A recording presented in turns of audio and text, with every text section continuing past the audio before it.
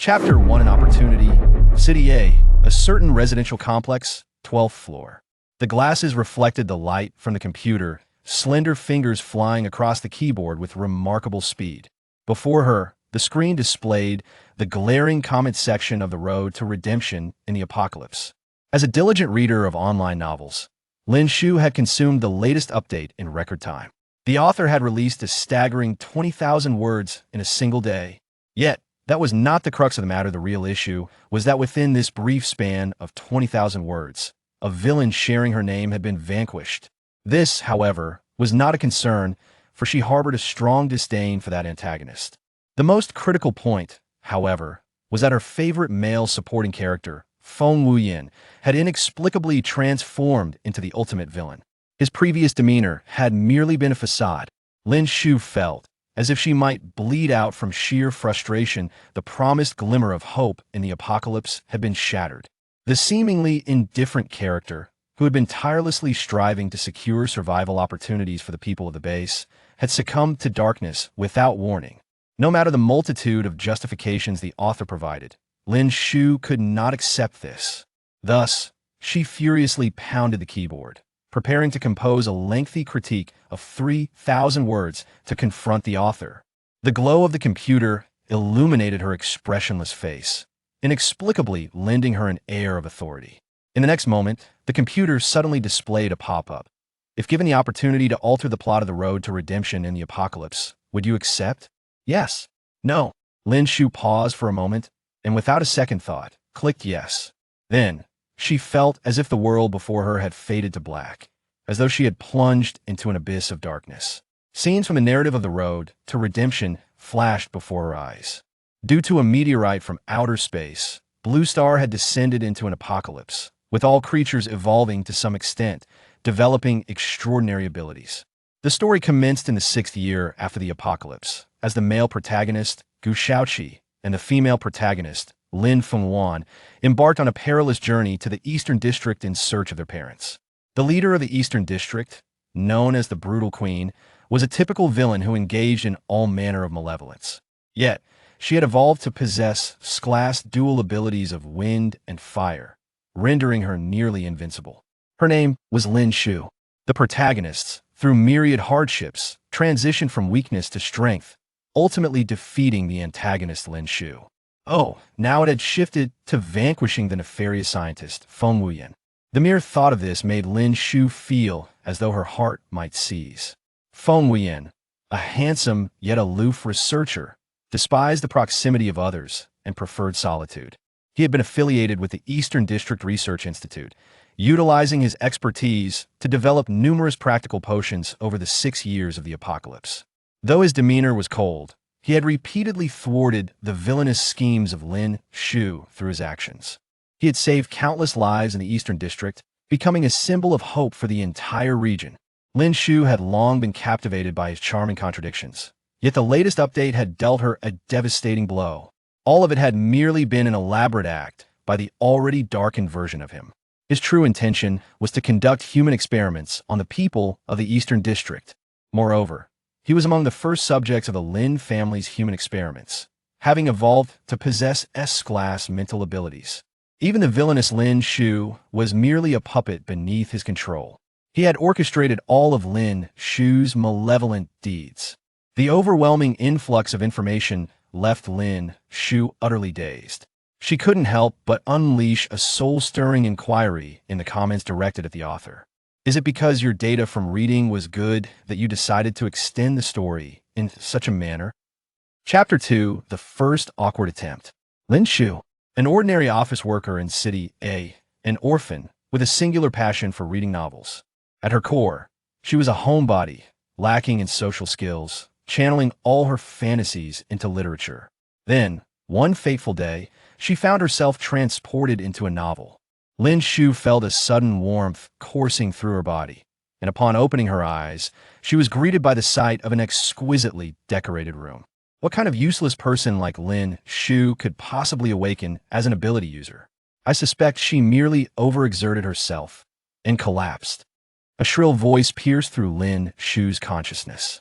Memories within her mind confirmed her worst fears. She had truly traversed into the narrative and had transformed into the most formidable antagonist of the preceding 2 million words.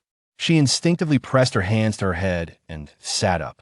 Lin Liu felt no trace of ability emanating from her. With a smug smile etched on her face, her eyes gleamed with disdain. Around her, a strong gust of air began to swirl. That was class wind ability. Are you Lin Liu? Lin Shu rubbed her temples and stood, noticing that she was clad in childish panda pajamas. Was the terrifying villainess really this absurd in private? Lin Liu, the cousin of the villain Lin Shu, had once held aspirations of becoming the next leader of the Eastern District base. However, she had been usurped by the more powerful Lin Shu. Having finally processed the memories flooding her mind, Lin Shu suddenly realized that she was in the year following the onset of the apocalypse. Well before the main plot had even begun, things had only just begun to stabilize. Her eyes lit up. The memories revealed that the Lin family's clandestine human experiments were only just commencing. This meant she still had a chance to prevent Feng Wuyan from enduring inhumane treatment. Lin Liu paused, her smile growing more pronounced. No way. Has your brain been fried, Lin Shu? Though to be fair, your head has always seemed empty. Enough noise. In the next moment, Lin Shu cast a cold glance at her, her calm words carrying an immense weight. Lin Liu involuntarily took a step back, only to react with indignation and rage. How could she possibly feel fear towards a worthless person? You dare tell me to shut up? Lin Liu instinctively activated her abilities, eager to teach this waste of space a lesson. In the apocalypse, ordinary people were but ants beneath the feet of ability users. Lin Shu was merely an ant. How dare she shout at her? Is this girl all right? Why is she suddenly so agitated? Lin Shu felt a twinge of annoyance. Was it not entirely reasonable for a patient to be disturbed? She had merely offered a normal reminder. However, the incoming wind blade left her no opportunity to continue pondering. Her gaze sharpened instantly. Feeling a warm current flow through her body, she surged towards Lin Liu at an imperceptible speed. The novel had written that Lin Shu's first awakening of her ability was a class wind ability. She would later evolve. Before Lin Liu could witness the scene she longed for, she was struck with a painful blow to the face, sending her crashing against the wall with a resounding thud. Lin Shu halted her ability just in time to avoid colliding with her as well. Gazing at the shoe print on Lin Liu's right cheek, Lin Shu paused for a moment before solemnly stating, I apologize, I was not proficient in my first attempt. Indeed, she was not proficient. She had inadvertently risen and used her foot to strike. To Lin Liu, this statement was nothing short of a scathing mockery of her abilities. Her expression contorted in fury as she shouted at the guards rushing in, Seize this wretch. Chapter 3 No Need to Thank Me. The guards were the most loyal protectors of Lin Liu's faction, and upon hearing her command, they immediately surrounded Lin Shu. In a bit of a hurry, would you mind stepping aside? Lin Shu stated her case earnestly, yet none of those present took her seriously. As a model citizen, she believed in addressing matters with courtesy before resorting to force. Lin Liu assumed she was being dismissed, her eyes glinting with malice. If she could eliminate Lin Shu here, no one would discover her awakened abilities. An ordinary person, even one from the Lin family, would simply be forgotten upon death. She gestured, and the surrounding guards' pupils constricted momentarily, but they hesitated not to unleash their abilities upon Lin Shu. Though they were generally class ability users, they operated with a remarkable synergy, having even managed to take down a class user before. Lin Shu furrowed her brow slightly, fixing her gaze on Lin Liu, focusing on her right cheek, and remarked, That asymmetry is rather unappealing. I am a benevolent person at heart. The sight of Lin Liu's swollen face was quite the eyesore ultimately. It was her own fault, and she would surely feel discomfort upon seeing herself in this state. A flicker of sympathy welled up within Lin Shu, compelling her to take responsibility. However, her immediate priority was to rescue the paper-thin male protagonist. Thus, she opted for the most straightforward and forceful approach. In terms of abilities, even a single rank difference could spell disaster. Winning would necessitate a considerable numerical advantage. Not to mention that this group of guards was 2 ranks lower than her. Lin Shu effortlessly dodged several incoming attacks, charging directly towards Lin Lu. Lin Liu's pupils contracted sharply, instinctively trying to evade. Yet she was unable to keep up at all. In the next moment, she felt a sharp pain in her face and tasted the metallic tang of blood. "No need to thank me." The cold, indifferent words brushed past her ear before fading away. "My face." Lin Liu clutched her face, wailing in agony, only to be unable to suppress a few coughs, spitting out a mouthful of fresh blood, along with a tooth. Lin Liu's eyes nearly burst with rage. When had she ever endured such humiliation? Before the apocalypse, the Lin family was already a prominent clan, and after the apocalypse, they had become the leading family in the Eastern District. This grudge must be avenged. Her heart seethed with resentment. Seeing her guards around her were expressions of shock. Lin Liu's animosity extended to them as well. "Useless fools. Why aren't you rushing to chase after them?" The original body did not possess the trait of being directionally challenged. Yet Lin Shu discovered that she had unwittingly inherited that trait. After wandering through the building, she realized she could not find the exit. She had to exert effort to control herself from simply walking through walls. The next moment, she came face to face with her pursuers. The air grew heavy with silence and awkwardness. "I might feel embarrassed, but shouldn't you all be charging forward?" Lin Shu couldn't help but mentally scoff, casting a guilty glance at the wall beside her, silently muttering an apology. In the eyes of others, the once perceived useless and flamboyant young lady now cast a glance of noble coldness. A hint of haughty amusement graced her lips. Then she lifted a hand, unleashing a surge of power so formidable that it made them tremble. A thunderous crash ensued. Only a gaping hole remained, having pierced through the entire building. Chapter 4. Unmatched. The everyday life of ordinary residents in the Eastern District consisted of toiling in the most menial of labor.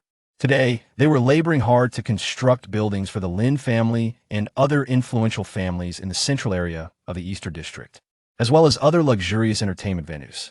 The sky remained a dreary gray, and they had nearly forgotten what bright sunshine felt like. Not experiencing acid rain was already their greatest fortune. Their day unfolded just like any other. Exhausting labor, barely enough to eat. Then, in slow motion, they witnessed the building occupied by the Lin family, resembling a fortress, explode. Everyone gaped in astonishment. Before their very eyes, the headquarters had been blown up. Though merely a hole had been created, such a feat was still astonishing. Then a dark figure lingered in midair. To the onlookers, this figure appeared like a deity, almost shimmering with golden light behind them. "Who is it?" A voice, heavy with authority and anger, boomed like a bell, awakening everyone. It also roused Lin Shu, who was trying to identify the building. The research facility described in the book resembled a boiled egg, quite similar to that building over there. Lin Shu thought that aside from her directional challenge, she should have no major issues with recognizing shapes. As she activated her abilities, she aimed ahead in that direction. In the next second, she slightly turned to evade a mud spike shot toward her. Earth-based abilities? Who in the Eastern District possesses such high-level Earth abilities? Lin Shu narrowed her eyes at the building not far away. The crowd only saw her thin lips part slightly as she imperiously uttered a single word: "Get lost." Lin Zhangjia, who realized who possessed such formidable powers, paled, looking at the crumbling earthen wall before him. His complexion shifted like a color palette, oscillating between green and purple. It was known that he became the highest leader of the Eastern District due to his unparalleled abilities. Now he discovered that his seemingly useless daughter possessed powers on par with his, and she had only just awakened. A flicker of darkness crossed Lin Zhanji's eyes, yet his expression regained its former authority. "Lin Shu, you're being ridiculous. Come down at once."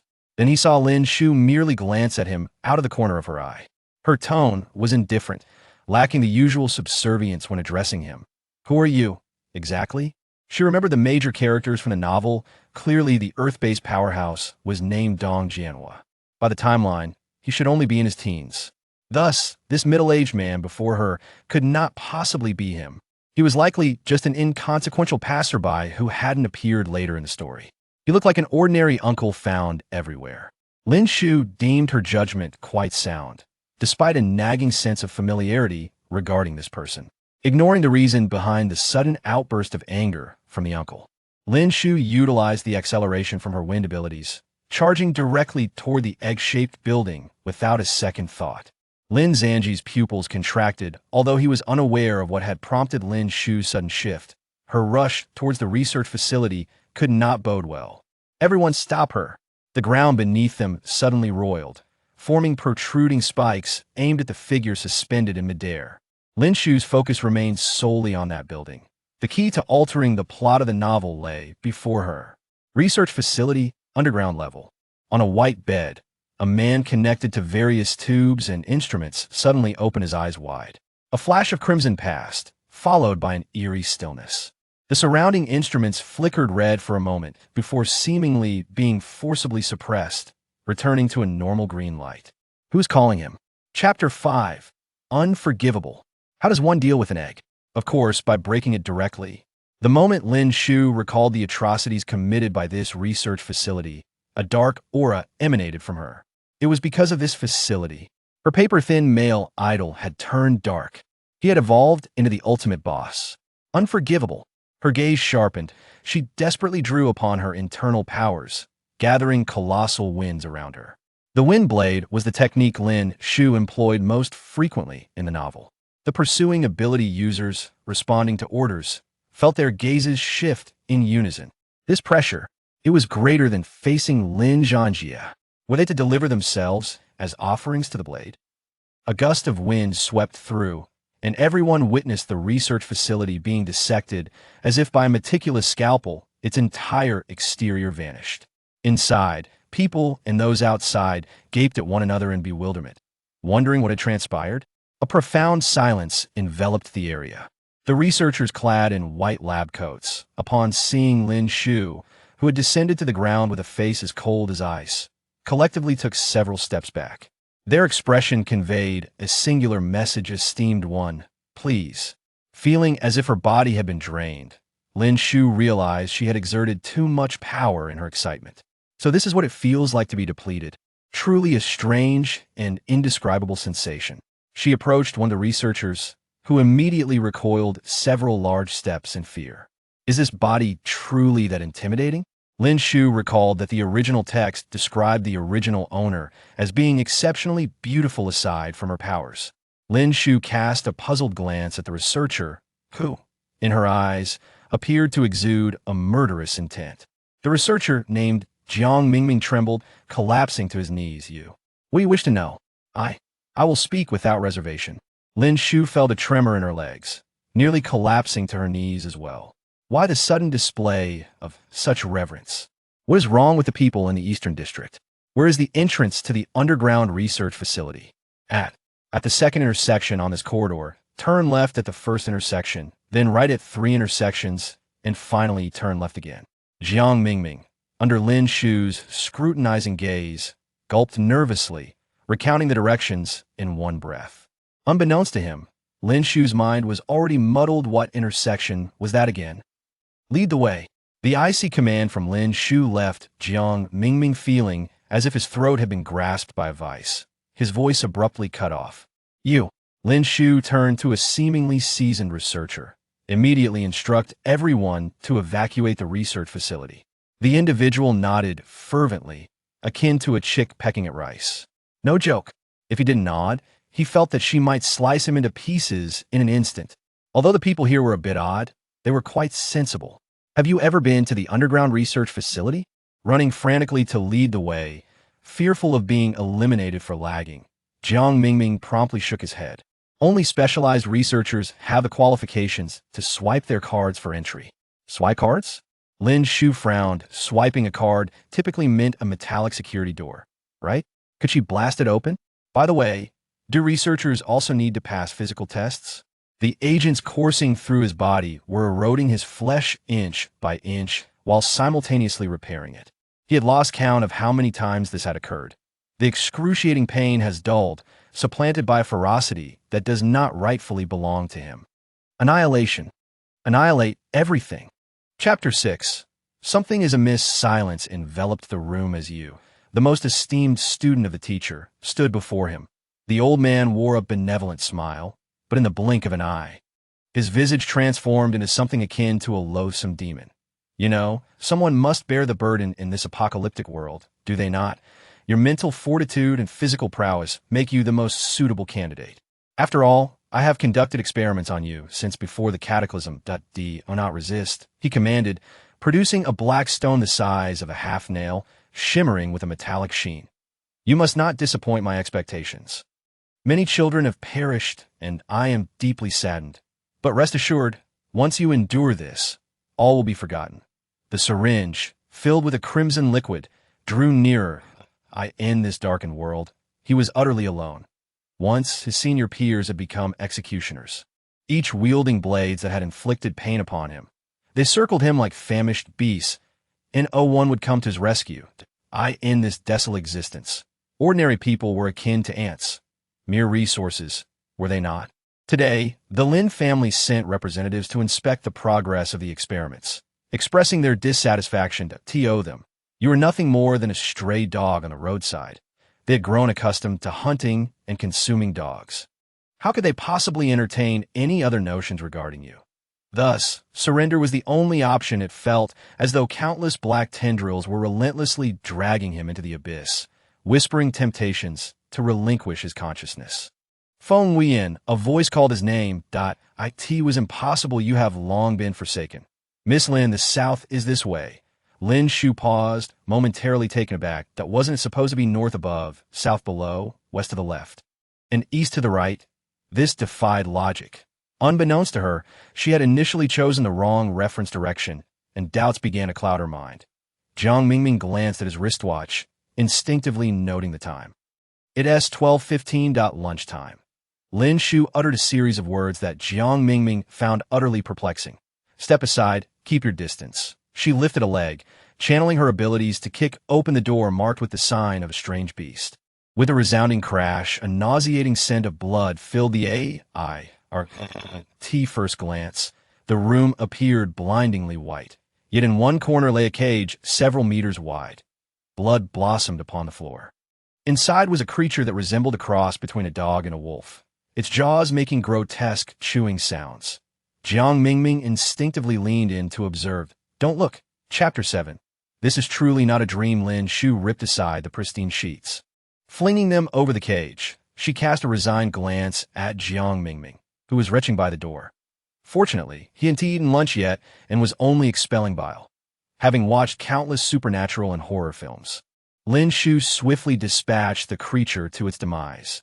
Jiang Mingming was oblivious to the fact that the underground laboratory was engaged in biological experimentation, and the creature had just consumed. He felt a wave of nausea wash over him.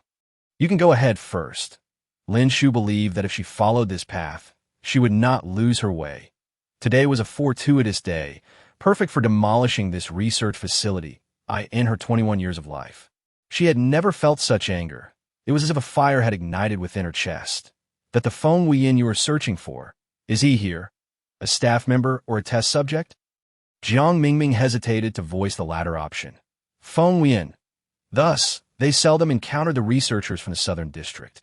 Anyone with a semblance of intelligence would comprehend that the most crucial experiments were undoubtedly conducted here. Before her loomed a massive iron door. Lin Shu inhaled deeply, a glint of cold determination in her eyes, as the surrounding air sharpened. Without hesitation, she charged forward, leaving a trail of shattered fragments in her wake. Beyond the door lay 5 unmarked rooms. Without a moment's pause, the doors flew open with the force of a tempest. The second one. Lin Shu made her choice instinctively, her heart racing. This was undeniably not a dream. In this cross-temporal encounter, could she truly alter the future? The figure lying on the bed remained completely unresponsive to the commotion she had caused. Her pupils constricted as she contemplated how to rescue him, uncertain of how to proceed. After all, if she made a mistake, it could lead to his demise. She too could perish, and both bosses would vanish suddenly. Her descending consciousness was forcibly yanked back. The man attempted to frown, but found himself separated from his body by an invisible membrane. Are you truly this inept? I specialize in chemistry. I only have a passing acquaintance with medicine through a friend from university. Certainly a male. She mused. Are you mocking me? Be more confident. Remove the perhaps. What kind of dialogue was this? The man felt a surge of confusion that I have no idea if this tube can be removed. The liquid inside looks rather peculiar. Can you carry the entire apparatus away? Huh. Let me see. No, the entire apparatus is interconnected with other devices. Time is of the essence. The Lin family and the researchers here will surely have noticed. Step aside. I'll take care of it. The man's heart sank at her words, a dreadful premonition rising within him. Wait, Chapter 8. Not a product of nature. Lin Shu tilted her head, casting a glance at Jiang Mingming, who had managed to keep up yet appeared utterly useless. Didn't you just speak? Jiang Mingming shook his head, bewildered. Was that an illusion? A flicker of doubt crossed Lin Shu's mind as she deemed it prudent to carry the unconscious man to safety. Miss Lin, I think I hear something ominous. Jiang Mingming's voice trembled, tinged with fear. The sounds of approaching beasts grew ever closer. Calm down. Lin Shu exhaled, her voice steady. Have you ever heard the saying, as a single person? I am actually quite adept at cooking. Lastly, don't stray too far from me to avoid collateral damage. Jiang Mingming, utterly confused, understood only the last part and quickly nestled behind Lin Shu. Suddenly, the entire space began to tremble, inducing a feeling of suffocation. 321. Crack. A soft sound preceded an event that Jiang Mingming could not quite comprehend. The next moment, he felt a chilling breeze above him. Looking up, he was greeted by the familiar, overcast sky. Jiang Mingming? The abrupt change in environment caused the man's hand to twitch, though none noticed. Lin Shu. Lin Zhang's furious voice echoed nearby. He had not anticipated that Lin Shu would dismantle the entire research facility in under 10 minutes. Yet, a twinge of fear gripped him. How could she control her powers so adeptly? Lin Shu, knowing she would undoubtedly share this with him, felt a sense of dread. A recluse lost in novels. She had envisioned all these actions countless times before them. The walls and ceilings of the laboratory had been sliced into fragments, everything swept away by the wind and artfully arranged in the open air. The secrets of the underground laboratory were laid bare before the crowd. Oh, what is that? Someone cried in terror. Before them stood a creature with the upper body of a feline and the lower body of an aquatic being, emitting a threatening growl, its eyes glinting with a predatory hunger. It was evident that this was no product of nature. Its midsection bore unmistakable signs of unnatural connection. Why is there such a creature in the Eastern District base? What are you all waiting for? Quickly find someone knowledgeable in medicine. Lin Shu kicked Jiang Mingming without hesitation. However, Jiang Mingming trembled at the sight of the bizarre creatures that had emerged around them. There were 2 Class A ability users present. Lin Shu sighed in exasperation. How could this individual, who had spent over a year in the apocalypse, be more timid than a newcomer? The middle-aged balding man with a beer belly. If your first instinct is to use Earth-based abilities to conceal yourself, I assure you, you will regret it. As soon as she spoke, the expressions of those around her shifted, becoming inscrutable. Even Jiang Mingming cleverly chose to seek help. Lin Zhang's face darkened further. Why does that scowl look so familiar? Lin Shu, belatedly comprehending, began to sift through the memories of her original self. Lin Shu, I have nurtured you for over 20 years. And this is how you choose to speak to me. Chapter 9. The Awkward Atmosphere. Lin Shu gradually became aware of a phenomenon known as awkwardness. She hesitated to voice her thoughts, considering that the esteemed elder had departed 5 years prior, leaving behind no trace, which might explain her lapse in memory. Yet this research institute was established in secrecy by the Lin family. How could she be unaware of such a fact? Contemplating this, a smirk of derision crossed Lin Shu's face. After living for over 20 years, it was astonishing to realize she had been raised in a family capable of such inhumane acts. One of her hands rested upon the wrist of the still unconscious individual. What does life mean to you? Her gaze swept over the ordinary people whose expressions had grown increasingly complex. Would you truly wish for those around you, or even yourselves, to become like these aberrant beasts? With that, a fierce gust of wind struck down the creature that was a grotesque amalgamation of terrestrial and aquatic life. Instinctively, it sought to flee, yet its eyes betrayed a human-like agony. It stood defiantly, bracing for death. In the aftermath of the apocalypse, mutated beasts and plants roamed freely, while ordinary people toiled under the protection of those with special abilities, striving for a mere place to survive. Their daily sacrifices were not made in vain, nor for the purpose of being vanished or experimented upon. They would not accept such a fate. Initially, there were scattered cries, which eventually crescendoed into a heart-wrenching chorus. Lin Zhangjie and the others who had arrived looked grave. However, the choice of action was no longer up for debate. Everyone, please remain calm. I never anticipated such audacity from the researchers. The Lin family will not tolerate such actions. We will conduct a thorough investigation. Lin Zhangjie wore an expression of profound sorrow, his emotions betraying no hint of insincerity. If it were not for my daughter's discovery today, the consequences would have been dire. He shook his head, abruptly extending his hand. The ground trembled, and the deformed beasts were instantly reduced to a pulp. With a mere glance, the Lin family's guards swiftly apprehended the conspicuously clad researchers in white coats. All except for Jiang Mingming and a middle-aged female researcher he had brought along. The novel had yet to reveal who was responsible for modifying Feng Wuyan, leaving Lin Shu uncertain of the true culprit or Feng Wuyan's current condition. Ruan Ling cautiously approached. She examined the man on the bed, scrutinizing the apparatus surrounding him, and finally exhaled in relief. The devices were merely for administering nutrients and monitoring various bodily changes, aside from some malnutrition and elevated sedative levels. He was otherwise unharmed, and the equipment could be removed. Lin Shu's eyes brightened. This suggested that Feng Wuyan's experiment had yet to commence. Ordinarily, if an experiment were underway, one would need to maintain the drug concentrations. Correct?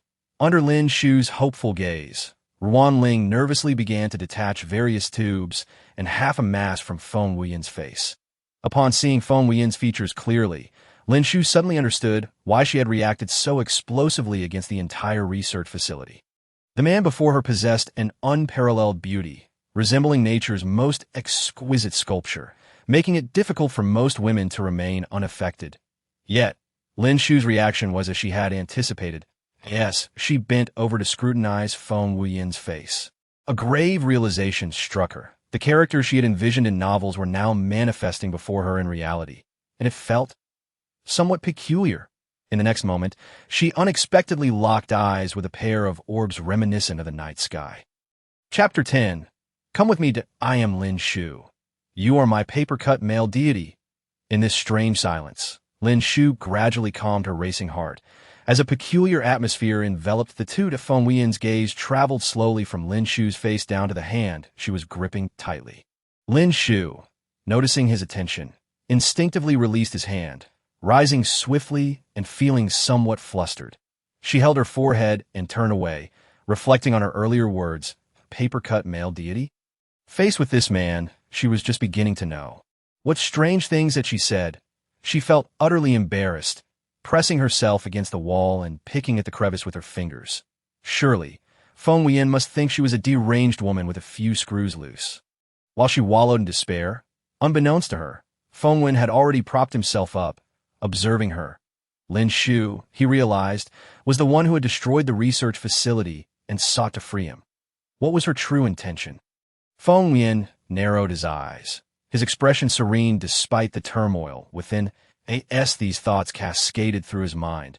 A sudden pain shot through, obstructing his recollections that he sensed he had forgotten something of utmost importance. Yet that memory felt locked away, the key eluding him. The harder he tried to remember, the more his head throbbed. What is wrong with you? Upon hearing Feng Wuyan's pained exclamation, Lin Shu rushed to his side. Concern etched across her face. Are you all right? Feng Wuyan shook his head, pushing her away gently as he unsteadily rose to tea that moment. Lin Zhangjie had finalized the numerous matters concerning the destruction of the eggshell and approached the two slowly. Now facing the final matter, Lin Shu, upon hearing this, smirked derisively. She was well aware of the old fox's scheming. Did he truly believe she was still the carefree girl who only sought pleasure? I am your father. I have raised you for 20 years. Moreover, he treated Feng Wuyan as an experimental subject. How could he allow him to roam freely? Lin Zhangjie's tone remained condescending, as if he were offering a grand concession. I can permit you to have feelings for this person, but I will not allow you to keep him by your side, that I will ensure he is well taken care of, At least his life will be spared. Lin Shu raised an unimpressed eyebrow. First and foremost, he was not an experimental subject. He was a living, breathing individual, filled with emotions, unlike some who, while appearing noble, were mere walking corpses. You ungrateful daughter, I raised you for nothing, only to foster a white-eyed wolf. Lin Zhanja trembled with rage. Ha! Lin Shu replied coolly, casting a glance at the furious old man, a powerful wind swirling around her, sweeping through the gathering with an overwhelming force. Everyone present was left in awe of her formidable presence. Yet upon noticing a figure teetering precariously, Lin Shu halted, striding forward to grasp that person's hand. Feng Wuyan, come with me to tea that moment. No one noticed an elderly figure hastening away from the Eastern District's border. The very instructor responsible for Feng Wuyan's experimentation, Su Weiji. What a pity, such a promising specimen lost. Finding another would prove difficult. With Su Weiji's powerful mental influence, everyone conveniently overlooked the details of his experiment and his identity, allowing him to depart the Eastern District base unscathed. Chapter 11. Have you eaten? Lin Shu sighed in relief, grateful she had recognized her own directional challenges and avoided further embarrassment in front of her male deity. As she entered the villa, just as she was about to speak with Feng Wuyan, she found herself confronted by a sudden influx of over a dozen grumpy-looking men. Lin Shu stood frozen in shock. Were they here to collect debts? She had never heard that the original owner owed anyone money. Young lady. Listening to their reluctant greetings, Lin Shu realized these men were the former lovers the original owner had taken. Meanwhile, Feng Wuyan had been pushed out of the crowd, observing the array of disgruntled faces with an expression devoid of emotion, his gaze on her tinged with an odd hue. Awkwardness. An endless wave of awkwardness. This was a disaster. If there were a favorability system in place, the antagonistic lord's regard for her would surely plummet at lightning speed. Lin Shu felt on the verge of tears. Who could rescue her? She was a novice homebody who had never even been in a relationship. How could she navigate such a situation? Clearing her throat, she coolly scanned the faces of the male companions. Have you all eaten? The group of male companions looked utterly bewildered. What kind of question was that? Had they misheard? They all shook their heads, wondering if they were experiencing hallucinations. The butler wore a look of grievance. Turning back, Lin Shu resolutely patted the nearest male companion, nearly causing him to stumble. She frowned. They were far too fragile. The male companions looked ecstatic. They had long dreamed of escaping this useless girl. And her words were a sudden stroke of happiness. Feng Wuyan raised an eyebrow, intrigued by this woman. Despite her inner turmoil and clumsiness, she maintained an air of composure, exuding a formidable presence to his astonishment. He found himself attuned to her emotional fluctuations, even picking up on the subtle changes that would go unnoticed by others. This was certainly worth exploring, but I'll find somewhere else to stay. Feng Wuyan remarked after the male companions had departed. I don't belong here. His voice, slightly hoarse from his prolonged silence during experiments, carried an alluring magnetism. I will take care of you. Feng Wuyan regarded her quizzically. Lin Shu suddenly recalled her earlier statement about being unable to afford those men and hastily added, You are different. I can't afford to support you, even if it means selling everything I own. She was determined to keep this formidable antagonist by her side.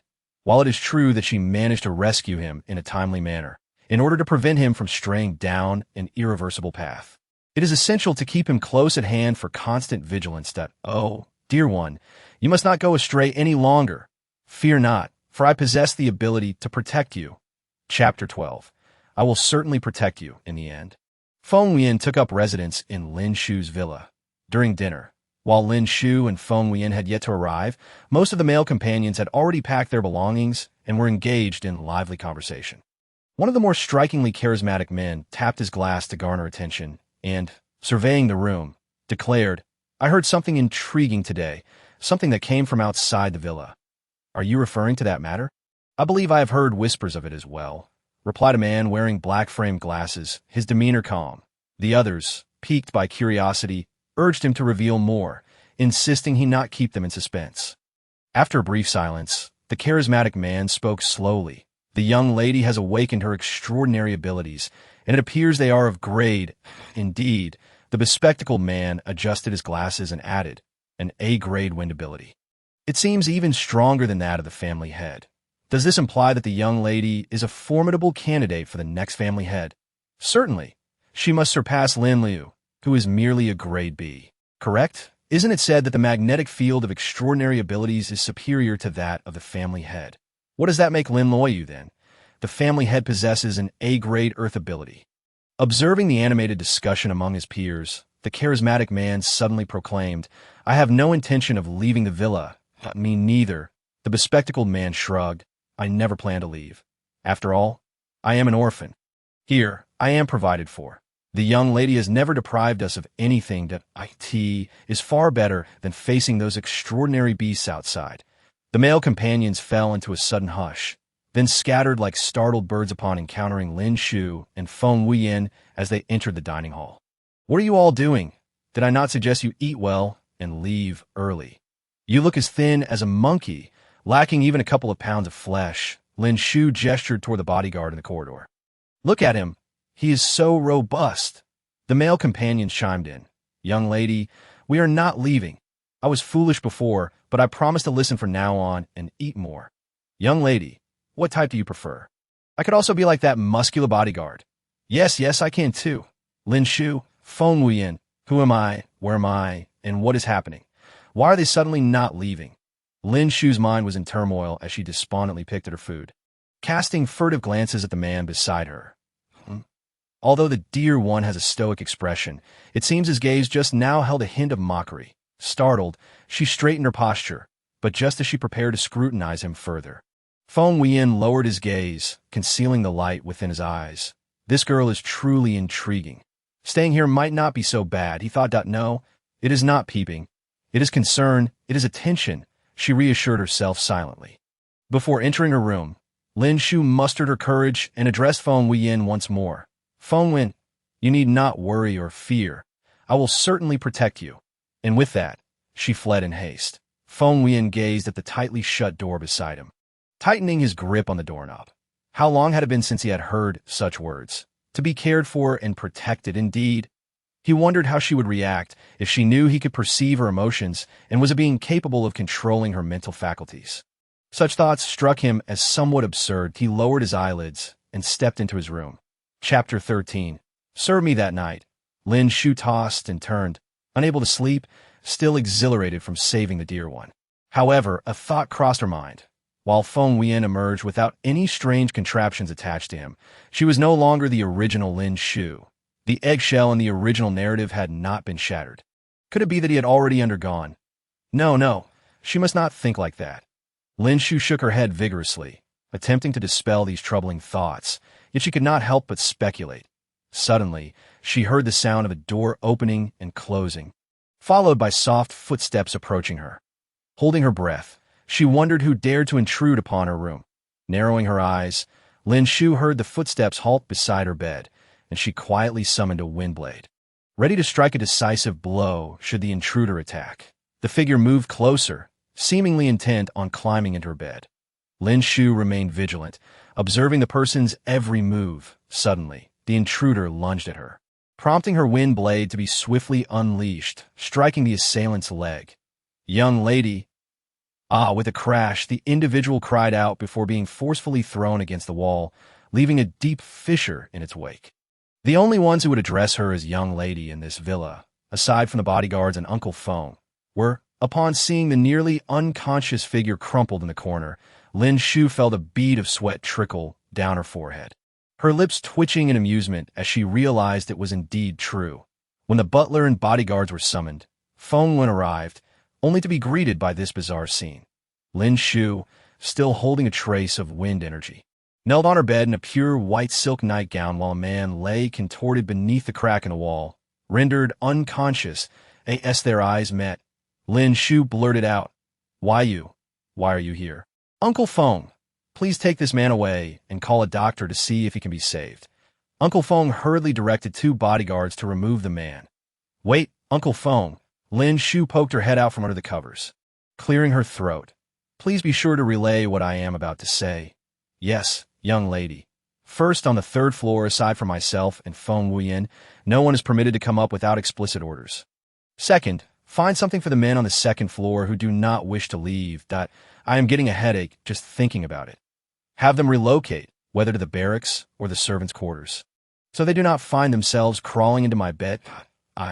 Lin Shu, do not support idlers. Noticing the looks directed her way, she hastily added, except for you. You are the exception.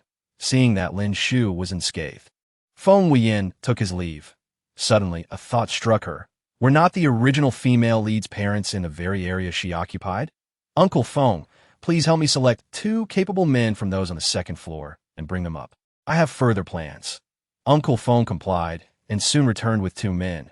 The very same who had expressed their reluctance to leave during dinner, the charismatic one and the bespectacled one. You both wish to serve me as my scouts. In unison, they replied, we would be honored. Lin Shu propped herself up and slowly spoke. There are 2 tasks. First, I need you to gather a series of confidential information from the Eastern District. Second, assist me in locating a married couple. Chapter 14. The omens of extraordinary abilities. The following day, Lin Shu awoke to find herself adorned with 2 prominent dark circles under her eyes, aside from the unexpected incident from the previous night. She had spent considerable time contemplating the matter of Lin Feng Wuyan's parents. In the original narrative, Lin Feng Wuyan and her parents were among the first to enter her sanctuary. However, the original protagonist had consistently oppressed her, leading to the collateral branches of the Lin family bullying her. During a foray to gather food, they had been killed by extraordinary beasts, thus cementing a deep-seated grudge. To alter this situation, one must address the root cause. Young lady, Uncle Feng knocked on the door, announcing, the family head has convened an internal meeting and requests your presence. Understood, Lin Shu nodded, rising and making her way toward the main district established by the Lin family in the Eastern District. You cannot allow Lin Shu to act with impunity. Indeed, she must pay the price. Expel her from the Eastern District. As Lin Shu approached the door, she could hear the vehement condemnation directed at her from within, and she sighed, finding it utterly tiresome. Stepping forward, she forcefully broke open the door, creating a sizable hole, and sauntered into the meeting hall, casually taking a seat. Her cascading waves of hair framed her delicate features. My apologies for the tardiness, she drawled lazily, a hint of a smile playing on her lips. An oppressive silence fell over the meeting hall as everyone suddenly realized the allure of power. Bang! Lin Zhanja slammed his palm on the table, his voice filled with rage. Lin Shu, you are insufferably arrogant. Lin Shu did not even lift her gaze. I have the capital to be arrogant. What say you?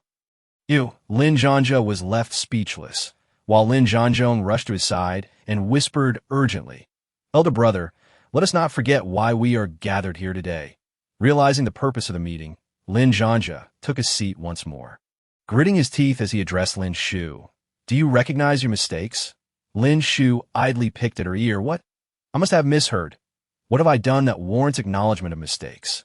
Lin Zhanzhong interjected. Why did you not resolve the issues within the research facility privately? Instead, you unveiled its secrets before all these ordinary people. Do you not realize this will incite public panic? Who will bear the cost of suppression? You. Exactly. That's right. The rising and falling chorus of agreement only served to inflate Lin Zhanxiang's pride further. Oh, I see. Lin Shu rose to her feet and surveyed the upper echelons of the Lin family present. So this meeting is, in fact, a tribunal aimed squarely at me. Lin Zhanjie feigned a sorrowful expression, declaring, regardless of the circumstances, you have committed a grievous error. Even if you are my daughter, I cannot show leniency.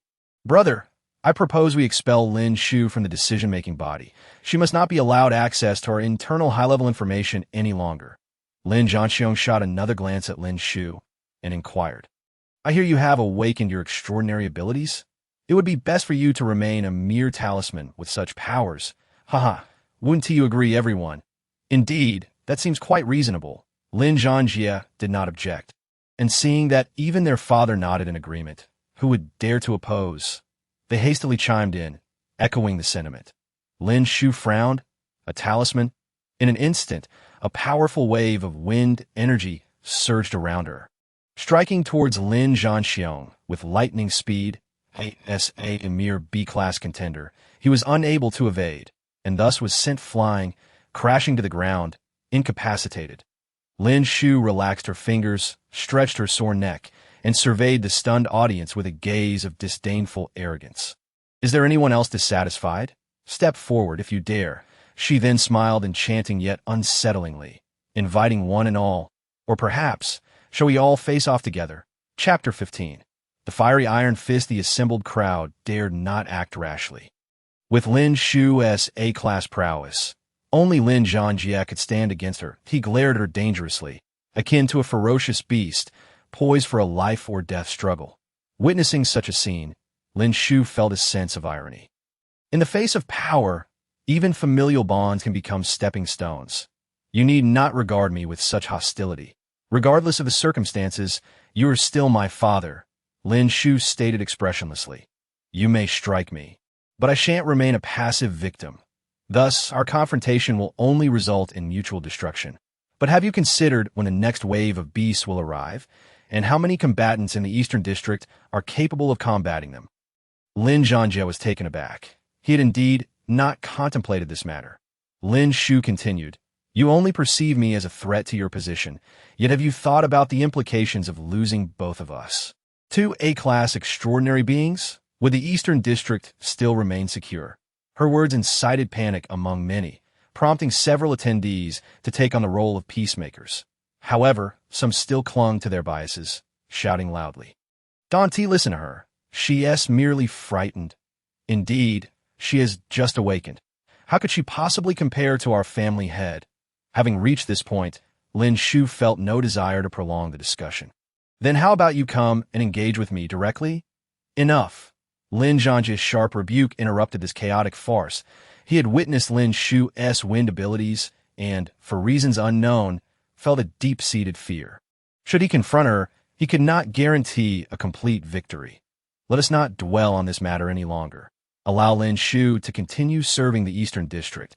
She is a high-tier, extraordinary being, capable of protecting the Eastern District. Lin Zhangjie's decision was resolute. Lin Shu surmised that while her father indeed cherished power, he was not devoid of reason. That in the original narrative, he too had perished amidst the beasts to safeguard against the onslaught. And she gambled that he still possessed a shred of integrity. If there is nothing further, I shall take my leave. Lin Shu turned and waved at the crowd, only to halt suddenly to be by the way. Which of my friends was the loudest just now? She tilted her head in mock contemplation, clapping her hands, and pointed at several individuals. I remember now, and you come and spar with me.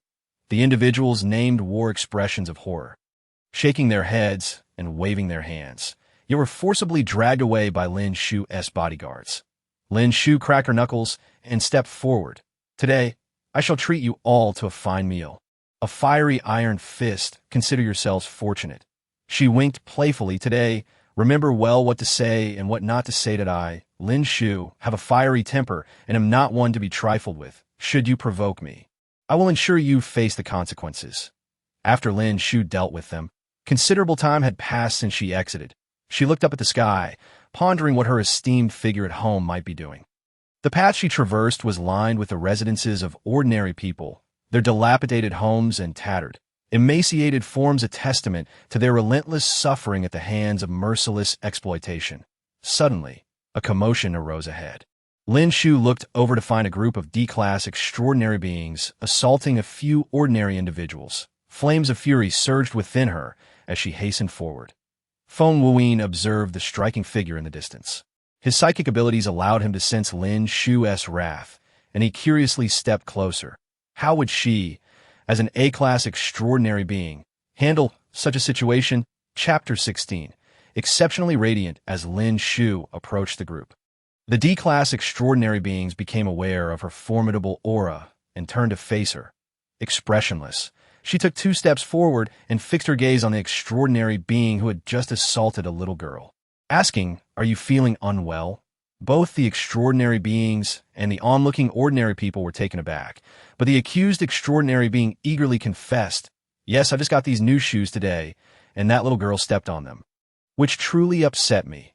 I had to seek some form of recompense. Lin Shu nodded, signaling her understanding.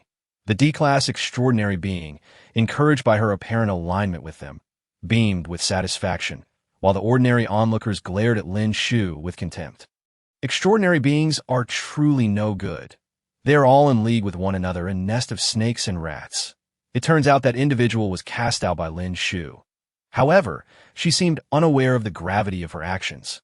Instead, smiling sweetly, I sincerely apologize that my mood was quite poor earlier as well. I hope you can empathize. Not only the D-class extraordinary beings in the crowd, but even Feng Wuyan was astonished by her approach to the matter. It was truly unexpected. Hey, you over there, D-class, I'm sorry. I was in a particularly foul mood earlier. Can you understand that? The D-class, having been flung aside, dared not utter another word, merely nodding frantically. Understood? Good, I'm the boss here now, and I will lay down the rules. Any objections? Lin Shu posed like a gang leader, resting a foot against the wall as she spoke slowly. I could see this moment. No one dared to voice dissent, fearing they might be the next to be cast aside. Continuing, Lin Shu cleared her throat. First, extraordinary beings may not bully the weak. Anyone found doing so will be severely punished. Anyone who defies this rule will be summarily expelled from the Eastern District. Secondly, if anyone disagrees, feel free to challenge me to a duel that if you can defeat me, you may dictate the rules. Lin Shu's eyes sparkled with mischief as she continued, in this apocalyptic world, strength reigns supreme. If you defeat me, you gain the right to set the rules. Conversely, those without strength have no right to complain. Feng Wuyan watched the girl at the center of the gathering, suddenly finding her extraordinarily radiant, earnest yet domineering, proud yet kind. She exuded an enchanting warmth, drawing him closer, igniting a desire to understand her more deeply. He was uncertain whether it was the influence of her psychic energy or his own emotions. But he yearned for that warmth.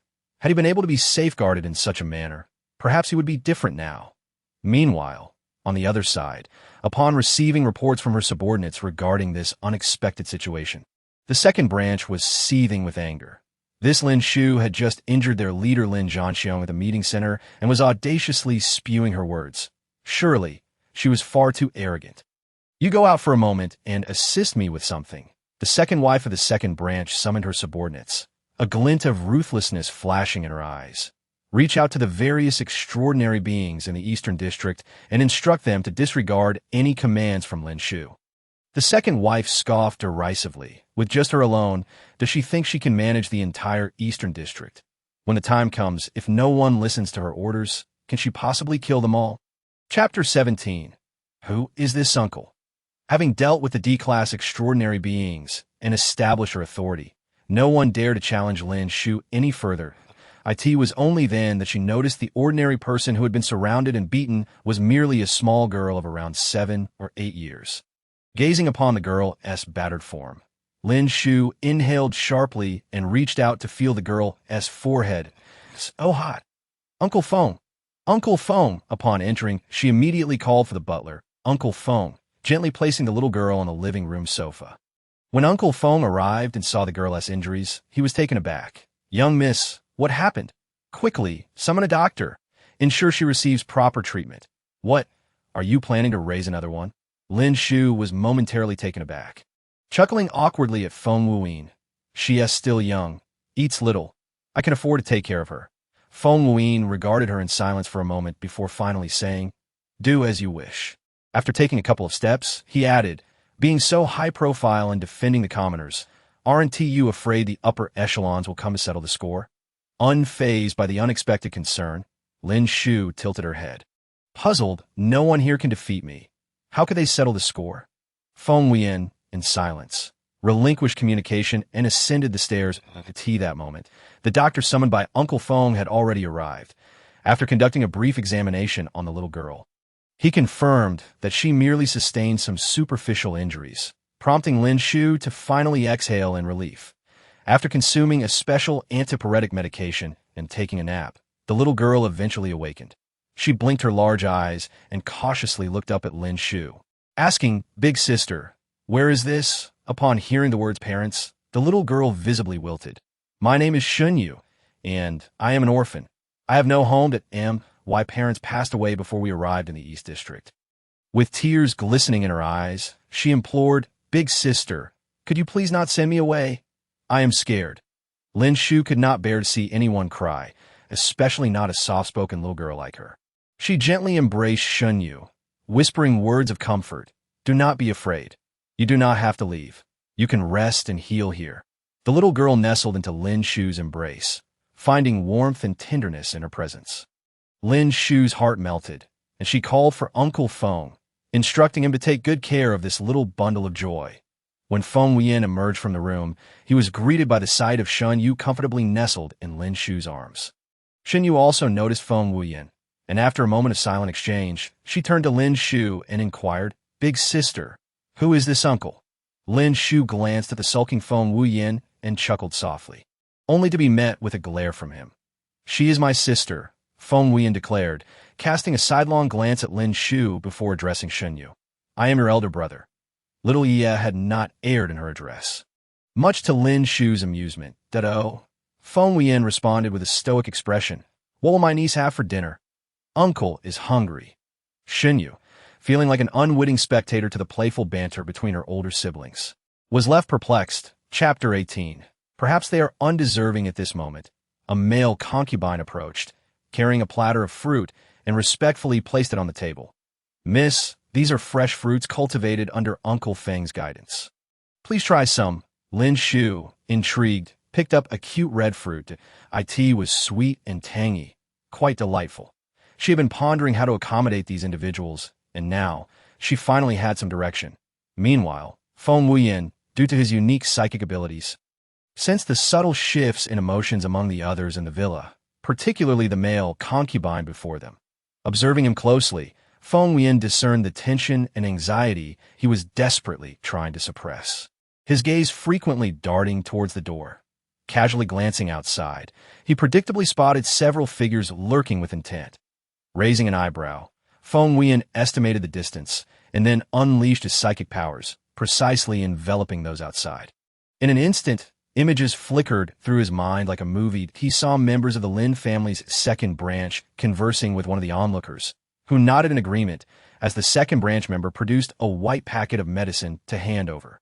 From this, Feng Wuyan understood that, under Lin Shu's protection and her recent audacious behavior, they had already become targets for the second branch. He could only wonder when they would make their move. Turning to the girl beside him, who was still pondering how to manage this dilemma while nibbling on her fruit, he reflected on how she would feel upon discovering her betrayal, in this apocalyptic world. Where could one find true sincerity? Everything was driven by self-interest. He had no intention of warning her. She would learn in due time, much like he had. Uncle Feng. Lin Shu mused for a while before summoning the butler. After speaking, she winked at Feng Wuyan. How naive. Feng Wuyan quietly labeled Lin Shu. I find this fruit delightful. Uncle Feng. You may continue to cultivate it, Lin Shu suggested, gesturing toward the male concubine. I recall there as someone who enjoys working with computers. Have him design a firewall program. The one skilled in drawing could sketch some city wall designs, and that quiet one, he looks quite capable. Let him join the bodyguards. Lin Shu thoughtfully analyzed their strengths and potential contributions. Aside from these individuals, it seems the others are truly a financial drain, she remarked, tugging at Feng Wuyan's sleeve. What do you think we should do with those who merely consume resources without contributing? Cut off their supplies. Let them exchange labor for sustenance. Well, that is a good idea, but perhaps they are undeserving, lacking the ability. Lin Shu retorted earnestly, we must elevate their capabilities. This is not a shelter. Feng Wuyan replied, these parasites will eventually be purged. My finances and resources did not come from thin air, Lin Shu said, frowning at the substantial expenses outside the villa, within the jurisdiction of the Lin family. A gathering of ability users exchanged glances, pondering the situation. Any updates? One asked, shaking his head in response. What about your side? Any signs? Wazti had said she would come alone to the civilian district today. Another sighed in resignation, equally disheartened. Everyone felt dejected. They had originally planned a coordinated attack to give Lin Shu a taste of her own medicine, only to find their efforts thwarted, as if they were striking a punch in a soft cotton. Powerful yet utterly ineffective. Chapter 19. I knew all along a tranquil week passed, as everything proceeded in an orderly fashion, with those male concubines previously acquired by the original owner appearing exceedingly well-behaved. Feng Wuyan remained unperturbed. Knowing they would inevitably take action, he was eager to see how Lin Shu would respond when the time came. During dinner one evening, as usual, Feng Wuyan settled beside Lin Shu, yet his psychic abilities alerted him to a distinct shift in the atmosphere around them. The attendants, usually cautious, exuded an unusual tension that night, each one holding their breath as they served. Shen Yu, sitting beside Lin Shu, also sensed something was amiss. Having experienced numerous upheavals, she had developed a precocious demeanor. Yet, despite her maturity, she remained merely a child of 7 or 8, and her unhappiness was evident on her face. Lin Shu, however, remained composed, idly swirling the wine in her glass. "Miss, the dishes are ready. Please enjoy," a maid announced, setting down the final course. This dish was also from Cheng Shu, the male concubine who had earlier provided her with fresh fruits and vegetables, crisp and delectable. Lin Shu had taken a liking to it, requesting it at nearly every meal. As Lin Shu paused, chopsticks poised, she glanced at the attendants. Noticing their bowed heads and suppressed breaths, a smile crept across her lips as she reached for the vibrant dish. "Miss, no," Cheng Shu suddenly exclaimed, knocking the dish over and kneeling before Lin Shu. With a cold expression, Lin Shu remained silent. The faces of those present turned ashen, trembling in fear. They knew they had faltered. Cheng Shu, too afraid to lift his gaze, inhaled deeply before divulging the entire truth. Lin Shu raised an eyebrow, surprised by the early revelation. Go on. "Yes, Madame Lin Zhanxiang's wife, the second wife, bribed numerous benevolent ability users on that day to humiliate you midway. They never anticipated that you would be strategizing for the sake of us, the servants." Cheng Shu confessed, filled with remorse to in their failure. They resorted to bribing us male concubines and some female attendants, providing us with a packet of poison to mix into your food. Though potent, it was designed to take effect gradually, allowing them to deflect suspicion away from us. "So, you were chosen for this task?" Lin Shu inquired. "Initially, yes, because you seldom favored other dishes. This one was indispensable," Cheng Shu lamented, eyes shut tight with regret. "But seeing how earnestly you care for us, I couldn't bear to go through with it."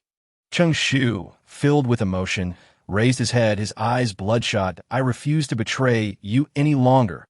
After a moment of silence, Lin Shu sighed gently, finally speaking, "In truth, I have known all along." Chapter 20. Can I trust again? Lin Shu cast a disdainful glance over those who had repaid kindness with malice. They seemed to be under the influence of a powerful force, compelled to kneel one by one. "That I have long been aware of your plans, and who has bribed you," she declared. Turning, she affectionately ruffled Shen Yu's hair before settling down. "Ye has been keenly observant of your furtive actions. After discreetly trailing you 2 or 3 times, she pieced together the situation and had already warned me." Shen Yu, displeased, turned her chin away and huffed at the group. Lin Shu continued, "The reason I remained silent was that I have always believed in the inherent goodness of humanity, even in times of chaos. Holding on to gratitude and kindness is a rare and admirable trait that I have long awaited, hoping for someone to step forward, yearning for someone to unveil the truth to me." She instructed Uncle Feng to assist Cheng Shu to his feet, positioning him to the side. "It is never too late to regain consciousness, and I shall not pursue the matter further." However, as her gaze shifted abruptly, her eyes hardened with resolve, declaring, "If you disdain this dilapidated temple of mine, I shall not retain you, the revered Buddha. Even a dog knows to wag its tail in my direction. Why should I continue to accommodate these ungrateful wolves?" With that, she concluded her words, deeming further discourse futile. Uncle Feng, escort them to the outskirts of the East District to dig and build walls. From this day forth, they shall never set foot within the inner city of the East District. After Lin Shu spoke, she waved her hand dismissively, sinking into the sofa, closing her eyes in feigned slumber, wishing to utter no more words. It was only then that the others came to their senses. The outskirts of the East District. That is the perilous frontier where strange beasts frequently roam. "Miss, we were wrong. Please spare us. Miss, we erred. We beg for your mercy. We shall never dare again. Miss, I vow to serve you like a devoted servant. I shall never offend again. Silence." Shen Yu suddenly shouted in fury, her small stature unexpectedly emanating a force that rendered everyone speechless, barely daring to breathe. If you do not take them away, Sister Shu will be exhausted. Your clamor is unbearable. Just as Cheng Shu was about to be taken away by Uncle Feng, Lin Shu intervened. Cheng Shu, you shall remain in the villa. Cheng Shu looked at Lin Shu in astonishment, stammering, but I am an accomplice. No, I'm unworthy to stay here. I cannot face the Mississippi. Cheng Shu hesitated, then was overtaken by joy, hastily wiping away the tears that brimmed in his eyes, solemnly promising, "This time, I will not let you down." Similarly struck by her words was Feng Wuyan. He had remained silent, observing from the sidelines, believing himself to be a mere bystander. Yet in Lin Shu's heartfelt confession regarding sincerity, he suddenly realized he too was ensnared in the web of confusion, having never truly seen clearly. His heart raced uncontrollably as he gazed at the girl standing before him, his eyes revealing a rare sense of bewilderment. He too had once offered his heart in trust, had contemplated gratitude and reciprocity, yet what had he received in return? A half-formed shell of a being. Yet she seemed to possess an extraordinary allure that compelled him to want to believe in her. He was momentarily entranced. Her smile resembled a sky lantern in the night, dispelling the fog of uncertainty within him. Could he, once more, offer his heart? Chapter 21. Metal-based abilities at this moment, having resolved the troubling matters. Lin Shu finally found respite. Shunyu nestled closer, snuggling into her embrace, using her tiny hands to knead Lin Shu's shoulders. "Sister Shu," Shunyu leaned in conspiratorially, "I feel as though I have awakened an ability." "What?" Lin Shu sprang from the sofa, tightly grasping Shunyu's hand, rubbing it fervently. "Are you serious? What type of ability? Why can't I sense anything?" Feng Wuyan interjected. "It's simply due to your lack of perception." Shunyu shyly retracted her hand, her two little pigtails bobbing adorably. Shunyu opened her palm. A faint golden glow gradually emanated, and as she casually grasped at the air, a spoon appeared in her hand. Lin Shu watched in delight as Shunyu showcased her newfound skill, affirming, "This is a metal-based ability." Metal-based ability? Shunyu scratched her head, evidently unfamiliar with the realm of abilities. A metal-based ability grants one absolute control over all metallic materials. Feng Wuyan explained that, in other words, you can manipulate any object related to metal that, if wielded properly, you could hone yourself into the finest weapon in this world, invincible and unstoppable. Perhaps, Feng Wuyan paused, teasingly, you could become a little blacksmith. Great! I want to be Sister Shu's exclusive little blacksmith. Shunyu clapped her hands joyfully. Lin Shu couldn't help but chuckle. You truly take his jest to heart. Metal-based abilities are quite rare, which means you are a treasure. Moreover, based on what you just demonstrated, your strength is at least at the sea level, Feng Wuyan added. Yia is only 7 years old, and she awakens at sea level. How impressive! Lin Shu pinched Shunyu's cheeks, filled with astonishment. Such an extraordinary metal-based ability, user surely must have been depicted in the books. Lin Shu racked her brain and finally recalled. In the early days of the apocalypse, a formidable metal-based ability user had indeed emerged in the East District.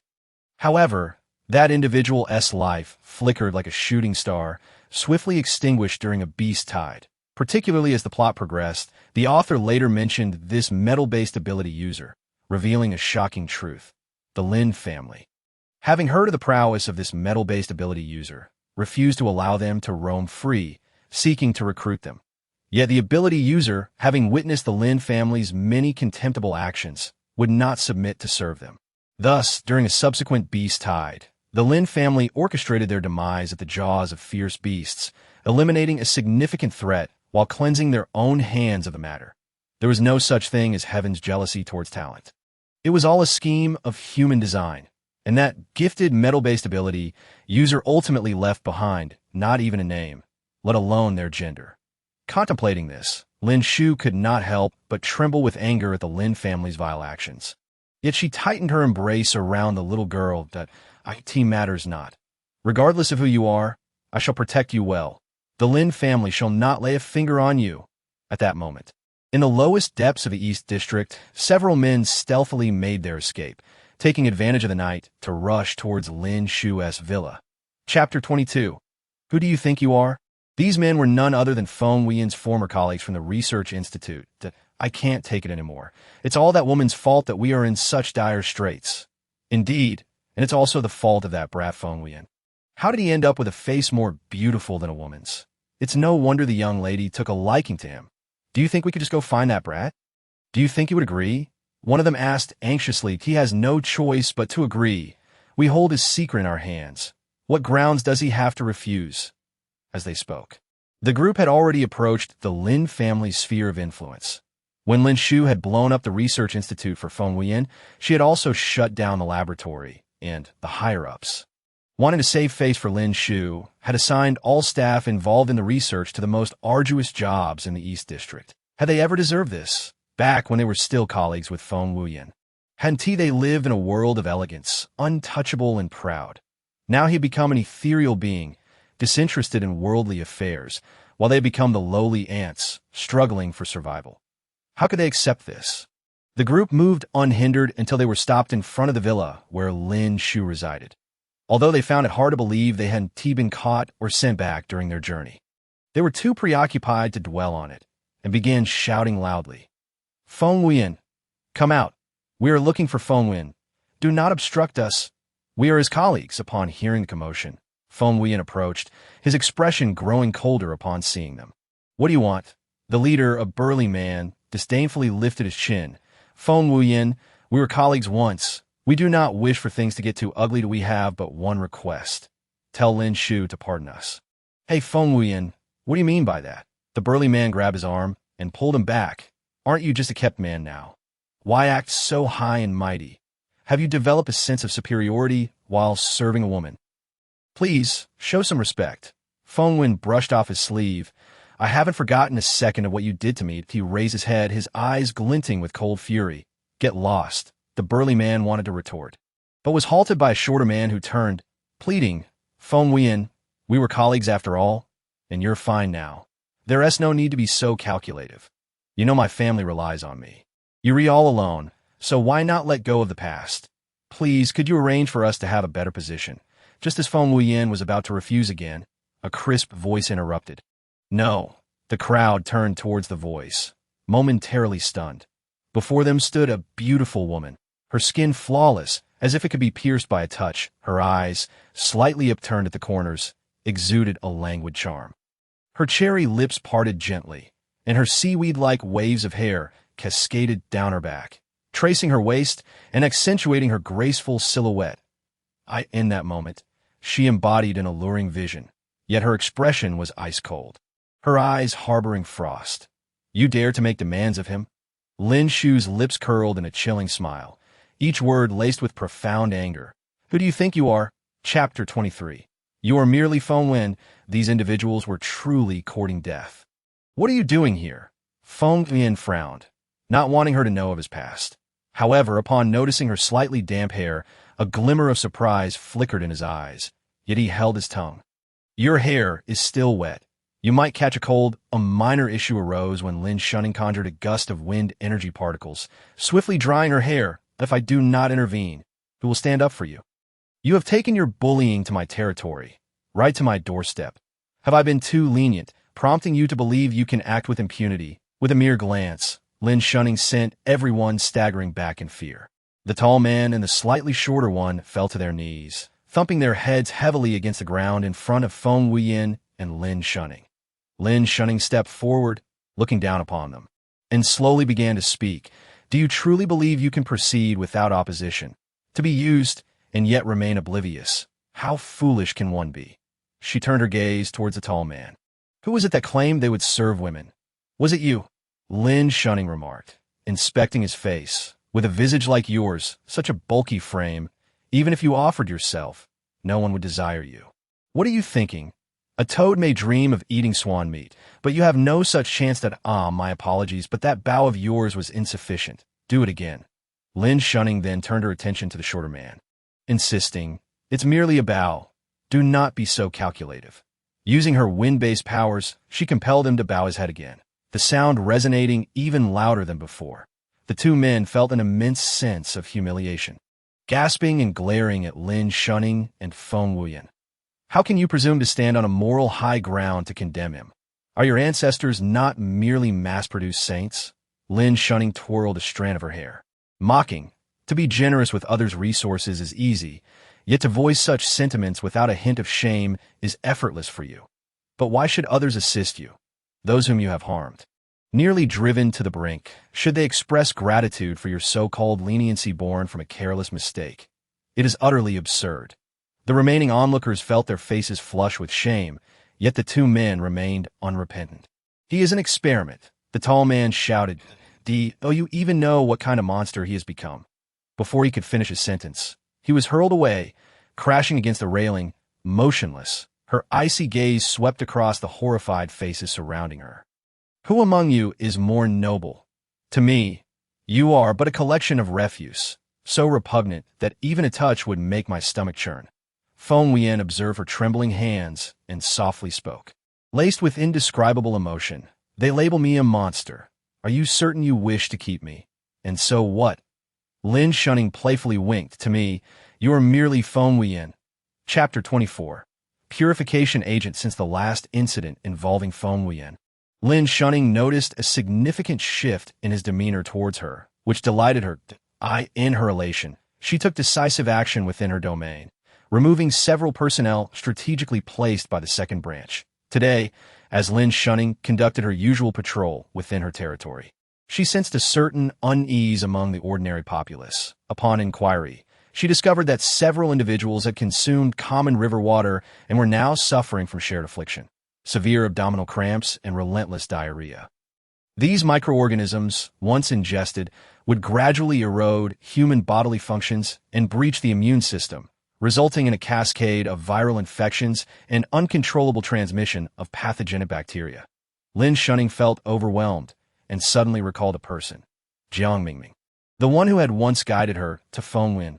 Upon finding Jiang Mingming, she saw him idly staring at a rooster, seemingly bored.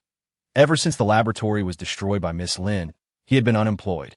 Miss, what brings you here? Jiang Mingming gasped, placing a hand on his chest to steady his racing heart. Do you know about purification agents? Lin Shunning asked directly. The so-called purification agent is capable of cleansing all contaminated water sources and air. Advanced purification agents can even refine the elements within an ability user, achieving a purifying effect. For this reason, they are exceedingly rare. Moreover, there are currently no known high-level mental ability users in this continent. The process of refining such agents is intricate and typically requires a powerful mental type adept to support the extraction. A single misstep could lead to failure or catastrophe. Jiang Mingming adjusted his glasses and replied, Of course I know about that. I've worked in a research facility. What haven't I seen? In the lab, they had previously researched purification agents. Jiang Mingming raised an eyebrow at Lin Shunning. How did you come to know about it? Weren't you working on the outskirts? Lin Shunning inquired, puzzled. I happened to see a paper that was discarded, which had those characters written on it. You think Feng Wuyan would know about such an agent? Upon returning to the villa, Lin Shunning pondered this question, uncertain whether to consult Feng Wuyan. After a long moment of contemplation, she shook her head, deciding against it. Although he had a passion for research, the thought of confronting those once familiar, yet now foreign instruments she couldn't bear to reopen his freshly healed wounds. Knock, knock. The gentle sound of a knock interrupted Lin Shunning's thoughts, and Feng Wuyan stepped inside. I would like to request a laboratory. A glimmer of excitement sparkled in his eyes. I need a space to research purification agents. Chapter 25. We will accompany you. Lin Shunning looked at Feng Wuyan with concern. Do not push yourself. No. Feng Wuyan's typically expressionless face broke into a faint smile. This is one of my few passions. Lin Shunning remained apprehensive, but at that moment, Uncle Feng knocked at the door, informing her that Gao Qi and Li Kun had located the couple and were awaiting further instructions. Let them in, she sighed, turning to Feng Wuyan with concern. You may use the laboratory, but if you encounter insurmountable difficulties, remember to stop. Feng Wuyan nodded, taking the keys and stepping out. Soon after, Gao Qi and Li Kun entered. Gao Qi was the real name of the gentleman with an elegant demeanor, while the man with black-rimmed glasses was named Li Kun. They were among the first to wish to align themselves with Lin Shunning. Gao Qi bowed slightly and spoke. Miss, we have found Lin Fuan's parents, as promised. Where are they? Lin Shunning inquired, her urgency palpable. In the jurisdiction of the second branch, when Lin Shunning hurried to the scene, she found the couple being bullied and whipped by the guards of the second branch, the crack of the whip echoing painfully as they trembled in fear. "Stop!" Lin Shunning summoned her wind abilities and rushed forward, firmly grasping the whip's end. The guard, furious at losing his weapon, demanded, "Who are you?" Lin Shunning smiled slyly. "I am the one who will bring you to justice." With that, she yanked the whip forcefully, catching the guard off guard, causing him to tumble headfirst to the ground. Laughter erupted from the crowd, reveling in the spectacle. The whip struck at the arrogant bully, and the third strike was a lesson for your master's negligence and lack of control. "Now, I shall take it upon myself to educate you properly." Fuming with rage, the guard shouted, "Who are you to defy the Lin family?" "Lin Shunning," she replied. The guard's heart sank, and abandoning his whip, he fled, shouting, "You wait. I will report this to the family head." Watching him scurry away, Lin Shunning turned her attention to the couple. Her first impression of them was that they were honest and straightforward. Although they were inwardly terrified, they recognized the difference between good and evil, stepping forward to earnestly thank Lin Shunning for her intervention. Lin Shunning waved her hand dismissively. "You are too kind," helping them to their feet. She stated her purpose. "You will come with me that I can provide you with protection and offer you the most suitable work." Lin Feng Wuyan's father looked up in surprise at this, exchanging glances with his wife. Both of them ignited with a sense of eagerness. Rather than be mere echoes of the family head within the Lin family's second branch, they would rather venture out with this young lady. The couple quickly reached a decision that "we will accompany you." She was eager to see how the female lead would navigate this situation. Chapter 26. Limited abilities. The tale of Lin Shunning standing up for a pair of commoners against the guards spread rapidly, morphing from one whisper to another.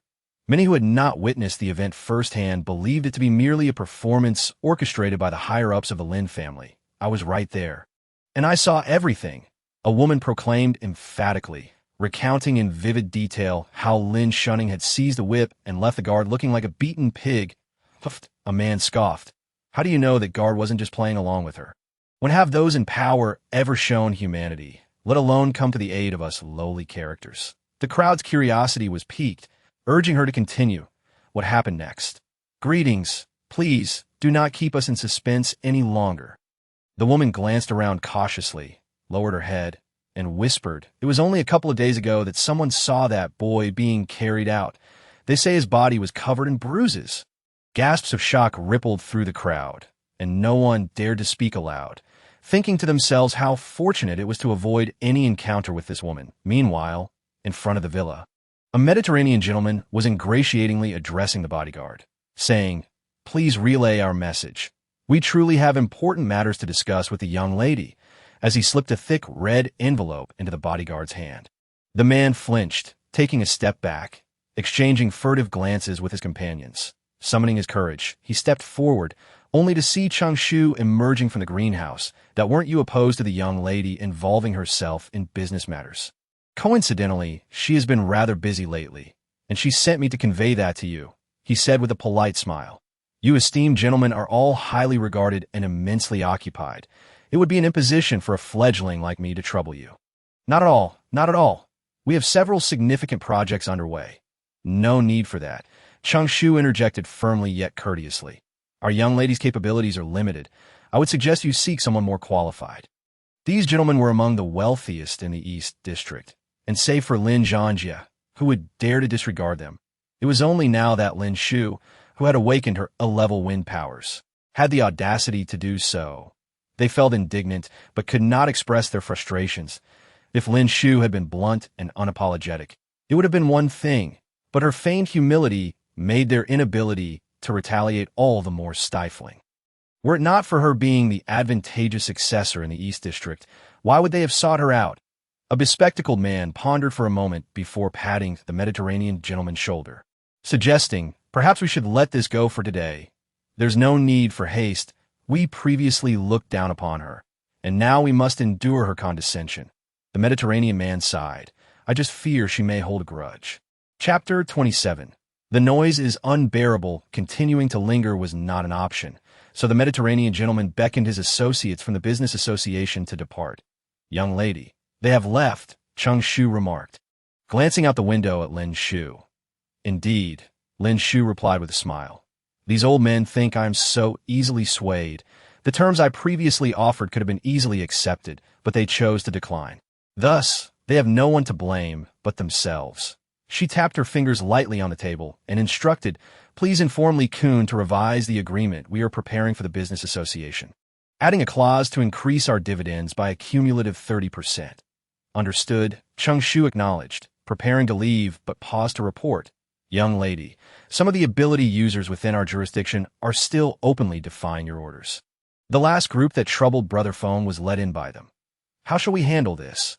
Lin Shu recalled the vile words hurled at Feng Wuyan by those researchers, feeling a wave of disgust wash over her. A cold glint flashed in her eyes as she took a plan recently submitted by her subordinate and handed it to Cheng Shu.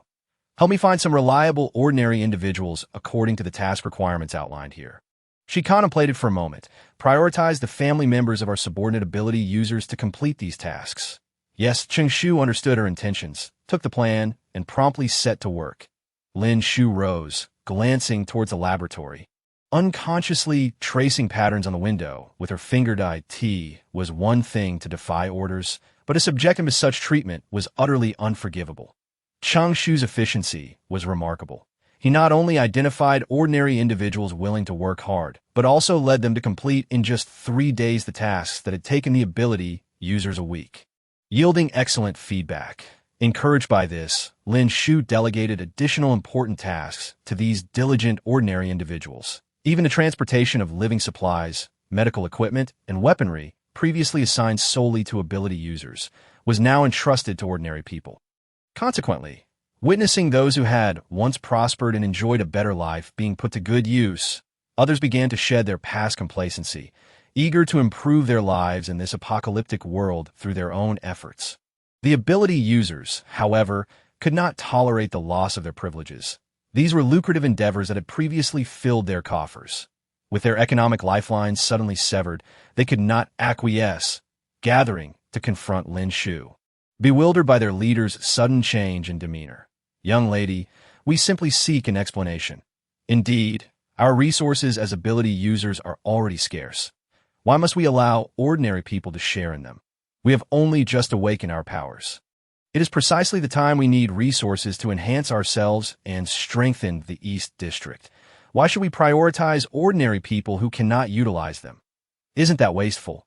Lin Shu observed them with a cold gaze, remaining silent as she leaned back, unleashing a powerful gust of wind that pressed down upon the heads of the ability users that by the time they realized it, they found themselves kneeling on the ground. Some lower-tier ability users clutching their heads in agony, unable to even moan. How intolerable, Lin Shu remarked, tapping her temple with her fingers as she approached them, her exquisite high heels lightly pressing upon the head of one ability user. It was you, wasn't it? The C-level ability user who let those researchers in. Chapter 28. A gift for Uncle. Before Lin Shu could finish her statement, the ability user was already trembling in fear. He was merely a water element affinity user, yet to truly awaken his powers, meaning he was even weaker than an E-level awakened user. He felt humiliated, so, when members of the second house approached him, promising assistance to help him successfully awaken, he did not hesitate to agree that in this apocalyptic world, the strong reign supreme. Yet at this moment, under Lin Shu's A-level wind pressure, he could not even sit up. Lying flat was beyond his capability. Lin Shu's lips curled into a seductive smile as her heel slowly ground against his head. You were the one who incited them to defy orders. Weren't you? Am I correct, you sycophant of the second house? A flash of cold ruthlessness crossed her eyes as she unleashed a fierce gust of wind that shattered his leg bones from within. A horrific scream startled several birds from the branches outside, and a chorus of gasps accompanied the cry. All present turned pale, beads of cold sweat trickling down their foreheads, too afraid to utter a sound. Once she finished speaking, Lin Shu's gaze swept over the faces of the other ability users. Observing their fearful expressions, she idly twirled her hair, then spoke, as ability users, you ought to provide protection for ordinary people. Yet you choose to wield this hard-earned power to oppress them. Do you not find that shameful? I have stated before, since you wish to speak through strength, let us proceed accordingly. Lin Shu's gaze was deep and piercing. If the law of the jungle is what you accept, then you shall adhere to my commands. However, if you cannot comply, I shall find better alternatives. For instance, those ordinary individuals you once scorned. Lin Shu retrieved a report and slammed it down on the desk. It has been proven that your presence as ability users is not essential. Though they are ordinary people, they work harder and yield better results than you gifted individuals. Oh, why should I rely on you useless lot? Lin Shu stood proudly with her arms crossed. The ability users who had come to assert their dominance now found themselves rendered speechless with shame. They could neither refute nor contest her words. Moreover, Lin Shu glanced at the incapacitated individual, who had already fainted from pain, and smiled innocently, saying, "This is my gift to my uncle." That very night, under the cover of darkness, a truck full of ability users departed from the villa, speeding toward the borders. The following day, when those ordinary individuals who had applied for jobs learned of several vacancies, they were overjoyed. "Miss Lin is truly a wonderful person. Indeed, we are no longer the underprivileged working for others. Who would have thought we could earn a living for ourselves? Miss Lin is certainly different from the rumors. She has punished many arrogant ability users, genuinely considering the plight of ordinary people." Absolutely, they all agreed, nodding in unison. Chapter 29. Feeling unwell, this recent purge significantly improved the quality of life for residents in the East District, while also enhancing Lin Shu's reputation. Now, the residents, especially ordinary people, unanimously praised her. Those ordinary families whose members had been promoted expressed even greater loyalty to Lin Shu. The remaining portion of once lackluster ability users, who had neither merits nor faults, found themselves increasingly anxious. Living in fear of being expelled to the borders, it was rumored that the borders were rife with dangerous creatures, and they did not wish to be treated as fodder. Thus, they worked diligently, eager to earn merit in Lin Shu's eyes and secure their place. In an instant, the East District flourished beyond compared that moment. Within the underground laboratory of Lin Shu's private villa, a sudden cheer erupted. "We did it!" Jiang Mingming exclaimed, tears of joy streaming down his face. He had never dared to imagine that one day he would participate in experimental research, let alone develop a purification agent. Feng Wuyan, maintaining a relatively calm demeanor, could not hide the brilliance of his eyes, which sparkled like stars. After dedicating so much time to the laboratory, he had produced some results, yet he remained dissatisfied. If he were to undertake a task, it must be executed to perfection. Upon hearing the news, Lin Shu arrived at the laboratory, and her gaze immediately fell upon a tall figure clad in a researcher's white coat. With broad shoulders, a narrow waist, and long legs, Feng Wuyan's physique embodied the golden ratio, exuding an unparalleled air of nobility, as if this profession were tailored specifically for him. Lin Shu had previously fantasized about the image of this prominent figure while reading novels. Yet she found the three-dimensional version of her idol to be even more striking than the two-dimensional descriptions. Noticing her gaze, Feng Wuyan turned, his usual cold demeanor softened by a faint smile. Oh, it struck her heart like an arrow. Lin Shu's heart raced wildly. Overwhelmed by a desire that left her flushed with embarrassment, she covered her face and dashed out again. No, she must compose herself. Jiang Mingming watched Lin Shu's comical entrance and exit with a mix of confusion and bemusement, scratching his head as he glanced at Feng Wuyan, wondering what had transpired with the young lady. To his astonishment, he noticed Feng Wuyan's previously pale face now tinged with an unusual flush. "What is wrong with you? Are you unwell?" Feng Wuyan cleared his throat awkwardly. No, Feng Wuyan was not ill. Yet he felt as if he were to... It seemed he had experienced a moment of hallucination. He had caught a glimpse of the young lady's face, which appeared equally flushed. Feeling somewhat distracted, he took a seat at the experiment table. During the past half-month dedicated to developing the purification agent, his psychic abilities had notably improved. Moreover, he was particularly sensitive to Lin Shu's emotions, so he quickly perceived her emotional fluctuations and thoughts. Never anticipating that this young girl would harbor such bold notions.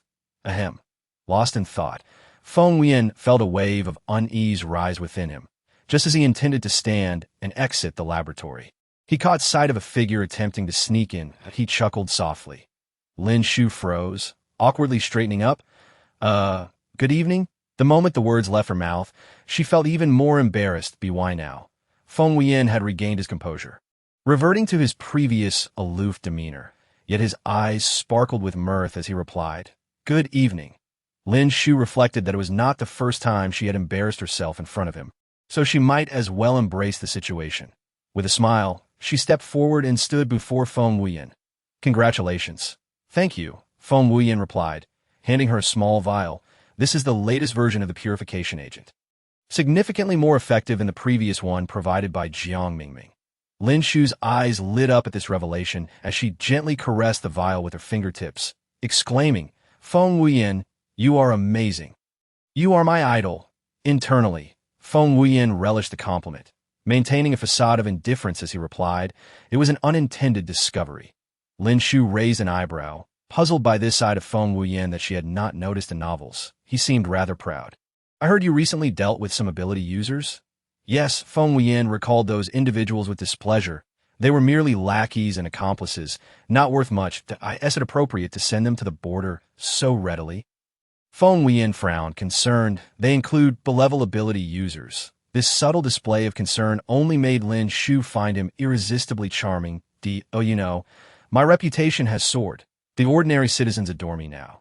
Just the other day, a kind-hearted aunt offered to introduce me to a partner, she said with a laugh, her eyes forming crescent moons. Who would have thought that matchmakers would never go out of style?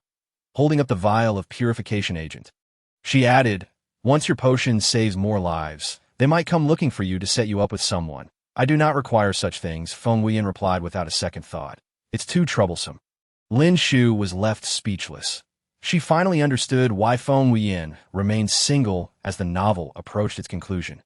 Exiting the laboratory, Uncle Feng approached to inform her that dinner was ready, upon learning that Shunyu had been waiting in the dining hall for quite some time. Lin Shu hurriedly made her way there. Shunyu, initially bored, was playing with the utensils on the table while practicing telekinesis with the metallic objects. "Watch out!" Lin Shu barely managed to shout as Shunyu deftly dodged. However, Shunyu appeared somewhat bewildered. Lin Shu exhaled, gazing at Shunyu with mock reproach. "Thank goodness you're unharmed. You realize that being injured by one's elemental attribute as a beginner will diminish your affinity? If that happens, you won't be able to learn at all." After saying this, she playfully tapped Shunyu on the head. "Thank you, sister. Ye understands," Shunyu replied, nuzzling her cheek against Lin Shu's palm. Meanwhile, Feng Wuyan stood nearby, his palms slightly damp. Just moments ago, he had used his psychic ability to guide Shunyu, causing her to tilt her body just in time to avoid the flying object. It seemed he could now directly control lower-level ability users. The following morning, Lin Shu personally arrived at the river afflicted by the infection, pouring a portion of the purification agent under the watchful eyes of the public. Everyone observed as the water gradually regained its original purity. Jiang Mingming produced a test strip, collected some river water in a cup, and measured its acidity. Upon seeing normal results, he handed the cup to Feng Wuyan. Feng Wuyan accepted it, retrieving a miniature instrument from his bag to analyze the river's composition. The crowd held their breath in anticipation until he stood up, removing the device and slowly uttering the word, "Safe." Lin Shu, overwhelmed with excitement, embraced him, softly repeating, "Thank you. Truly thank you." She then shyly released him, raising the cup of river water to the gathered crowd, tilting her head back to drink. The crowd erupted in astonishment, followed by waves of admiration, as expected of a young lady. "Simply remarkable. Miss, I admire you. You drank it straight. How bold. Who is this man beside her? They seem perfectly matched. No wonder she rejected my offer to introduce her to someone." As the conversation veered off course, the center of attention, the young lady, found herself the subject of light-hearted teasing, leaving her a bit flustered. "Miss," Cheng Shu approached at that moment. "The Lin family has sent someone to inform you that a meeting is about to commence." Lin Shu, relieved to have a means of escape, immediately dashed off.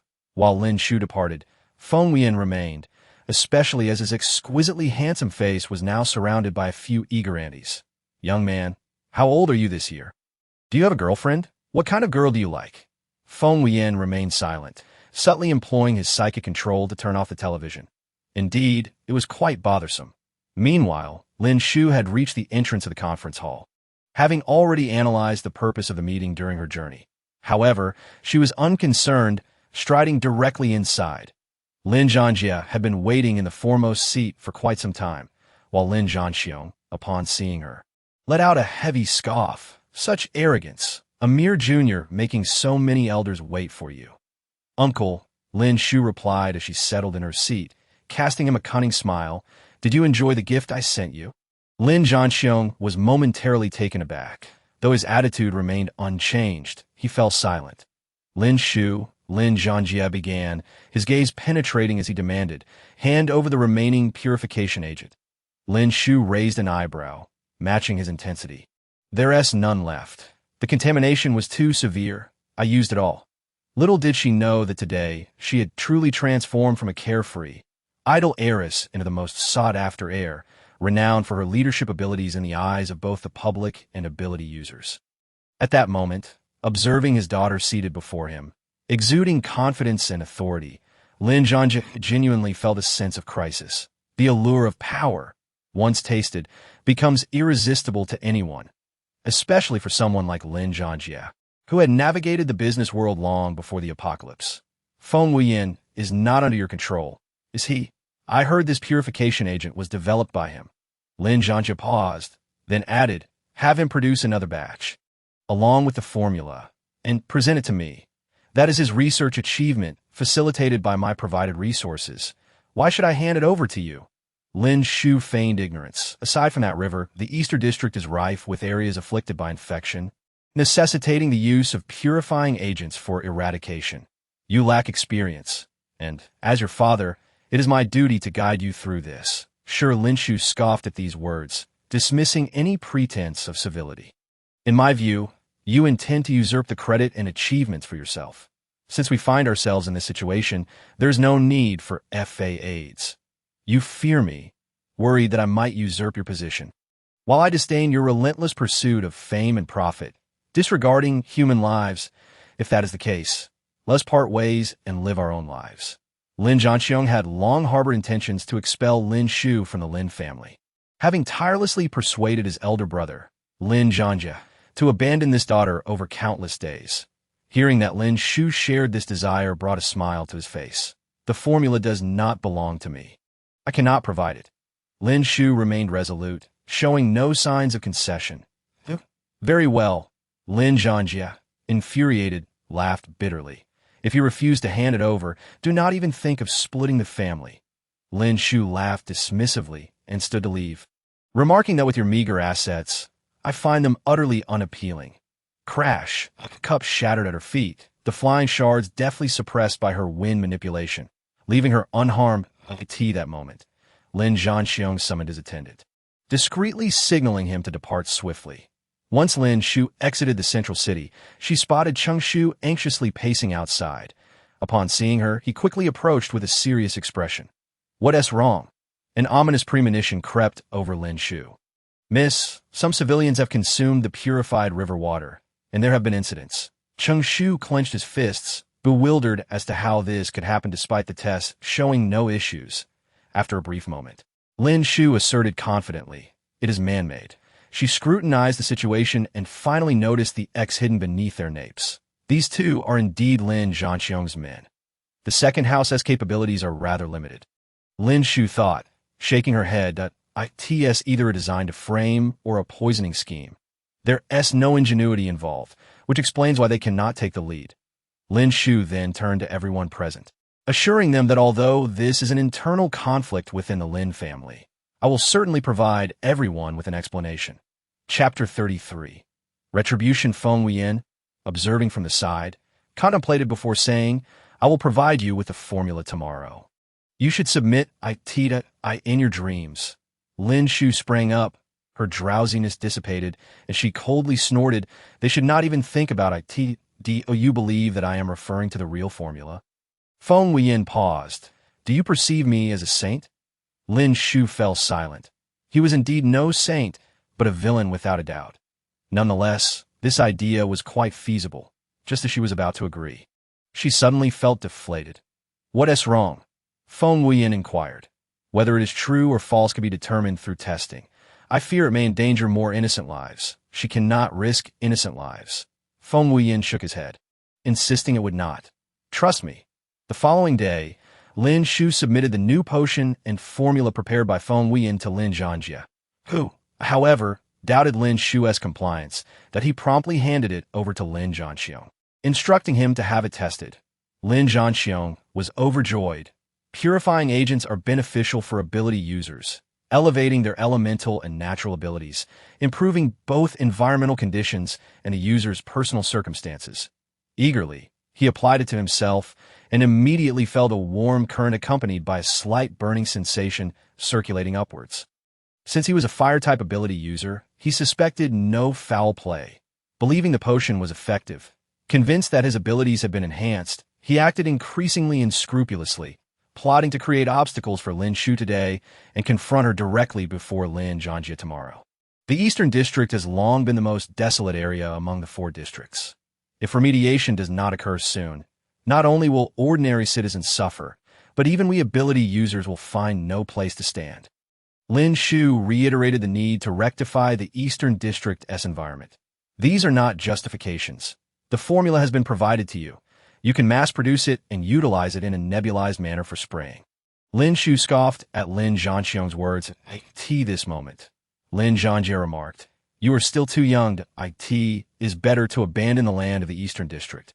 Using this purifying agent to enhance our military forces is far preferable to spending resources on unseen endeavors." Indeed, Lin Zhanxiong concurred. We arm ourselves and seize others' territories. What is there to worry about? How much longer must I endure? Feng Wuyan subtly gestured a number, slowly articulating, "Tonight," that as soon as the words left his lips.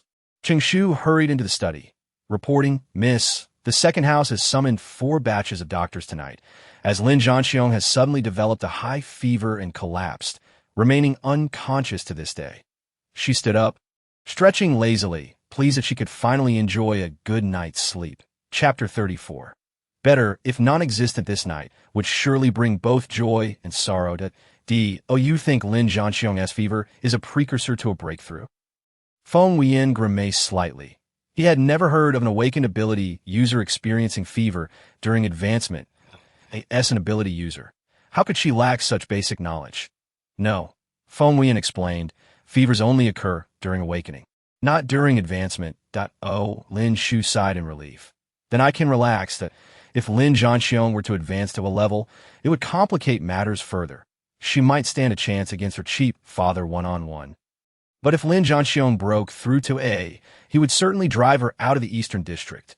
Moreover, Feng Wuyan cast her a sidelong glance, subtly furrowing his brow. My formula has been altered with an added ingredient and dosage. Lin Shu's eyes brightened, meaning that the current purifying agent not only lacks the previous efficacy, but will instead worsen IT that moment in the second house's villa. What do you mean there is no way out? Madame Lin angrily smashed another cup, the crisp sound echoing loudly, causing the servants to hold their breath.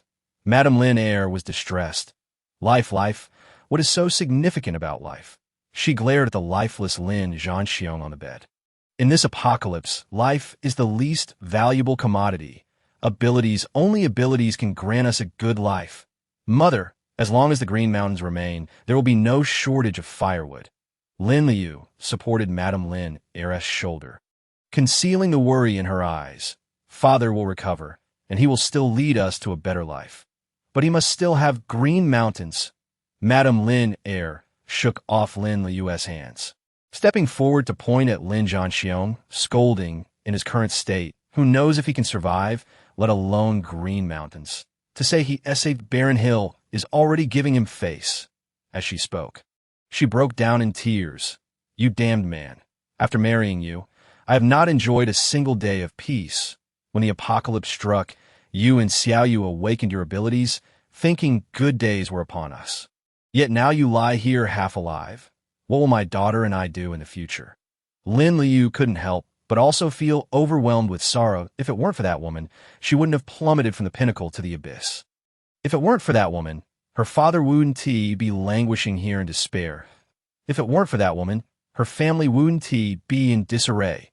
If only that woman did not exist.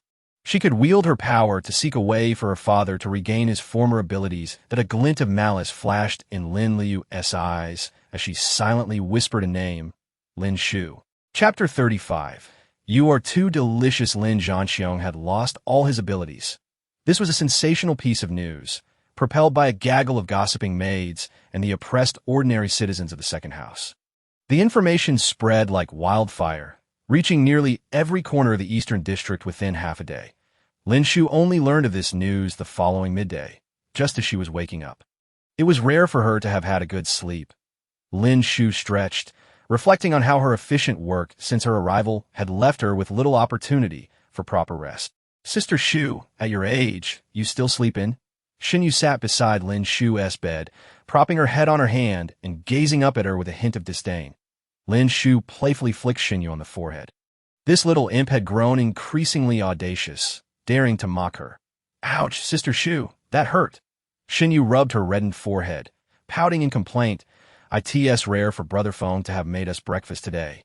What a pity, Sister Shu. You have no appreciation for it. What? Who made breakfast? Lin Shu's eyes widened in disbelief, rushing to confirm. Feng Wuyan. Yes. Xinyu replied with reverence. You wouldn't believe it. Brother Feng's breakfast is top-notch. After glancing around, she leaned closer to Lin Shu and whispered, compared to the chef at your villa, I felt like I was eating pig food before. Lin Shu wailed in despair. The breakfast made by a big shot. And just like that, she had slept through it? Woe is me. She felt utterly cheated. Upon encountering Feng Wuyan, Xinyu leapt forward like a little rabbit, exclaiming, Brother Feng. He merely nodded subtly, carrying a bowl of noodles as he entered and directly handed it to Lin Shu. The broth shimmered with a translucent golden hue, adorned with scattered green onions, delicate and light without being greasy, while several slices of beef displayed clear, enticing marbling. Just gazing at it was enough to make one's appetite stir. Lin Shu, feeling a pang of embarrassment, instinctively clasped her stomach, but could not resist swallowing hard as she accepted the bowl and began to devour the noodles voraciously. Previously, she had thought nothing of lingering in bed. But the aromatic allure of the beef noodles rendered her pretense of restraint futile. Before long, the bowl was emptied, and with a contented belch, she gave Feng Wuyan a thumbs up. You are an exceptional cook. No, it's your skills that are remarkable. The noodles are simply divine. Lin Shu babbled excitedly. Feng Wuyan discreetly tugged at the corner of his mouth. He recalled another motive for his visit and gazed intently at Lin Shu. Stating with gravity, Lin Zhanxiong has lost his abilities. Lin Shu's astonishment registered. He added, it is because he greedily consumed double the medicine. Lin Shu clicked her tongue in wonder, suddenly reminded of her cousin whom she had once turned into a pig's head. She swiftly turned and called someone from outside, commanding, keep a close watch on Lin Liu from the second household. Report every move she makes to me. Her instincts warned her that Lin Liu would not simply let this matter rest. While outsiders remained oblivious, both families were fully aware. Lin Liu, no doubt, was likely concocting some nefarious scheme at that very moment. This Lin Liu, having mastered nothing else, had indeed perfected the art of underhanded tactics. It was imperative to be well prepared. Chapter 36. You remain so foolish. Just as Lin Shu concluded her instructions, Lin Liu rushed into the second household in a flurry, gasping, Mother, there's a situation at our mine. What could possibly have transpired to rattle the self-important Lin Liu to such an extent, or was it merely a trap designed to ensnare her? Regardless of whether something significant had genuinely occurred at the mine, she felt compelled to investigate. That night, Lin Shu, accompanied by Gao Qi, stealthily infiltrated the second household's mine, only to find that the typically operational mine had fallen silent, with even the guards long departed. Lin Shu felt a wave of incredulity wash over her. This girl's intellect remained as deficient as ever. However, as Lin Shu pondered, Lin Liu, lurking in the shadows, felt a surge of triumph upon Lin Shu's arrival. Convinced that her plans were flawlessly executed, with a bloodthirsty glint in her eyes, she fixated on Lin Shu, blissfully unaware that Lin Shu had already anticipated her every move. As Lin Shu and Gao Qi advanced cautiously, Gao Qi suddenly interjected, seizing her arm. There's something amiss here. Lin Shu swiftly scanned the surroundings but detected no ambush. Gao Qi pointed to the ground beneath them, and Lin Shu's gaze fell upon it. Both of them rendered speechless. In the middle of the path, the soil was markedly looser than the surrounding earth, indicating that it had been recently excavated. The purpose behind such digging was all too apparent. The mine was never short of explosives. Should they meet their end by the forgotten explosives left behind by the miners, it would surely be deemed an unfortunate accident, with no one the wiser. Meanwhile, Lin Liu, the architect of this scheme, watched with excitement as Lin Shu and Gao Qi approached the explosive site. Almost there, just step on it. Lin Liu internally urged T that moment. Lin Shu too had resolved to step on it. After all, she ought to acknowledge the effort put into this trap. After calculating the optimal spot to land, she stepped forward and in the instant of detonation, summoned a gust of wind to envelop her as she leapt into the air. Gao Qi was likewise lifted gently by the winds. With a thunderous explosion, the ground where Lin Shu had stood was obliterated, and Lin Liu, who had emerged in triumphant laughter, was taken aback to see the two suspended mid-air amidst the mushroom cloud of debris. Her smile froze on her lips. Long time no see. Lin Shu winked at her. Lin Liu's face drained of color. No. Impossible. Even if you weren't killed in the explosion, you would be left crippled. The explosives I used were designed for immediate detonation. How could you possibly escape unscathed? Lin Shu landed gracefully, taking 2 steps toward Lin Liu with an innocent smile that belied the cruelty of her words. Because I am of a rank, a height you have never experienced, thus nothing is impossible for me. My dear cousin, you remain as foolish as ever, unable to even craft a proper trap. That can't be. You clearly weren't prepared. How could you not see it? Otherwise, why would you step on it?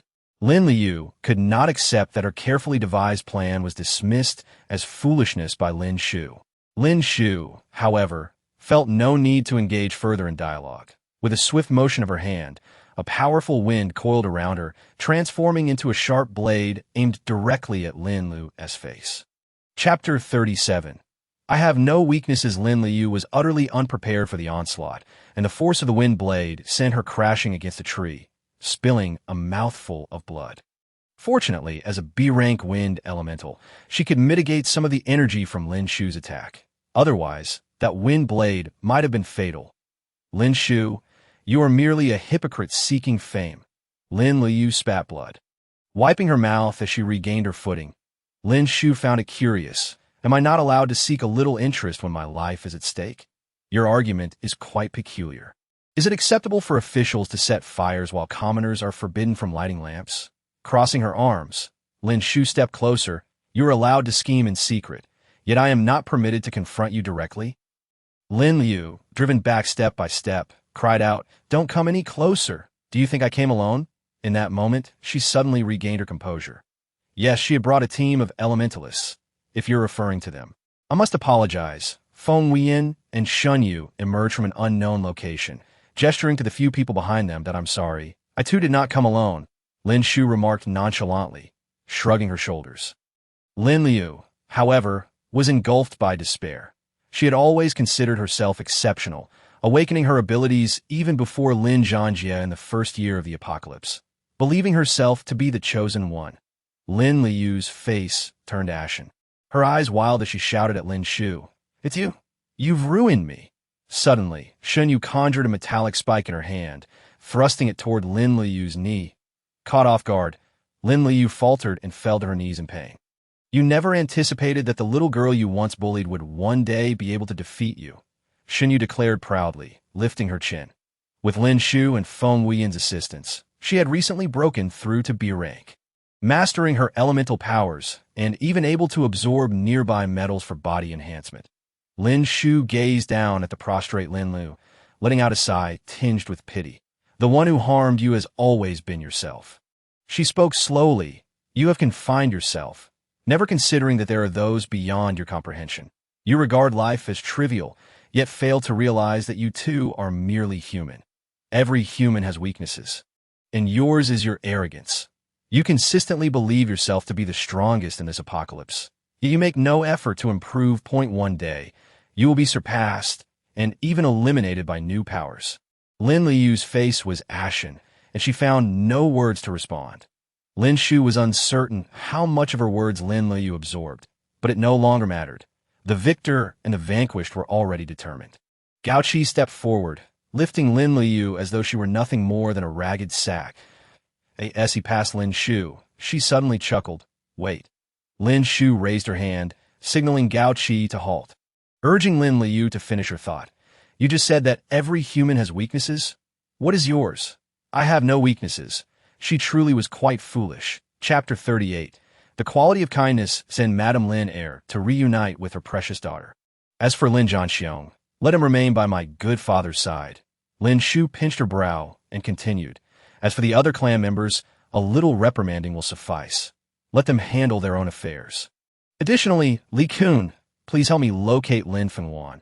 I need to know her current whereabouts. The individuals receiving her orders dispersed accordingly.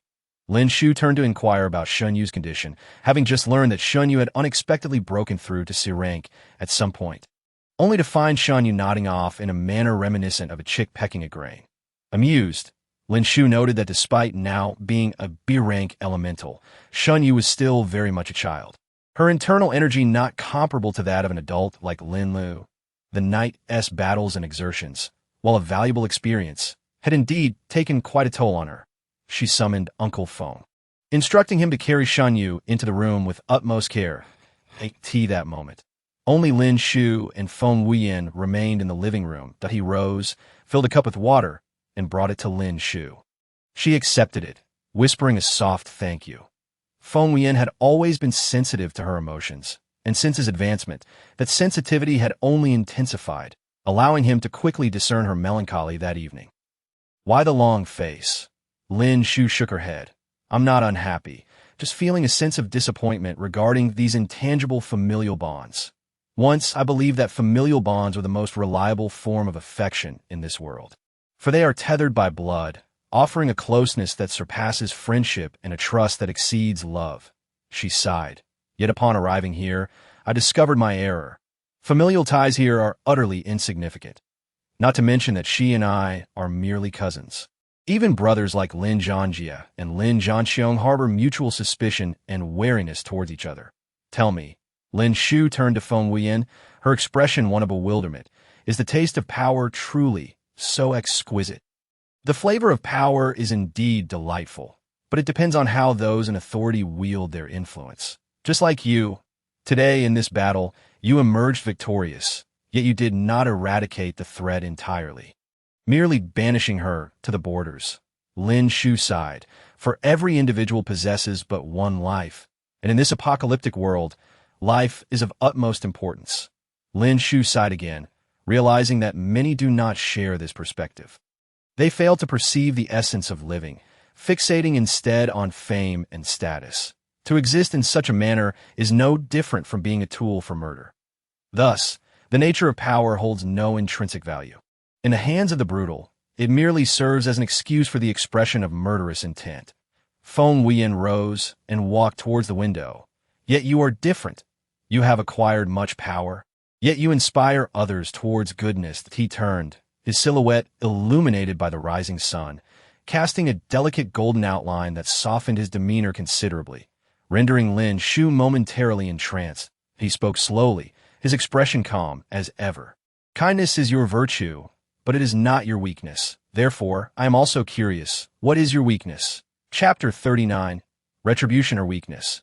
Lin Liu had once posed a similar question at that time. The image of Feng Wuyan flickered through her mind. Now, he gazed at her, echoing the same inquiry that, in truth, she herself was uncertain of her weakness. Initially, she arrived in this world out of concern for Feng Wuyan and discontent with his darkness, her sole desire being to find him, protect him, and change him. This intention still lingered, yet it had undeniably evolved into something different. She found herself at a loss for words. Feng Wuyan sensed her confusion, paused for a moment, and said, having no weaknesses is indeed fortunate. But as you told Lin Liu, everyone possesses vulnerabilities, and the most terrifying scenario is to have weaknesses without awareness, allowing others to perceive and exploit them, transforming all initiative into passivity. In such a case, there is little chance of success. Lin Shu nodded, affirming, indeed, hence I will ensure clarity. Feng Wuyan was taken aback, then chuckled softly. Let us hope so. He stepped past her, heading towards a living room, but Lin Shu called out to him. Mirroring his earlier query, what about your weakness? What is your weakness? Feng Wuyan paused for only a few seconds before continuing on his way, simply replying, a secret. Lin Shu had braced herself to hear his revelation, only to be dismissed with these two words. Very well. You are the authority. Your word is final. She then ascended the stairs. Indeed, Feng Wuyan watched Lin Shu's retreating figure, a silent smile forming on his lips. His weakness, such a notion was a luxury. Only the truly powerful deserve to contemplate their vulnerabilities, and those who are genuinely strong can exist without them. How can one claim to be a true stronghold if they harbor weaknesses? When Lin Shu awoke once more, it was already dusk, and Gao Qi and Li Kun had been waiting for quite some time. Lin Shu scrutinized the note in her hand. Curiously, it bore uneven edges, suggesting it had been hastily torn from a document, crumpled repeatedly, the corners frayed and uneven. She unfolded the note to reveal a stark statement. Joint applications can conduct paternity testing, with a cumulative non-paternity exclusion rate greater than 0.9999. In conclusion, the tested individual, Lin Shu, is not biologically related to their father, Lin Zhanjie. Although Lin Shu was not a medical professional, having perused numerous melodramatic novels, this statement was easily comprehensible. Stunned, she stood frozen, realizing that after all her lamentations about longing for familial affection, she had no blood relation to anyone. Had her musings been in vain? This note was given to her by Lin Lu. Could it be inferred that Lin Zhanxiong was also aware? After a moment contemplation, she deemed it unlikely that a brute like Lin Zhanxiong would surely inform Lin Zhanjie if he knew, thus she would not be able to continue her life of leisure as the young mistress. But where had Lin Luoyu acquired this note? Chapter 40. The will to return Lin Shu now felt that not only was the unfolding of events in this alternate world enigmatic, but even her own lineage had become entangled in this web. Yet none of this had been depicted in the novels. It was her first realization that she, Lin Shu, was not Lin Zhanjie's biological daughter. She mused that probably none of the readers of the novels were aware of this fact. It was only at this moment that she felt an authentic sense of living in this alternate realm. Li Kun exchanged glances with Gao Qi, having called her several times without eliciting a response. His curiosity piqued by the note that had rendered the usually confident young mistress into a state of daze and confusion. Lin Shu suddenly snapped back to reality. My apologies. I was lost in thought. Li Kun. Please report the findings. Yes, young mistress, Li Kun replied, rearranging the fallen books and adjusting his glasses. That I have located Miss Lin's position. It is situated in the southern region of the Eastern District, in the hunting zone. The hunting zone, as the name suggests, is where these ability users capture prey and gather resources. This area is typically rife with mutated beasts, making it exceedingly perilous, hence few are willing to venture there, unless coerced or exiled.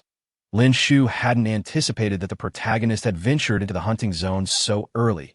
She had assumed that the original owner had cast her aside. Upon reflection, it seemed far more complicated. When she had brought the protagonist's parents over, the guard from the second household were whipping them, cursing them for theft. Wait, theft? Lin Shu realized that perhaps something valuable had been stolen from the second household, leading them to pursue Lin Feng Wuyan, who had stealthily mingled with the hunters to evade the second household's scrutiny.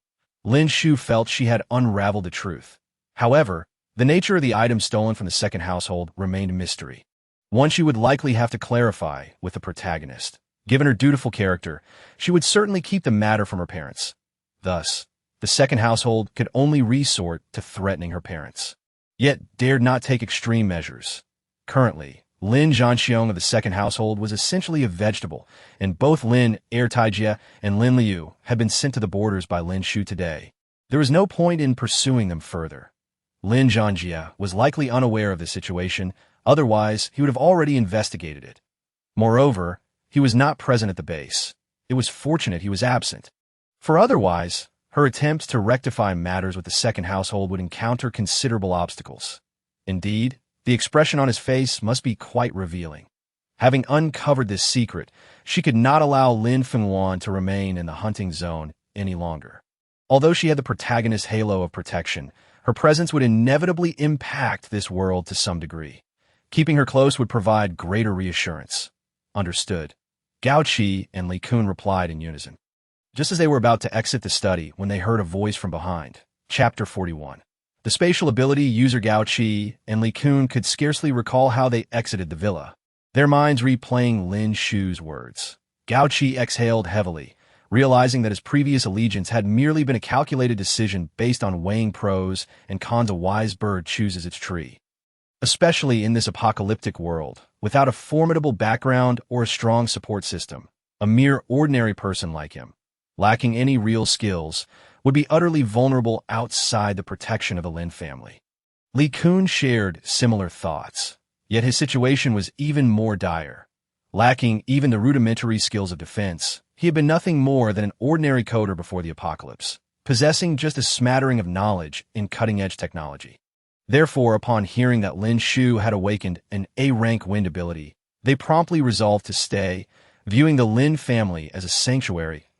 In such an apocalyptic world, and even in the previous 20-odd years, they had never experienced the warmth of being cared for, of being needed and valued. The wave of guilt surged within them. Kun cleared his throat and said to Gao Qi, "We should be more considerate towards the young mistress next time." "Indeed, we must," Gao Qi replied with a hearty laugh, patting Li Kun on the shoulder. "Come, my friend, it is time for us to take decisive action." Meanwhile, in the southern hunting zone of the Eastern District, a slight figure darted nimbly through the underbrush, closely pursued by a low-tier mutated beast. Though it was of lower rank, its strength surpassed that of two D-rank ability users. Suddenly, a fork in the path appeared ahead. The frail girl halted abruptly, turning to launch an attack on the beast, delivering a swift kick that struck its eye before it could evade, sending it flying. This very moment, the girl moved with unwavering agility, swiftly drawing the dagger she had sheathed at her side. With a deft motion, she severed the head of the otherworldly beast and proceeded to disassemble its body, extracting the edible portions, which she placed, along with the head, into her spatial storage. That a thunderous roar echoed in the distance. Upon hearing the furious cry of the beast, the girl hastily organized her belongings and executed a spatial displacement. Vacating the area, just seconds after she had vacated her previous location, the enormous high-tier beast arrived, only to find the dismembered remains of its offspring. It howled in rage, but was left powerless, circling the corpse of the low-tier young beast forlornly before retreating in sorrow. The girl endowed with spatial abilities was Lin Feng Wuyan, who had just teleported herself to a secure zone not far from the troop. Gasping for breath, she collapsed onto the ground, realizing that had she delayed even a moment longer, she would have become prey to the beast. While she could manage low-tier creatures, facing high-tier ones only offered her the option to flee. Memories of her initial days with the hunting unit resurfaced, particularly the disdainful gaze of the commander. How dare a low-tier element, a tuner, venture into the hunting grounds? Humph, such tender flesh is hardly worthy of a beast's appetite. Laughter erupted from those nearby. With grit, she had resolved to summon every ounce of strength to awaken her powers successfully. That feverish episode had nearly claimed her life, and her companions had thought her doomed. Abandoning her in the makeshift camp, hearing the ominous footsteps of the beast approaching, a singular thought consumed her. She had to survive. She rose and made her way back to the unit. Chapter 42. Reluctance. Upon entering the base of the unit, Lin Feng Wuyan immediately sensed an unusual atmosphere. The surrounding ability users halted their tasks to observe her. She furrowed her brow, discreetly glancing at her attire, relieved to find no traces of beast blood. Just then, an ability user called out from a distance. "Lin Feng Wuyan, the commander requests your presence." The words rippled through the crowd, altering their gazes, some filled with sympathy, others with jealousy, and some remaining indifferent. Lin Feng Wuyan found this peculiar and pushed open the door to the commander's office. As she passed by the messenger, he gently patted her back with a sigh, uttering nothing further before departing. The commander was a seasoned, capable man, likely in his 40s, with a chiseled, resolute face and hawk-like eyes fixed intently on Lin Feng Wuyan, resembling a powerful eagle poised to strike as it awaited its prey to drift into its grasp. Though merely 15, Lin Feng Wuyan exuded an ethereal charm, her fair and aloof visage slightly marred by traces of mud, yet it did little to diminish her otherworldly beauty. Now, she stood humbly before the commander, her slender waist barely filling a hand's breadth. "Commander, you summoned me." "Indeed," the commander replied, his gaze unwavering as he rested his hands across his knee. "What are your thoughts on our previous conversation?" Feigning ignorance, Lin Wuyan responded, "I'm sorry, but I do not comprehend what you are referring to." Her eyelashes fluttered, pupils narrowing as the commander rose and slowly approached her. It was a test of submission or death. Lin Wuyan remained silent, every exposed inch of her skin and every pore radiating her disdain for this and why patience is finite. The commander said, his brow furrowing, his tone growing icy. "That I'm sorry, Commander." Lin Wuyan inhaled deeply and declared, "I am unwilling." The atmosphere plummeted to a freezing point. The commander scrutinized her beautiful face, astonished that someone would dare to defy him. Suddenly, he stepped forward, gripping her chin with 2 fingers. "You possess quite the spirit," he remarked, forcing Lin Wuyan to meet his gaze. "Are you aware of the consequences of crossing me?" Clenching her jaw, she stubbornly shut her eyes, the pain at her jaw a constant reminder to not show weakness. The commander's expression darkened as he released her. Watching her falter and fall to the ground, a mocking smile crept across his lips. "Lin Wuyan, I await your plea. You women are all the same, externally pure, yet fundamentally debased." With that, he disregarded her entirely, leaving the office while instructing an aide to lock the door behind him. Chapter 43. No regrets. Listening to the sound of the lock clicking shut, Lin Wuyan stared blankly at the door, an inaudible sigh escaping from outside. "Shaolin, why did you have to do this? The commander is the strongest here, the only B-tier Earth ability user in the entire hunting zone." The communicator implored. "Though he is somewhat older, he is handsome and talented. Being favored by him is a stroke of luck. Compared to us, you would surely face less hardship. Why block your own retreat?" Lin Wuyan's expression remained unchanged, her words cutting. "That if you find it suitable, you may go." "How can you speak like that? I am merely a middle-aged woman. Who would glance at me?" the communicator retorted, displeased.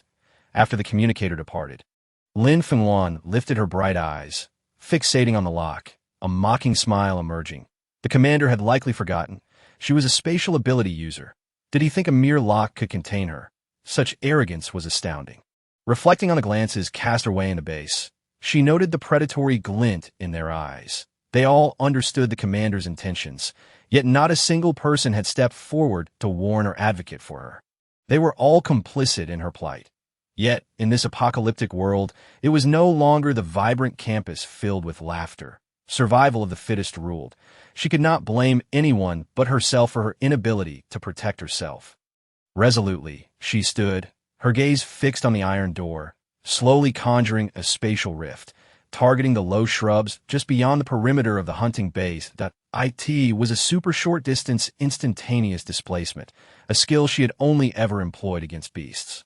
She never imagined she would need to wield it against her own kind.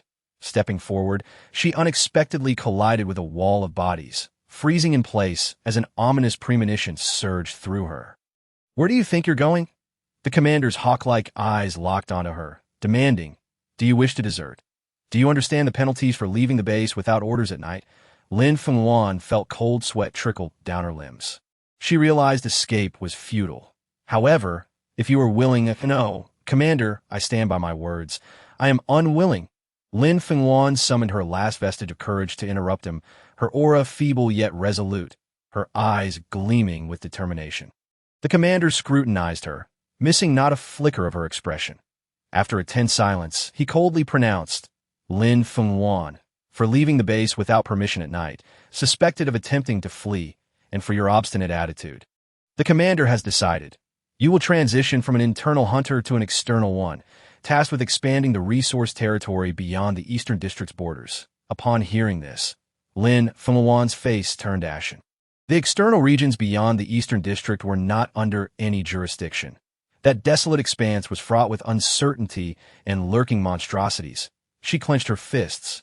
Was this merely an attempt to force her compliance? She would never yield. Regret was still an option.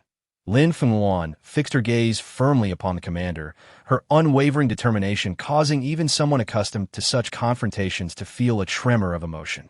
I will never regret. She had to survive. Chapter 44. Synchronized allies Gao Qi and Li Kun ultimately arrived too late that by the time they reached the southern border, it was already the morning of the third day. 2 days and nights of relentless driving had left them utterly exhausted, and more frustratingly, Lin Wuyan had already departed from the hunting zone. Do you realize she is a branch of the Lin family?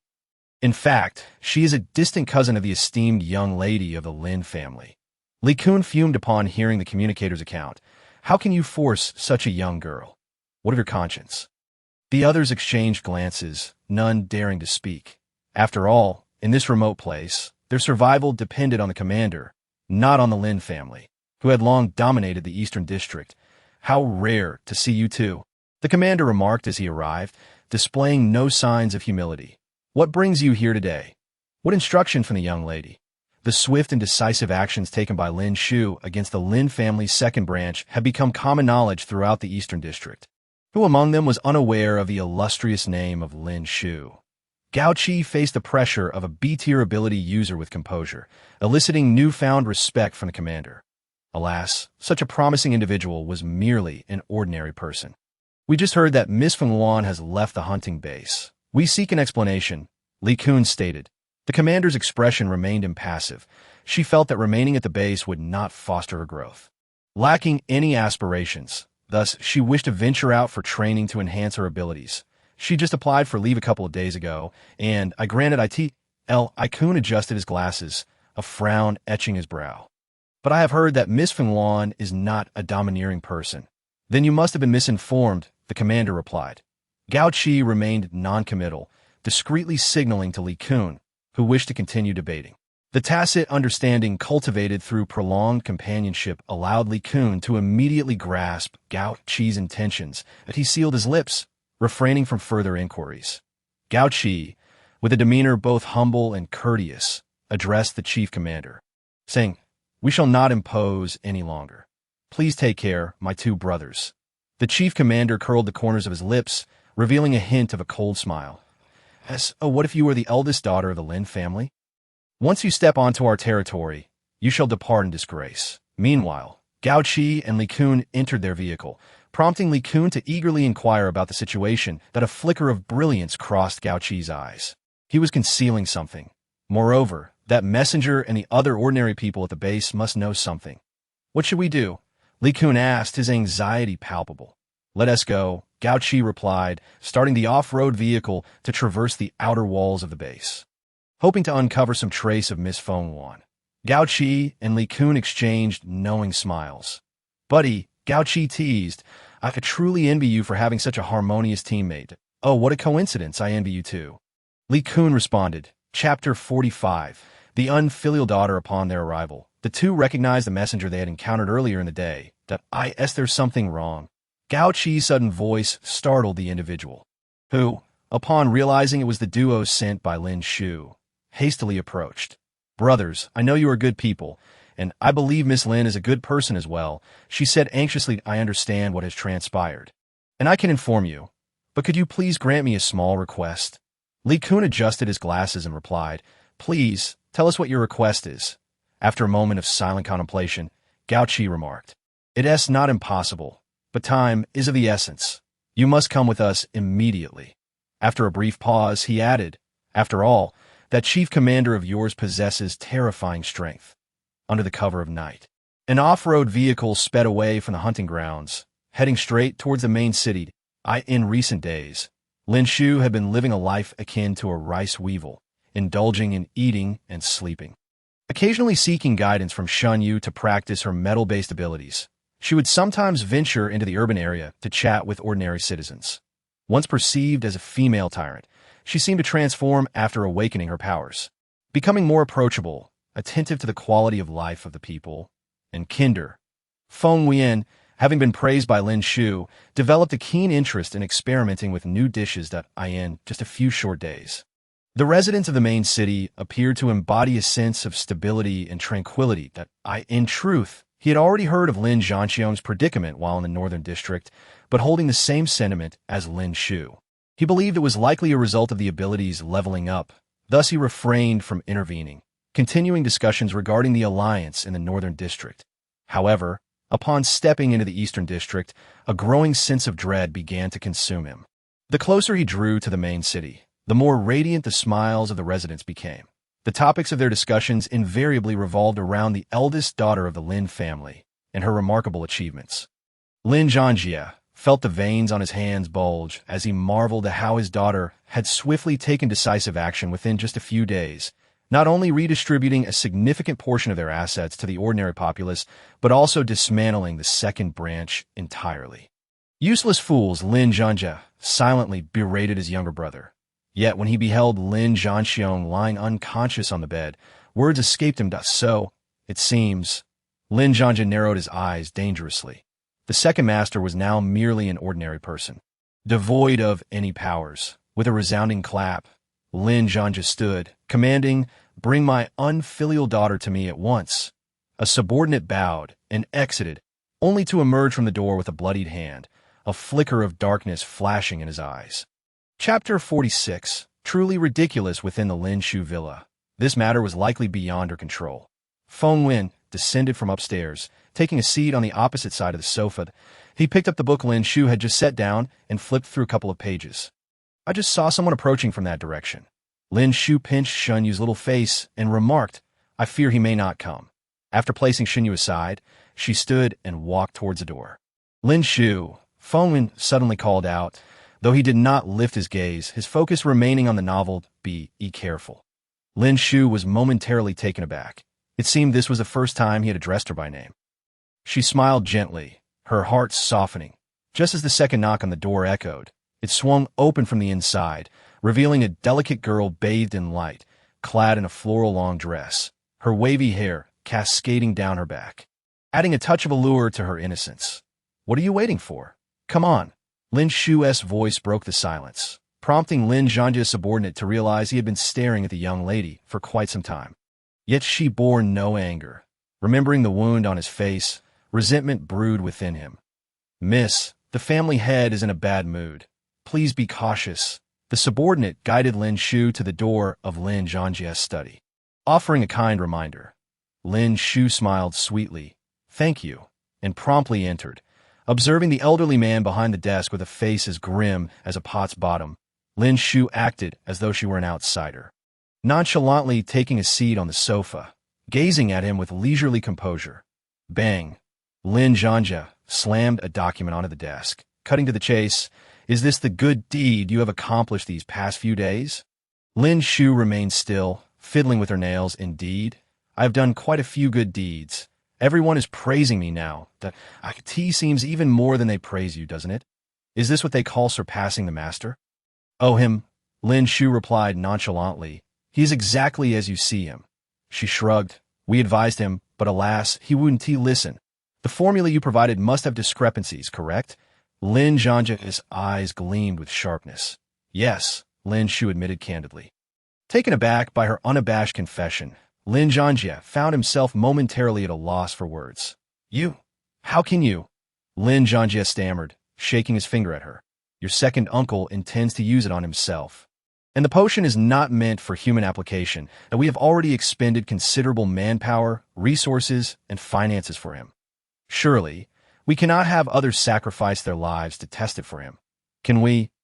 Lin Zhanjie disagreed vehemently. "But he is your second uncle, your kin. You can experiment on those ordinary people and merely compensate their families with a little money. Isn't that a win-win situation? Is your second uncle's life worth less than that of others?" Lin Shu scoffed. "Your words are indeed laughable, which is precisely why the economy in your hands cannot flourish in the Eastern District, while I can achieve results in less than 3 days. Chapter 47. As you like, Lin Shu tilted her head playfully, gazing at Lin Zhanjie. "They want my life. Does that count as a mistake? Who hasn't erred in judgment at times? It is excessive to send me so far to the border." Lin Zhanjie rubbed his temples. "Moreover, your second uncle lies bedridden, unconscious, and requires constant company." Just then, a subordinate reported from outside. "Family head, The caretakers for the second master have come to inquire about their wages. Lin Zhangjie waved his hand dismissively. Why must I personally attend to such trivial matters? Can't you handle it? The subordinate hesitated, but there are a total of 17 caretakers, each responsible for different days, hours, and tasks. I'm unsure how to distribute the payments. Lin Shu, who had been sipping tea, suddenly spat it out upon hearing this. Lin Zhangjie's face turned awkward as he shot a glare at the subordinate, who seemed oblivious as he retreated, even winking at Lin Shu as he left. Ahem. Lin Zhangjie cleared his throat to ease the tension. Let us not dwell on the household matters of the second branch for now. Lin Shu understood. The previous discussions were merely a prelude, and this was the crux of the matter. However, now that Lin Shu had taken over, she would not simply yield. Clearing her throat, as Lin Zhangjie anticipated a lengthy discourse from her, she instead uttered 3 words. As you like. He couldn't have misheard, could he? Lin Zhangjie froze, momentarily contemplating. Perhaps he had underestimated her. Maybe she wasn't as, because I've already restructured the assets. Lin Shu continued. Of the existing Lin family assets, more than half has been reorganized by me in just 3 days that he thought perhaps not. Nonsense. Lin Zhangjie desperately wanted to curse at S.O. She had indeed been waiting for him. What sounded like meticulous reorganization was merely a transfer of his assets, and the contracts had already been signed and put into effect. Lin Shu observed Lin Zhangjie's growing frustration and slowly spoke once more. Delivering another blow. Therefore, these subdivided assets belong to me. Lin Zhangjie sighed. Enough, no more. He could envision the outcome. After merely 2 or 3 days of his trip to negotiate cooperation in the Northern District, his brother was no longer his brother, and his sister-in-law and niece had been sent away. Even the profitable ventures had been usurped by others. He felt utterly helpless. A fierce glint emerged in Lin Zhangjie's eyes as he looked at Lin Shu. I raised you for over 20 years, and in the end, you turn out to be an ungrateful wolf. Lin Shu smiled faintly, neither affirming nor denying. Humph, since that is the case, I shall not concern myself any further. Let us settle the father-daughter relationship today. Bring in the others. Lin Zhangjie raised his hand, intending to call someone inside. At that moment, a cacophony of voices and footsteps erupted from outside, followed by the door being flung open with a resounding bang. Master, the beast tide is upon us. Chapter 48. Will you walk with me? Lin Zhangjie was taken aback, and Lin Shu was equally astonished. In each other's eyes, they could see a reflection of panic. However, experience prevailed. Lin Zhangjie, accustomed to facing tempests, swiftly regained his composure and began to strategize. He promptly utilized the small speakers installed in various areas to assemble the ability users. Lin Shu recalled that in the second year of the apocalypse, a rare beast tide indeed erupted in the Eastern District. Due to its suddenness and lack of preparation, many ability users perished, including a remarkable yet nameless metal-type user. Yet, as one of the only 2 leaders in the Eastern District possessing A-level powers, she could not abstain from the battle at this moment. Lin Zhangjie was gesturing with a map, swiftly assigning tasks. I will lead half of the ability users to defend the city gate, while Lin Shu will lead the other half outside the city to hold them back. That we must stabilize the emotions of the ability users and slow the advance of the beasts. Sister Shu, I want to go with you, Xinyu pleaded, shaking Lin Shu's arm. No. Lin Shu replied, her usually gentle demeanor replaced with a serious tone as she firmly refused. You may not go. You have just advanced to B level, and many of your skills are still unrefined. Noticing Xun Yu's head drooping further, Lin Shu realized her words had been too harsh and added, you can follow behind me, that I will need to divide my attention to protect you. She gently caressed Xun Yu's smooth, round face, saying softly, you wouldn't want me to get hurt because of you, would you? Besides, it's crucial to defend our home. Don't you think? But Sister Shu isn't home. So I need to help her guard this house. I can't let her be distracted by what's behind us. Although Xun Yu still longed to fight alongside Lin Shu, she understood that Lin Shu entrusted her with protecting their important home. This was a testament to her trust. Thus, she obediently replied, all right. Immediately, she nodded resolutely. I will help Sister Shu guard the house. After assigning Xun Yu's task and instructing the butler and Cheng Shu to take good care of her, Lin Shu's mind lingered on one person she was particularly concerned about. She turned to Feng Wuyan, who, at that moment, happened to be gazing back at her. Lin Shu felt a moment of disorientation. As if she had spoken without much thought. "Will you walk with me?" Feng Wuyan's eyes shimmered with a captivating light as he replied, equally thoughtlessly, "All right." Shun Yu and the others felt a strange sensation wash over them, akin to witnessing a couple indulging in a sweet moment. Lin Shu suddenly realized the slightly ambiguous nature of her previous words, her face flushing crimson as she hastily added, "I will protect you. There's no need for concern." Feng Wuyan nodded. In truth, he understood that Lin Shu did not genuinely wish to take him along in her mind. He was likely a man utterly incapable of defending himself. One who perpetually required her protection, that a smile crept onto his lips. He was not as weak as she believed. Just like earlier, when she had inadvertently revealed her desire for him to accompany her. With that thought, Feng Wuyan's spirits sank once more. What he truly wished to see was the most authentic version of her. Chapter 49. Do not rush after tidying up their belongings. Lin Shu and Feng Wuyan prepared to set off. Upon arriving at the command center, Lin Zhanjie had already drawn lots to determine the division of zones for all the ability users. Lin Shu found herself assigned to the essential route from the Eastern District to the Southern District. A mere 10 minutes from the Eastern District, this would ensure timely resupply later on. After briefly boosting morale, Lin Shu gathered her team of ability users and headed to their battleground. Before they arrived, the stench of blood assaulted them. Accompanied by the relentless roars and howls of the mutated beasts, the ground trembled violently. Lin Shu utilized her wind abilities to ascend the city wall, observing the patterns of the beast's movements. After a moment, a bold yet sinister thought surged within her. Could there be something amiss in her assigned area? Her pupils contracted, and her expression shifted dramatically. Beast frenzy powder, as its name suggests, drove the beasts into a frenzy at the slightest scent, causing them to lose all reason. Yet, paradoxically, these creatures were irresistibly drawn to that very scent. When Feng Wuyan had still been the Lin family's research lab, he had participated in studies on beast frenzy powder with his colleagues. The intention behind researching such powders was to lure the beasts farther away, not. Thus, Lin Shu's earlier suspicion that the number of beasts in her designated area was unusually high was not mere coincidence. It was orchestrated. As for who was behind this manipulation, it became glaringly obvious. Lin Zhanjie. Lin Shu silently uttered his name, a surge of fury igniting within her. The previously secure route, as depicted in the novel, had been altered, inevitably leading to a chain reaction of consequences. Fortunately, she had not allowed Xinyu to follow. Now, she could vaguely ascertain how that previous metal-type ability user had met their demise amidst the battlefield against the beasts. All her pent-up indignation transformed into wrath directed at Lin Zhanjie. Her skills accelerated in speed, precision, and urgency, the wind blade she unleashed more densely packed, each strike lethal, eschewing flamboyant and cumbersome movements wherever Lin Shu traversed. Hordes of beasts fell as if mowed down like wheat.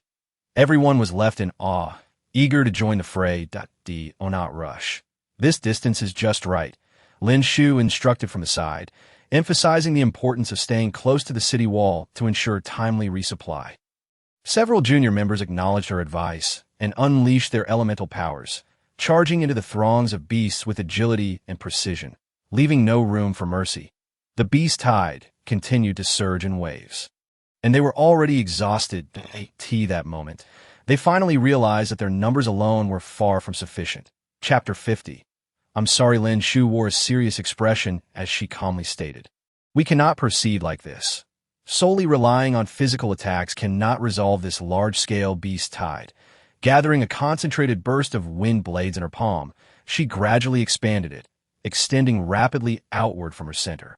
The air suddenly stilled, as if all the wind had been suspended within her grasp, leaving only the furious roars of the mutated beasts below the city wall ringing in everyone's ears. Suddenly, she thrust her hand forward, the wind visibly expanding, towering towards the heavens. The vortex spun rapidly, advancing toward the beast horde. It's a tornado. One of the team members exclaimed in astonishment. Two girls stepped forward, and Lin Shu glanced at them, instructing, channel the debris and fire energy into my wind and push it forward together. Understood. The two immediately complied, focusing their energies to merge. Under their combined control, the tornado eventually transformed into a colossal fire dragon pillar. Its flames searing hot, accompanied by swirling debris and sand, instantly altering the atmosphere. I could see that moment. Feng Wuyan swiftly erected a mental barrier, encasing everyone within a translucent dome imbued with a bluish aura. This not only shielded them from the powerful winds, but also insulated them from the heat and debris generated by the flames. Wow, what kind of ability is this? It feels so powerful. Yeah, I've never seen anything like it. It must be beyond the 5 elemental categories. Lin Shu was astonished internally, but dared not lose focus. She understood that this was the domain of mental abilities, Feng Wuyan's domain. She accelerated the flow and guidance of her wind abilities, directing the fire tornado toward the beast horde, prompting a series of explosions and the anguished roars of the beasts being torn apart. Wherever the tornado swept, no beast was spared. Lin Shu gazed at the whirlwind, letting out a sigh of relief that it worked. Wow, the young lady is truly formidable. Indeed, isn't this a transition from physical to magical abilities? Amazing. The surrounding ability users erupted in excited discussions, including those 2 girls who joyfully discovered they had advanced from D level to C level, thanks to that brief moment of elemental convergence. Yet, Lin Shu's spirits were unusually low. Although this was her first time condensing such a potent elemental skill, she found no joy in it. She had once believed that by saving him that day, he had escaped inhumane modifications. Yet now, she realized it was all too late. She had arrived too late. Lin Shu clenched her fists, her features etched with guilt. Had she not subjected him once more to that despair? Feng Wuyan had been watching her from behind when suddenly he furrowed his brow, keenly sensing the shift in her emotions. She was unhappy, or perhaps angry. But why? Perhaps it had started when he erected the mental barrier. Was it because of him? Because he concealed his abilities, pretending to be an ordinary person? At that moment, Lin Shu turned towards him, her expression reflecting a dazedness he had never seen, and she uttered a few words. "I'm sorry." Chapter 51. Don't run off again. Lin Shu fell silent, redirecting her gaze to the chaotic battlefield before them. Despite the previous powerful tornado having significantly weakened the beast's combat capabilities, they still pressed forward slowly towards the city gate. I could see this moment. Lin Shu was lifted by the wind, standing as if on a cloud, resembling a deity. The morale of those present surged, igniting their fighting spirit. Yes, Feng Wuyan's gaze was fixated on Lin Shu's figure, captivated by her brilliance that rendered her impossible to overlook. Compelling an instinctive desire to draw nearer and followed, he advanced with purpose, striving to keep pace with her swift movements. Lin Shu dashed several dozen paces before landing on the ground, swiftly turning to conjure multiple currents of air, which splintered into an array of sharp, fragmented wind blades. With arms raised, she hurled them at the monstrous beasts. The blades, forged from the gathered wind energy, pierced through the massive and unwieldy bodies of the creatures, causing them to topple like a cascade of dominoes. Yet, some beasts, not struck at their vital points, staggered back to their feet, continuing their relentless advance. Lin Shu furrowed her brow, sensing something amiss. These creatures were behaving far too erratically, as if they had lost their minds. Manipulated by some unseen force, a wave of alarm washed over her as she noticed a beast charging towards her, its enormous horns poised to strike. There was no time to evade. Was this the end? Instinctively, she shut her eyes, only to hear a thud, yet felt no searing pain from the beast's horn piercing her. Tentatively, she opened her eyes, only to be met by a pair of deep, concerned eyes, momentarily forgetting to breathe. Feng Wuyan trembled, clutching her tightly, unable to fathom what would have happened had he not pursued her, had he not erected a mental barrier in time. His mind was consumed by a singular thought. He could not lose her. Over the years, he had endured a series of losses that should have rendered him numb. His parents had departed from his life when he was but a child. He never knew if it was due to an accident or abandonment. During his university years, he had met his mentor, Su Weiji, a renowned professor who had hailed him as an extraordinary genius, a once-in-a-century talent. Yet he never anticipated that, when the apocalypse arrived, Su would betray him. Casting him into an abyss of despair, he had retreated into himself, unwilling to trust anyone again, even believing that Lin Shu's proximity had ulterior motives, until her unwavering support, until he witnessed her protection of the common folk, until she fought against the fade of the Lin family, which was as corrupt as it was glamorous, until his gaze became perpetually fixed on her, until just moments ago, when he feared he might lose her. Lin Shu, he spoke slowly. Lin Shu, still somewhat dazed, replied softly. With a crack, the mental barrier shattered, unleashing a violent surge of psychic energy that obliterated the nearby beasts, leaving no trace of their existence. Lin Shu emerged from the overwhelming wave of power. Her senses sharpened that moment. She distinctly heard Feng Wuyan whispering in her ear, "Next time, don't run off." Chapter 52. Do not attempt to control me. Lin Shu was bewildered. She had remained right there, held tightly by this formidable figure. Unable to escape even if she had wished to, Feng Wuyan seemed to sense her thoughts, his gaze unwavering yet gentle. "Promise me," though she was uncertain of the extent of his powers. The display he had just shown suggested that he was far beyond mere Barank abilities. Contemplating this, she pushed him away, displeasure evident on her face. "Please do not let your psychic influence cloud my judgment." Her tone edged with irritation and distance. "And do not attempt to control me." She recalled how, in the original narrative, she had merely been a puppet, an experiment for Feng Wuyan. Even now, though she was not the original Lin Shu, he had indeed exerted control over her mind. Feng Wuyan fell silent, his eyes filled with remorse. "That I'm sorry." He believed his sudden actions had startled her and hastily explained, "I know my behavior was reckless and discourteous. But please trust that it was unintentional. Let's set that aside." Lin Shu interjected, pointing ahead with urgency. "That girl is not dressed like one of our team." Feng Wuyan followed her finger and was taken aback. "We should check on her." As they approached, they discovered a pale little girl, only slightly older than Shunyu, her body burning with fever, her complexion ghostly, racked with convulsions. Lin Shu and Feng Wuyan exchanged glances, finding affirmation in each other's eyes. Her powers are awakening. This reaction was characteristic of those experiencing an awakening, something they both understood well. That it was likely that the girl's family, believing her merely to have a fever, had abandoned her amidst the chaos of the beast tide. Lin Shu attempted to rouse the girl, but she showed no signs of awakening, trapped in a nightmarish slumber. "Help! Save Mama!" Her incoherent pleas were disjointed, and without hesitation, Lin Shu scooped her up, and together with Feng Wuyan, they made their way to the city gates. The awaiting psychics immediately approached, inquiring about the girl's condition. "Find her a clean room and summon a station doctor to treat her," Lin Shu ordered. "She's in the process of awakening." Upon hearing this, the psychic's expression shifted to one of seriousness, and he promptly cleared a path, personally escorting the girl to a pristine infirmary. But a roar echoed through the air, and Feng Wuyan reminded, "We should be on our way." "All right," Lin Shu nodded, gently stroking the girl's cheek. "Hang in there, wake up soon." With that, she and Feng Wuyan departed.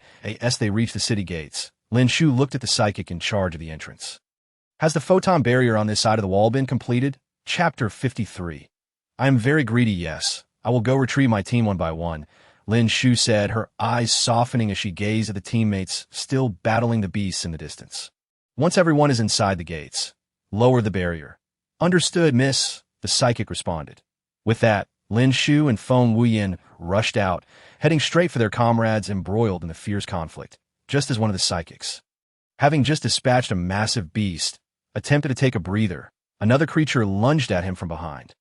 "Hey, miss," he barely exclaimed before a shard of Lin Shu's wind blade whisked past his ear, freezing him in place, terror filling his eyes. The young lady had saved him. Overcome with shame, he realized how careless he had been, underestimating the situation. Without daring to defy her, he retreated toward the city gates. Lin Shu and Feng Wuyan carved a bloody path, searching for any surviving civilians and psychics, escorting them towards safety. Suddenly, a furious roar erupted from the throng of beasts, revealing a creature several feet long. Its size dwarfed the others, its form robust and menacing, fixating its blood-red eyes on the group, or rather, on Feng Wuyan. Its gaze gleamed with a predatory hunger. Baring its teeth, and emitting guttural growls. With a piercing howl, it charged toward the crowd. The psychics paled in fear, and the ordinary civilians cried out in panic, sprinting toward the gates with all their might. "Quick! Activate the photon barrier!" The psychic in charge of the city gates commanded urgently. His expression taut. Lin Shu, hearing his words, quickly estimated the distance to the gates. There was no time left. "What are you hesitating for? Are our lives less important than the entire Eastern District?"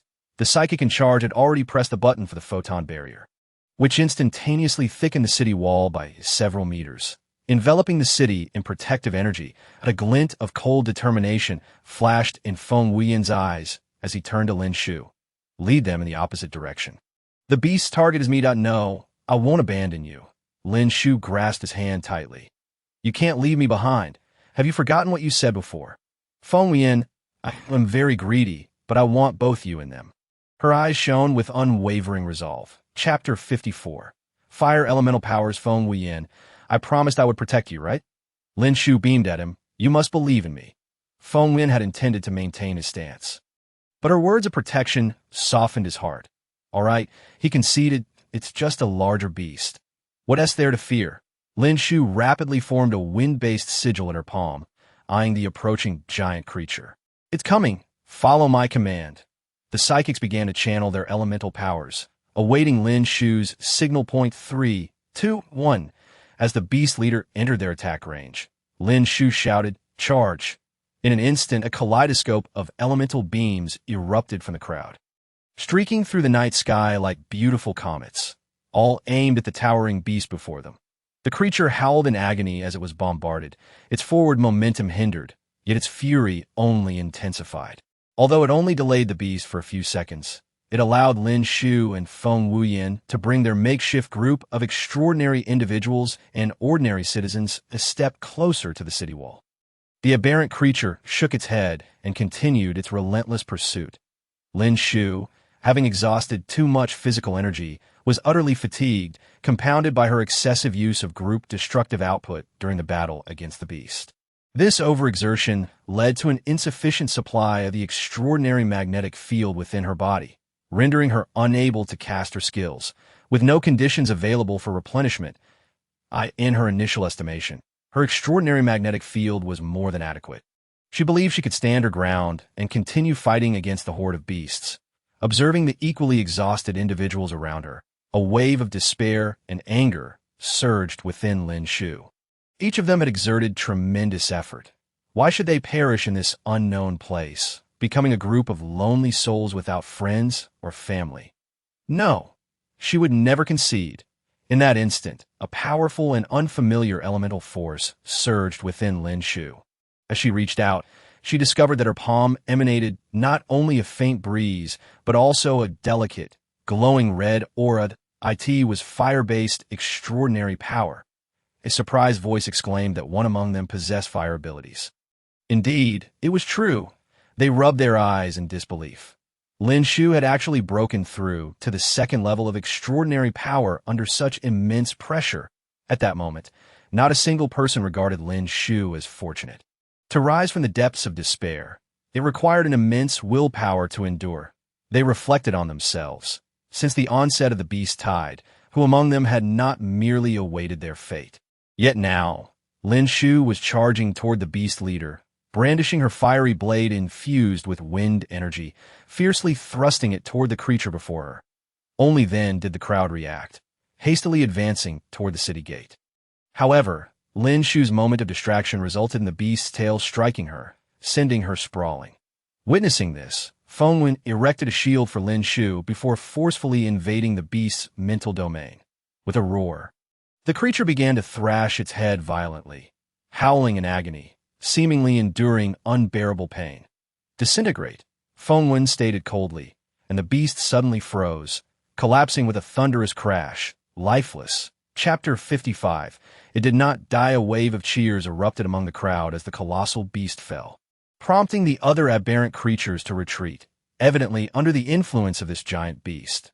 The city gates swung open once more, and everyone streamed inside, their faces alight with joy. The guarding extraordinary individuals were about to call Lin Shu and Feng Wuyan into the city when Lin Shu urgently shouted, Quick, close the gate. Reacting instinctively, the guard swiftly shut the gate and dashed up to the watchtower. Upon peering down, his face turned pale, his eyes wide with disbelief. Why close the gate? The young lady hasn't entered yet. Yes, can't we wait a moment longer? The crowd murmured in confusion. The beast, people quieted, awaiting the guardian's next words. The beast has not died. What? At that moment, Lin Shu stared in astonishment at the creature before her. Just moments ago, it had been obliterated by Feng Wuyan's mental piercing strike. Even she could feel the tremendous power of the psychic force Feng Wuyan had unleashed. What magnitude of strength could deliver such a fatal blow? Yet now, it had risen again, snorting hot breath and roaring as it charged toward Feng Wuyan. Feng Wuyan had just executed a psychic penetration that required substantial mental fortitude, leaving him considerably drained and retreating slowly. He heard Lin Shu call his name, her voice seemingly infusing him with strength, and he faced the beast head-on, their presence creating a powerful atmospheric disturbance that sent tremors through the ground. Both Feng Wuyan and the beast were staggered back by the forceful airwave, and at that moment, a fiery vortex surged toward the beast's face, aiming directly for its right eye. The creature, unable to evade in time, was struck at its vulnerable spot, the flames scorching its right eye into a charred ruin, with the fire spreading further. Let us go. Lin Shu tightly grasped Feng Wuyan's hand, guiding him back into the woods. Noticing that the beast had yet to pursue them, Lin Shu quickly examined Feng Wuyan's wounds, discovering only minor abrasions, which gave her a clearer understanding of his capabilities. He was far more formidable than she had imagined. Feng Wuyan gazed at her quietly, about to speak when his expression suddenly tensed. He yanked Lin Shu's arm, pulling her swiftly to the side, and a massive fireball descended upon the very spot they had just occupied, unleashing a wave of intense heat as it landed. Damn it, Lin Shu cursed inwardly. Why does it always pursue you relentlessly? The beast had a singular focus. Its target was unequivocally Feng Wuyan. Feng Wuyan, too, was perplexed. He had just probed the beast's mental domain and found no signs of human manipulation, unless there existed some connection or similarity between them that a fleeting thought crossed Feng Wuyan's mind, but before he could dwell on it, the beast's heavy footsteps grew increasingly close. He took Lin Shu's hand and turned to flee, but upon raising his gaze, he met the blood-red, murderous eyes of the beast. In the next moment, Feng Wuyan was violently swatted aside, his head colliding with a protruding, uneven rock. As he was flung away, he managed to erect a mental shield for Lin Shu before closing his eyes.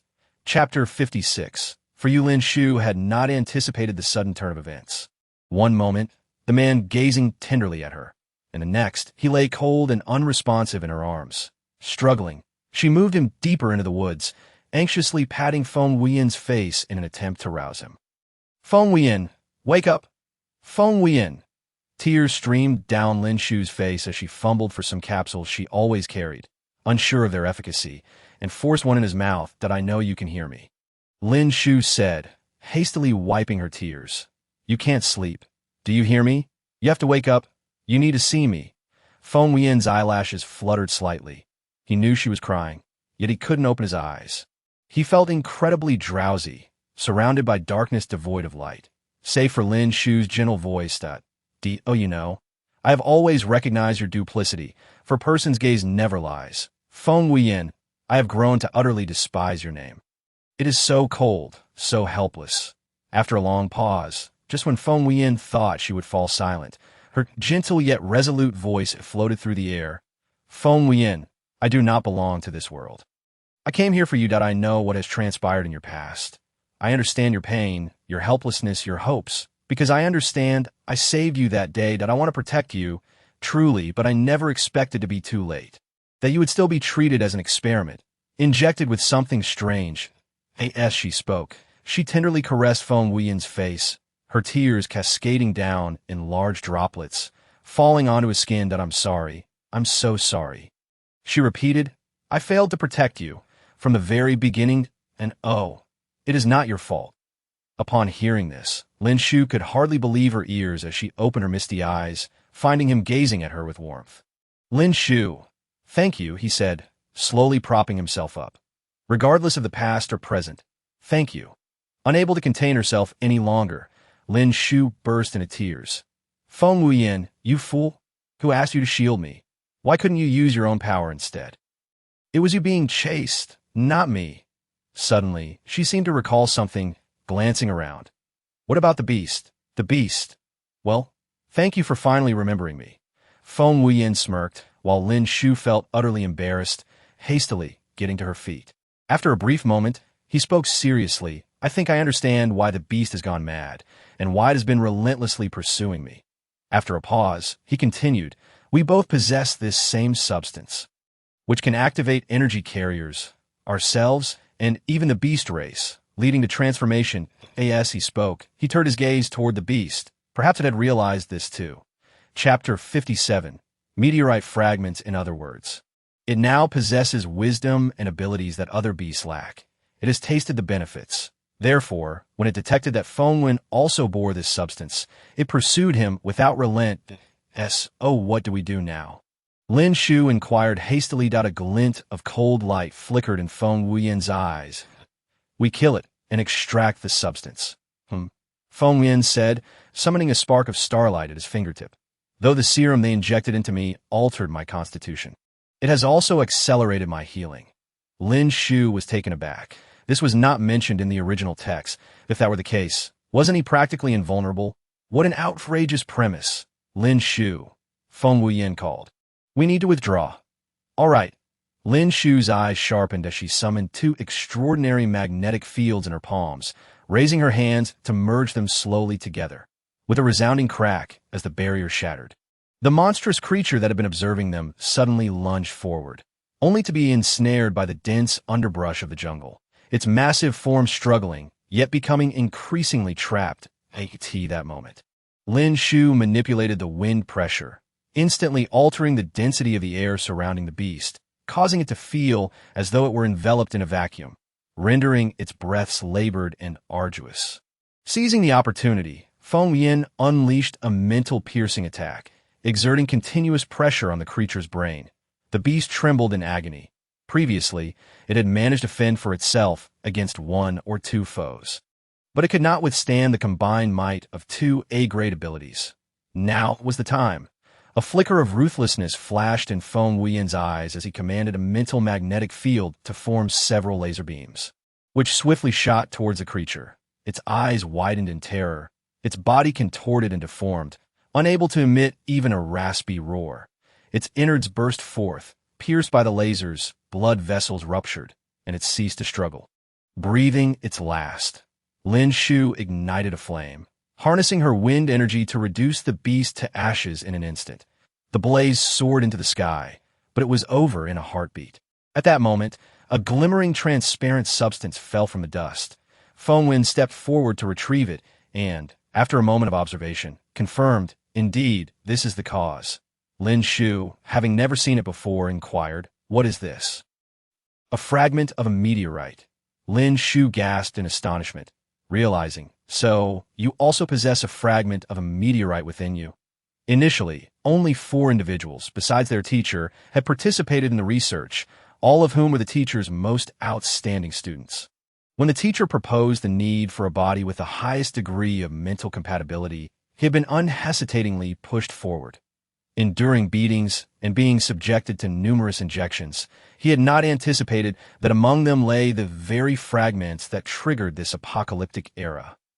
It's all in the past. Don't dwell on it. Lin Shu sensed Feng Wuyan's emotional turmoil and understood he was recalling dark memories, so she gently patted his back. Look, my background is also quite tragic. We are, in a way, kindred spirits. Had it not been for them, we might have perished long ago. Perhaps it can be seen as a serendipitous turn of fate. She tilted her head, her eyes shimmering with fragmented starlight. Though not as radiant as usual, they exuded a unique elegance. Chapter 58. Forced to take the blame as Lin Shu and Feng Wuyan emerged from the forest, the beast tide had already receded. In truth, based on the radiation from the meteorite, beasts are more amenable to mutation than humans. However, humans and these creatures had maintained a relatively peaceful coexistence, with only minor frictions occurring occasionally, never on such a massive and organized scale. Indeed, It was evident that the lesser beasts were following the orders of that giant beast. This indicated that the intelligence of that giant beast far exceeded that of ordinary creatures, rivaling even that of average humans. Feng Wuyan pondered this, contemplating the implications that if meteorites could not only enhance physical capabilities but also elevate the intelligence of animals, what then of other beings in this world? If these thoughts held any truth, humanity's status would be in stark contrast to that of the pre-apocalypse era, no longer the dominant species, but rather slaves to other beings on Earth. Feng Wuyan believed her reasoning to be sound. She wondered how she had ended up abandoned here by her family. This was not the urban area of the Eastern District, but a necessary route from the Eastern District to the Southern District. Without family guidance, given her attire and age, it would be implausible for her to venture here alone. Lin Shu furrowed her brows as the communication wristband suddenly emitted a request for a call. Startling both of them from their thoughts, she had forgotten that she had donned it before their departure for the sake of convenience in contacting Gao Qi and Li Kun. She answered the video call, and a holographic projection of Gao Qi's handsome face appeared before her. "Miss," he began, "did you reach Lin Feng Wuyan? Apologies, we arrived late. Miss Feng Wuyan left the hunting area a week ago," Gao Qi's calm voice replied. Lin Shu keenly detected a suppressed anger hidden within. Raising an eyebrow, she inquired, "Have you uncovered something? Speak freely." "Yes, the residents and ability users in the hunting area have all been instructed to maintain a unified narrative." Claiming that Miss Feng Wuyan left the base voluntarily to seek experience, Gao Qi paused before continuing. He shifted to reveal a woman behind him. Lin Shu nodded, urging him to proceed. Gao Qi's expression turned cold as he stated, "She was previously under my surveillance, and I personally witnessed the commander coercing Miss Feng Wuyan into servitude." Upon hearing this, Lin Shu's expression turned icy. The original text merely indicated that Lin Feng Wuyan was oppressed by Lin Shu and constantly troubled. Yet the idea that this lofty young lady would expel someone from the district seemed implausible. After all, she was the sovereign of Region 1, and tyrants did not act in such a manner. It appeared that the slander directed at her was the work of another. The feeling of being unjustly blamed left Lin Shu quite displeased. "Dare to play tricks in my presence. This bunch of lowly fools has certainly grown bolder." Lin Shu's expression remained frosty as she demanded, "Who is that commander?" Chapter 59. A grandiose resume, Li Kun's long fingers swiftly scoured through his notebook, the reflection of light from his glasses revealing a flurry of data shooting past him. Lin Shu watched in awe. She had once been a tech enthusiast, but compared to Li Kun, she felt woefully inadequate. The original owner had some discernment, although it might not have been applied in the most appropriate manner. It was beneficial nonetheless. Found it, Li Kun adjusted his glasses, and Gao Qi promptly directed the camera to him. Clearing his throat, he read aloud, "Wang Wabang, male, 46 years old, directly subordinate to the city lord of the Eastern District. Lin Zhanja." Lin Shu suddenly felt a headache. Why was this Lin Zhanja always causing her trouble? 46 years old. Feng Wuyan could no longer maintain his cold demeanor, twitching his lips as he repeated the age. Lin Shu remarked, "Are you perhaps missing the point, sir?" Feng Wuyan raised an eyebrow at her. "How old is Lin Feng Wuyan?" "She is barely 14. Feng Wuyan replied. A 46-year-old man coveting and coercing a 14-year-old girl into submission indicates that he is inherently a villain. "I think it's quite acceptable," Feng Wuyan smirked. Gao Qi and Li Kun exchanged glances, puzzled. Li Kun coughed lightly and continued, "Miss, this individual is not easy to deal with." Lin Shu raised an eyebrow. "Why do you say that?" "His resume is simple, yet the content is complex. Wang Wabang, in his youth, served as a mercenary group leader in Country M, and at 28, single-handedly assassinated the president of Country X. He is undeniably a ruthless character. Subsequently, he was wanted for arms smuggling, a matter that Lin Zhanja resolved, indicating that Lin Zhanja owes him a favor. More crucially, he awakened as a B-grade Earth-type ability user, thus receiving considerable favor from Lin Zhanja, who even personally taught him combat skills, treating him as a trusted aide." Lin Shu scoffed. "Do you really believe Lin Zhanja values him that much? If that were the case, why would this resume be so ostentatiously embellished?" Gao Qi and Li Kun remained confused. Feng Wuyan explained, "It's merely a precaution against him overshadowing his superior, reminiscent of ancient emperors who would dispatch capable subordinates to the frontier to prevent them from amassing power. They finally understood. Lin Shu sighed. Whether it was Wang Wabang, Lin Zhanja, or even herself, anyone who obstructed Lin Zhanja's path to power could be discarded without a second thought. Those who held no utilitarian value. Even blood relatives could be treated like discarded rags, hastily buried without ceremony. Was power truly so paramount, so critical that it obliterated trust between individuals? She recalled the Feng Wuyan from the original text and turned her gaze toward the man beside her. Chapter 60. He quite good-looking no. It's nothing. Lin Shu shook her head, reflecting on the conclusion of the original text, where he forged a high-tier ability user team that obeyed only him. Ostensibly for the peace and development of the Eastern District, but in truth, to satiate his own thirst for power and desire. Lin Shu still found it unfathomable that such a gentle and refined hero could commit such atrocities against his fellow humans to fulfill his craving for power. She could not reconcile the image of the man before her with that of the villain from the narrative. In her heart, she repeated, "It's all right. I am no longer the original Lin Shu." And he is far removed from the original Feng Wuyan. Since Feng Wuyan believed in her, it proved he was not the darkened scientific machine depicted in the novel. He had no reason or motive to deceive her. Thus, she should trust him and assist him, should she not? The communicator buzzed with excitement as it thanked Lin Shu, then began to speak of wanting to see his daughter and family, requesting Lin Shu's help. "How long has it been since you departed from the hunting area?" Lin Shu pondered for a moment and asked, "I fear it may be too late. Perhaps the individuals from the International Federation may preemptively seize control of your family to exert pressure. However, who can say for certain?" Lin Shu observed the pallor fading from the messenger's face and curled her lips into a slight smirk. "I refuse to believe that he can still maneuver with finesse after being exiled to the frontier." Gauchi furrowed his brow in confusion and inquired, "I was just about to ask, where are you exactly, miss?" "Yes," Gauchi and Li Kun responded in unison. "Please take care, miss." Lin Shu replied lazily before terminating the video call. Turning her head, she noticed Feng Wuyan with half of his face shadowed in a grim expression, prompting her to ask curiously, "What's wrong? Are you so deeply affected by that Qing Shu?" His chiseled, alabaster features, inadvertently revealing a hint of melancholic aloofness in his eyes, a noble nose, and thin yet sensual lips that often remain pursed in a cold detachment. This man is infuriatingly handsome. Meanwhile, lost in her thoughts about Feng Wuyan, Lin Shu remained oblivious to the enigmatic glances he cast in her direction. Far away in the villa, Qing Shu paced anxiously, awaiting news from Lin Shu. Sneezing 2 or 3 times in succession, he silently rubbed his nose, pondering over the recent pleasant weather, which hardly suggested a drop in temperature. Could something have happened to the miss? He suddenly felt a surge of panic. Having ventured out for the 24th time today to gather information. Chapter 61. You are also quite attractive. Both remained silent, the atmosphere palpably awkward. Feng Wuyan followed Lin Shu with a cold demeanor, as though she owed him 5 million. Oh, indeed, it seemed she was the one in debt. Lin Shu, naturally chatty, felt stifled by the silence, so she halted abruptly, causing Feng Wuyan to collide into her unexpectedly, nearly sending her stumbling. Be careful. Feng Wuyan quickly grasped her hand, but the force of inertia pulled her into his embrace.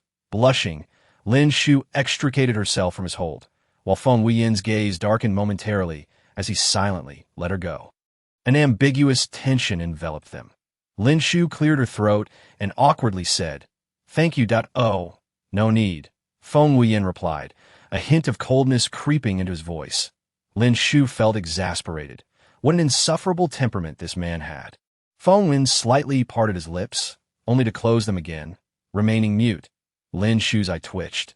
Was he truly feeling aggrieved? Maintaining her composure, she suggested, "If I've said something to upset you, please voice it." "How would I know if you don't speak?" Feng Wuyan halted, finally uttering words that left Lin Shu utterly dumbfounded. "Do you think I'm good-looking?" "What?" "Never mind, it's nothing." Feng Wuyan sighed. Lin Shu was baffled. So his earlier discontent stemmed from her complimenting Qing Shu's looks? Unable to contain herself, she burst into laughter. Feng Wuyan raised an eyebrow in confusion. "What is so amusing about my question?" "No, it's not that." Lin Shu stifled her laughter. I just find it peculiar that a grown man would care about his looks. I that's something more typical for us girls. You needn't worry. You're already quite attractive, Feng Wuyan blurted out without hesitation, seemingly oblivious to the significance of his words. Lin Shu's jaw dropped in astonishment. Did she just hear him compliment her? Instinctively, she responded with polite formality. Thank you, you are quite handsome as well. Upon hearing this, Feng Wuyan finally smiled gently at her, dispelling the previous awkwardness. The two engaged in light conversation, their atmosphere growing more harmonious as they approached the southern city wall of the Eastern District. Lin Shu inhaled deeply. Had we truly been pursued by that gigantic beast for this long? They had been walking for nearly the entire morning, compounded by the previous day of battle, and she felt utterly famished. So tired, so hungry, so sleepy. I miss my big bed, she lamented. Cupcakes, Lin Shu exclaimed excitedly as she accepted the treat. Feng Wuyan, you are simply remarkable. Where did you conjure this little cake from? Chapter 62. The manifestation of imagination. Feng Wuyan regarded the girl twirling around him, his gaze softening with a touch of affection. This is the manifestation of imagination. Just as Lin Shu was about to take a bite, she suddenly froze, her expression vacant. So, this is all an illusion? No. Feng Wuyan chuckled at her bewilderment. Aren't you going to try it? It tastes delightful, just like the kind you usually enjoy.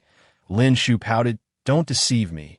Things born from imagination have no flavor. They are merely virtual creations. Feng Wuyan, with a hint of exasperation, took the cupcake from her phone, gently breaking off a small piece and popping it into his mouth. See? Lin Shu's eyes widened in disbelief. How's that possible? Feng Wuyan broke off another piece and offered it to her, his tone coaxing. Give it a taste. Tentatively, Lin Shu parted her lips and delicately extended her tongue, wrapping it around the cake he held. Observing her actions, Feng Wuyan's eyes darkened, and he swallowed hard. Lin Shu remained blissfully unaware of how alluring her subtle movements were. Delicious, she exclaimed, marveling at the delightful flavor of cream and cheese on her palate. How did you do that? It's incredible. I'm not entirely sure. Feng Wuyan shook his head. This is my second attempt at this skill. It seems that when I envision a specific item in my mind, focusing on its scent, shape, taste, or even its molecular structure, the more detailed the image, the more authentic the manifestation. Lin Shu's eyes sparkled with excitement. So, the closer it is to reality, the more real the object becomes. Right? Just like this cupcake, it's not a mere figment of imagination. It's a real cupcake. Feng Wuyan nodded. That's about right. Then, Lin Shu's eyes glimmered mischievously. Could you conjure up hot pot? Spicy chicken leg burgers, steak, red wine, ice cream, whipped cream, and cheesy baked rice for me? No, Feng Wuyan replied quietly, casting a glance at her. Eating too many strange things isn't good for your stomach. Oh, Lin Shu felt somewhat disheartened. This version of Doraemon was quite uncooperative, as she contemplated requesting a replacement. Just then, a small cup of yogurt appeared before her. Lin Shu raised her head to meet Feng Wuyan's gaze. Here, he said. Noticing she hesitated to take it, yogurt contains active probiotics, which are good for digestion. You can have a little, but don't overindulge to avoid diarrhea. Just as Lin Shu was about to take it, her hand trembled, nearly spilling its contents. She grimaced. Could you perhaps phrase things a bit less bluntly? Your choice of words is rather straightforward. After Lin Shu slowly finished the yogurt, she stood, recalling that Feng Wuyan, like her, had not eaten properly in the past couple of days. Why aren't you eating? Feng Wuyan shook his head. I'm not hungry. I have no appetite. Even if you're not hungry, you should eat. This is food, not a snack. Lin Shu frowned. That little cake you offered me was quite delicious. You should try it too. Suddenly, a thought crossed Lin Shu's mind, and she tentatively asked, is there a cool-down period for your skills? Chapter 63. Living in the moment, Feng Wuyan was taken aback by Lin Shu's keen observation. Realizing he couldn't hide the truth, he nodded. So, you saved both instances for me. Lin Shu stared at him, astonished. You are a girl, Feng Wuyan explained earnestly. Lin Shu was at a loss for how to respond. This man, with a cold exterior yet warm heart, had repeatedly maintained a stoic faade for her sake, a fact she could hardly remember. What is the interval? She inquired softly. Approximately 6 hours, he replied. Meeting her gaze, You needn't worry. I genuinely am not hungry. I have endured far worse hardships in the past, so this is truly nothing. Lin Shu suddenly recalled having read about him using this skill in a novel, where he manifested a multitude of glimmering weapons, far exceeding just two. By the way, I haven't asked about your current ability level, TSA level. Tentatively, she probed, did you awaken your powers when we first met? He glanced at her, stating, even then, I could keenly sense the fluctuations in your emotions. It was later that I awakened other skills, such as the manifestation you just witnessed. Now I understand. Lin Shu nodded, took 2 steps forward, and waved her hand at Feng Wuyan, urging, hurry up. Why are you dawdling? Feng Wuyan rose and walked over to her, cautiously observing her as he asked, you're not angry? Lin Shu shot him a puzzled glance. Why would I be angry? I merely concealed the fact that I am an ability user. Feng Wuyan lowered his head, stealing glances at her from the corner of his eye. Not at all, Lin Shu replied with a bright smile. After all, it's natural for one to be reserved with someone they've just met. I assent it. Besides, she winked at him. This actually makes me feel more at ease, because you are quite a formidable individual yourself. As Feng Wuyan gazed upon Lin Shu's radiant smile, his heart felt as if the clouds had parted.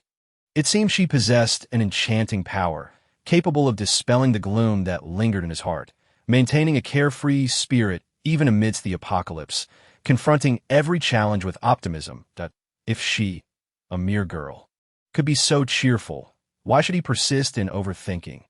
Living in the present, cherishing what lies before him, was of utmost importance. Look, Lin Shu pointed ahead with a smile, squinting her eyes. We have arrived. Feng Wuyan returned her smile as they stood before the private villa in the East District, where 2 groups were locked in a tense standoff. Please surrender. We come at the behest of the city lord to apprehend the traitors. Should you continue to resist, you shall have no one to blame but yourselves.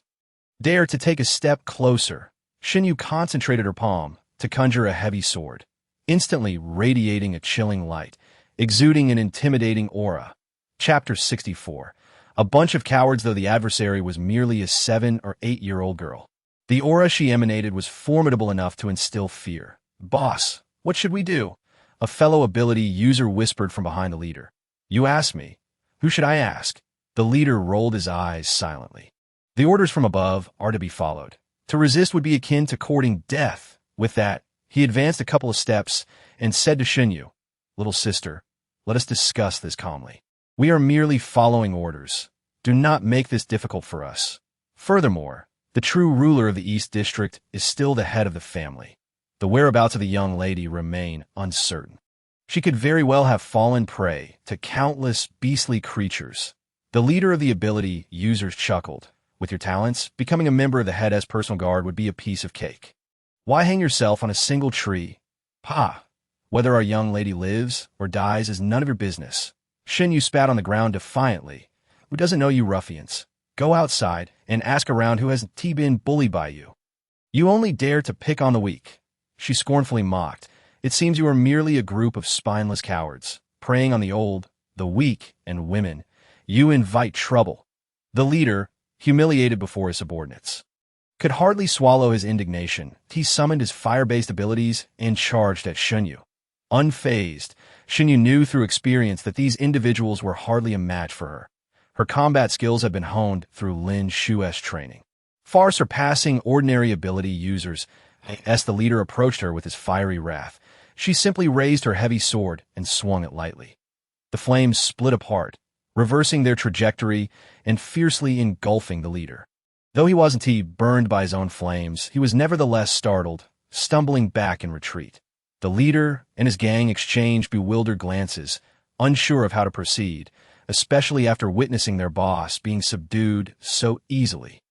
With a mere gesture, she indicated them to follow. If their leader had fallen to her in one move, they stood no chance even against her alone, let alone as a group.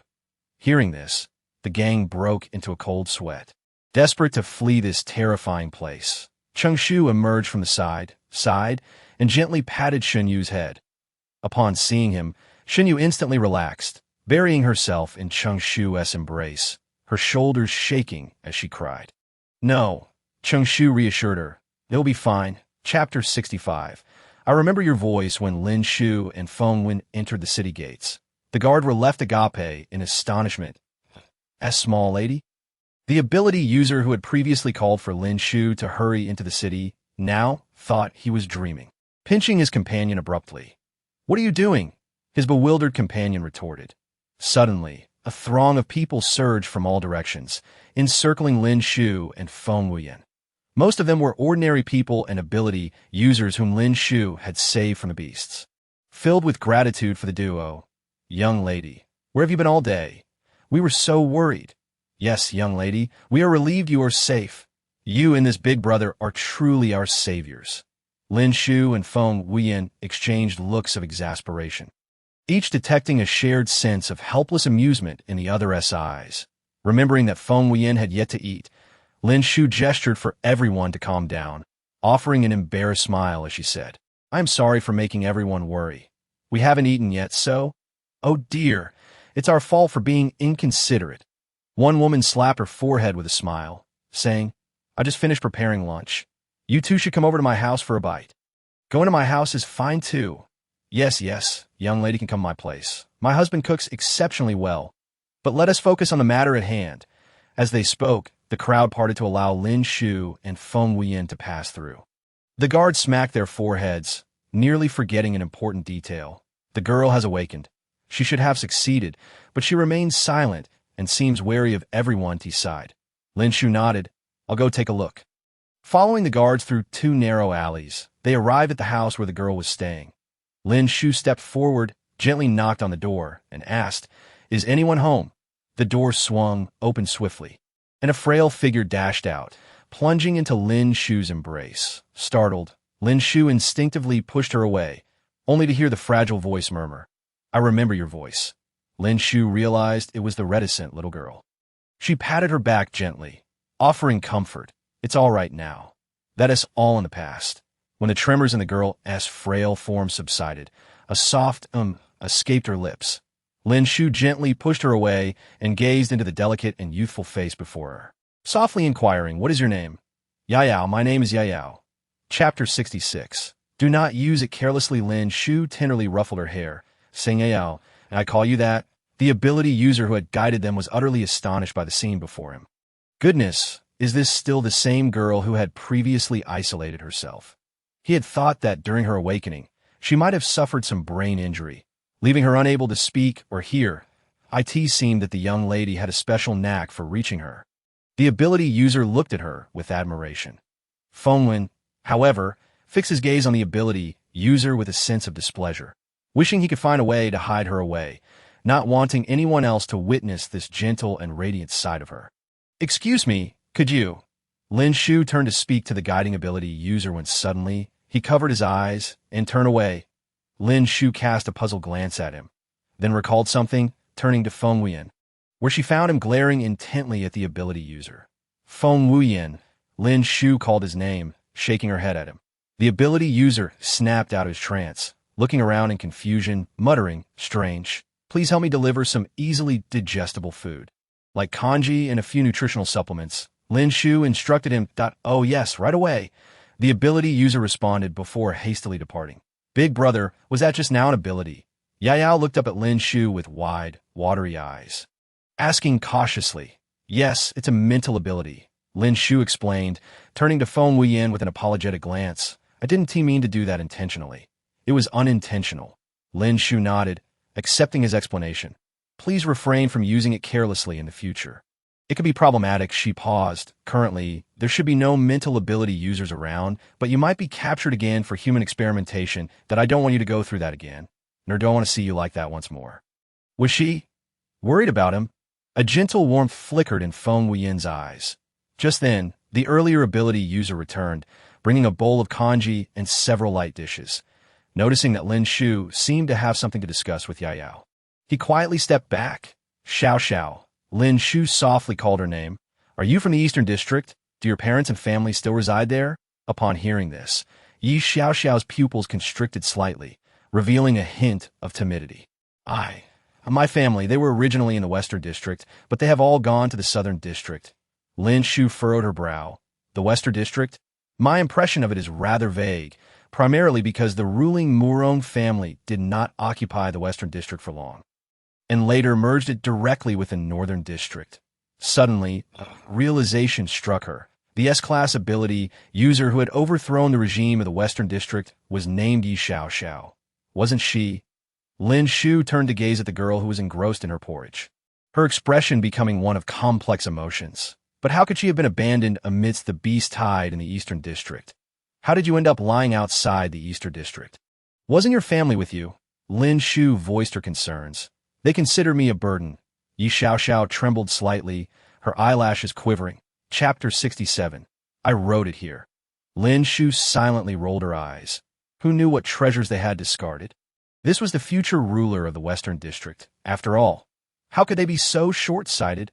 We had originally planned to travel to the Southern District with the others from the village.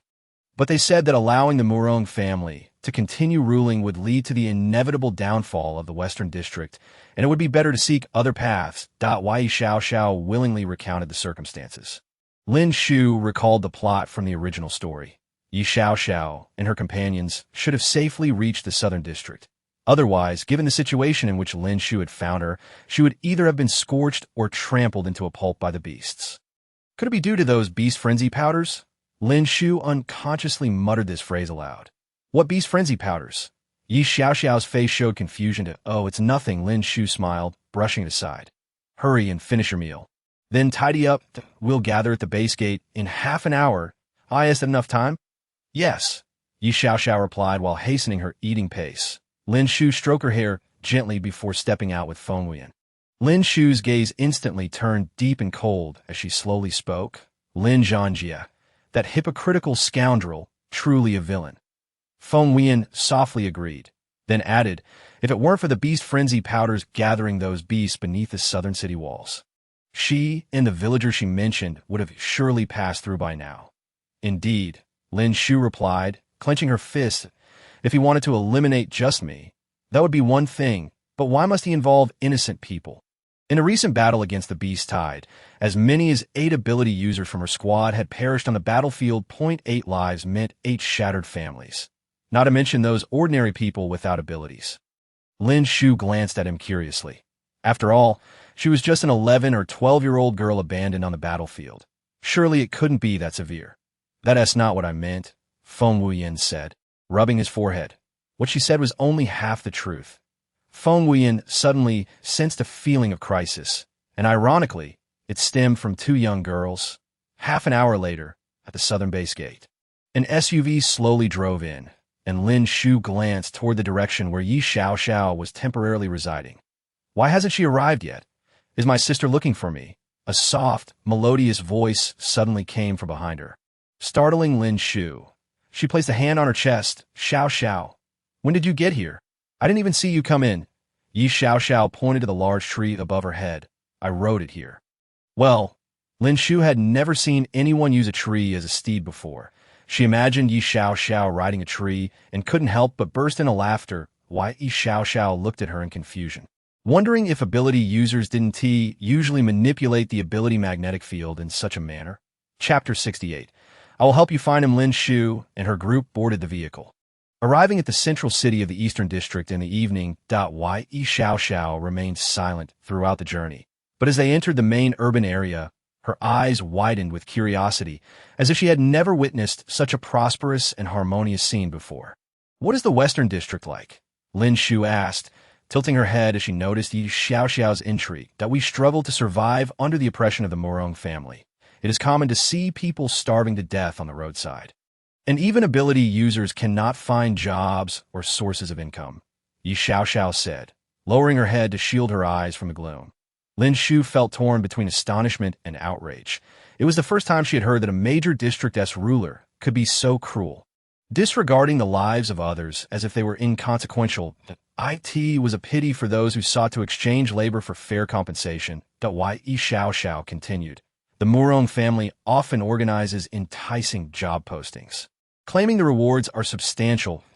In reality, they either withhold wages or offer tokens that cannot be exchanged for food or daily necessities. Place hope in the divine or in fate is, in fact, the most passive of thoughts, Feng Wuyan interjected. Heaven has never viewed matters from the human perspective, such as the sudden meteorite or the ensuing apocalypse. He spoke with an icy gaze, his expression devoid of emotion, revealing a truth that everyone understood. Yet one must have hope to live, mustn't one?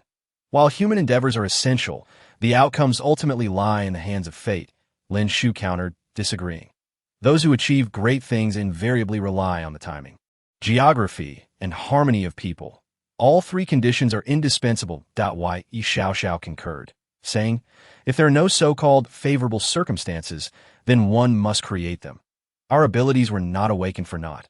Feng Wuyan silently nodded, refraining from further comment. Lin Shu sighed, secretly squeezing his palm, saying, I know you're feeling uneasy. There's always a knot in your heart. But it's all right. One must see the living and the dead. That I will help you find him. Feng Wuyan glanced down at her hand. Hoping so. Stop the car. A sudden command came from outside the window. Everyone, get out for inspection. Lin Shu looked out to see a line of well-trained ability users brandishing real guns and nuclear arms, their gazes cold and steely. After speaking, he unbuckled his seatbelt and exited the vehicle. Lin Shu, Feng Wuyan, Yi Xiao, and several other ability users stepped out and lined up as instructed for the routine inspection. Facing a small box for verification, the first few passed without issue, but when the box was pointed at Lin Shu, it suddenly emitted a shrill alarm. Beep, beep, beep. The line of ability users raised their guns, the dark muzzles trained directly on Lin Shu. Lin Shu felt utterly baffled. She twitched her lips in exasperation.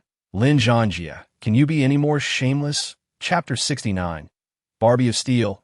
The group of ability users exchanged glances. Yet they did not retreat an inch. Miss, please do not make things difficult for us. We are merely following orders. What a perfectly convenient excuse. Suddenly, a youthful voice piped up from the crowd, and out stepped a 7- or 8-year-old girl. Shinyu.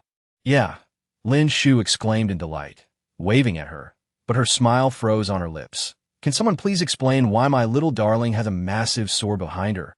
Shinyu, blissfully unaware, smiled innocently at Lin Shu before effortlessly drawing the heavy sword from behind her and throwing it towards the armed ability users. The blade sank halfway into the ground, yet Shinyu remained unfazed, breathing normally. Lin Shu felt immense regret. Her little darling was no longer just a cute child. She had transformed into a Barbie of steel.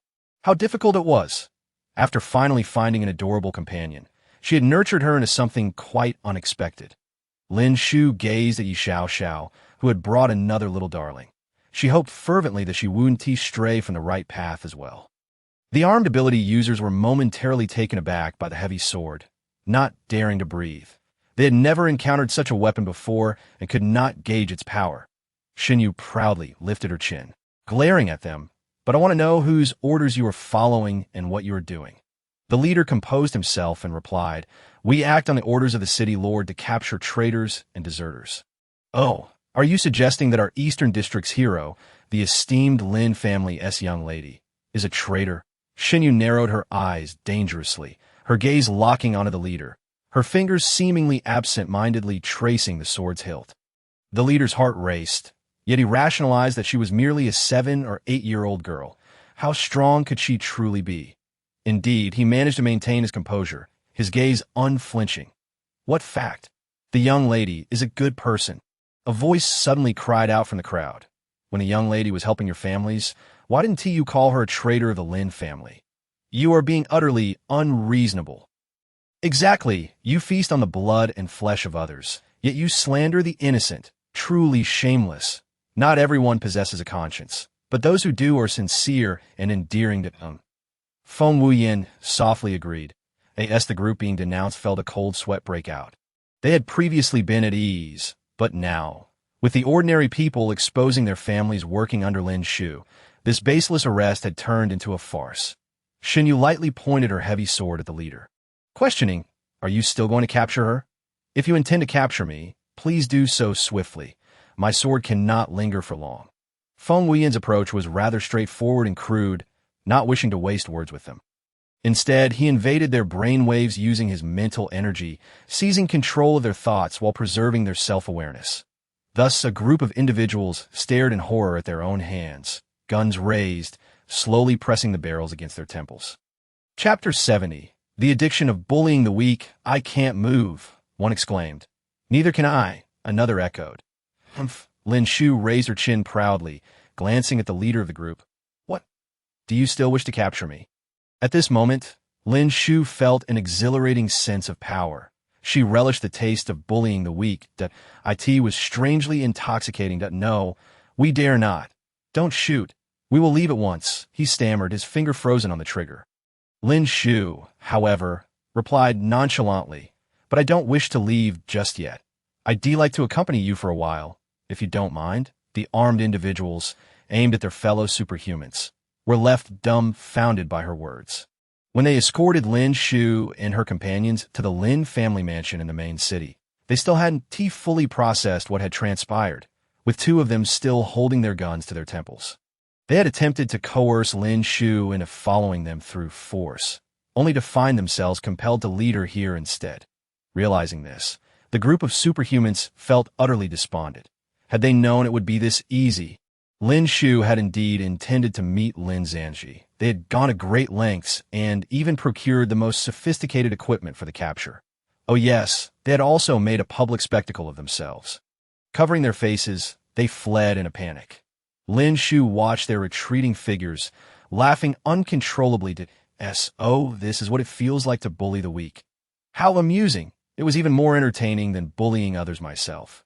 Sister Shu, if you like, I will always help you seek vengeance, Shen Yu said with a childish tone, her round eyes turning into crescent moons. And I too, Yi Xiaoxiao chimed in, though her voice was weak. She added, I can help my sister too. Shen Yu, observing the girl before her, who was slightly taller and exquisitely doll-like, remarked with unusual sharpness, Who are you? I am Yi Xiaoxiao, she replied with a friendly smile. But it was clear Shen Yu was not inclined to be amicable. Sister Shu is my sister, she declared, raising her head defiantly to meet Yi Xiaoxiao's gaze. Don't think that just because you call her Sister Shu one less time, she will like you more. Humph, I've spent more time with her. After saying this, Shen Yu rushed to Lin Shu's side, acting coy. I assent that right, Sister Shu. Lin Shu was amused, patting her small shoulder.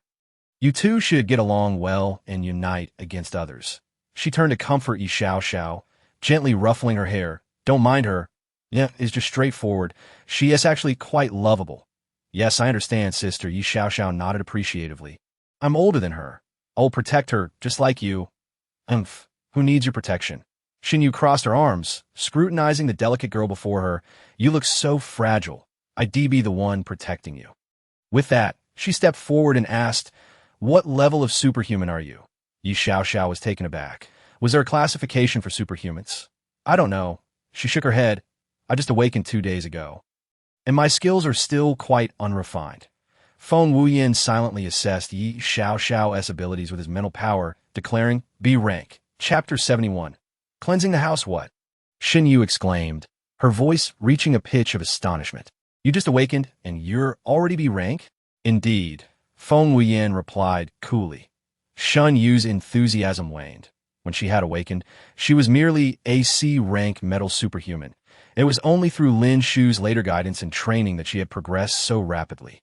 She had often heard that Lin Shu had awakened at a rank, and she felt no surprise, thinking to herself that her idol was indeed formidable.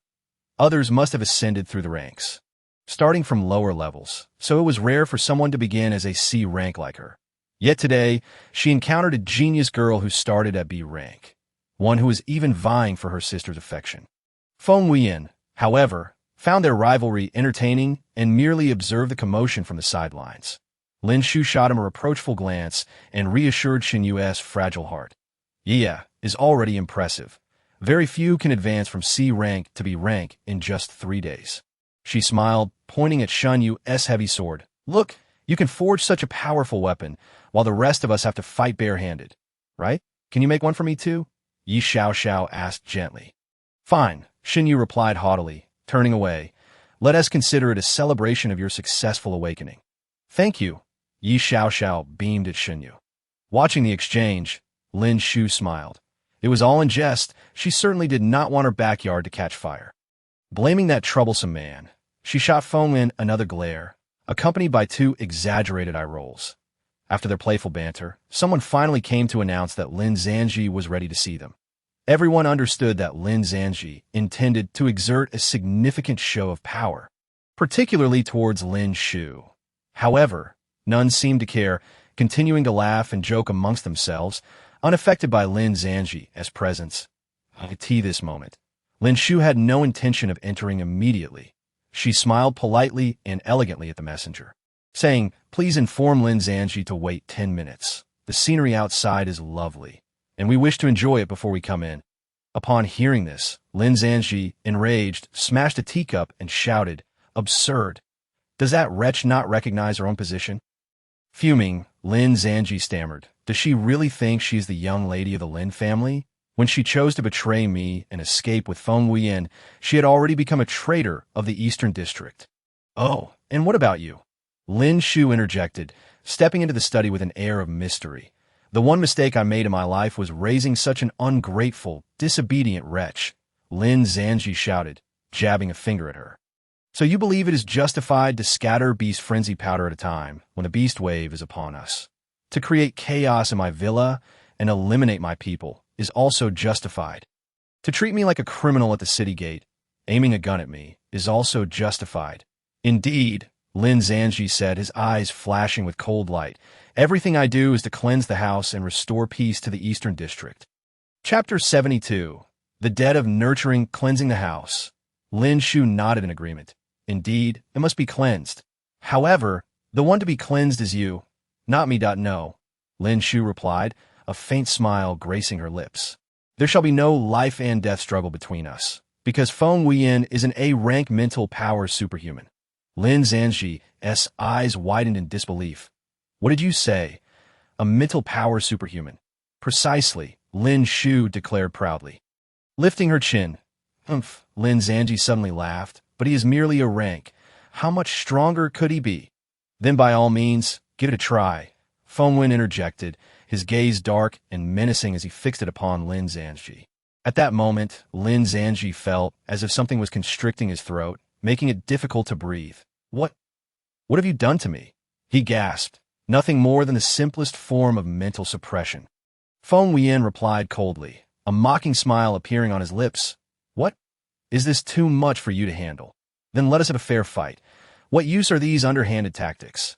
Lin Zhanji's face flushed crimson.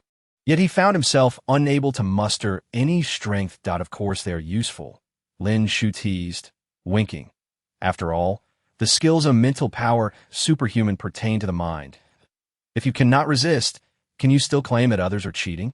Such logic does not exist." That moment, Feng Wuyan released his hold on Lin Zhanji, rendering him utterly insignificant. There is no comparison whatsoever. Not even a hint of challenge remains that I'd wager that even I, a B rank, surpass you, Shin Yu scoffed. Lin Zhanji, having lost both face and dignity, disregarded everything else and summoned his rank earth-based power, launching an attack straight at Lin Shu. But Lin Shu had come prepared. She was well aware of Lin Zhanji's skills. As he concentrated his earth-based energy, she quietly and subtly formed her own wind and fire energy field. As Lin Zhanji unleashed his earth-based strike, it was instantly shattered by a wind blade infused with fire elements, halting just a hair's breadth from Lin Shu's face. "Is this your best?" Lin Shu raised her palm, which shimmered with a vibrant crimson wind blade, and spoke softly. "I have only just grasped this A-level fire ability. I am still not entirely adept with it. Therefore, you must exercise caution, as I fear that a moment's inattention on my part could inadvertently harm your eyes." As she toyed with the wind blade in her hand, she continued, "While you are still able to move, I implore you to muster your resolve and sign this abdication agreement. I assure you, I will ensure your safe passage out of this room." Upon finishing her statement, she cast a sidelong glance at Lin Zhanji, who was slumped on the ground, adding, "At that time, you need not worry about laborious tasks. Consider it my way of repaying the kindness you once bestowed upon me." Feng Wuyan spoke, his gaze fixed on Lin Zhanji, laden with implication. Chapter 73. Agreement in effect. "Very well," Lin Zhanji gritted through his teeth. "I will sign. Lin Shu carefully reviewed the document from beginning to end and found no discrepancies, promptly inscribing her name. From that moment forth, the agreement was enacted. Lin Shu rose, patted Lin Zhangjie on the shoulder, and gracefully repositioned herself on the leather sofa behind the desk, crossing her legs and idly playing with the pen on the table. Since we are at this juncture, allow me to share another secret with you. Lin Zhangjie glanced at her with disinterest and then turned away. Anticipating his reaction, Lin Shu was undeterred and softly revealed, "In truth, I'm not your biological daughter." Upon hearing this, Lin Zhangjie felt a jolt of dread as a wave of delayed fury coursed through him. It dawned on him that he had been thoroughly deceived. "You, truly." "Ha ha, I knew it." He struggled to lunge forward, his face a ghastly shade. "You are lying to me. How could your mother, with her temperament, dare defy or oppose me? How could she?" Lin Zhangjie screamed in a fit of hysteria, as if the recent abdication agreement paled in comparison to this revelation. "Behold for yourself." Lin Shu tossed a note towards Lin Zhangjie. Reclining casually beside him, watching as his complexion shifted from green to white, he read the few lines with rapidity, yet clung to his conviction, insisting, "Impossible. You are indeed my child. This note is of no consequence. You think a mere statement could dismiss me so easily. You might wish to consult Lin Zhanxiong, your brother. He certainly knows all the details regarding this matter." Lin Shu could hardly bring herself to look at him anymore, stating, "Do you know who provided me with this note?" It was Lin Liu. Her final words fell like the last straw on a camel's back, leaving Lin Zhangjie despondent on the ground, his eyes vacant. It was Lin Zhanxiong, his brother. I must settle the score with him. Gao Qi and Li Kun had not anticipated arriving a full day later than expected. Lin Zhangjie had issued a genuine decree for pursuit, with ability users relentlessly hunting them. Just as they managed to break free, Gao Qi suddenly spiked a fever. Li Kun, lacking driving skills, could only proceed slowly, growing increasingly anxious as they neared the main city. However, since the afternoon, the number of ability users had significantly diminished, and he found himself occasionally reminiscing about the thrill of being chased. Gao Qi awoke just before reaching the villa, both he and Li Kun attributing his fever to exhaustion and the pressures of their recent endeavors. Yet when he clenched his fist, he sensed an unfamiliar energy coursing through him. With a mere gesture, he caused the acid rain in the puddle outside to rise, forming a translucent water barrier. Gao Qi was utterly astonished. Chapter 74. Merely a B-level ability, user Li Kun was equally dumbfounded, stammering, "You have an ability? Goodness!" He slapped the steering wheel in excitement. "Brother, doesn't this count as a blessing in disguise?" Gao Qi raised an eyebrow. "Indeed, I must express my gratitude to them." With that, he directed the thin layer of water over a piece of discarded metal, and with a sizzling sound, the metal was instantly corroded beyond recognition by the acid rain. Li Kun scratched his head. "Surely, acid rain does not possess such formidable power." "Indeed," Gao Qi replied, "I added a few elements to adjust its acidity." "Incredible, my friend." Li Kun gave him a thumbs up with one hand. Gao Qi raised his gaze to the front, where a formidable iron wall emerged, illuminated by a warm glow amidst the dark night, both solemn and gentle. "We are home," Gao Qi said with a slight smile. Li Kun remained silent, pressing the accelerator towards the city gate. Meanwhile, within the villa, everyone regarded Lin Shu with a peculiar gaze. She desperately wished to ignore their stares. Yet whether seated, standing, dining, or sipping soup, their eyes remained fixed upon her. Resigned, she cleared her throat. "Feel free to ask whatever you wish. Is it true that the eldest miss is not Lin Zhangjie's biological daughter?" Cheng Shu interjected. "Indeed," Lin Shu shrugged nonchalantly, "as you can see. I'm not his daughter. Thus, I bear no psychological burden. Otherwise, I might be accused of patricide and usurpation, wouldn't I?" "Then what of Lin Zhanxiong?" Cheng Shu inquired tentatively. "Could he be your biological father?" Lin Shu looked at him with a condescending expression. "How could that be? Consider this. If I were his biological daughter, what benefit would it serve him if I were to perish? Why would he repeatedly conspire against me? If I were to ascend and seize power, he would undoubtedly need to establish his authority and secure the people's loyalty. Should Lin Zhanxiong reveal that I am indeed his daughter, I would inevitably act in the interests of the greater good." acknowledging him as my father, thereby allowing him to continue wielding power. Thus, this theory falls apart. What if he shares Lin Zhangjia's ambitions? Shin Yu gritted her teeth. That old rogue once believed you to be his biological daughter. Would he not consider poisoning you? No, if it were Lin Zhangxiong, he would not. Lin Shu asserted confidently. Though he too harbors ambitions, do not forget, he is merely a B-level ability user and has never managed to advance. Sister, what are your plans moving forward? Yi Xiaoxiao inquired from the side. That aren't you leaving? Lin Shu asked, are not all your relatives in the southern district? If you wish to depart now, I can arrange for someone to escort you. No, I refuse to go. Yi Xiaoxiao suddenly raised her voice, startling Lin Shu. Realizing this, her face flushed, yet she spoke with steadfast indignation. I do not wish to go. They abandoned me. They are not my true family. Chapter 75.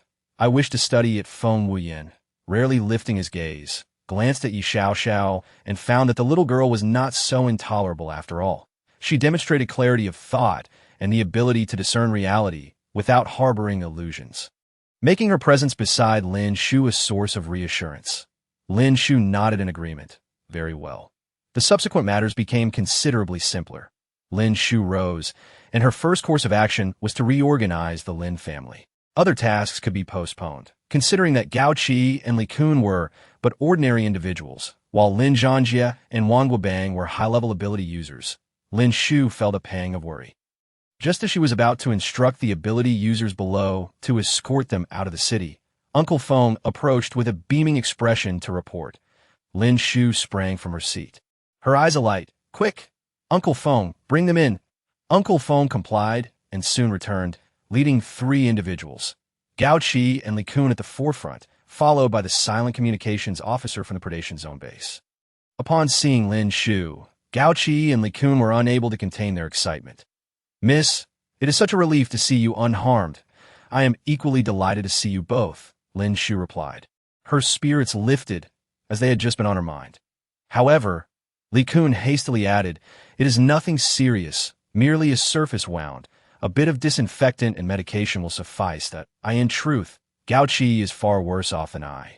He has been the one driving, while the pursuing ability users directed their firepower at him. Lin Shu turned her gaze to Gao Qi, silently inquiring that, I'm also fine. Just a few minor scrapes. Our off-road vehicle is quite sturdy. Seeing Gao Qi still in a light-hearted mood eased Lin Shu's concern. You have awakened? Feng Wuyan spoke abruptly, catching everyone off guard. All eyes turned towards him as he fixed his gaze on Gao Qi. His expression one of scrutiny. Indeed, Brother Feng, Gao Qi humbly acknowledged, I possess water-based abilities, though they are still at a low level. D-level, Feng Wuyan calmly analyzed Gao Qi's ability magnetic field with his mental waves. Continuing, while your aptitude may be somewhat lacking, potentially hindering your advancement, it is not without remedies.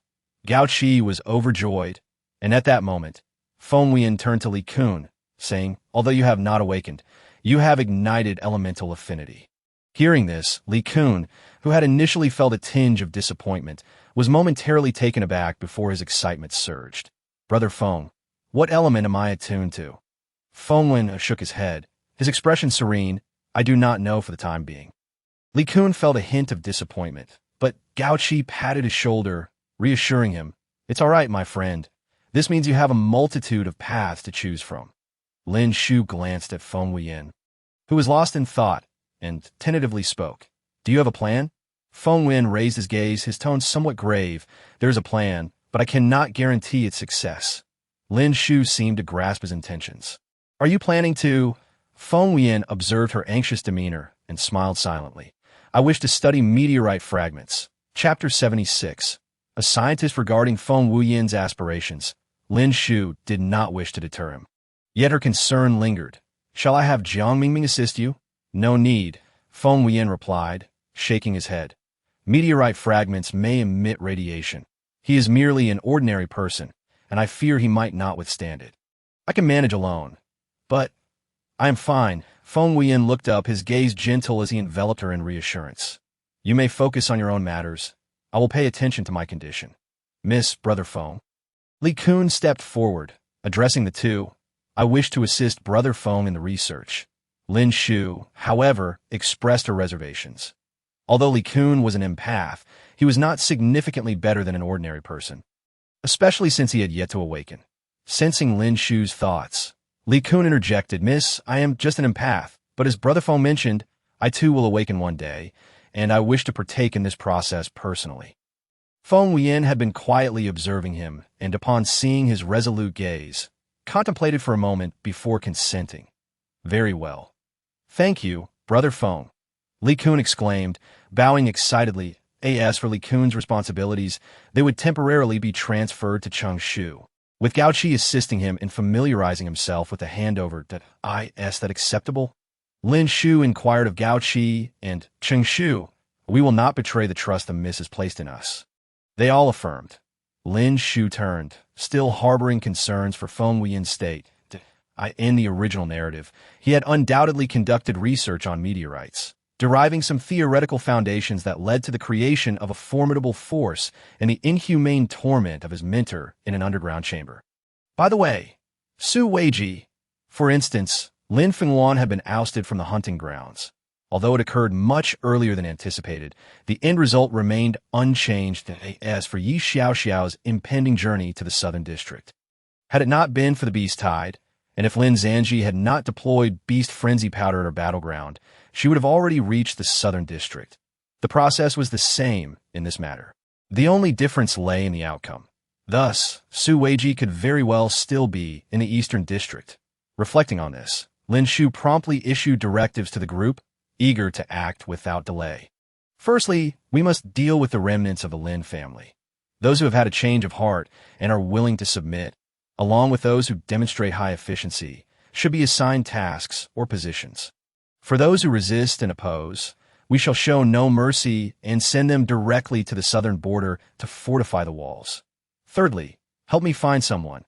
Search discreetly and keep the noise to a minimum. Lin Shu lowered her voice, revealing a hint of tension. Gao Qi inquired, "Who is this person?" "Su Weiji, a scientist."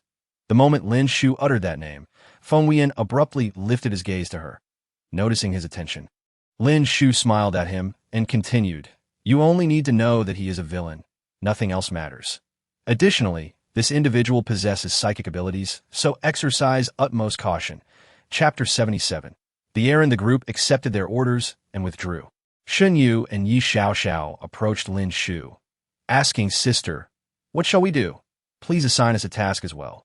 "Very well." Lin Shu pondered for a moment, recalling the fruits and vegetables cultivated by Cheng Shu.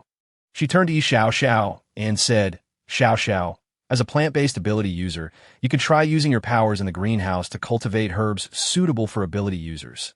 "Okay, sister, I'll do my best." Yi Xiaoxiao beamed with delight, surprised that she could truly contribute. Meanwhile, Shin Yu pouted in dissatisfaction. "What about me?" Lin Shu chuckled at her. "While others are looking to slack off, why are you so eager to step forward?"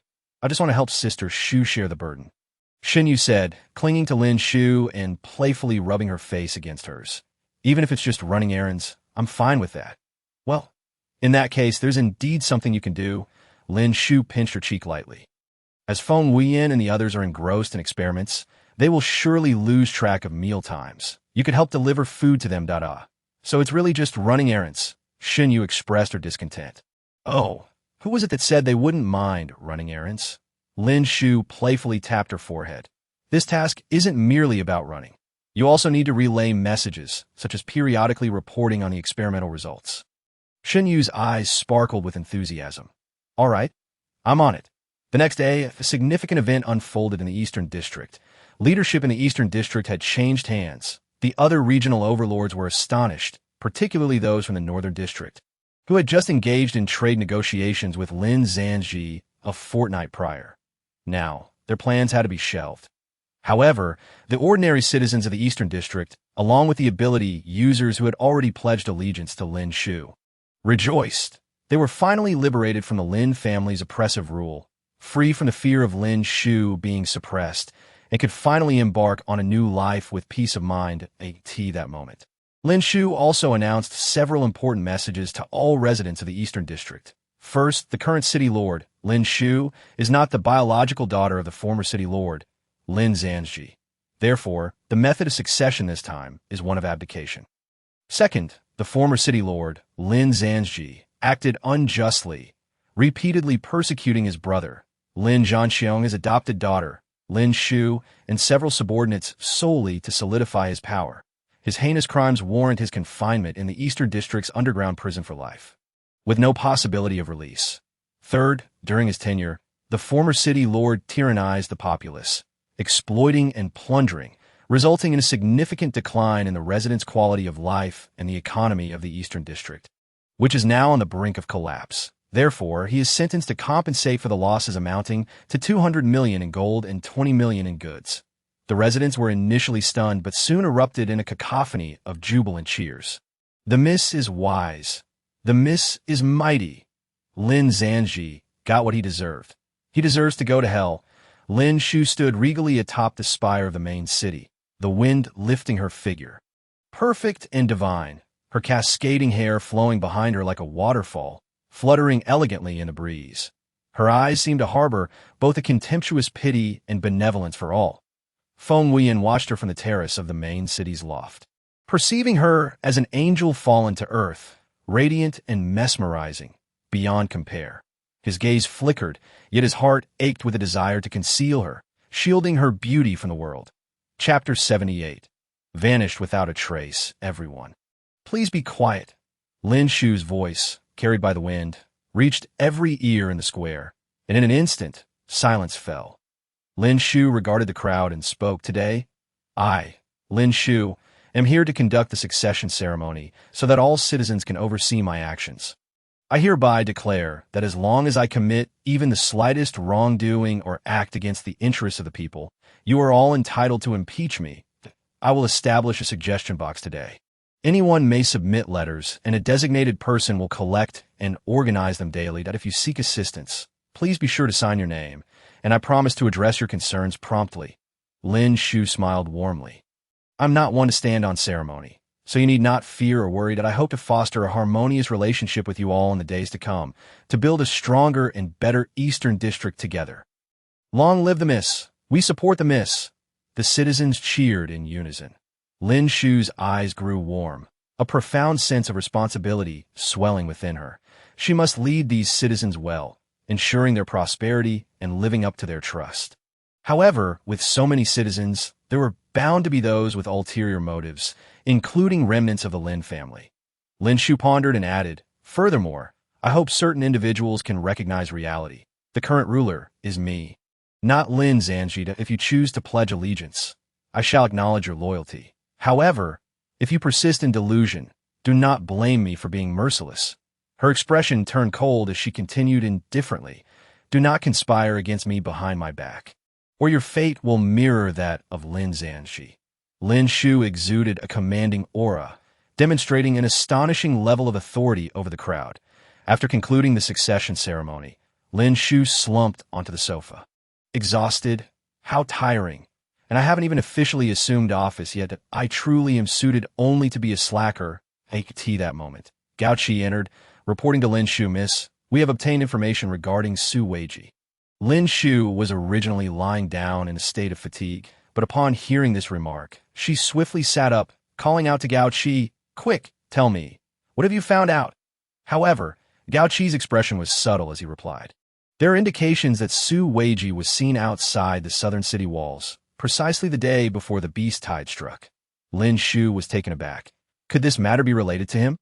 This subordinate was unaware and lacked concrete information or evidence pointing to that, yet the timing was undeniably too coincidental. Gao Qi pondered aloud. Moreover, after the beast tide began, Su Weiji vanished without a trace, as if he had evaporated from the battlefield. Could it be? Gao Qi speculated, Su Weiji is already dead. Lin Shu fell into contemplation.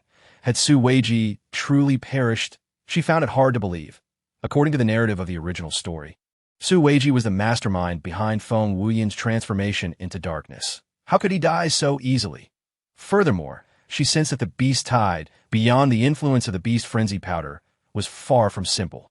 Now, it had come to light that Su Weiji had been present in the vicinity of the beast tide, and that the giant beast bore remnants of meteorite fragments. All of this could not simply be explained by coincidence. What was Su Weiji's objective in all this? What was he attempting to achieve, and what was he researching? If implanting the meteorite fragments into Feng Wuyan's body was the first step, then where did the fragments within the giant beast stand in this process? At this moment, Feng Wuyan, who was stepping inside, gradually slowed his pace. He had heard everything Gao Qi reported, and his eyes narrowed dangerously. He could not bring himself to believe the speculation that Su Weiji was dead. That man would go to great lengths to ensure his own safety, just as he had done that day. Even when all the staff in the laboratory could safely evacuate, and even though his mental domain had predicted that Lin Shu would be lost, he still abandoned them all, opting to escape alone in the manner he deemed safest, selfish, yet pragmatic. Could such a person perish amidst the beast tide? He refused to believe it. He would rather think that he had made foolproof preparations, that after implanting the meteorite fragments into the giant beast, he had departed, or perhaps was observing the sample's reactions remotely. Alternatively, if the giant beast had lost its consciousness and was under his control, then he truly deserved to be damned for placing Lin Shu in such peril. He clenched his fists silently. Everything is fine. Everything is fine. Shun Yu, who had emerged from somewhere, grinned foolishly at Feng Wuyan, asking, "What do you need my help with, Gidge? You'll find out once we reach the laboratory." Wow, how mysterious. That sounds so intriguing. Shin Yu clapped her hands excitedly, her curiosity piqued by the unknown. Lin Shu glanced at Shun Yu before turning to Feng Wuyan and saying, "If you're not feeling well, we can take a break. There's no rush. Life is more important than pride. Understand." Feng Wuyan nodded, gazing at her. Lin Shu contemplated for a moment before adding, "As for Su Weiji, you need not concern yourself with it for now. I will pursue the investigation. Since he was present, we have a lead, and we can certainly follow the clues." Lin Shu smiled confidently, reassuringly patting Feng Wuyan's shoulder. "Rest assured, I will help you find him."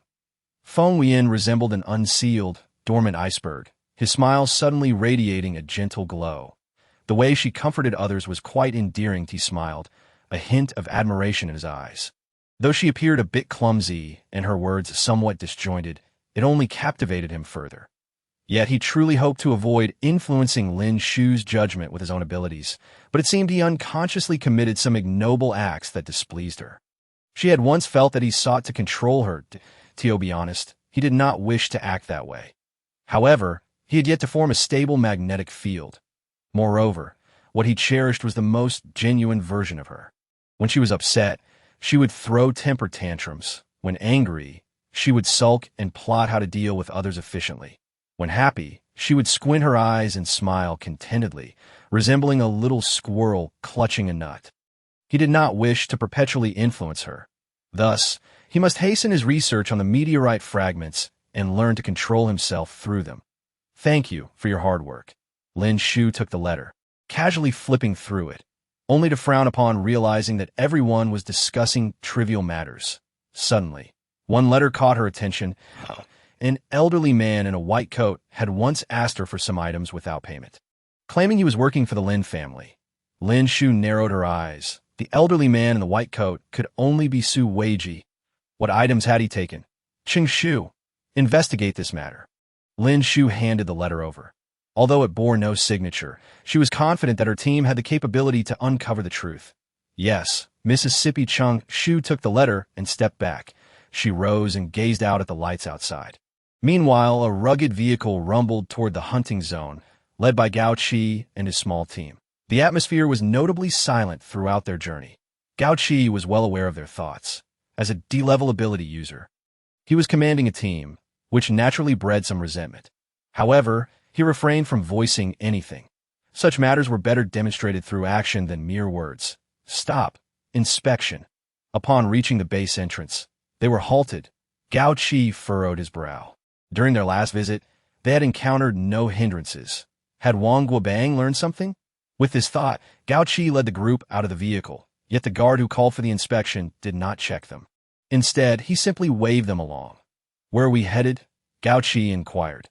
The guard replied indifferently, "To meet the commander. The Lord has been waiting in the reception hall for quite some time." As Gao Qi and the others entered the reception hall, a neatly dressed middle-aged man was already seated at the top. None other than Wang Guobang. "Welcome, Captain Gao. We meet again." "Enough, Wang Guobang." He raised his hand dismissively. "Let's skip the pleasantries. You all know why you're here. Don't you? He was certain, and thus his tone lacked any hint of doubt. Not necessary. Gao Qi chuckled, observing the man before him.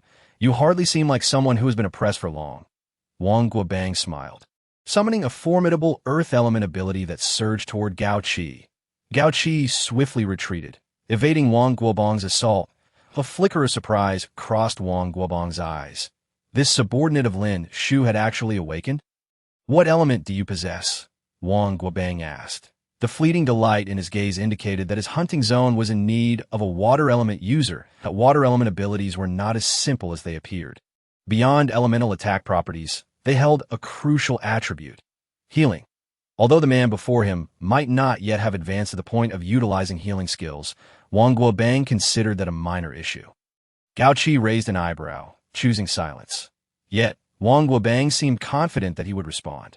Firstly, once an ability user awakens, they, in a sense, could no longer be compared to ordinary people, which also limited their job opportunities and choices.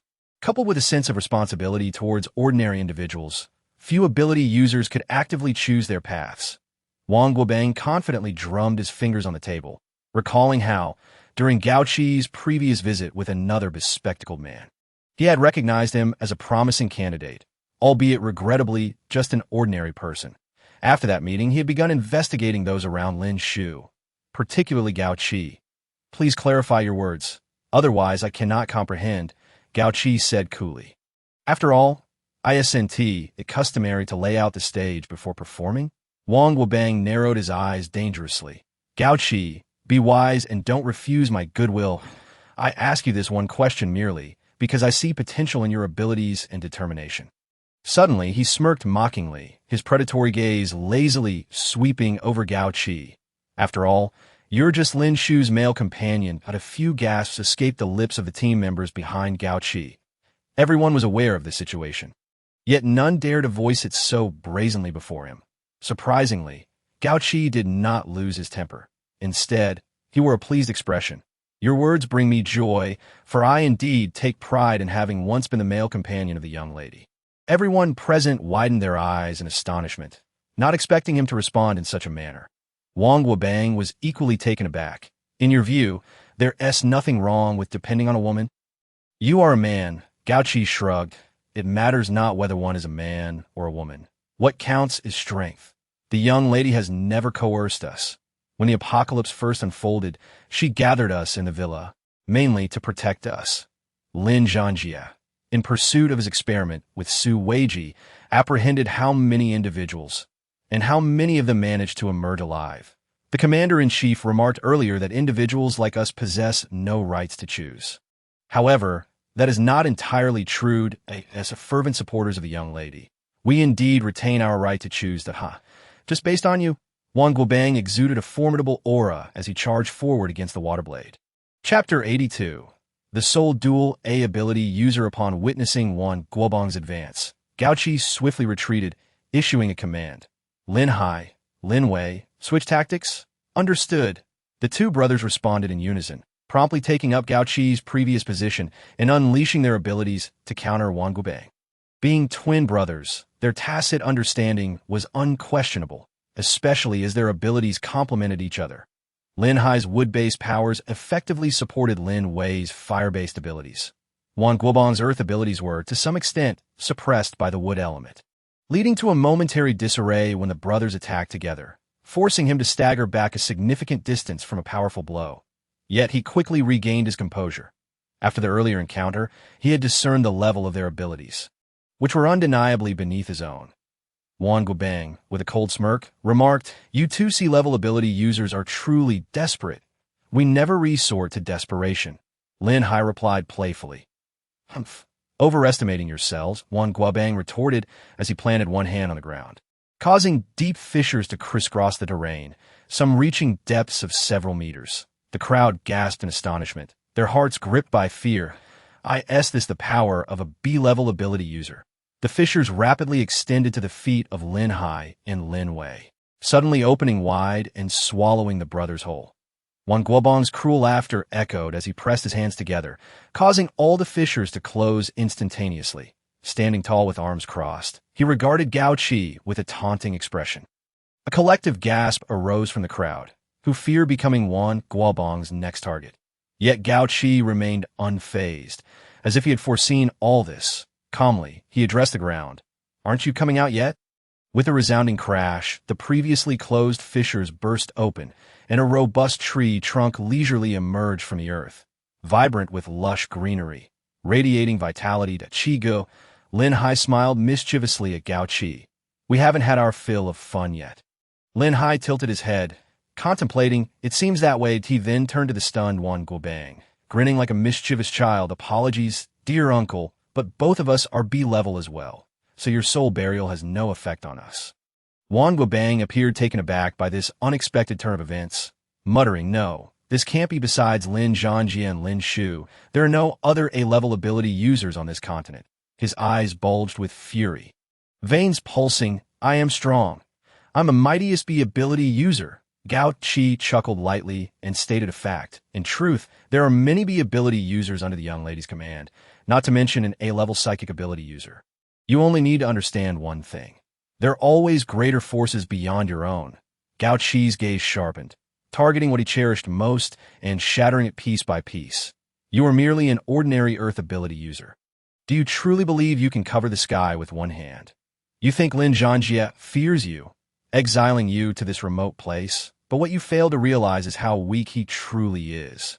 He enunciated each word deliberately. "He is hardly worthy of being compared to the young lady, who is the sole dual A-ability user on the entire continent." Chapter 83. "Truly thank you. I don't believe it. I refuse to believe it." Wan Guobang roared. Losing whatever semblance of composure he had previously maintained, he bellowed as he unleashed his full power. The earth trembled, and the rocks on the surface shook violently, dislodging and hovering in mid-air, defying gravity due to his formidable control. "You want to capture me? Then come."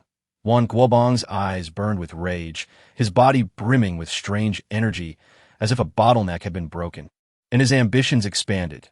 "This is bad. He has broken through." Lin Wei felt a chill run down his spine, his earlier ease evaporating. With a sneering taunt, all the rocks hurtled towards Lin Hai and Lin Wei, impacting the brothers directly, while Gao Qi's other team members were similarly affected. Those unable to erect defensive barriers bore the brunt of the assault, some severely injured to the point of immobility. Lin Hai quickly erected a barrier of branches, forming a protective net that blocked part of the physical attack, yet the magnetic field from Wan Guobang's earth abilities still inflicted varying degrees of internal injuries on the brothers. Lin Hai spat out a mouthful of blood, wiping his lips. His gaze sharpened. "Uncle, your magnetic field has indeed escalated rapidly. A cornered dog will leap over the wall. What more human?" Wan Guobang relaxed his wrist, effortlessly gathering a mass of earthy energy in his palm. The crowd was astonished. Aside from Lin Zhanjie, they had never witnessed such pure earth energy. Lin Wei squinted at the glowing mass, his heart racing in shock. So he hadn't been mistaken. Wan Guobang had truly broken through. He was now an A-level ability user. Facing him, their chances of victory had diminished drastically. The disparity between A and B levels was immense. Gao Qi's heart sank. He had believed Wan Guobang would remain stagnant. Yet today, provoked by him, he had achieved a breakthrough. Wan Guobang observed everyone's reactions, regaining his previous genteel demeanor, and smiled at Gao Qi. "I truly thank you, young brother." Gao Qi's expression darkened as he quickly assessed his team's situation. Lin Hai and Lin Wei were already injured by Wan Guobang's magnetic field and could not take to the field again. Among the remaining ability users, 6 were B-level, 6 were C-level, and he was the only D-level. What should have been a foolproof capture had spiraled into an extremely difficult and irreversible predicament due to unforeseen circumstances. Gao Qi closed his eyes. He could not allow his brothers to sacrifice themselves. He bore full responsibility for the situation. Turning to his comrades, he bowed deeply. "I apologize, everyone. My incompetence has led us to this predicament. I am willing to take on all consequences alone. Now, you must leave. Qi. We will stay with you." Lin Wei declared resolutely from behind him. "That's right," Lin Hai added with a smile, placing a hand on their shoulders. "Without Qi, there is no us. We will stay to support you." "Qi, no need," Lin Hai interjected softly. "The young lady has invested so much in us. Do you wish to let all her efforts go to waste? Chapter 84.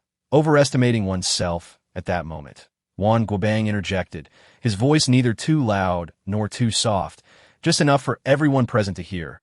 Have you finished your discussions? With a casual motion, he manipulated the surrounding earth materials, effectively encircling them. Gao Qi was alarmed. Run. He immediately charged alongside Lin Hai and Lin Wei towards the earthen barrier. The others quickly reacted, attacking the barrier while retreating. Humph, overestimating yourselves, Wang Guobang coldly smirked, his fingers curling slightly as the encirclement began to constrict. None of you will escape today. That's so. Suddenly, a massive treetop burst forth from the top of the earthen barrier, lifting the previously encircled ability users back to safety. Atop it stood Lin Hai, his eyes gleaming with mischief. I must say, dear uncle, overconfidence is not a virtue. Wang Guobang narrowed his eyes, fixating on the vibrant green light emanating from Lin Hai at a level. The revelation shocked the crowd. Lin Hai had also broken through. Lin Hai flashed a charming smile at Wang Guobang. Thanks to you, the blood stasis from the last battle has dispersed. Just moments prior, when he coughed up blood, he had felt a surge of abundant energy coursing through him, emboldening him to remain by Gao Qi's side to assist him. But on the other hand, Gao Qi had shown kindness to the brothers. Even if they hadn't broken through, they would fight to the last breath by his side. The crowd stood in stunned silence, overwhelmed by the series of unexpected twists and turns, unsure of how to react, particularly those wavering under Wang Guobang's command. They were merely exiles sent from the main city to the hunting grounds, either having offended high-ranking individuals or having been captured to take the blame, or simply lacking any background. What could they do? Serving under Wang Guobang meant that as long as they made no mistakes, they could still earn a meager living. Although the provisions were poor, they wouldn't starve and would have a place to stay. Wang Guobang's only demand was absolute obedience, a standard upheld by every ruler in the Eastern District. Associating with a powerful figure like Wang Guobang allowed them to live in relative stability. Yet today, the young lady's forces had clearly surpassed Wang Guobang, leaving them contemplating a shift in allegiance. Just then, news came that the formidable wood ability user under the young lady had also achieved a level status. To whom should they ultimately pledge their allegiance? Will there be any subsequent twists in the tale? And can the young lady or Wang Guobang accept their indecisive behavior? While the rest of the group remained uneasy, a confrontation had already begun. Wang Guobang raised a cloud of fine sand and gravel, directing it towards Lin Hai, only to be intercepted midway by Gao Qi. Though he could not match the level ability of Wang Guobang, he was capable of conjuring acid rain to corrode stones. Wang Guobang squinted, then directly summoned a beam of earthy yellow light aimed squarely at Gao Qi, who, before he could react, found himself immobilized. Lin Wei's pupils constricted. It's petrification. What? Lin Hai exclaimed. Isn't that a skill reserved for S-level abilities? Indeed, the target of petrification can be either a living or non-living entity. Lin Wei stammered, petrify a living being. One must attain S-level status. Chapter 85. Just a facade. Currently, there is no evidence or research indicating that Earth-type ability users can petrify other ability users. Some A-level users might barely manage to immobilize beast entities, but it is utterly impossible against ability users. The earliest practitioner of this skill on the continent, Lin Zhanja, was A-level from the moment he awakened, always standing at the pinnacle of Earth-type ability users, and even he could only immobilize beasts. Why can Wang Guobang immobilize ability users? What is his true identity? The crowd turned ashen, while Wang Guobang wore a cruel smile, about to speak when a sudden crackling sound drew their attention. They turned to see the stones on Gao Qi's face falling away piece by piece. Wang Guobang could not allow such an occurrence. Just as he prepared to unleash another skill, a branch struck his arm with a fierce blow, sending a sharp pain coursing through him. The skin on his arm cracked, filled with glimmering shards of otherworldly energy. It appears to be nothing more than a facade, a mere pretense without real threat. Lin Hai chuckled. Uncle, please refrain from moving when I Haven T instructed you to. My branches have a mind of their own and might strike again at any moment. Lin Hai's strike had certainly been infused with genuine force. Although Wang Guobang maintained a stoic expression, his heart churned like a tempest. He had not anticipated that this seemingly soft youth possessed such abundant energy, sustaining a towering tree while deftly wielding branches for defense. Quite remarkable at that moment. The stones had completely fallen from Gao Qi's body. He took a step forward, stretching his limbs, finally freed. What a difficult ordeal it had been. He then conjured a faint blue light of healing and directed it towards Lin Hai, who did not flinch, fully trusting him, but a gentle smile graced Gao Qi's face as he continuously infused Lin Hai with energy particles. And Lin Hai felt an invigorating sensation as the bloodstains from the scattered stones gradually vanished. Witnessing this, Wang Guobang's fury intensified. If Gao Qi's earlier provocation had pushed him to break through, he was a fool. But if he had inadvertently compelled Lin Hai to advance from B to A level while forcing Gao Qi to unleash his healing abilities, he was truly an idiot. Lin Hai felt elated, and so did Lin Wei. After Gao Qi healed some of his injuries, Lin Hai turned to Wang Guobang, who was nursing his arm, and smiled. "So, uncle, do you still wish to fight?" As he spoke, he commanded countless leaves to float in the air, disregarding the glint of cold light at their tips. The scene was truly breathtaking. Wang Guobang, with a smirk of mockery, seemed unsure whether to laugh at them or himself. "No need. I surrender," as soon as he uttered those words. He retracted the earthy yellow glow enveloping him and slumped to the ground. Gao Qi produced the mental restraint handcuffs bestowed upon him by Feng Wuyan before their departure and secured them onto Wang Guobang's wrists. These handcuffs were the latest product of Feng Wuyan's research, embodying advancements in mental defense and resistance. They could only be broken by external force wielded by ability users and prevented the restrained ability user from escaping. Wang Guobang gazed at the cuffs on his wrists, a myriad of emotions swirling within him. It had been years since he had worn such a thing, and he felt an inexplicable nostalgia.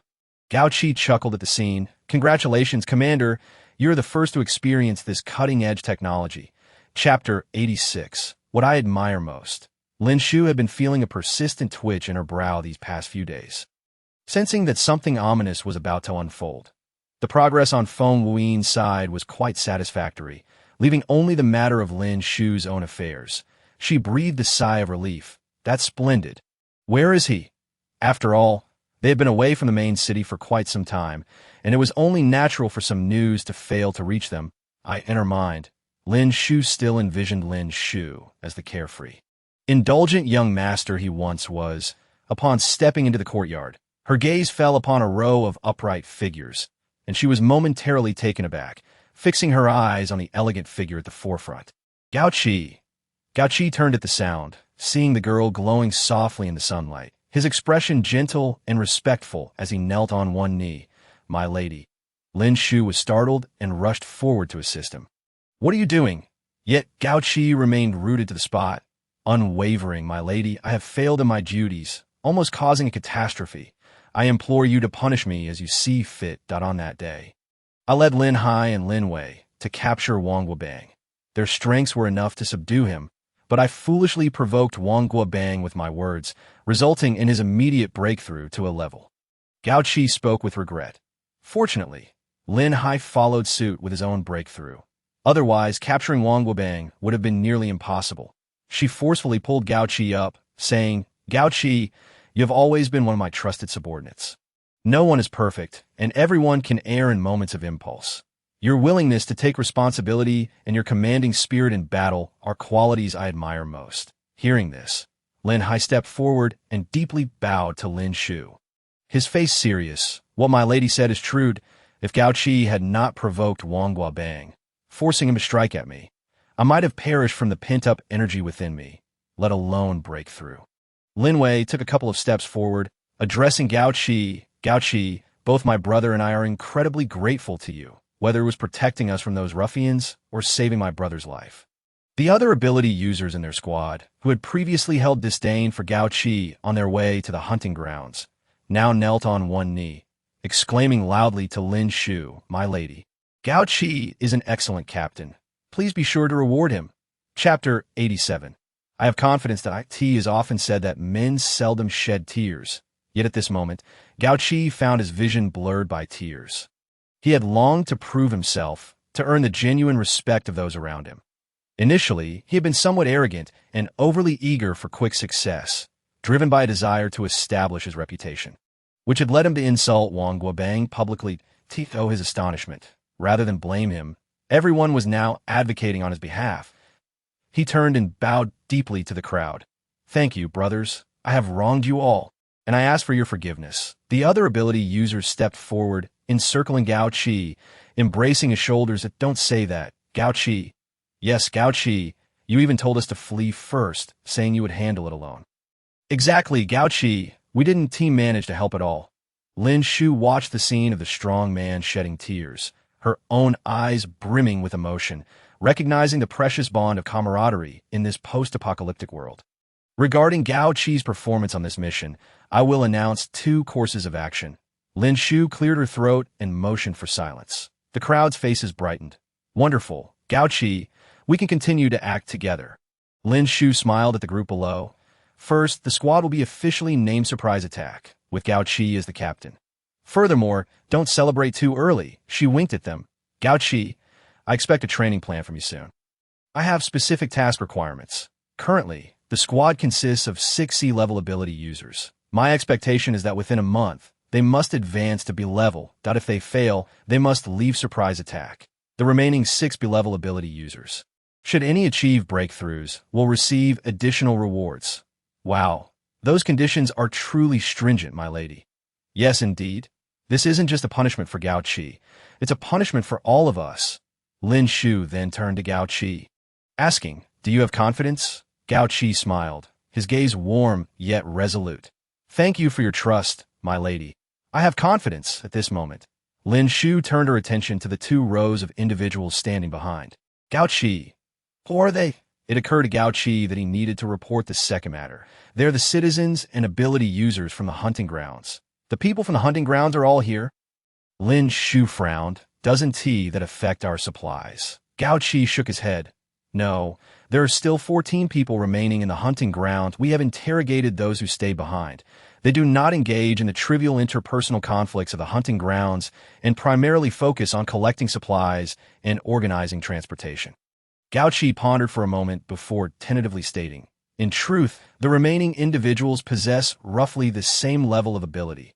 They're all classified as B grade, which is sufficient. However, there is one, a gold element ability user named Wang Chan, who stands out due to his composure and self-restraint. As for his character, it remains to be seen, as our interactions have been too brief." Chapter 88. The Wealth of Humanity. Lin Shu contemplated briefly before issuing her command. "Lin Hai, Lin Wei." The 2 brothers stepped forward, responding, "Yes." Young Mississippi Lin Hai then reverted to his usual playful demeanor, exclaiming, "What's the big deal? Young Miss is giving us a chance to avoid Chi Gu's hellish training." Lin Wei chimed in with a teasing tone, "Indeed, we have both endured Chi Ji's training. It was exceedingly harsh. No way. Chi Gu, we were wrong. Please spare us." Lin Hai lamented, clinging desperately to Gao Qi's leg. Lin Shu chuckled, bending slightly at the waist, but soon composed her expression and solemnly addressed Lin Hai and Lin Wei, stating, "I have said this before, and I shall reiterate it now. And no matter what happens, your lives must come first. In emergencies, fleeing is acceptable. I will not condone sacrifices made in the name of a mission. Every life is equal in my eyes, and each ability user is a treasure to humanity. Please remember this." Lin Hai and Lin Wei bowed deeply to Lin Shu, their gazes resolute, as they straightened and pledged, "Understood." The other members of the ambush team were also stirred by her words. Never before had they encountered a superior who valued their lives so highly, and they felt a surge of emotion. Yet now they could barely lift their heads, overwhelmed by shame. They were human, and even for the sake of survival, they should not become complicit in harming their comrades. Lin Shu cast her gaze over them, noticing that a few individuals could no longer withstand the pressure and had collapsed to the ground. "Young Miss, I was wrong. Please punish me. Young Miss, we were mistaken. We should not have assisted Wang Guobang in harming our compatriots." Lin Shu sighed and addressed the prostrate individuals. "I have always believed that your consciences remain intact. Now that you have openly admitted your mistakes, I can grant you leniency. However, a small punishment is still necessary." Gao Qi then presented the collected accusations to Lin Shu. With a furrowed brow, she quickly scanned through the list, her gaze tightening upon reading one entry. Assisted Wang Guobang in drugging Lin Wuyan and abandoning her in an area frequented by ferocious beasts. Lin Shu read this aloud. A heavy silence enveloped the room, with lower-grade ability users and ordinary people alike sweating profusely under her formidable presence. Which of you is involved in this? Lin Shu's voice was icy as she posed a question. After a brief pause for thought, she continued, Uncle Feng, send these individuals to the southern border to construct underground water channels. Chapter 89. The essence of meteorite fragments the accused individuals exhaled in relief, offering no defense as they permitted the guards to escort them away. Preparing for immediate transport south. For them, this was the best possible outcome, a testament to the young Mrs. Leniency. Lin Shu turned to the others, stating, although I treat people with sincerity and am willing to overlook certain matters, do not cross my boundaries. Lin Wuyan is a member of the Lin family, regardless of her status. To insult her is to insult me, Lin Shu, and the Lin family itself. Her voice was firm and resonant, causing a shiver to run through the crowd. Of course, the same applies to all of you. I have a particular flaw. I am fiercely protective of those I consider mine. Therefore, once you acknowledge your loyalty to me, I will not allow anyone to mistreat you. Simultaneously, you must stand tall and conduct yourselves honorably. Do not abuse your position to bully others. Lin Shu's expression grew serious, for I do not take kindly to keeping dogs. Yes, young miss. They all responded in unison. Lin Shu nodded in satisfaction, adding, as for the remaining individuals, they bear no guilt. They simply did nothing. Gao Qi assigned them to various production and transportation lines. They shall work for their keep, just as the residents and ability users in the Eastern District do. For those unwilling to work, Lin Shu paused, her tone contemplative, send them south as well. A mere handful of individuals is insufficient for constructing water channels. The young miss was indeed different from the rumors. She had changed significantly. The glimmer of hope arose within them, as following her seemed to illuminate their futures.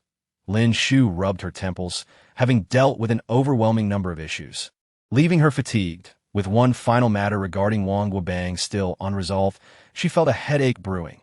This man was quite formidable, having established his dominance even after being exiled by Lin Zhanjie.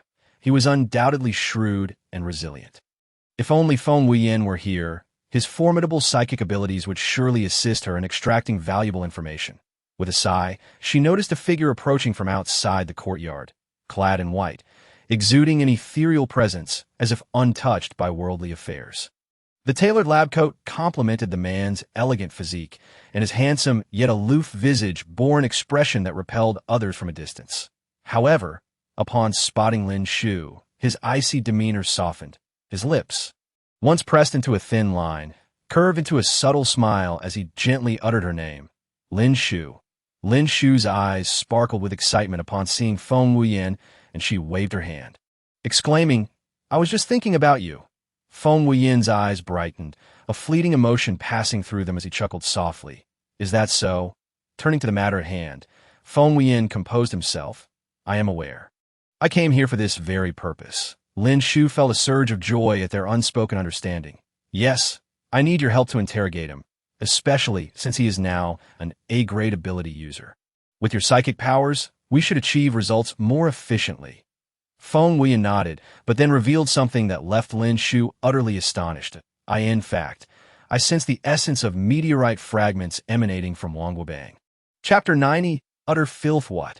Lin Shu exclaimed, her gaze fixed intently on Feng Wuyan. Are you certain? Not definitively, Feng Wuyan replied, a sharp glint flashing in his eyes. Thus today, I will accompany you to confront him. As they made their way to the dungeon, both remained silent, albeit for different reasons. Lin Shu was deeply troubled by Wang Guobang's presence, especially now that it involved meteorite fragments. There was a possibility that he had previously ventured into the hunting grounds or encountered Su Weiji elsewhere. It was implausible that Wang Guobang had discovered the meteorite powers on his own, considering he had been exiled here since the 3rd month of the apocalypse, while Su Weiji was just beginning his research at that time. If he had possessed the power of meteorites then, he would not have remained a B-grade ability user throughout. Lin Shu furrowed her beautifully shaped brows, irritably raking her fingers through her hair. Observing her distress, Feng Wuyan couldn't help but smile, feeling a sense of contentment. Perhaps due to their prolonged interactions, his temperament had indeed mellowed considerably, reflecting on his initial desire to drag the world into chaos alongside her. He chuckled softly, gazing at the frowning figure beside him. Now, even her frown pained him. How could he bear to let her descend into hell with him? Initially, the dark memories brought forth by the meteorite fragments had enveloped him, fueling a tempest of inner turmoil, as though he sought to unleash all his pent-up grievances and anger. Yet upon seeing her, he realized that without her, he might become an emotionless, thoughtless machine of vengeance. Narrowing his eyes, he pondered Su Weiji's intentions. Certain that he was continuing to conduct dangerous experiments, he must put a stop to it. Such perilous endeavors could not be allowed to persist, each lost in their thoughts. They approached the dungeon, where the guarding ability user greeted Lin Shu with a respectful bow before stepping aside to let them pass. Lin Shu peered into the dimly lit dungeon, spotting a man seated in a chair. His back to them, his gentlemanly attire and meticulously styled hair spoke volumes of his preoccupation with appearance. Lin Shu remained silent as Feng Wuyan gestured for a guard to bring her a comfortable chair, placing it 5 meters away from Wang Guobang. She strode over and sat down, prompting a mocking expression from Wang Guobang.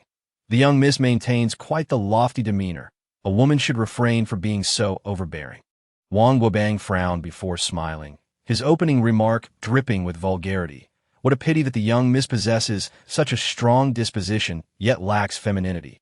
Little do you realize, your cousin, with her pure and flawless form, her ample bosom and delicate features, is truly a sight to behold.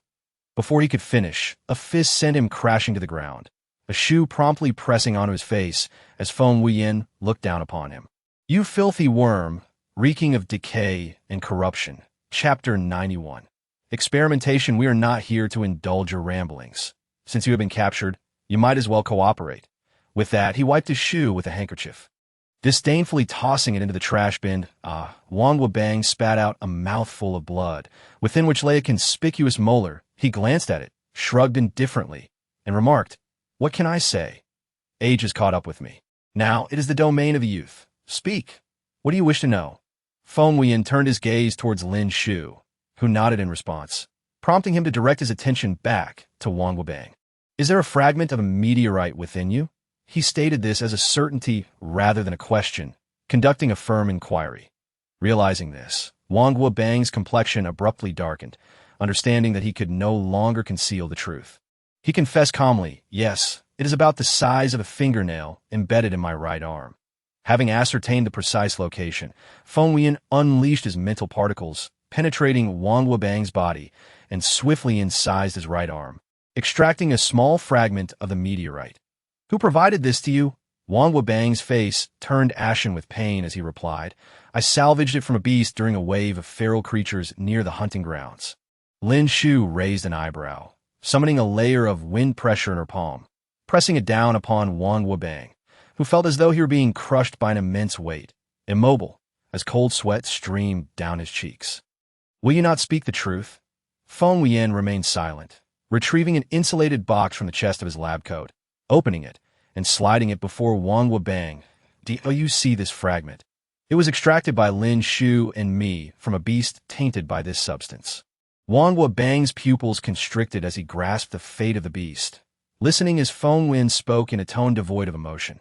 That beast, unable to withstand the combined force of the meteorite and our influence, had its eyes burst, its organs ruptured, and its blood vessels exploded, leaving its body a grotesque mass of flesh. He paused, then added in a low, gravelly voice, "Do you wish to experience that sensation? I fear it would haunt you for a lifetime." "No, that cannot be." Wang Guobang's eyes widened, turning crimson as he stammered, "I assure you, I will be fine, and furthermore." He turned to Feng Wuyan, "You are unharmed as well, are you not?" Suddenly regaining his composure, he looked at Feng Wuyan with a smirk. "Do not attempt to frighten me. I am aware that you too possess a fragment of a meteorite. If such a fate awaits me, you are not exempt to D. Oh, you truly believe you are worthy of comparison?" Feng Wuyan's expression remained stoic, as if merely stating a fact, My psychic ability surpasses Su Weiji's and has been purified through his blood, having long since merged with a meteorite fragment. Unlike you and that beast, who merely absorbed its superficial layer, still laced with hazardous radioactive material, Su Weiji regards you as nothing more than a disposable experiment. Wang Wubang was left dumbfounded by these words, unsure how to respond to the revelations he had just heard. Feng Wuyan observed him in silence, seemingly allowing him time to process. However, Lin Shu lacked such patience, abruptly transforming the wind pressure into blades, slowly piercing into him. Wang Wubang jolted awake, glaring furiously at Lin Shu. Pain will awaken a person, she stated coldly. I do not have the luxury of time to waste with you. Every minute is precious to me. After all, night is approaching, the time for beauty sleep. She smiled alluringly, tossing her hair and innocently blinking. Wang Wubang swallowed his indignation, coughed lightly, and slowly recounted the event. As he spoke, a nostalgic expression crossed his face, which surprised Lin Shu, as she knew the eyes and expressions of a person never lie. When Wang Wubang mentioned Lin Feng Wuyan, it was clear he harbored genuine affection. Noticing her gaze, Wang Wubang's lips curled in a self-deprecating smile. I know you must find me repulsive, a man nearing 50 lusting after a young girl, who I just insulted, but I truly admire her. My previous outburst was merely a product of impulse and wounded pride that I have never laid a finger on her, save for that one instance. Lin Shu frowned. Enough, get to the point. I'm not particularly interested in your romantic endeavors that day. When I saw her refuse to comply, I lost my temper and expelled her from the hunting grounds. Later, I heard from my subordinates that she was drugged and followed by a few men. Concerned for her safety, I later received reports from another reconnaissance team that a wave of beasts was approaching. At this juncture, Wang Wubang's eyes gleamed with hatred. He mentioned he possessed an energy entity capable of unlocking the potential of ability users, and asked if I wished to T or Y.TOU. He must be a stranger. You have never crossed paths before, so why do you trust him? Lin Shu inquired curiously. He seemed to see right through my thoughts. We mentioned Lin Feng Wuyan's status as a B-grade spatial ability user and pointed out my resentment towards Lin Zhanji. I agreed. Wang Wubang suddenly recalled something, turning sharply to fix a penetrating gaze on Feng Wuyan. Yes, he is just like you. You are not him. This proclamation elicited no surprise from anyone present, yet it left Lin Shu feeling particularly unsettled. She understood that the person Wang Wubang trusted most in his life was his teacher, while simultaneously harboring the deepest hatred for the same. Lin Shu rose, grasping Feng Wuyan's hand firmly, as if to impart strength, saying, "It is all right. You are not him."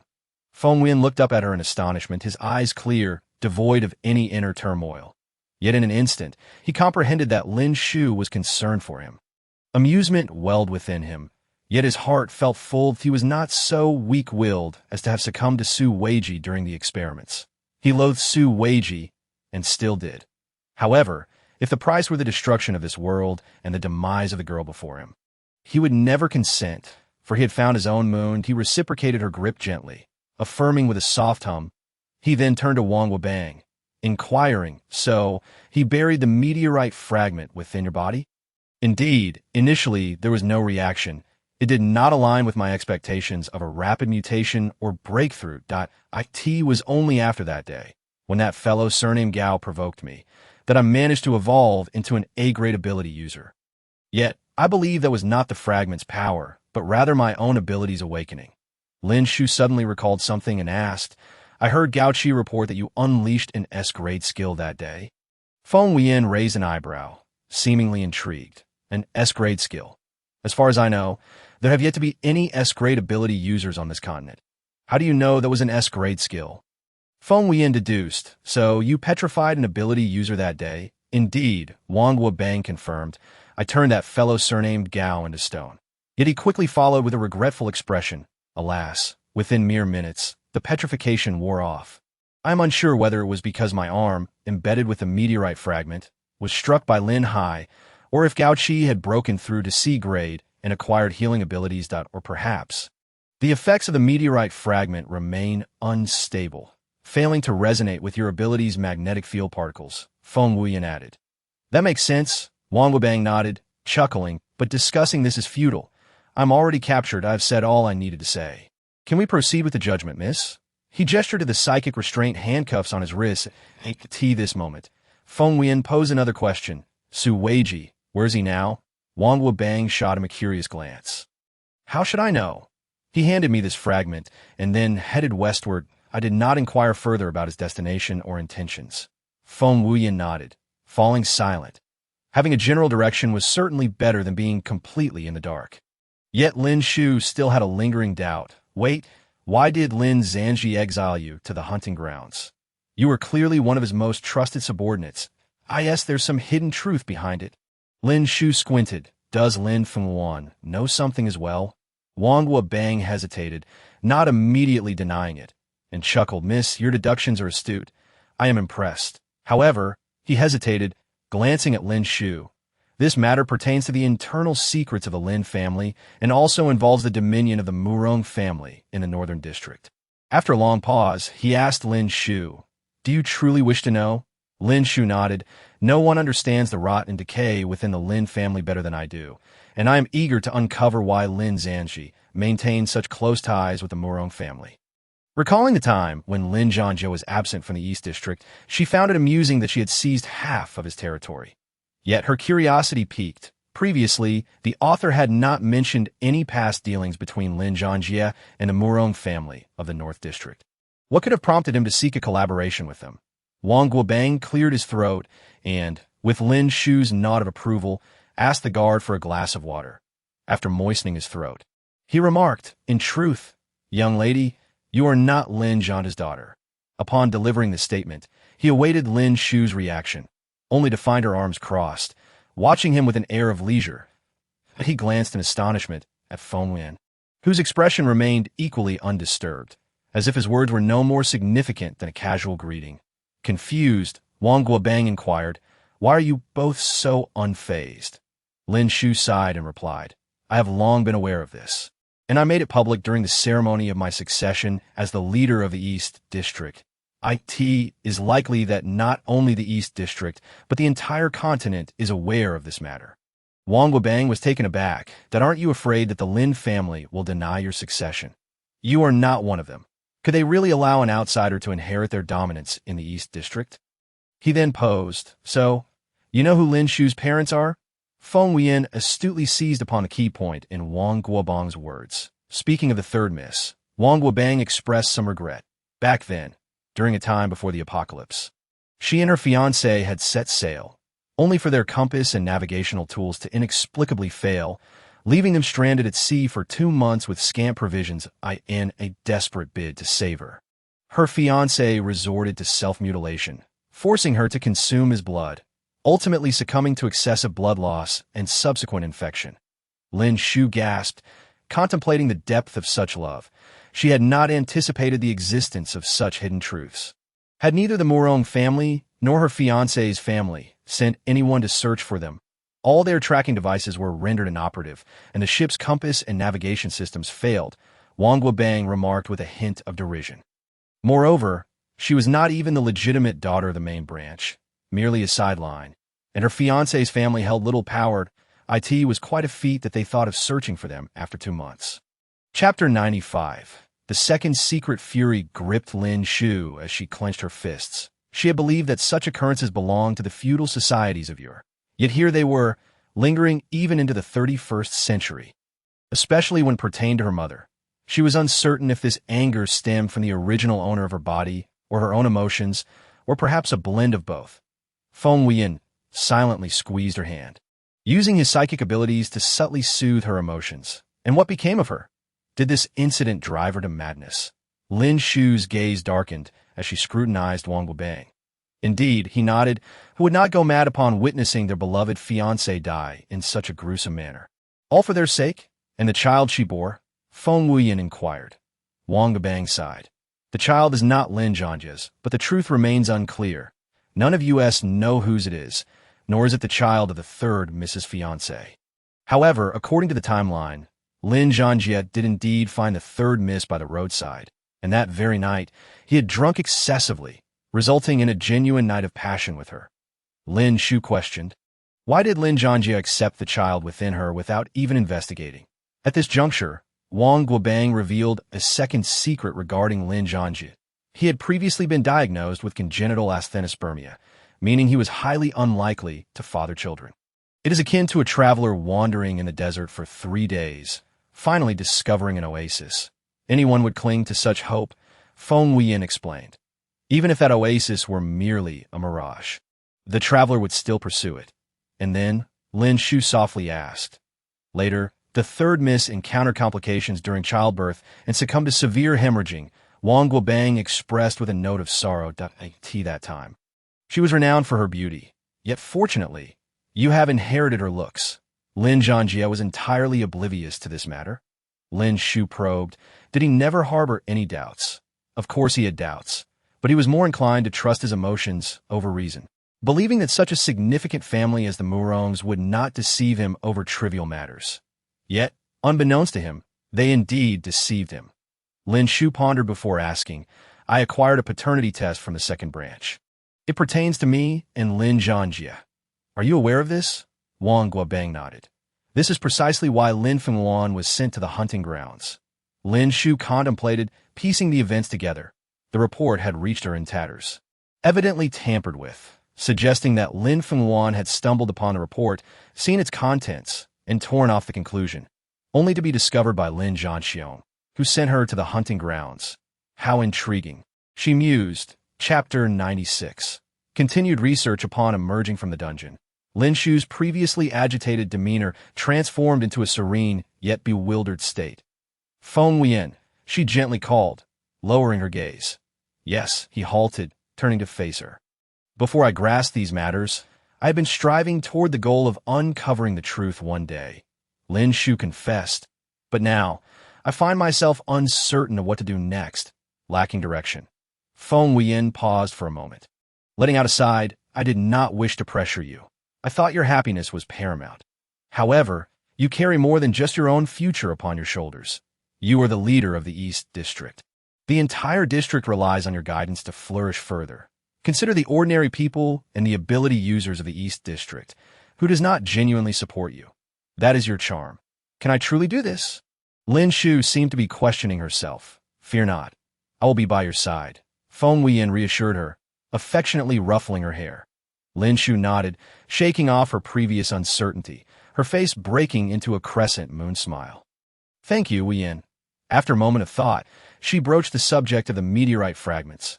Wuyan, what are your thoughts on the meteorite fragments? Feng Wuyan contemplated. For the current observations, the effects of meteorite fragments differ between beasts and humans.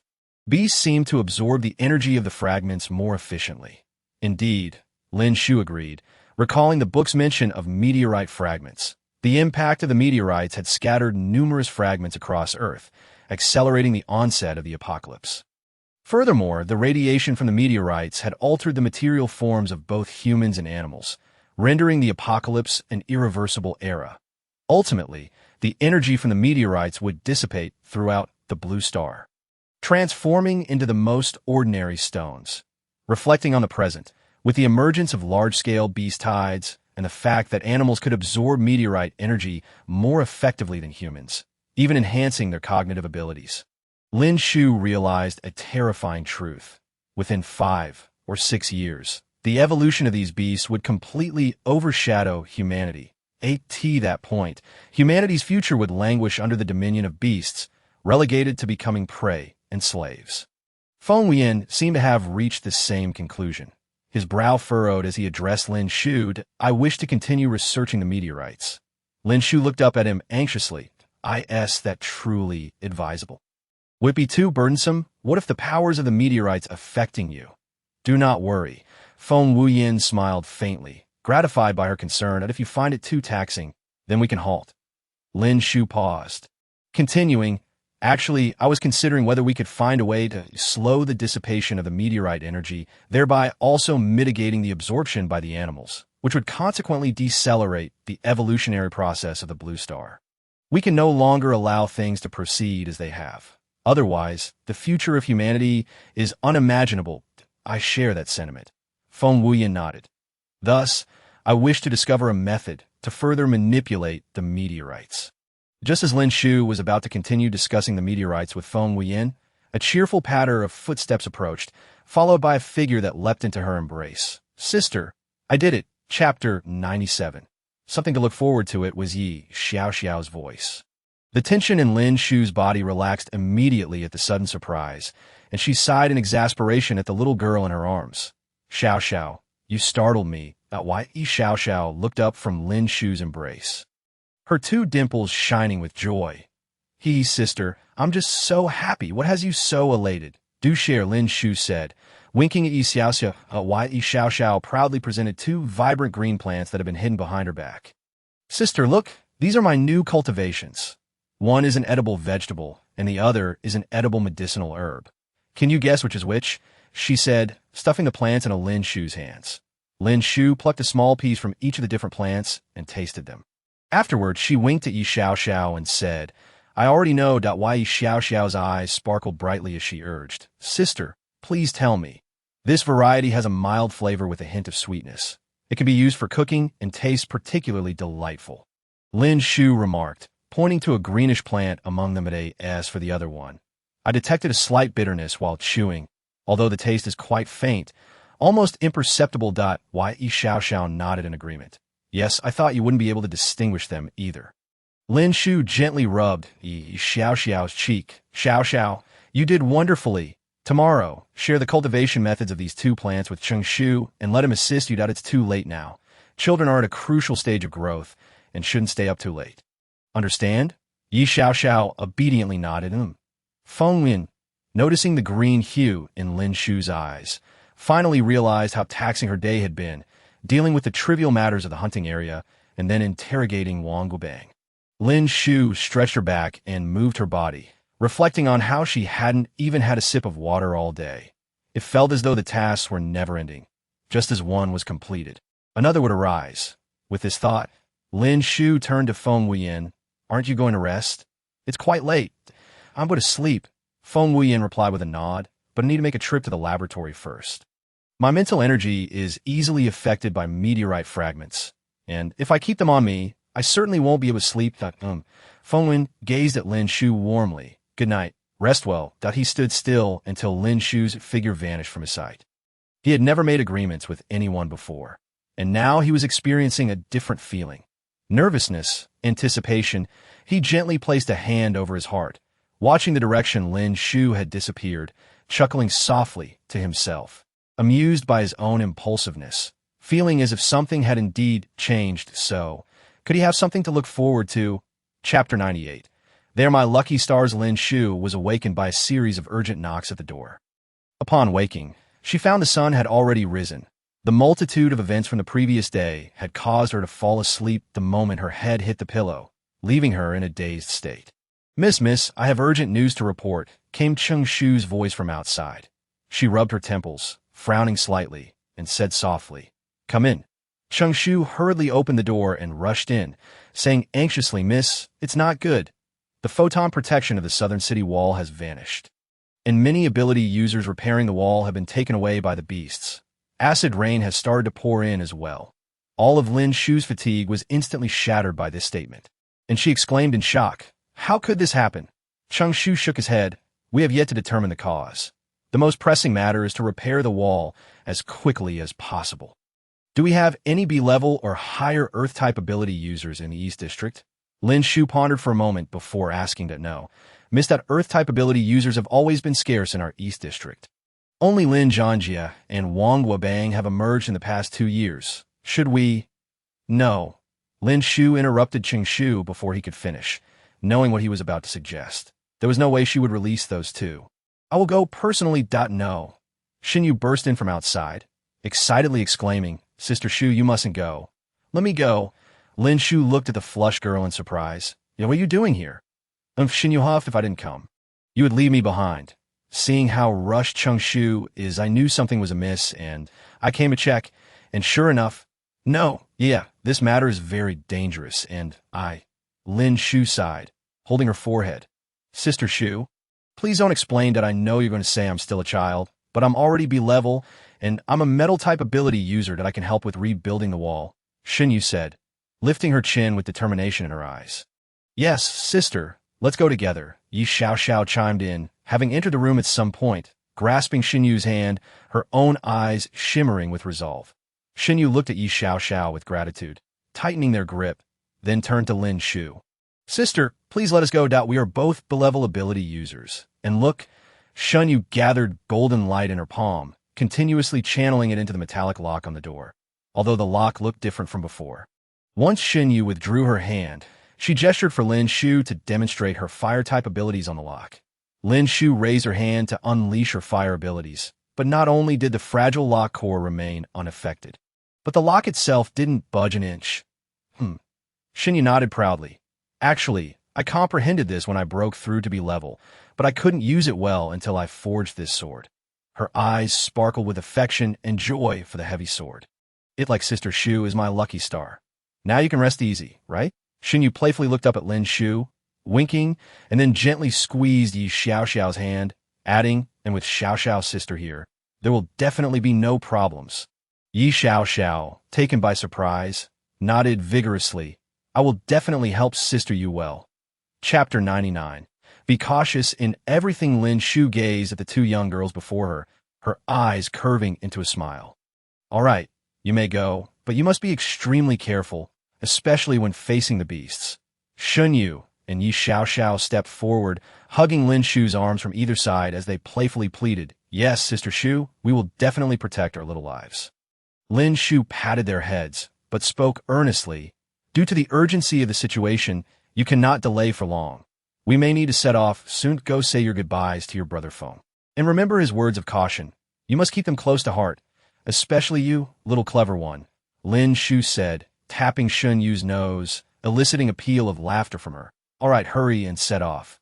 Lin Shu patted their backs, her face showing reluctance that if she could, she truly wouldn't want to subject them to such hardships at such a young age. Everyone must grow up. It's just a matter of when. Yi Xiaoxiao smiled shyly, her words surprisingly calm and rational. Lin Shu always felt that Yi Xiaoxiao harbored many thoughts within, but she wasn't anxious. Just like with Feng Wuyan back then, there was initially a sense of wariness. When Yi Xiaoxiao was ready to open her heart and share, Lin Shu would be the best listener. After they exited Lin Shu's presence, they headed straight to the laboratory. Initially, Yi Xiaoxiao had an indescribable fear of Feng Wuyan, especially since he often wore a cold expression and rarely spoke, his gaze calm and unwavering. However, once they became familiar, it became clear that he was a warm-hearted person beneath that cold exterior. He quickly retracted his abilities. What brings you both here? Xinyu, having recovered from the overwhelming pressure of his mental energy, gasped, Brother Feng, you scared us to death. Feng Wuyan cast a silent glance at Xinyu. Well, you two were silent, weren't you? Xinyu glared at him but then suddenly deflated. Forget it. I'm off to the perimeter to complete my task. I'm not going to argue with you. Feng Wuyan's gaze flickered. Where are you going? Together. Yes, the photon protection on the southern wall is down, and Xiaoxiao's sister and I are going to help repair it while clearing out the beast infestation outside the wall. Yi Xiaoxiao paused for a moment before adding. Sister also mentioned that without the protection, the acid rain has begun to spread into the city that we may need to optimize the environment as well. Feng Wuyan contemplated for a moment before handing each of them a wristband. These wristbands were previously used by Lin Shu. I've made some improvements. Both the video function and wireless radar response are quite sensitive. Xinyu and Yi Xiaoxiao accepted the wristbands, solemnly putting them on their wrists. Thank you, Brother Feng. Feng Wuyan looked at the two youthful faces before him, and an unexpected wave of discomfort washed over him. He gently ruffled their hair, speaking softly, Be cautious in everything. Prioritize your own safety. The two girls lifted their heads, their bright eyes gleaming with determination. Chapter 100. Who gave you the courage? They did not bring anyone else along. And the driver taking them to the south was quite astonished. You two girls really don't need anyone else? No. Thank you, Uncle, for your concern. Xinyu replied with a sweet smile. Just the two of us will suffice. Spreading our forces would waste time, and there's no need to put innocent people at risk. The driver was taken aback that such a petite girl of 7 or 8 could speak such righteous words. The contrast stirred a deep affection in his heart. His own daughter was only 5 or 6, yet here they were, seemingly unafraid, even prepared for sacrifice. After I drop you off, I'll wait for you at the southern base. I'll be looking forward to your good news. The driver laughed heartily. I'll be waiting for your good news. Imim. Grateful for the driver's well wishes, Shinyu happily shared a strawberry-flavored candy with him, savoring its fragrant sweetness. Only when they truly arrived in the south did they realize that the horrors conveyed by the messages they received were merely a fraction, 1/10, to be precise, of the actual situation. Acid rain poured down in torrents, incessantly corroding the shattered protective walls suspended in midair and the buildings on the ground. Occasionally, the distant roars of strange beasts echoed from outside the southern city, with some particularly agile creatures even leaping atop the protective walls, only to be struck down by the powers of the ability users that Yi Xiao seemed to recall the moment she was cast aside outside the southern city gate. Her face turned pale. Her lips took on a bluish hue, and her whole body trembled. Shan Yu keenly sensed the shift in Yi Xiao's emotions, gripping her hand tightly and asking, Sister Xiao, what's wrong? Are you feeling carsick? Is it serious? No, I'm fine. Yi Xiao struggled to suppress her inner turmoil, forcing a wan smile. Don't mind me. Yeah. Let us hurry to the command center, as the off-road vehicle entered the acid rain zone. A protective shield was quickly activated, safeguarding everyone within as they safely drove towards the command center. Upon stepping through the door of the command center, the ability users inside looked up with joy. They had not stepped outside in 3 days. The corrosive acid rain loomed beyond, and their supplies were dwindling. If the headquarters failed to send assistance soon, they would all starve to death within these walls. However, what did they see? 2 girls, mere children. It seemed the headquarters was treating matters far too lightly. One ability user sneered at them with a heavy huff. The seated ability users appeared to disregard Shinyu and Yi Xiao's presence. Not a single person approached them to offer a greeting, let alone report on the current situation. Having spent considerable time with Lin Shu, Shinyu had absorbed some of her commanding aura. With a stern expression, she surveyed the room and asked, Who gave you the audacity to linger here in frivolity instead of devising a solution? Hey, who's this blonde brat? The man who had scoffed earlier shot Shinyu a sideways glance. What? Are you here looking for Daddy? Laughter erupted among the others at this remark. Suddenly, a dull thud resonated through the room. Before anyone could comprehend what had occurred, the man who had spoken was hurled outwards, crashing against the stone wall of the command center, unmoving. Chapter 101. Photon Barrier Shunyu maintained a composed demeanor, her aura radiating authority as she held her heavy sword with one hand. Everyone understood now. The little girl had merely tapped her blade against him, yet he was sent flying, suggesting he had suffered internal injuries. Yi Xiao stepped forward, her small face set in determination, and stood beside Shinyu. We are the young ladies personally selected and dispatched by the eldest miss to assist in repairing the walls that be her command. If you continue with this attitude, we have the authority to execute you right here. The crowd recoiled in shock, muttering, We dare not, esteemed young ladies. Shinyu let out a cold huff, thrusting her sword into the ground, causing a massive chasm to appear in the hardened surface, its depth unknown. Seemingly unfazed, she scanned the faces around her, smirking as she asked, Does anyone here understand the situation? Send someone to explain, and also guide us to the path leading up to the protective wall. A little one can, a young, Earth-type ability user stammered, and upon receiving a nod from Shunyu, she mustered her courage to recount the events. This was also a command from Lin Shu. If the protective wall was only activated in emergencies, it would lose its fundamental purpose of protection. Thus, neither the southern region nor any other area had retracted the barrier. Initially, many strange beasts were deterred, with only a few reckless ones attempting to crash into the wall in vain.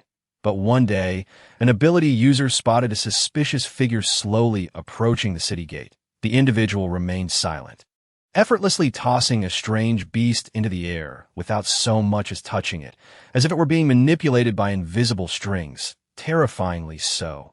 Initially, he only tested the waters, launching 1 or 2 beasts to gauge the strength of the photon barrier. Gradually, he raised his arm, manipulating a dazzling array of crystals that ascended to envelop the photon barrier. I could see that moment. The section of the barrier changed color, radiating a brilliant blue light, leaving everyone awestruck.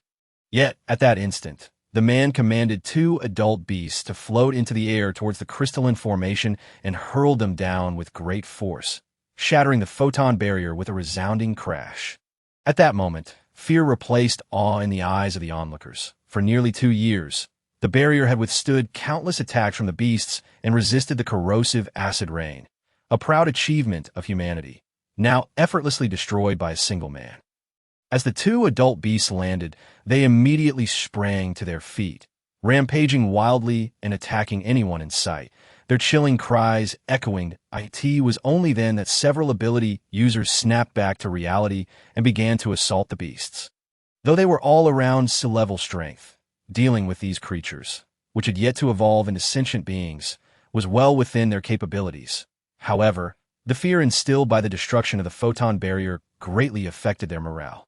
Not only did their attacks frequently miss, but there were also instances of friendly fire. After considerable effort, they finally subdued the two adult beasts. However, before the fire-type ability users could incinerate the corpses, a shout from the watchtower rang out, "Get inside! It's acid rain!" Chapter 102. Man-made destruction. After hearing all this, both Shun Yu and Yi Xiaoxiao felt a heavy weight in their hearts. The man-made destruction. It mirrored the rampaging giant beast in the south and the chaos surrounding the commander of the southern hunting grounds, Wang Guobang. Clearly, this matter needed to be reported to Lin Shu and Feng Wuyan. They exchanged glances, seeing the same resolve in each other's eyes, and proceeded to send a request for a video call with Lin Shu. That moment, Lin Shu was in Feng Wuyan's laboratory, listening to the latest research data on meteorite fragments. Meteorite fragments not only enhance biological entities, but can also augment or diminish the mass and hardness of inanimate objects. Lin Shu inquired, furrowing her brow. Indeed, Feng Wuyan replied. Equally solemn, he had initially thought that if only biological entities were enhanced, it would be of little concern. However, a serendipitous discovery by Li Kun had altered their research direction to investigate the interactions between meteorite fragments and lifeless materials. Unexpectedly, a connection was indeed found, though it only manifested under the control of a psychic ability user. If a psychic ability user were to cover any material with meteorite fragments, they could manipulate the thickness and density of that material at will. As she raised her wrist to check her communicator, Lin Shu noticed a video call request from Shun Yu, sensing that something unusual must have transpired. She promptly accepted the call, and the images of Shun Yu and Yi Xiaoxiao as cherubic faces appeared, though their typically cheerful expressions were now replaced with seriousness. "Sister Shu, something grave has occurred." Lin Shu's heart sank, and she quickly examined the two through the video feed, confirming they bore no injuries. And sighed in relief. What happened? Knowing her organizational skills paled in comparison to Yi Xiaoxiao's eloquence, Shun Yu passed the conversation to her. "Sister Xiaoxiao, please explain it." Yi Xiaoxiao, unusually reticent, pressed her lips together in a serious manner before slowly stating, "Sister, the photon barrier was destroyed intentionally." Upon hearing this, Feng Wuyan raised an eyebrow and stepped closer to the video feed, intently observing Shun Yu and Yi Xiaoxiao. "Was it the meteorite fragments?" Shun Yu replied solemnly. "Yes. According to multiple witnesses, on the day the photon barrier was breached, a man was spotted. Yi Xiaoxiao added. That man wielded a crystal shimmering with multicolored light and used two adult beasts to shatter the photon barrier."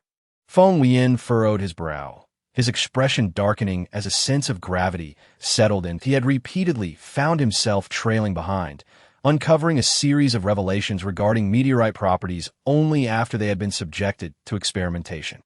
Why did he always discover these theoretical concepts only after they had been put into practice? It felt as though he was perpetually chasing after him, never surpassing him. That it had always been this way. Clenching his fists, Feng Wuyan felt a surge of tumultuous rage within him. Would he forever be eclipsed by him? Su Weiji, he spat the name through gritted teeth. Chapter 103. No, but Lin Shu perceptibly sensed the storm of suppressed emotions in Feng Wuyan's tone. Silently squeezing his palm, she whispered, "You need not be angry because of him. He is merely a small character, incapable of stirring up significant turbulence." Feng Wuyan reined in his vexation, not wishing to burden Lin Shu with his worries. He attempted to soften his tone. "I understand." Lin Shu nodded. Noticing that Feng Wuyan was no longer as furious as before, she turned her attention back to the video feed and addressed the two girls earnestly. You both must remember that your purpose is solely to repair the photon barrier and improve the environment eroded by the acid rain. Do not concern yourselves with anything beyond that.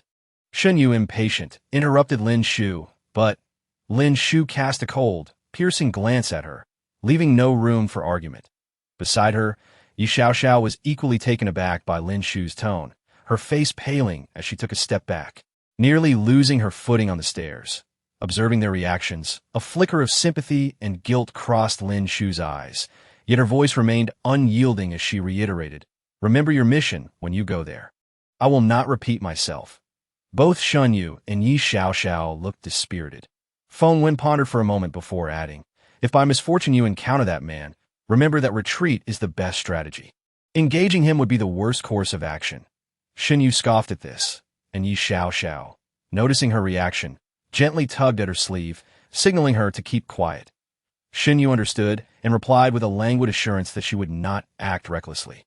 Feng Wuyan nodded in satisfaction, and Lin Shu imparted a few more words before falling silent, cautioning them to exercise utmost care before severing the video call. In that moment, Shen Yu seemed not to have recovered from Lin Shu's earlier reprimand. Yi Xiaoxiao, noticing this, quickly offered comfort. "Don't be upset. Sister is only looking out for us." However, Shen Yu lamented, "But she has never scolded or criticized me before. This is the first time that I can't help but feel that she no longer cares for us." "That's not true. Stop crying." "Yeah," Yi Xiaoxiao said, wrapping her arm around Shen Yu's shoulders and gently patting her back. "Perhaps you are not as perceptive as I am, but I certainly notice the frustration in Sister's eyes. She is merely concerned for our safety, fearing we might truly confront that Yi Xiaoxiao sighed.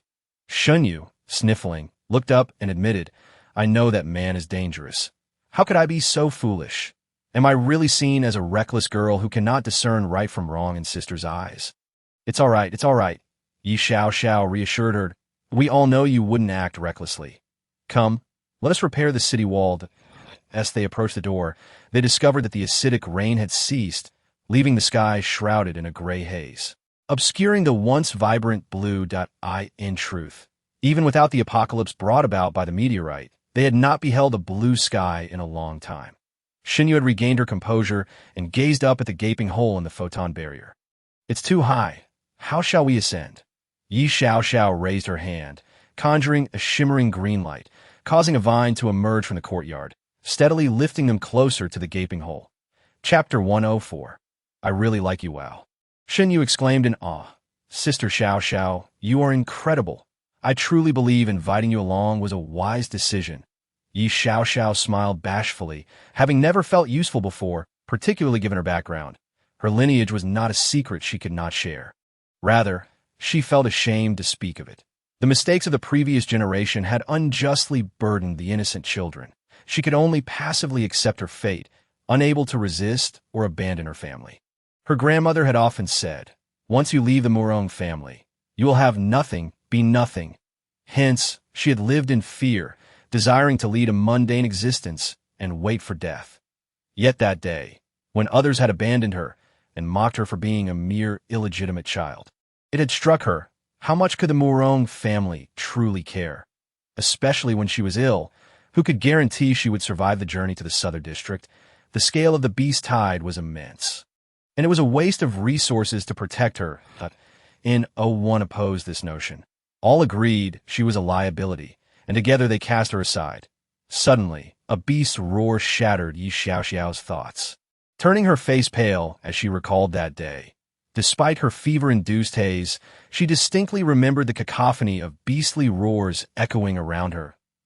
In a moment of distraction, the vine began to sway violently, causing Shen Yu to cling tightly to a small branch and cry out, "Ah, I'm going to be thrown off. Sister Xiaoxiao, what's happening?" Shen Yu had heard Lin Shu recount the circumstances of Yi Xiaoxiao's rescue. So upon witnessing her fear, helplessness, and confusion for the second time, she wondered what could possibly be troubling her. She gazed towards the few beasts outside the wall and declared, "Sister Xiaoxiao, they are merely beasts. My sword can protect you." Yi Xiaoxiao looked at Shen Yu, who was earnestly patting her sword, and burst into laughter. "Yeah, you are truly adorable. I really like you." Upon hearing this, Xinyu's face flushed suddenly.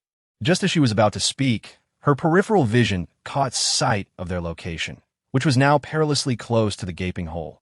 Xinyu radiated golden light, attempting to reinforce the area surrounding the hole. But after several attempts, she found she could not diminish its edges by even a millimeter. Growing anxious, she exclaimed, "Why is this happening?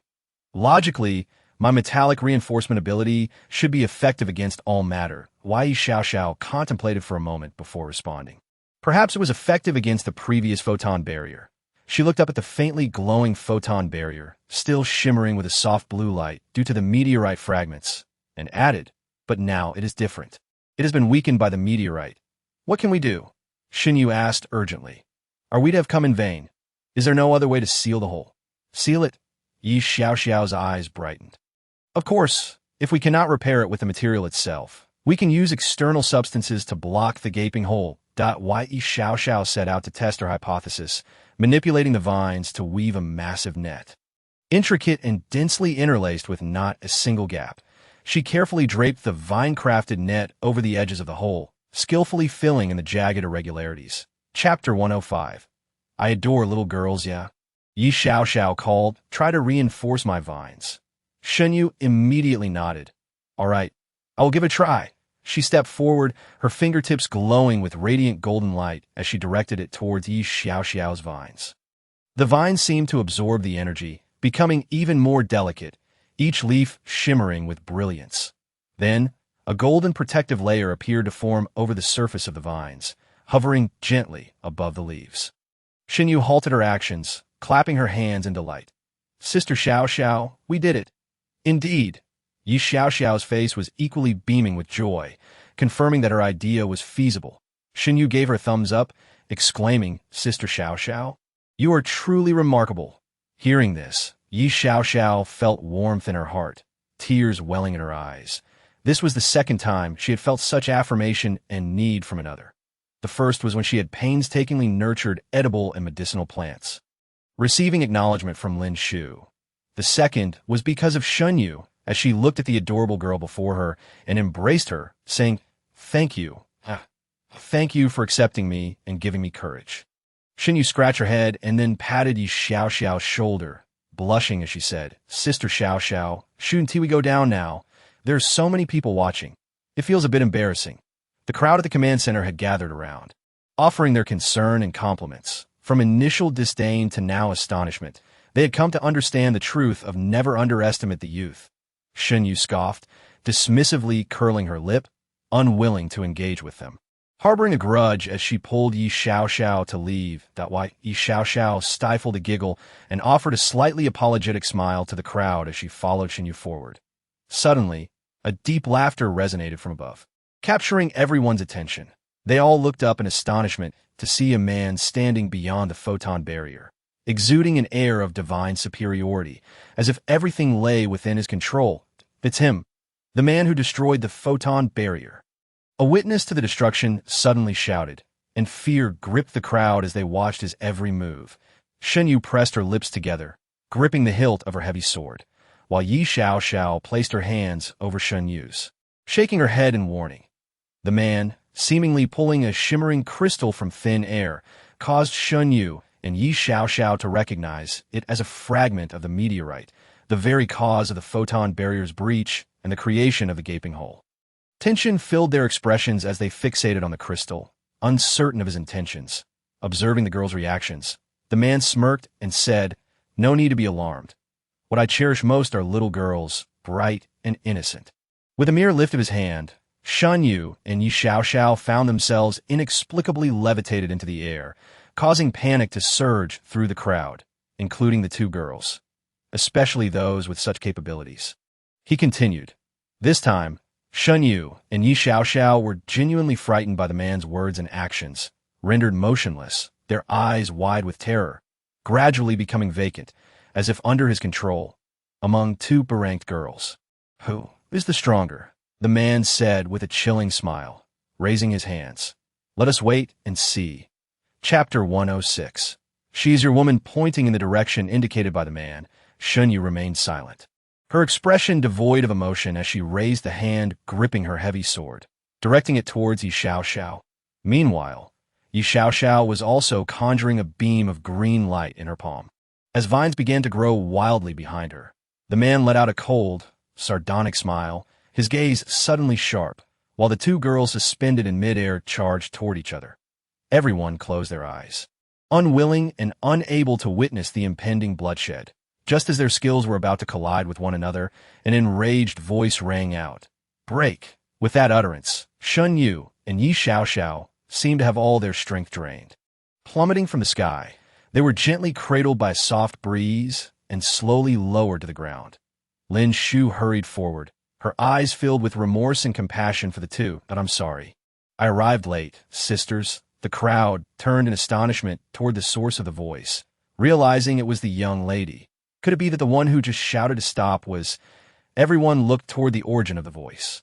There stood a tall, handsome man exuding a formidable aura, grounded yet indifferent, not even glancing up at the figures above him, as if repelling anyone from approaching him. The man suspended in midair squinted his eyes and said, Feng Wuyan, you're still alive? Feng Wuyan's usual calm demeanor shattered, replaced by a fierce and furious expression. If you're alive, how could I possibly be dead? I at least intend to outlive you, Su Weiji remarked.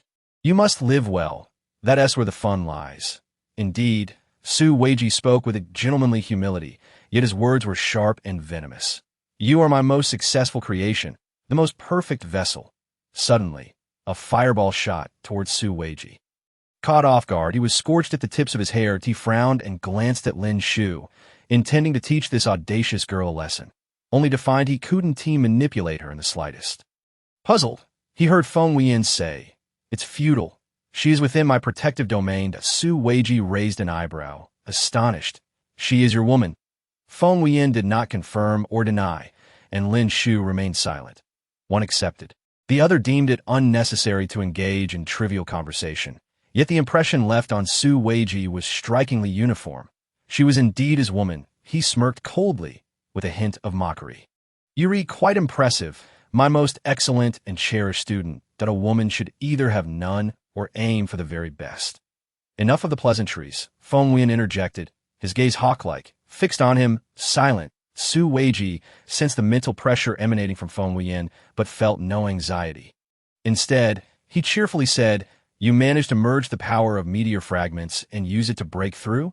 I always thought your mental field was exceptionally strong, that I did not expect you to be so compatible. However, Su Weiji sneered, but no matter how compatible you are, you remain a half-human, half-ghost abomination. Upon hearing this, Lin Shu turned her head, her gaze sharp as she retorted, Su Weiji, how much better are you really? The one who turned him into a half-human. Half-ghost monster is not also a monster. Chapter 107. You must be starved for love. Su Weiji looked at Lin Shu with a calm smile. I am no monster. After all, I do not possess the energy of meteor fragments. All my mental abilities and fields are derived from my own understanding and breakthroughs. Oh what? You will ultimately be unable to surpass him. Lin Shu remained unfazed, meeting his gaze with equal composure. People like you must be starved for love. No family, no friends, no parents, and no children, Lin Shu said earnestly, expressing sympathy and understanding for Su Weiji, if one could overlook the hint of sarcasm at the corner of her mouth.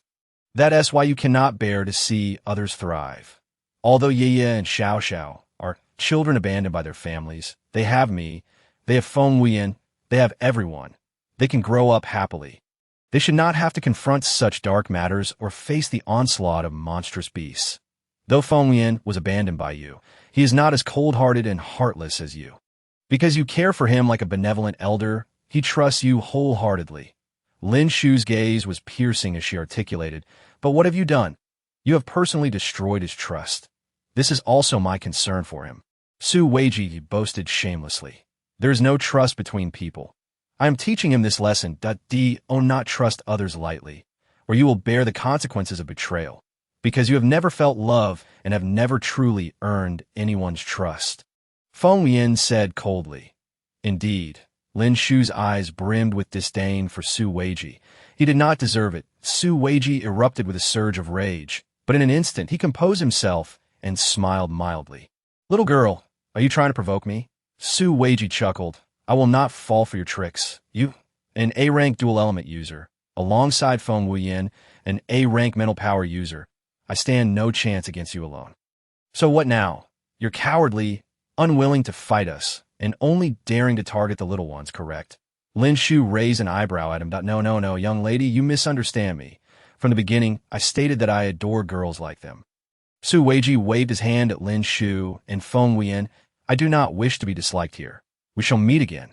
Feng Wuyan unleashed his formidable mental particles towards Su Weiji. What? Trying to flee? Su Weiji merely furrowed his brow in calm, and the mental particles aimed at him were dissipated. Child, you're still too weak to be my opponent. When you grow stronger, we shall have our match. With that, he vanished from the air. The crowd stood in astonishment, utterly awestruck by the man's overwhelming power, sensing he was more foe than friend. A weighty silence enveloped everyone, including Lin Shu and Feng Wuyan.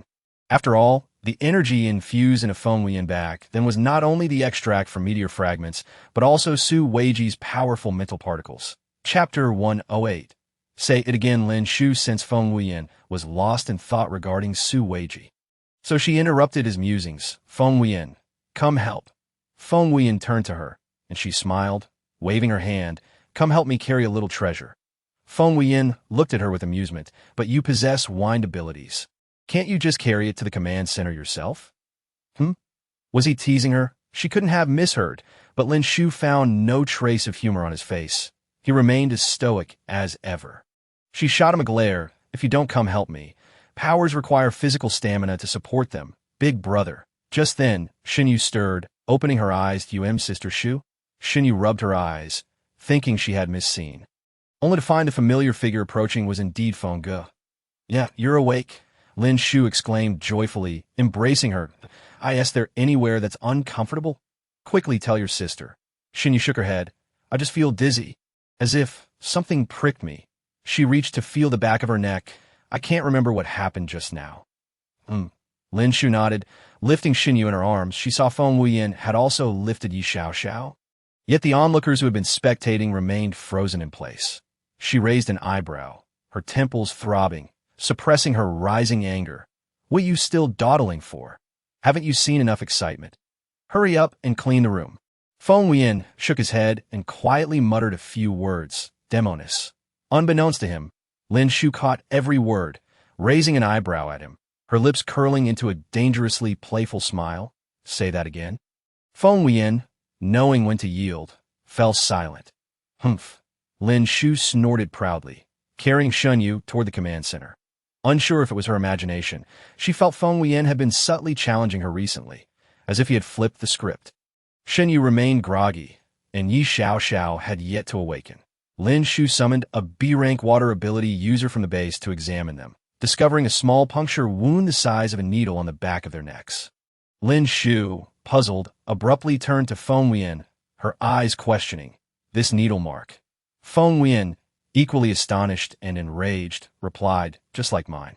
After saying this, he rolled up his sleeves, revealing a patch of skin on his arm marked with 3 or 4 puncture wounds of varying sizes, one of which matched the smallest mark on Xinyu and Yi Xiao.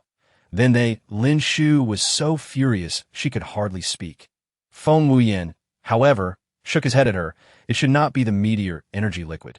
I do not sense the aura of meteors on them. No. I possess the energy of meteor fragments, and, combined with my mental power abilities, they resonate with all carriers that have been tainted by meteor fragments. Feng Wuyan stated with certainty. Chapter 109, I will protect you. Lin Shu's heart sank heavily. Yet she could not help but voice a question. If it was not the meteorite energy liquid, what could have been injected into them by Su Weiji? Lin Shu nodded, suggesting they would address the matter tomorrow. She raised her hand and gently caressed Xinyu's face. After all, they had already exhausted themselves repairing the city walls. And with this new predicament, they must be quite weary. They could afford to take a little time to rest before setting off again. Feng Wuyan glanced at the flickering bracelet on his wrist and remarked, I need to step out to discuss a few matters with Li Kun. All right. Lin Shu sat by the bedside, smoothing the corners of Xinyu and Yi Xiao's blankets. Upon exiting the room, Feng Wuyan activated a video call, revealing Li Kun's anxious face on the screen. How is the situation, Brother Feng? Not very good. Ye and Xiao Xiao have both been injected with an unknown liquid. Feng Wuyan paused before instructing. Prepare everything in a laboratory and ensure the database search keeps pace. Understood, Brother Feng, Li Kun replied seriously. After ending the call, Feng Wuyan fell into contemplation. Initially, the teacher's actions had indeed harbored his own intentions. Yet they were certainly not aimed at the destruction of this world. He claimed he had not utilized the energy from the meteorite, but over time, could he not have absorbed some radiation unwittingly? Is it possible to verify whether meteorite radiation could alter a person's temperament? Feng Wuyan sighed, feeling a weight of pressure. Lin Shu emerged without disturbing his thoughts, merely beckoning an ability user to prepare some easily digestible food. Just then, Yi Xiao Xiao stirred awake, albeit still in a daze, unable to recall what had transpired. That old pervert! Lin Shu cursed Su Weiji 1,000 times in her heart, yet it did little to quell her frustration. Noticing Lin Shu's emotional turmoil, Feng Wuyan turned to her and asked, "Have they awakened?" "Yes," he said, stepping forward to stand shoulder to shoulder with Lin Shu. He turned his gaze to the serene face of the girl beside him. A sudden wave of unease washing over him, prompting him to softly call her name, Lin Shu. Lin Shu turned her head, inadvertently revealing her delicate and graceful swan neck, causing Feng Wuyan's heart to race and his face to flush. He cleared his throat awkwardly, raising a hand to mask the crimson hue on his cheeks. "It's nothing." Lin Shu regarded him with curiosity, but then noticed the faint blush on his face. Startled, she pulled his hand away to examine him closely, before rising on her toes to place her hand on his forehead. Feng Wuyan was taken aback by her unexpected gesture. The coolness of her touch, coupled with the sweet scent wafting from her, made his heart race. Her gaze followed her hand, locking onto his eyes that shimmered with boundless emotion, and both were momentarily entranced. Feng Wuyan stepped forward, gently pulling Lin Shu into his embrace, firm yet tender. "Shu Shu," he whispered her name softly. Lin Shu's pupils constricted. Aside from her parents, this was the first time someone else had called her by that name. "I will protect you." Chapter 110, "You must eat another bowl. I will protect you." Feng Wuyan had uttered these words before, yet this time, for reasons unknown, they sent a shiver through Lin Shu's heart. He continued, "You do not always have to burden yourself so heavily. There are some matters you could allow me to share. I am not as fragile as you might think, and you need not constantly concern yourself with my emotions." Feng Wuyan paused, revealing a hint of exasperation. "I am not so easily broken, though I harbor deep feelings regarding Su Weiji. It does not necessitate you to tread so cautiously around me." Lin Shu mused inwardly. "No, big shot, you are not always this way. Your hatred for him has turned you into the ultimate villain." Feng Wuyan tightened his embrace, studying Lin Shu intently. "Understood," Lin Shu replied softly. "You are the big shot. You are always right. Miss, the meal is ready and has been sent to the room. You and Brother Feng should go as well." The messenger announced, "Thank you for your hard work." Upon entering the room, they found Shun Yu and Yi Xiao Xiao both awake, sitting by the bed with clear eyes, no longer appearing dazed. Lin Shu excitedly stepped forward, enveloping the two in her arms. "You are awake, Sister Shu," Shun Yu exclaimed joyfully. Until just moments ago, she had believed it was merely a figment of her imagination, but now, embraced in Lin Shu's arms, she realized it was all too real. Why, Yi Xiao Xiao also burst into tears, unable to stem the flow as she recalled seeing that man, believing she would never see her sister again. That man had an overwhelming aura. The moment she was targeted, she felt that her fate was sealed, with no chance of survival. Lin Shu's heart ached, her eyes moistening as she realized that both girls had experienced their own forms of life and death, cherishing their time together even more than before. "It's alright. Everyone is safe now," Lin Shu soothed, gently patting their backs. "Brother and I drove him away. We are far stronger than he is. He was afraid, so he fled." "Yeah." Shun Yu and Yi Xiao Xiao nodded, curling into a small ball in Lin Shu's embrace. This moment, Feng Wuyan sat at the table, expressionless, glancing at the two before tapping the table. "Time to eat." The tender, emotional atmosphere was abruptly shattered as the three fell into silence, casting irritated glares at him. Feng Wuyan feigned ignorance, serving rice into everyone's bowls, insisting that it would grow cold if they delayed further. Xin Yu pouted, the first to climb down from Lin Shu's lap and take a seat at the dining table. If she were to be honest, she was indeed frightened. After all, their prolonged acquaintance had made her aware of Feng Wuyan's capabilities. Yet this fear was not the same as ordinary fright. Yi seemed to have lost weight. Today, she must eat another bowl of rice. Xin Yu drooped her fluffy little head, lamenting, "What I fear most has indeed come pass." Yi Xiao chuckled at the scene, only to hear a similar voice beside her. "You too?" Was there still time for her to revel in their misfortune? Chapter 111 solved the problem at its source after the four lively individuals finished their meal. They tidied up their belongings and summoned the uncle who had driven Xin Yu and Yi Xiao here to bring the vehicle. "Yes. Thank you, uncle." Xin Yu beamed, her sweet smile illuminating her face. However, throughout the journey, Lin Shu wore a furrowed brow, her sentiments contrasting sharply with the excitement displayed by the two little girls in the vehicle. Feng Wuyan noticed her demeanor and inquired, "What's the matter?" Lin Shu pointed out the window towards a small river. "Look." Feng Wuyan took a quick glance, quickly grasping her intentions on one hand. It was her naive nature, with her thoughts plainly visible, on the other hand. After spending much time with her, he had grown exceptionally sensitive and accurate in perceiving her emotions. "That is a stagnant pool," Lin Shu remarked, frowning. But it was not always this way. She recognized this river, which flowed through the eastern district from north to south. In this world, its significance was comparable to that of the Grand Canal, serving as a crucial transport artery for goods.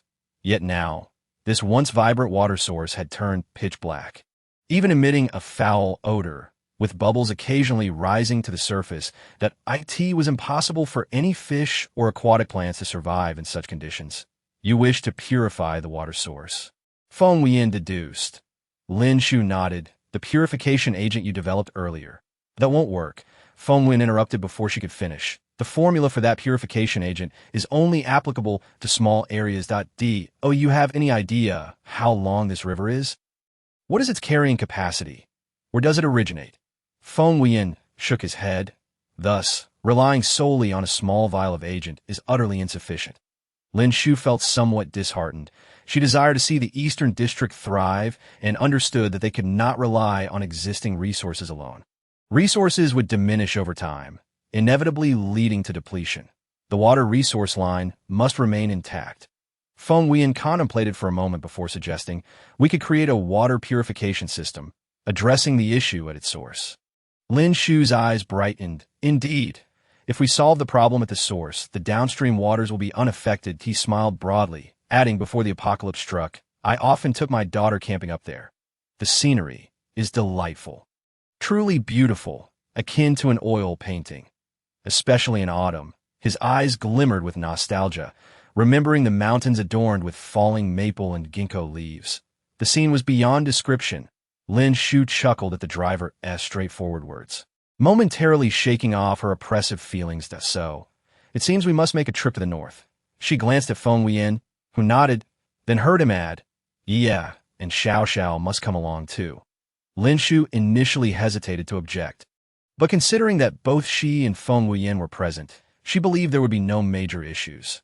Moreover, there were currently no superior metal-type ability users available, and the only A-grade wood-type ability user had been dispatched to the southern hunting ground to assist her in selecting a commander. Chapter 112 The dentures have been stolen again. With this in mind, Lin Shu nodded. "Very well." Xin Yu and Yi Xiao were bewildered. What urgent matters remained in the main city that required their attention? Hadn't Lin Zhangji's influence already been eradicated? Observing the two in a state of confusion, Lin Shu and Feng Wuyan exchanged knowing smiles. After a moment of contemplation, Feng Wuyan remarked, "Actually, your sister Lin Shu is hiding out to seek you." "Indeed, sister," Yi Xiao responded with curiosity, looking at Lin Shu. "There's still someone daring enough to chase after you for debts?" "No, that's not it," Lin Shu retorted, casting a resigned glance at Feng Wuyan, who maintained an expressionless demeanor, as if to say it was plainly the case. Lin Shu, feeling exasperated, divulged a little information. It was still the few clan elders of the Lin family who had voting rights. Yi Xiao looked astonished at Xin Yu, who sensed it and asked, "Did Xiao's sister come along?" "Let them become big roosters." Okay, Xiao Xiao, reluctantly forced into a situation, nodded weakly to ha. No, they're not the ones causing me trouble. Lin Shu chuckled, already picturing the scene in her mind as she wiped away tears of laughter. It's their own internal strife that keeps bringing me to resolve their trivial disputes. I'm quite troubled by it. For instance, the eldest uncle stole the false teeth of the second uncle, and the third uncle plucked the flowers from the fifth uncle's garden. Feng Wuyan's expression remained solemn and unyielding. Puffed. Shun Yu and Yi Xiao froze for a moment, exchanging glances before bursting into uncontrollable laughter. What on earth is this? Are they so idle? Shin Yu clutched her stomach. Pointing at her mouth, stealing false teeth, and plucking flowers? Are they but 1 year old? Observing Lin Shu, who was face-palming beside them, she suggested, Sister, why not find them something to do? At their age, they shouldn't be causing such a ruckus. It would be perfect to recruit them as free labor. Lin Shu's slightly mischievous smile sent a shiver down Yi Xiao's spine. She had a premonition that these old men were in for misfortune. After enduring their petty grievances for so long, the numerous aunts and uncles arrived early the next morning, standing at the door like sworn enemies, incessantly accusing one another. It was this cacophony that roused Lin Shu from her slumber, and she couldn't help but marvel at the vitality of these elderly individuals. Upon entering the main hall, she invited the clan elders to take their seats. To her surprise, they behaved quite respectfully, each taking their place in order of seniority. Lin Shu nodded to them, acknowledging their decorum. After all, she was a model youth of the new era, who not only understood the importance of cherishing the young, but also the value of respecting the elderly. At that moment, an elder seated at the forefront cast a stern gaze over the assembly, only to suddenly burst into tears as he turned to Lin Shu, exclaiming, Child, my false teeth have been stolen again. Chapter 113, Resolution and Peaceful Development. Lin Shu felt a throbbing at her temples, and as she glanced at the other clan elders, they all bore expressions akin to having seen a ghost. One slightly taller elder stood up, indignantly declaring, Elder brother, you can't say that. How much are those false teeth worth? Why must you keep bringing it up? Who cares about your worthless trinkets? Hey, how dare you speak like that? The elder brother immediately slammed the table and pointed an accusatory finger at his younger sibling. How do you know they aren't valuable? Did you take them to sell? As the two appeared ready to come to blows, Lin Shu swiftly intervened. Stop. The two men exchanged fierce glares, huffed heavily, and reluctantly sat back down. Lin Shu surveyed the two, then turned her gaze to the rest of the assembly, slowly stating, Today, I summoned you all not to discuss the theft of your false teeth. Then why are we here? If there's nothing important, don't waste our time, interrupted the tall elder with a disdainful snort. Lin Shu remained silent, but silently summoned a blade of wind to hover near his neck, signaling, When I Haven T asked you to speak, keep your mouth shut. Do you not think that just because I haven't restrained you before, you can take advantage of me due to your seniority? To put it plainly, you are members of the Lin family. I am not. Lin Shu crossed her arms, reclining on the sofa while casting a cold glare at the clan elders. The elder, noticing the glint of the blade at his throat, felt cold sweat trickle down his face. Lin Shu, could you please retract that? Let us discuss this calmly, without resorting to violence. Lin Shu coldly waved her hand, and the blade of wind vanished without a trace. Sit down. I will sit down. I will sit down. The tall elder hastily complied, letting out a sigh of relief. With no one daring to interject further, Lin Shu straightened in her chair and articulated her plan. Each of you clan elders holds voting rights in the East District because you once possessed considerable shares within the Lin family. However, all those assets have now been unconditionally bestowed upon me by Lin Zhanjia, documented in black and white, signed with his name. Lin Shu produced a property transfer document, handing it to Uncle Feng to distribute for review. The clan elders, upon seeing the agreement, displayed expressions of panic. They had no prior knowledge of this matter. Lin Shu took in their reactions, noting, you are all in the dark, which makes this easier. Thus, I have outlined several stipulations to delineate the portion of the Lin family's assets that originally belonged to you. Upon hearing this, the elders' faces brightened, except for the leading elder concerned with the false teeth, who raised an eyebrow and inquired, what conditions or requirements accompany this? Lin Shu regarded the elder with admiration. He was indeed perceptive. She then extended 2 fingers. Chapter 114. It shouldn't be like this after all. Money was their fundamental means of sustenance. Severing that source would make them aware of its significance. Even amidst their confusion, Lin Shu stretched lazily, reclining on the sofa, and soon fell into a deep slumber. Meanwhile, Shun Yu and Yi Xiaoxiao were in Feng Wuyan's laboratory, where he was conducting health checks on them. Particularly concerned about a small puncture mark. After completing a 3rd full-body scan without any findings, Feng Wuyan's calm demeanor began to falter, his brow furrowing as he scrutinized the array of data. This shouldn't be the case. Shun Yu and Yi Xiaoxiao exchanged glances, recognizing certainty in each other's eyes that I am certain there was no such mark on my neck before we departed. Exactly. Neither was there on mine. Yi Xiaoxiao affirmed that I am aware of that. Feng Wuyan replied, especially since the positions of your puncture marks are identical, which is quite difficult to achieve with such precision. At that moment, Li Kun had finished re-examining all the materials and found no errors. After a moment of contemplation, he turned to Feng Wuyan and inquired, could it be that we were mistaken from the outset? Perhaps it is not a substance that enhances the abilities, but rather an ordinary medication. Like glucose? Feng Wuyan shook his head. Absolutely not. He understood better than anyone what Su Weiji was like. He would never engage in such a futile endeavor that he was driven solely by profit, just as before. Disregarding anyone's life to validate his hypotheses. His weakness was likely power, which was the most ephemeral of all things. If one truly wished to contend with him, it was no easy feat. Suddenly, an idea struck him as he recalled a set of chemical formulas Su Weiji had once mentioned to him. He rearranged the data and calculated a new elemental symbol. Feng Wuyan confirmed everything once more and promptly sent Shun Yu and Yi Xiaoxiao back into the experimental chamber, setting a new elemental symbol before activating the apparatus again. It emitted a series of long, beeping sounds while the screens displayed clusters of fragmented light surrounding Shun Yu and Yi Xiaoxiao. We've matched it, Li Kun exclaimed excitedly. Indeed, Feng Wuyan replied, though he did not appear particularly pleased or excited. For he understood that this substance was not a natural component or a purified form, but rather a form of mind control medication. It was no wonder he had initially failed to detect it.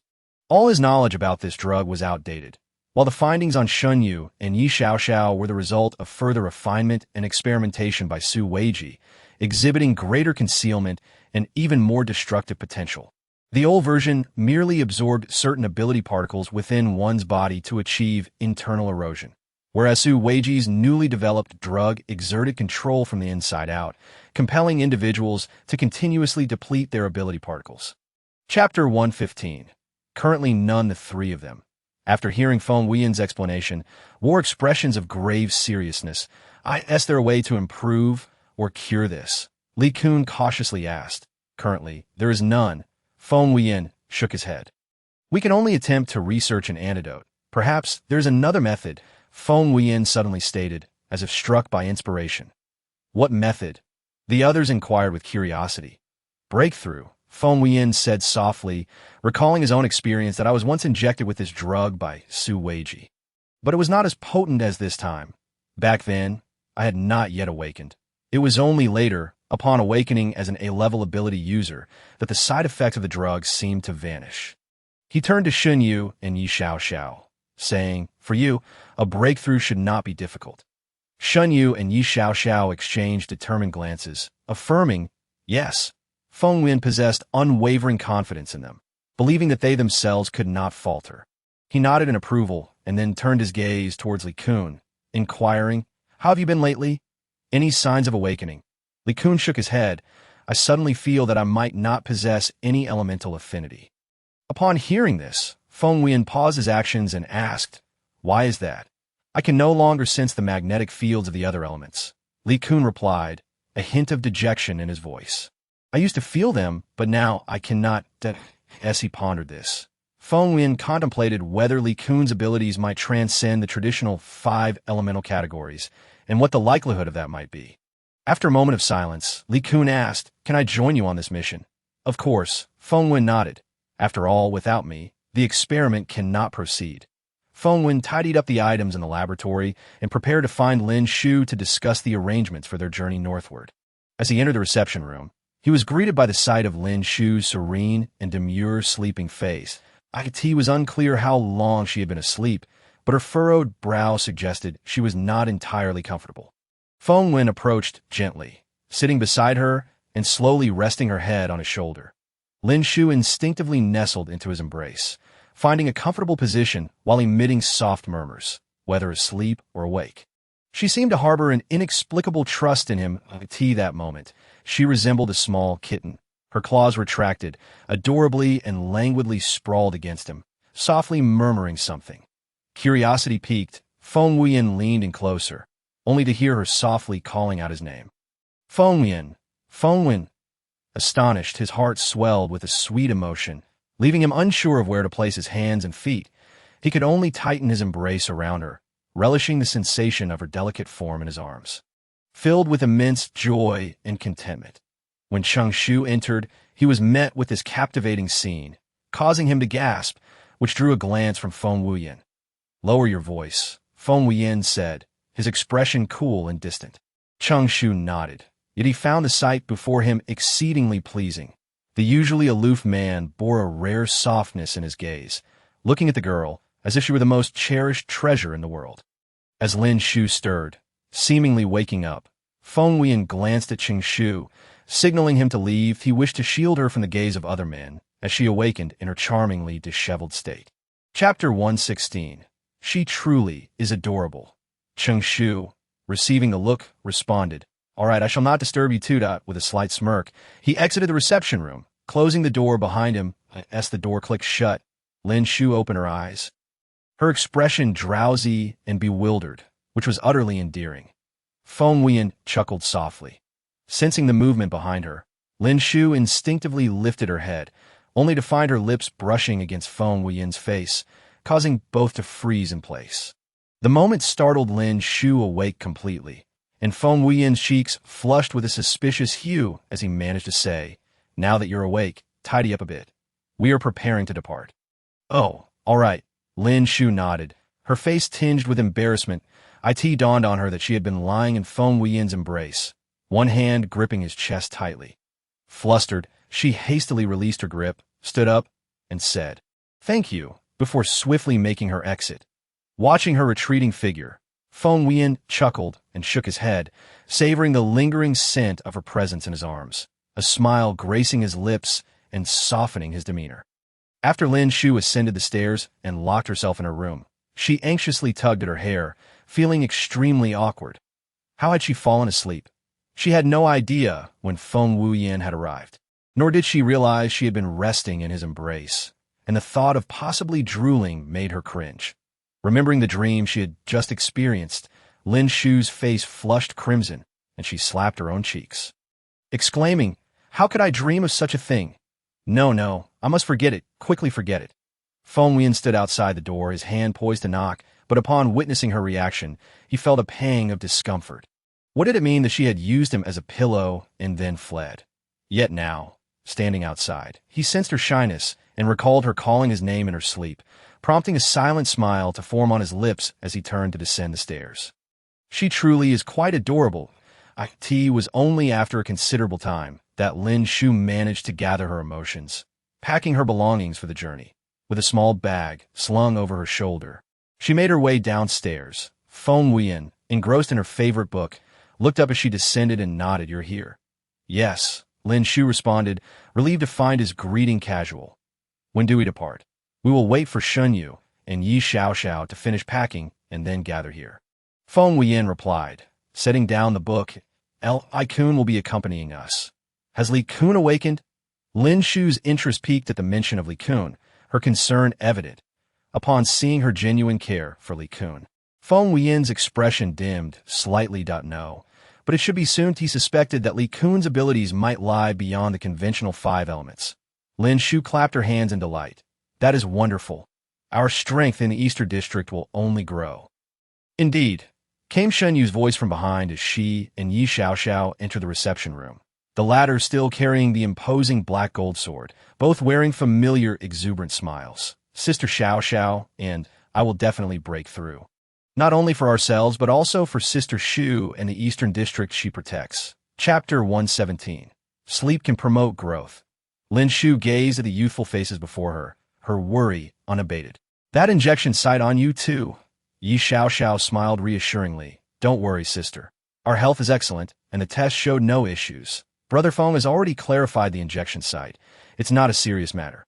Lin Shu cast an inquiring glance at Feng Wuyan, and upon seeing him nod, she exhaled a sigh of relief, then fiercely declared, "That's Su Weiji. I shall not let him off next time."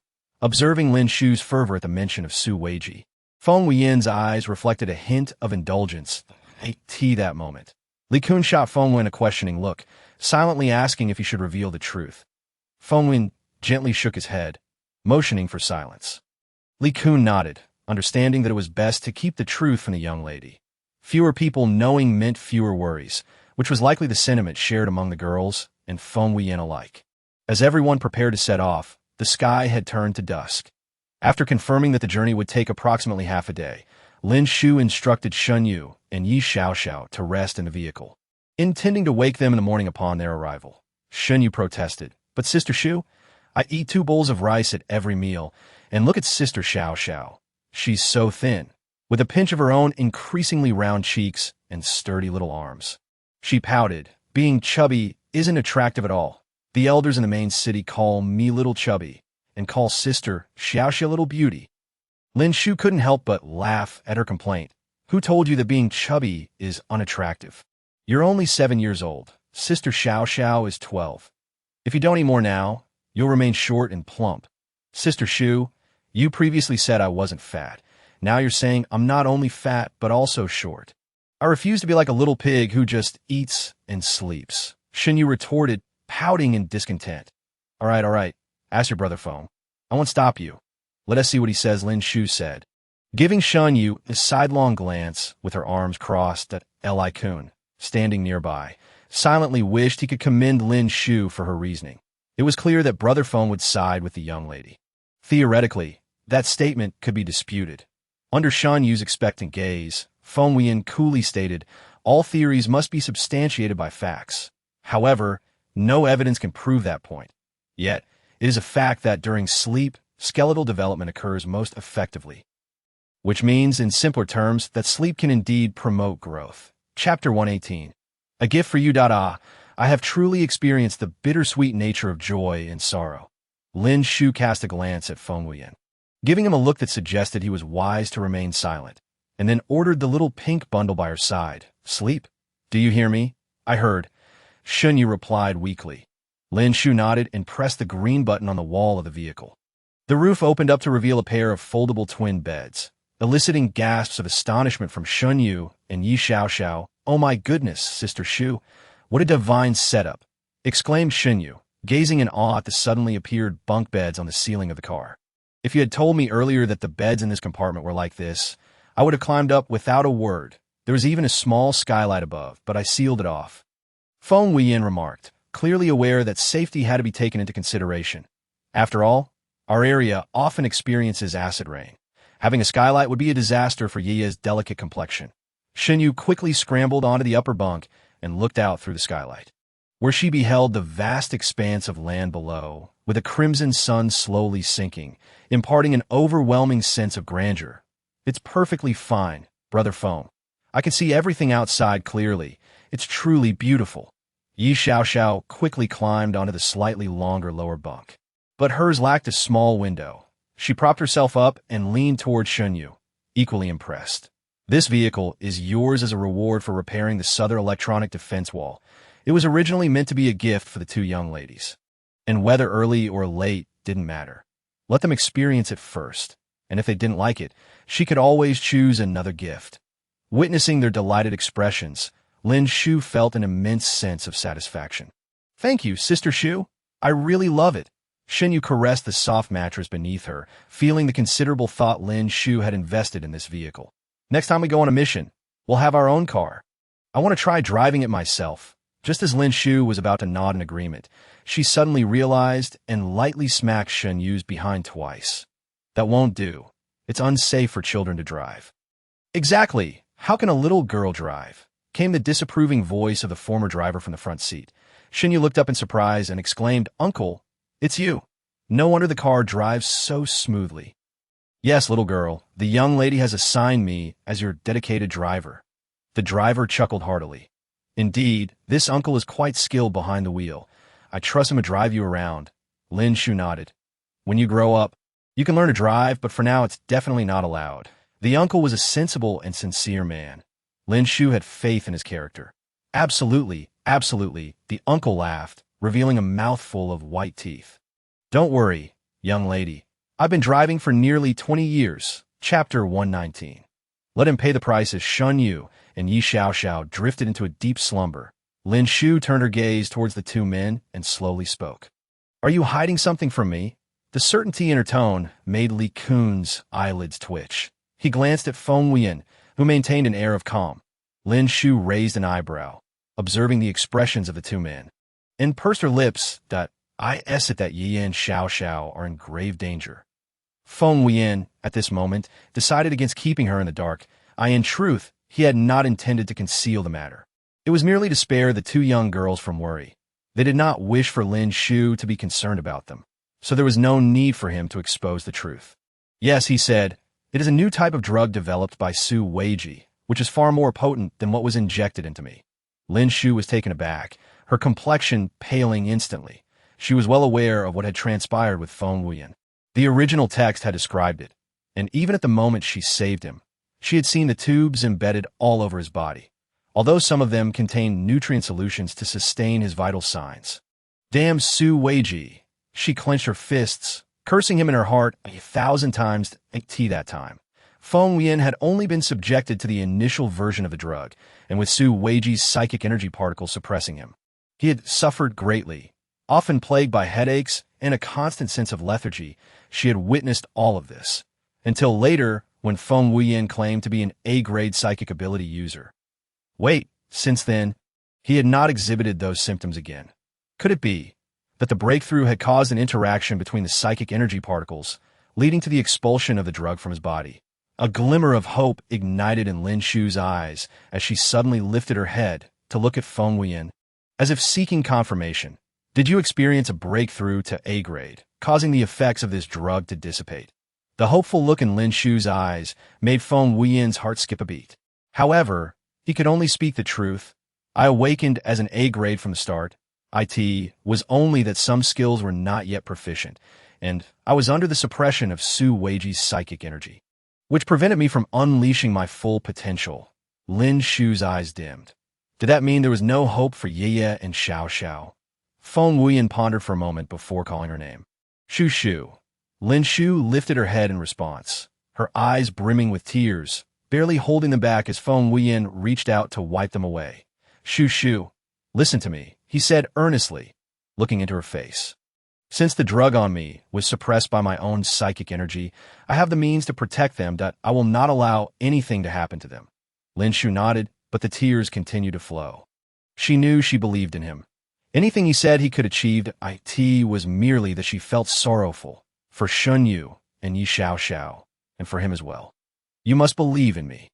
They need to rely on their own strength to overcome this new type of drug, but at the same time, I will stand guard for them, Feng Wuyan said solemnly, gently wiping away Lin Shu's tears. Stop crying now. Your tears will not be in vain. He clenched his fist around the warm beads of tears that had fallen. I will make Su Weiji pay the price. Chapter 120. Solid Water. Lin Shu, comforted by Feng Wuyan, released her pent-up emotions. She had been suppressing them for far too long. Ever since she became the leader of the Eastern District, the pressure had mounted, and the number of matters to consider had increased. Apart from her own concerns and those of Feng Wuyan, she had to think about the well-being of her companions and the future of the Eastern District and its citizens. She felt exhausted, as though there were endless tasks to complete, yearning for a moment to rest, to lean on a shoulder. Previously, she had only needed to ensure her own well-being, but now, the area she needed to care for was as vast as half a country. Deep down, she longed to protect a small realm of her own, living quietly with the important people in her life, free from worldly matters.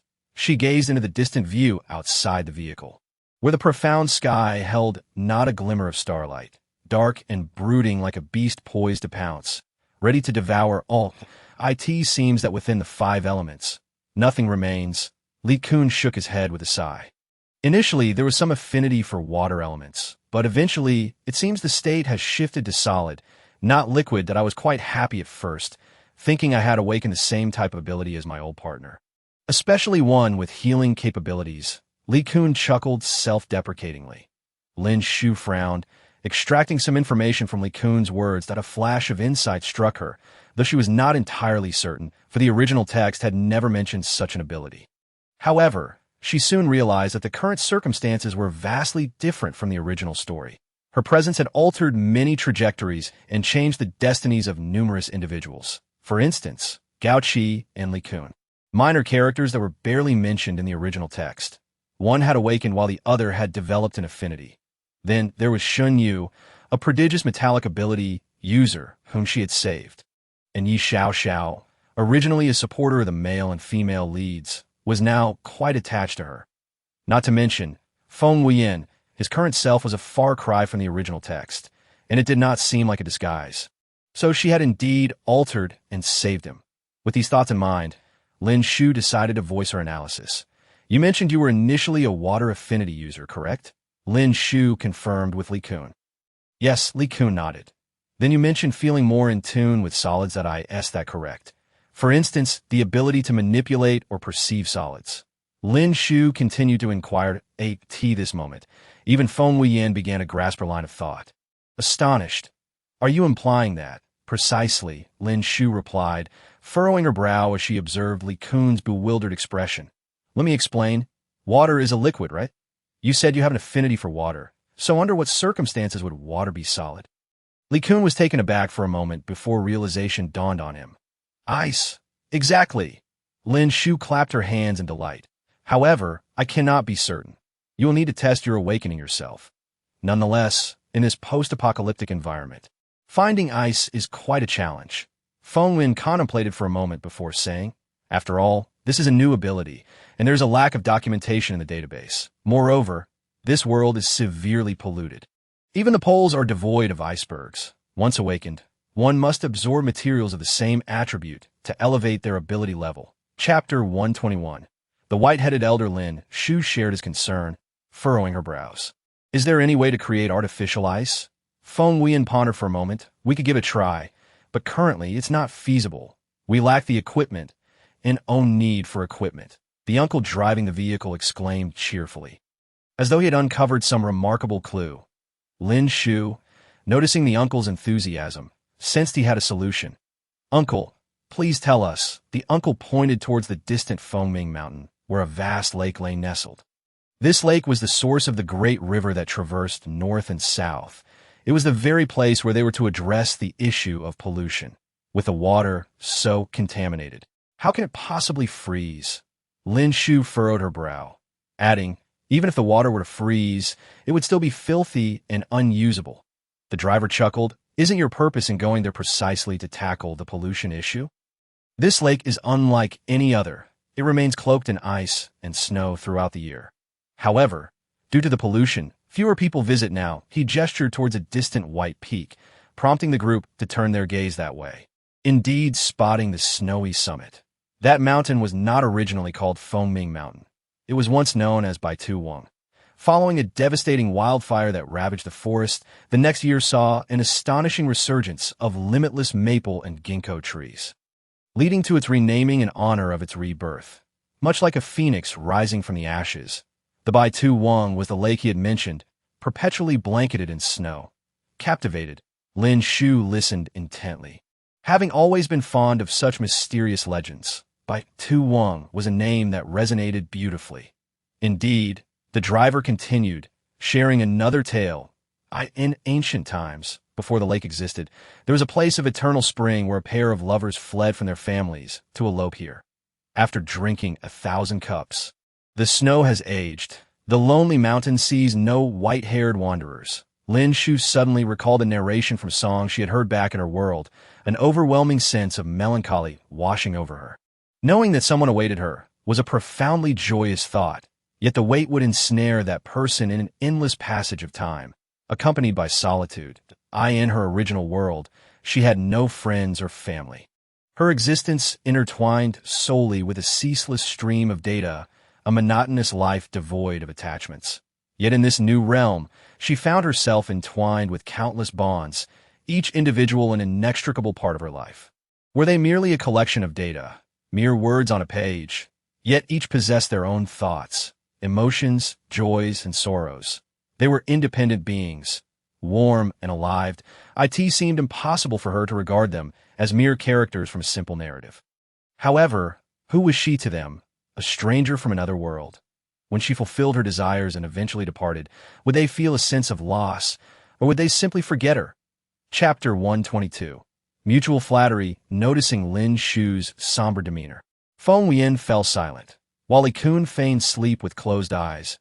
Only the driver hummed a melancholic tune, echoing the vastness of the landscape. As dawn broke, the group arrived at the mountain's base. Since Shunyu and Yi Xiaoxiao were still waking up, Lin Shu suggested they first scout the area and familiarize themselves with the terrain to establish a basic safety perimeter.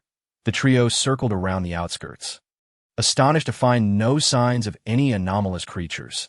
They speculated that this was either due to the presence of mutually exclusive flora or the severe pollution of the water source. If it were the former, it might still provide some assistance in the ongoing struggle between humans and beasts.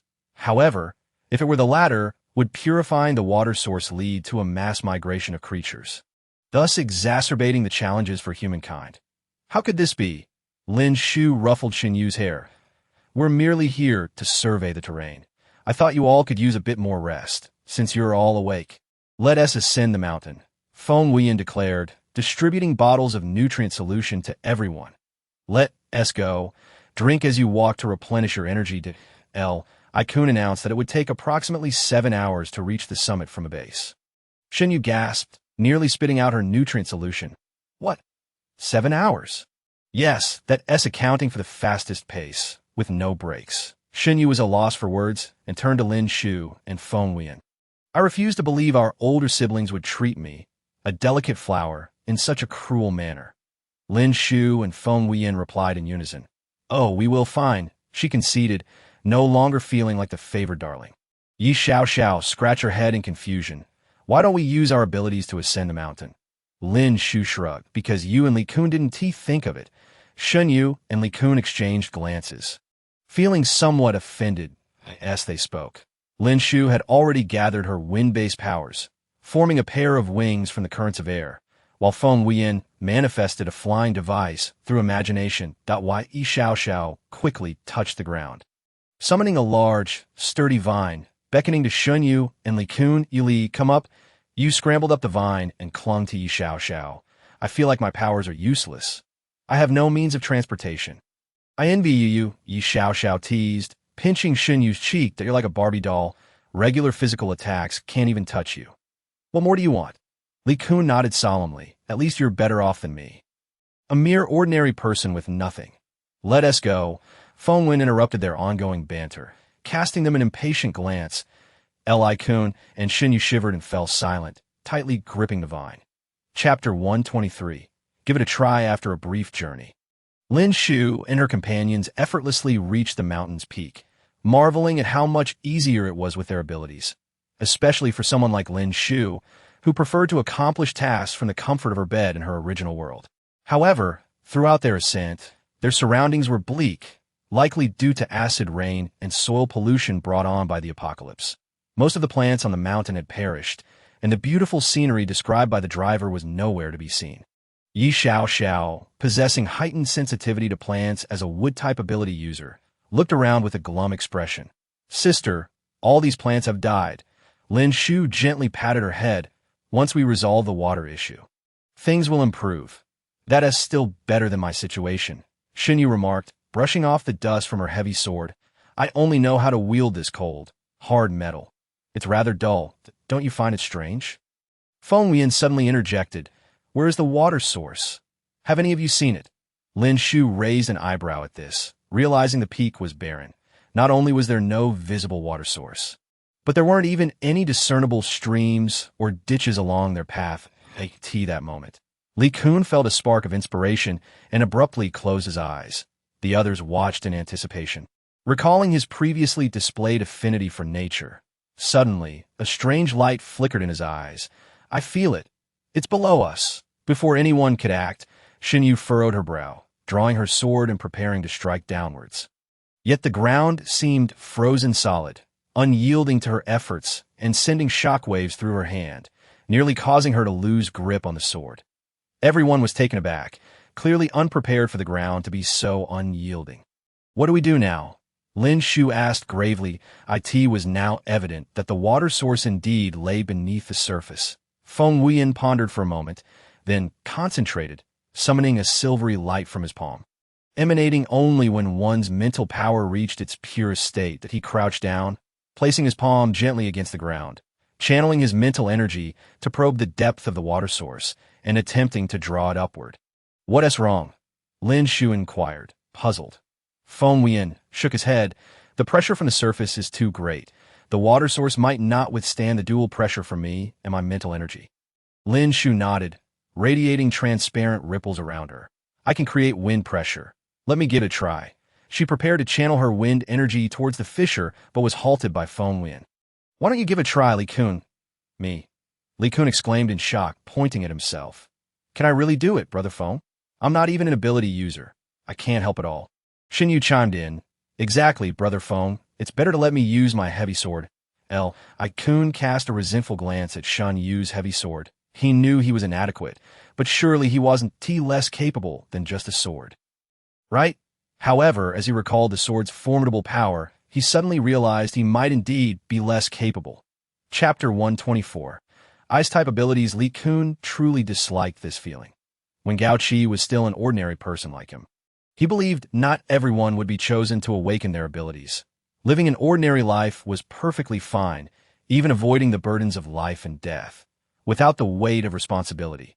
However, in due course, Gao Qi made a breakthrough, swiftly ascending from D level to C level, and mastering a rare branch of healing skills that few water elementalists could grasp.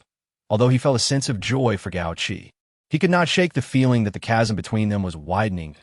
As an ordinary person, he had always belonged to the category of technical individuals, lacking the robust combat prowess that made someone like Gao Qi so sought after. He was genuinely grateful to Lin Shu and Feng Wuyan, for it was they who had provided him with repeated opportunities for advancement. Yet now, despite his uncertainty, he thought of them, and aside from Lin Shu and Feng Wuyan, who among the two young girls did not bear greater burdens than he? One was merely 7 years old, and the other just 12. If they could shoulder the label of elementalists, then so could he. Have you not always wanted to prove yourself? He asked himself, his hands clenching into tight fists, veins standing out on his arms. With a sudden roar, he slammed his hands against the fissure. The moment to prove himself was now. Suddenly, the crack visibly lengthened and deepened at an alarming rate, gradually connecting at both ends to form a massive circle, encasing Lin Shu and the others within. Feng Wuyan, eyes wide, shouted, "Be careful." He swiftly embraced Lin Shu, who instinctively grasped Shun Yu and Yi Xiao Xiao, retreating with Feng Wuyan to safety beyond the fissure. Li Kun. Feng Wuyan called his name urgently. "Get away!" As his voice rang out, the fissure shattered violently, sending a tremendous shockwave that reduced stones to dust. Li Kun's glasses shattered in response, exploding into countless tiny crystals that sparkled in the sunlight, mingling with the dust in the air, though those outside the circle, protected by Feng Wuyan's rapidly activated mental barrier, suffered no injuries. The sight of Li Kun made it clear that danger was imminent. As the shockwave subsided and the air pressure gradually lessened, Lin Shu controlled the swirling dust, allowing it to settle. They watched as Li Kun slowly rose, turning to face them. This moment became an indelible memory for everyone present. Time seemed to stand still. Their minds blanked. Li Kun had a shard of black ice piercing his chest, blood flowing freely, his face pale, lips tinged with blue, his appearance a wreck, his clothes tattered. Yet at that moment, he managed a faint smile, uttering words that brought tears to everyone's eyes. "I found the water source." Li Kun. The group rushed toward him, oblivious to the dark, deep water source behind him, but he collapsed, losing consciousness. Feng Wuyan was quick to catch him, but found his body burning with fever. The shard of ice was slowly being drawn from him, clattering to the ground with a dull thud, akin to ice striking ice. That a glimmer of surprise crossed Feng Wuyan's face, quickly followed by deep concern. He had awakened. It was ice elemental ability. However, amidst the astonished expressions of the others, he paused, realizing, we have no healer among us. Chapter 125. Let me try. His injuries are too severe. Feng Wuyan exhaled heavily, although he had anticipated the severity upon seeing the wound. Articulating it was immensely difficult. He and Li Kun had collaborated in the laboratory for so long, and he understood how meticulous and serious Li Kun was. A young man filled with responsibility, humility, and diligence. He admired him greatly. Compared to Gao Qi, he felt that Li Kun was more akin to him. With a temperament he could more readily accept, he had generously imparted his knowledge and research to Li Kun. And Li Kun was indeed a remarkable student. With strong learning and assimilation abilities, he was a promising talent, and Feng Wuyan did not want him to be a fleeting glimpse of brilliance. Is there truly no other way apart from water elementalists? Lin Shu's voice interrupted his train of thought. He has to endure this on his own. Feng Wuyan shook his head. Currently, we only have remedies for minor injuries. Such severe wounds would be of no use. Can I give it a try? Yi Xiaoxiao suddenly spoke up, glancing at Lin Shu and then at Feng Wuyan, nervously twisting her fingers as she found her courage to say, I previously developed a medicinal herb, right? I've tried it myself, and it worked quite well. Lin Shu's eyes lit up, recalling the moment she had encountered Yi Xiaoxiao after leaving the dungeon where Wang Guobang was held. When Yi Xiaoxiao had eagerly shown her the plant, turning to Feng Wuyan, she saw affirmation in his eyes. All right.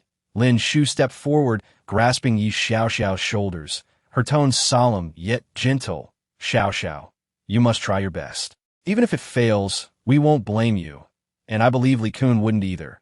But you must exert every effort to heal him. Yi Xiaoxiao's eyes shone with determination. I will, sister. With that, she walked toward Li Kun, a radiant green light gradually emanating from her. Lin Shu sighed, gripping Shun Yu's small hand, her gaze following Yi Xiaoxiao's retreating figure. If only she could spare them this immense pressure. She wished for them to grow up freely, without worries, standing firm, dependable, and reassuring. That a glimmer of light seemed to flash in her eyes, gentle yet resolute, filled with confidence and trust in Yi Xiaoxiao. Sister Shu, Xiaoxiao will be fine, and so will brother Li Kun. Despite Xiaoxiao's seemingly frail appearance, Shun Yu smiled. But she is a very brave friend who makes me feel secure. And one could rival Lin Shu's esteemed place in her heart. And similarly, she did not wish for anyone to usurp her position in Lin Shu's affections. Hence, she felt a twinge of insecurity when observing Lin Shu's caring gaze toward Yi Xiaoxiao, leading her to act out against her. Yet, Yi Xiaoxiao had always treated her kindly, being mindful of her emotions and approaching her gently. Chapter 126. Showerhead Yi Xiaoxiao tenderly attended to everyone's emotions, making all who came into contact with her, including Shun Yu, feel at ease. As she later reflected, she realized she had no reason to harbor animosity toward her. In truth, Yi Xiaoxiao was no different from her. While her family might still be alive, they had abandoned her, leaving her just as isolated. She should have empathized with Yi Xiaoxiao, supporting one another, yet she had pettily rejected her kindness. Thus, when Yi Xiaoxiao stepped forward, offering to stand by her side, she felt a sense of liberation. How wonderful it was to have such a gentle sister willing to accompany her in mending the photon shield and completing perilous tasks. Isn't it better to have one more sister to care for you? Shun Yu pondered. The answer was evidently affirmative. Lin Shu had already treated her like a sister, and now, with Yi Xiaoxiao, she had gained yet another. In truth, she felt quite fortunate.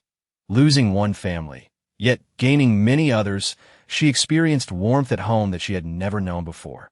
Watching Yi Xiaoxiao kneeling on the ice, Shun Yu unleashed her metal elemental ability, erecting a sturdy metal barrier under their feet to prevent the ice from cracking unexpectedly. Lin Shu silently smiled at this scene, recognizing that her two young girls had grown. How wonderful this moment. Yi Xiaoxiao was intently cultivating the new type of herbal medicine she had developed, carefully extracting the plant essence and gently applying it to Li Kun's wound. As the wound emitted a faint green glow, it flickered and then vanished. She frowned, realizing the potency of her remedy was indeed minimal. After a moment of contemplation, she attempted to cultivate a higher-grade herb with her wood elemental ability, but whether due to nerves or some other reason, she found herself either unable to produce usable herbs or those with insufficient potency to aid Li Kun's wound. Her hands trembled with anxiety, each successive attempt yielding diminishing efficiency and quality. "Don't be nervous. Take your time." Feng Wuyan noticed her distress and spoke reassuringly. "Li Kun is not in a rush, that's right." Lin Shu stepped closer, patting Yi Xiaoxiao's shoulder, gesturing toward Li Kun's face. "Look, his complexion is noticeably better than before. All of this is thanks to your efforts." Hearing their comforting words, Yi Xiaoxiao felt considerably calmer. Since she could not cultivate higher-grade herbs, she decided to try a different approach. She focused, producing a small medicinal herb, then systematically created another, and then the next. In mere moments, a row of small herbs surrounded Li Kun's wound. Yi Xiaoxiao wiped the sweat from her brow, her fingertips glowing like emeralds as she gently waved over the herbs. As if responding to her command, the green leaves leaned toward the wound, nurturing droplet after droplet of glistening green dew that dripped down onto the injury. Shunyu stared in awe at this scene. "Sister Xiaoxiao, those herbs look like a showerhead." Lin Shu cast a glance at Shunyu, chuckling at her remark. Indeed, the sight was subtly adorable. "Showerhead?" Yi Xiaoxiao pondered for a moment, then slowly began cultivating a blossom. Lin Shu gazed at the sunflower, which was slowly lifting its head and even trembling slightly, and 3 dark lines appeared on her forehead. Chapter 127. The bold red and bright green. Huh. Xinyu looked at the singularly outstanding sunflower and laughed. "Sister Xiaoxiao, don't you find it amusing that this flower is placed among the medicinal herbs? And it's red, no less," Lin Shu added. Yi Xiaoxiao gazed helplessly at the sunflower, saying, "I was just pondering a preliminary form in my mind when it appeared, and I hadn't even had the chance to change its color. Oh my, look quickly!" Xinyu exclaimed, pointing at Li Kun's wounds in astonishment. "His injuries are beginning to heal." Lin Shu turned to examine Li Kun's wounds, which had started to mend slowly, transitioning from a grotesque, gaping hole to a bleeding wound that had begun to clot, now reduced to the size of a centipede. This indicated that Yi Xiaoxiao's flower was indeed effective. She could continuously draw the healing essence from the medicinal herbs to treat the injured ability users. In other words, without a water-type ability user, Yi Xiaoxiao, as a wood-type ability user, had also unlocked healing skills. This was a significant breakthrough for them, and for Yi Xiaoxiao, it represented a tremendous advancement as well. In this world, there were countless wood-type ability users, yet she was the only one capable of cultivating healing herbs and wielding them with such finesse. It seemed that the former Northern District Overlord from the original story was not merely a boast. However, due to her crossing over, the timeline of this world had been altered. The once loyal Yi Xiaoxiao, who had aligned with the male and female protagonists, had now joined Lin Shu's camp. Yet in the original narrative, Yi Xiaoxiao had not unlocked the wood-type healing skills at that time. Thus, Lin Shu felt no sense of taking advantage of the situation. After all, she was the one who had nurtured her. Meanwhile, Feng Wuyan had been observing Li Kun's condition intently. He reached out to feel Li Kun's forehead, remaining silent. As he had suspected, Yi Xiaoxiao's herbs could only heal the external injuries of ability users, but could not alleviate the high fevers caused by their awakening or breakthroughs. With a crack, the sound of ice shattering echoed, causing everyone to tense as they looked toward the lake's surface. Xinyu once again concentrated her metal-type ability to reinforce the metal platform beneath them. Feng Wuyan decisively commanded, "Everyone, retreat. We must leave this place." He then swiftly lifted Li Kun and placed him in a safe location. After all, the ice layer had begun to crack, and they needed to find a way to manage the water source. There was hardly any time to spare. Yi Xiaoxiao took a deep breath and said to Feng Wuyan, "All right, Brother Feng, I'll give it a try." After speaking, she summoned a brilliant green light in her palm. Gently pressing it against the ground and slowly lifting it, a slender vine emerged from the earth, delicate yet remarkably resilient, lifting Li Kun and transporting him down the mountain. "I wonder when Brother Li Kun will wake up," Xinyu remarked, glancing toward the direction in which Li Kun had disappeared, a hint of melancholy in her eyes. "That he will, undoubtedly." Chapter 128. the brown water weeds. Feng Wuyan observed the speed at which the ice was cracking and, with a shift of thought, turned to Lin Shu, saying, Shu, use your fire-type ability to expedite the cracking of the ice. The current pace was far too slow. If they waited like this, it would take 3 to 5 days just for the ice to crack. Feng Wuyan frowned. We do not have enough supplies to sustain us for that long. Understood, Lin Shu replied as she stepped forward, her body emanating a fiery red glow that cast a gentle pink hue upon her fair skin. With a sweeping glance, she appeared fervent and exuberant. This was the first time Feng Wuyan had seen Lin Shu in such a manner. Although she had awakened her fire-type ability during the battle against the beast tide, she had not displayed such a vibrant and dazzling side. Then he suddenly felt that no one was more suited for the fire-type ability than she was, nor was anyone more compatible with the wind-type ability. She was so spirited and free-spirited, gazing at the girl before him with flowing hair. He silently condemned himself. She belonged to the wind, to the very essence of nature, yet he selfishly wished to keep her by his side. Nevertheless, he could not shake off this selfish thought. As the flames embraced the ice, it began to melt rapidly, revealing a calm, undisturbed lake surface covered in brown water weeds, resembling a slumbering behemoth poised to strike at any moment. Feng Wuyan furrowed his brows. Not expecting the pollution to be so severe, he retrieved a small portable device and filled a test tube with lake water, initiating an analysis of its chemical composition. Meanwhile, the others were not idle. Seeing that Yi Xiao, who had previously exhausted her energy, had regained her strength, Lin Shu inquired, Xiao, can you clear these water weeds? Yes, I should be able to, Yi Xiao replied, manipulating the water weeds with her hands. The water weeds swayed with the green light, creating ripples across the lake surface. Once the water weeds were removed, the lake became noticeably clearer, suggesting that their invasion had indeed contributed to the pollution of the water source. As Yi Xiao rummaged through the brown water weeds, she noticed a foul-smelling brown secretion oozing from the broken stems. For a moment, she even questioned whether these were truly plants, yet she could still control them. Shaking her head, she decided to conduct further research on the water weeds. Lin Shu, not far off, also noticed this and hurriedly retrieved a pair of specially designed gloves from Feng Wuyan, tossing them to Yi Xiao. Put these on. We need to protect ourselves from whatever that substance is. Okay, Yi Xiao replied, touched by Lin Shu's thoughtfulness and concern. Yeah, let us walk a circle around the lake, Lin Shu called to Shunyu. Believing that visual assessment was far more accurate than mere measurements, Shunyu, perplexed, asked, why do we need to measure? Even if we clear it now, what about later? If acid rain continues to fall, the lake will face pollution again. Are we to come back once more? Lin Shu lightly tapped Shunyu's head, teasing, you're usually so sharp. Why are you being dim-witted now? Chapter 129. The culprit. Shunyu covered her head and glared at Lin Shu with a pout. Sister Shu used to never lay a hand on me, but now you do. Lin Shu chuckled and playfully glared back. Are you coming or not? If not, I'll be on my way. After saying that, Lin Shu pretended to take a few steps forward. All right. I'm coming. Shunyu hurriedly trotted after her, calling out, Sister Shu, wait for me. Feng Wuyan and Yi Xiao exchanged amused glances at the scene, silently shaking their heads. Shunyu was truly a lively spirit, bringing them much joy. Lin Shu and Shunyu gradually walked along the lakeshore, passing by the old driver's mention of the white-headed elder.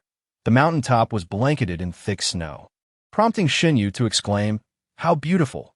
While the old driver recounted that story, she and Yi Xiao had dozed off, so she only heard it later from Lin Shu.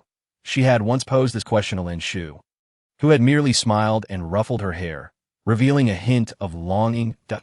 Lin Shu, being remembered by someone in such a manner while in this strange world brought her a sense of fulfillment. She had contemplated that if one day she truly had to leave, at the very least, she would remember all the people here and not forget them. Yet, in her heart, she also hoped that everyone here would not forget her. Especially that one person, as Lin Shu recalled that person's cold and distant face, she couldn't help but smile. Hearing her laughter, Shunyu turned to her and asked, Sister Shu, what are you secretly laughing about? Is there something amusing that you're not sharing with me? No, Lin Shu replied, patting Shunyu's cheek, her eyes catching a glimpse of someone looking her way in the distance. her mood brightening. Let us move a bit faster. Have you calculated it? He asked Lin Shu. Yes, Lin Shu nodded, pointing at Shunyu. It's within her current capabilities, so there's no need to rush. Feng Wuyan nodded, then continued. The composition has been analyzed as well. The primary issue is the excessive phosphate levels and elevated nitrogen and oxygen content, which have led to the rapid proliferation and decay of these algae, creating a vicious cycle. Additionally, the outlet has been clogged by these algae, causing the water source to stagnate and emit foul odors due to microbial decay. Lin Shu nodded, somewhat understanding, while Shunyu appeared utterly bewildered. Realizing he had used too much technical jargon, Feng Wuyan cleared his throat and summarized. In other words, the source of the pollution is these brown algae. Lin Shu glanced at the water weeds in Yi Xiaoxiao's hands and asked, "What exactly is this substance?" "This is actually hornwort, but not entirely." Yi Xiaoxiao clarified for everyone. Chapter 130. The Beauty Enhancer. Hornwort, Lin Shu exclaimed, her eyes widening in surprise. "That I used to raise goldfish, and there was this type of waterweed in their tank, but what you have in your hands."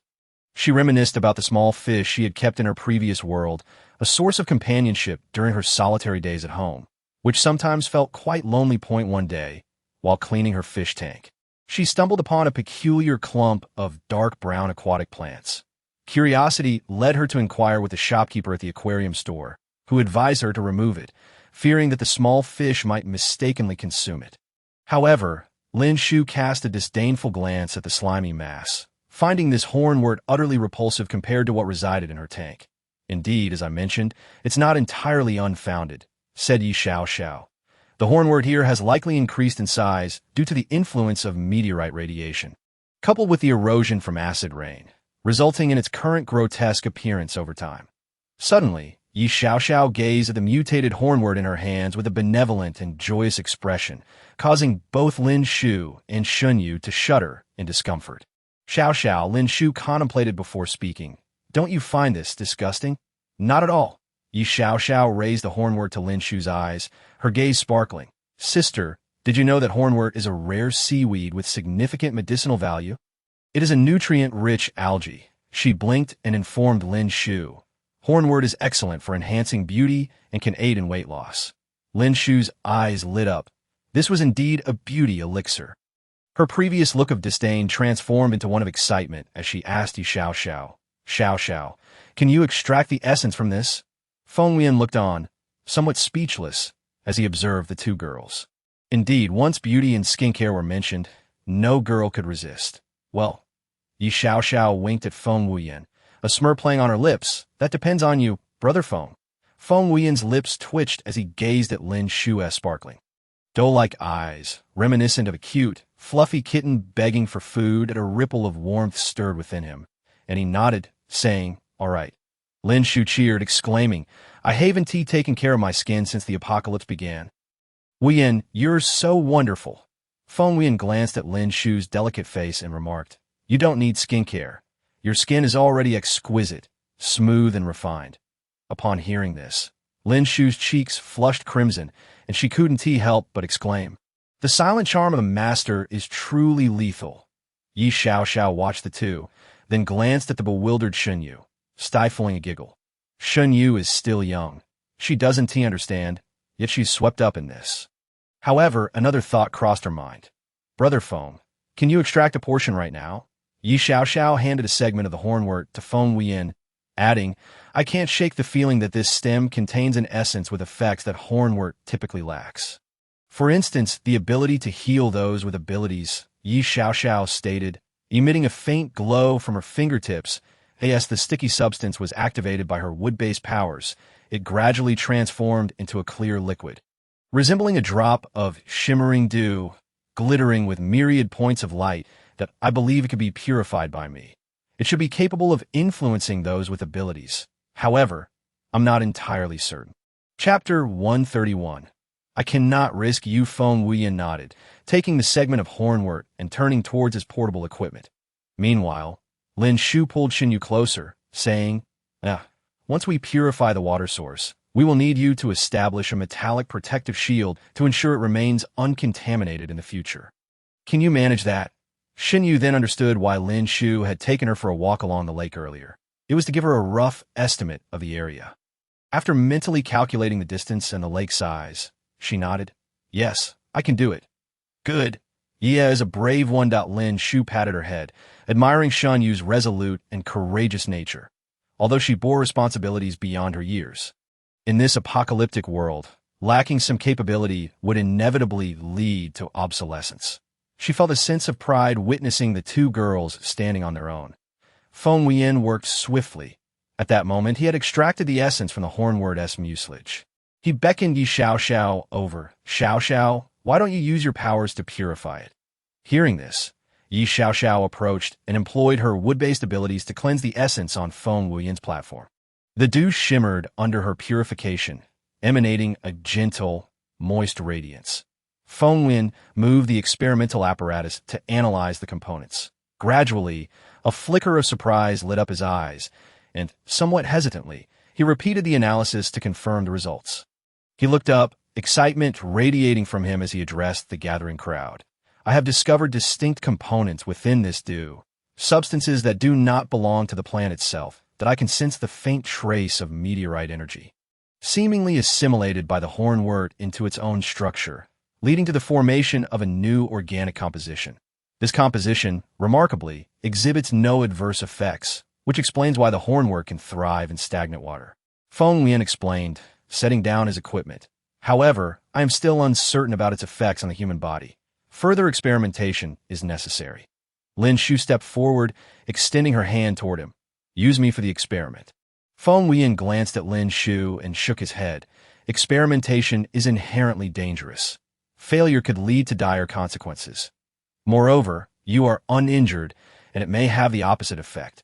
His resolute gaze filled Lin Shu with trepidation, and she replied, I cannot risk your safety. Suddenly, a cry from behind them startled both Lin Shu and Feng Wuyan. Xin Yu exclaimed, Xiao, what are you doing? They turned to see Xiao pale and bleeding profusely. Lin Shu rushed to support Yi Xiao, lifting her up and swiftly tearing a bandage from her emergency kit to wrap around her wrist, scolding, Yi Xiao, what have you done? With a pale face. Yi Xiao slowly addressed Feng Wuyan, saying, Brother Feng, I am injured. May I use that dew for treatment? Feng Wuyan was taken aback by Yi Xiao's unconventional approach to testing the remedy. He responded, No, I cannot risk you either. However, Yi Xiao paused, glancing at Shun Yu. I inflicted this injury on myself with Yi's heavy sword. Her sword, composed of metallic particles, has already entered my body. If it is not dispelled, I fear my hand will. Chapter 132. A significant breakthrough. Yi Xiao left her sentence unfinished, but the gravity of her words hung in the air, causing everyone's expressions to grow solemn. Xin Yu felt particularly distressed. Although she hadn't been the one to injure Yi Xiao, it was her negligence in handling her heavy sword that had led to this situation. She began to sob softly, murmuring apologies. Yi Xiao raised her uninjured hand to wipe away Shun Yu's tears, saying gently, Silly, this is not your fault. I hurt myself. It is my responsibility that I am the one who should apologize for making your sword taste blood for the first time. Lin Shu noticed that Yi Xiao's other hand was emanating a golden glow, and urgently called out to Feng Wuyan, we can't delay any longer. Quickly, give Xiao the dew to test. I cannot stand by and watch her hand suffer. Though Feng Wuyan also felt reluctant, he had no choice but to turn and retrieve the dew, crouching down to carefully administer it to Yi Xiao's wound. What followed was a miraculous sight. The deep and ghastly wound on Yi Xiao's wrist began to heal gradually, the golden glow fading as it was enveloped by a verdant luminescence, until the injury was completely mended. Smooth and pristine, even fairer than before. Everyone watched in astonishment as Feng Wuyan meticulously timed the healing process, realizing it was faster than any remedy they had previously encountered. A glimmer of surprise lit up his gaze as he looked up at Yi Xiao, who now appeared vibrant and rosy, completely unlike someone who had just sustained a severe injury. Lin Shu, equally astonished, inquired, Xiao, how do you feel now? Yi Xiao beamed, waving her hand at them, saying, I'm completely healed. I feel a warm flow surging within me, It's incredibly comforting that I feel so much more energetic. I wonder if it's just my imagination. Upon hearing this, Feng Wuyan recalled that Yi Xiaoxiao had previously been injected with a special serum by Su Weiji. He took a syringe and approached Yi Xiaoxiao, saying, "It might sting a bit. Bear with it." He gently pierced the needle in her fingertip, drawing out a small vial of blood to examine. After a moment, he appeared to relax. Today's discovery is enough to propel his research forward significantly and provide more countermeasures against Su Weiji's special serum and subsequent plans. How is it? Lin Shu, noticing Feng Wuyan's prolonged silence and the tension on his face, asked with concern, "Is there a problem?" "No, not at all," Feng Wuyan replied with a smile, resting his chin on his hand. In fact, it could be said that fortune has come from his fortune. This dew has dispelled the special serum within Xiaoxiao, even purifying her ability particles. Now, Xiaoxiao is a B-level wood ability user. Lin Shu paused in astonishment, then suddenly embraced Yi Xiaoxiao, exclaiming, "This is wonderful." She has been persistently worried that the special effects drugs within the two girls' bodies might adversely affect them, especially since they are different from Feng Wuyan, who possesses the energy liquid from a meteorite, allowing for rapid assimilation. The girls can only rely on their own strength to endure. However, the situation has changed. Now they have acquired a potion capable of countering Xia Weiji, putting them ahead of him. Lin Shu then patted Xinyu's back and addressed Feng Wuyan and Yi Xiaoxiao. "The effects within Yi should be eradicated." "Right? In theory," yes, Feng Wuyan replied, a rare smile gracing his face as he gestured for Xinyu and Yi Xiaoxiao to come closer. "Let us refine it for Yi once more." Chapter 133. We are family, unsurprisingly. The condensation within Xinyu's body had a positive effect, not only eliminating the special effect drug components, but also propelling her ability particles forward significantly, successfully elevating her to the ranks of B-level metal-based ability users. However, the subsequent experiments conducted by Lin Shu and Feng Wuyan on themselves both ended in failure. After a moment of contemplation, Feng Wuyan remarked, "This is likely due to a commonality we share." Lin Shu nodded in agreement, stating, "It is probably because we are both A-level ability users, hence the condensation is ineffective for us." Indeed, Feng Wuyan continued, which means that the condensation extracted from the kelp can provide a shortcut for ability users below A-level to achieve rapid breakthroughs, and even has healing properties. With this in mind, Lin Shu glanced toward the foot of the mountain. Feng Wuyan shared the same thought, and their eyes met, both reflecting a sense of affirmation. "Xiaoxiao," Lin Shu addressed Yi Xiaoxiao, "can you use vines to bring Li Kun over?" Yi Xiaoxiao appeared momentarily stunned. "Sister, do you and Brother Feng intend to?" "Precisely," Feng Wuyan affirmed with a nod, pondering aloud. "If the condensation can assist in breakthroughs, it should also aid in awakening. But what if?" Yi Xiaoxiao hesitated. "If the condensation has adverse effects, and Li Kun is currently in the midst of awakening, burning with fever and lacking clarity of mind, what if something goes wrong? If anything happens, I will bear all the consequences," Lin Shu stated solemnly. She understood the dire repercussions of failure, yet Li Kun's current state was perilous. Although his wounds had been treated by Yi Xiaoxiao, his survival remained uncertain. Rather than allowing him to lie passively in the off-road vehicle at the foot of the mountain, they would take the initiative. "That I will share the burden with you," Feng Wuyan declared steadfastly. Looking at Lin Shu.So will I. Xinyu chimed in, turning to Yi Xiaoxiao. "Sister Xiaoxiao, I understand your concerns, but we are a collective, a family. None of us wish to see Brother Li Kun come harm. However, I cannot simply stand by and do nothing. We have all experienced the agony of awakening, feeling as if our bodies were being torn apart and reassembled. That memory will linger with me for a lifetime." Xinyu clenched her fists. Yi Xiaoxiao closed her eyes, and upon reopening them, her hesitation had vanished, replaced by determination. "Yes, Yi is right. We cannot afford to wait idly. Since we now have a possibility, we must seek to validate it." She summoned a robust vine from the ground, extending it downward. Turning back, she addressed the group. "We are family. If anything happens, we will face it together. Soon, the vine sensed Li Kun's feverish body. Yi Xiaoxiao frowned and informed the others. "Brother Li Kun's body is extremely hot. Something is amiss that's much hotter than when I awakened." Everyone gasped, not doubting the gravity of Yi Xiaoxiao's words, urging her to hasten and lifting Li Kun. When they reached him, all present gasped in shock. This was no longer a human. It could be likened to a glowing red iron block. Chapter 134. You must believe in him. Li Kun lay on the makeshift bed crafted from vines by Yi Xiaoxiao. His entire body flushed red, emanating steam in the frigid mountain air, resembling a colossal steam engine, an alarming sight indeed. His lips parted slightly as he exhaled heavily, as if someone had constricted his throat, making breathing laborious and difficult. Feng Wuyan, whose usually stoic face now bore an expression of shock and sympathy, had not anticipated such a scene when Yi Xiaoxiao mentioned the elevated temperature. He turned and promptly retrieved the condensation, forcing it into Li Kun's slightly open mouth, who instinctively swallowed it. All held their breath, waiting, but after a prolonged silence, the scene they had hoped for did not materialize. Could it be that the condensation was ineffective for awakening? The thought plagued their minds, and Yi Xiaoxiao began to weep. However, Feng Wuyan turned and took the remaining half-tube of condensation, feeding it all to Li Kun. Lin Shu barely had time to intervene. Instead, questioning, "It has already been tested and proven ineffective. Why do you insist on overdosing him?"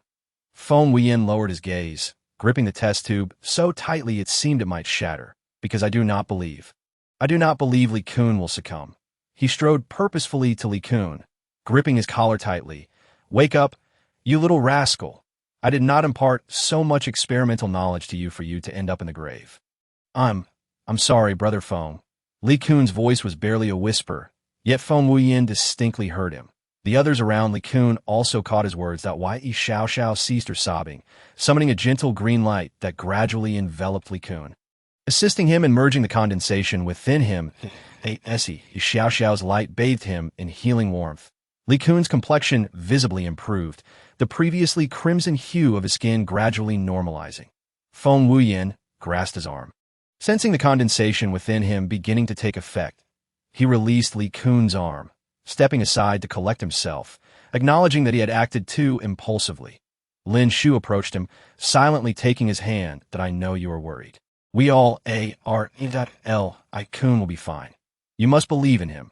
She held his hand tightly, understanding the significance of Li Kun to Feng Wuyan.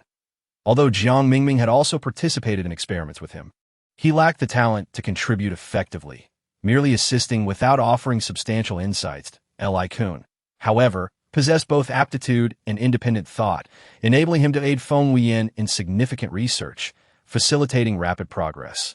Identifying and nurturing such a talent was no simple feat for Feng Wuyan, especially after having endured betrayal in the past. He found it difficult to open his heart to others, let alone share his research findings. Lin Shu wished for Feng Wuyan to experience companionship beyond her own presence. Li Kun was precisely that person. Thus, she equally hoped for Li Kun's safety. Chapter 135. Can you control water? Li Kun's condition visibly improved, and a sense of relief washed over everyone. Yi Xiaoxiao ceased her infusion of wood-based ability particles, feeling somewhat fatigued. Noticing her pale complexion, Lin Shu retrieved a bottle of energy liquid from her bag and handed it to her, which restored some of her vitality. At this moment, Li Kun appeared to have regained consciousness, his eyes fluttering open as his body temperature plummeted to normal levels, continuing to decline without signs of stopping. Shunyu, whose hand had remained on Li Kun, felt as if her own hand was on the verge of freezing. Before either could speak, Li Kun rose sharply to his feet, emanating a chilling aura that froze the ground around him into a thin layer of ice. Lin Shu watched in astonishment. He has successfully awakened. Feng Wuyan's expression mirrored her delight, though he maintained a composed demeanor, allowing a subtle smile to hint at his joy. Congratulations, Li Kun. As Li Kun approached the group, he brought with him an icy breeze. Shunyu instinctively recoiled, rubbing her hands together. Brother Li Kun, please stop for a moment. Li Kun looked quizzically at everyone, noticing their retreat, which only added to his confusion. Yi Xiaoxiao explained, Brother Li Kun, you are too cold. We cannot withstand it. Could you please retract your ability particles for now? Realization dawned on Li Kun, and he quickly gathered the ice-based ability particles surrounding him, sheepishly scratching his head. I forgot. My apologies. He stepped forward to Feng Wuyan, ready to kneel, but was swiftly halted by Feng Wuyan's quick reflexes. "What are you doing?" Tears of excitement glimmered in Li Kun's eyes. Unable to kneel, he instead bowed deeply to Feng Wuyan, expressing, "I owe my gratitude to you, Brother Feng. If it weren't for your swift decision, I would have been uncertain if I could reach this day of breakthrough." He then turned to Yi Xiaoxiao, bowing similarly. "Thank you, Sister Xiaoxiao, for accelerating the merging of the condensation. I truly appreciate it. I'm not good with words, but if you ever need my assistance in the future, just let me know." The atmosphere suddenly grew heavy. Weighed down by Li Kun's presence, tears brimmed in everyone's eyes, and Lin Shu wiped away her tears, laughing heartily to Li Kun. "What are you saying? We are all family, between our own kin. What is there to distinguish you from me?" "Exactly," Shen Yu chimed in, dabbing at her own tears. "Brother Li Kun, you make me feel embarrassed. I haven't been much help at all." After saying this, Shen Yu suddenly remembered something and turned to Li Kun. "Brother Li Kun, you are an ice element ability user, right?" "Yes," Li Kun nodded. "Then, can you manipulate water?" Shen Yu pondered, considering that if he could control water, then an ice ability would surely be more formidable than a water ability. Li Kun seemed to reflect on the feasibility of her words, turning away to extend his hand towards the lake before him. Then, an awkward incident unfolded. Instead of drawing water from the lake, Li Kun inadvertently froze the surface that Lin Shu had painstakingly melted with her fire ability. Li Kun scratched his head in embarrassment, and the onlookers were at a loss for words. Lin Shu shot Shen Yu a glare, who innocently shrank her fluffy little head, fearing to be implicated. With a sigh, Lin Shu glanced at the icy surface before her, shrugged, and summoned her fire ability to melt it once more. Feng Wuyan intervened. "Looking at Li Kun and Onid, we have an ice ability user now. Anything within the realm of ice he can handle." After all, Feng Wuyan's eyes gleamed. He was now a C-class ability user, far surpassing the starting point of an ordinary person who had just awakened. "Really?" Li Kun stared incredulously at his palm. "That am I truly a C-class?" Had he surpassed Gao Qi, who had just awakened, by an entire level? Otherwise, do you think that with just your newly awakened ability, you could seal an entire lake? Feng Wuyan raised an eyebrow at him. "Even Ye can barely manage to create a metallic shield on the lake surface." Shen Yu timidly leaned forward, saying, "I'm not forcing myself anymore." "Well, when we build the protective shield later, you mustn't cry out that you're tired," Lin Shu said casually from the side. "I wouldn't." Shen Yu huffed defiantly. "Just wait and see." With that, she stepped forward and directed Li Kun. "Brother Li Kun, why are you still dawdling? Hurry up and melt the ice." Hey, Li Kun chuckled at the commanding little girl before him, nodding and bowing. "Princess, I shall melt the ice right away."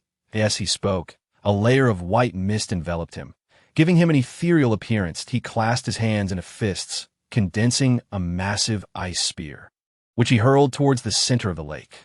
With a resounding crash, the lake's surface shattered. Li Kun then swung his arms, conjuring numerous smaller ice spears, breaking the ice into countless fragments. Before long, he had completely melted the ice layer. This time, the thawing speed seemed to surpass Lin Shu's fire ability, leaving everyone in awe, as it was their first encounter with the prowess of an ice ability user. Once the ice melted, the greenish lake water was revealed. Although the horned algae had been completely removed, the chemical substances in the water were still excessive, rendering it useless. After a moment of contemplation, Feng Wuyan retrieved the purification agent he had previously used to cleanse the creek in the East District capital. Lin Shu recognized his intent and called over Yi Xiaoxiao. "Xiaoxiao, how are you feeling now? Can you still hold on?" "I'm fine, sister," Yi Xiaoxiao replied, her phone emitting a faint green light as she smiled at Lin Shu. "I rested for a bit. I'm all good now, and the purification doesn't consume much ability." Lin Shu nodded, but cautioned, "If you can't manage, don't push yourself." "I understand, sister," she said, following Feng Wuyan to the experimental setup. Feng Wuyan's expression turned serious as he poured the purification agent from a test tube, mixing it with the dew that Yi Xiaoxiao had purified. Initially, the two agents reacted antagonistically, as if repelling each other like opposite poles of a magnet. They could barely approach each other, let alone combine. Although Feng Wuyan's face remained calm, Lin Shu could sense his tension and impatience from his tightly clenched hands. She felt anxious, but didn't dare to interrupt, lacking the knowledge of the theories and experiments involved.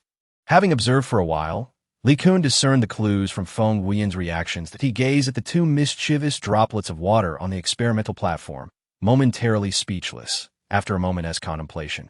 An idea struck him as he released a rush of icy mist from his palm, placing it before the rolling dew. The purification agent quickly fused with the dew, forming a new droplet that glimmered with a pale blue hue. Crystal clear and translucent. Feng Wuyan's eyes lit up as he took the prepared lake water beside him and poured the droplet into it. To his astonishment, the droplet dissolved rapidly, and moments later, the lake water began to clarify. The droplet vanished without a trace. Feng Wuyan immediately grabbed the experimental equipment to reanalyze the current chemical composition and concentration of the lake water, only to be astounded to find that all previously excessive chemical components have been reduced to a minimum, and any heavy metal pollutants that shouldn't exist in the water have been thoroughly eliminated. The lake water before them was now comparable to drinkable purified water that had undergone multiple purification processes. Feng Wuyan took a sip from the beaker, and in the astonished gaze of Lin Shu, he smiled faintly at her. "It's sweet. Try it," Feng Wuyan offered, though the cup was rather casual.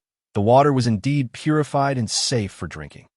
While it lacked any special effects to enhance abilities, at least the daily water supply for the East District had been resolved. Lin Shu took the cup, sipping a small amount, and confirmed his words. It was indeed pure and refreshing. Shunyu, observing Lin Shu's expression, exchanged glances with Yi Xiaoxiao and tugged at Lin Shu's sleeve. "Sister Shu, we want to try too," to why Yi Xiaoxiao's large, moist eyes eagerly stared at the beaker in Lin Shu's hands. Amused, Lin Shu handed over the beaker, narrowing her eyes with a smile at Feng Wuyan. At least this trip wasn't in vain.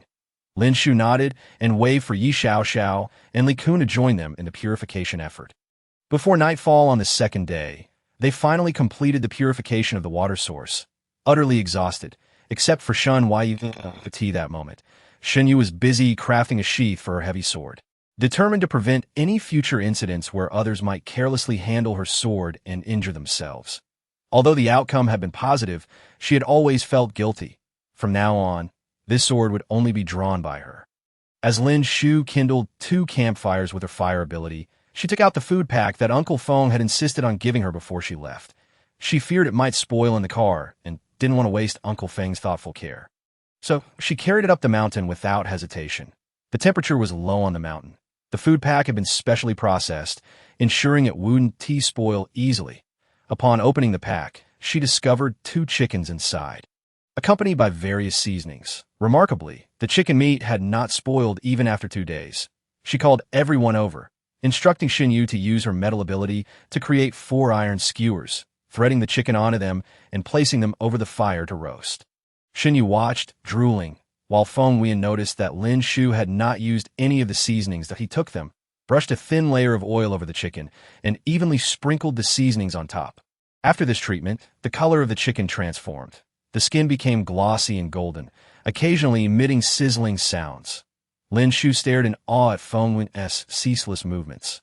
"Wuyan, how come you can do everything? That's amazing. Have you done this before?" "Yes," Feng Wuyan paused, seemingly satisfied with his creation.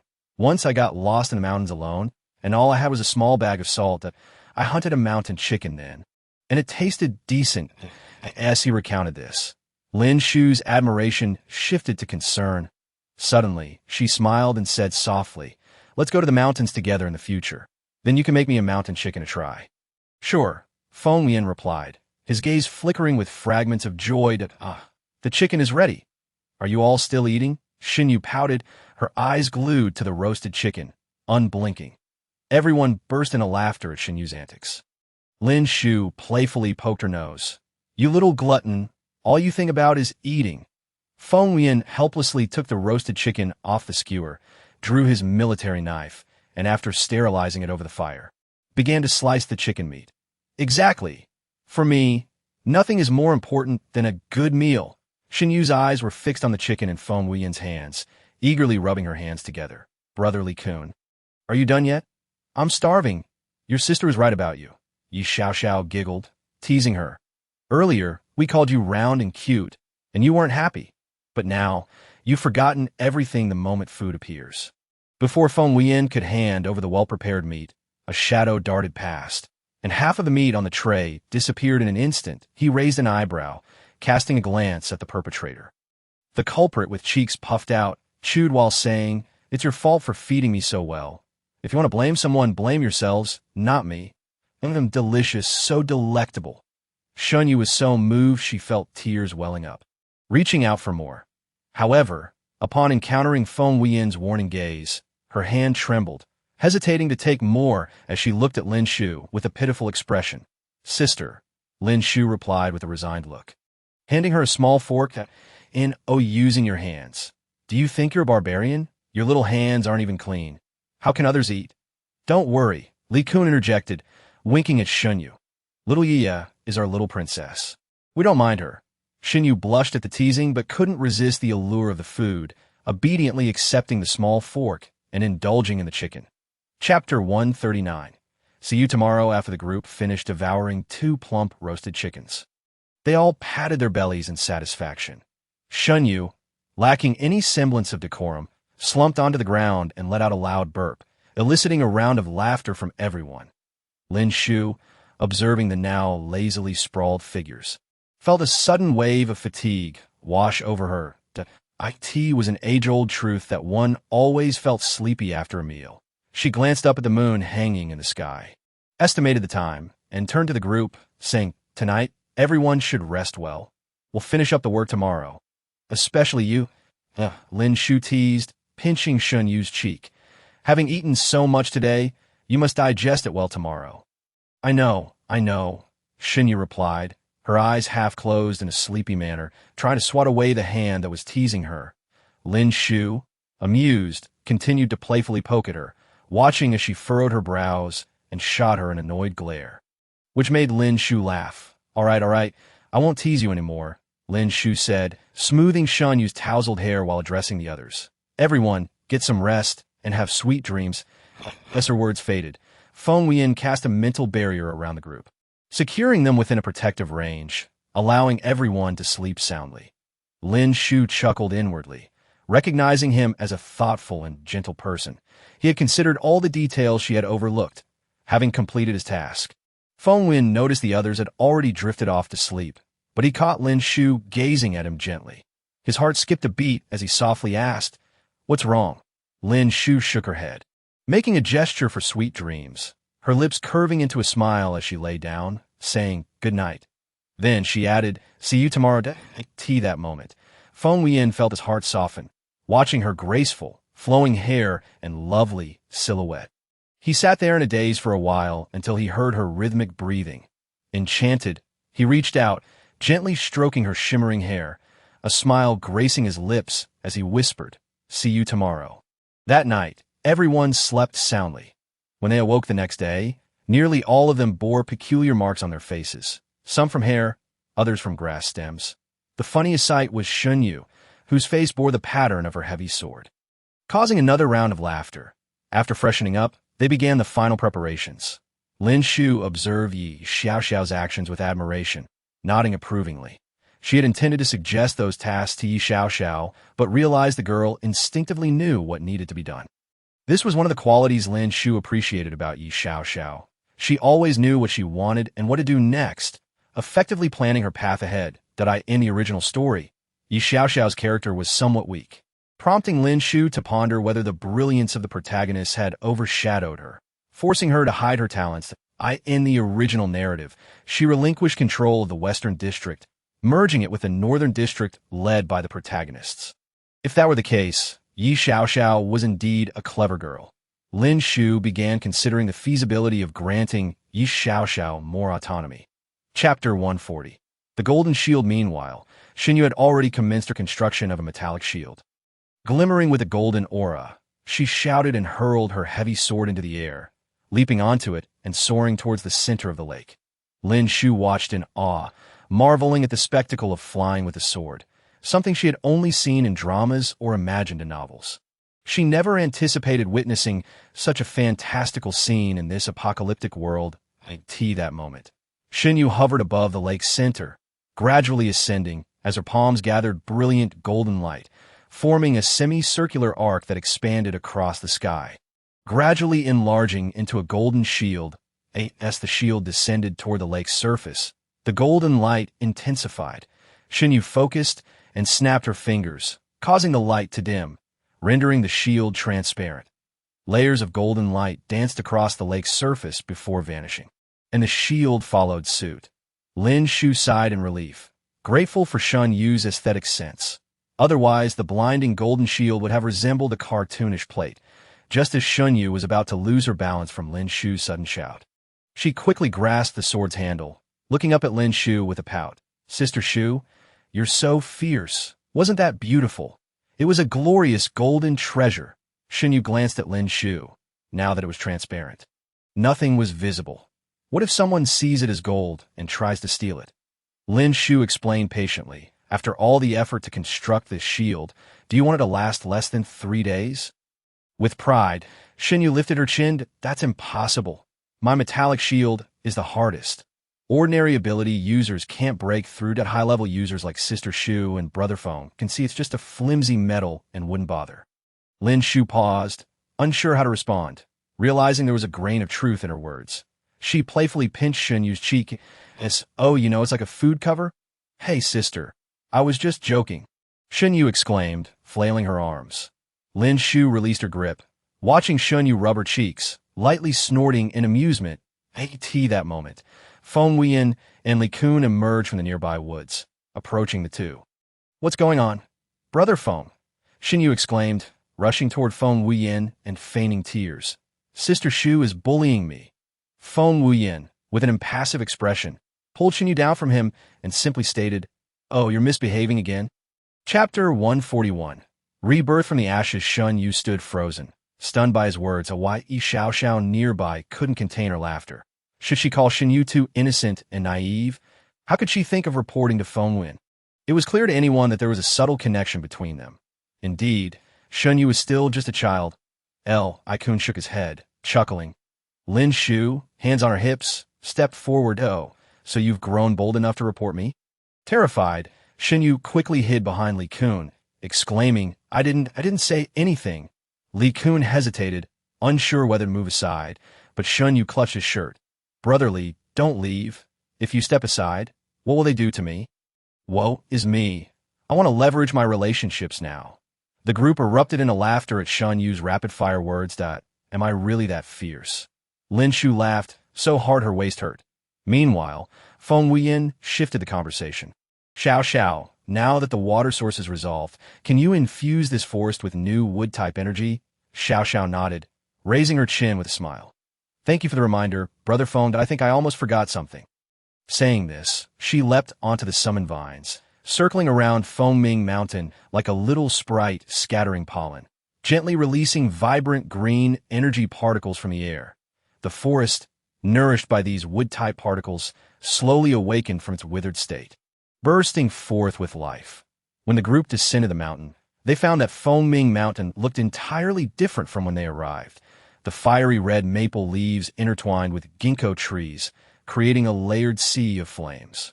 As a breeze swept by, it resembled a blazing inferno, radiating vitality.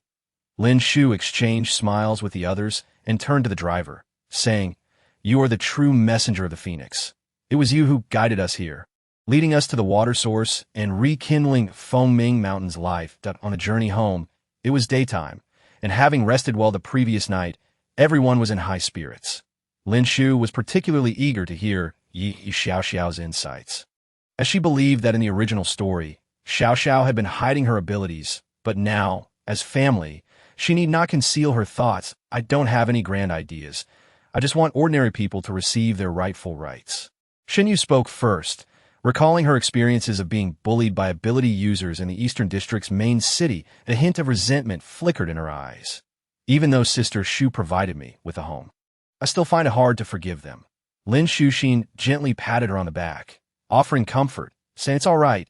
If you can't accept it, then there's no need to. Everyone has their own temperament and personality, and there's nothing wrong with that. Chapter 142. Mutual restraint. Upon hearing Lin Shu's words, Xinyu nodded. I have always feared that Sister Shu would think I am petty, which is why I have hesitated to voice my thoughts. However, today, I feel reassured. Silly girl, Lin Shu chuckled, giving her back a light pat. Is there anything you cannot say to your own sister? She then raised her head to look at Yi Xiao. What about you? Xiao, do you have any thoughts? Yi Xiao seemed taken aback that Lin Shu would direct the question to her so quickly. She organized her thoughts and slowly began. Yi's perspective is not without merit. In truth, I too have been unable to let go of those who abandoned me. I believe this is something everyone experiences. She continued, personally, I think the East District has now been divided into 5 distinct sections. East, West, South, North, and the Central area. Could we not manage and rectify them according to these different regions? Lin Shu regarded her with an encouraging gaze, prompting her to elaborate that, in fact, what Yi Xiao had just articulated was precisely her own idea. As Yi mentioned, she wished for ordinary individuals to possess the rights they deserve. Why not appoint a leader among the common folk to oversee a specific area? Yi Xiao pondered aloud, suggesting that this leader could wield power in a manner that safeguards the ordinary citizens under their charge. Moreover, the ability users would likely develop a sense of reverence towards ordinary people, refraining from causing them trouble, for the commoners would have a leader to voice their concerns. Yi Xiao cleared her throat, took a sip of water, and continued, furthermore, we could grant this leader enhanced powers, which would probably instill greater caution among the ability users. At this point, Feng Wuyan interjected, stating, this approach may not be appropriate. Yi Xiao looked at Feng Wuyan in confusion as he elaborated. While I find the initial part of your suggestion commendable, I do not fully agree with the latter half. Lin Shu nodded in agreement, stating, indeed, while Xiao's intentions are noble, aimed at creating opportunities and benefits for the ordinary people, merely exacerbating their interests could intensify the conflict between the two groups. Upon hearing this, Yi Xiao lowered her head. Lin Shu noticed and comfortingly patted her hand, saying, we are not dismissing your ideas that, to your age, it is impressive to present such insights. Yi Xiao nodded, revealing a smile that I understand, sister.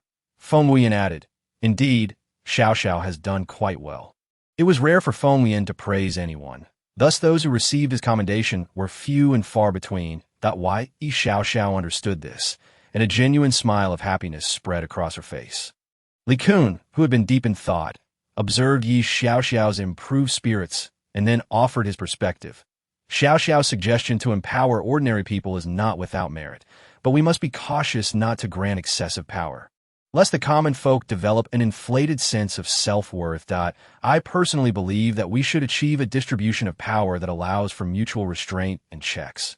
Feng Wuyan nodded, agreeing, yes, the central area should maintain unified governance, facilitating a division of power among the 4 major districts, enabling them to mutually restrain, balance, compete, and promote each other. Additionally, Lin Shu smiled slyly, remarking, the clan elders should have been embroiled in their own infighting by now. Chapter 143. A promising proposal, please have them come in, Lin Shu said, raising an eyebrow in surprise at their timely arrival. Yes, soon as she set foot in the villa, they had arrived. The leader was the same elderly man with a cane and dentures, who now bore a stern expression. Upon entering the reception room, he respectfully addressed Lin Shu. Mississippi Lin Shu was taken aback by the elder's demeanor, though she maintained a composed exterior, offering a sweet smile as she replied, Uncle, please have a seat. Once this Uncle Lin settled down, he exchanged glances with the others, prompting them to sit down respectfully, each maintaining an upright posture to convey their deference. Observing their behavior, Lin Shu felt a chill run down her spine and could not help but inquire, Uncle, what is the matter with you all? Uncle Lin raised an eyebrow, glancing at everyone before retrieving 3 neatly bound project proposals from a folder beside him. Miss, these are the plans we have organized over the past 3 days. Lin Shu accepted the documents and, upon opening them, found the writing to be exceptionally clear and well-structured. The terms were fair and impartial, not favoring any side. Setting the folder aside, she nodded at Uncle Lin and asked, these proposals are quite impressive, but I wonder if their implementation will yield consistent results? Uncle Lin's expression remained neutral as he replied, in fact, we have already conducted a trial run for a day.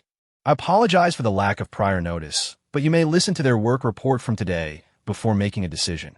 Lin Shu was astonished by their efficiency, rather than reprimanding them. She felt quite pleased with their promptness. For her, what she required was subordinates with exceptional execution skills, not those who needed to seek approval for every minor detail. She nodded in agreement with Uncle Lin's suggestion, saying, "If it is not too much trouble, please proceed with the report." Uncle Lin seemed prepared, nodding and glancing back. Immediately, a stout, amiable middle-aged man stood up, bowing respectfully to Lin Shu. "Miss, I am Lin Jianxi, responsible for the commercial investment chain. By relation, I am your distant cousin." Lin Shu found the familial titles amusing, almost eliciting a laugh from her as she stifled a smile and said, "Cousin, please continue." "Yes," Lin Jianxi nodded, then raised his hand to display a holographic projection. Explaining to Lin Shu, "Our Lin family has analyzed several potential trade routes and ultimately identified one with the highest feasibility, spanning from east to west across the continent." Lin Shu furrowed her brow at the mention of such an extensive trade route. Questioning its feasibility. Chapter 144.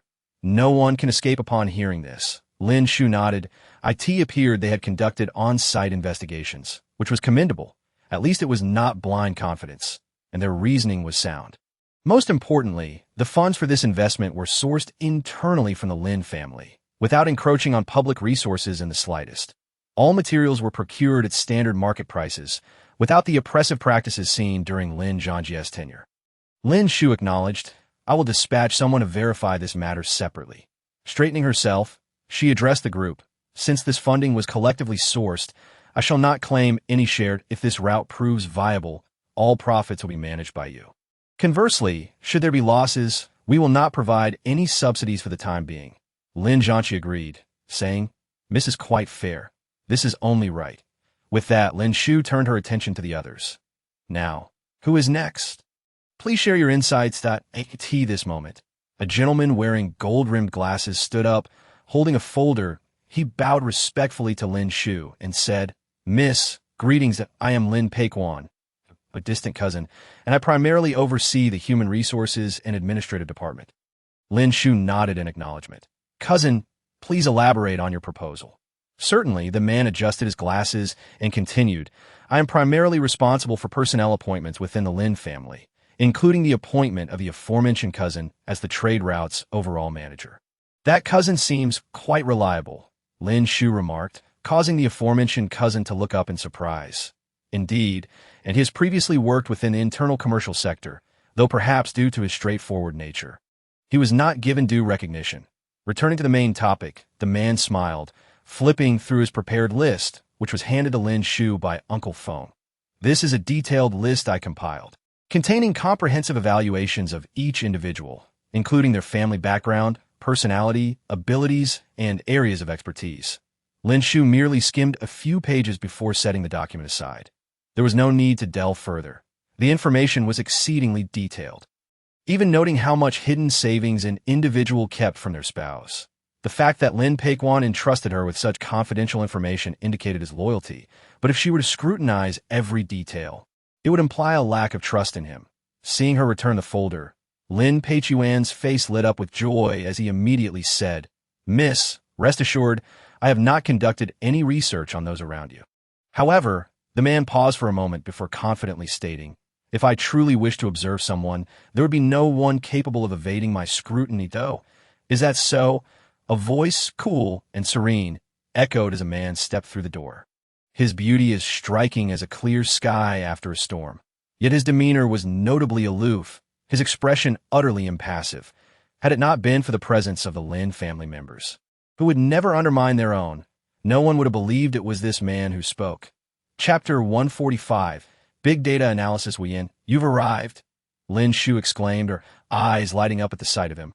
For she had been grappling with a mountain of data that had left her head spinning. Initially, she had wished to invite Feng Wuyan to listen in when the family members gathered. But seeing his fatigued appearance, she had hesitated to speak up. "Why didn't you call me to join?" Feng Wuyan said naturally as he took a seat beside Lin Shu, casting a sidelong glance at the astonished expressions of those around them. A hint of mockery in his gaze that, "I feared you were too exhausted. You've worked hard these past few days," Lin Shu replied. winking at him with a smile. Lin Peiquan regarded this scene with surprise, reflecting on how he had previously encountered this distant cousin but had never witnessed such a youthful side of her. "Cousin," Lin Shu softly called to Lin Peiquan, "please, continue. You claim to see through everyone." Feng Wuyan teased with a smirk, seemingly intent on provoking him. "But can you see through me?" Lin Peiquan narrowed his eyes, aware that the man was deliberately seeking a quarrel. He lowered his head and replied, "No, I cannot see through you. Moreover, I previously mentioned that I would not observe anyone beside the young lady. I tease my due respect for her." Feng Wuyan nodded. "Then please carry on." "Indeed," Lin Peiquan acknowledged, recognizing Lin Shu's regard for this man. And thus he respectfully reported, "Based on all my observations and data analysis, I will assign the most suitable positions to those who can be of service. Here, status and identity hold no weight. What I value are big data and character." "Quite right, but I have a question," Feng Wuyan said, his expression unreadable, but his gaze piercing as it fixed on him. "Have your observations ever been flawed?" "Not thus far," the man replied calmly, "but I dare not claim absolute certainty. However, my accuracy exceeds 90%. Hearing this, Feng Wuyan nodded in satisfaction. "Let us leave it at that. Who is next?" Next to stand was a middle-aged woman of exceptional grace, devoid of any embellishments or cosmetics, yet her skin was impeccably maintained. She spoke softly. "Young lady, this gentleman, I am Wang Lingdong, a distant aunt of the Lin family, primarily responsible for the Women's Federation." Lin Shu nodded. "Aunt, please outline your main responsibilities, just the essentials. I am a bit weary." "Certainly," Wang Lingdong replied. "I oversee 3 main areas. First, organizing interested women and children in hobby clubs, such as square dancing, dance classes, and singing classes. Second, facilitating organized and disciplined learning for those willing to acquire new skills, particularly in fields like healthcare." Feng Wuyan raised an eyebrow. "And what of those who are either unwilling or unable to learn?" Upon hearing this, Lin Peiquan, who had just sat down, stood again and said, "You need not worry. My big data will find them suitable positions. However, if they are truly beyond help, we shall not expend effort on them." Feng Wuyan nodded in acknowledgement, gesturing for Wang Lingdong to continue. She bowed slightly, understanding, and resumed. "Lastly, I aim to integrate all idle women or homemakers into the broader community, to listen to the voices of the common people and report any insurmountable issues they encounter back to me. The chief coordinator, the summary would then be relayed to you." Chapter 146. Why seek farther when closer is within reach? Upon hearing this, Lin Shu and Feng Wuyan exchanged glances, both instinctively recognizing this as the most practical report of the day. Lin Shu promptly asked Wang Lingdong, "Aunt, have these initiatives been put into trial yet?" Wang Lingdong replied respectfully, "Yes, the first 2 are still in search of coordinators, but the locations have been selected, ensuring they do not occupy public resources. The 3rd initiative has already been assigned to a dedicated Women's Federation team, and we expect to receive the first batch of feedback by tomorrow morning." That a glimmer of excitement flickered in Lin Shu's eyes as she nodded. "All right," and gestured for Wang Lingdong to take a seat. She turned to her great-uncle, her tone laced with admiration. "I did not expect you to possess such keen insight into people. I'm quite pleased with these proposals. Should they yield positive results, I will adopt them and allocate the necessary funding and resources." Her great-uncle rose respectfully and bowed to Lin Shu. "You honor us, young lady. This is merely our duty as members of the Lin family." Additionally, a spark of eagerness lit his eyes as he gazed at Lin Shu. "Might we request a distribution of the shares you hold?" Lin Shu raised an eyebrow, aware that this was their primary interest. Yet she felt a twinge of unease. She spoke slowly. "You wish to extract shares from me merely for presenting a few project proposals?" She stood, walking among the gathered members until she halted beside her great-uncle. Mocking, "What is this? I haven't seen a single penny in profit, yet you wish to gain from me without any effort. That seems rather inappropriate, doesn't it, great-uncle?" Her great-uncle understood Lin Shu would refuse and did not press further, simply stating then, "Young lady, let us await the results before making any decisions." Lin Shu smiled. "Are you so confident, great-uncle?" He nodded respectfully, signaling to Lin Shu. "Then I shall take my leave, young lady." Lin Shu nodded, and her great-uncle led the others out. leaving the reception room suddenly empty. Lin Shu rubbed her temples, feeling a headache after listening to data and policies all morning that in truth, she had no desire to manage the remnants of the Lin family's affairs. Yet she felt an unsettling compulsion to protect the innocent among them. Feng Wuyan noticed her fatigue and summoned Uncle Feng, saying, "The afternoon meeting is cancelled. Furthermore, please send Gao Qi's rehearsal report directly to me." Feng Wuyan pondered for a moment, then shook his head. "No need. I shall handle it myself." "Very well, Mr. Feng." Uncle Feng chuckled. "If Mr. Feng is personally preparing the meal, I believe the young lady will enjoy it much more."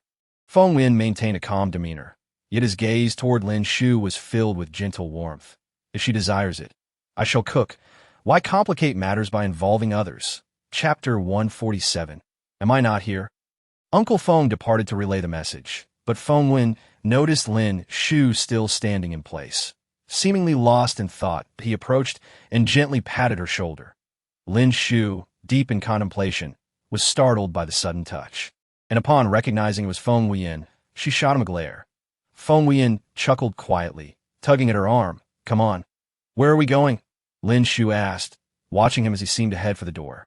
Puzzled, "It's nearly noon. Aren't we having lunch?" "Uncle Feng has pressing matters to attend to, so there will be no lunch prepared."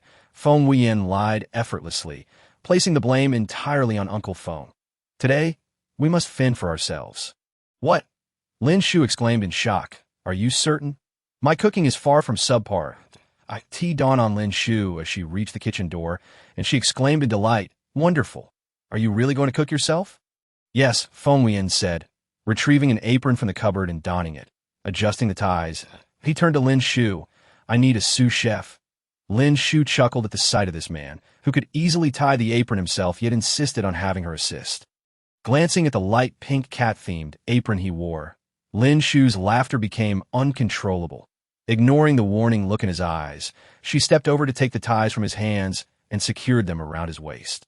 Feng Wuyan felt her small hands inadvertently brush against his waist, the unexpected sensation causing him to hold his breath.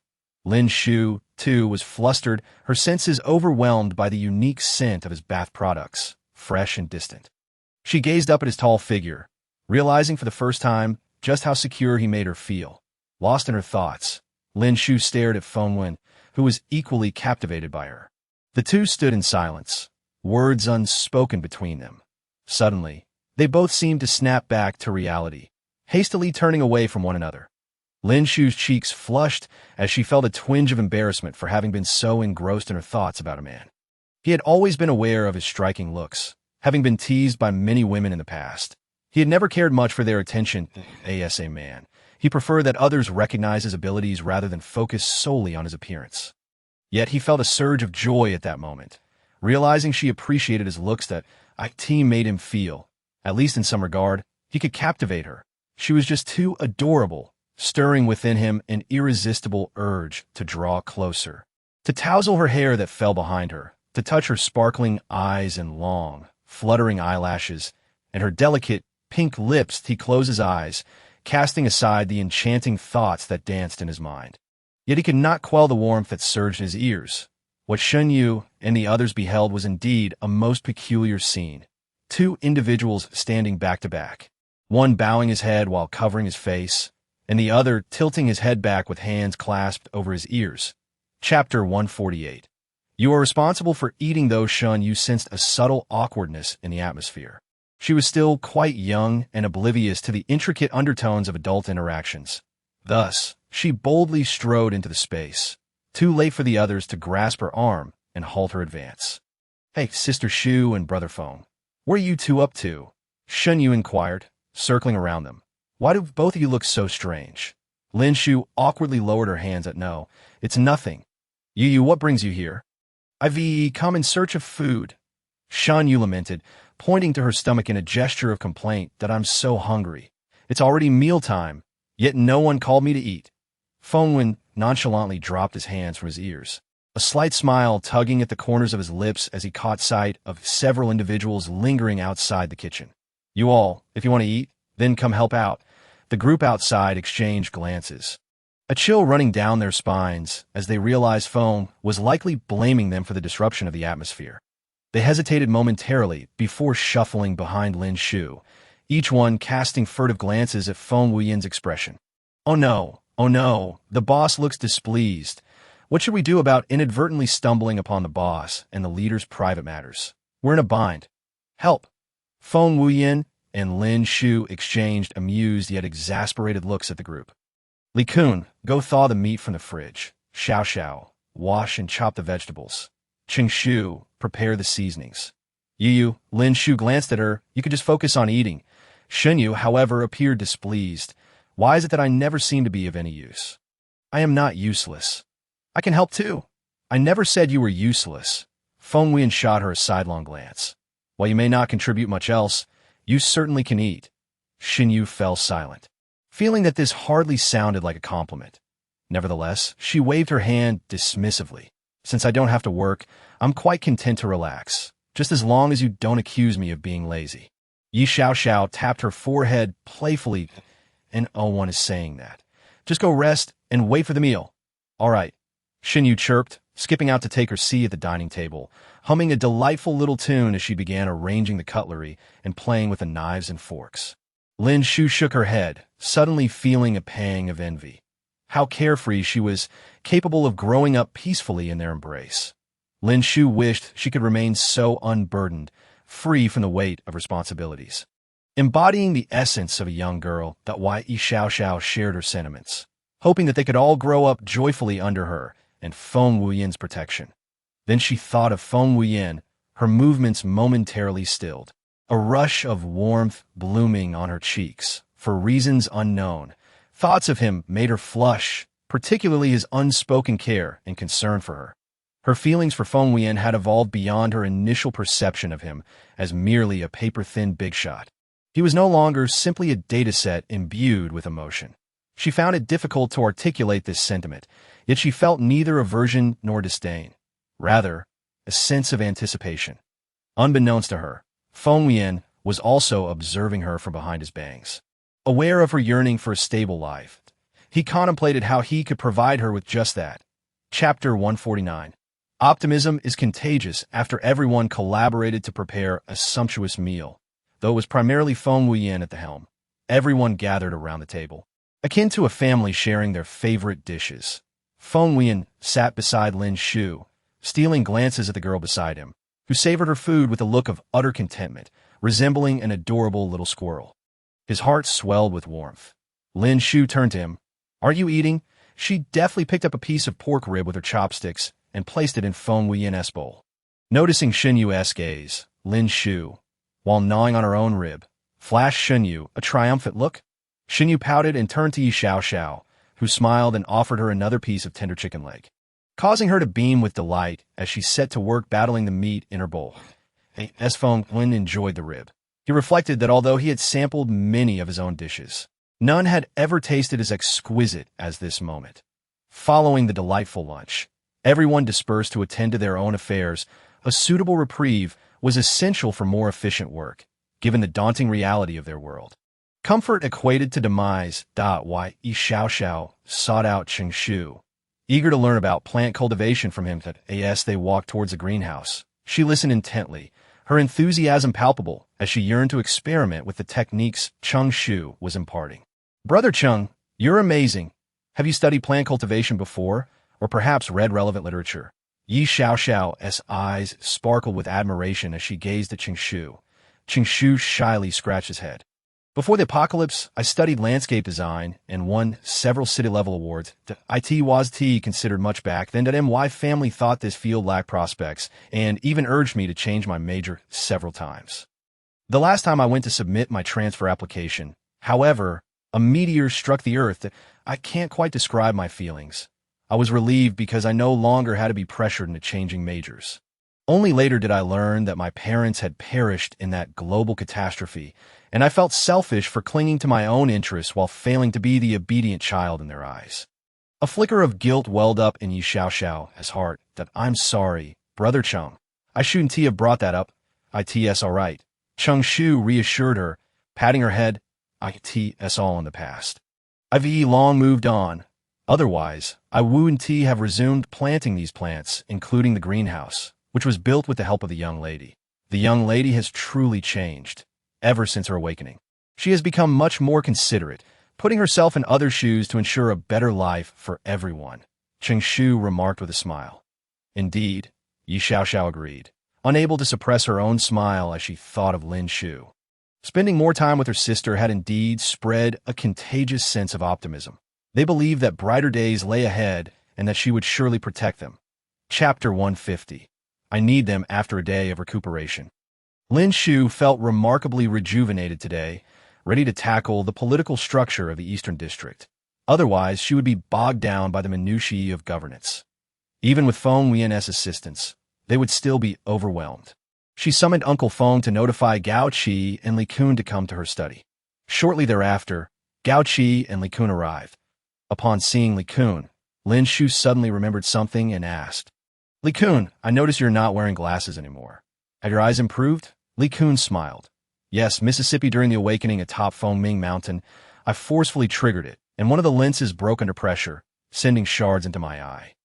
Later, Brother Feng applied some of that dew, which not only helped me awaken, but also cure my vision, freeing me from the hassle of glasses. I Kun spoke nonchalantly. Yet Lin Shu recalled the danger he had faced at that time and understood how precarious his situation had been. I am glad to hear that, she sighed in relief. You should see a doctor for a checkup when you have the chance at tea that moment. Gao Qi interjected, Miss, I've already checked him out. His eye injury has healed, and his vision is now better than that of an average person. I Kun and Gao Qi exchanged a knowing look and teased. Yes, I can even see how many zits you have on your face now. What shall we do? I suddenly find you less attractive and don't want to be friends anymore. What nonsense are you spouting? Do you want me to douse you with a bucket of water and turn you into a drenched chicken? Gao Qi shot back, raising an eyebrow defiantly at Li Kun. Lin Shu watched the two brothers bicker without restraint and couldn't he help but chuckle. All right, if you plan to fight, you can do so elsewhere. Don T prance around in front of me that I called you here for serious business, she said, tapping her fingers on the table as a habitual gesture, and continued, I intend to implement political reform in the Eastern District.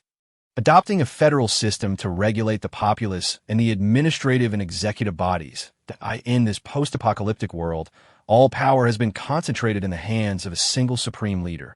I have never heard of a federal system being implemented. Pondering this, Gao Qi expressed his doubts. Is this approach feasible? Feasible or not? We won't know until we try. Lin Shu replied with a confident smile that in my view, this system is the most suitable for the Eastern District at present. Thus, I require you to immediately compile a suitable list of candidates from each department across the 4 cardinal directions and present it to me before the morning. Lin Shu handed each of them a dossier and, after a moment's reflection, continued, you may seek out Lin Peiquan to assist you in your endeavors. Lin Shu seemed to recall another matter, since I've decided to nominate a chief in each region. The notion of a predatory zone no longer holds validity. Chapter 151. Not worth considering. Gao Qi exited the study. Still feeling somewhat incredulous, he turned to Li Kun and inquired, do you truly believe that the young lady system can work? Will it not exacerbate the discord among the departments? It will not, Li Kun assured him, for the departments are not merely fragmented entities. They are interconnected, reliant upon and restraining one another. A smile danced upon his lips. Just wait and see. The young lady has undoubtedly devised a comprehensive strategy. The only task we need to accomplish now is to diligently fulfill the duties assigned by the young lady. Gao Qi nodded in agreement, acknowledging the truth in his words. He then produced the specialized communication device for the reconnaissance team and dialed Lin Hai. The call was swiftly answered, revealing the faces of the brothers Lin Hai and Lin Wei on the video screen. Upon seeing Gao Qi, Lin Hai's face fell, saying, Come on, Gao Ge, isn't a bit early for supervision today? Gao Qi rolled his eyes dramatically, stating, No, there are other matters to address today. Speak quickly. Lin Hai's eyes sparkled with excitement as he jested. As long as it's not about monitoring our practice, everything else is open for discussion. Political reform. Lin Hai scratched his head, glancing at his brother. Do you have any leads? Meanwhile, when Gao Qi and Li Kun approached Lin Peiquan, he was meticulously transcribing a personnel dossier. Upon understanding their purpose and realizing they were sent by the young lady for assistance, he promptly began to analyze the candidates with utmost seriousness. Gao Qi, considering the purpose for which Lin Hai and Lin Wei were dispatched to the southern predatory zone, queried Lin Peiquan, "Are you familiar with the predatory zone? Do you know of Wang Chong?" Lin Peiquan raised an eyebrow. He indeed knew of Wang Chong. As he retrieved Wang Chong's information from the dossier and passed it to them. He elaborated, "Wang Chong is quite astute." Upon hearing this assessment, both men felt a jolt in their hearts and quickly glanced at Wang Chong's personal file. Observing their reactions, Lin Peiquan chuckled, "You misunderstand. My use of the term astute here is meant as a compliment." Li Kun swiftly scanned through Wang Chong's dossier, finding no blemishes in his record. Lin Peiquan continued with a smile, "When I say he is astute, I mean he possesses profound thoughts and long-term considerations. In other words, he is a strategist if he were to apply such cunning towards seizing power. A mere Wang Guobang would hardly stand a chance, and he would likely be unaware of how he lost." Lin Peiquan scoffed lightly, his admiration for Wang Chong evident in his tone. "How can you guarantee that once in power, he will act with integrity?" Gao Qi inquired. Chapter 152. "Do you trust me?" Li Kun, recalling the dossier he had perused earlier, suddenly had a flash of insight and reopened it to meticulously confirm line by line, and then, as if struck by lightning, he exclaimed, "Found it! This fellow has guts." Gao Qi remarked, raising an eyebrow, "He dares to refuse the United Nations. Impressive indeed." Lin Peiquan shook his head, "And this is one of the reasons I describe him as astute. Our nation has produced such a high IQ talent. Even their technical experts are at a loss before the hired mercenaries. He was merely an 8-year-old child back then, possessing such astonishing cognitive abilities. How could he not be a source of concern?" Lin Peiquan paused for a moment, sipping his tea. "So you believe he would be interested in this minuscule territory? As far as I know, he seeks a simple and peaceful life, and unless his own interests are threatened, he will not reveal himself. Therefore, this information is known only to me," Lin Peiquan stated. "Similarly, he may not accept your elections and appointments." I Kun meticulously inscribed Wang Chong's name onto the candidate roster, asserting that this matter need not trouble them. As long as he is a genuinely capable individual, the young lady will have her methods to... You know why the young lady wanted us to compile the roster? Li Kun waved a roster in front of Lin Peiquan, who raised an eyebrow in curiosity. "Because the young lady only requires one roster. Beyond that, there is no need for further consideration." Lin Peiquan, resting his chin on his hand, pondered for a moment before addressing Gao Qi and Li Kun. "Do you trust me?" Gao Qi shot him a cold glance, saying, "You are the person recommended by the young lady. Does this question even need to be posed? Just because she trusts me, do you extend that trust to me?" Lin Peiquan raised an eyebrow, scrutinizing them. "Do you trust her so implicitly? What do you mean by that?" Li Kun retorted, not lifting his gaze, an icy aura emanating from him, poised for action that do not misunderstand. Lin Peiquan waved his hand. "I merely wish to confirm. Nothing more." He then opened the dossier. "Since you are willing to trust me, I will directly recommend candidates whom I believe to be suitable. How does that sound?" Li Kun suppressed his chill, exchanging a glance with Gao Qi before responding to Lin Peiquan. "Very well." Anticipating this response, Lin Peiquan had already formed some preliminary ideas in his mind and proceeded to name several candidates, pushing their profiles towards them. Zhou Jian, Zhai Mingjue, Luo Jingwen, Lu Fancheng, Yu Roming, Su Panlu, Yu Feishue, Wang Fanji, and Xiao Xiao. Chapter 153. The election. After Li Kun completed the registration of all the names, he reconfirmed the list before taking along with the candidates' dossiers to Lin Shu. Lin Shu meticulously reviewed each one. It was evident that Lin Peiquan had put significant effort into organizing the list, which was not only fair, but also included candidates from every district, encompassing both superhumans and ordinary individuals. Of course, what concerned her most was Wang Chong from the former predatory zone. He was a rare talent, and she wished to incorporate him into the main city's ranks. However, given his temperament, it seemed unlikely he would agree. She intended to consult Feng Wuyan to see if a strategy could be devised. Subsequently, that afternoon, Lin Shu disseminated the drafted institutional documents to various city sectors, instructing the messengers to communicate the political reform to the public. She then promptly announced the list of candidates. To her astonishment, none of the candidates received even a single disapproval from the populace. Even the female candidates did not elicit significant reactions. The main city remained unchanged.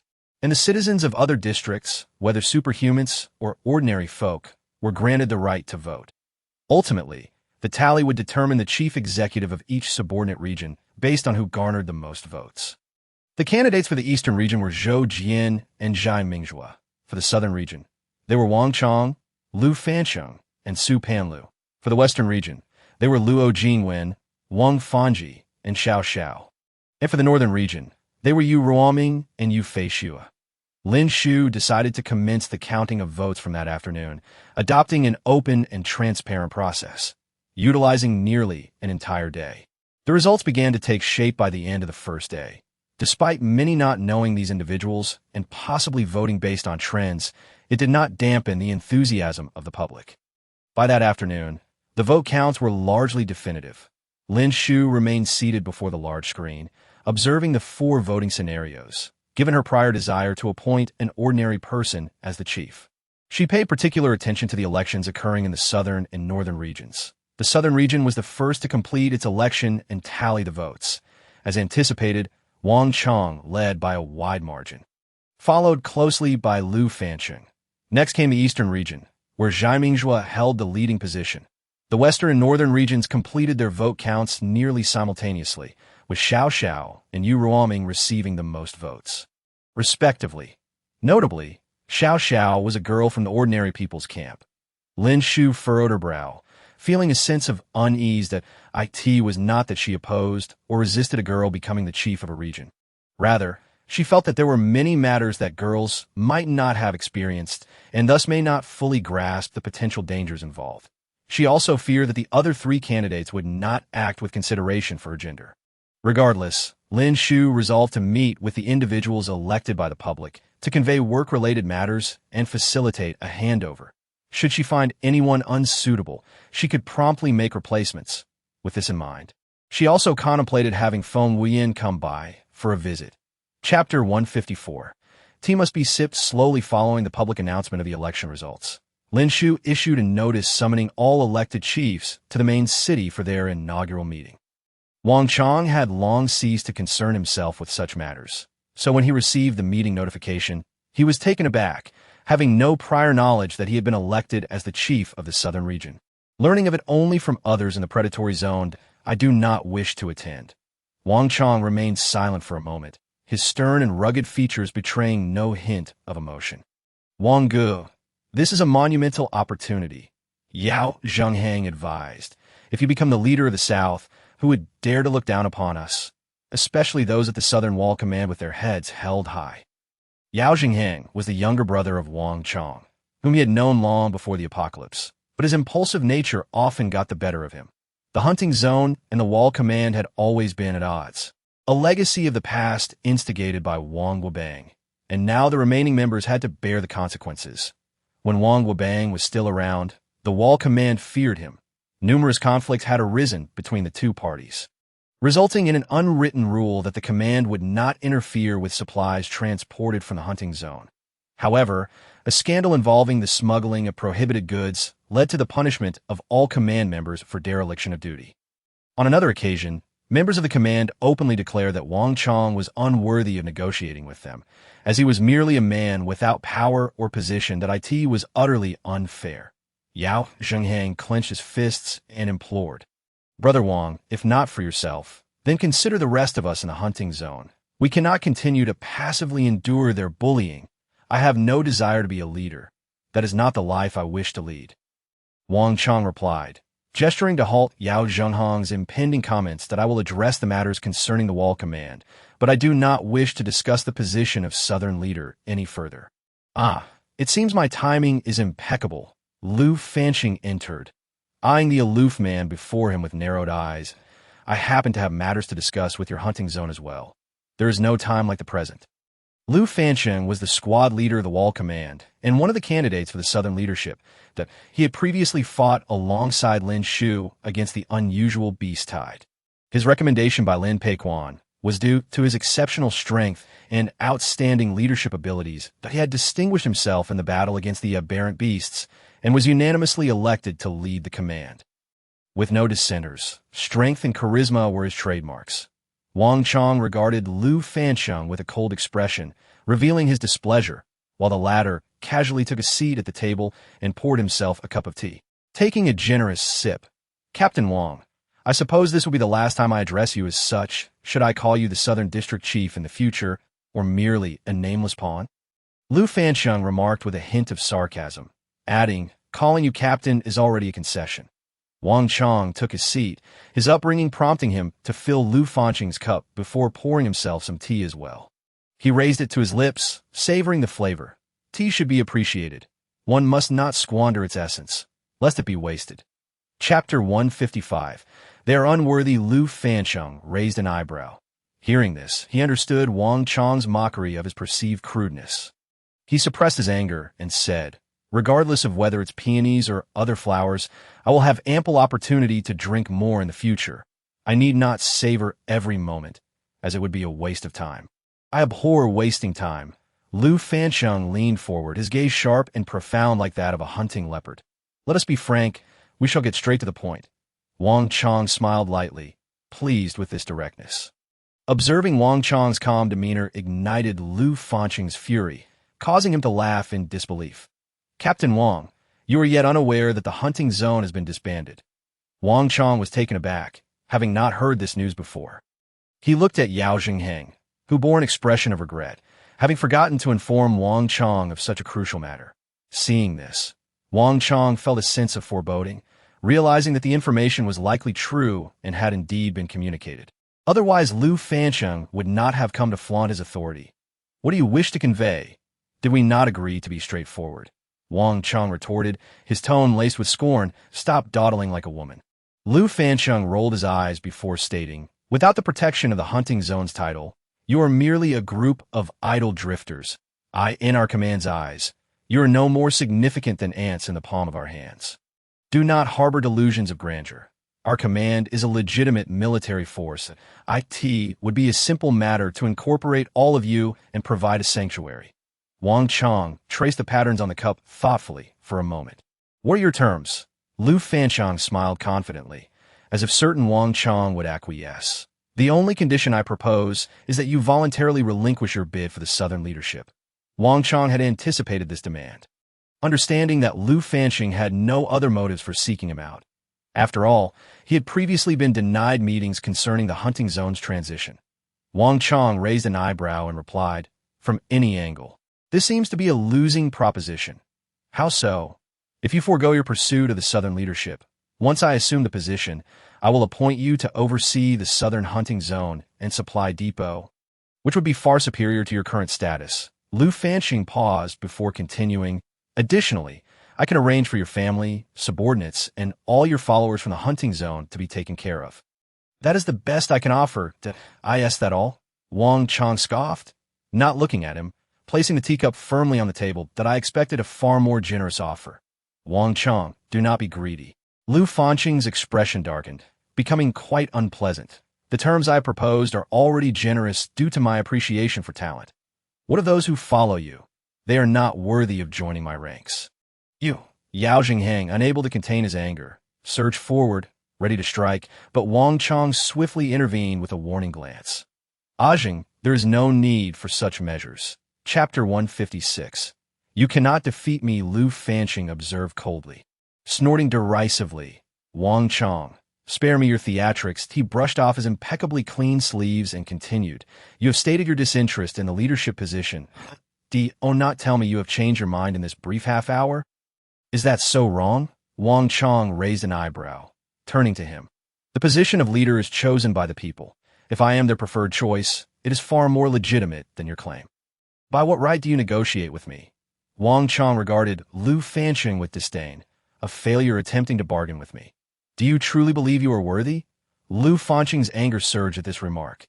Veins bulging in his forehead, "Wang Chong, do not overstep." A golden light gathered in his palm, transforming into a long spear aimed at Wang Chong. In the past, I chose not to stoop to your level." Wang Chong maintained his composure, standing tall and resolute, exuding an aura of formidable strength. "But know this, it is not I who fears you." Lu Fancheng's expression faltered at the realization, glancing at Yao Zhenghang, who wore a mocking grin. Suddenly, he collected his spear, seething with rage, and turned to leave. Wang Chong, I will not forget this humiliation.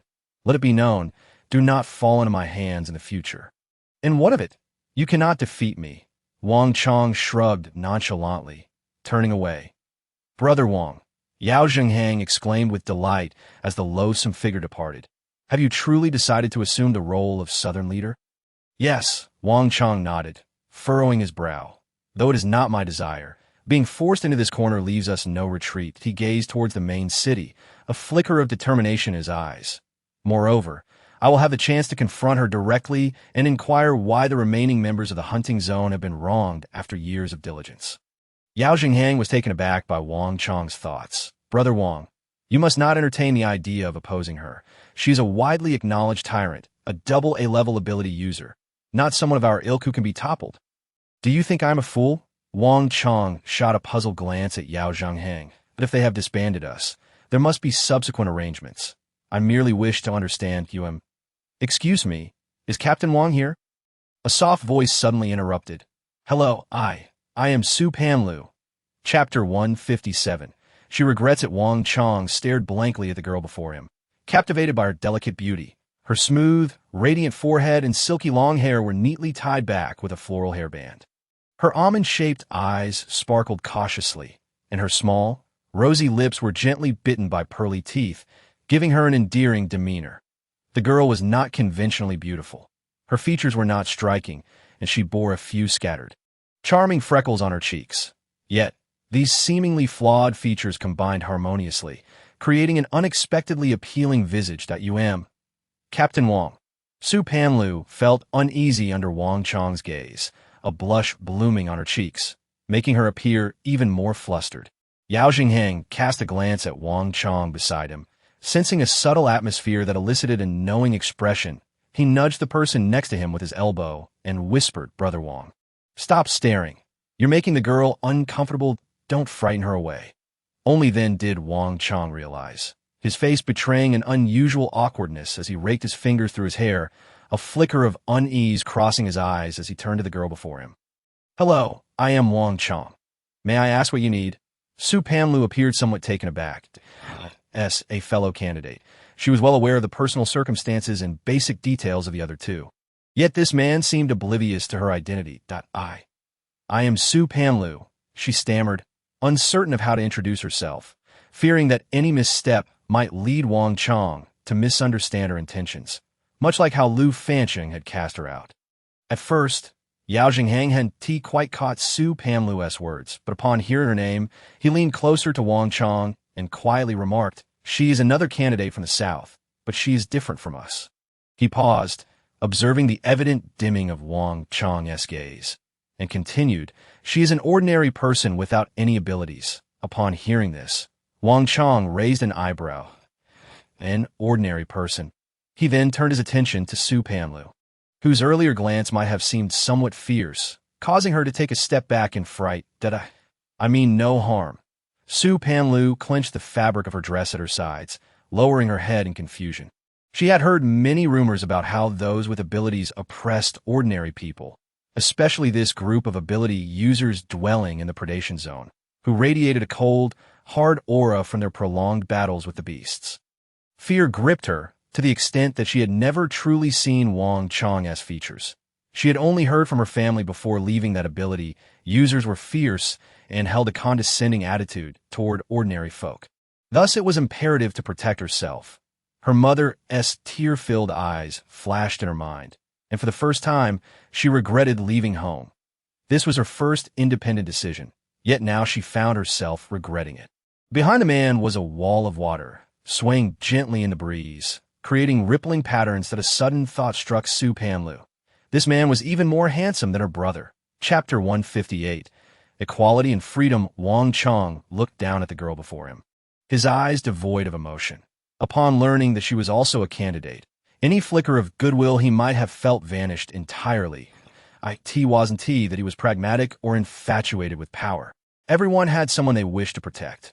Moreover, he was quite displeased with Lu Fancheng's earlier behavior, and this girl's arrival perhaps by coincidence, suggested she had been waiting outside for a while and had overheard much. Those who could become candidates were certainly not ordinary individuals. "You are an ordinary person?" he inquired, his voice calm and low. Wang Chong stepped closer, gently grasping Su Panliu's wrist, sensing the absence of any magnetic field indicating abilities. He released her and raised an eyebrow, scrutinizing her. "What do you need?" Su Panliu's cheeks flushed crimson. It was the first time someone other than her father or brother had touched her, sending her heart racing. Suddenly reminded of her purpose, she recalled the matter at hand. I wanted to ask Captain Wang if I could accompany you to the main city."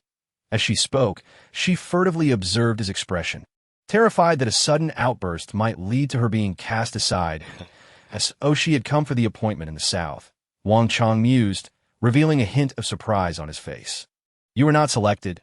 You have no right to go to the main city." He stated flatly that do not think to use other means, like leveraging your looks, to achieve your goals. He advanced a couple of steps, leaning down to meet Su Panlu's alarmed gaze, further solidifying his convictions as he spoke with harshness.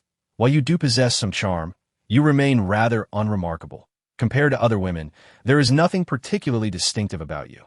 "How can you say such a thing? That is terribly unfair." Su Panliu's face burned with indignation, not from embarrassment but from anger.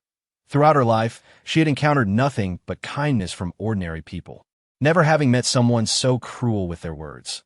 "Though I am merely an ordinary person without the capabilities you possess, I, along with my family and friends, have always been self-reliant and have never relied on anyone." Wang Chong was taken aback by Su Panliu's response. He expected this timid girl to reveal such a fierce side, akin to a once docile kitten that, irritated, lashes out with its tiny claws. Had he truly underestimated others so much? Observing the girl's defiant gaze, her flushed cheeks slightly puffed, and tears brimming in her eyes that she fought to hold back, he felt an unexpected pang of guilt. "May I ask why you wish to go to the main city?" Su Panlu hesitated, perceiving the man's displeasure, fearing she might be cast aside. Instead, she heard him offer her an opportunity, a chance to advocate for herself in pursuit of the main city. "Because Lin Shu is my idol, but I do not wish to become her. I want to witness the splendor of the main city. I have heard that there, ordinary people and ability users are treated equally, and I wish to experience such a life that I desire equality and freedom." Chapter 159, Orphanage Classmates Equality and Freedom. Wang Chong laughed, uncertain whether to deem the girl naive or foolish in this apocalyptic world. The very concepts of equality and freedom were the most elusive. Even Lin Shu could not achieve it. Although she had carved out her own authority, in truth, they all labored under her command, obeying her directives in exchange for rewards that were not tangible goods or currency. This world had always adhered to the principle of survival of the fittest, a belief he held both before and after the apocalypse. Yet, gazing into the girl's steadfast and yearning eyes, he found himself unable to utter words of discouragement. "Do you truly believe that equality and freedom exist in this world?" "Of course," she replied, lifting her chin, her earlier timidity vanishing, her eyes shining with conviction. "That I believe that even if it does not exist now, it will surely come to be, for the young lady is working toward that." Wang Chong pondered for a moment, then nodded. "Very well. I will take you with me." Su Panlu momentarily did not register his words, until he added, "Do you have a travel permit?" I do.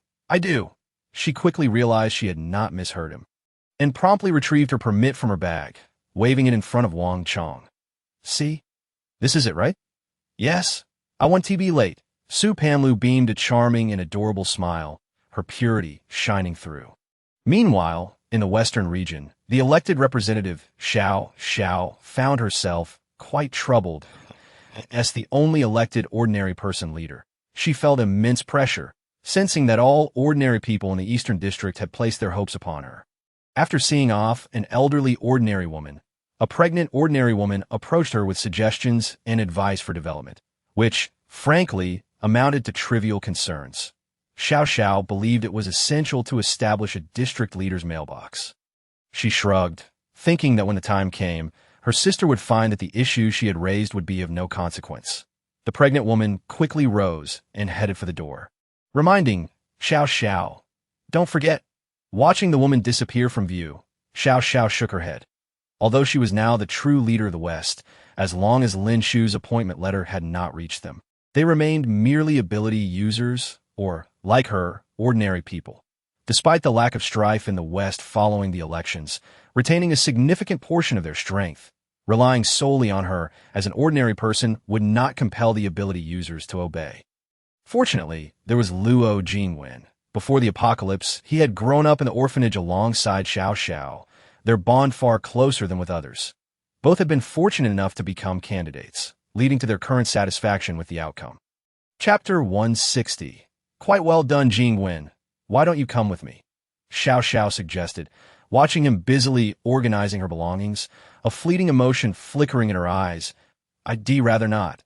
Luo Jingwen replied without looking up. I'll stay home and wait for you. Our ambitions are too grand. Being ordinary people, we lack the means to protect ourselves. Moreover, many ability users oppose this political reform, as the young lady seems to place great importance on the ordinary person leader. Yes, I understand that. Xiao Xiao nodded. I won't squander this opportunity. I will ensure our voices as ordinary people reach her. That moment. In the east, Zhai Mingzhu and Yu Ruoming, having received news, found themselves crossing paths at the confluence of their respective regions. Yu Ruoming possessed a considerable understanding of all the elected candidates. Thus he recognized Zhai Mingzhu the moment he laid eyes upon him. Approaching with a greeting, he remarked, Captain Zhai Mingzhu from the east. It is an honor to finally meet you. Zhai Mingzhu glanced up, a hint of confusion crossing his mind. And you are? Yu Ruoming lifted his fox-like eyes, a semblance of smile playing on his lips. I hail from the north. Zhai Mingzhu nodded in comprehension, realizing he was in the presence of the northern candidate, Yu Ruoming. Indeed, it is I. Yu Ruoming chuckled. It seems fate has brought us together here. Shall we continue our journey as companions? It would be prudent to look out for one another along the way. Zhai Mingzhu pondered for a moment, fully aware that Yu Ruoming sought to gauge his abilities, and he saw this as an opportunity to assess Yu Ruoming in turn. Thus, he nodded and extended his hand. Very well, let us look out for each other. Why Yu Ruoming appeared confident in Zhai Mingzhu's agreement.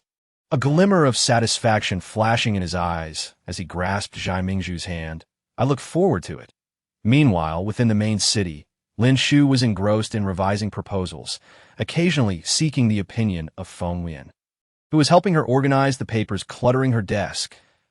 We should be arriving tomorrow, correct? Lin Shu stretched her arms, resting her chin on her hand as she glanced at the man tidying her workspace. What's the matter? Feng Wuyan continued to scrutinize a particular document without looking up, frowning slightly. Your handwriting could use some practice. Your drawings, however, are quite good. Lin Shu blushed, snatching the paper from Feng Wuyan's grasp and hiding it behind her back. It was a doodle she had sketched out of boredom, depicting a small figure holding what resembled a test tube, devoid of expression, with a speech bubble that read, You should try this. It's sweet. Feeling the teasing gaze of Feng Wuyan upon her, Lin Shu felt akin to a student caught in wrongdoing, awkwardly asserting, I just doodled it. I'll practice my handwriting, and no worries, Feng Wuyan replied. I just mentioned that your drawing is rather charming. He took the paper back from her, saying, Since it features me, I shall claim it as a gift. It's not that good. Lin Shu lamented inwardly, regretting that she hadn't made the drawing more appealing, especially since the phrase about sweetness had been included. Yet, as she had drawn it, she recalled the joy in Feng Wuyan's eyes when he had once held up a beaker, exclaiming about its sweetness. His gaze sparkling like stars, stirring her heart. Chapter 161. The unsuccessful candidates Wang Chong, accompanied by Su Panliu, set off after lunch, the silence stretching between them. Su Panliu's eyes sparkled with excitement and curiosity as she glanced around, occasionally inquiring about their hunting grounds and battles with the beasts. Upon hearing some chilling descriptions, she gasped, seeming even more anxious than Wang Chong himself. Wang Chong found her quite amusing. While there were many female ability users in his hunting grounds, they were typically composed and resolute, never displaying such a delightful demeanor. Perhaps this was the difference between ability users and ordinary folk. She was blissfully unaware of the dangers posed by the beasts and the fears they evoked. In truth, the young women in his hunting grounds had once been innocent girls too, but they had matured rapidly under the weight of responsibility. He felt a twinge of sympathy, yet an even stronger desire to protect this girl's innocence. Upon entering the main city, both Wang Chong and Su Panlu were astonished. Although everyone appeared busy, their faces radiated happiness and joy, predominantly among the ordinary citizens. Unable to resist, Su Panlu stopped a passerby and asked, "Excuse me, sir, is this how you all typically are? You seem quite happy. Resources and rewards." Wang Chong inquired, having heard that everyone in the main city was treated equally, with ordinary citizens receiving due recognition and earning their keep through labor. He had assumed it was mere rumor, yet it appeared to be true. If so, life for everyone in his hunting grounds would surely improve, as the masses were the most sensitive to the benefits or shortcomings of those in power. It seemed this young lady was not so difficult to get along with after all. "I want to stay here." Su Panlio's sudden declaration interrupted Wang Chong's thoughts. He frowned at her. "You mean you wish to live here?" "Yes, since this place is so welcoming to ordinary people, it would be a loss not to stay." Su Panlu exclaimed joyfully, her freckles glistening in the sunlight, adding to her youthful charm. "Once I settle in, I'll bring my family over, so they too can experience life before the apocalypse. Are you Captain Wang Chong?" A bright, youthful voice interjected as a girl of about 11 or 12 stood before them. Beaming, flanked by two boys and a girl who were sizing up Wang Chong and Su Panlu. "I am," Wang Chong replied. Sensing the scrutiny from the trio behind the girl, he subtly positioned Su Panlu behind him and asked the girl, "What can I do for you?" "Oh, I forgot to introduce myself," the girl said, a bit shyly rubbing her hands together. "I am Yi Xiao, an aide to Sister Lin Shu, here to greet the candidates at the city gate." She then glanced curiously at the others and mumbled, "Strange, there are supposed to be 4 candidates, yet there are 5 of you. Who are you?" Yi Xiao asked directly, her gaze shifting to the girl behind Wang Chong. "I am Su Panlu, one of the unsuccessful candidates from the south." Chapter 162. "Have you seen enough?" The timid voice of the girl captured the attention of everyone present, resulting in a chorus of astonished expressions. Had they misheard? They exchanged glances. Unsuccessful candidate. After a moment of surprise, Yi Xiao quickly regained her composure, nodded, and said, "Understood. Please follow me." Yi Ruoming's gaze fixated on the girl beside Wang Chong, finding her far more impressive than the nearby Xiao. A mere ordinary girl, yet in her unsuccessful status, she managed to earn the trust of someone like Wang Chong, bringing her along to the main city. "Hey, what trick did you use to charm a tough guy like Wang Chong?" he teased. "Do share your secrets, you." Su Panlu felt her cheeks flush with embarrassment. While Wang Chong took immediate action, he suddenly unleashed a water blade from his palm, aimed directly at Yi Ruoming's face. Unfazed, Yi Ruoming laughed and dodged, about to speak when Zhai Mingzhu seized him by the arm. "That's excessive," he admonished, shaking his head with disapproval. "We are all elected leaders. Let us not engage in infighting." Before long, the group arrived at the office. Yi Xiao smiled at them, extending her hand. "Please surrender your weapons and any sharp objects." Yi Ruoming dismissed her with a wave, regarding her as merely a B-class ability user. Questioning her authority. "What, are we to fear an assassination attempt on the leaders?" Yi Xiao smiled sweetly, not bothering to respond. Instead, she summoned vines from his pocket, extracting a dagger while giving him an innocent blink. "One must always be cautious." "You dare to search me?" Yi Ruoming exclaimed, exasperated, just as a clear, commanding female voice echoed from the conference hall. "How long do you intend to dawdle?" No longer daring to delay, they promptly surrendered their weapons and followed Yi Xiao inside. Lin Shu sat gracefully at the front of the conference hall, her demeanor elegant, a gentle smile gracing her lips. Her long, dark hair cascaded behind her, held loosely with a burgundy satin ribbon, exuding a languid allure. Both Zhai Mingzhu and Yi Ruoming were momentarily captivated, while Wang Chong maintained his composure, seemingly unaffected, as he had seen many types of women over the years, yet felt a peculiar restlessness only in Su Panlio's presence. Feng Wuyan observed the reactions of the crowd with growing impatience. Noticing the distinct emotions Zhai Mingzhu and Yi Ruoming harbored towards Lin Shu, he raised an eyebrow, feeling a twinge of annoyance. He contemplated using his mental abilities to influence the two, but recalled Lin Shu's earlier words about her disdain for interference in others' feelings. She fixed her gaze on the two, who finally realized they had been staring and quickly lowered their heads. Apologizing, my apologies, miss. It was rude of us. She thought to herself. Their gaze was quite displeasing, particularly that man with the fox-like eyes.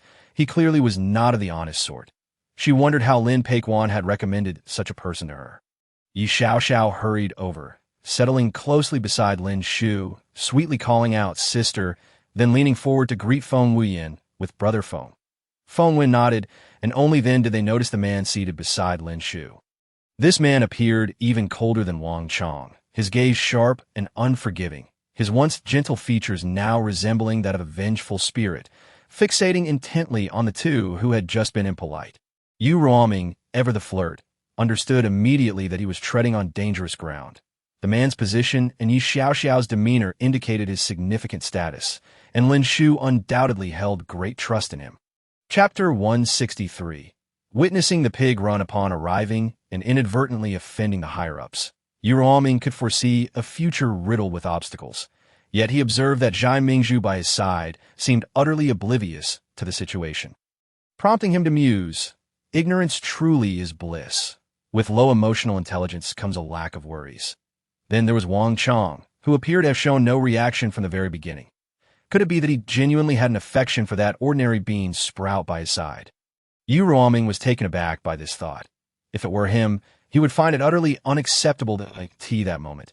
Feng Wuyan spoke coldly, directing his inquiry towards Wang Chong. The meeting is exclusively for the leaders of each district. Are you unaware of that? Wang Chong nodded. I am aware, but she is just a girl, an ordinary person. Even so, that is irrelevant. Do you think this is the South or your territory? Feng Wuyan interjected sharply, his tone unusually harsh. Not being selected simply means being eliminated, or perhaps you intend to relinquish your leadership position to her. This man had shown nothing but disdain for Lin Shu since entering the room. Though he was displeased with the infatuated gazes of the two men, he was even more irked by anyone who disregarded Lin Shu, especially for such an unremarkable girl. His girl was incomparable to this petite, unremarkable girl with her yellow hair. Lin Shu and Yi Xiaoxiao were both somewhat taken aback. Feng Wuyan had never before targeted anyone in such a manner. Normally, he would simply act upon his displeasure, often maintaining an expression that screamed, "Keep your distance." If Lin Shu were to learn that Feng Wuyan's true thoughts were along these lines, she would likely laugh until she could hardly stand.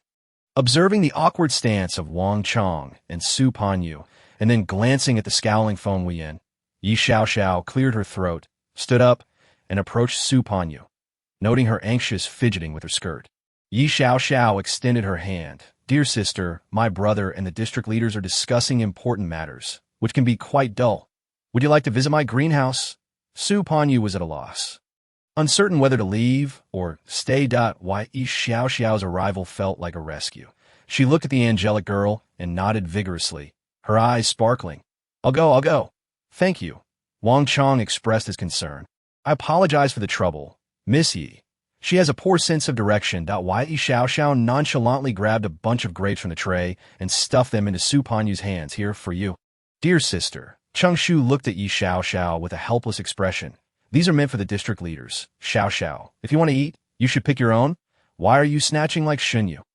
Yi Xiaoxiao stuck out her tongue, just as Ye said, stolen one's taste better.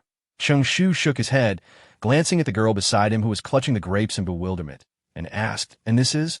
Yi Xiaoxiao blinked, leaned in closer to his ear, and whispered, when you bring the fruits inside later, tell that aloof man that his share has been given to Miss Su.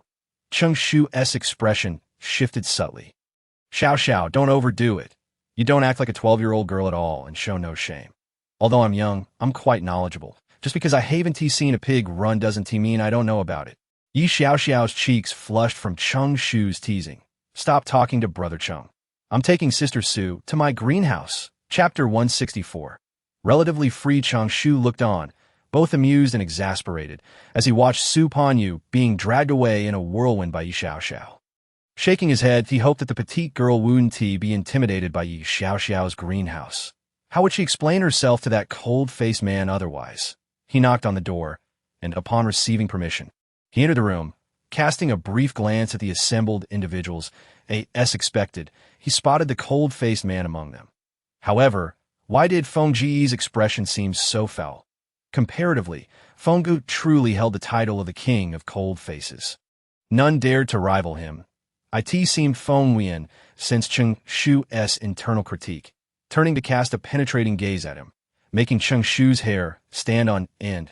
He promptly set down the platter of fruits and, before leaving, recalled Yi Xiaoxiao's instructions, teasing the man. Xiao Xiao asked me to inform you that your share of fruits has been unilaterally given to Miss Su. With that, he chuckled lightly at the man's momentarily stunned expression and exited. A few suppressed laughs echoed around him. It was at this moment that Wang Chong finally realized he had been the subject of ridicule. Lin Shu couldn't help but chuckle as well. Yi Xiaoxiao and Cheng Shu were truly playful. However, observing the man beside her return to his usual cold demeanor and a now significantly improved atmosphere, Lin Shu breathed a sigh of relief. Xiao Xiao was indeed a perceptive child. Feng Wuyan glanced at the smiling girl beside him, internally conceding that since she appeared relieved, he wouldn't stoop to the level of these individuals. Everything was for Lin Shu's sake.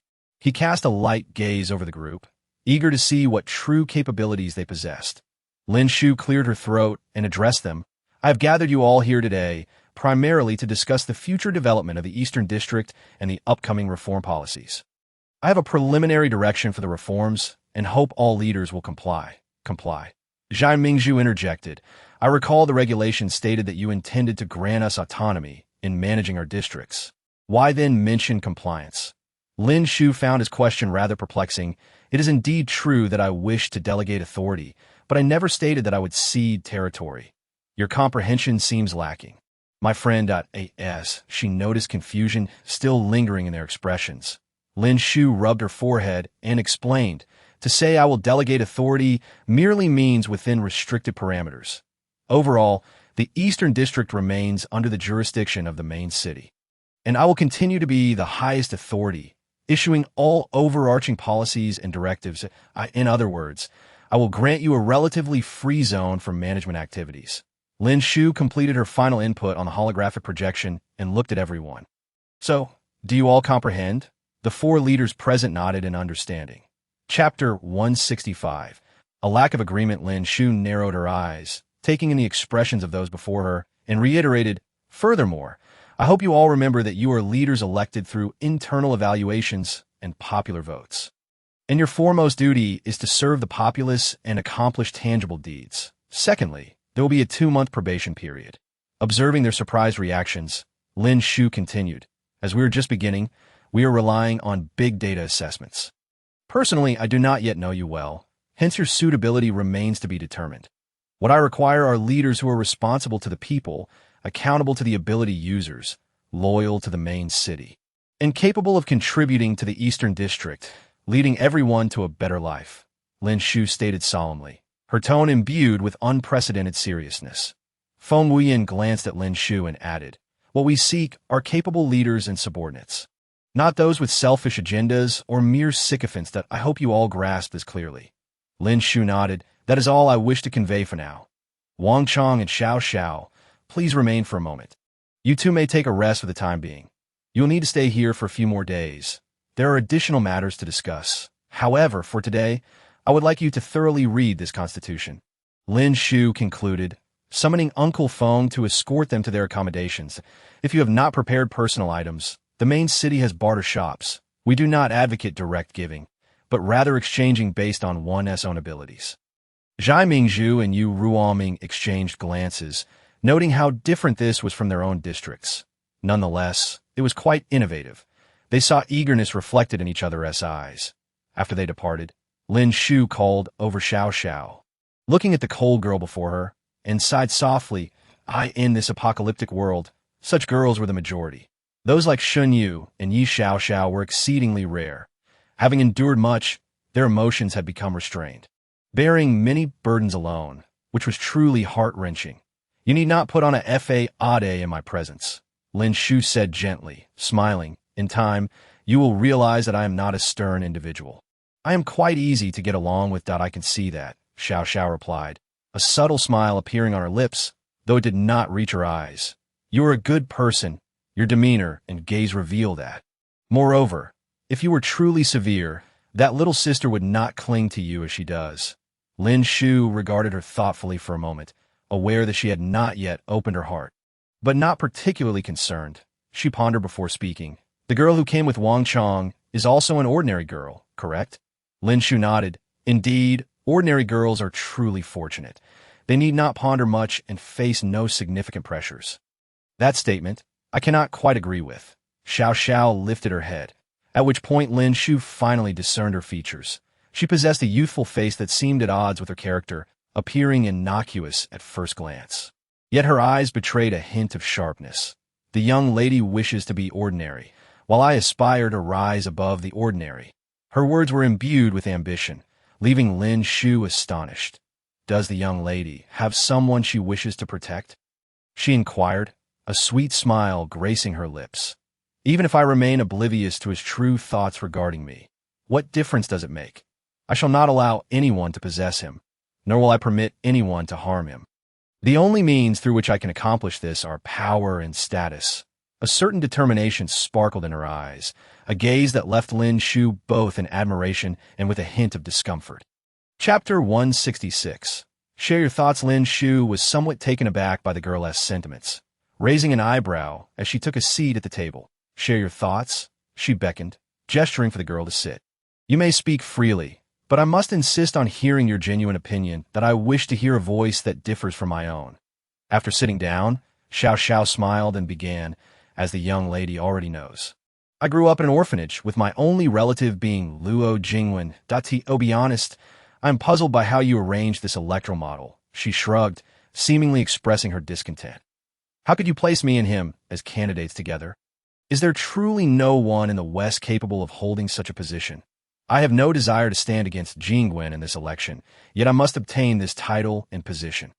For he is exceedingly weak, much like in the orphanage, where I was always the one protecting him. Thus, I fail to comprehend why you would choose him from within your ranks. I do not wish for him to be known by all. He belongs solely to me. Her eyes glinted with a hint of madness, and Feng Wuyan coldly remarked, Power is what you desire, but must be matched by your worthiness. Xiao Xiao, however, met his icy demeanor with unflinching resolve, saying, One day, I shall demonstrate my capabilities to you.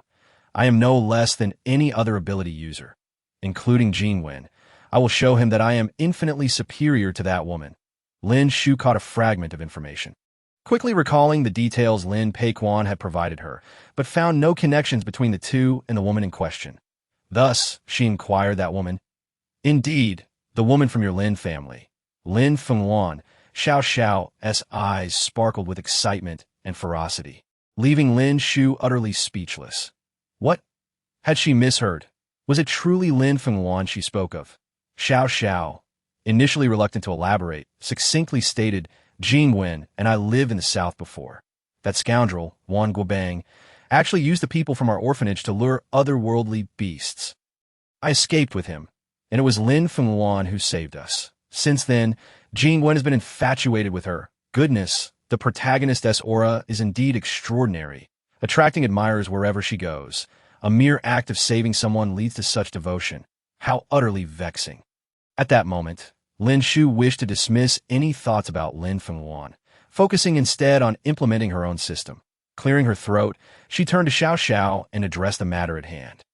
Setting aside love and rescue for the moment, she tapped her fingers on the table, the sound resonating dully in Xiao Xiao's ears.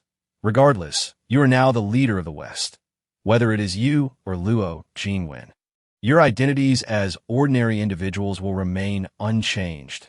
Lin Shu stated that I cannot predict whether you will encounter unforeseen circumstances that may lead to miraculous breakthroughs, but at least for now, the identity of the Western leader will not waver. And that is precisely what I wish to witness. Lin Shu leaned slightly forward, fixing her gaze upon the girl before her. I require balance.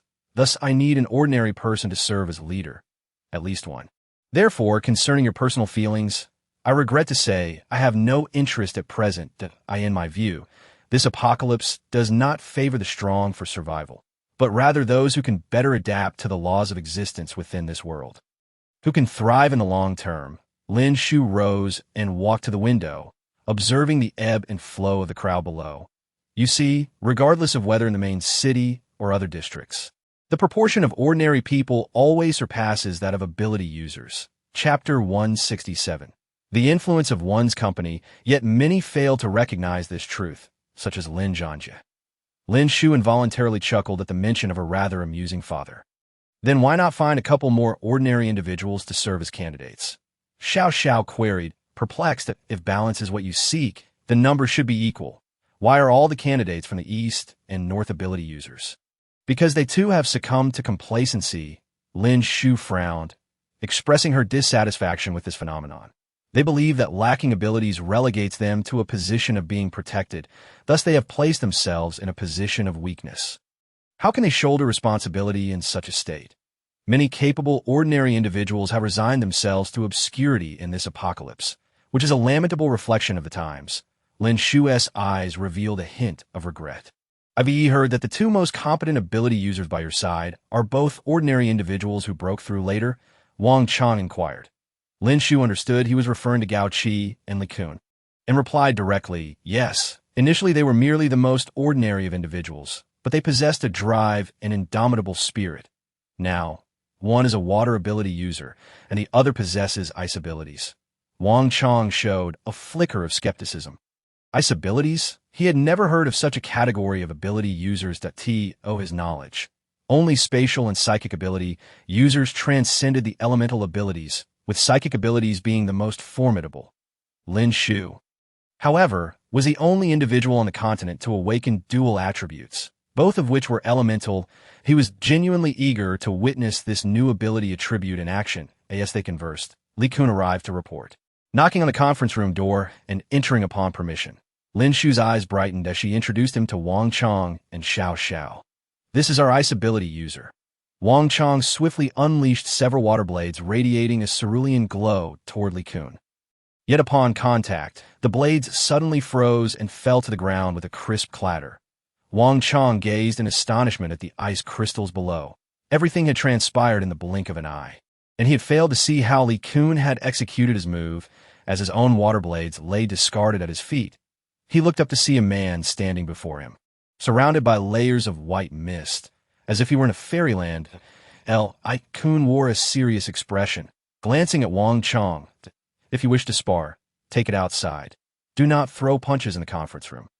Wang Chang fell silent for a moment before managing to stammer, I won't dare. Lin Shu couldn't help but chuckle at the scene. Li Kun, do not bully him so, truly. Feng Wuyan. He turned to fix a stern gaze on Li Kun, silently asserting that he must bear the consequences of his own actions. Li Kun, in turn, looked at Feng Wuyan, bewildered, scratching his head in confusion over whether this was a sign of approval or disapproval. Chapter 168. He fears the dark. Lin Shu cleared her throat, inquiring, is there something you wish to discuss?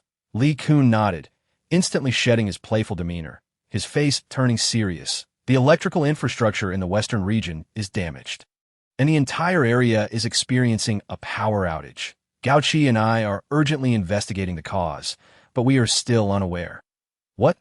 The West? Xiao's previously indifferent expression shifted, and she nearly forgot her small bag as she rushed out. Lin Shu quickly intervened, saying, what do you intend to do? Feng Wuyan raised an eyebrow, seemingly confirming his suspicion as he asked Xiao again. Does Luo Jingwen fear the dark? A man afraid of the dark. This struck him as utterly ludicrous. Lin Shu remained silent for a moment before responding. When I dispatched individuals to notify and coordinate with various departments, I provided the elected candidates with 2 electronic communication wristbands to facilitate contact with friends and family during their work outings. Did you not receive yours? Xiao was too anxious to think clearly, having completely forgotten about the wristband. Lin Shu, exasperated, pulled her hand and rolled up her sleeve, revealing a brown wristband. Lin Shu pointed it out, saying to Xiao, use this to contact Luo Jingwen. Xiao nodded eagerly and dialed the only number in the wristband's pairing section, before the waiting music could play more than a couple of notes. The call was answered, revealing a gentle face on the video screen. Shui, the man spoke, tenderly calling out Xiao's nickname. What's wrong? Has something happened? Why are your eyes red? Upon hearing the barrage of questions from the man, Xiao couldn't help but burst into tears like a child. Why didn't you come with me? Wang Chang from the south brought his girlfriend along that he is an ordinary person too. The young lady never said she would relinquish her position. That you're a liar. Luo Jingwen sighed in exasperation. That is a romantic relationship. What do we have? Don't create unnecessary trouble. Just follow the young lady's lead and behave. However, Xiao Xiao suddenly exploded. What do you mean, what do we have? Luo Jingwen, how can you say such a thing? Are you not facing me today, but rather Lin Feng Wuyan? If it were her, you would admit it without hesitation. What makes her better than me? Xiao Xiao furiously wiped away her tears, glaring fiercely at Luo Jingwen. You will never have her. Who is she? She bears the surname Lin, even if she is not of the direct bloodline. She remains exalted, a fact that cannot be altered. Moreover, she is an extraordinary individual. Someone of your ordinary status could hardly aspire to her level. Please do not act so recklessly. Shui, you always create such unnecessary disturbances. I hold no particular feelings for her. She is merely my savior, Luo Jingwen remarked with apparent resignation. Tito think I was concerned for your well-being, given the circuit failures reported in the West today. And this is how you respond to me. Xiao Xiao abruptly severed the video call and rushed out.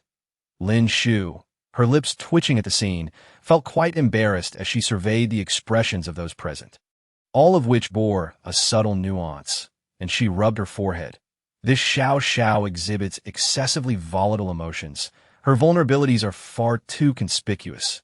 Who is unaware that Luo Jingwen could be used to threaten her? This aspect certainly requires rectification. We must at least ensure she does not display her emotions so openly. As she glanced around, she noted that only Wang Chang maintained an unperturbed demeanor, which pleased her greatly. He was indeed someone seasoned by the storms of life. Thus, she cleared her throat and spoke. Let us first address the issues concerning the South, Captain Wang. Chapter 169. Demonstrating true capability. I was just about to discuss the Southern matters with you. Wang Chang replied, shaking off the strange thoughts provoked by Xiao Zhao's earlier mention of girlfriend. He turned to Lin Shu and inquired, what are your thoughts or plans regarding our team of extraordinary individuals in the southern hunting grounds? Wang Chang awaited Lin Shu's elaboration, only to find that she seemed to have concluded her remarks, leaving him astonished as he asked, is that all? Yes, regarding the hunting grounds, I have but one command and notification. Lin Shu nodded, lifting her teacup to take a delicate sip before continuing. The hunting grounds have long been a liability for the East District. Abolishing them is not unwarranted. Yet our people, Wang Chang fell silent, having expected Lin Shu to provide at least a reasonable arrangement or placement for them. Instead, he received only a fleeting remark. A shadow flickered in his eyes, his expression hardening with disappointment. Were the words spoken by the young lady in the conference hall merely insincere platitudes? Lin Shu gazed at him in surprise. Wang Chang, as far as I know, your IQ is 126. Why must I reiterate this simple statement and offer you further explanation? The individuals in the South are your own. It is your responsibility to maintain their daily lives, not mine to issue directives. Lin Shu brushed her hair aside. Did I not previously mention that I do not require mere echoes? If you cannot resolve such a straightforward issue. She pressed her fingers together. Then I see no reason to retain you. It would be best for you to pack your belongings and depart. Therefore, I implore you to demonstrate true capability. After Lin Shu's explanation, Wang Chang finally grasped that she did not intend to eradicate the hunting grounds entirely, but rather to entrust the responsibility to him, which was a test of his abilities and her trust in him. Thank you, young lady. On behalf of all my fellow extraordinary individuals in the hunting grounds, I express my gratitude. Lin Shu waved her hand dismissively, reminding him, just remember, suitable positions can yield tremendous and positive outcomes. Do not appoint individuals solely based on nepotism. Rest assured on that front, Wang Chang affirmed, clenching his fists. Additionally, there's another matter, Feng Wuyan interjected, regarding the Wall Command Center. Yes, Lin Shu had been contemplating the significance of the Wall Command Center, which could not be entirely replaced. She had stringent requirements concerning its existence. The Wall is our East District's long-term defense. It has been constructed with great human and material resources, and the personnel in the command center were meticulously selected. Lin Shu's gaze grew solemn. However, since the last beast tide, It seems some individuals have begun to entertain their own motives. In that instant, Wang Chong thought of Lu Fancheng, and as he prepared to report to Lin Shu, she raised her hand to halt him. You need not speak.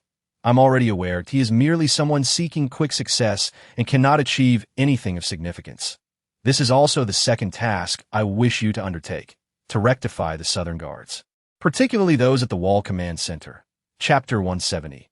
Her dream. Upon hearing Lin Shu's remarks, Wang Chong fell silent. With only one final matter on his mind, he stood up, addressing Lin Shu. Young lady, there is something I wish to entrust to you. Lin Shu smiled subtly. It concerns Su Panlu, does it not?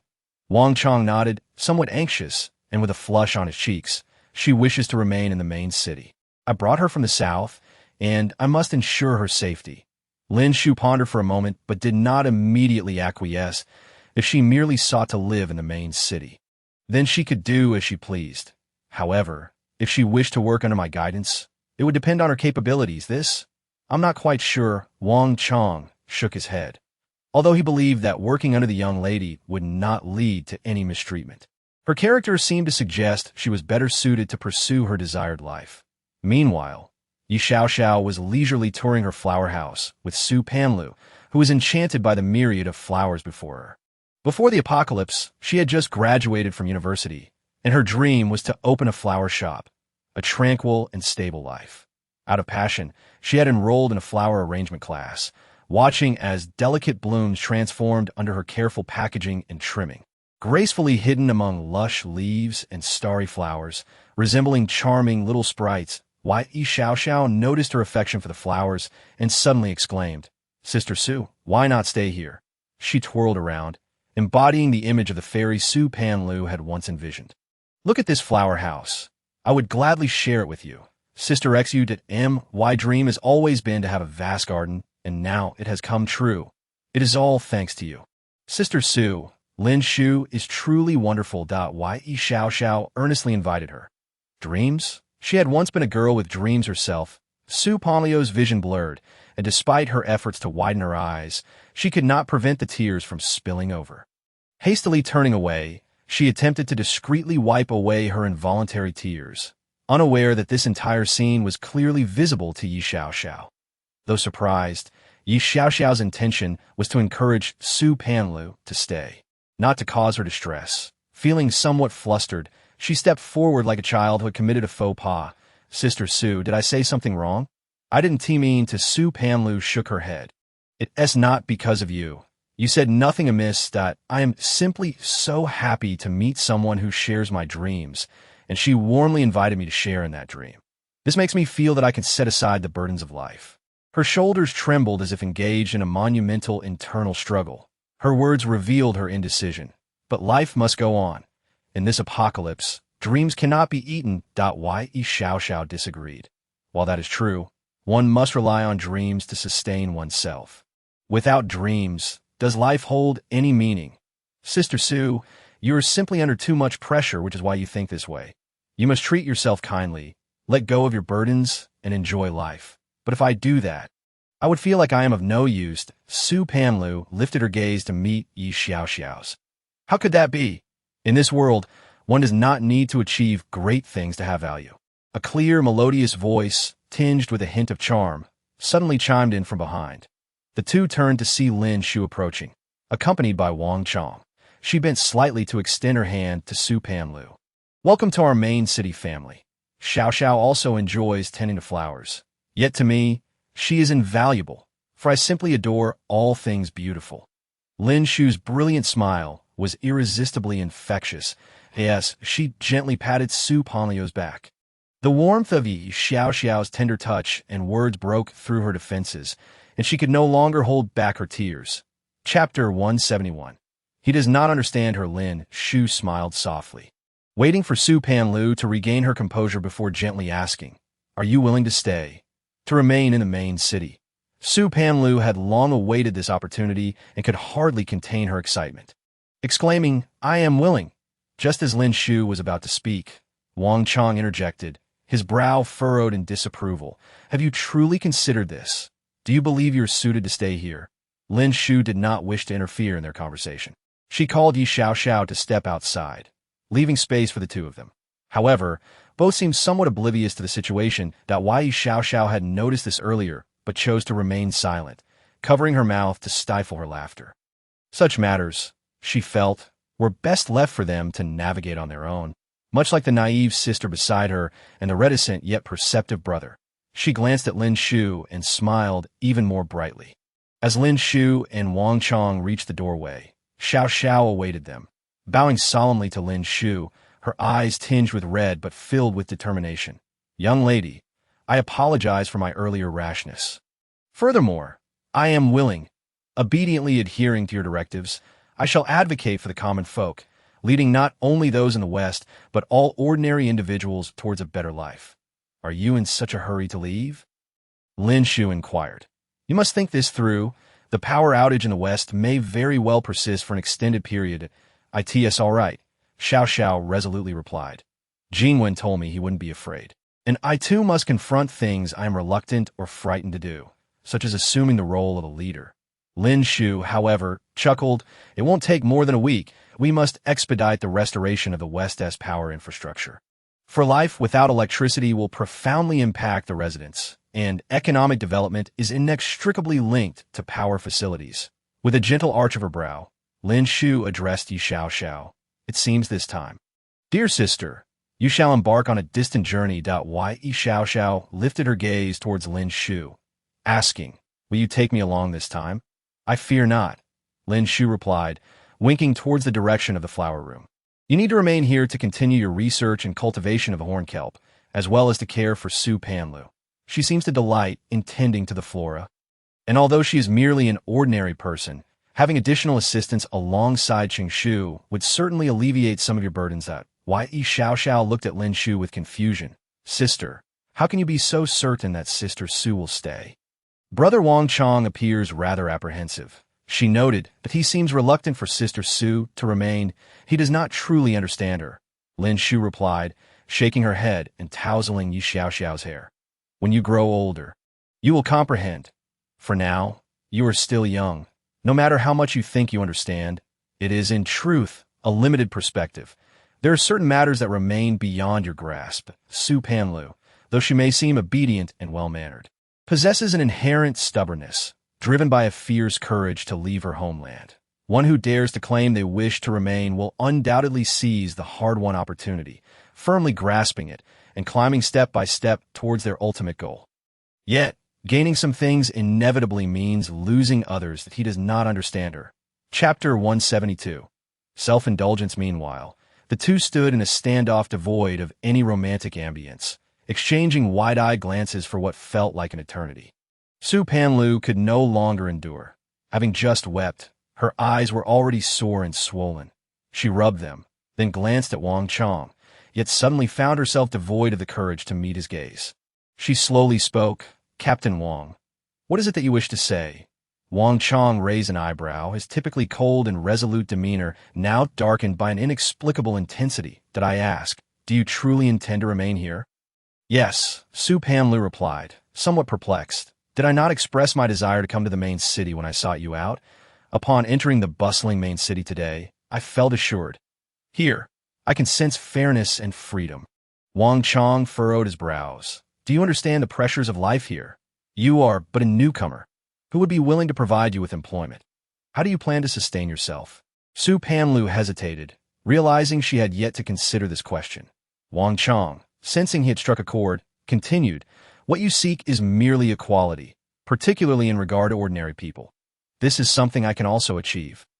He asserted that "I can lead the southern district towards prosperity and, like the main city, provide employment opportunities and resources for ordinary individuals." "It's not the same," Su Panlu interjected, interrupting him. "The South is the region where exotic beasts are most prevalent. Resources are intrinsically scarce, and there has never been enough to share amongst the empowered, let alone allocate surplus to ordinary people. But this is the change in policy direction that the young lady wishes to see." Wang Chong anxiously explained. Just on this point alone, they cannot afford to disagree. Wang Chong was taken aback by her statement, yet quietly retorted, "How can they be compared?" "Why not?" Su Panlu gazed at him with her doe-like eyes. her previously timid demeanor replaced by a piercing resolve. Forcing the empowered to relinquish their power is akin to Lu Fancheng compelling you to abandon your candidacy. Fundamentally, it reflects the disdain of those in power towards the weaker, and is no different. Do you intend to rely on Lin Shu? Wang Chong suddenly raised his head, his gaze sharp and his voice elevated. Do you believe she can offer you anything? Can she protect you like she protects Yi Xiao Xiao? Or provide for you financially? Do you not think you're being overly demeaning to yourself? This is nothing but self-indulgence. Su Panliu's face paled at Wang Chong's words, her eyes widening in disbelief at his harshness. Is it wrong for me to aspire to the life I desire? I never expected anything from others. I merely wish for my family to live well, rather than pin my hopes on a reality that is yet to change. Chapter 173. Too cheap. Wang Chong stared, stunned, at the girl before him, regretting his words the moment they left his lips. Such harshness towards a girl felt excessive, and he had never lost control in such a manner. He was uncertain why. When he initially mentioned her desire to stay to Lin Shu, he felt no particular sentiment. Yet now, fully aware of her decision and the likelihood of never seeing her again, his heart felt hollowed. It dawned on him that he had grown fond of her. Perhaps he had liked her from the very first encounter, captivated by this charming little rabbit, for the first time in 26 years. He felt the stirrings of affection, only to realize it was fleeting as they were to part ways. Strangely, Su Panliu shed not a single tear, regarding him with a gaze of unfamiliarity and indifference, as if she beheld a stranger. Perhaps, in her eyes, he truly was a stranger, their only shared experience being her arrival in the main city under his protection. If there is nothing else, may I take my leave? Captain Wang, she stated, not awaiting his response before turning away. In truth, she was afraid that if she continued to meet his gaze, she would betray her trembling hands and the tears she could not suppress. She had believed him to be a good person. Though his expression was often stern, his heart seemed warm. She never anticipated he would utter such cruel words. Suddenly, she felt her hand being grasped. Wang Chong stepped forward, firmly holding her wrist, his eyes slightly reddened and voice urgent. I am sorry. Su Panliu attempted to pull away, only to find his grip unyielding, her wrist aching as she furrowed her brow. Let go. Wang Chong, noticing her expression, understood and glanced at her wrist, now marked with red imprints. He loosened his grip somewhat, but did not entirely release her, his gaze revealing emotions he could not conceal. I merely wish for you to remain by my side. Su Panliu regarded him with a hint of surprise. What do you mean by that? Wang Chong's face flushed, and after a moment's hesitation, he resolved to speak his truth. I like you, and thus I do not wish for you to leave the South. Under Su Panliu's astonished gaze, he continued, albeit bashfully, I will strive to improve the South, to foster coexistence between the empowered and ordinary people, and to protect you. He fixed his gaze upon her, his eyes reflecting a sentiment she had never before encountered. The sudden confession left her frozen, unsure of how to respond. She had never been confessed to. All her life, she had been a most ordinary, unremarkable girl, lacking in beauty and stature, the least conspicuous among a myriad of different types of girls. She had never envisioned a day when someone would declare their affection for her. Deep down, she too harbored the dreams of a young girl, fantasizing about a charming boy entering her life with a radiant smile. Now, with someone standing before her, bearing his heart, she felt no joy. Wang Chong, she called his name directly, and in that fleeting moment of his surprise, she broke free from his hold and gently rubbed her wrist, maintaining her composure as she met his eyes. How long have we known each other? A day?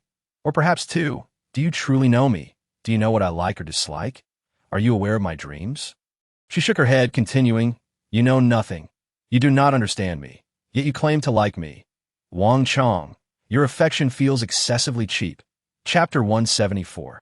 Love at first sight. A flicker of hurt crossed Wang Chong's eyes as he replied, You may choose not to believe me, yet what I say is genuine. That I once doubted the notion of love at first sight until I encountered you. You might think me hasty, but in matters of the heart, there are no absolutes. Some may develop feelings over time, while others may experience love at first sight. Unfortunately, the version of myself that you have witnessed is the latter. Su Panliu's heart was not made of stone. Seeing a robust man before her, earnestly explaining himself, softened her somewhat.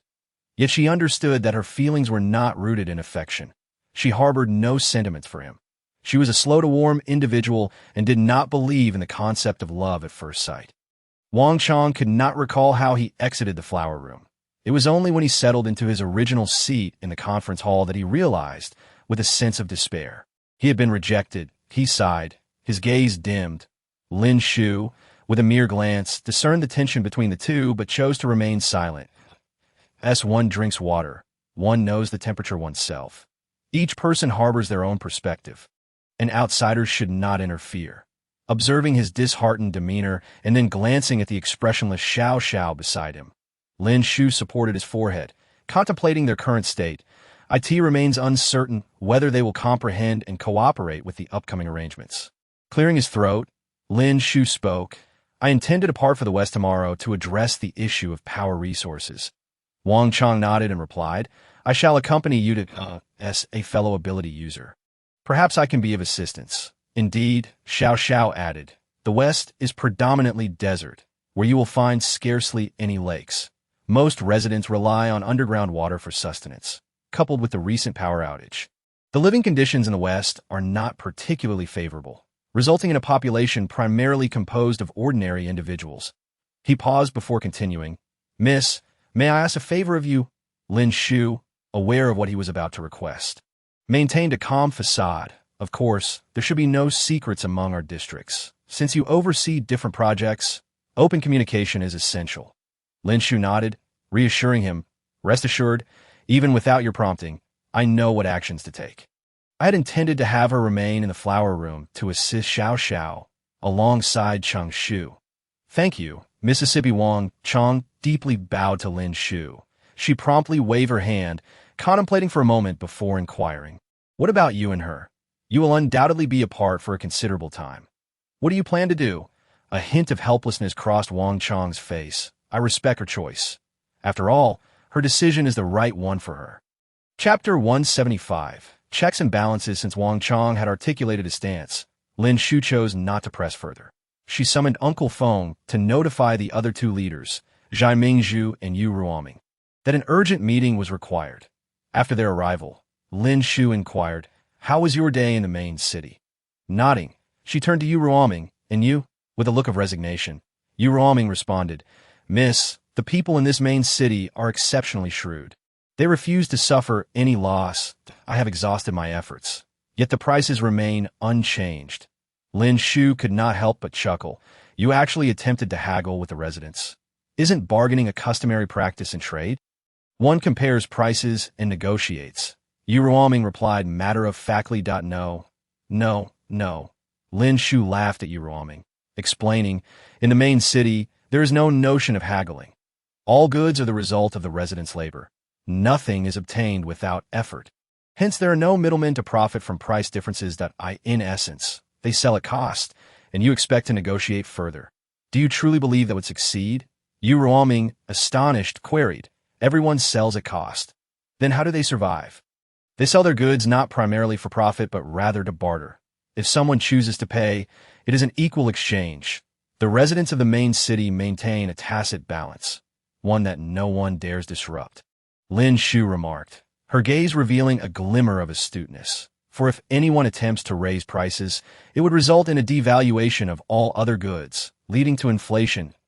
And one wishes to witness such an outcome, particularly in this freshly stabilized period, as everyone lacks sufficient reserves. They neither want nor dare to risk it. Why Yu Ruoming nodded.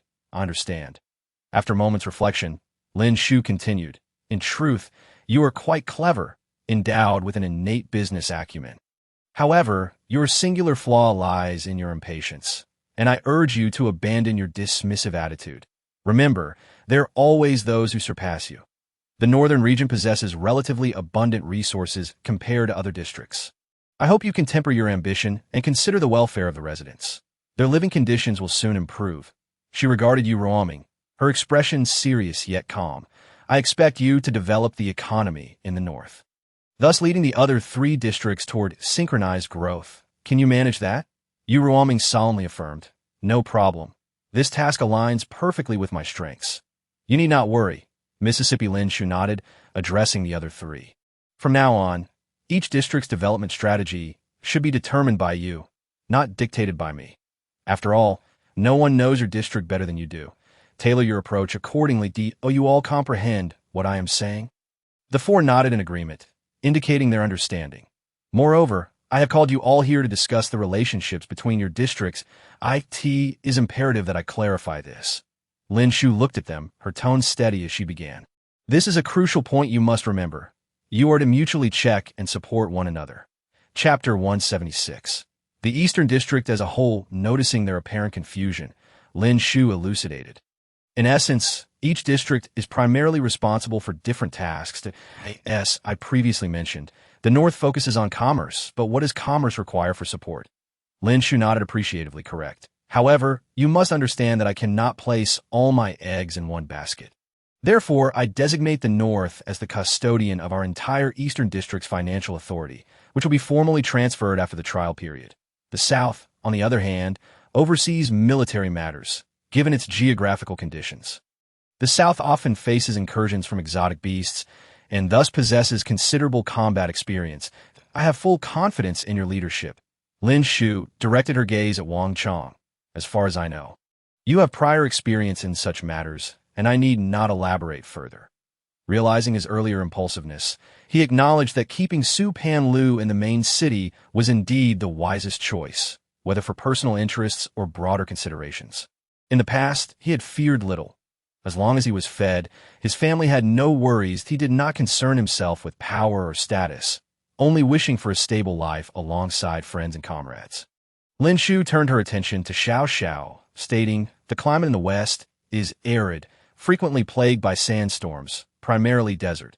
Yet beneath the sand lies a wealth of undeveloped resources that I expect you to manage research and development. Additionally, I will be traveling to the West for an on-site inspection and survey. Meanwhile, in the East, you must intensify the cultivation of talent, focusing on the selection and training of ordinary individuals and ability users to ensure a steady supply of skilled personnel to the other districts. Both responded affirmatively, and Lin Shu nodded with satisfaction. She surveyed the group. The four districts will be uniformly governed from the main city, while you will manage your respective lower tiers. The Southern Military District will supervise the Northern Economic Trade District, which in turn will oversee the Western Research District, while the Western Research District will monitor the Eastern Talent District, and the Eastern Talent District will supervise the Southern Military District. You all comprehend my explanation? Lin Shu asked, observing the four nodding in agreement, relieved to know they understood. The Eastern District is a cohesive entity. I implore all of you to keep this in mind.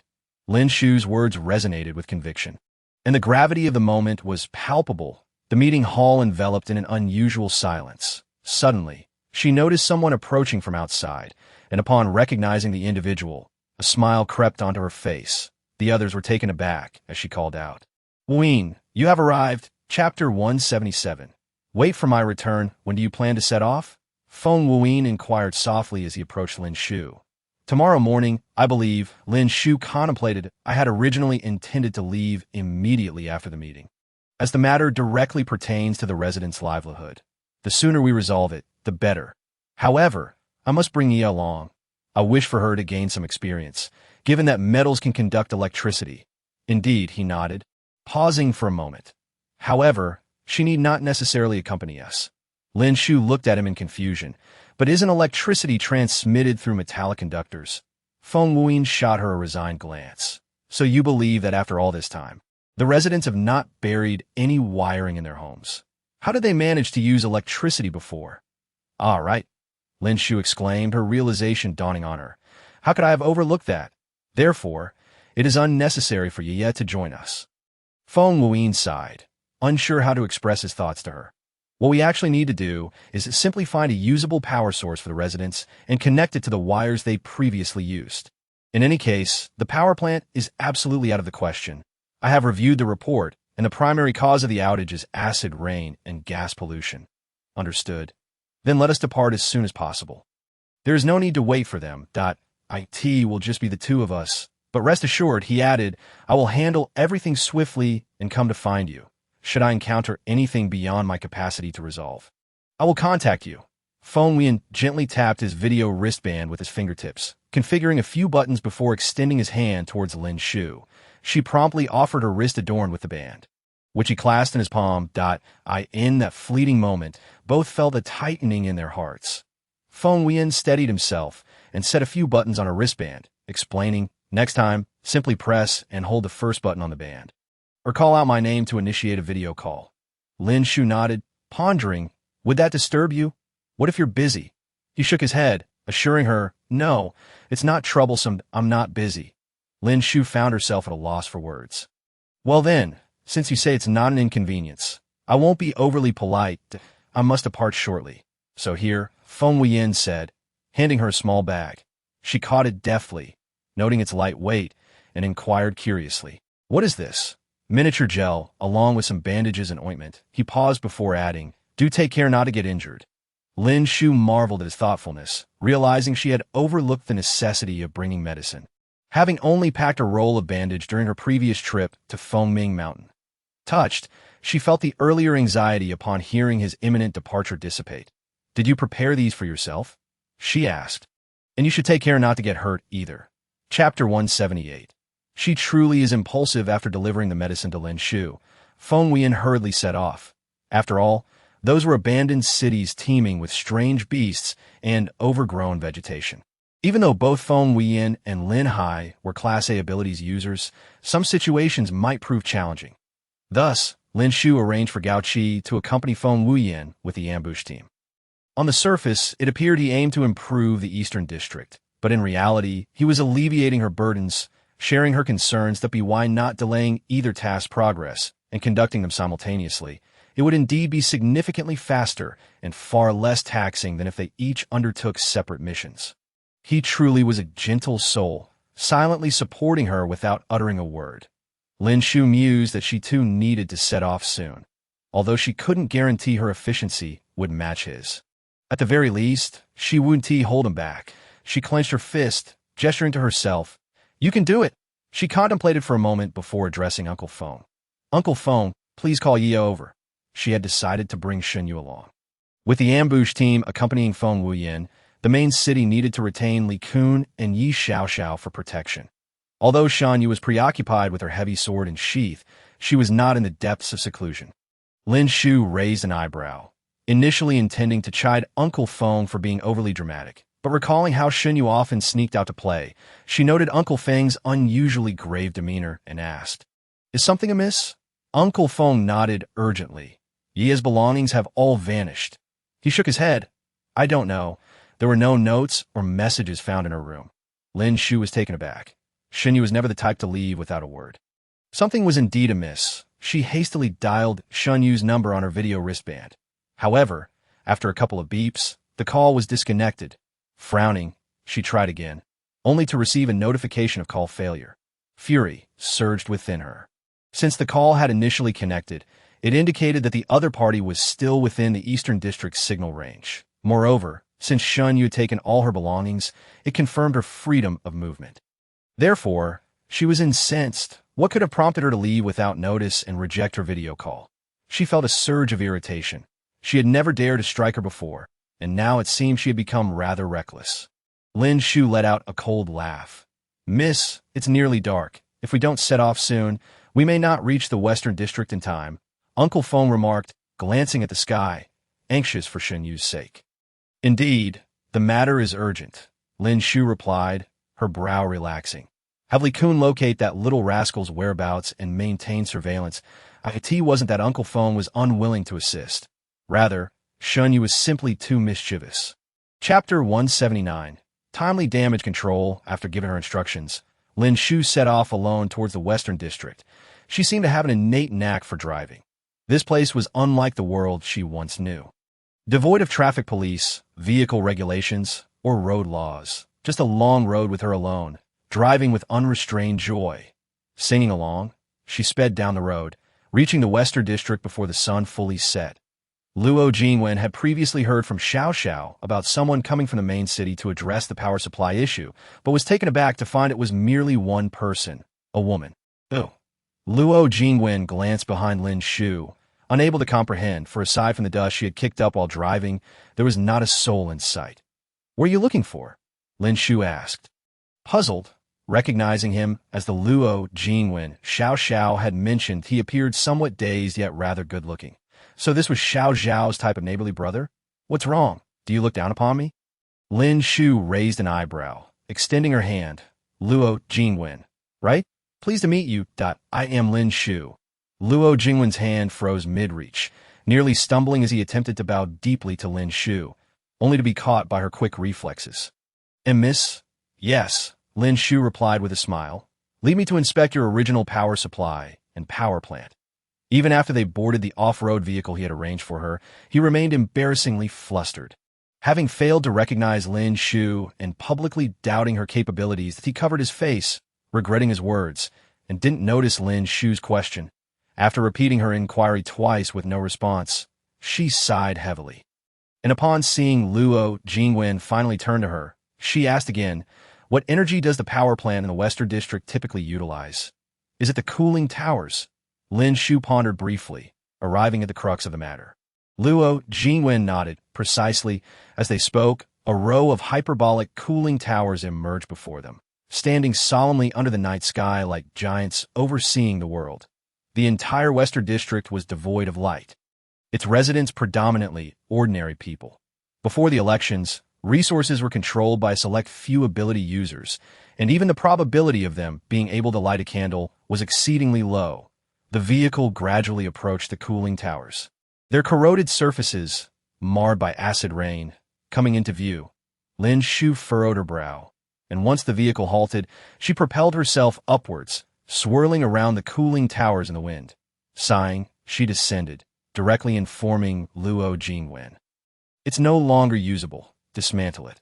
Luo Jingwen understood her directive and braced himself mentally, yet still felt a sense of shock and regret. These cooling towers had stood for over 20 years, remnants of the pre-apocalyptic era. To dismantle them seemed a pity. The outer concrete is no longer viable, but the inner machinery and materials remain usable. These are resources that should be salvaged and utilized effectively, Lin Shu calmly explained to Luo Jingwen. Chapter 180. Wind Power Generation. Luo Jingwen considered her words and found them reasonable, but then hesitated after dismantling. "What will we use for the circulation of cooling water?" "Wind power generation," Lin Shu interjected decisively. Luo Jingwen expressed confusion. "But wind power generation still requires cooling towers, and we lack sufficient resources to rebuild." Lin Shu raised an eyebrow, glancing behind him. "Resources? Look, didn't the supplies arrive?" After stopping the vehicle, she maintained a stern expression as she reported.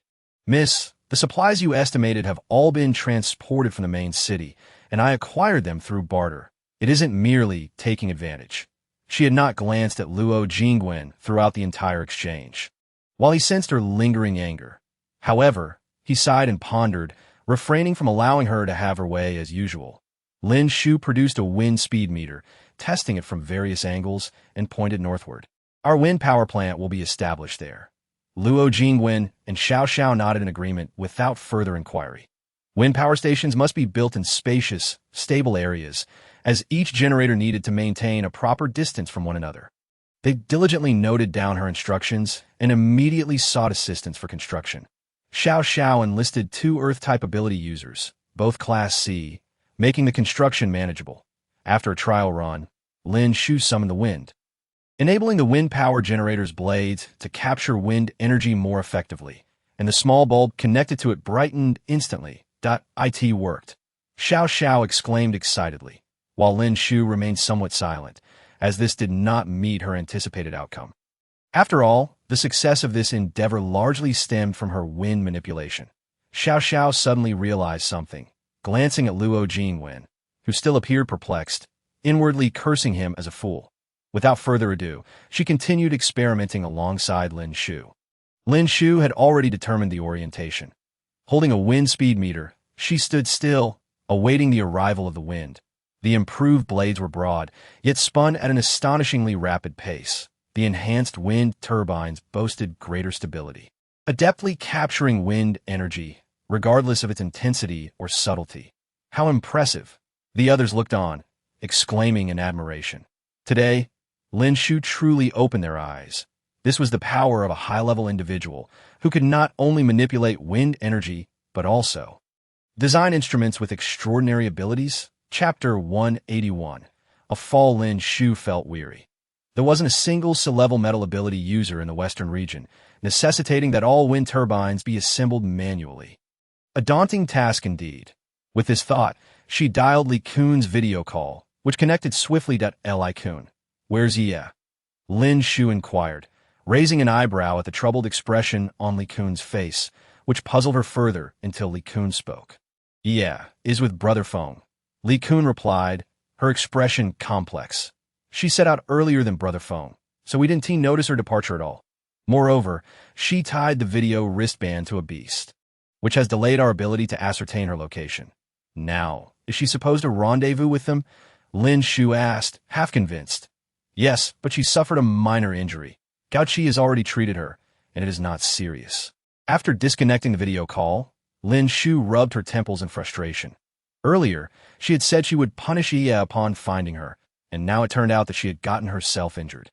At that moment, the wristband emitted a notification sound, and Lin Shu answered, revealing Feng Wuyan's face on the screen. Shu, how are things on your end?" The workload is quite substantial. They want to be finished quickly since there are no metal ability users in the West." Lin Shu sighed, recalling the situation.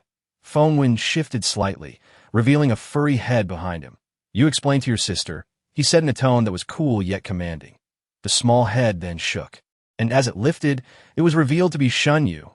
Shu's sister." Lin Shu raised an eyebrow. "Shunyu, care to explain? Who told you not to take me along?" Shunyu mumbled, although Lin Shu couldn't catch every word. The expression on her face suggested she was not saying anything pleasant. Raising her voice in a threatening manner, Lin Shu called out again, "Shunyu, what are you mumbling about? Speak up. I heard you all say in the conference room that you wouldn't take me out. That is why I came out by myself. I want to show you that I can stand on my own." Shunyu shouted, her frustration evident. "You all think I am useless and want to leave me behind." Lin Shu was taken aback, not expecting Shunyu to feel this way. Just as she was about to offer some comforting words, she saw Feng Wuyan deliver 3 firm slaps to Shunyu's backside. Both Shunyu and Lin Shu were momentarily stunned. Only Feng Wuyan, appearing to shake off the pain in his hand, fixed his gaze intently on Shunyu. Shunyu, jolted by the pain, wailed, "Wow, Brother Feng. How could you hit me? I'm already injured. The first slap was for acting on your own. The second was for causing your sister to worry without remorse. And the third was due to your recklessness leading to your injury." Feng Wuyan retorted, casting her a sidelong glance at that moment. Lin Shu recalled what Li Kun had mentioned about Shunyu's injury and asked anxiously, "Where are you hurt?" "Yeah." Upon hearing this, Shunyu, looking pitiful, displayed her bandaged leg to Lin Shu, tears glistening in her eyes. "I hurt my leg. It happened during a battle with a beast." Lin Shu gasped in shock as Shunyu continued. "I was running too fast and lost my balance, then I fell." Chapter 182. Trust in people. Lin Shu fell silent for a moment, feeling a surge of anger. At that, Shunyu, aware of her fault, approached sheepishly, realizing her exaggeration that it is all Gao Qi's fault. He wrapped it up too tightly. Lin Shu rubbed her throbbing temples but did not look at Shunyu. Instead, she turned to Feng Wuyan and asked, "How's the situation on your end?" "All good. I'll expedite things," Feng Wuyan replied, pausing briefly to meet Lin Shu's eyes before adding with a faint smile, "Wait for me." Feng Wuyan and Shunyu arrived the next morning at dawn. Upon seeing Lin Shu, Shunyu's initially excited demeanor transformed into cautiousness. "Shu's sister," she called softly, now hesitant, not daring anymore. Shunyu's face brightened as she hugged Lin Shu's waist. Feng Wuyan calculated their journey and said, "They should arrive in the afternoon. Gao Qi and the others should also reach by then." Lin Shu nodded. "Then let us prioritize setting up the hardware. It should coincide perfectly with their arrival." When Lin Shu and her companions reached the power station, they found Xiao Xiao and Luo Jingwen already waiting as they disembarked. Lin Shu greeted them with a smile. "You're here so early?" "I couldn't sleep, so I came over early," Xiao Xiao replied, stepping forward to hand Lin Shu the supply cost list she had prepared the previous day. Lin Shu accepted it without a glance, prompting Xiao Xiao to ask, "Miss, aren't you going to look it over? What's there to see? Before the apocalypse, you were a mathematical genius. Can a simple financial statement be miscalculated?" Lin Shu replied, "Directing others to transport supplies. Moreover, that's just how I operate. Trust in people and doubt them not." Xiao Xiao was both surprised and touched by Lin Shu's trust in her. "I'm willing to serve you, miss." Lin Shu smiled, nodding, and called over Shun Yu, showing her the wind turbine she had designed the day before. "Do you see anything that needs improvement?" Shun Yu observed intently for a moment, her eyes widening in astonishment. "Did you design this, sister? It's simply perfect." Then she concentrated, conjuring a golden glow in her palm, and gently waved it over the turbine's surface. "If you reinforce it like this, it would be even better." Lin Shu nodded, smiling that it seems I can still research metal-related matters that you've awakened again. Shun Yu exclaimed, looking at Lin Shu in surprise, yet she saw no metallic aura surrounding her. Chapter 183. Various energy sources for power generation. Do you think awakening abilities is so easy? Lin Shu sighed, delivering a playful knock to Shun Yu's head. Shun Yu rubbed her head, responding, "No, I was just curious. What you've created here is far superior to what any ordinary metal ability user could achieve, even better than what I made." Seeing her eagerness to flatter, Lin Shu couldn't help but chuckle. "All right, go help reinforce it." Feng Wuyan watched the joyful exchange between the two, a faint smile playing on his lips. Indeed, it seems people of all ages love to hear compliments as they near the completion of the hardware setup. Li Kun arrived, as Lin Shu had envisioned. She instructed Li Kun to encase the reconstructed cooling tower in a layer of ice to cool its surroundings. Watching the cooling machine within the tower activate and the wind power station commence operations, Shun Yu quickly employed her metal abilities to connect the main circuit to the power system in the West Underground. After completing these tasks, another day had quietly passed. However, when night fell, the western region was suddenly illuminated, and everyone wore satisfied smiles. A loud rumble from Shun Yu's stomach drew everyone's attention. She covered her belly, her face flushed. "What's wrong? Am I not allowed to be hungry? We've been busy all day without a meal." "Ha ha ha. All right, let us go eat something delicious." Lin Shu laughed, patting her head. She turned to beckon everyone. "Now that we have power, we can enjoy a proper meal. Don't hold back tonight. Eat as much as you want. All expenses will be on me." With a grand gesture, she elicited laughter from everyone. After dinner, Lin Shu gathered everyone for an impromptu meeting in the Western Conference Hall.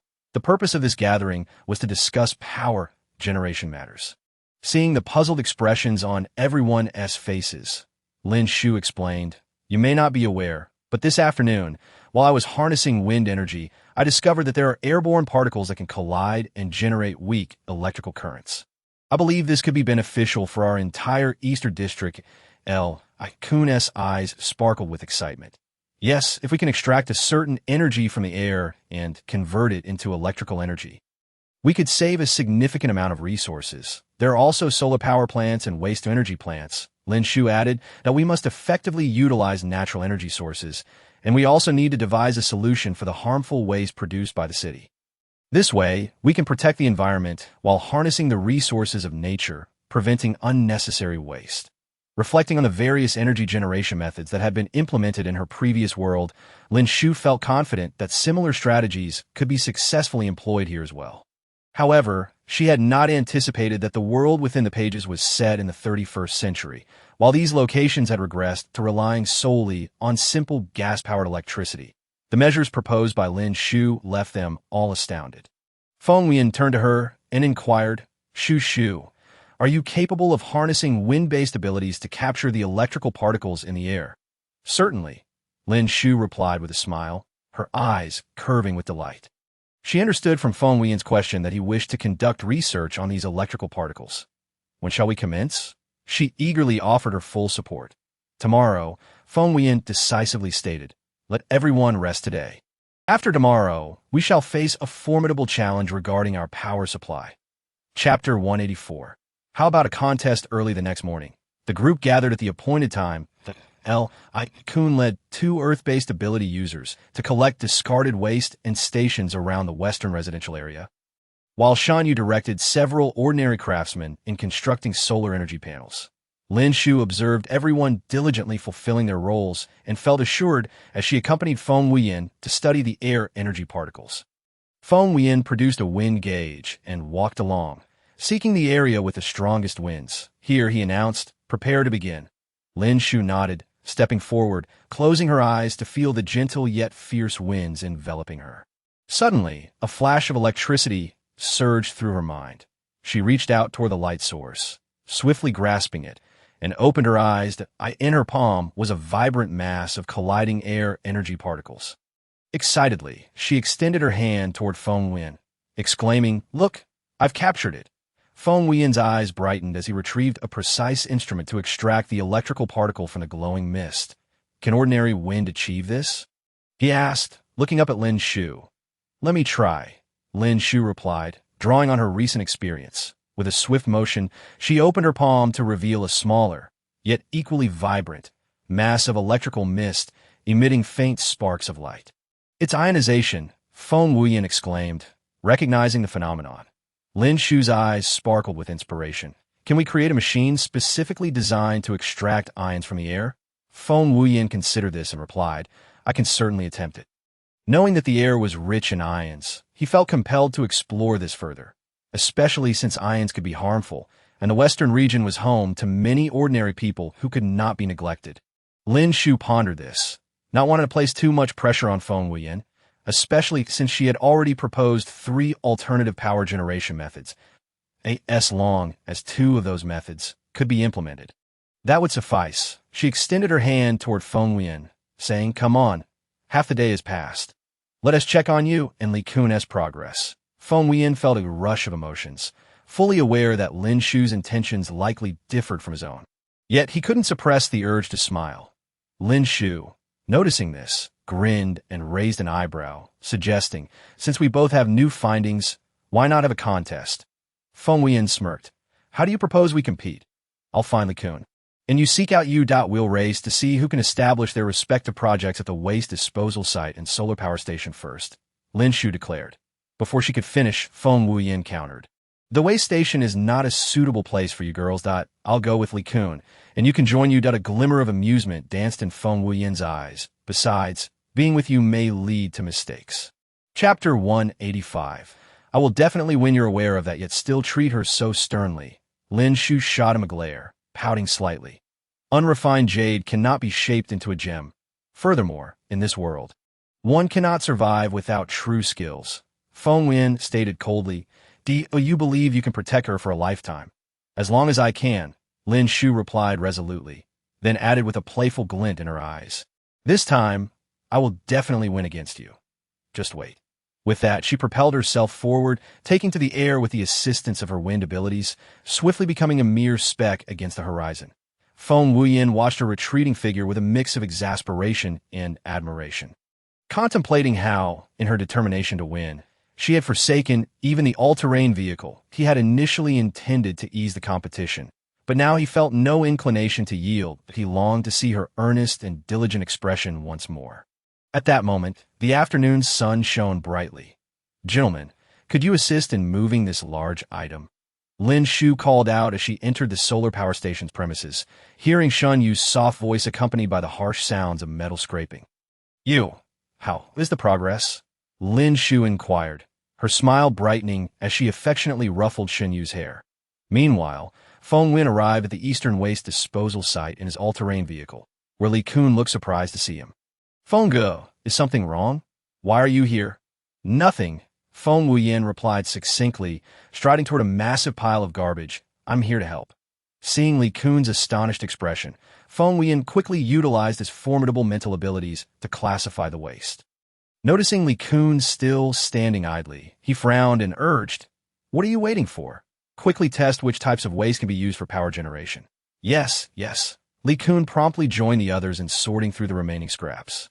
An earth ability user pointed to a pile of dry waste at their feet, saying, "These can be burned. They possess conductivity." Li Kun, puzzled, asked, "What's missing?"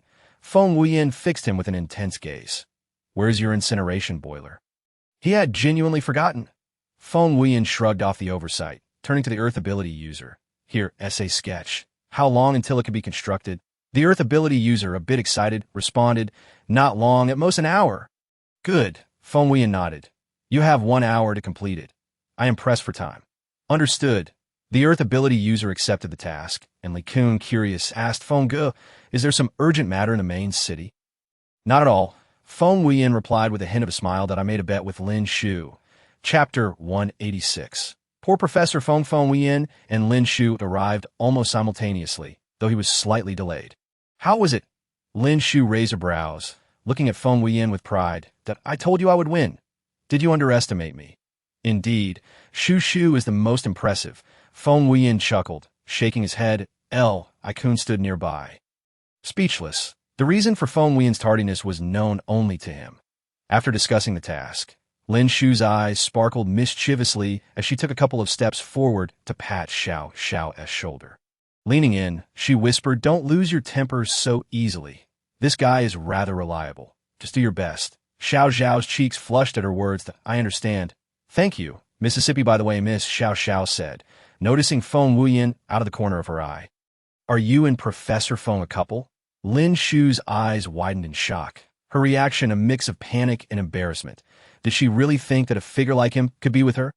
How was that even possible? She blurted out, her voice rising. The others turned to look, curious about the commotion. Feng Wuyan's expression darkened considerably. His mental abilities allowed him to sense the emotions and thoughts of others. And he was acutely aware of Lin Shu's feelings towards him.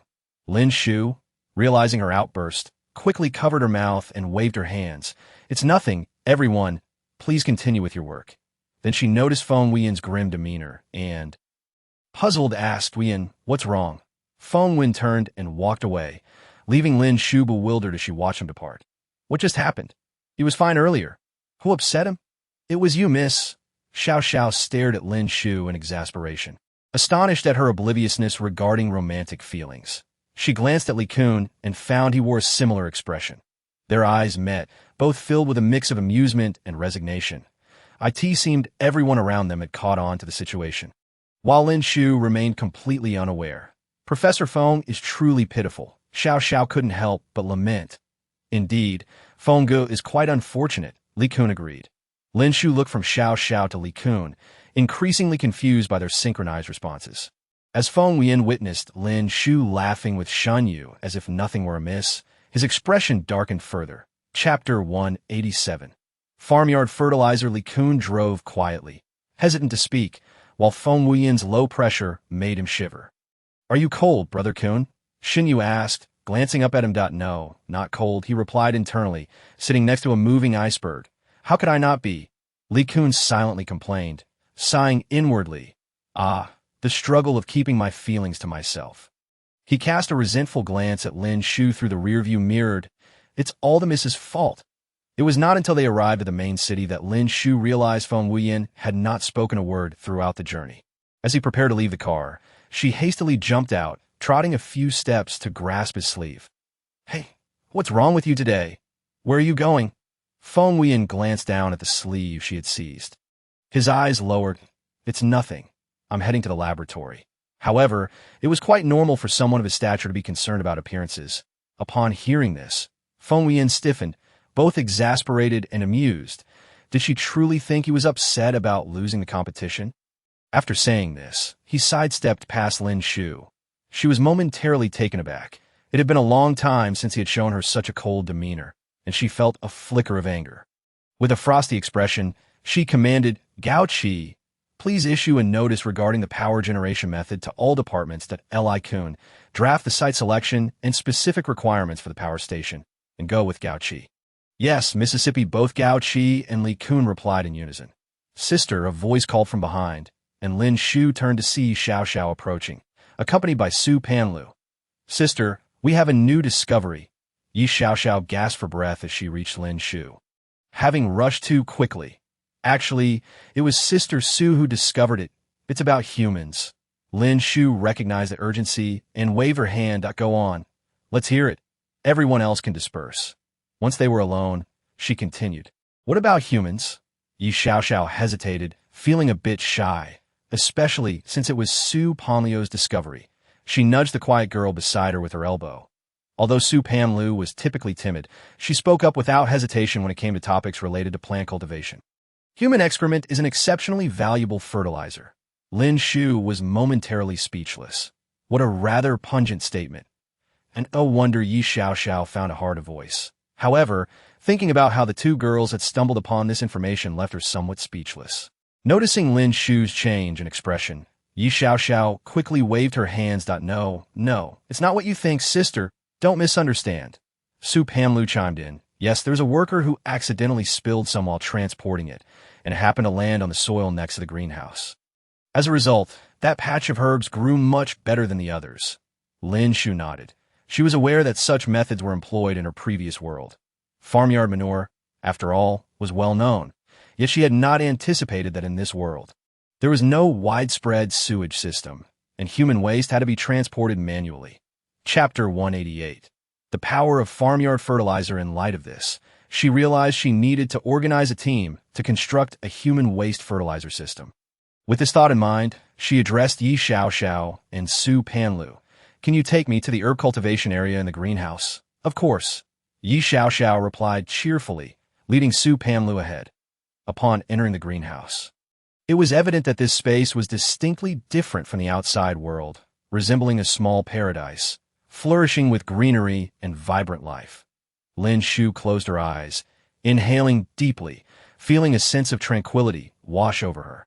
A faint, cool, and sweet fragrance wafted to her nostrils. What is that scent? She inquired. That's William Pear. Su Panlu explained. I noticed Xiaoxiao had planted some freesia in the garden, so I thought to try combining the scents of these two flowers. To my surprise, it turned out quite well. Indeed, it's magnificent. Did you know, sister, that when the essences of these two flowers are extracted and concentrated in proportion, they can invigorate and dispel illusions? So, this is another new discovery? Lin Shu teased. Yes, but we haven't asked Brother Feng for help with the research yet, since he's been busy outside with sister, Yi Xiaoxiao replied, her face lighting up with joy. Sister Su truly has a talent for flowers and plants. However, Lin Shu frowned, her anger rekindled by Feng Wuyan's coldness. She swiftly changed the subject. What about the herb area? Let's go take a look at why Yi Xiaoxiao, perceptive as she was, sensed Lin Shu's discontent regarding Feng Wuyan and chose not to dwell on it. She led Lin Shu to the herb area, pointing to a particular patch. Sister, look, it's this one. Lin Shu nodded.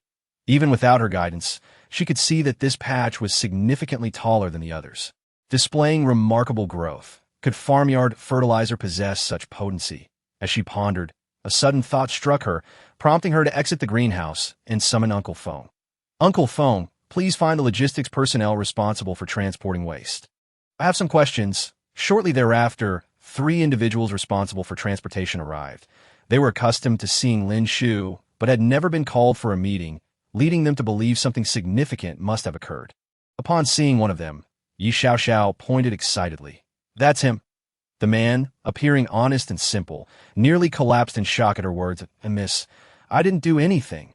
Lin Shu and Su Panlu couldn't help but laugh, while Yi Xiaoxiao looked bewildered, having said nothing alarming. All right, don't panic.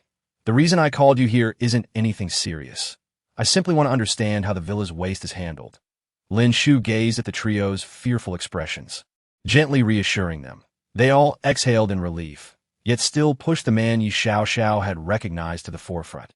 Although he seemed honest and dull, he reported his duties with meticulous clarity from his account. Lin Shu learned that the waste from the villa, including the entire main city, had not been effectively processed. She could even infer that the entire eastern district lacked any such disposal system. By the way, from where exactly did you collect the waste that you spilled last time? Lin Shu inquired. Chapter 189. Experiencing life, it seemed no one had anticipated Lin Shu would pose such a pungent question, and their gazes shifted to her with a peculiar expression. Lin Shu nodded. Within the villa, that would be the farmyard fertilizer produced by us ability users. This implied that the energy particles of ability users could stimulate plant growth more effectively than those of ordinary individuals. Hence, the herbs nourished with farmyard fertilizer thrived far better than the average. Has it been cleaned up today? Lin Shu asked the responsible trio. Yes, they replied. Then let us promptly commence the experiment. Lin Shu directed her gaze towards Yi Xiao, but suddenly remembered that a young girl like her might not be suited for such tasks. After a moment of contemplation, realizing Lin Hai was also in the main city, she changed the subject. Uncle Feng, please summon Lin Hai in Chung SHU.8T that moment. Lin Hai was training with the ambush squad. Upon hearing Lin Shu was looking for him, he leaped 3 feet high, grinning at Gao Qi. Just as Gao Qi was about to lose his temper, Lin Hai dashed away, leaving no trace behind. Brother Gao, I don't need to participate in the upcoming training, ha ha ha. Gao Qi's lips twitched in irritation, silently cursing Lin Hai, but then he noticed Uncle Feng wearing a mysteriously amused smile. Sensing Gao Qi's gaze, Uncle Feng leaned in to whisper a few words, causing Gao Qi's expression to gradually shift to one of schadenfreude.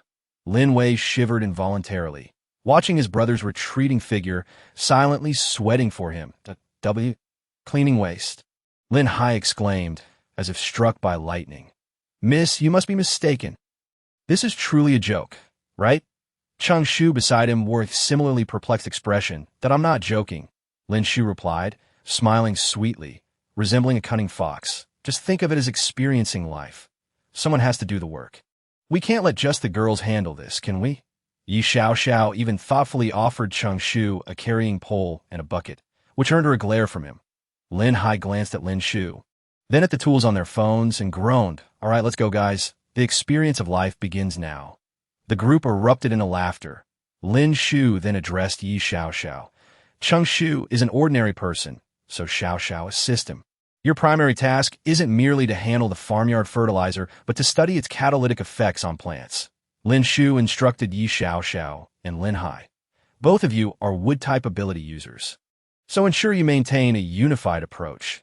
Lin Hai, you're grade A, so pay attention to Xiao's progress. Understood. Lin Hai knew when to be serious, which reassured Lin Shu. After they left, she began to devise a system for the recycling of farmyard fertilizer. This system needed to accommodate the geographical conditions of the main city, as well as other regions. Creating it on short notice would likely be impractical, so she resolved to prepare a sketch in advance for future needs. With this thought in mind, she activated the video call function, initiating a group conversation with the leaders of the southeastern, southwestern, northeastern, and northwestern departments. Soon, the faces of the department heads appeared in the holographic projection one by one. Chapter 190. What is lacking is exceptional talent. The group chat function was a small feature added to the video call by Feng Wuyan for Lin Shu's convenience during command issuance.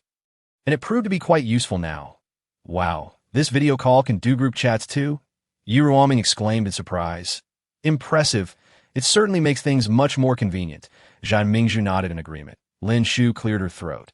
Since everyone is here, I will outline the purpose of today's meeting. As far as I'm aware, none of our departments possess a system for the disposal of human waste, which has caused considerable inconvenience in our daily lives and has even consumed a substantial amount of manpower for cleaning tasks. Lin Shu observed the thoughtful nods of her colleagues and continued, currently, our main city has made a new discovery. However, until it has been successfully validated, I cannot disclose it to everyone. Nonetheless, there is a matter that requires your immediate attention. Is it related to waste disposal? Xiao inquired. Indeed, Lin Shu replied, her eyes gleaming with appreciation for the tude. The purpose of gathering you all today is to request that you each design a system for the recycling of human waste, tailored to the circumstances of your respective departments. You may determine the starting point, be it the residential area or another location, but the endpoint must be designated in a vegetable garden or cultivation area for herbs and plants. After ending the call, Lin Shu began sketching a preliminary design for the main city system, yet found her efforts lacking in precision, just as she considered asking Uncle Feng to summon Li Kun. She recalled that Feng Wuyan was short-staffed and could not spare anyone.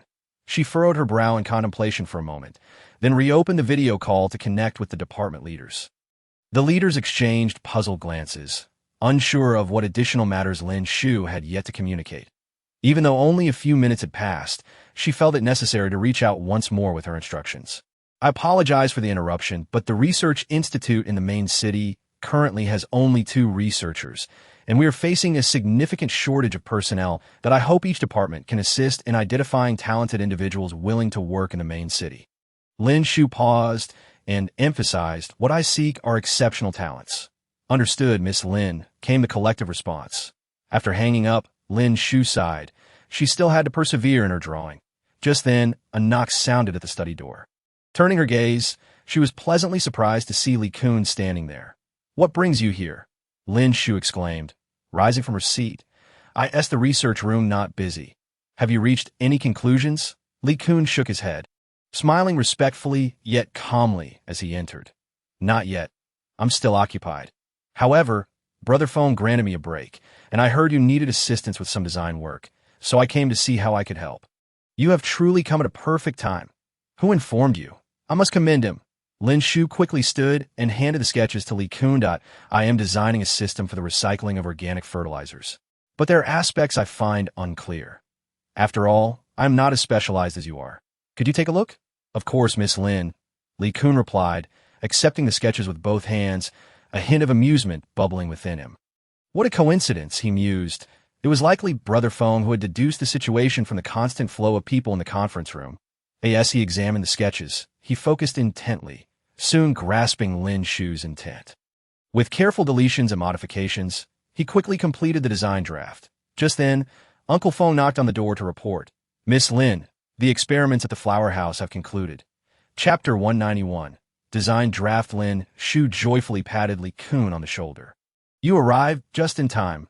We have completed our design here, and the experiments have also finished perfectly synchronized. You all have worked hard," Lin Shu remarked sympathetically, recalling the task she had assigned to the department leaders earlier. "I have initiated a recruitment campaign for exceptional research talent across the entire Eastern District. I believe that soon you will find your workload lightening." Li Kun nodded in acknowledgement before excusing himself. Lin Shu entered the conference hall alone with the design draft, where everyone awaited her, their faces alight with unmistakable joy, indicating that the experiment had been a success. She took her seat at the front and inquired of Lin Hai and Yi Xiaoxiao. What were the results? Lin Hai and Yi Xiaoxiao exchanged glances before responding. "It was exceedingly successful, and it also confirmed our hypothesis. There exists a slight disparity between the abilities of supernatural beings and ordinary individuals, though it is not excessively pronounced." Lin Shu nodded and presented Li Kun's design through a holographic projection for all to view. Any of you perceive areas in this design that require improvement? After a thorough examination, everyone marveled at the meticulousness of the design, indicating their consensus with no objections. Thus, we shall commence the establishment of the organic fertilizer recycling system within the urban area of the main city, to be overseen by Shan Yu, who will select and lead 2 soil-type supernatural beings of at least sea-level capability for the construction. Lin Shu assigned the task, should the trial in the main city prove successful. "We will extend its implementation to all departments." Uncle Feng chuckled in agreement. "Well, it seems that after just 1 day of rest, Xinyu must now dive into 3 days of hard work. She truly has it rough." Everyone, including his brother Lin Wei, expressed their reluctance to approach him due to the lingering odor, and he was left to count his own misfortunes as he worked. Lin Hai lamented, "Hai Gu, this isn't fair. I went to work for the young lady today." Gao Qi raised an eyebrow. "When you were dispatched to the former hunting grounds by the young lady, weren't you still required to train daily? Stop whining and get to it." With that, he kicked Lin Hai's leg, prompting Lin Hai to leap back with a grin. All right, I'll handle it myself at that moment." Lin Wei approached, and upon seeing him, Lin Hai felt a surge of joy. While others may disregard him, my brother still cares. Just as he was about to call out to Lin Wei, he heard Lin Wei scanning him with his eyes. Mustering the courage to ask, "Brother, did you really go to clean the waste?" Lin Hai's smile froze on his face. Caught in an awkward dilemma, he pursed his lips and shouted, "Get lost!" Lin Wei and his companions fled in disarray, leaving Lin Hai to gaze at the suddenly vacant training ground, locking eyes with Gao Qi in a moment of silent understanding. "Miss Lin, you can't do this to me." Chapter 192. Commencement of Use My Holiday. Upon learning that she would be working tirelessly for 3 consecutive days, Xinyu collapsed back on her bed, entirely disinclined to move. Not only did she have to construct the system, but she also needed to recruit soil-type supernatural beings. Where on earth was she supposed to find them? Xinyu pouted at Uncle Feng. Uncle Feng chuckled warmly at her. Isn't there a human resources department within the Lin family? The head, Lin Peiquan, is privy to numerous internal resources. Why not consult him? Oh, how did I not think of that? Xinyu exclaimed, springing up from her bed. Thank you, Uncle Feng. I'm off. In her haste, she ran out, leaving a shoe behind. Uncle Feng shook his head with a smile. That girl is always so reckless. Take your time. Fortunately, Miss Lin had already reached out to Lin Peiquan and arranged for 2 soil-type supernatural beings to assist her. Thus, when Xinyu presented a satisfactory report to Lin Shu 3 days later, she was not surprised that, of course. One can hardly overlook the brilliance of the system designed by my precious one, Xinyu declared proudly. However, Lin Shu furrowed her brows slightly, glancing at the group that had accompanied Xinyu. Don't you all think the odor is a bit overpowering? Shouldn't we consider adding a barrier or a disinfectant deodorizer? This was something Xinyu had not considered. She thought, being underground, the smell would be negligible. Thus, she had not contemplated creating a barrier initially. Now, with Lin Shu raising the concern, she felt somewhat flustered. Beside her, Yi Xiaoxiao comfortingly patted her shoulder, saying, It's all right, Yi. Look, I've already thought of a solution. She produced a handful of seed from her pocket and scattered them around the pipeline, using her wood-type abilities to expedite their growth. The flowers blossomed, releasing a delightful fragrance, while the leaves occasionally dripped dew onto the soiled areas. The vines spread out, forming a natural filter that enveloped the recycling pipeline. The odor has dissipated, and it even smells pleasant. Indeed, there are no strange smells now. Lin Shu inhaled deeply and nodded, patting the heads of both girls with a smile. The experiment has passed. You two are truly wonderful sisters. Upon returning to the surface, Lin Shu initiated a video call with the leaders of the 4 departments. Have your analyses and route maps for the organic fertilizer recycling system been designed?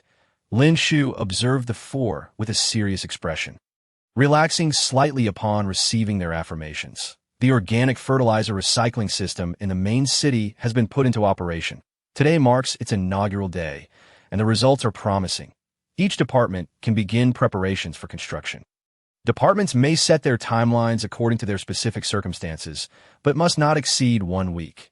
Otherwise, any subsequent costs incurred from delays and additional labor will be borne by your respective departments. This is the first matter. Have you all understood? Lin Shu queried assertively. Now for the second matter. Exceptional talent, particularly from the eastern region. Xiao Xiao added, the western region has also selected a research personnel member who is en route to the main city for assessment. Chapter 193. Quite tasty, well done. Excellent efficiency. Lin Shu turned her gaze to Yu Ruoming and Wang Chong. What about your respective regions? Do you have any suitable candidates? The 2 haven't been called out.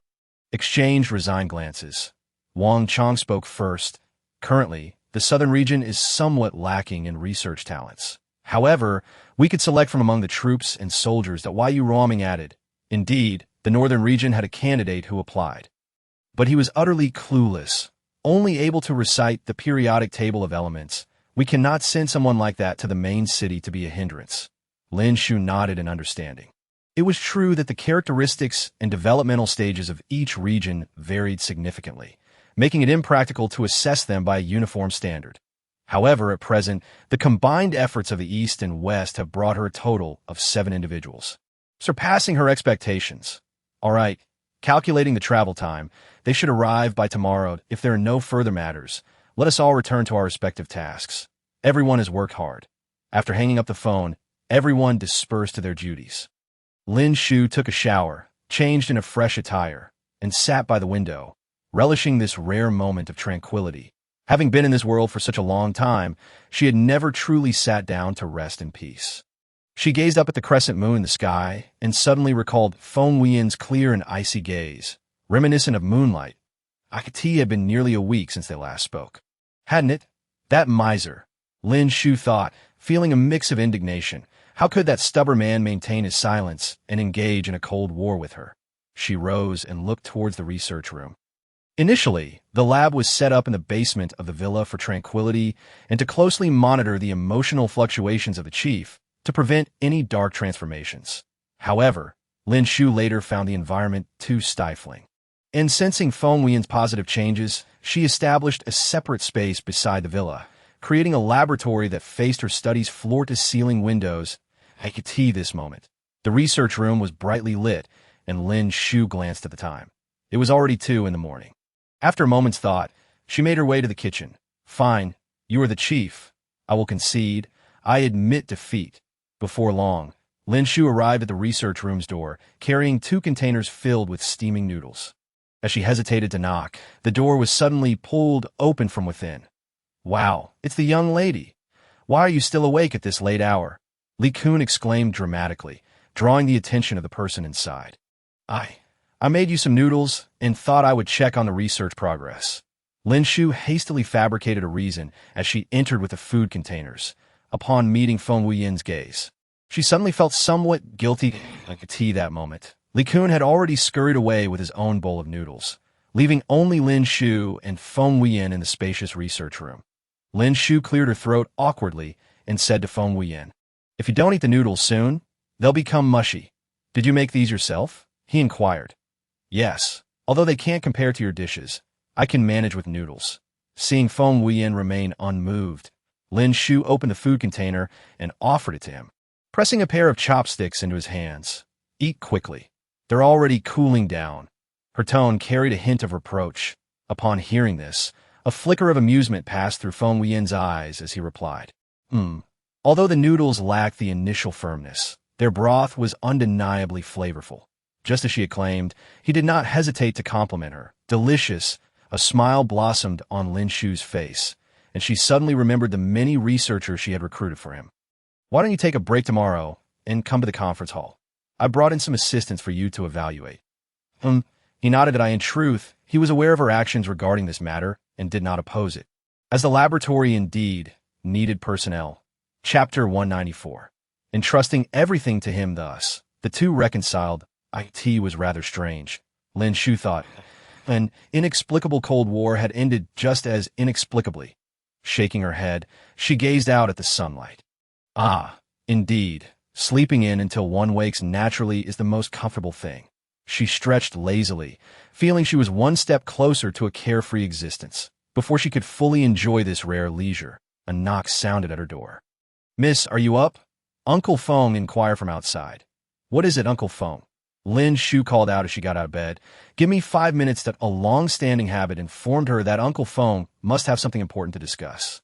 So she hurriedly dressed and tidied herself up, gently arranging her hair in front of the mirror. Each time she didn't want to wear makeup, she felt grateful for her appearance, though it resembled her original face. Proper care had left her skin smooth and delicate, exuding beauty. Lin Shu opened the door to find Uncle Feng standing respectfully at the threshold. Upon seeing her, he turned to call into the adjacent room. "Professor Feng, the young lady is ready. You may come out now. The researchers sent by various departments are already waiting in the conference hall." Lin Shu, puzzled, glanced at Uncle Feng and asked, "Is Wuyan not going to the research room today?"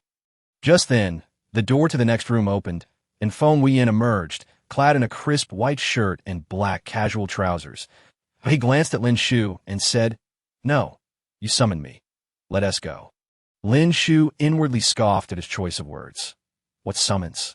They were merely going together to interview those researchers, yet he managed to phrase it so ambiguously, such a typical engineering man, unable to articulate properly. As they approached the conference hall, they were met with an eerie silence from within. Had everyone left? Lin Shu's heart raced. Was her slow pace making them feel they had waited too long? Upon pushing the door open, she found everyone seated quietly in their places, utterly still. As she entered, all eyes turned to her, and she felt a wave of embarrassment wash over her, clearing her throat. Lin Shu took the lead and walked in, scanning their faces with an air of authority. "First, let me introduce myself that I am Lin Shu, the leader of the main city and the supreme leader of the entire Eastern District." Her gaze shifted to the cool, composed man beside her, and she smiled slightly.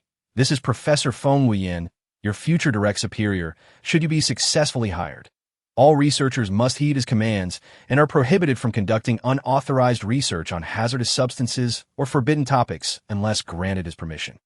Feng Wuyan raised an eyebrow, surprised yet maintaining a composed demeanor.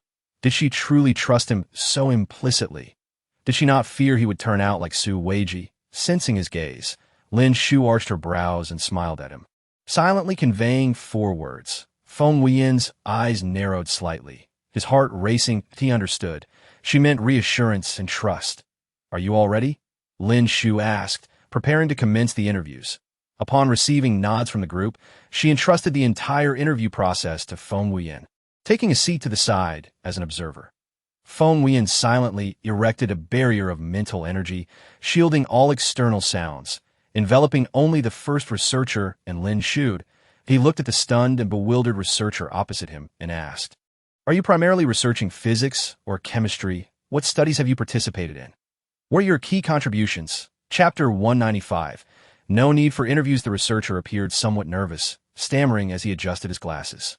I primarily research physics." Feng Wuyan nodded. "Briefly explain the differences between primitive cells and single cells." Feng Wuyan nodded again, his gaze revealing a hint of appreciation for the individual. "What is your name?" I am He Pengxian," he continued to stutter. Feng Wuyan extended his hand. "Welcome to my team. You are accepted." He Pengxian stood up excitedly, shaking Feng Wuyan's hand firmly. "Thank you, Professor Feng. I will do my utmost to contribute." Feng Wuyan nodded and addressed the next researcher. "It's your turn." The individual calmly nodded, signaling Feng Wuyan to begin. Feng Wuyan glanced at him but did not pose a direct question, stating instead, "You are an ability user." The man seated across nodded. "B-class Earth type, and no need for interviews." "Welcome aboard," Feng Wuyan replied, leaning back slightly. The man was genuinely astonished. "What?" "I said no need for interviews. Welcome to the team," Feng Wuyan reiterated. "Even if you hadn't come to interview as a researcher, I would welcome you to the main city. That we are in need of Earth-type ability users, especially one of B-class as a fellow ability user. Having weathered some storms himself, he nodded and replied, "Thank you." Professor Feng. He stood and extended his hand first. "I look forward to working with you. My name is Lu Jingyu." Since Feng Wuyan had not activated his mental power, their entire conversation was overheard by the other applicants, who began to murmur in shock and discussion. "What? No interview? Isn't this a bit too frivolous? Didn't you hear him? He is an ability user, a rare resource. We are ordinary people devoid of rights. This is unfair." Lin Shu frowned, casting a glance at the 3 chattering researchers. Her aura flared, a commanding presence sweeping over them. Enough noise. The 3 researchers found themselves lifted into the air, still protesting. "Miss, this is unfair. We merely expressed a couple of opinions and are being punished. This is too targeted against us ordinary people. What I detest most is those who exploit their status as ordinary people to stir discord between them and ability users." Lin Shu stated, her gaze unwavering. "I mentioned earlier that Professor Feng can fully represent me. His choices naturally carry their reasoning. To dare speak so freely before her and him before being selected. They likely gossiped behind their backs." Lin Shu waved her hand, and Uncle Feng stepped forward to escort them out, declaring, "Your excessive chatter has cost you the opportunity to apply." The 3 individuals remained unconvinced, loudly proclaiming, "What groundbreaking research could someone with the surname Lu possibly have? Bah, merely a crony." Chapter 196. The meteorite detection device. Hearing this, Lu Jingyu remained unperturbed, calmly retrieving a small device from the little black box he carried. "Behold, this is my research invention." Lin Shu, intrigued, inquired, "What is it?" Lu Jingyu pressed a metallic switch on the device, causing it to swivel towards the east, illuminating a red light and emitting a series of beeping sounds. Feng Wuyan offered a slight smile, appreciating the invention. Noticing Lin Shu and the others still appear bewildered, he explained, "This is a meteorite energy detector." "Indeed, but it is more than that," Lu Jingyu continued, pressing a green button. The device then turned to point at Feng Wuyan. Feng Wuyan was momentarily taken aback, his heart racing. Could it be? Lu Jingyu, also surprised by Feng Wuyan's expression, suppressed his curiosity and elaborated, "Professor Feng is correct. It can not only detect the energy of the meteorite itself, but also the energy evolution it brings." How did Lu Jingyu know about meteorites? "I participated in the last Beast Tide defense, which allowed me to glean some insights and thus led to this invention," he explained while observing Lin Shu's skeptical gaze. At this moment, the 3 researchers were left speechless, astonished that this crony could indeed present a credible research invention. Feng Wuyan turned to the trio and, in a calm yet incisive tone, asked, "Do you have any inventions or research to showcase? If so, I can consider your immediate recruitment." The three remained silent, shaking their heads. Lin Shu, witnessing this, gestured to Uncle Feng. "Well, there's nothing more to discuss. Take them away." Turning to the remaining individuals, she emphasized the most crucial attributes in research are keen observation, patience, and meticulousness, which enable one to discover what others have overlooked and achieve breakthroughs. She stood, declaring, "I seek not only scholars of exceptional knowledge, but also innovative talents who obey orders, work diligently, and speak less than is that understood." Seeing the remaining individuals nod solemnly, Lin Shu smiled with satisfaction. "Professor Feng and I are not cold-hearted superiors. Regardless of whether one is an ordinary person or an ability user, we treat everyone equally. Take, for example, Li Kun, who is currently conducting research alongside Professor Feng. He was once an ordinary individual himself. I hope you all can become valuable assets to the East District Research Institute, just like him." "Yes, we shall give our utmost effort," the remaining three echoed in unison. At this moment, Lin Shu turned her gaze towards Feng Wuyan, who was equally looking at her. He understood she was asserting her authority for him, but a smile gradually formed on his lips as he addressed the remaining trio. "You have all passed the interview. Congratulations." Feng Wuyan stood, extending his hand to them. "I hope that in the days to come, we can coexist harmoniously, enhancing ourselves while continuously expanding our research team. Welcome to the East District Research Institute." Chapter 197. The rescue mission. After the interview concluded, Feng Wuyan developed a keen interest in Lu Jingyu's research and was preparing for an in-depth discussion when he heard Gao Qi mention an important matter that required reporting. Gao Qi had already entered the conference hall and, once the others had left, spoke with a grave expression. "There exists an independent city, Maple Leaf City, at the juncture of the East and West districts. As it is an abandoned city, the raid team dispatched a squad to enter Maple Leaf City in search of resources." He paused, his gaze icy. "However, after they entered Maple Leaf City, I lost all contact with them." "What?" Lin Shu raised an eyebrow, questioning, could it be that Maple Leaf City possesses some signal jamming facilities that are disrupting communication? "Impossible." Feng Wuyan shook his head. "I installed an immunity shielding system on the second-generation video phone, ensuring no such issues could arise under any circumstances." Suddenly, a thought struck Feng Wuyan, and his gaze sharpened. Unless what?" Lin Shu looked at him anxiously, realizing a possibility. Could it be the influence of the meteorite energy? "Exactly. I hadn't considered the meteorite energy initially." Feng Wuyan nodded. "Thus, it is highly likely that Maple Leaf City harbors meteorite fragments, potentially even having undergone assimilation with otherworldly beasts, unleashing immense energy." Upon hearing this, both Lin Shu and Gao Qi were taken aback. Gao Qi clenched his fists, addressing Feng Wuyan. "Brother Feng, we can't afford to wait any longer. I must go rescue them." "Rescue is imperative, but you cannot go alone," Lin Shu replied sternly, contemplating for a moment before adding, "Let us mobilize everyone. We'll leave a small team to guard the main city. I will temporarily assign Wang Chang here." Feng Wuyan nodded. "That works. After all, we are currently unaware of the strength of the entity in Maple Leaf City. It's always best to be prepared." "When do we depart?" Lin Shu inquired. "So I can have Xiao Xiao prepare some herbs and due in advance." Gao Qi was eager for a prompt departure, as the trapped individuals were comrades and close friends with whom he had once spent every day. However, they knew nothing of the current situation in Maple Leaf City and could potentially face a fierce battle. He anxiously looked at the two decision-makers. Feng Wuyan meticulously calculated the time required to reach Maple Leaf City, along with the urgent preparations for cultivating herbs, and finally spoke, "In 2 days. Let us commence preparations immediately. The longer we delay, the more perilous the situation for our members trapped in Maple Leaf City." Lin Shu nodded, turning to retrieve the video phone and contacting Wang Chang as soon as Wang Chang's face appeared on the screen. She hastily informed him, "Wang Chang, we have an urgent mission. All ability users in the main city must mobilize. I need you to come to the main city to oversee the defense. Arrange this promptly." "How many personnel are needed?" Wang Chang asked. Lin Shu pondered briefly before responding. No need to mobilize everyone. Just bring 2 or 3 of the most capable individuals. The southern border can't spare too many people. Arrange it as quickly as possible. I need you to set off immediately. Understood. Please rest assured, Mississippi, with that. Wang Chong promptly ended the call. Chapter 198. Increasing due reserve. Shao. Swiftly press the communication extension for the conference hall and contact the signal receiver in the flower house.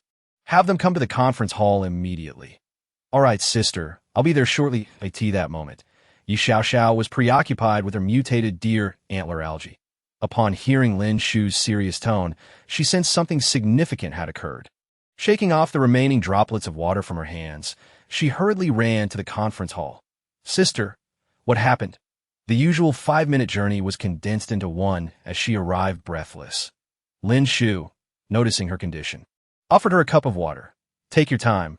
While the situation is urgent, it's not worth rushing through these few minutes, she remarked, feeling a twinge of guilt for her earlier urgency. I'm fine. What is going on, sister? Yi Xiao took a few deep breaths to steady herself. What is our stock of herbs and dew? Lin Shu got straight to the point. We are departing from Maple Leaf City in 2 days. We need to ensure we have sufficient supplies. Yi Xiao was taken aback, sensing the gravity in Lin Shu's demeanor. Our hemostatic herbs have 32 doses left. The calming herbs have 26 doses, and there are several others with special effects that I haven't tallied yet. But they should suffice. 8s for the dew. We have approximately 29 milliliters. The other herb reserves are quite satisfactory, especially considering your joint experiments with Lin Hai previously, which have significantly increased our stock. However, regarding the dew, Lin Shu furrowed her brows. 29 milliliters is indeed somewhat lacking. Yi Xiao also recognized the insufficiency of the dew. Contemplating, she turned to Gao Qi, asking, Brother Gao Qi, can I borrow some from Lin Hai over the next 2 days? Of course, no problem, Gao Qi replied without hesitation, understanding that her request stemmed from the need to cultivate dew. After all, this is for the sake of rescuing his team members. There is no need to distinguish between us. He added, you can borrow it for as long as you need. Then I'll go find Lin Hai and try to boost our dew reserves over the next 2 days, Yi Xiao declared, preparing to leave for the raid team in search of Lin Hai. Wait, Feng Wuyan suddenly called out to her. Today we recruited 5 new researchers. It would be a perfect opportunity to let them gain some practical experience. Let them assist you in refining the deer antler dew. Lin Shu looked at him. And what about you? Can they manage without your guidance? I sent Li Kun nearby to oversee. He is fully aware of my research process and will ensure everything proceeds smoothly. Feng Wuyan expressed confidence in Li Kun, adding, if Li Kun cannot guide them, it merely indicates a lack of aptitude on their part, and he also lacks leadership skills. It seems I misjudged the person. I am capable, Brother Feng, so do not underestimate me. Kun happened to come to seek a negotiation with Feng Wuyan regarding some matters at the Research Institute and fortuitously overheard this statement. He lifted his head and solemnly pledged that if he could not accomplish this minor task, he would withdraw from the Research Institute and leave his fate to Brother Feng. Feng Wuyan nodded appreciatively at Li Kun, stating, for the next few days, I shall devote myself to studying meteorite energy. I implore that no one disturbs me, including you. He cast a glance at Lin Shu, his eyes shimmering with a tender light. Chapter 199. It will not delay matters. Lin Shu nodded, understanding the urgency of the situation and the hierarchy of priorities that I, too, have many work-related matters to attend to in the next few days and may summon everyone rather frequently. I ask for your patience if I appear preoccupied. Together, let us overcome this challenge. Let us strive onward. Lin Shu placed her hand before the group, and one by one, the others were inspired to place their hands atop hers, collectively declaring, let us strive. Lin Shu smiled at them and said, now, let each of you return to your tasks. We shall reconvene at the main city gate in 2 days. Yes? Wuyan, after everyone had departed. Lin Shu noticed Feng Wuyan preparing to exit the conference hall and suddenly called out to him. The two exchanged glances for a moment, and Lin Shu sighed. This situation is likely quite perilous. So please do not act alone. I do not wish to see you injured as you were last time. Feng Wuyan's gaze flickered, taken aback by Lin Shu's words that he slowly nodded and replied. All right, I understand. Upon hearing this, Lin Shu's eyes crinkled with happiness. You go ahead and attend to your matters. I shall also arrange a few things. I wonder what Yia has been preoccupied with lately. I hardly see her anymore, and she doesn't cling to me as she used to. This mention. Lin Shu felt a tinge of melancholy. Feng Wuyan chuckled at her, for he was aware of Shun Yu's endeavors. But he could not disclose them. After all, revealing them would diminish the surprise, and Shun Yu would surely resent him. With that, he turned and waved to Lin Shu, concealing the smile that lingered at the corners of his lips as he departed. Lin Shu pouted, contemplated for a moment, and directly initiated a video call to Shun Yu. After being hung up on twice, she finally managed to connect on the third attempt. Shun Yu! Lin Shu exclaimed in exasperation. What on earth are you doing? Why have you not answered the video call? Shun Yu was startled. While she had encountered Lin Shu's temper before, it was the first time she sensed that Lin Shu was genuinely upset. I have some personal matters to handle, Shun Yu replied, feeling somewhat guilty but unable to tell Lin Shu the truth. But I will finish up soon. Just a final bit of work left. Lin Shu's temples throbbed, and she rubbed her aching forehead, asking, In 2 days, we must all depart from Maple Leaf City, and you must go as well. Not let personal affairs delay the mission. I expect you to resolve your matters within the next 2 days. Otherwise, you will not be joining us on this task. Shun Yu's heart sank, and she quickly inquired, What has happened? Lin Shu succinctly explained. Members of our surprise assault team have gone to the abandoned Maple Leaf City to gather supplies, but they have become stranded and lost contact, with their fates unknown. Additionally, there seem to be mutated beasts in the city. Catalyzed by meteorite fragments, the situation is quite dire. Shun Yu gasped in alarm. I understand, Sister Shu. I will not delay matters, rest assured. She promptly ended the call. Lin Shu stared in disbelief at her communication device, perplexed by Shun Yu's odd behavior, which seemed both reckless and hasty. She then utilized the group video function to initiate a conversation with the leaders of the Eastern, Western, and Northern divisions. Chapter 200. Birthday gift. Once the video call was connected, Yu Ruoming was the first to notice someone was absent. That he inquired, Miss, where's Wang Chong? Why is he not here? Lin Shu replied, I have assigned a task to him, so he cannot join us for the moment.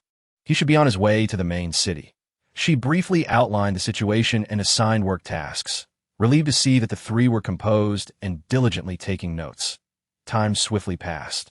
And 2 days later, at the break of dawn, the first rays of sunlight illuminated the earth. The group gathered at the main city gate, led by Lin Shu and Feng Wuyan.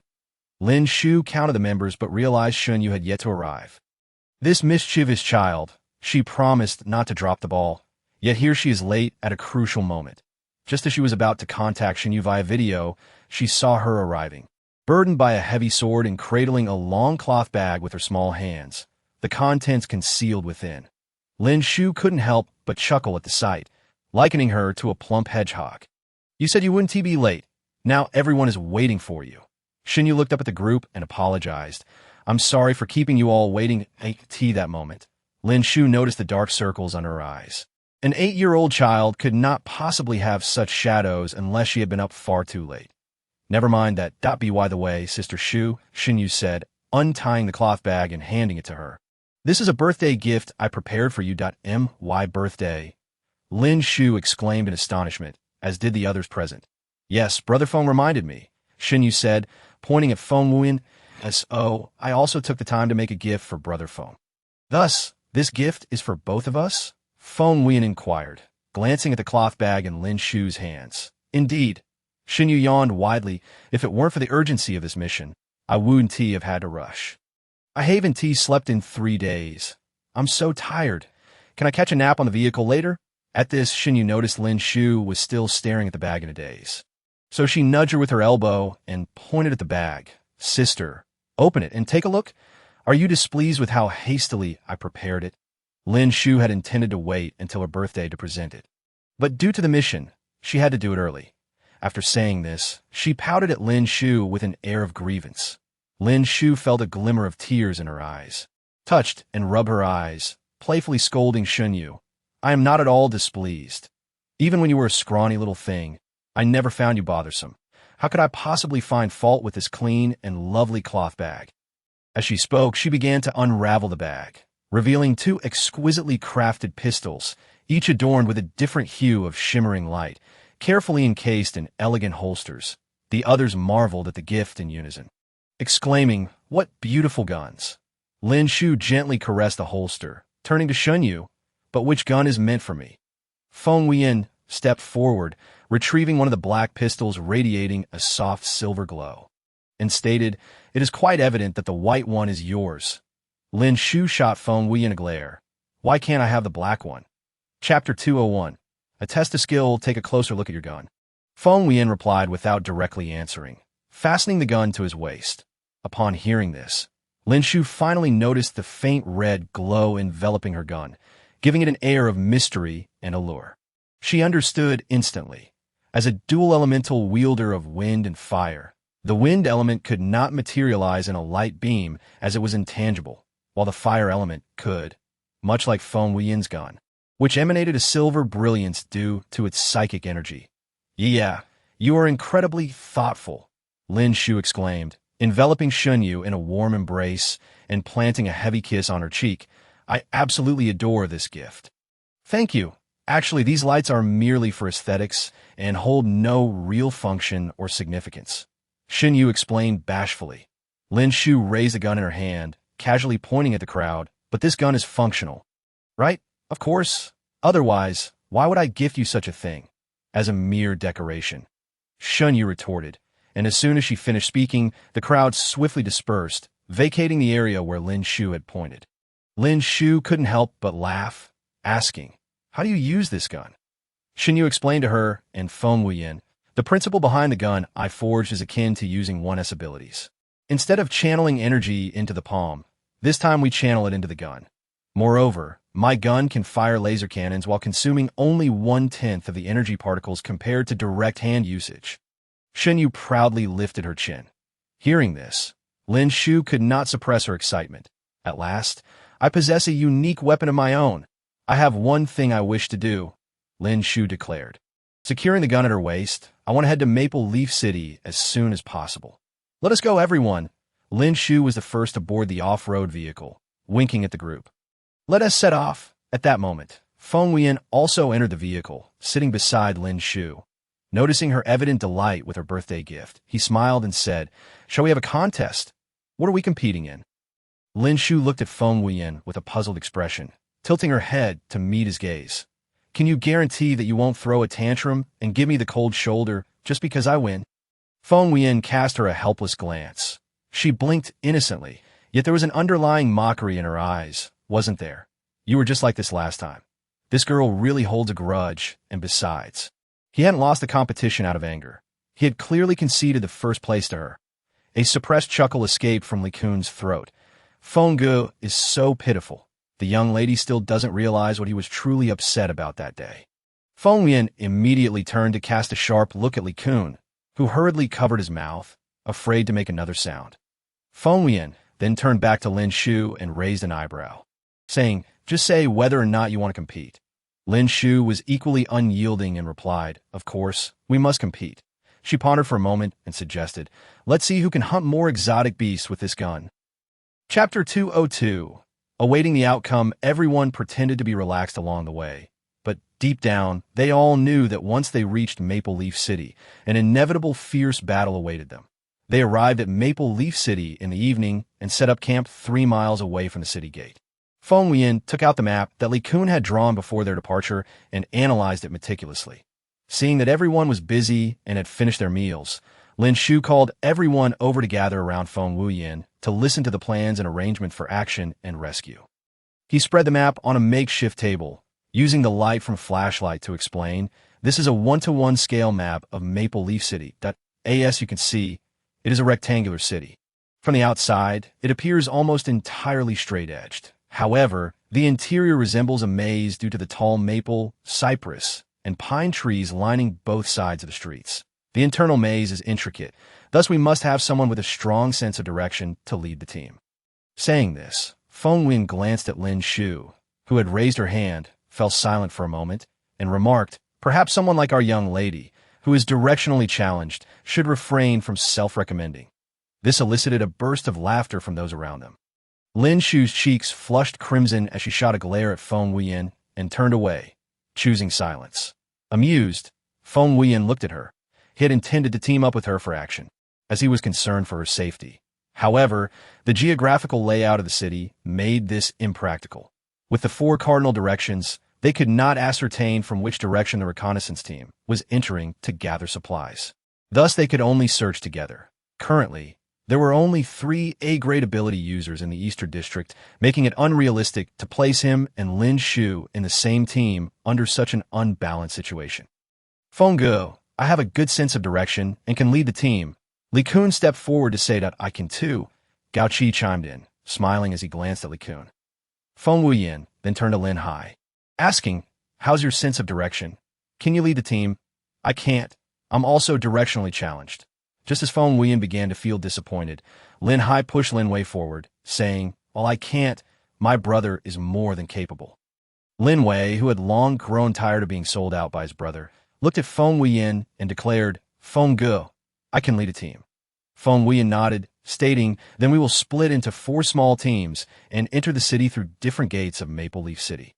One crucial point to note is that regardless of how intricate the interior is, you must proceed in the direction corresponding to the gate you entered. There's a fountain square at the city center where we will regroup. Lin Shu, Feng Wuyan, and Lin Hai, being the only 3 A-grade ability users in the Eastern District, were therefore placed in 3 different teams. Before setting off, Lin Shu glanced at Feng Wuyan, catching his eye, and quietly said, don't take risks. I want to inspect you when we reach the central square. Feng Wuyan chuckled softly, replying, just stick close to Li Kun and don't get lost. He pulled out the black glimmering handgun from his waist, playing with it in his palm, and added, from the moment we enter the city, the competition is on. Lin Shu raised an eyebrow, asserting, of course, I won't go easy on you, awaiting the outcome. Feng Wuyan smiled gently, a stark contrast to his usual distant demeanor, radiating warmth akin to fine jade. Chapter 203 found everyone entered Maple Leaf City from different directions, each equipped with flashlights and other illumination devices. During the initial stages, the teams navigated well due to their keen sense of direction, encountering few major issues. However, they soon noticed small animals darting around their feet, leading them astray. They had to remain unaffected. Otherwise, they risked getting lost. This suggested that the small creatures in Maple Leaf City might have been controlled. How much longer? Xinyu, following Gao Qi's team, felt frightened at just 8 years old, after being misled by a small rabbit for the nth time. She asked Gao Qi, how much longer until we arrive? Don't worry. We will get there soon. Didn't Feng Wuyan say during the meeting that it takes about 3 to 4 hours to walk from here to the central square? We've only been walking for an hour, so we should have covered about a third of the distance. Bang! Just then, they heard a gunshot not far ahead. Xinyu's heart raced. That was the gun she had designed herself, and she knew exactly which one had fired. It's Sister Shu, she declared confidently. Something must have happened over there. We are in the east, while the young lady is in the south. It may not be possible for us to rush over immediately. We need to push forward towards the center, Gao Qi said solemnly. Yes, let's hurry, Xinyu replied with a serious expression that in fact, Lin Shu had indeed made a discovery, albeit accidentally firing her gun in a moment of tension.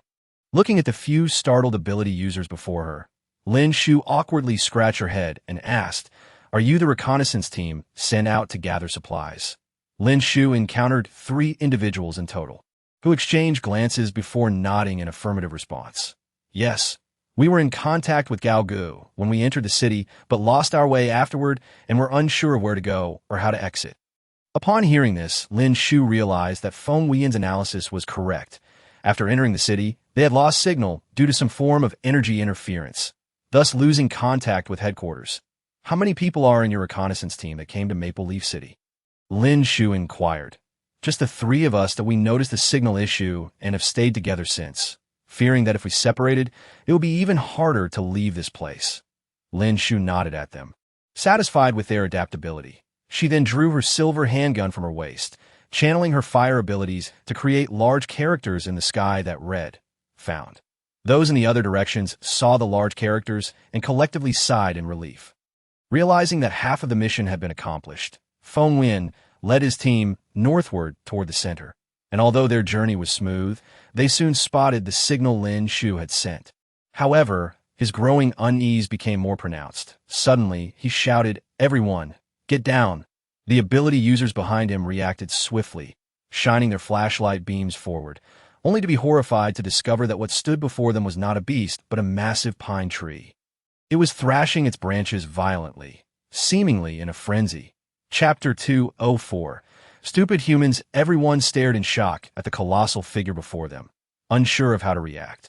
Feng Wuyan used his mental abilities to cover the entire Maple Leaf City and addressed all those coming to assist the reconnaissance team. Coordinates 115:45. Northwest direction. Meteorite fragments detected. Everyone who heard this was taken aback. Lin Shu's team was the farthest from this location, and upon hearing Feng Wuyan's calm, yet serious words, she deduced that the beast they were about to face was formidable. Wishing she could rush to the coordinates he had issued. After conveying this message, the pine tree suddenly erupted in rage. Stupid humans. Leave this place. Everyone gasped in shock, their expressions displaying disbelief. Feng Wuyan could no longer maintain his usual aloof demeanor. This pine tree had evolved to possess consciousness and the ability to communicate with humans. Things are getting tricky. Feng Gu, should we retreat for now? One of the ability users stammered. How long until you reach the coordinates? Gao Qi replied, about an hour to 8 that moment. Yi Xiaoxiao's voice came from the other side. No, I will use vines to bring the team members over. We can reach in about 10 minutes. What about Lin Hai and Lin Wei? Feng Wuyan then asked. They're the closest to here and should arrive sooner, especially since Lin Hai is also an A-grade wood ability user. Feng Wuyan nodded, contemplating for a moment before finally asking. Li Kun, how long until you arrive? Lin Shu was in Li Kun's team, the farthest from him, spanning the two ends of the city. He held little hope that she could arrive quickly, but merely wished for her safe arrival. Feng Gu, we shall surely arrive within 10 minutes. Li Kun spoke. The sound of the wind rustled around them, and upon hearing this, Feng Wuyan could not help but understand how they were making haste. He furrowed his brow and said to Lin Shu, Shu, exercise utmost caution. There may be other dangers lurking within the city, I understand. Rest assured, we shall meet shortly. After contacting the various temporary teams.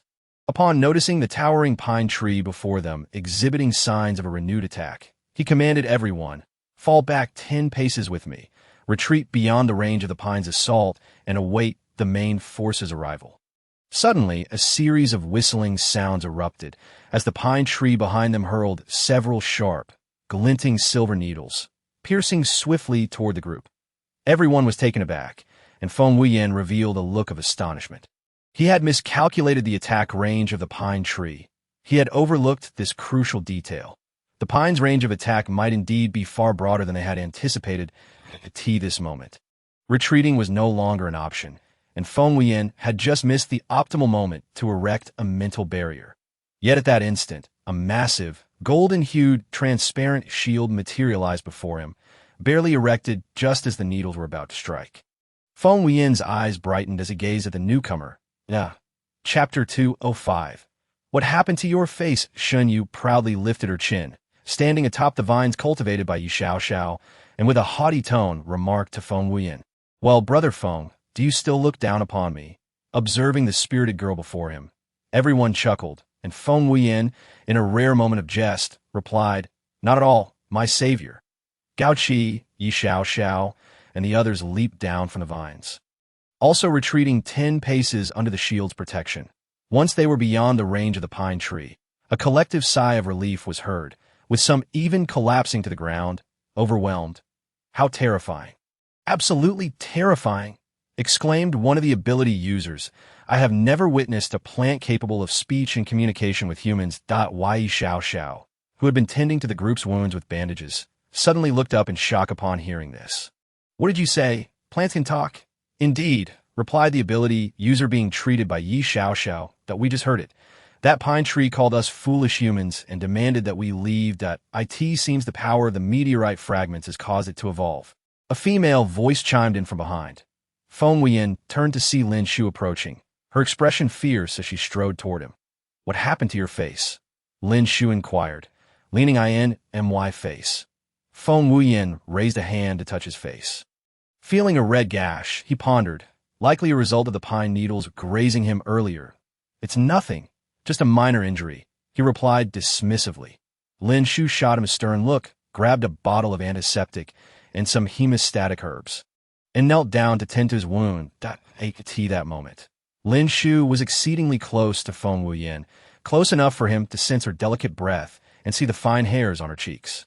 Feng Wuyan's gaze darkened as he observed her gently pursed lips, his thoughts becoming disconcerted. The sharp sting of the alcohol on his wound brought him back to reality. He clenched his fists, cursing himself for allowing such distractions. He then turned his attention to the colossal pine tree approximately 100 meters away, his expression growing grave. Once Lin Shu had finished treating his wound, he calmly articulated a shocking hypothesis that left everyone astounded.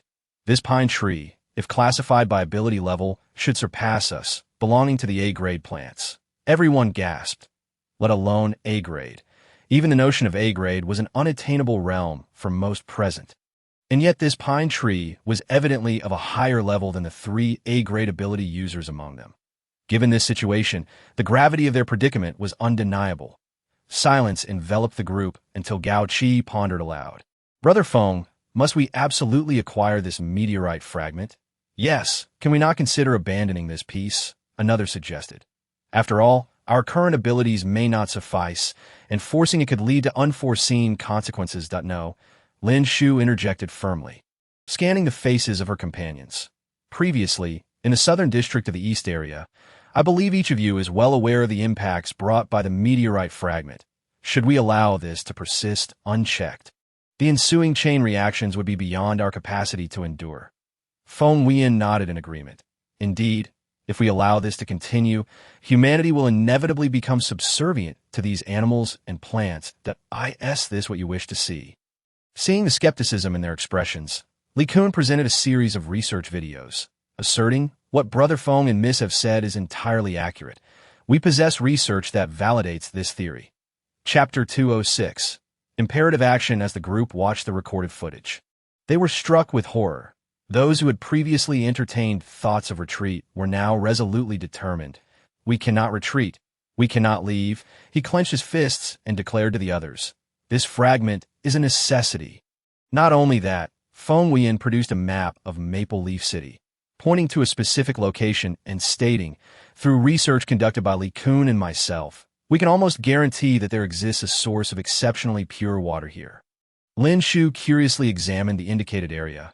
Finding nothing particularly remarkable, she inquired, how can you be so certain? Yi Xiao, however, pointed toward the massive pine tree not far away and remarked, is it not because of that? I believe so, Lin Hai chimed in. Plants rely on water for growth, and, aside from this pine tree, other vegetation in the city is thriving far better than elsewhere, indicating that a pure water source sustains them. Lin Shu recalled the plant she had seen previously on Foaming Mountain and suddenly had an epiphany. Perhaps this water source is capable of self-purification, or perhaps that highly intelligent pine tree has established a purification system. After all, the water source we encountered on Foaming Mountain, while present, was rendered usable only after purification due to the harsh environmental conditions brought about by acid rain in the post-apocalyptic world. If my conjecture holds true, then the Eastern District may have access to more than just that one water source. Adding another water source would be of monumental significance for the rapidly developing Eastern District, not only prolonging the lifespan and reducing the consumption of the Foaming Mountain water source, thereby alleviating pressure, but also providing essential prerequisites for the construction of water conservancy projects in the Eastern District.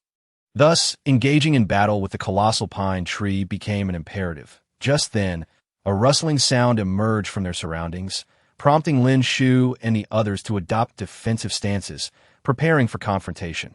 Suddenly, a small, snow-white rabbit sprang from the underbrush, hopping toward them, pausing every few steps, appearing somewhat timid. Yi Xiao's heart melted at the sight of the little rabbit. She approached it, scooping it into her arms, and conjured a carrot and a handful of spinach from her fingertips, carefully feeding it. How are there so many little animals here? She asked, filled with curiosity. However, Shen Yu cast a wary glance at the rabbit and warned Yi Xiao. Xiao, quickly put it down. It belongs to the pine tree's faction. Huh.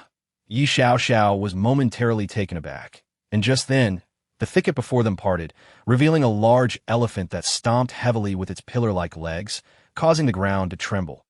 There's a tiger and a lion. Oh no, for heaven's sake, have we stumbled into a forest zoo? At that moment, Gao Qi recalled, addressing the group, That's right. I remember now. Maple Leaf City was the largest wildlife park on the continent before the apocalypse. So it's not surprising to encounter these animals. What is peculiar, however, is why they are surrounding us. Feng Wuyan remarked, I do not sense the aura of the meteorite fragments emanating from them. Lin Wei pondered for a moment, but inadvertently glanced at the nearby pine tree, astonished to see it radiating an eerie blue-green glow. It's it, Chapter 207, Effective Measures Following the Direction of His Finger. The group beheld the pine tree before them, ethereal as a specter, emanating a strange blue-green light, while the surrounding animals similarly glowed with an otherworldly hue, as if under some form of control. Lin Hai and Yi Xiaoxiao keenly noted that the plants around them were also undergoing transformations. Yi Xiaoxiao attempted to manipulate the near cypress tree, but found it utterly unresponsive. She nodded to Lin Hai, who likewise made an attempt, only to meet with the same failure. It's no use. Both Xiaoxiao and I have tried. It's not just the animals. Even the plants are under the pine tree's control. Lin Hai stated, why wood-based abilities are completely suppressed, further confirming Brother Feng's earlier hypothesis. This pine tree's level of activation must certainly exceed A grade. Given this, engaging in direct confrontation became unavoidable, without hesitation. Lin Shu sprang into action, conjuring a stream of fiery red energy particles from her handgun and unleashing them upon the surrounding plants. As the flames scorched the vegetation, rendering it charred and lifeless.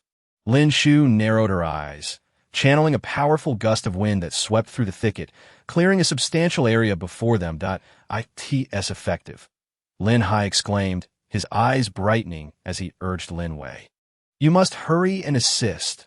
Lin Wei, also a fire-type ability user, though not yet having ascended to grade A, was already significantly stronger than an ordinary grade B. He nodded and joined Lin Shu's fiery army. What shall we do about these animals before us? Yi Xiaoxiao inquired, somewhat troubled. She felt reluctant. Although these creatures were under the control of the pine tree, their essence did not necessarily harbor animosity towards humanity. Xinyu cast a glance at her, recalling her earlier embrace of the rabbit, recognizing her compassion, and remarked, We are merely repelling them. We do not seek their lives. Suddenly, a deep and expansive chasm appeared before them. As astonishment swept through the crowd, the chasm widened, engulfing the nearest elephant. It is an Earth-type ability, Lin Hai exclaimed, gazing at the fissure with surprise.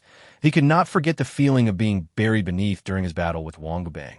Yet when had their Eastern District acquired such a formidable Earth-type ability user? His gaze swept through the crowd, settling on an unfamiliar face, undoubtedly that of the individual responsible. His name was Lu Jingyu, a newly recruited researcher from the Eastern District Research Institute.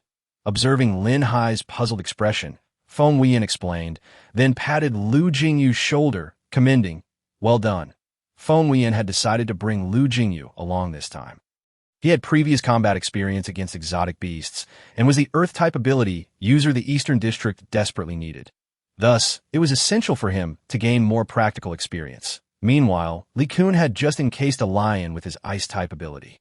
Upon lifting his head, he discovered that plants and animals were continuously emerging and converging. Frowning, he turned to Feng Wuyan and said, Feng Gu, something feels amiss. Feng Wuyan nodded. I have noticed, he called out, Shu Shu. Lin Wei, come down. Turning to the other ability users engaged in battle with the animals, he instructed, Everyone, hold for a moment. Lin Wei was already feeling overwhelmed, while Lin Shu fared slightly better. Upon landing, Yi Xiaoxiao and Lin Hai rushed to support them, and Gao Qi used his water-type healing ability to help them regain their strength. Chapter 208. Get out of here. The sky gradually brightened, indicating they had been fighting here all night without gaining even a moment's chance to approach the pine tree, perpetually obstructed by these plants and animals. After a brief respite to recover their energy and abilities, Feng Wuyan solemnly stated, We must find a method. We cannot continue recklessly. Yi Xiaoxiao surveyed the surroundings and remarked, I did not participate in the earlier battles, but I observed these plants and animals. Although they are controlled, there seems to be something peculiar. Indeed, they have not actively attacked us, Gao Qi added that is it possible for us to bypass them without engaging in combat and go directly to the giant pine tree? Yi Xiao asked. That may not be feasible, Shun Yu replied, floating above on her heavy sword. Earlier was night, and many things were unclear. Now that it is daylight, you can see for yourselves that we are surrounded. Not only the plants, but the animals are continuously rushing toward us. As if Shun Yu's face grew stern, yes, as if it were a great migration of animals from the animal kingdom. Lin Shu spoke. If that is the case, does it mean we have no choice but to fight? Is there no clever way to resolve this? Feng Wuyan remained silent, attempting to engage in a mental clash with the giant pine tree. The giant pine tree, feeling furious that this seemingly insignificant human dared to invade its thoughts, seethed with rage. Foolish and diminutive humans, do not attempt to come any closer, or I shall show no mercy. You filthy humans have recklessly felled and plundered us trees, causing my companions to no longer grow into towering giants and preventing my descendants from rooting peacefully in the earth. Get out of here. You are not welcomed. Feng Wuyan furrowed his brow and replied, survival of the fittest is the law of nature. We have not violated the natural order. However, I apologize for the reckless deforestation. This used to be a paradise for birds, a dream playground for small creatures. But now, look at them. Which one is not marked by various scars? The more cunning among them have survived, yet most have fallen at the hands of you humans. The giant pine tree shook its trunk in fury. This is a wild forest park, not a haven for poachers. It roared, and all present felt its profound hatred for humanity, seeing the giant pine tree's unstable emotions. Feng Wuyan seized the opportunity to invade its mental realm, unleashing a mental piercing strike. The giant pine tree became even more agitated, thrashing its trunk as a blue-green glow flickered around it. Humans, I have warned you multiple times. Do not blame me for being ruthless. As soon as the words left its mouth, the tree crown of the giant pine tree surged with astonishing growth. Extending outward, the giant pine tree grew even larger, swinging its body and launching sharper pine needles at Lin Shu and her group, accompanied by massive, spiky pine cones. Observing this, Xin Yu hastily erected a metallic protective wall, while Feng Wuyan, expelled from the giant pine tree's mental domain, turned to construct a mental barrier that barely withstood the assault of the pine needles, though both the barrier and the protective wall cracked under the impact of the pine cones. Chapter 209. Impure Intentions. The giant pine tree seemed to have exhausted its energy reserves. Following this wave of attacks, its control over the plants and animals weakened significantly. Seeing this, Lin Shu encouraged everyone. Now's our chance. She soared upward, swiftly carving a path toward the pine tree. Although the plants continued to grow and fill in the gaps, their defensive formation was evidently disrupted. The ability users on the ground found it much easier to fend off the animals' attacks. Just as relief washed over the crowd, the giant pine tree suddenly radiated with renewed brilliance, restoring the broken section of its plant defenses. Although the animal army moved slowly, they were gradually returning to their previous state of operation. Lin Shu frowned and sighed, gently landing, gesturing for everyone to pause. Let's not rush. The group felt somewhat disheartened. Having glimpsed a glimmer of hope, it was cruelly snuffed out, leaving many with reddened eyes. It is truly powerful. Lin Shu murmured, rubbing her sore arm, not comparable to the leaders of the previous beast tide. Feeling somewhat lost, she pondered whether to retreat while the giant pine tree had not yet turned lethal or to press on. Feng Wuyan, noticing Lin Shu's exhaustion and the weary expressions of everyone else, felt a tightening in his chest. There truly no other method available. Alarmed, she quickly looked over, only to see Xiao stepping onto the vines, extending toward the giant pine tree. Her pupils constricted. Xiao. She rose to pursue, but was halted by Feng Wuyan. She glared at him. What are you doing? I must stop her. That pine tree is dangerous. We cannot let Xiao approach. Feng Wuyan frowned, steadfastly blocking her way. Shu, calm down.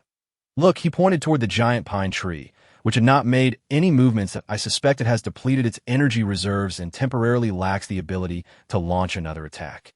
That does not mean we should allow Xiao to take such risks. Lin Shu clenched her fists, ready to strike Feng Wuyan, but he grasped her hand. Look at the giant pine tree's defensive range. He said solemnly that I know you are worried about Xiao Xiao.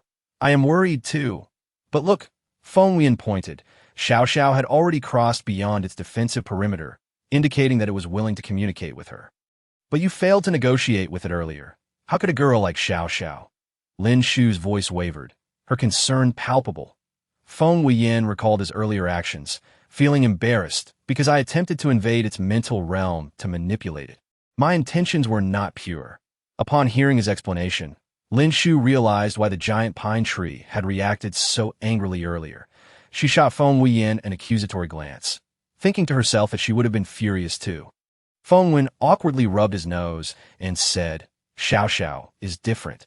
Her intentions are kind. From her previous actions, the pine tree can sense that and is willing to engage in dialogue with her. Chapter 210. A sense of awe. While Feng Wuyan conversed with Lin Shu, Yi Xiaoxiao had already approached the giant pine tree's vicinity. Internally filled with uncertainty, she thought of her companions, and suddenly, her heart brimmed with strength. The giant pine tree swayed its crown and addressed Yi Xiaoxiao, B-grade wood-type ability user. What brings you here?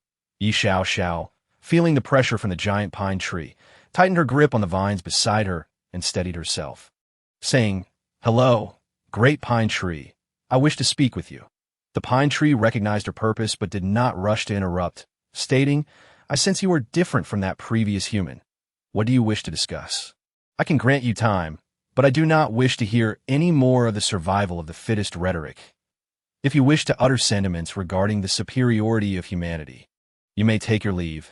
The robust voice of the colossal pine tree resonated in the ears of all present. Most of the gifted individuals regarded this with indifference. In their hearts, the notion of humanity's dominion over all had long been entrenched. No, for I do not share that belief. Yi Xiaoxiao replied with a shy smile that I have always held a deep reverence for nature, regardless of the past, present, or future. This will never change. Without nature, we insignificant humans could not exist. Her calm voice softly reached the ears of the giant pine tree, which seemed quite pleased by her words. Young girl, your level of awareness is commendable, and I admire you that if you are willing, I can invite you to join my ranks. Lin Shu was taken aback and cast an annoyed glance at Feng Wuyan, exclaiming, Is this a blatant attempt to poach? Feng Wuyan nodded, seemingly in agreement. Yi Xiaoxiao let out a gentle laugh and said, But I am, after all, human that I, too, possess beliefs and stances that I must steadfastly uphold. I am here to represent our faction in discussions with you, primarily concerning the meteorite fragments you possess. The moment Yi Xiaoxiao uttered those 4 words, a powerful wave of energy emanated from the pine tree, forcing her to squint against the intensity. Suddenly, the tree erupted in fury, declaring, I offered you an opportunity to leave, and yet you intend to seize my fragments.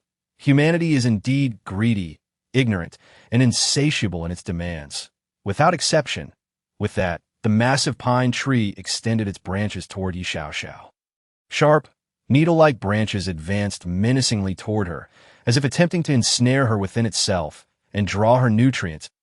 In a hurried response, Yi Xiaoxiao summoned vines to wrap around herself, shielding against the pine's piercing needles. Witnessing this scene, Lin Shu felt an urgent pang of anxiety and quickly conjured a powerful gust of wind to confront the giant pine tree. She shouted to Feng Wuyan and Lin Hai. What are you waiting for? Come and assist. Feng Wuyan and Lin Hai acted without hesitation, as did the other gifted individuals behind them, launching an offensive against the towering pine, sharing the same wood element. Yi Xiaoxiao, being merely a benevolent gifted individual, stood no chance and was swiftly subdued by the tree. She rose, withdrawing the protective vines, her expression devoid of emotion, resembling a cold machine as she advanced rapidly toward Lin Shu and the others. Chapter 211. Surprise attack. Feng Wuyan's pupils widened slightly as he quickly adjusted his mental barrier, using a mental leap to reach Lin Shu's side, wrapping his arms around her as he sidestepped Yi Xiaoxiao's offensive skill. Seeing her strike miss, Yi Xiaoxiao pursued Lin Shu once more, only to be intercepted by Lin Hai. Yi Xiaoxiao. What are you doing? Lin Hai shouted as he defended against her assault. Feng Wuyan narrowed his eyes, glancing toward the giant pine tree not far away. That it's futile. She has been controlled. Lin Hai's heart sank as he looked into Yi Xiaoxiao's eyes, only to see them faintly glowing with a bluish hue. Her pupils tranquil and devoid of life. I certainly won't harm her. She has been intent on harming me. In this tense atmosphere, Lin Shu found herself nearly laughing at Lin Hai's remark. Noticing the sympathetic expressions of those around him, she pondered, this cannot continue. Contemplating a way to approach the giant pine tree, she whispered to Feng Wuyan, can you use your mental powers to diminish the giant pine's perception of the surrounding humans? Is that possible? Feng Wuyan nodded in affirmation. After hearing this, Lin Shu slightly squinted and articulated her plan. We will encircle it from behind and execute a surprise attack while it cannot perceive us. Feng Wuyan considered this for a moment, then nodded, releasing a mental energy field to attempt to reduce the giant pine's awareness of the humans nearby. Before they departed, he cautioned Lin Hai through his mental powers. Do not harm her. The young lady will be upset. Be mindful of your actions. Lin Hai reluctantly nodded and signaled toward Feng Wuyan and Lin Shu, retreating further in the opposite direction. Lin Shu and Feng Wuyan exchanged glances, channeling wind energy to lift themselves and soar toward the pine. However, the tree sensed their approach. Being a highly intelligent and level plant, it would not fail to anticipate their maneuver. The tactic of reducing presence was ineffective against it. The tree turned, seemingly exposing its weakness intentionally. Lin Shu's gaze sharpened, signaling to Feng Wuyan as she shouted now. Yet Feng Wuyan felt an ominous premonition rising within him. Wait! He reached out to halt Lin Shu's action. But it was too late. She had already launched a fireball toward the exposed trunk of the tree. Shoo! As the pine's branches swept toward her from the side, Lin Shu realized she could not evade. And Feng Wuyan was equally unable to save her. The giant pine expended nearly all its remaining energy, the force so immense that it pushed Feng Wuyan out of reach. Lin Shu shut her eyes. But the anticipated pain never came. Cautiously, she opened her eyes to find the pine needles halted mere inches from her face. Beneath the giant pine, a short, chubby boy lay, cradling a plump squirrel. Chapter 212. The chubby boy Lin Shu displayed a look of confusion as the pine not only ceased its assault upon her, but also relinquished its hold over Yi Xiaoxiao.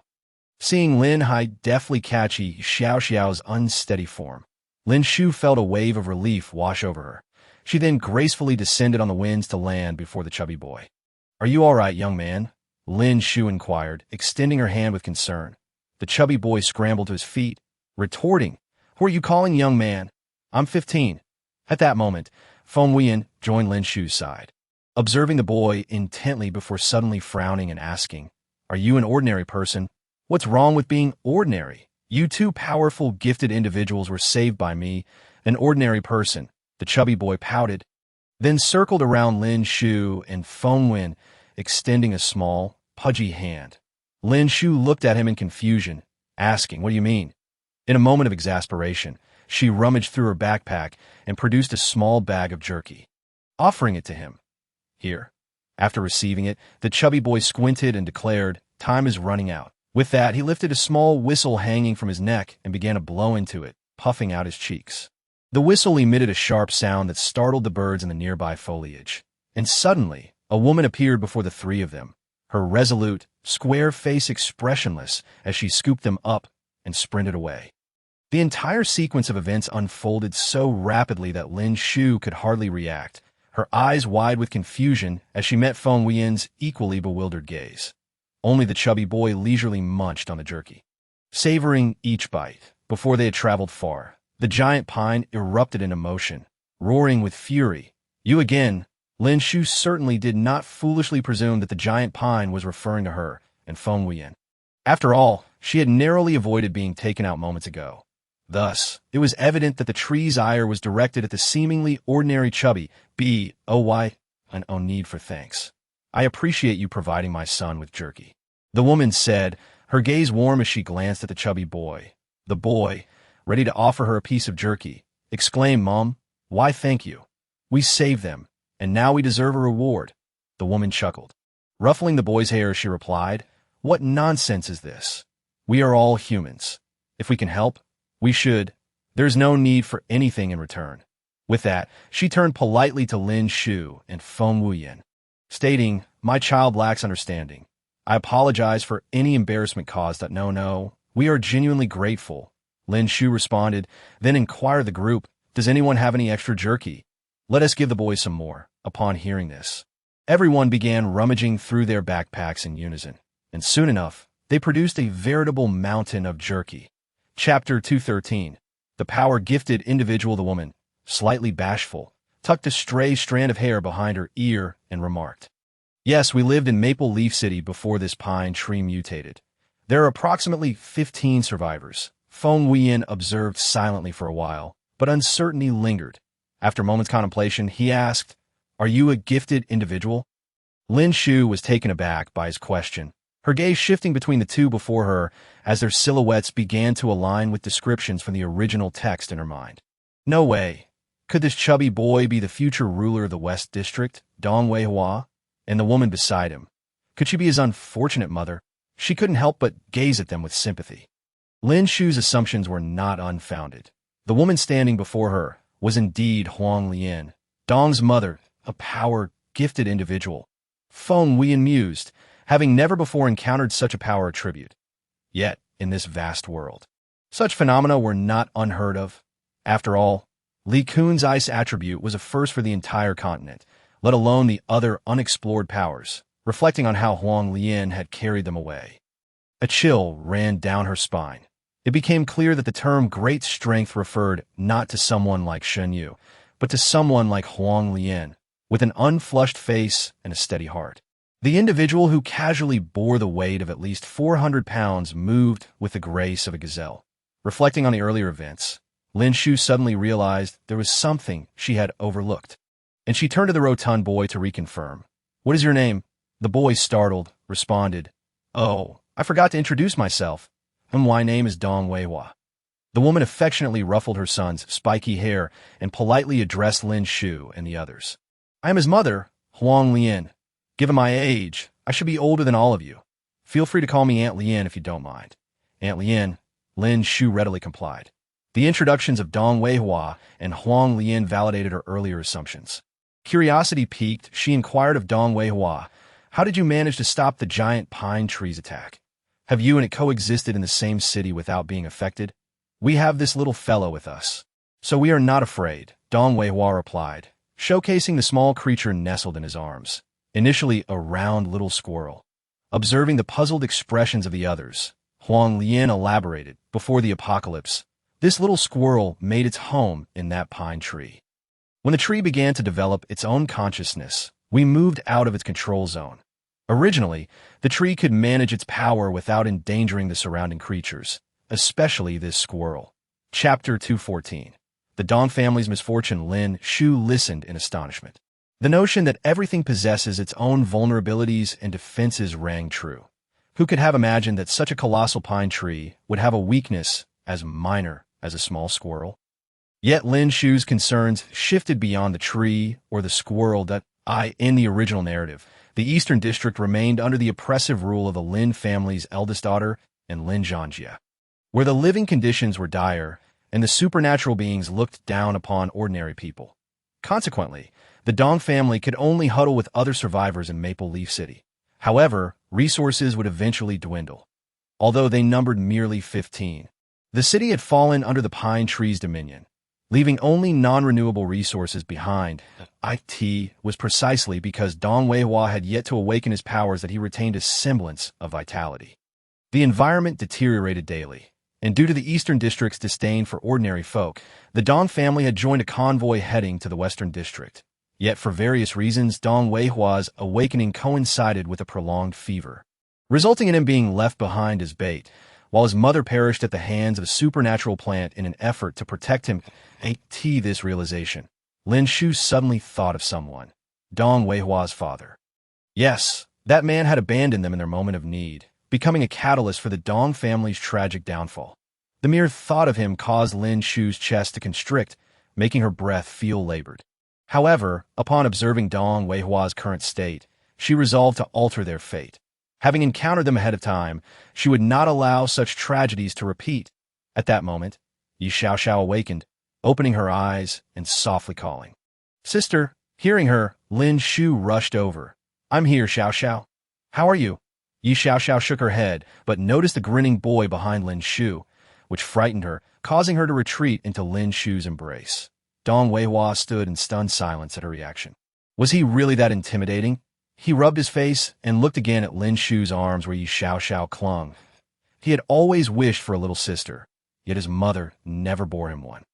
Now, upon finally seeing an adorable little sister, he was dismayed to find she was terrified of him. At that moment, a petite girl wielding a large machete darted towards him, rolling her eyes dramatically. This little girl was Shunyu. Did he not deserve a cute little sister? Dong Weihua suddenly felt that the jerky in his arms had lost its appeal. Chapter 215. The backlash. Lin Shu observed the two little girls beside her. Shaking her head with amusement, she explained to Yi Xiao Xiao, he is a survivor from Maple Leaf City. He is not a bad person. You were saved by him. Why? Yi Xiao Xiao nodded in partial understanding. Glancing at Lin Hai, who bore visible injuries on his face and arms, she asked with concern, Brother Lin Hai, what happened to you? Lin Hai chuckled helplessly. It's nothing, just a backlash from wood-type abilities. The group erupted in laughter, while Lin Hai shot them several exasperated glares to no avail. Fearless, Yi Xiao Xiao inquired further, is it possible to be backlashed by one's own elemental powers? Their laughter intensified, disregarding their appearances. Suddenly, rustling sounds emerged from nearby, silencing the group as they prepared for battle. As they approached, Lin Shu and the others discerned figures clad in camouflage gear, and they collectively exhaled in relief. The newcomers approached Huang Lian respectfully, calling her leader. After she responded calmly, she asked, What brings you here? Did we not agree to stay put unless we saw the signal? As they spoke, the group cast glances at Lin Shu and her companions, revealing envy in their eyes. This group was equipped with remarkably advanced gear, while Lin Shu's party had merely fashioned makeshift camouflage from grass and tattered cloth, armed with iron rods, wrenches, and even spears. It was indeed a case of comparison breeds contempt. Lin Shu sensed the wariness and hostility directed at her group and stepped forward to clarify. However, the nearby pine tree began to exhibit agitation once more. Immediately, Lin Shu and her companions assumed a defensive stance, yet Huang Lian appeared unfazed and remarked, There's no need for alarm. It is merely posturing. Feng Wuyan, who had remained silent until now, had gained a general understanding of the survivors' lives in Maple Leaf City. He spoke up, addressing Huang Lian. Aunt Lian, do you often interact with the giant pine tree? Generally, we maintain a non-intrusive relationship, managing our territories separately, Huang Lian replied. However, there are occasions when we must engage, as we frequently venture out to gather supplies for survival. Feng Wuyan nodded, then turned to Huang Lian. Would you be so kind as to assist us in negotiating with the giant pine tree regarding the water purification system? Chapter 216. The water purification system. Lin Shu was taken aback by Feng Wuyan's sudden mention of the water purification system. She had assumed he would request Huang Lian to negotiate for the meteorite fragments. Noticing her gaze, Feng Wuyan candidly stated, I have long suspected that the meteorite fragments are contained within the water purification system. Meteorite fragments? Huang Lian's expression shifted. Are you referring to the fragments from the meteor that struck the planet? Indeed, Feng Wuyan explained. Due to the meteorite fragments, numerous horrific events have transpired that we cannot allow their presence in the Eastern District. Nor can we permit their energy to envelop the entire planet. Although Huang Lian did not fully grasp Feng Wuyan's words, she recognized the gravity of the situation from his serious tone. She nodded. Very well. I shall speak with it. Leader, we will accompany you, the group of survivors in camouflage declared. Despite their lingering wariness, the shared belief in humanity's interconnected fate compelled them to join without hesitation. Lin Shu, however, sensed something amiss in Huang Lian's words. While it was true that humans are inherently selfish, she remained steadfast in her belief that beauty still existed in the world, much like her companions and the survivors of Maple Leaf City. Huang Lian then shook her head. There's no need for so many people. You all should stay here. A large group might provoke its wariness, making it even more difficult to obtain the meteorite fragments. With that, she swiftly approached the giant pine tree. The tree, already weakened from its earlier confrontation with Lin Shu and Feng Wuyan, displayed no inclination to resist as Huang Lian drew near. Human, what is your purpose here? It inquired, its strength and powers not yet fully restored, showing no desire to instigate conflict. Huang Lian looked up at the giant pine tree and responded, I have come to discuss a proposition with you. Human, do you know that you are the third person to approach me today with conditions? The giant pine tree swayed its crown nonchalantly and continued, none of them are satisfactory to me. Your proposal will surely pique your interest. Huang Lian smiled. I have a way to make them leave this place. Once our conditions are met, this entire Maple Leaf City will belong solely to our two factions. In fact, if you desire, we can leave as well. With this added remark, Huang Lian observed the giant pine tree's apparent good mood, knowing that her terms had struck a chord. Indeed, when one has held power for too long, the desire to share diminishes. This is true for both humans and the natural world alike. Human, I find your conditions intriguing, the giant pine tree said, its previously indifferent tone now serious. So, what do you desire? Huang Lian promptly declared, I want the water purification system of Maple Leaf City. The purification system? You cannot possibly believe that your trivial relocation request would allow you to seize my lifeblood resources. The giant pine tree's crown rustled, seemingly mocking Huang Lian's naivety. Even if you do not negotiate with me, I have my methods to drive you away. Huang Lian, however, laughed and retorted, Oh no, spare us your bravado. Will you be driving us away in 10 years or 20? Chapter 217. Too easy, human. Change your terms. Do not be greedy. The voice of the pine tree grew distinctly displeased. You need not concern yourself with how many years I have. If I refuse, there will come a day when I can expel you all on my own, without relinquishing any of my resources. You should know, we are equally capable, Huang Lian replied with a smile. Have you not already experienced this? Or how else would you appear so feeble now? The giant pine tree seemed to bristle at her words, thrashing its crown, its needles flashing with a menacing glint. Do not think that taunts will sway me. Let me tell you, had that human child not appeared with the squirrel within my strike range, that human would have been reduced to a sieve. Lin Shu, nearly reduced to a sieve herself, thought, can you save face with so many people around?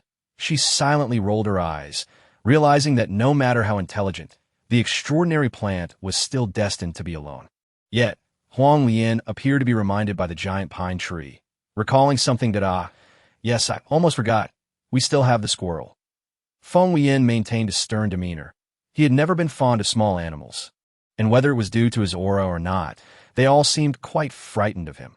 Not to mention this particular squirrel, which had taken to perching atop his head. Lin Shu couldn't help but chuckle, and Feng Wuyan gave her an exasperated glance. Seeing no signs of anger from him, the others also began to laugh. The giant pine tree, however, appeared to have grasped its own vital essence and remained silent for a moment before saying, You may take it, though women may seem frail, they become strong for their children. This saying was well embodied in Huang Lian, who had been standing firm, guiding Dong Weihua in how to be a good leader. Human, please honor your promise. Once you acquire the water purification system, leave promptly. With that, the giant pine tree parted the forest on its left side with its branches, revealing a large operational water purification system before them. Curiously, this system not only featured a vast reservoir, but also boasted a self-cleaning function and a massive sprinkler that could continuously shower water from the reservoir onto the surrounding woods and other plants. Yi Xiao was utterly captivated, already envisioning having Feng Wuyan help her install a similar small-scale purification system in her flower house. Just the sight of it seemed incredibly efficient, saving considerable effort in nurturing plants.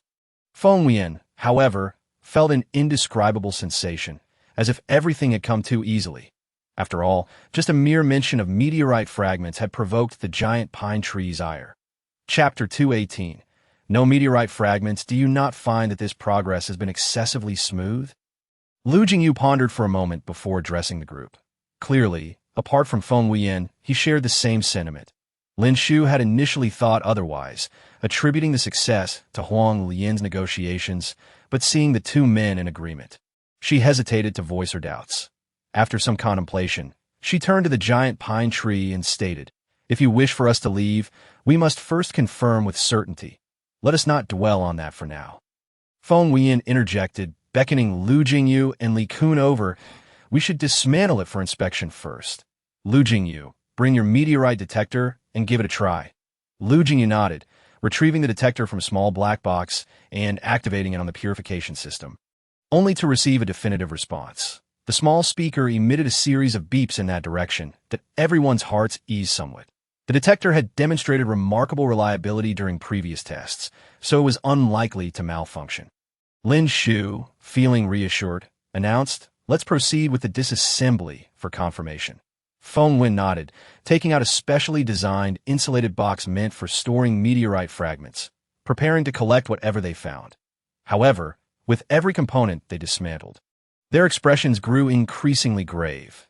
There was nothing inside the machine, nothing within the operational tubes, nothing in the reservoir, and even the massive sprinkler yielded no findings. There was absolutely no trace of meteorite fragments, not even evidence that they had ever existed, indicating they could not have been absorbed by the purification system. All their faces darkened. Huang Lian quickly grasped that their initial assessment had been flawed. The meteorite fragments had never been within the purification system. Lu Jingyu felt a wave of frustration and self-reproach. The detector's glaring misjudgment at such a critical moment was indicative of his inadequacy and the instrument's lack of precision. Feng Wuyan remained silent for a time before suddenly closing his eyes. His body gradually felt lighter as he slowly ascended into the air. Lin Shu had never witnessed him in such a state. "Wuyan, what is wrong with you?" She was about to pull him down when he suddenly opened his eyes, releasing an overwhelming mental force that commanded the attention of all present. His calm, pitch-black eyes locked onto the giant pine tree in the distance as he slowly spoke. "The meteorite fragments are, in fact, within you, within your trunk, are they not?" His statement was not a question, but a confirmation. By resonating the meteorite energy within his own body with the fragments inside the giant pine tree. He pinpointed their exact location. Lin Shu stared in shock at the giant pine tree, realizing it had directly absorbed the meteorite fragments into its body. Yet upon reflection, this made perfect sense, just as they had encountered the beast leader in the south, which had similarly ingested meteorite fragments to enhance its power. Absorbing the energy from the meteorite surface would surely be less effective than consuming it outright. The surviving members, including Huang Lian, were equally astonished. They had always believed that the giant pine tree had evolved into a super-intelligent plant due to the impact and radiation of the meteorite, unaware that it had actually harnessed the meteorite's power. Chapter 219. Not within 3 months, the giant pine tree swayed its crown, as if mocking their previous ignorance. "Why do you insist on that purification system? Such a system is not beyond the capabilities of you humans to create yourselves." It seemed pleased to see them bustling about, achieving nothing. "Hand it over," Feng Wuyan stated flatly. "Hand it over? Why should I?" The giant pine tree shook its crown. "Handing it to you humans would be a waste. You could not even utilize 1/10 of its energy. For instance, you have meteorite fragments within you, do you not?" The giant pine tree inquired, observing the astonished expressions of Huang Lian and the others. It continued, "Humans are truly selfish. While decrying the dangers of meteorite fragments, you indulge yourselves, deceiving these well-intentioned individuals into negotiations, believing you are performing some grand, selfless act to save humanity." The faces of the Maple Leaf City survivors darkened at this revelation. "Is it true?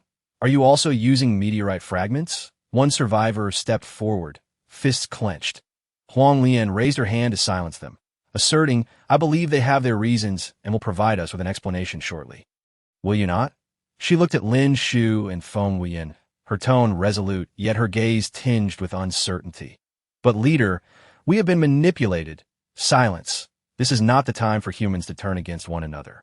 Did you not hear? It is attempting to sow discord." Huang Lian furrowed her brow, interrupting the survivor's words. Lin Shu and Feng Wuyan exchanged a solemn glance, nodding gravely as Lin Shu declared, "I swear upon my honor. Once this matter is concluded, I will certainly provide you with an explanation that how easily humanity trusts one another." Seeing that his words had little effect, the giant pine tree shifted its tone, proclaiming, "I shall not relinquish the meteorite fragments.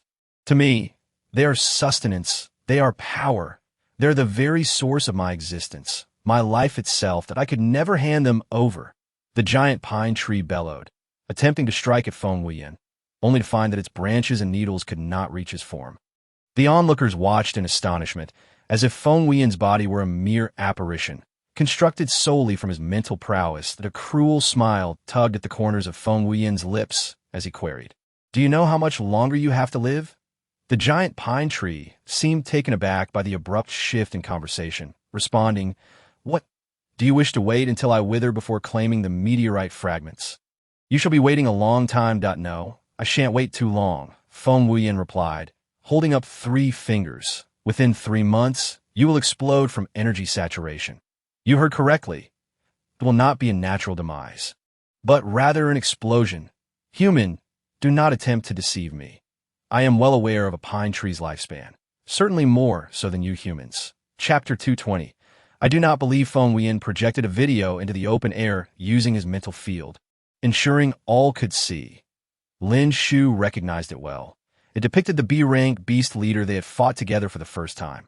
However, most of the crowd had never witnessed such a scene, especially the ordinary people led by Huang Lian, who gasped in disbelief.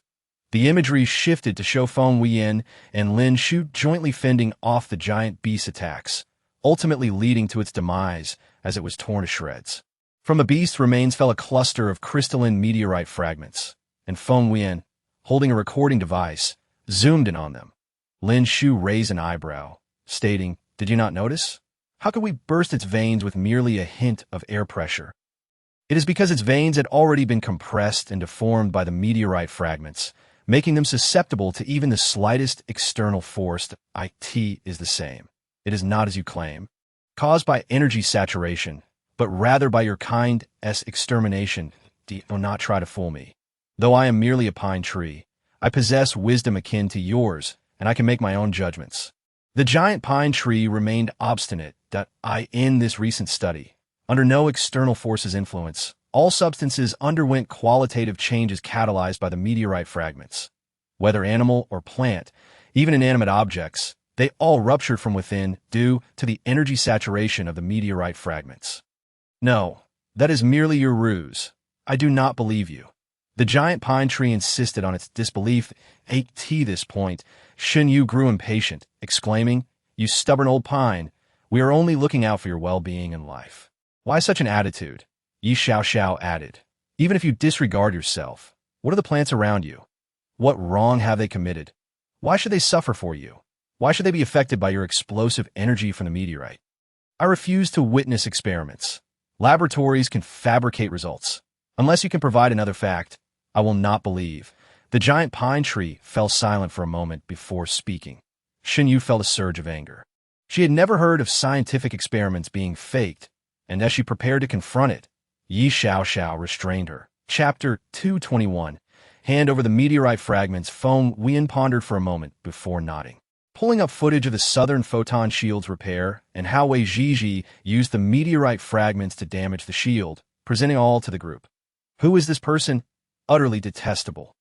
A survivor exclaimed, "Indeed, we are already struggling to survive, and now we must guard against our own."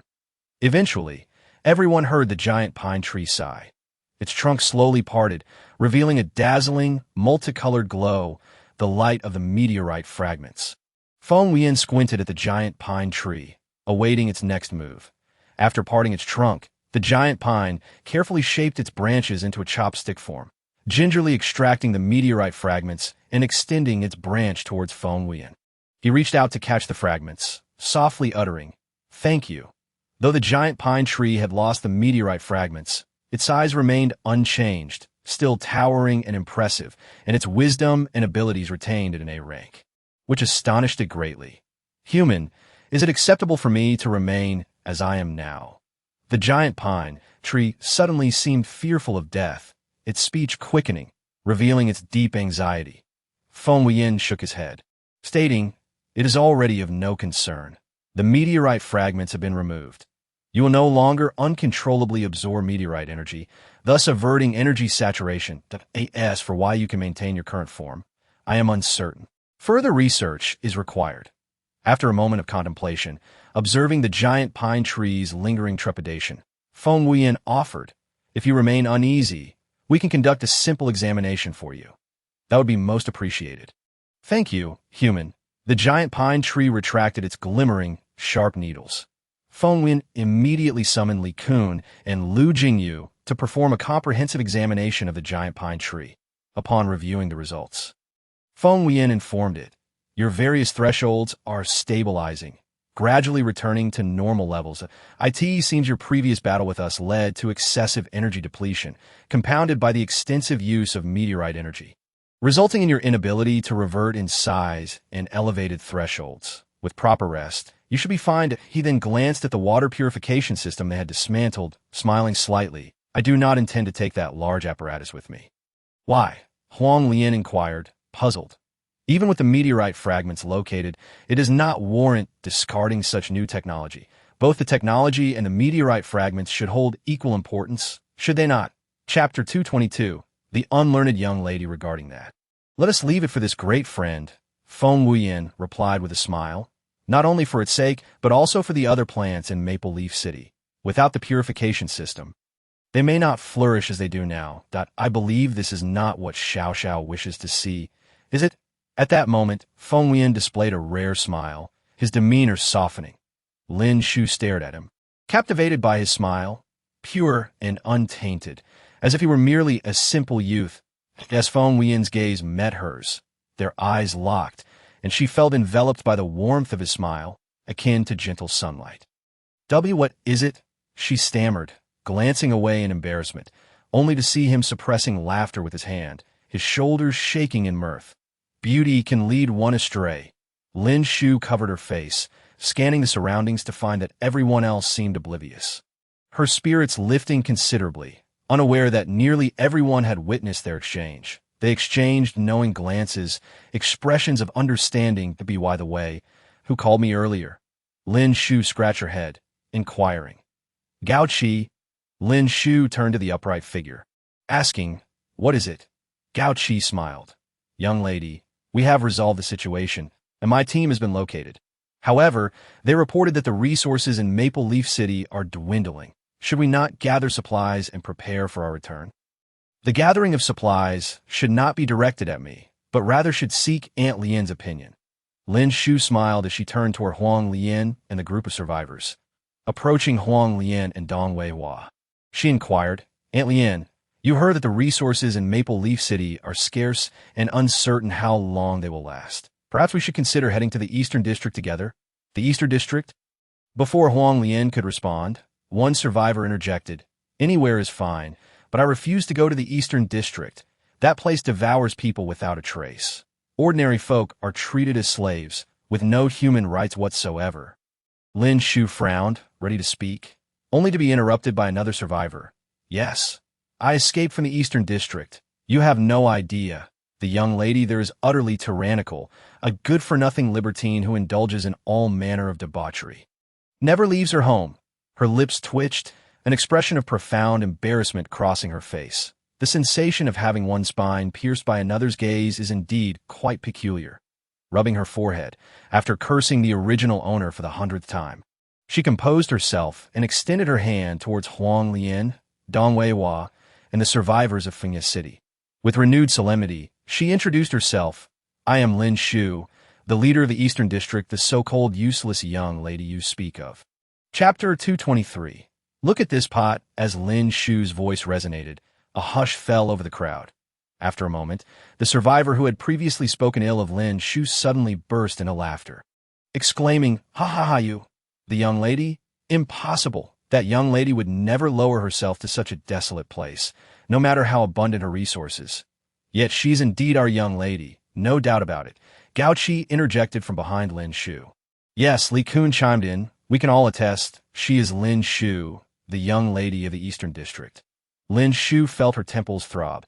She never imagined she would find herself in a position where she had to rely on others to validate her existence. "Lin Shu, oh Lin Shu, reflect upon your past actions. Look at this pot, so large and black, she truly wished to escape the burden of it. I am indeed Lin Shu, the one in power of the Eastern District." She stated helplessly, "No matter what absurd things I may have done in the past, that is behind me. In youth, who hasn't strayed for the right path, right?" She chuckled hollowly, accepting the heavy weight of blame. "Indeed, I find this girl quite commendable, Huang Lian remarked, attempting to diffuse the tension. Let us not dwell on her past, as long as she is a leader who cares for the people now. She is worthy of my allegiance. Oh, and by the way, Huang Lian reached back and playfully tugged at her chubby son's collar, saying, this young Dong Weihua has expressed his willingness to follow her. Dong Weihua, suddenly pulled into the spotlight, was bewildered, exclaiming, Mom, you didn't even ask for my opinion. Huang Lian pinched his round little face, saying, I don't believe that after seeing so many lovely young ladies. You still want to stay here. Dong Weihua discreetly glanced at Yi Xiao and then at Shun Yu, mumbling, the little sisters don't want to play with me. My affection alone isn't enough. Yi Xiao, feeling embarrassed for her earlier rudeness, stepped forward and extended her hand, saying, thank you, Brother Dong, for saving me. I haven't properly expressed my gratitude. I'm truly sorry. She smiled shyly, leaving Dong Weihua momentarily at a loss. As he grasped her small hand and replied, as a man, it's only right. Shun Yu, however, scoffed lightly, yet she too extended her hand, adding, given that you saved Sister Xiao, I suppose I can reluctantly welcome you. Dong Weihua, overwhelmed with emotion, could only think of crying. The sister he had longed for had finally become a reality. Suddenly, Yi Xiao remembered something and asked Dong Weihua, by the way, Brother Dong, what happened to the little squirrel that was always with you? It is not coming with us. He scratched his head, pointing toward the giant pine tree. Look, it's over there. Everyone followed his finger and saw the little squirrel happily gnawing on a pine cone. Acknowledging their gaze with a wave, Yi Xiao and the others were amused by the playful squirrel, but Dong Weihua added, it belongs to nature. This is its home. Only by living in nature can it be carefree. Chapter 224. Organizing team building. Yi Xiao felt a stirring within her. Perhaps it was due to her affinity with nature as a wood-type ability user, but she had recently felt an overwhelming connection to the natural world, empathizing with the thoughts of the flora and fauna that inhabited. All right, it's a deal, Dong Weihua exclaimed joyfully. Sounds good. Perfect time for a good rest, one ability user suggested, only to be immediately teased by another nearby. What? Are you missing your soft bed after getting used to camping? Hey, that's different. We're all here now. It's like a collective camping trip for team building. How fun! Exclaimed the ability user who had mentioned team building. How fun! I wholeheartedly agree. Another chimed in eagerly. And I'll support it with both feet. Wait, didn't you just say you wanted to sleep? Why are you raising your hands? The other teased again. The playful banter sparked laughter among the crowd, and soon everyone dispersed to gather supplies. Huang Lian observed the bustling activity and smiled, saying to Lin Shu, it seems the Eastern District is quite different from the rumors. Everyone here appears genuinely happy. Lin Shu blinked and replied, that's why they say seeing is believing. The two shared a laugh, and Huang Lian patted Lin Shu's hand, saying, little Shu, may I call you that? You real lovely girl. Annie Lian particularly likes you, of course. Annie Lian is an elder. Feel free to call me whatever you like, Lin Shu beamed. Annie is very kind. I like you too. I must also thank you for saving my life earlier. Lin Shu suddenly remembered and earnestly said, Auntie Lian, if you ever need my help, do not hesitate to ask.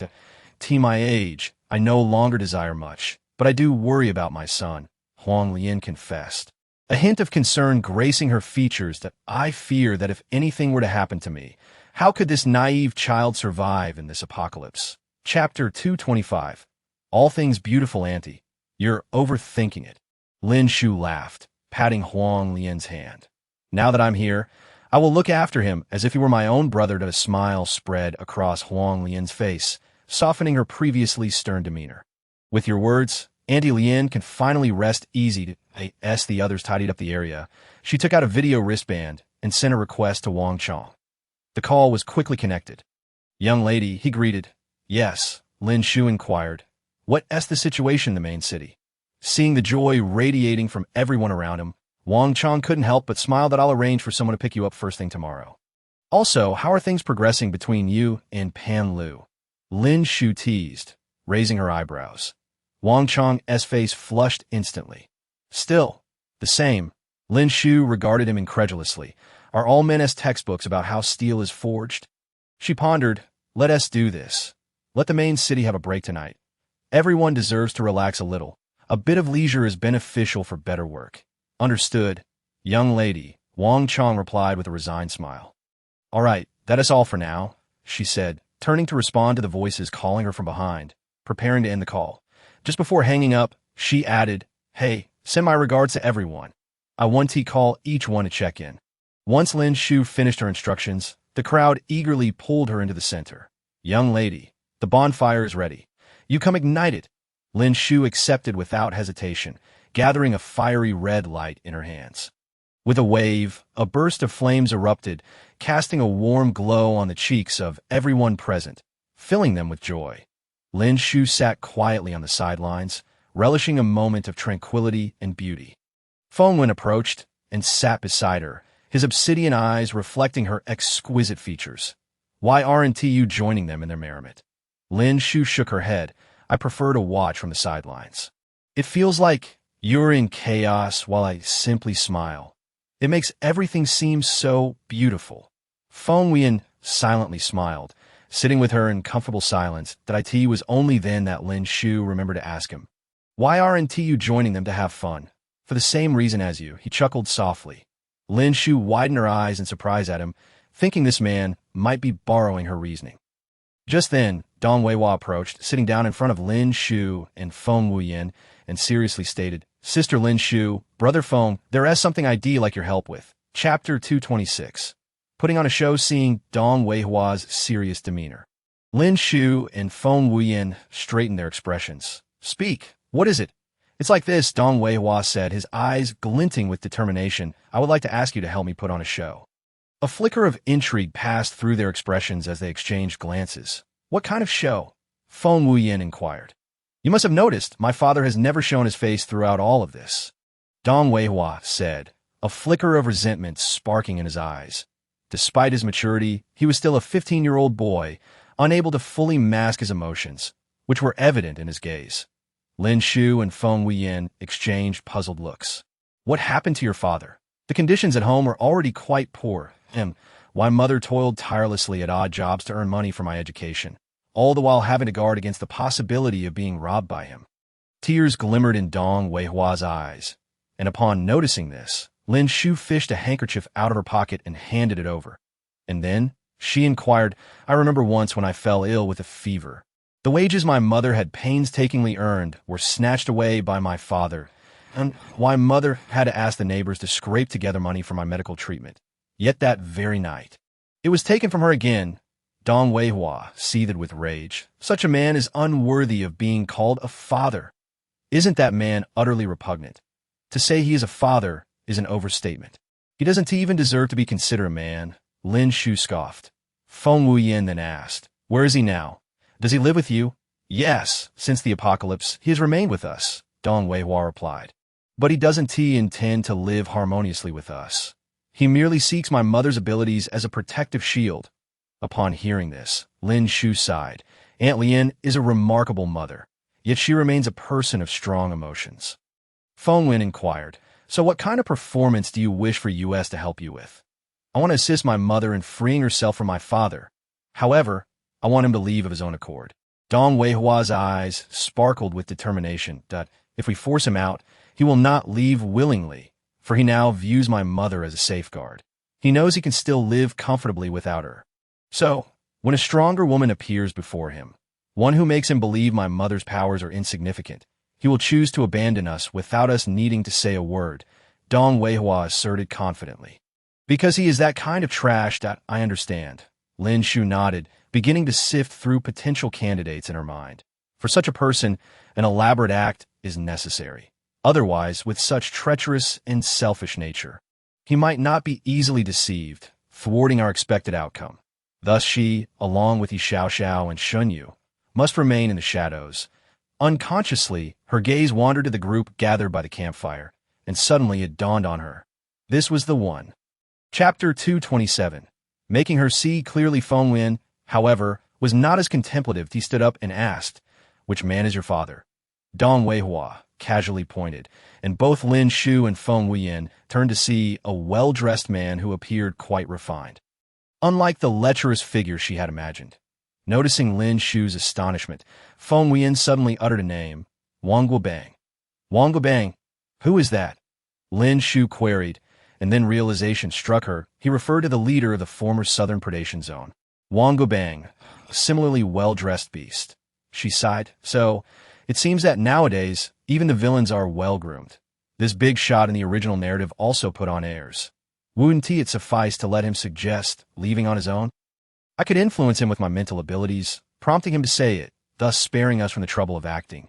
Feng Wuyan replied, You misunderstand. My mental powers surpass theirs, and he is merely an ordinary man who wouldn't even realize he is being manipulated. Indeed, my mother still hopes my father can live well with her, Dong Weihua continued.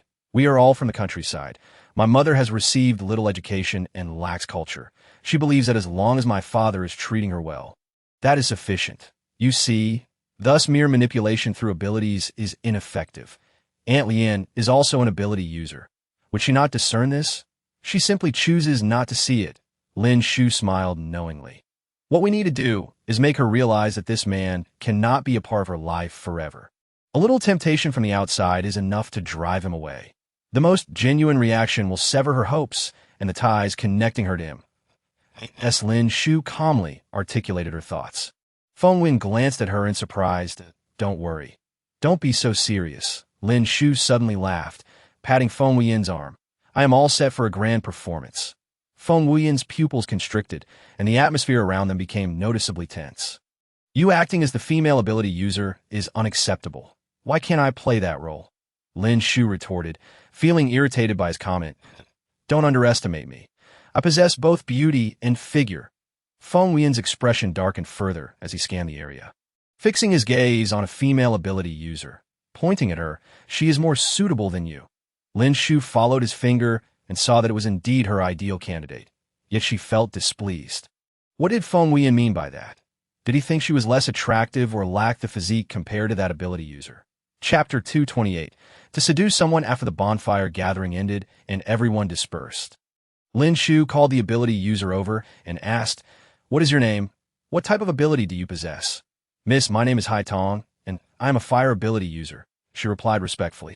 All right, Hai Tong, I have a task I would like to assign to you, but whether you choose to undertake it is entirely up to you. Lin Shu prefaced her request, and no matter the task, I can accomplish it. Hai Tong expressed with trust and admiration in her eyes that I believe the young lady would not harm me or ask us to engage in anything inappropriate.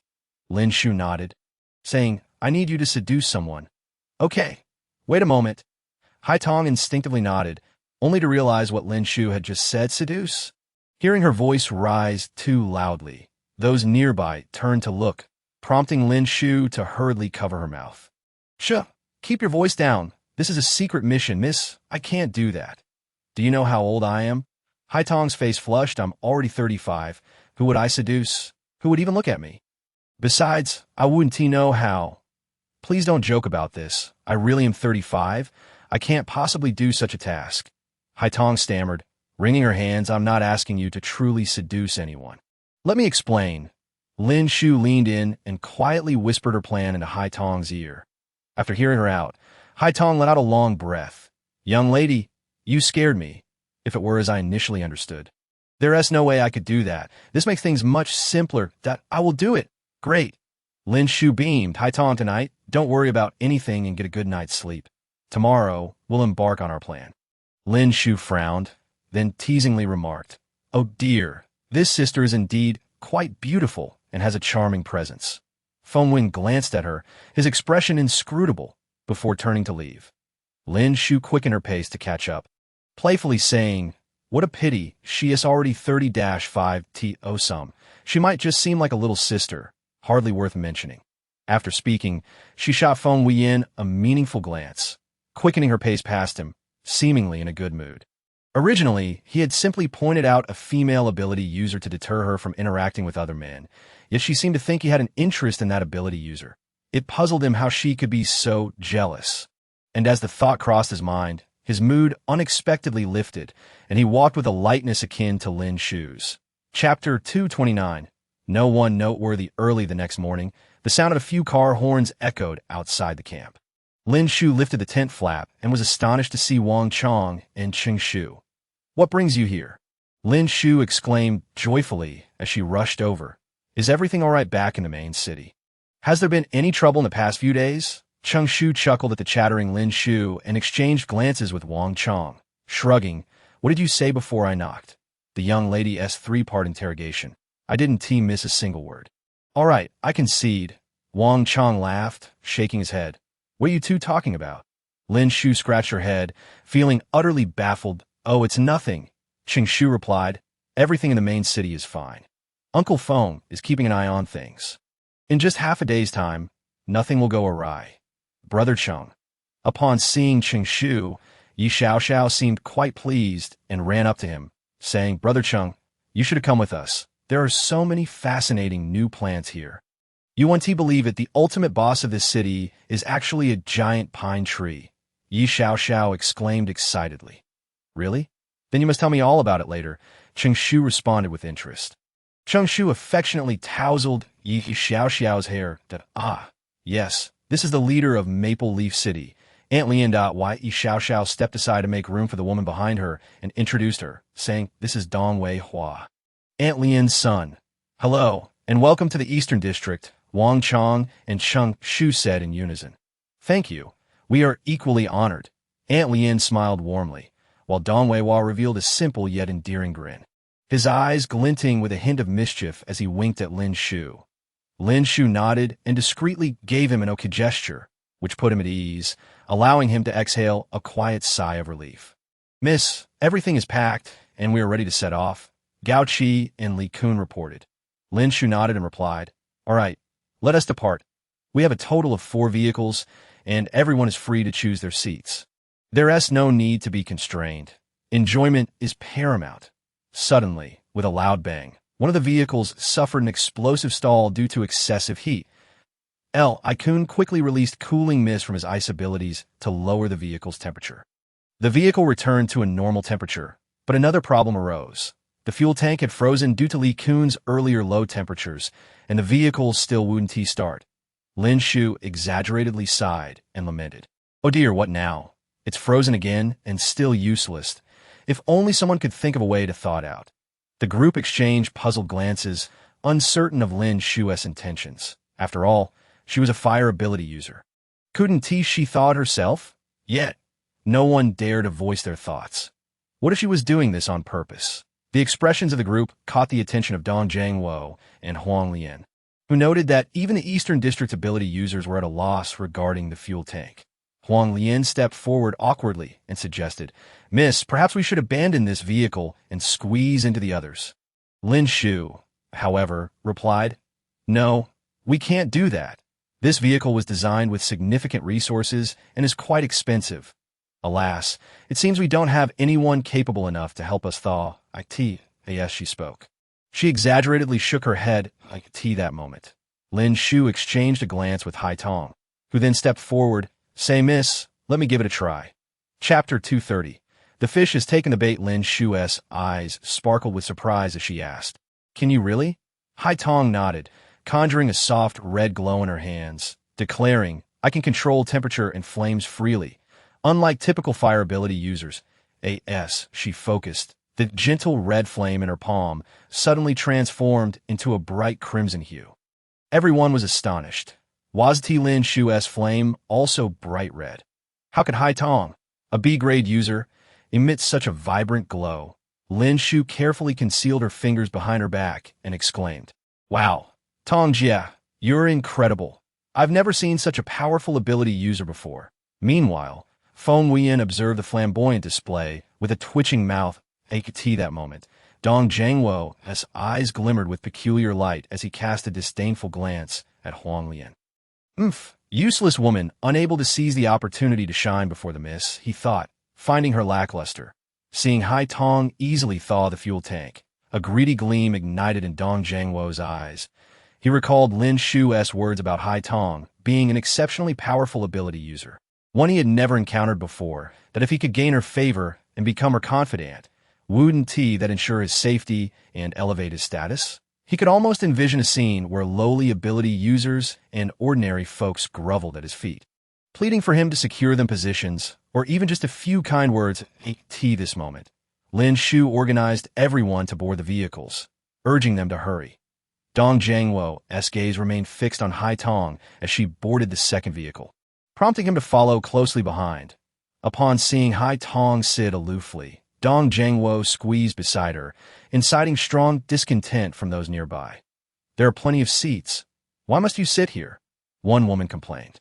"Seriously, it's cramped. You a man. Shouldn't be squished among us ladies." My apologies, Dong Jiangwo said, clasping his hands together in apology. "As a country boy, I've never encountered such grandeur. I merely wish to engage with formidable ability users." His candid admission left the two ability users astonished, unable to respond. Fine, you two chat that will move to the next vehicle," they said, exiting. Huang Lian, waiting in line at the next vehicle, noticed the two individuals disembarking from the second vehicle and asked, "Why are you getting off? There are still seats available." "There are, but Hai Tong has already attracted someone eager to curry favor, so naturally, she deserves the opportunity," one replied. "Indeed, that man appears quite dapper, although he seems ordinary.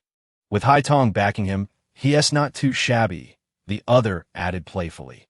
Huang Lian's expression darkened, disbelief flooding her as she looked at the second vehicle, which was just departing. Through the window, she saw Dong Jiangwo's face, grinning obsequiously, leaving her pale with rage.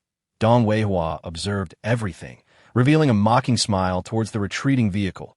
Shortly after, a message arrived on his wrist communicator. "The fish has taken the bait." This was a new technology developed by Feng Wuyan prior to their departure, capable of reading brainwaves and converting them into text, perfectly suited for this unfolding drama. Chapter 231. Is Dad sucking up?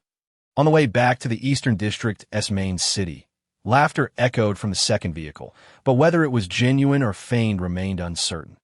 However, Lin Shu in the first vehicle, observing the communication wristbands, couldn't he help but grimace at the cheesy lines. "From now on, I can only address you as you, for you reside in my heart." She shuddered, feeling goosebumps rise. She could hardly bear it. It was simply unbearable to witness. Painfully cringeworthy. Feng Wuyan, however, remained transfixed by the cheesy lines, listening to the laughter from the second vehicle and falling into contemplation. Could it be that girls appreciated such expressions? He glanced at Lin Shu, who was covering her face with her hands in a futile attempt to shield her eyes, mistaking her discomfort for shyness. Perhaps he should try it himself one day. Fortunately, Lin Shu was oblivious to his thoughts. Otherwise, she might have dashed her head against the vehicle frame in disbelief at the strange romantic notions he was forming. Huang Lian, seated in the third vehicle, bit her lower lip unconsciously as she listened to the laughter from the second vehicle, her lip turning pale from the pressure. The survivors from Maple Leaf City, who had journeyed with Huang Lian, shared her grim expression, their faces etched with anger, yet they dared not voice their frustrations for fear of exacerbating Huang Lian's distress. Dong Weihua, however, was unperturbed. He was perceived as a naive child by the others. Despite being 15, Huang Lian's expression soured, but she refrained from revealing any emotion in front of the child. She gently ruffled Dong Weihua's hair and said, "Yes, but why doesn't he come to perform for us, to cheer you up, dear?" Dong Weihua displayed his displeasure, questioning, "Is it because that little Annie is so formidable that Dad is trying to impress her?" Huang Lian was rendered speechless, unsure of how to respond. Yet Dong Weihua's words rang true. The survivors sharing the vehicle were equally astonished. Dong Weihua had voiced an unspoken truth, truly a brave soul. Well, it's their family matter. The more one says, the more it goes awry. I-kun and Gao Chi also felt the strain as they neared the city walls of the main city. They couldn't help but cheer softly. Miss We've finally arrived at the main city. Yes, We've finally arrived. Lin Shu sighed in relief, raising her communication device to connect with the command center of the city's guards, saying, "We are approaching. Take note of the tasks I assigned you this morning and ensure everything proceeds as planned without error." "Yes, miss. Everything has been arranged as you instructed," came the respectful voice of the communication officer on the other end. Lin Shu nodded in satisfaction, ending the call. This was the most crucial aspect of the day. There could be no mistakes. Chapter 232. The big shot is actually getting into character as the vehicles slowly approach the main city. Everyone was filled with excitement. However, upon the first vehicle stopping for inspection, the city guards presented a peculiar light column. Everyone was baffled, including the members of the ambush team, yet they had received some instructions from Gao Qi prior to departure. So they did not reveal their confusion. Lin Shu was no exception. The entire vehicle had passed the assessment, with researcher Li Kun promoted to be Dash, ambush team leader Gao Qi promoted to B, and squad leader Lin Wei also promoted to B, which was indeed commendable. Next up for testing was the second vehicle, and the guards requested all compatriots to quickly disembark and cooperate with their procedures. Thank you. After the little whirlwind concluded his speech, he organized the members of the second vehicle to disembark one by one for inspection. Most of the second vehicle comprised members of the ambush squad, predominantly endowed with supernatural abilities, as each individual stepped forward. The air was filled with the continuous sounds of congratulations on their advancements, their faces radiating sheer ecstasy. However, when it was Haidong's turn, the light beams suddenly transformed into a spectrum of colors, starkly contrasting with the monochromatic hues of the others. The little whirlwind exhibited a look of astonishment, murmuring to himself, "How peculiar! Truly bizarre." He then respectfully bowed to Haitong, stating, "Please hold on for a moment while I fetch the young lady and Professor Feng." I have never witnessed such a spectacle. Upon hearing the little whirlwind's reverent and admiring compliment, Dong Jingwo felt an overwhelming sense of pride, as if the praise were directed at him. Truly, he had foresight. This woman was certainly not comparable to those ordinary supernatural beings. Just look at how these minor officials treated her with such deference. Lin Shu and Feng Wuyan hurriedly approached, and upon seeing the radiant beam of light, their expressions mirrored unmistakable surprise. Feng Wuyan nodded seriously, affirming, yes, it is not outside the realm of possibility. Aside from those blissfully unaware, all others in the know displayed expressions of shock. How terrifying. The big shot was truly immersed in the scene. This spectacle only served to heighten Dong Jingwo's sense of triumph. Thus, Haidong was welcomed inside. Just as Dong Jingwo intended to follow her in, the little whirlwind intercepted him, saying, "Please accompany your family for the inspection and refrain from wandering about." Dong Jingwo cast an impatient glance at Huang Lian, who had just ascended from the third vehicle, his disdain evident. She was truly a hindrance to him. Huang Lian seemed to sense his contempt, briefly lifted her head to glance at him, and then lowered it once more. Dong Weihua watched his mother's humble demeanor, fury boiling within him. Yet he suppressed it, telling himself to wait a little longer. It would soon be a success. He could not allow their carefully laid plans to falter. The leader of the survivors from Maple Leaf City, Huang Lian. The little whirlwind resumed his nonchalant tone, instructing, "Come stand here for the test." Chapter 233. The most worthless Huang Lian complied and positioned herself before the light beam, which flickered ominously before finally emitting a dim, nearly invisible gray light. Dong Weihua inquired, "Is the light beam malfunctioning?" "Oh no, little brother," the little whirlwind replied, dripping with sarcasm. "Our light beam is the latest invention, boasting a testing accuracy of 99.99 that IT cannot possibly err." "Huang Lian, you are a power-type supernatural being, correct?" the little whirlwind asked. "Yes," Huang Lian responded, gazing at the beam, suppressing her inner turmoil and trepidation. "What is wrong with my abilities?" "How is the evaluation?" "Forget any evaluation. Since it is a power type, no testing is necessary. IT is the most worthless and least useful." The little whirlwind waved dismissively, seemingly oblivious to Huang Lian's suddenly pale countenance. "To be frank, with abilities like yours, one could simply recruit a few ordinary strongmen to achieve the same results. How can that be considered supernatural? Is that really the case? It can't be that exaggerated. I feel that Sister Lian is quite formidable. Indeed, it cannot be that extreme." If you don't believe me, feel free to visit our main city and see how many strongmen there are, all priced lower than supernatural beings. Naturally, we prefer the more cost-effective, ordinary strongmen, the little whirlwind replied, his gaze shifting to Dong Weihua. "This must be your son, right? With that physique, he might not last long once inside. Your words are utterly excessive." A survivor from Maple Leaf City interjected, unable to bear it any longer. How could the young lady allow someone like you to be a little whirlwind? I tend to speak quite bluntly. I advise you all not to take offense that it is better to be mentally prepared in advance than to be disheartened by the truth later. Wouldn't you agree? The little whirlwind grinned at Dong Zhangwo. Dong Zhangwo's brow furrowed deeply. The humiliation he felt was something he had never experienced even before the apocalypse. It was all because of that damned woman. She was the reason he was looked down upon and mocked by these people.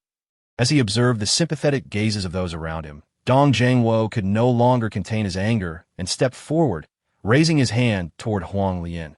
With a sharp crack, a resounding slap echoed through the air, and Huang Lian's face visibly swelled in response, her eyes widening in disbelief as she stared at the man before her, momentarily forgetting to cover her face.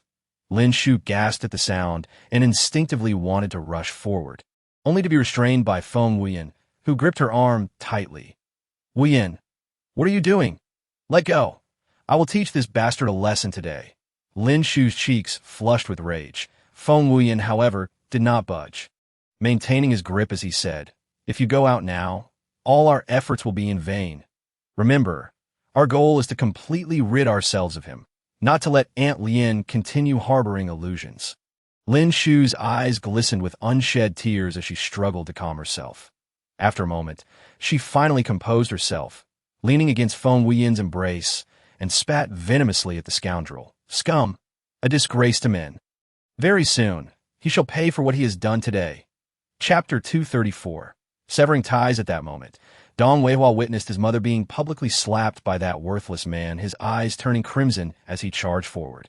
He forcefully pushed Dong Zhangwo to the ground, raining punches upon him. How dare you hit my mother? How dare you hit my mother? Dong Zhangwo was caught completely off guard by his son's sudden assault. Forgetting even to struggle, observing Dong Zhangwo's battered state, the onlookers silently reveled in the retribution. Lin Shu looked at Dong Zhangwo, now resembling a swollen mess, and felt a sense of satisfaction.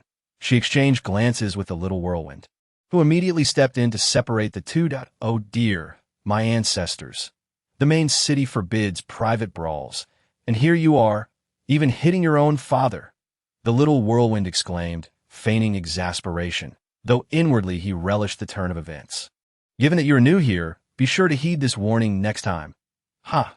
Dong Zhangwo rose from the ground, sneering, you two are both worthless.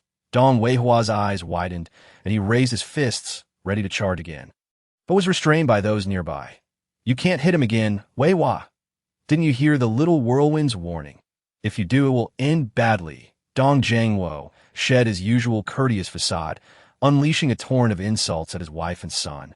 Abandoning any semblance of dignity, staying with you is nothing short of a disgrace. At that moment, Huang Lian lifted her head, her gaze piercing and resolute.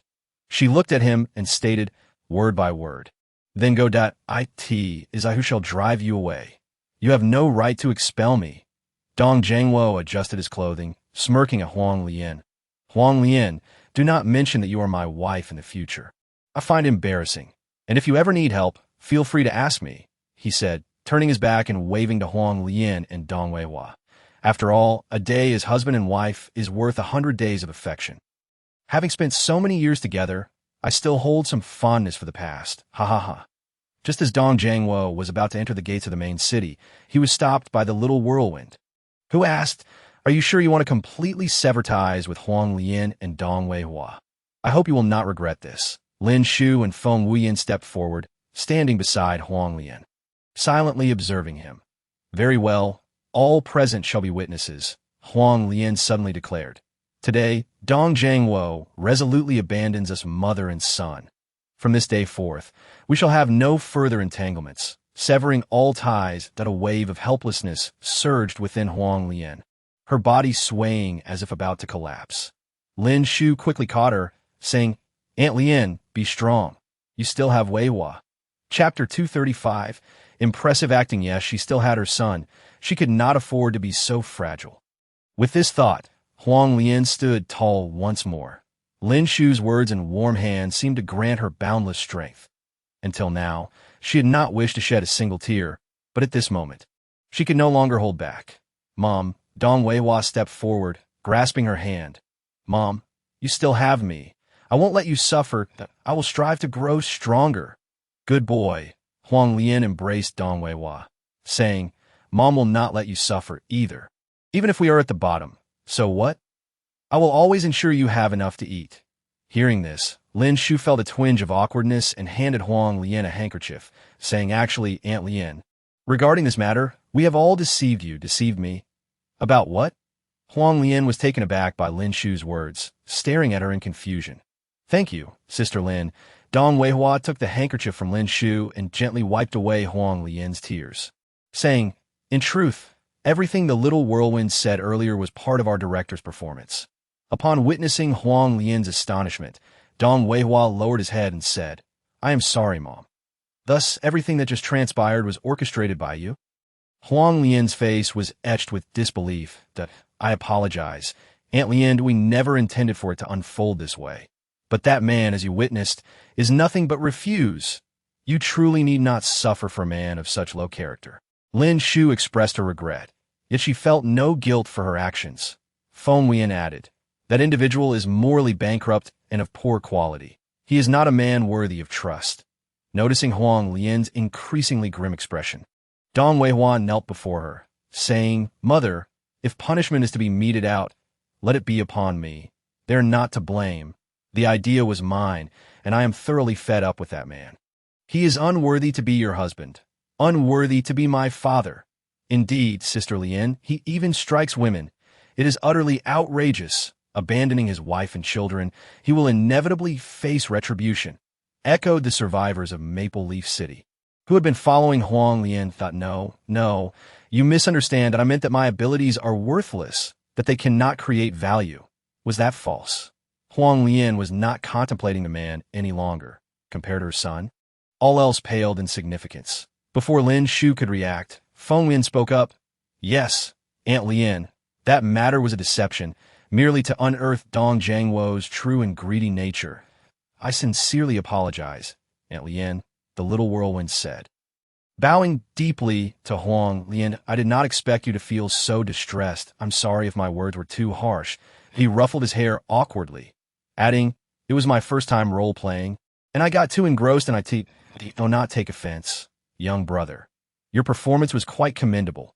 Lin Shu, you should nurture him further, Huang Lian replied, amused by his apology, seeing Aunt Lian no longer angry, but instead smiling. Everyone breathed a sigh of relief. Yes, Aunt Lian, I will certainly cultivate him well, striving to make him the leading actor of our main city and even the entire Eastern District. Lin Shu smiled, realizing that this moment was the most relaxed of the entire morning. Chapter 236. I am her admirer. This moment, Dong Zhangwo stood in the central square of the main city, gazing at the bustling streets and busy residents, unable to suppress a sigh of awe. This is what a prosperous metropolis looks like, a beautiful life. He had never imagined he would one day live in the main city of the Eastern District. And even more so, he had secured the favor of a unique ability user. He would rise above others, trampling upon all who had once mocked him. With this thought, he stopped a nearby security officer patrolling the streets, inquiring, Excuse me, how does one get to the ability user dormitory? Ability user dormitory. The security officer scrutinized Dong Zhangwo, asking, You are not a local from the Eastern District, are you? Haitong? The officer indeed recognized her. But was she not single? What is your relationship with Haitong? The officer eyed him suspiciously. I am her admirer. If you do not believe me, take me to her, I shall clarify in person, Dong Zhangwo asserted, his confidence stemming from his belief that he had already won her over. The officer, considering his fervent demeanor, said, Fine, I'll take you there. Throughout the journey, Dong Zhangwo boasted about how well he and Haitong got along, even fabricating tales of her obsession with him, claiming that she insisted he move to the main city to live with her. The security officer remained skeptical. Haitong, the only female member of the assault team, was usually composed and diligent, exuding an impressive demeanor, optimistic and upright. She did not seem like the spoiled and willful person he described. Could it be that women possess two faces? Yet he could not reconcile this with his perception of Haitong. Upon reaching the dormitory, the officer politely knocked on the door, and a bright female voice called from within, "Just a moment, I'll be right there." The door opened, revealing none other than Haitong. "Haitong, this man claims to be your—" "Tong Tong, it's me. Zhang Wo." The officer's introduction was cut short by Dong Zhang Wo, whose expression darkened. Such rudeness. If he truly were Haitong's admirer, it would be a disgrace for a woman as admirable as her. Haitong first gave the officer a polite smile, then turned to Dong Zhang Wo, her expression shifting to one of detachment. "Oh, it's you. What do you want?" The officer intended to leave upon hearing her first sentence, but halted again upon hearing her cold and distant tone, asking, "Is he not your admirer?" "Hey, one can eat recklessly but shouldn't speak carelessly. I, Haidong, am single, with no siblings. How could I possibly have a partner?" Haidong chided playfully, "Aren't you just hindering my search for one?" A barrage of questions left Dong Zhang Wo's head spinning. Chapter 237. The Dogman Meets Again. I am. He stammered, suddenly at a loss for how to explain his identity. His mind blank. "What? Don't know whether to speak, or are you afraid to?" The security officer stepped forward, gripping his shoulder, preparing to take him away, if that's the case. "Come with me." Haitong watched the unfolding scene with indifference, remaining silent, as if the man before her was a complete stranger. Meanwhile, residents of the community were drawn out by the commotion, peering curiously. Dong Zhang Wo found himself unconcerned with any sense of embarrassment.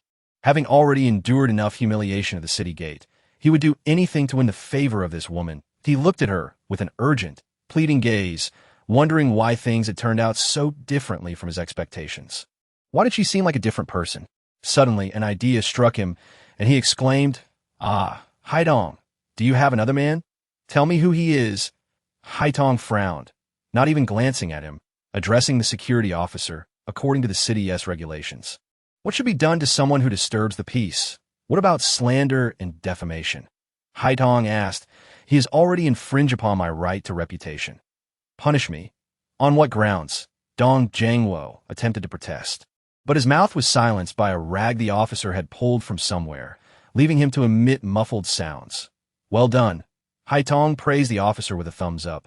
"Then I will take him away now." Just as the officer was about to lead Dong Zhang Wo away, a commanding female voice echoed from behind. "No need, just send him to the construction team." Lin Shu strode forward in her knee-high leather boots, exuding a powerful aura and an air of authority. "Miss." Both onlookers and the two men at the center of the conflict bowed respectfully upon seeing Lin Shu. She nodded, then turned her gaze to Dong Zhang Wo, a mocking smile playing on her lips. "Hello, Dogman. We meet again."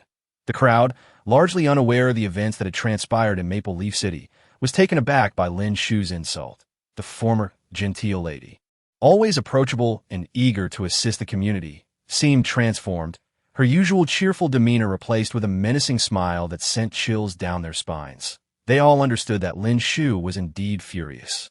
Chapter 238. Do not regard him as human. Dong Zhang Wo, facing Lin Shu, was overtaken by a sense of fear. The rag stuffed in his mouth stifled his words, and his eyes darted desperately toward Haitong. Lin Shu recognized his intent and smirked. "What? Still hoping for Haidong to speak on your behalf? Haidong was sent by me to assist you in your act, so she cannot plead for you. In fact, after your cringe-worthy compliments this morning, she wants to see you locked up even more than I do," Lin Shu thought, finding amusement in the situation, casting a sympathetic glance toward Haitong. Then, meeting Dong Zhang Wo's terrified gaze, she smiled cruelly. "I take it you understand now. How does she know what I said to Haitong in the car today? Are they truly in league together?" His mind raced, yet he could only emit muffled sounds, unable to articulate his questions that are quite loud. Feng Wuyan suddenly interjected, drawing everyone's attention to the man standing behind Lin Shu. He conjured a beam of light with his hand, directing it toward Dong Zhang Wo, silencing him completely. Lin Shu had no desire to elaborate further, instructing the security officer, "Take him away. Assign him to the most arduous and grueling construction team at the border, providing him with just one meal a day." "Oh, and," Lin Shu recalled, smiling as she reiterated her instructions to the officer, "make sure to clarify that he is not human, merely livestock. He does not deserve to be regarded as one." That the crowd exchanged glances. Taken aback by the sudden outburst of the typically indulgent young lady, who, in her fury, seemed to strip him of even the basic qualification of being human. It was evident that this individual was guilty of heinous crimes. Provoking her ire beyond endurance, the disdainful gazes directed at Dong Jiangwo were palpable. Huang Lian, upon hearing of the matter, sighed and remarked, "He truly is conceited, unable to change his ways." Dong Weihua turned to her and inquired, "Mom, you're not softening again, are you?" Huang Lian shook her head, stating, "I merely express my sentiments. I am not softening." She then added, "After all, he is your father." This. Dong Weihua's expression darkened, and he solemnly declared, "I have no father. I only have a mother, and no father." He reiterated emphatically. Deep down, Dong Weihua understood that Huang Lian had long abandoned any illusions regarding Dong Jiangwo. Reflecting on his earlier tone, he suddenly realized his excesses, stepped forward, embraced Huang Lian, and confessed, "Mom, I'm just so saddened. He has never contributed to this family. How could he treat you so? It's outrageous. I dislike him. I loathe him." Huang Lian gently patted Dong Weihua's back, offering comfort. "It's all right. It's all in the past. Look at us now, living together quite well. I assenti it. Xiaoshu is a wonderful girl. I did not misjudge her. Let us live well in the main city. Perhaps we can even save some silver and resources that this moment." Dong Weihua jested. "Indeed, Mom, you possess a remarkable talent in choosing girls, but why can't you seem to discern men?" Chapter 239. Dinner at home. Huang Lian, both amused and exasperated, lightly smacked him on the back, saying, "You little rascal, how dare you jest about me? You deserve a reprimand." "Mom, I'm already 15. You can't keep hitting me." "Where shall I place my face?" Dong Weihua retorted, pouting. Their residence had been designated by Lin Shu, situated conveniently close to her villa. Initially, Lin Shu was opposed to Huang Lian charging rent, but Huang Lian insisted that if she did not accept it, she would move to the Western District. Ultimately, Lin Shu reluctantly agreed to accept rent, albeit at 1/3 of the market price. They had only moved in 2 days prior, and apart from Lin Shu and her companions, they had yet to make any particularly close acquaintances. On that morning, Dong Weihua went to assist Yi Xiaoxiao in tending to the medicinal herbs in her greenhouse. He relished the company of Yi Xiaoxiao and Shunyu, finding their carefree laughter infectious, particularly with Yi Xiaoxiao, who was of a similar age. He felt they could converse more freely. "Sister Xiaoxiao, where should I place this flower pot?" Dong Weihua huffed as he carried pots of herbs and small flowers, helping her with arrangement and organization. "You need not bother," Su Panlu interjected. "Xiaoxiao can utilize her wood-based abilities to move them herself. It's far more convenient for her, and she can DIY as she pleases. You're just getting in the way." Su Panlu had spent considerable time with Yi Xiaoxiao and Shunyu, her demeanor becoming more cheerful, especially after hearing from Wang Chong that everything at home was fine. Thinking of him filled her with gratitude. Regardless of his motives for caring for her large family, she would always remember this act of kindness. Perhaps he truly lacked any talent in this regard.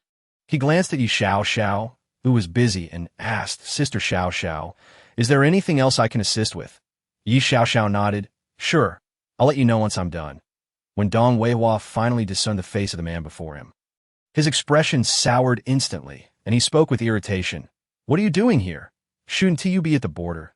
Did you escape?" The man was none other than his biological father, Dong Jiangwo, since being assigned to the most arduous and laborious team by Lin Shu 2 days prior.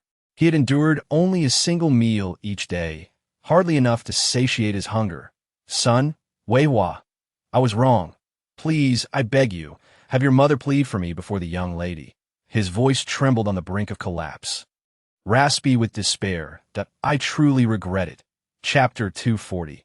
In misguided recognition of a daughter-in-law, Dong Weihua beheld the haggard figure of the man before him. Just 2 days apart, he had reduced himself to this state, evidently unable to maintain his previous refined appearance without Huang Lian's care.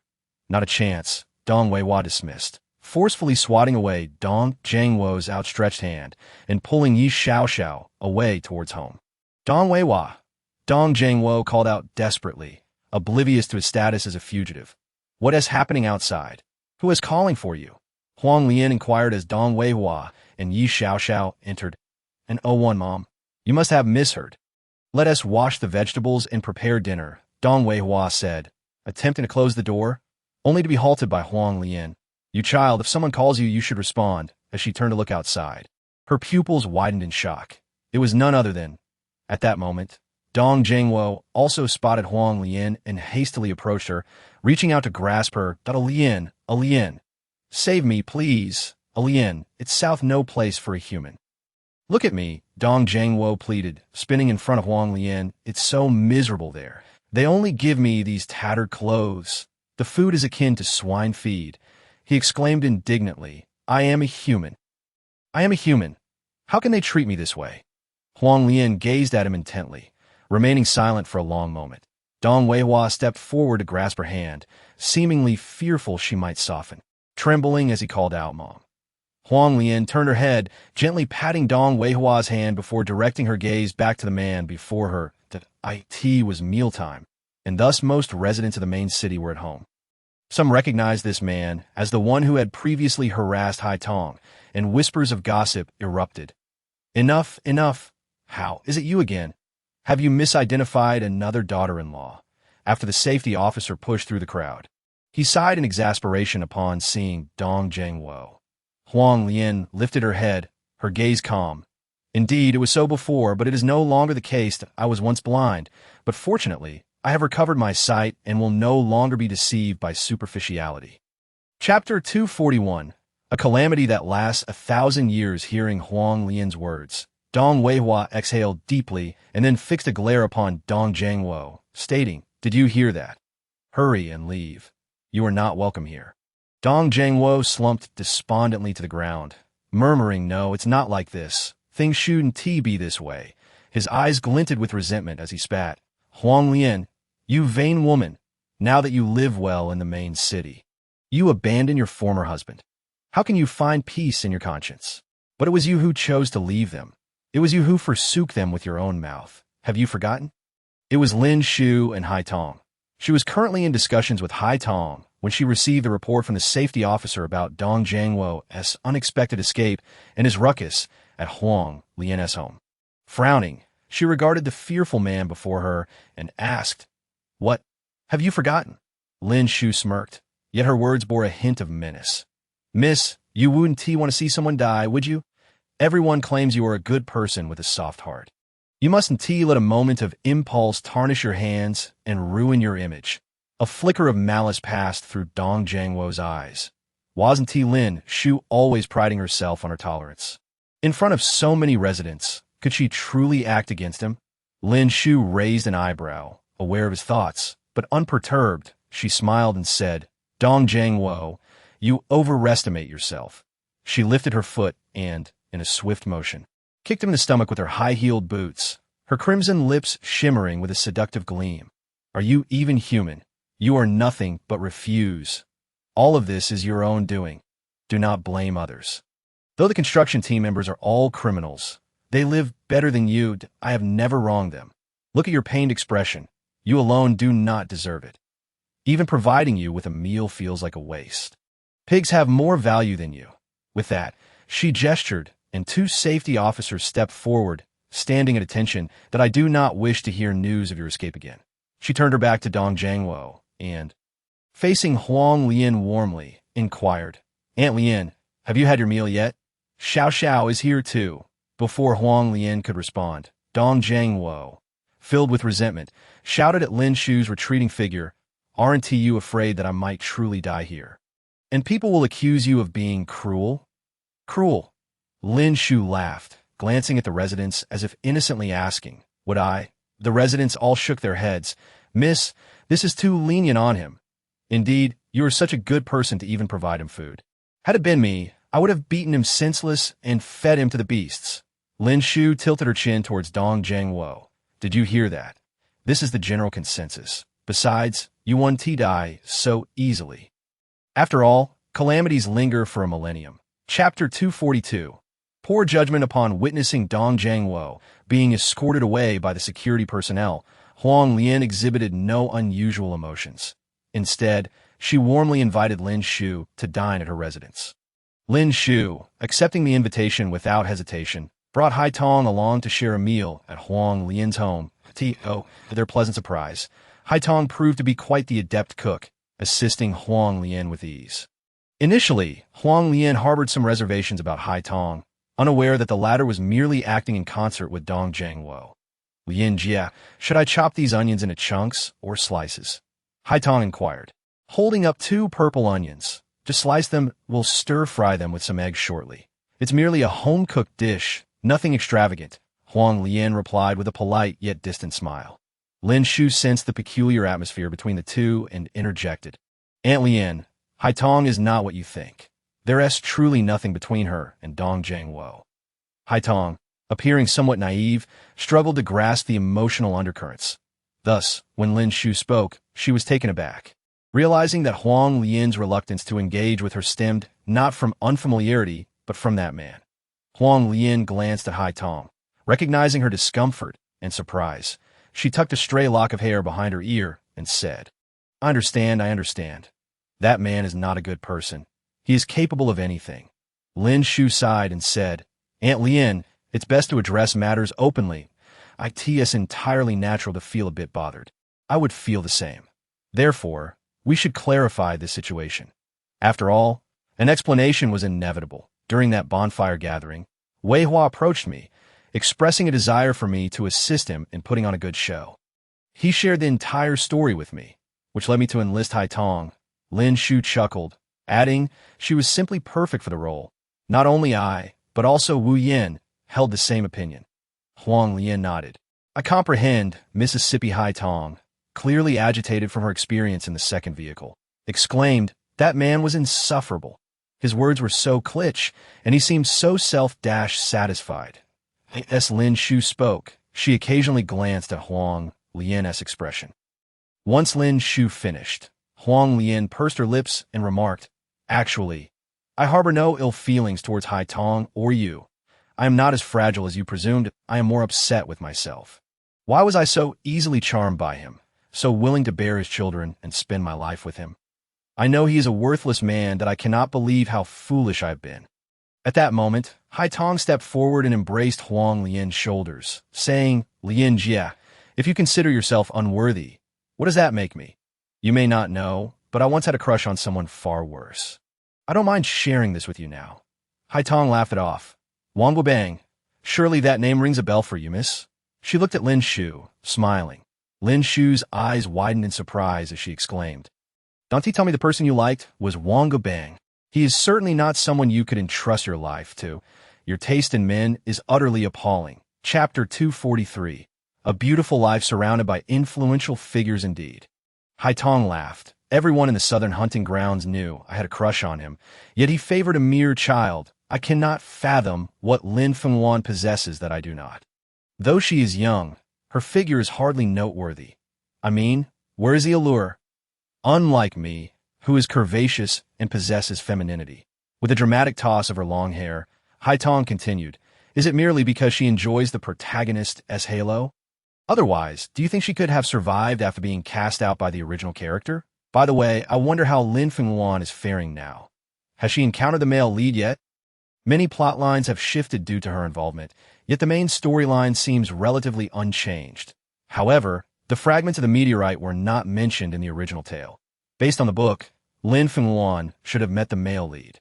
Gu Shaoqi, shortly after being expelled from the hunting grounds appears, I ought to pay them a visit. Lin Shu suddenly burst into laughter, seemingly envisioning her future life surrounded by influential figures. Huang Lian and Haitong exchanged perplexed glances, curious about what could have brought Lin Shu such joy. Huang Lian pondered for a moment before addressing Lin Shu.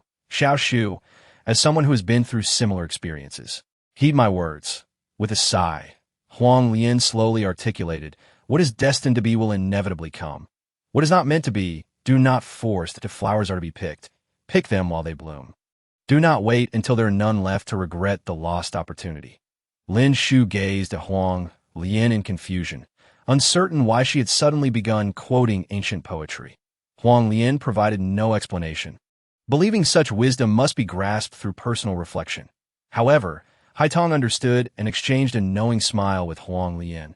Suddenly, Haitong exclaimed, Professor Feng truly is a remarkable man. Lin Shu was taken aback. Wondering why Huang Lian had shifted the conversation to Feng Wuyan after intending to speak with her. At tea that moment, Dong Weihua and Yi Xiaoxiao popped their heads in, announcing, "The food is ready. If you don't come eat now, it'll get cold." Yi Xiaoxiao blinked, adding, "It's rare that I cook today." Hai Tong froze, glancing at the onions in her hand. "Weren't we supposed to fry the onions with eggs?" Dong Weihua scratched his head. "It's already done, but I can't guarantee it tastes as good as my mom's cooking." "What are you saying, Weihua?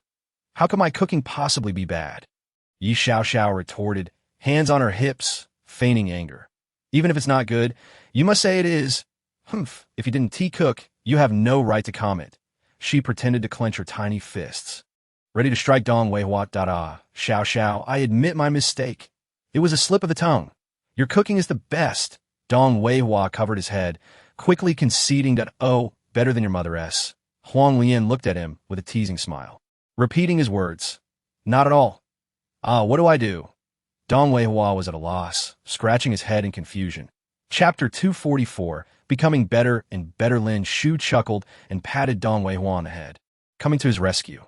"Are we going to eat or not? If we take too long, it'll be cold, and you can't blame us for being slow." His opinion on the food is hardly credible. His words are as sweet as honey, lacking any fairness, Lin Shu teased, pinching Yi Xiaoxiao's cheek. "Let me see for myself just how good your cooking is." With that, she seated herself at the table, scooping a bowl of rice and taking a bite of the dishes. Everyone else sat down, but simultaneously turned their gazes toward Lin Shu. She transitioned from a smiling demeanor to a peculiar expression. Covering her mouth as if struggling to swallow, she suddenly shuddered, glancing at the dishes before her, uncertain whether to continue eating. Yi Xiaoxiao, equally perplexed, thought to herself that, while her cooking might not be exceptional, it should not be inedible, especially since she had sampled it while preparing. "Hey, why aren't you all eating? Dig in." Lin Shu found their stillness highly amusing. Dong Weihua was the first to reach for his chopsticks. Trembling as he approached a dish, he slowly picked up a piece and placed it cautiously in his mouth. But the strange taste he anticipated failed to materialize as he glanced at Lin Shu, whose laughter had turned her eyes to tears. That moment, Huang Lian, Hai Tong, and Dong Weihua realized they had been played. "How was that? Was my acting convincing?" Lin Shu wiped her tears and winked at everyone. "I genuinely thought my cooking was terrible." Yi Xiaoxiao pouted, clearly displeased. "Not at all. Your cooking is quite delectable." Lin Shu ruffled Yi Xiaoxiao's hair, adding, "Next time, you could let Wuyan bring a disciple along." "That's a bit of an exaggeration," Yi Xiaoxiao replied, her heart swelling with joy from Lin Shu's praise, her face beaming with a smile. Seeing Yi Xiaoxiao's cheerful expression filled Lin Shu with happiness as well. Under her guidance, the Eastern District was flourishing, and everything was progressing positively. Feng Wuyan no longer appeared as the brooding figure depicted in the original narrative. Instead, a gentle smile often graced his face. Yi Xiaoxiao had not gone to the south, but was steadily making progress under Lin Shu's protection, no longer needing to resist the leadership of the Murong family in the west. Shenyu had also survived the beast tide in the south, thriving happily in the Eastern District by Lin Shu's side. Dong Weihua's awakening remained uncertain, but Lin Shu was confident that when it occurred, it would be far smoother than in the original story. The others in the main city were also living blissfully, free from the brutal reign depicted in the original tale. Even minor characters like Gao Qi, Li Kun, and Huang Lian had grown into individuals capable of standing on their own. Lin Shu felt immense satisfaction with all of this. Like the tea that moment, her communication wristband suddenly emitted a series of beeps. She glanced at everyone still dining and apologetically said, "Everyone, I need to take this call." Stepping aside, she activated the video signal, revealing the serene and handsome face of Feng Wuyan. However, unlike before, his typically composed demeanor was now radiating unmistakable excitement and joy. As he gazed at Lin Shu, his eyes sparkled with vibrant energy, and he slowly spoke. Shu, our research has succeeded. We have found a means to counteract the energy of meteor fragments." Chapter 245, Powerful Radiant Energy. Upon hearing this, Lin Shu could not contain her volume, exclaiming, "What did you say? Is this true?" "Indeed it is. We have discovered a metallic substance that can effectively shield against the energy of meteor fragments. Feng Wuyan replied with a smile, adding, and we owe a debt of gratitude to Ye for this. As he spoke, he shifted the video image to reveal Shen Yu's face. Upon seeing Lin Shu, Shen Yu joyfully shouted, Sister Shu, am I amazing or what? Lin Shu chuckled at Shen Yu's eager plea for praise, responding, Yes, yes, Ye is incredibly brilliant. All right, Feng Wuyan smiled, his eyes sparkling, that I will await your arrival. After ending the video call, she immediately set off for the research facility.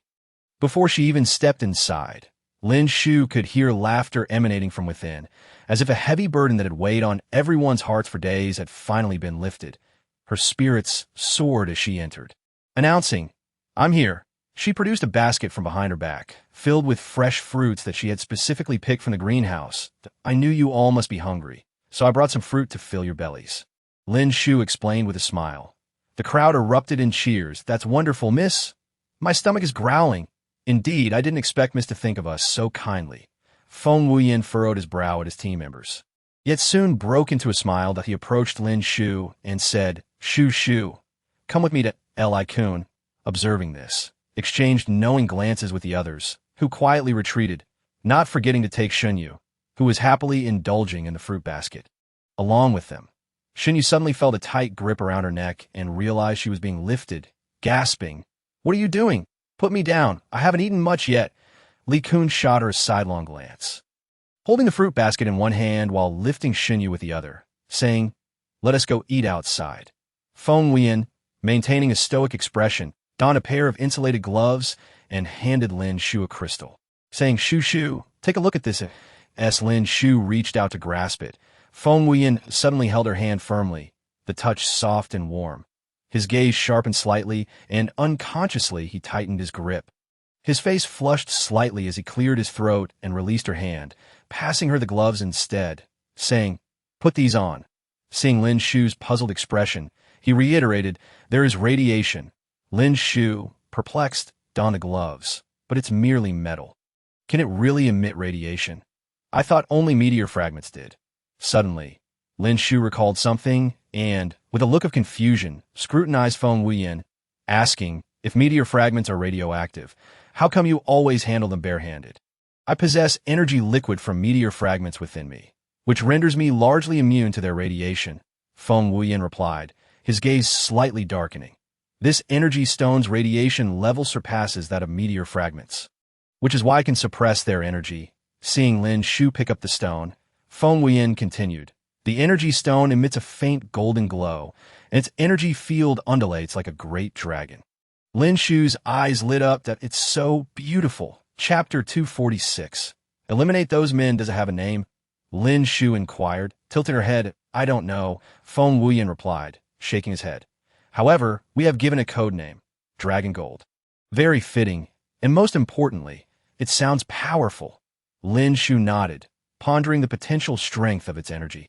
She looked at Feng Wuyan with anticipation, and he immediately understood her thoughts, suppressing a smile while extending his hand toward her. Saying, Come here. Lin Shu hurried over, handing him the Dragon Gold, which he placed on a small analytical platform, underneath which lay a meteor fragment emitting a radiant glow. A strange occurrence unfolded as the Dragon Gold made contact with the platform. The glow from the meteor fragment began to fade. Feng Wuyan gradually adjusted the distance between the platform and the meteor fragment, and Lin Shu was astonished to see the fragment's light diminish more and more until it vanished completely, leaving just an ordinary gray stone.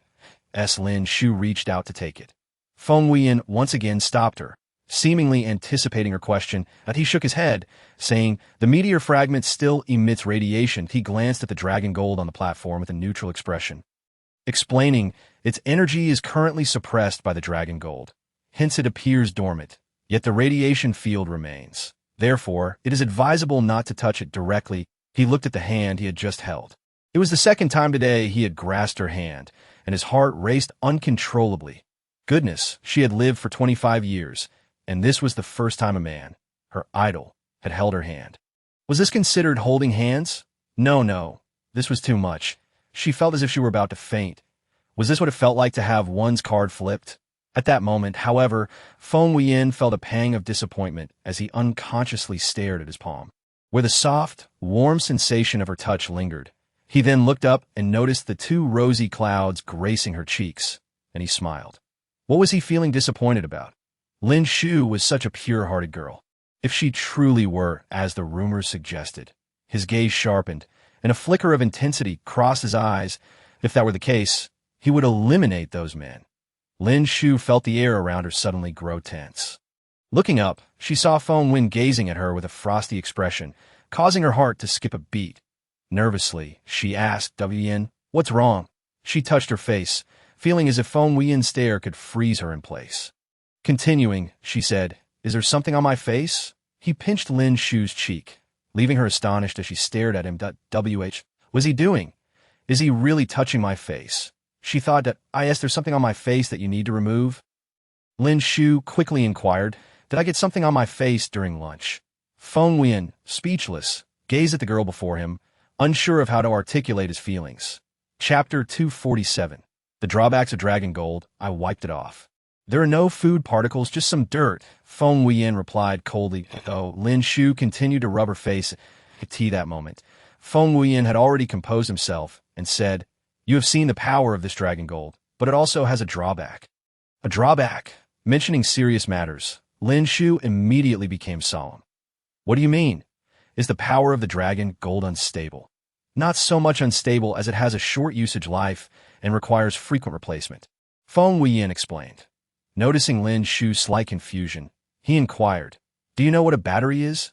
"Of course I know what a battery is." Lin Shu thought Feng Wuyan might be underestimating her intelligence and knowledge. However, she wondered what batteries had to do with dragon gold. Dragon gold is akin to a battery that enables the magnetic field to function correctly. Once the energy is depleted, it becomes akin to dragon gold running out of energy. Feng Wuyan elaborated, glancing at Lin Shu. Thus, it needs to be replaced regularly to ensure the magnetic field operates properly. Do you understand my explanation? Understood, which means that as we gather more meteor fragments, we must also have a sufficient number of dragon gold to ensure that these fragments can cluster together without generating excessive radiation that could affect the East District and even the entire continent's life forms and humanity. Lin Shu summarized. Feng Wuyan nodded. Indeed, while summarized that, it seems that while your emotional intelligence may be low, your intelligence is adequate. Lin Shu sensed that Feng Wuyan's gaze toward her was somewhat peculiar. She decided to continue the discussion. This dragon gold, you mentioned that ye had discovered it, right? What else with its gold-like appearance? I'm not that materialistic. That little money grubber, Lin Shu thought, rubbing her forehead. What happened next? How did you decide to pursue research on it?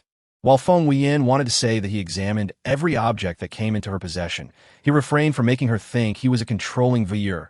Instead, he settled on a more dignified excuse. I simply found it displeasing to the eye. What? Lin Shu's eyes widened in disbelief. This was a complete collapse of her perception. The man she had always viewed as aloof and expressionless was actually such a childish character. Feng Wuyan regretted his words as soon as they left his mouth, but found Lin Shu's reaction amusing. It is indeed possible, yet I believe it unnecessary to excavate further. The strength of a whole is greater than the sum of its parts. Feng Wuyan remarked, consider this. If we continue to collect meteorite fragments in the future, should we store them separately to isolate them, or keep them concentrated? Certainly, it is preferable to centralize them, as this would prevent any further exploitation by others and facilitate supervision, Lin Shu affirmed after a moment's contemplation. Feng Wuyan nodded in agreement, precisely. Therefore, the dragon gold discovered in the Eastern District's mine must remain undisturbed. At the very least, we ought to maintain its current volume. Chapter 248. Purple Leaf Oxalis. Lin Shu nodded, though she had another pressing question. Is this dragon gold a renewable resource or a non-renewable one? That remains unclear for the moment, Feng Wuyan replied. Is there a problem? After a brief period of contemplation, he nodded, stating it would be wise to investigate this matter. If the dragon gold proves to be a renewable resource, that would be most advantageous. Indeed, Lin Shu concurred, but we must prepare for the worst-case scenario. That moment, Li Kun entered from outside the research facility, inquiring, Brother Feng, have you concluded your discussion? What is it? Feng Wuyan raised his eyes to him. noticing a hint of joy on Li Kun's face, which prompted him to raise an eyebrow. Brother Feng, Xiao Xiao has made a new discovery concerning medicinal herbs. Li Kun reported rapidly. Just a moment ago, Qing Shu came to inform me that he wishes for you and the young lady to come at once. Lin Shu stood up in surprise, asking, a new discovery? Yes, young lady, you should hurry over to take a look. It is said to be a significant finding with practical applications. Li Kun exclaimed as a small head peeked out from behind him, adding, I want to go too. Lin Shu chuckled at Shunyu, ruffling her hair, saying, there is no prohibition against your joining. Hurry along, I can hardly wait. They proceeded out, with Feng Wuyan trailing behind. After a moment's thought, he turned back to retrieve a compact, portable research instrument before catching up. Before they reached the flower room, Lin Shu could already hear the joyful laughter of Yi Xiao Xiao emanating from within, and she found herself influenced, stepping lightly inside.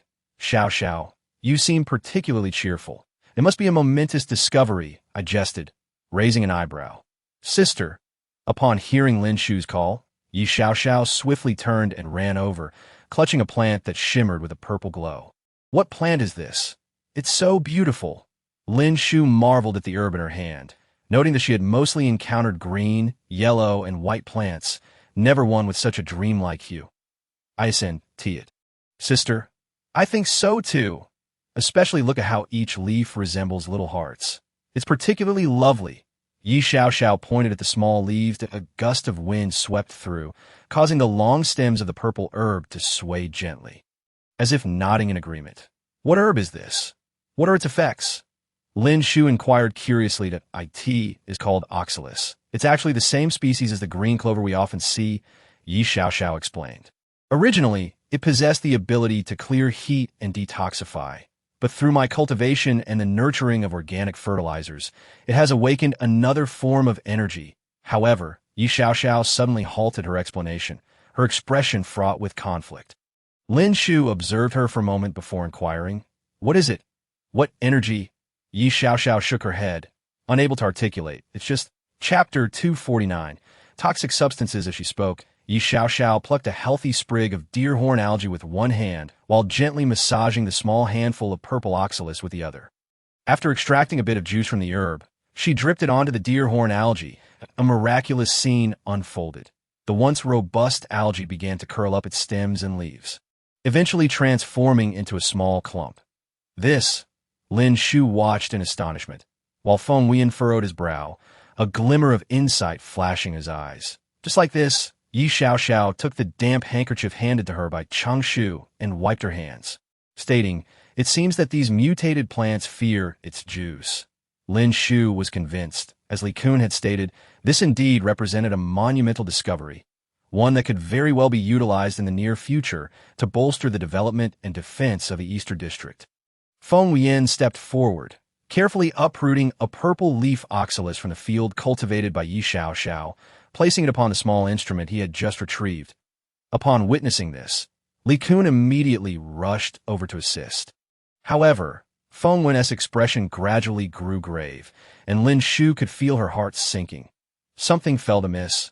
If it were truly viable, Feng Wuyan would not bear such a countenance. Could it be that something had gone awry? At that moment, Feng Wuyan rose, presenting the herb to the assembled crowd, stating, do not touch this herb casually. It is not as simple as you might think. His subsequent remarks startled everyone present. Its juice contains toxic substances, and the composition remains unclear. Upon hearing this, Yi Xiao Xiao's face paled. Impossible. I have cultivated it normally, without adding any strange substances. I can vouch for this, Brother Feng.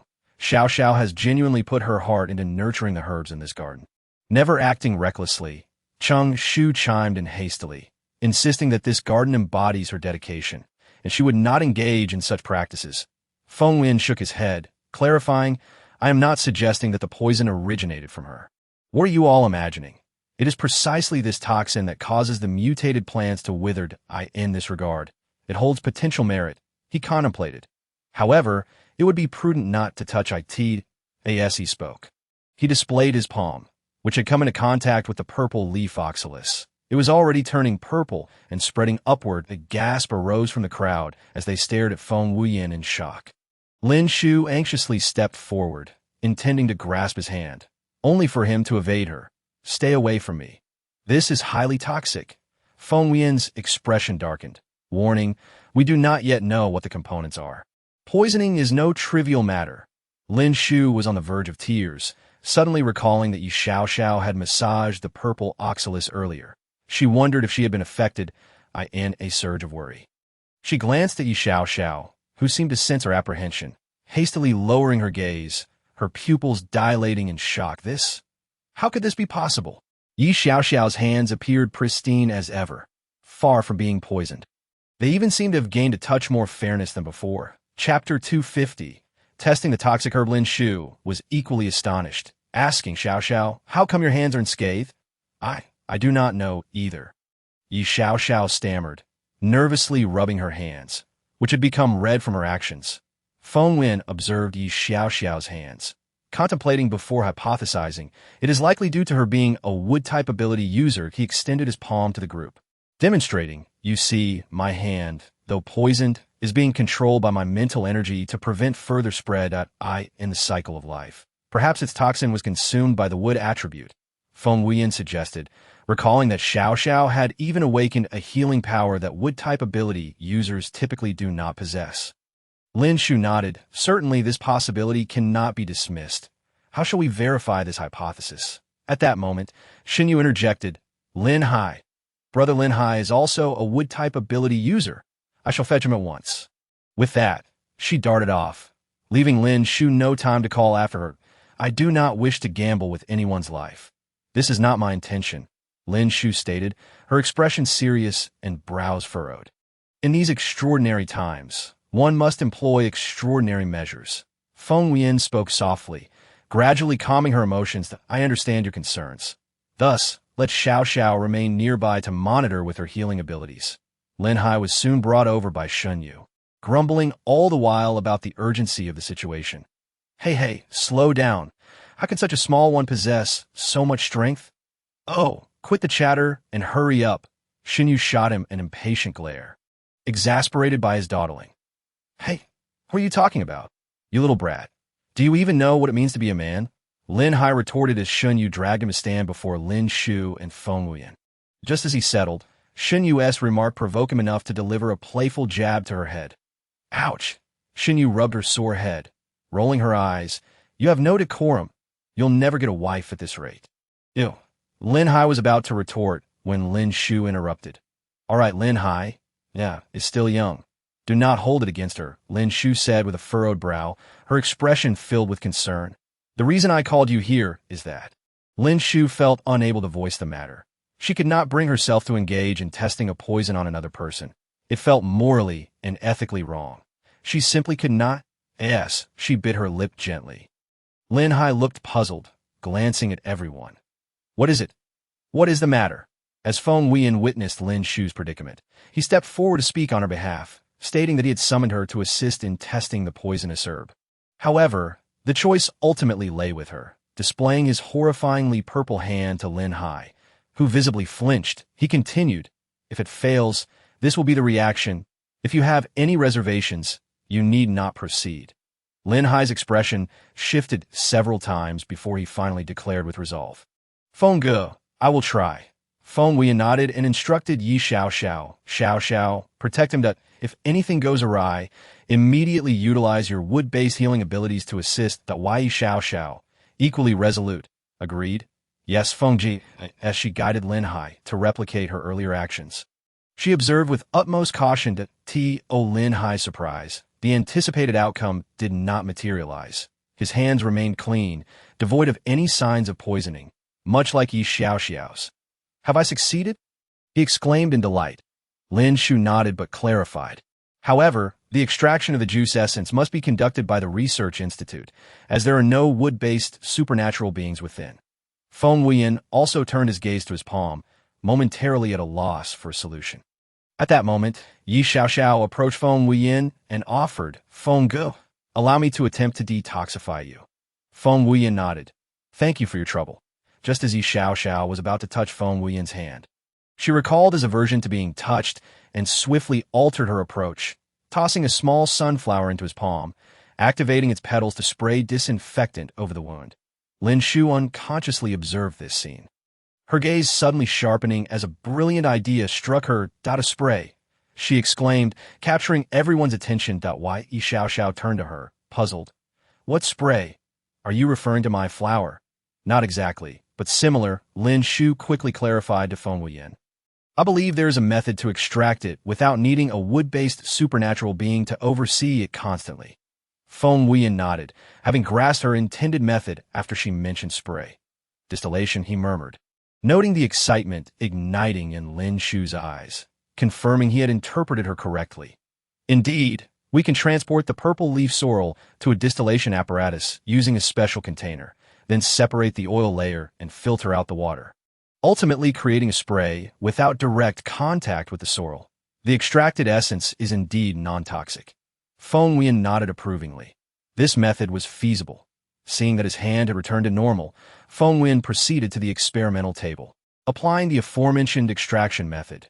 And indeed, no alarming incidents recurred. The absence of close contact with the purple leaf sorrel diminished the risk of poisoning while simultaneously allowing for the extraction of its essence, a dual benefit. Shu, the method is viable, Feng Wuyan remarked with a relaxed smile directed at Lin Shu.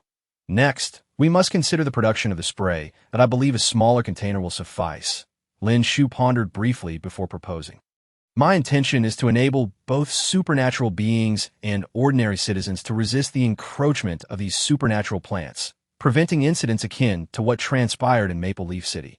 Feng Wuyan nodded and inquired of Yi Xiaoxiao. Can the purple leaf sorrel be cultivated extensively? Yi Xiaoxiao affirmed. I can certainly give it a try.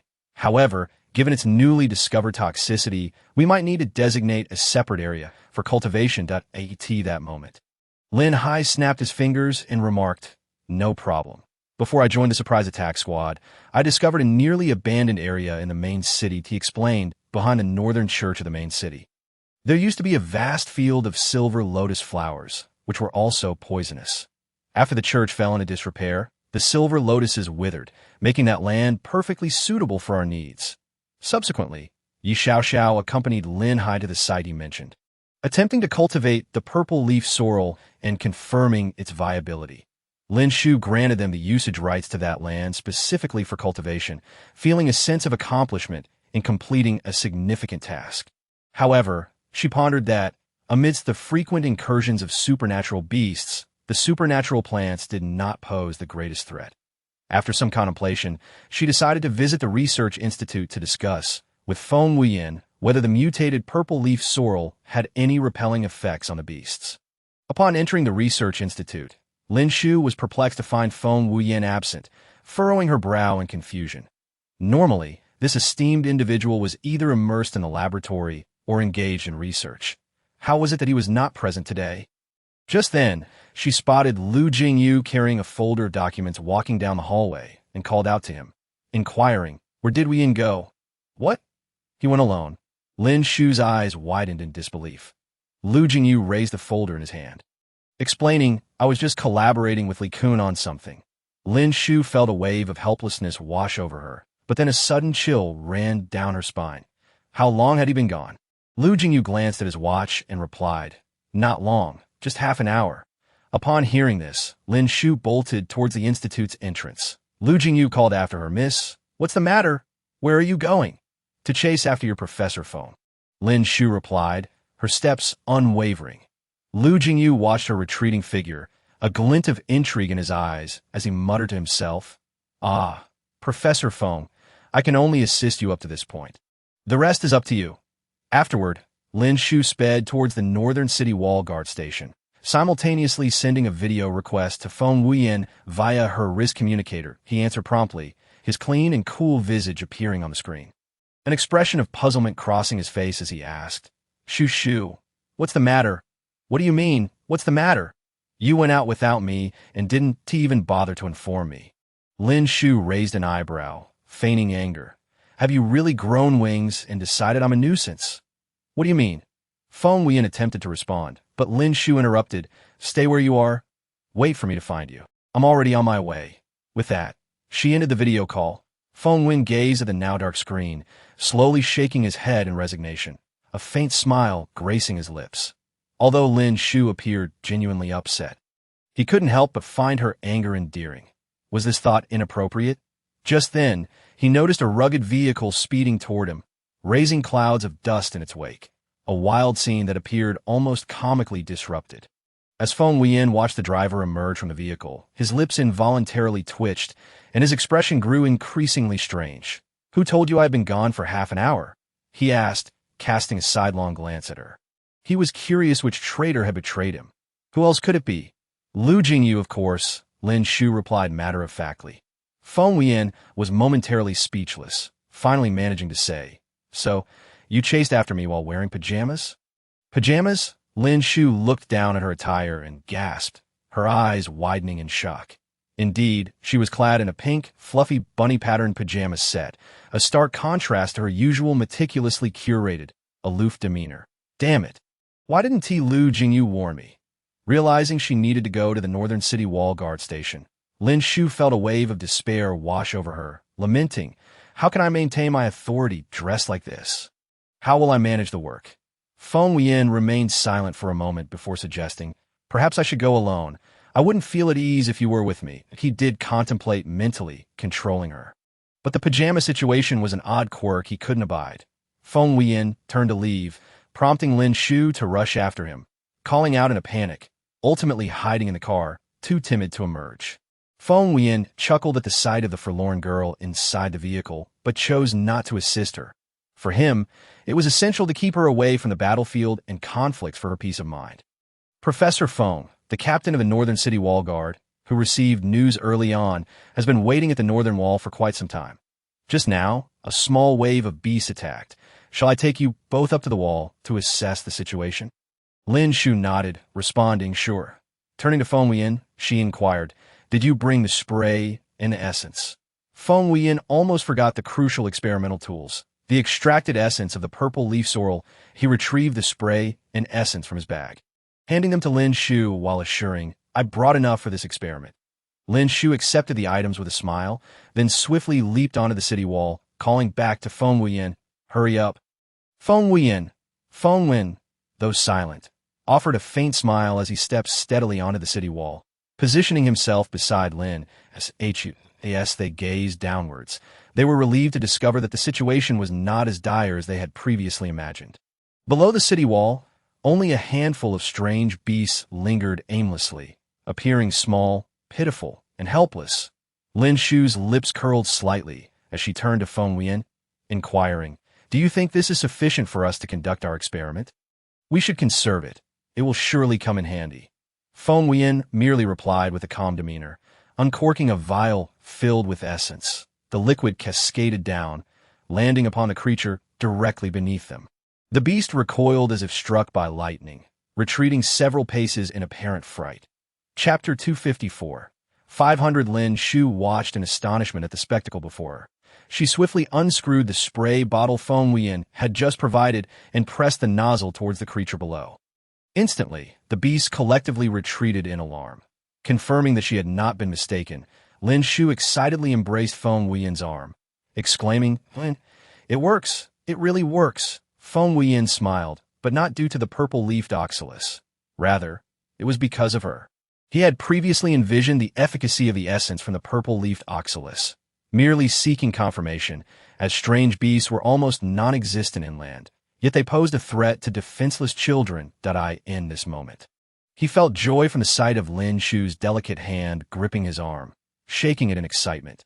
His gaze deepened, and he emitted a soft sound. Lin Shu, however, was oblivious to how long she had been clinging to Feng Wuyan's arm, as her mind was preoccupied with a pressing concern. "Will these small, beastly swarms from the north continue to invade after we leave?"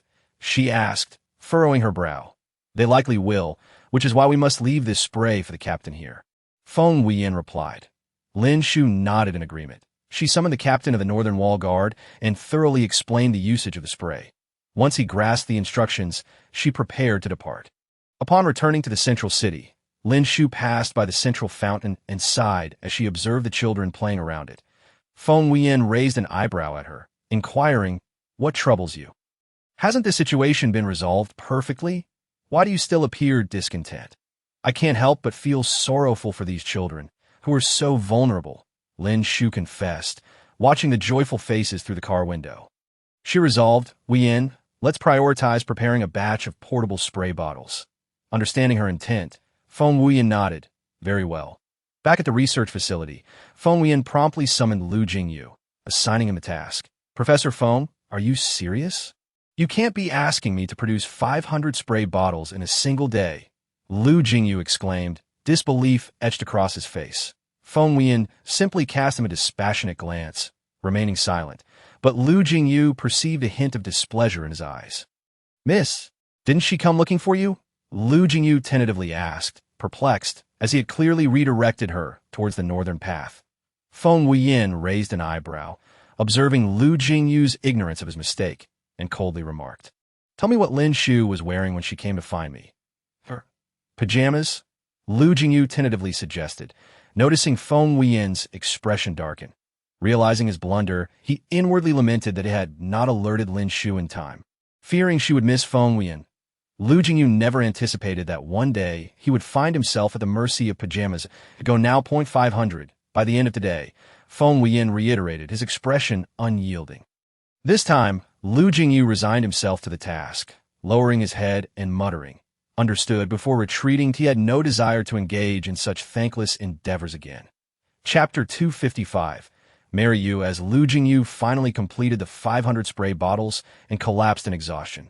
Feng Wuyan had just finished extracting the essence from the purple-leafed oxalis, diligently filling the small spray bottles. His unwavering focus suggested an endurance that seemed boundless. Lu Jingyu marveled internally at the vast disparity between them. Just as he was about to speak, he felt the cold glare of Feng Wuyan, causing him to shiver involuntarily. He quickly stood and retreated towards the door, mumbling, No, miss, there's nothing to worry about. Lin Shu chuckled at his retreating figure before turning to Feng Wuyan, asking, Did you punish him for acting so? Feng Wuyan responded nonchalantly, handing her a filled spray bottle. You should give it a try. Lin Shu nodded, taking the small spray bottle in her hands and gently pressing the nozzle. A fine mist emerged, rapidly coalescing into a larger cloud before dissipating. How is it? Feng Wuyan inquired. It's fantastic. I almost want to keep one for myself, Lin Shu exclaimed, only to be met with Feng Wuyan's remark. The one you hold was made for you. Surprised, Lin Shu examined the spray bottle and indeed found a small character Shu inscribed at the bottom. Her eyes lit up, crescent-shaped with joy, as she looked up and said, Thank you, Wuyan. I truly love it. However, she quickly shifted her focus to the numerous spray bottles prepared on the experimental table that I want to distribute these to the children in the main city as soon as possible. Will you accompany me? Feng Wuyan nodded. I've already instructed Li Kun and Gao Qi to notify them. They should be waiting by the fountain now. Upon arriving at the central fountain, Lin Shu was greeted by a bustling crowd. Predominantly children, alongside numerous curious adults. With a smile, Lin Shu waved to a few children, who, unafraid, quickly gathered around her. Here, I have something for you all. How about it? Lin Shu offered each child 2 small spray bottles. Thank you, big sister. The children chorused, clutching the bottles. Big sister, what is this for? What does it do? A little boy asked. Lin Shu gently ruffled his hair, explaining, Just lift the clear plastic cap and press here gently, and the spray will emerge. But remember, you shouldn't use this spray casually, understood? We can use it to fend off strange beasts and mutant plants, so you can play without worry. Lin Shu smiled serenely at the children. Big sister, you have such a beautiful smile, one boy exclaimed. Big sister, when I grow up, can I marry you? Oh, marry her. I want big sister to be my wife too, the other children chimed in. Chapter 256. Study hard. Lin Shu was taken aback by the little boy's declaration. Stammering, What? You all want to marry me? She was left speechless, bemused by their youthful innocence. These children appeared no older than 5 or 6, perhaps even younger than Shunyu, and she wondered where they had learned such mature expressions. Meanwhile, Feng Wuyan stood beside her, his expression darkening as he glared at the little boy. How dare this child speak of taking her away from him? Lin Shu reached out to tousle the hair of the boy who had first suggested he would marry her. You're all too young to understand what marriage is. By the time you grow up, I might not even look the same. Feng Wuyan's expression soured further.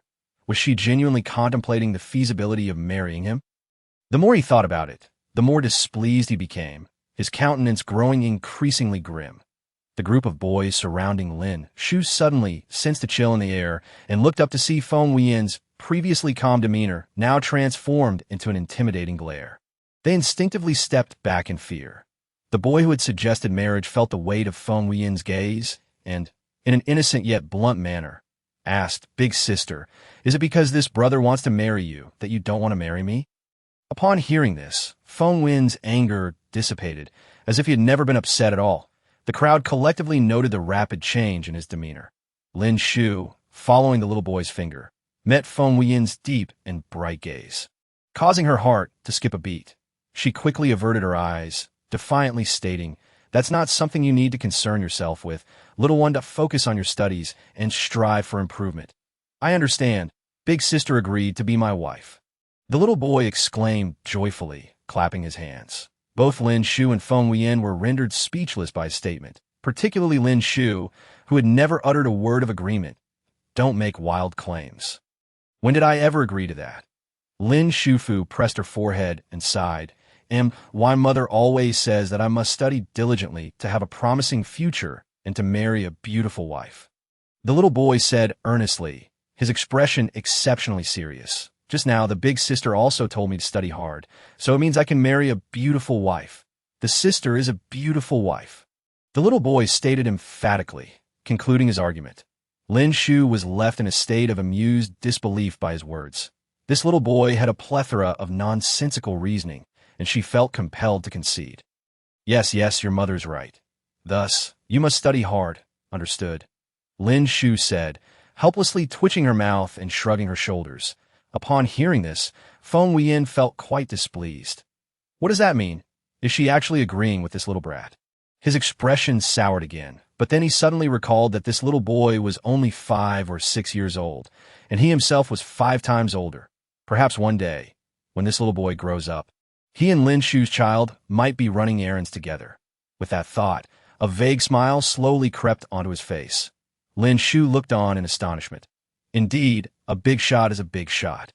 His expression shifted so swiftly without any stiffness, showing no signs of trouble at all.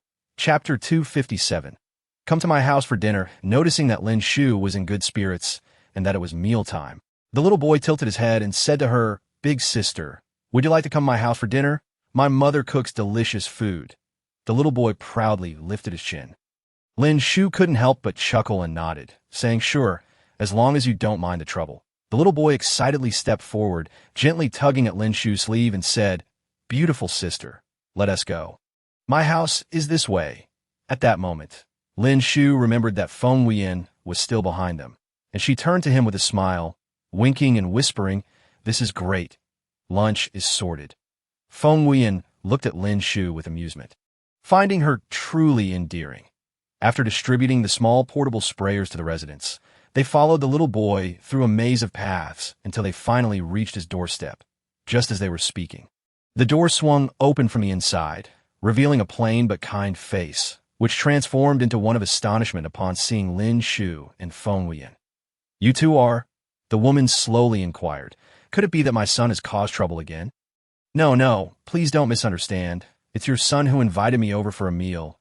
Lin Shu hastily waved her hands. Yes, Mom. I send this big sister beautiful. She even said she would be my wife when she grows up." The little boy boasted proudly to his mother. The woman's expression turned to one of alarm as she glanced at Feng Wuyan and then at her son, scolding him lightly, "Don't talk nonsense."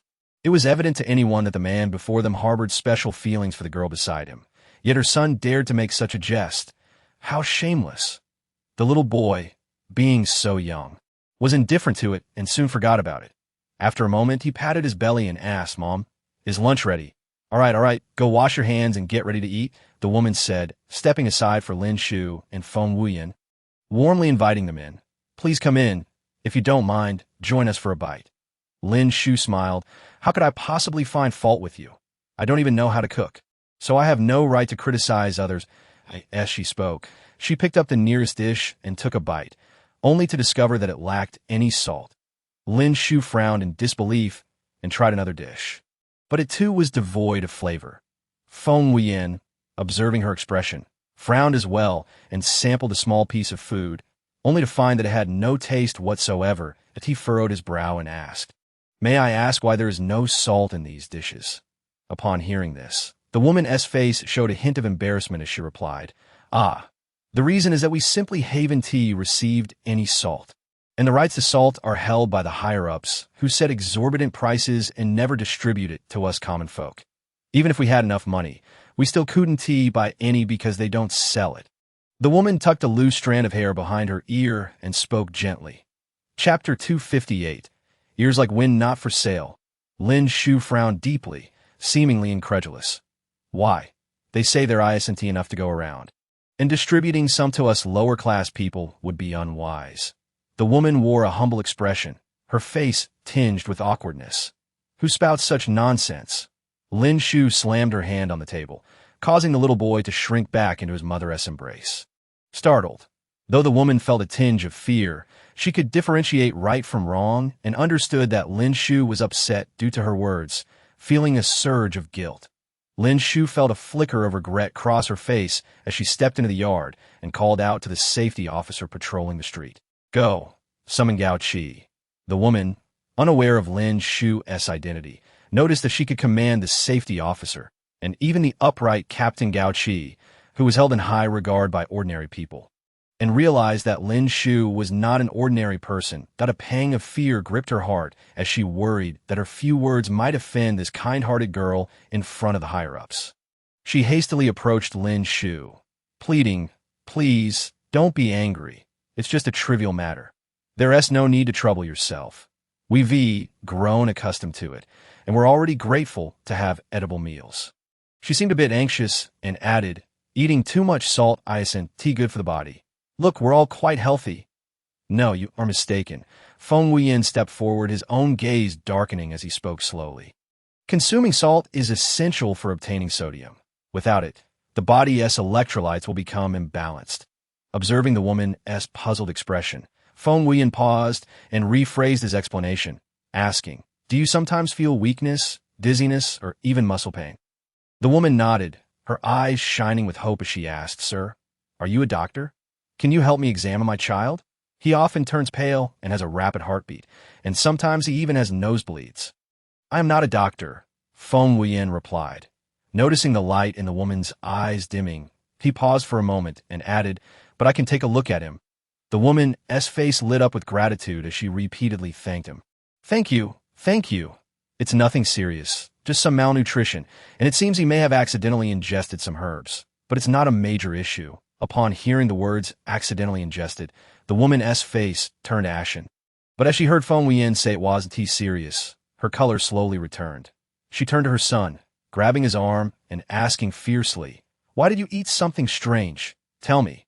The little boy, dizzy from his mother's shaking, cried out, "Mom, I'm hungry. They told me that herb wasn't poisonous, so I ate it." The woman froze for a moment, then tightly embraced her son as tears streamed down her face. I'm sorry, my child. It's all my fault." Lin Shu watched the mother and son, both overcome with emotion, her eyes moistening with sympathy. Just then, Gao Qi, having received the directive, approached, and she, filled with anger, questioned, "Do you all take my words as mere wind passing by your ears?" Chapter 259. You deserve what I offer. Gao Qi was taken aback by Lin Shu's question, responding, "Miss, how could we dare?" Having worked under Lin Shu for quite some time, he recognized that she was genuinely upset that he said, while the market stabilization work is handled by the surprise attack team, the distribution of supplies falls under the jurisdiction of the Lin family's main branch. Lin Shu raised an eyebrow, not expecting that her previous public reprimand of the Lin family's uncles had not taught them a lesson. The woman, now aware of Lin Shu's identity, realized that in the entire main city, the only person referred to as Miss would be the high-ranking leader. "Miss, please, we cannot accept your supplies. That would be too presumptuous." The woman repeatedly waved her hands. However, Lin Shu smiled, and her smile was like a ray of sunshine breaking through the clouds, gentle and compassionate. "Therefore, please accept it. As a mother, you deserve these from me." Watching Lin Shu and Feng Wuyan walk away, Gao Qi stood in shock, his mouth agape, S.O., this is the kind of person Feng Wuyan is. He actually cares for the little boy. Miss, the person I recommended should not be mistaken, but no need to explain. Lin Shu interrupted him, casually tossing her coat over the back of a chair. Since you're already explaining, it means you know what has happened, which saves me the trouble of recounting the entire story. Lin Peiquan wiped the sweat from his forehead and said, Yes, yes, miss, I understand. After a brief pause, he added, It is indeed my fault. I failed to recognize the right people and did not arrange things clearly, leading them to act contrary to your intentions. That I take full responsibility. I have always trusted you. But with such an oversight, I must impose a penalty. After leaving today, you shall face the consequences, Lin Shu said sternly, casting a disapproving glance at Lin Peiquan. Then inquired, Who is responsible for the distribution of supplies? Lin Peiquan spoke without the slightest hesitation, naming two individuals, Lin Zhanxiao and Lin Johnson.O. So they are indeed uncles. A hint of a sardonic smile curled at the corners of Lin Shu's lips. Why extensive data indicates their management capabilities are exceptionally proficient. They have previously held positions overseeing the Lin family's warehousing and logistics. And their character is largely unblemished, which is why they were entrusted with this task. Lin Peiquan elucidated. Chapter 260. This is what disgusts me the most. Enough, Lin Shu interjected, halting Lin Peiquan's discourse, that I do not wish to pursue this matter any further. She turned her head and instructed Uncle Feng, Please invite these two esteemed uncles here so soon. Lin Shu frowned. Oh, could it be that they have caught wind of something? Rising to her feet, she looked at Lin Zhanxiao and Lin Johnson, feigning surprise while revealing a mocking smile. Your sources of information seem remarkably swift. Uncles. Oh, pray tell, what is the matter? Lin Shu cast a nonchalant glance at the two men before addressing Lin Peiquan behind her. Director Lin, you may face the consequences on your own. I shall not accompany you. I can only hope that you will remember this next time and exercise more discernment in your selection of personnel. Lin Peiquan respectfully withdrew, and Lin Zhanxiao, after observing Lin Shu settle back in her chair, spoke up, Miss, our supply reserves are running low, particularly salt. Therefore, I suggest we reduce the existing rations for everyone. Lin Shu raised an eyebrow. This man was audacious enough to attempt a preemptive strike in her presence. Her gaze sharpened as she fixed it on Lin Zhanxiao. Oh, you know why I have summoned you here today. Lin Zhanxiao, undeterred, replied, I know. It concerns the allocation of salt and supplies. Oh, you have openly confessed today, believing I would not retaliate against you. Lin Shu's eyes narrowed, a formidable pressure emanating from her, enveloping Lin Zhanxiao. His pupils constricted. He was indeed confident that Lin Shu would not resort to violence against him, which emboldened his demeanor. However, he did not anticipate that Lin Shu was a person devoid of any sense of leniency. Seemingly reading his thoughts, Lin Shu's lips curled slightly into a smile as she softly laughed. Who do you think you are? Why should I spare you any consideration? How utterly self-important of you. In an instant, Lin Zhanxiao found himself forced to his knees by the overwhelming pressure generated by the wind, unable to move a muscle, while Lin Johnson, drenched in cold sweat, also collapsed to the ground. Though the wind did not encircle him at all, he could not suppress the impulse to kneel. Miss, it has nothing to do with me. It was all Lin Zhanxiao's doing. I advised him, yet he would not listen. Lin Johnson crawled a few steps toward Lin Shu, calling out. Lin Zhanxiao stared in shock at Lin Johnson. You! Lin Shu impatiently interrupted him, digging at her ear. How annoying! Subsequently, she slightly raised her hand, conjuring a gust of wind that lunged toward Lin Johnson, wrapping around his neck. Lin Johnson was horrified as he felt his feet leave the ground, the sensation of suffocation washing over him, his face turning crimson. Miss, please spare me.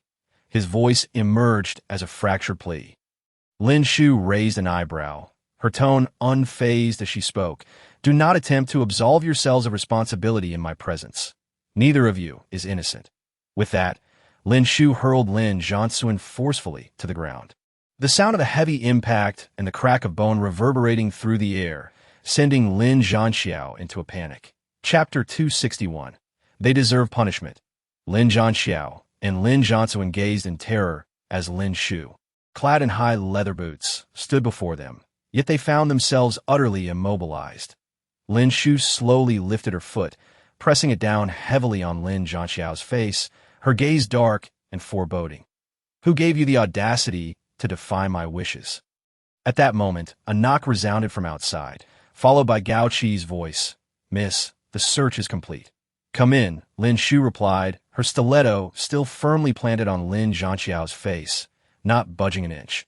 Lin Zhanxiao felt an overwhelming sense of humiliation. Having managed the allocation of supplies for so long, he had always been greeted with deference, with everyone vying for a larger share from him, even the ability users. Yet now, he lay beneath Lin Shu's foot, completely powerless, the intense humiliation causing his eyes to redden as he shouted, Lin Shu, do not go too far. Gao Qi entered just in time to hear this, pausing for a moment before looking at Lin Zhanxiao with pity. This man, facing imminent doom, still dared to speak to Lin Shu in such a manner. Truly a bold individual. Indeed, upon hearing his words, Lin Shu's expression darkened, though her face bore a smile, just as she was about to respond. Lin Zhanxiao was suddenly flung backward, crashing to the ground and remaining motionless. Lin Zhanxiao watched this scene unfold, retreating a few steps in panic, eager to escape, yet he felt himself seized by an unseen force. Suddenly, his eyes glazed over as he stood up and knelt before Lin Shu, extending his hand. Lin Shu was taken aback by this development, preparing to use her wind powers to throw him aside, only to see Lin Zhanxiao's hand slap violently against his own face. In the stunned silence of the onlookers, Lin Zhanxiao's face quickly swelled and turned red. Lin Shu rubbed her forehead, calling out to the outside. Feng Wuyan, enough of this nonsense. Feng Wuyan stepped inside, not sparing a glance for Lin Zhanxiao or Lin Zhanxiao, and strode directly towards Lin Shu. I am not playing. They deserve punishment. Shu, do not let others bully you. Gao Qi shot Lin Shu a subtle glance, causing her face to flush. Bosses protect their own, but must you declare such embarrassing sentiments in front of so many people?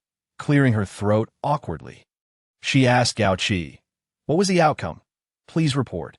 Upon addressing the matter at hand, Gao Qi's demeanor shifted to one of seriousness as he respectfully replied, Yes, Mississippi. He turned to glance at the two men on the floor, amidst the continuous sound of slapping, and handed Lin Shu a report, stating, Lin Zhanxiao is indeed the principal conspirator. He has been embezzling supplies since the very first day he managed the distribution. The total amount of flour is 1,000 pounds, and rice is 1,500 bags. Gao Qi continued his report, while Lin Shu's expression grew increasingly grim. Salt, 260 pounds. Upon hearing this, Lin Shu raised an eyebrow. Only 260 pounds? Indeed, Mississippi. We initially thought this figure too low, but after several verifications, we confirmed it to be accurate. Lin Shu nodded. It appeared that the stockpile of salt was indeed significantly lower than that of other supplies. Moreover, unlike flour or rice, which can be processed from crops like wheat and rice, salt is a different matter altogether. Chapter 262, An Exceptional Leader. Lin Zhanxiao's awareness gradually returned, his face burning with pain. Yet he dared not make a sound. Lin Shu, not even sparing a glance at the two men, addressed Gao Qi, saying, Take these two away, transporting them in a prisoner vehicle, circling the main city twice. Let the citizens witness the consequences of disregarding my will and the people's will while lining their own pockets. Her words carried immense authority, and Gao Qi's face turned serious as he replied, Understood. Moreover, inform the public that everyone in the Eastern District is equal. This time, it was my oversight. I am willing to allocate all my supplies for this month to the citizens as penance.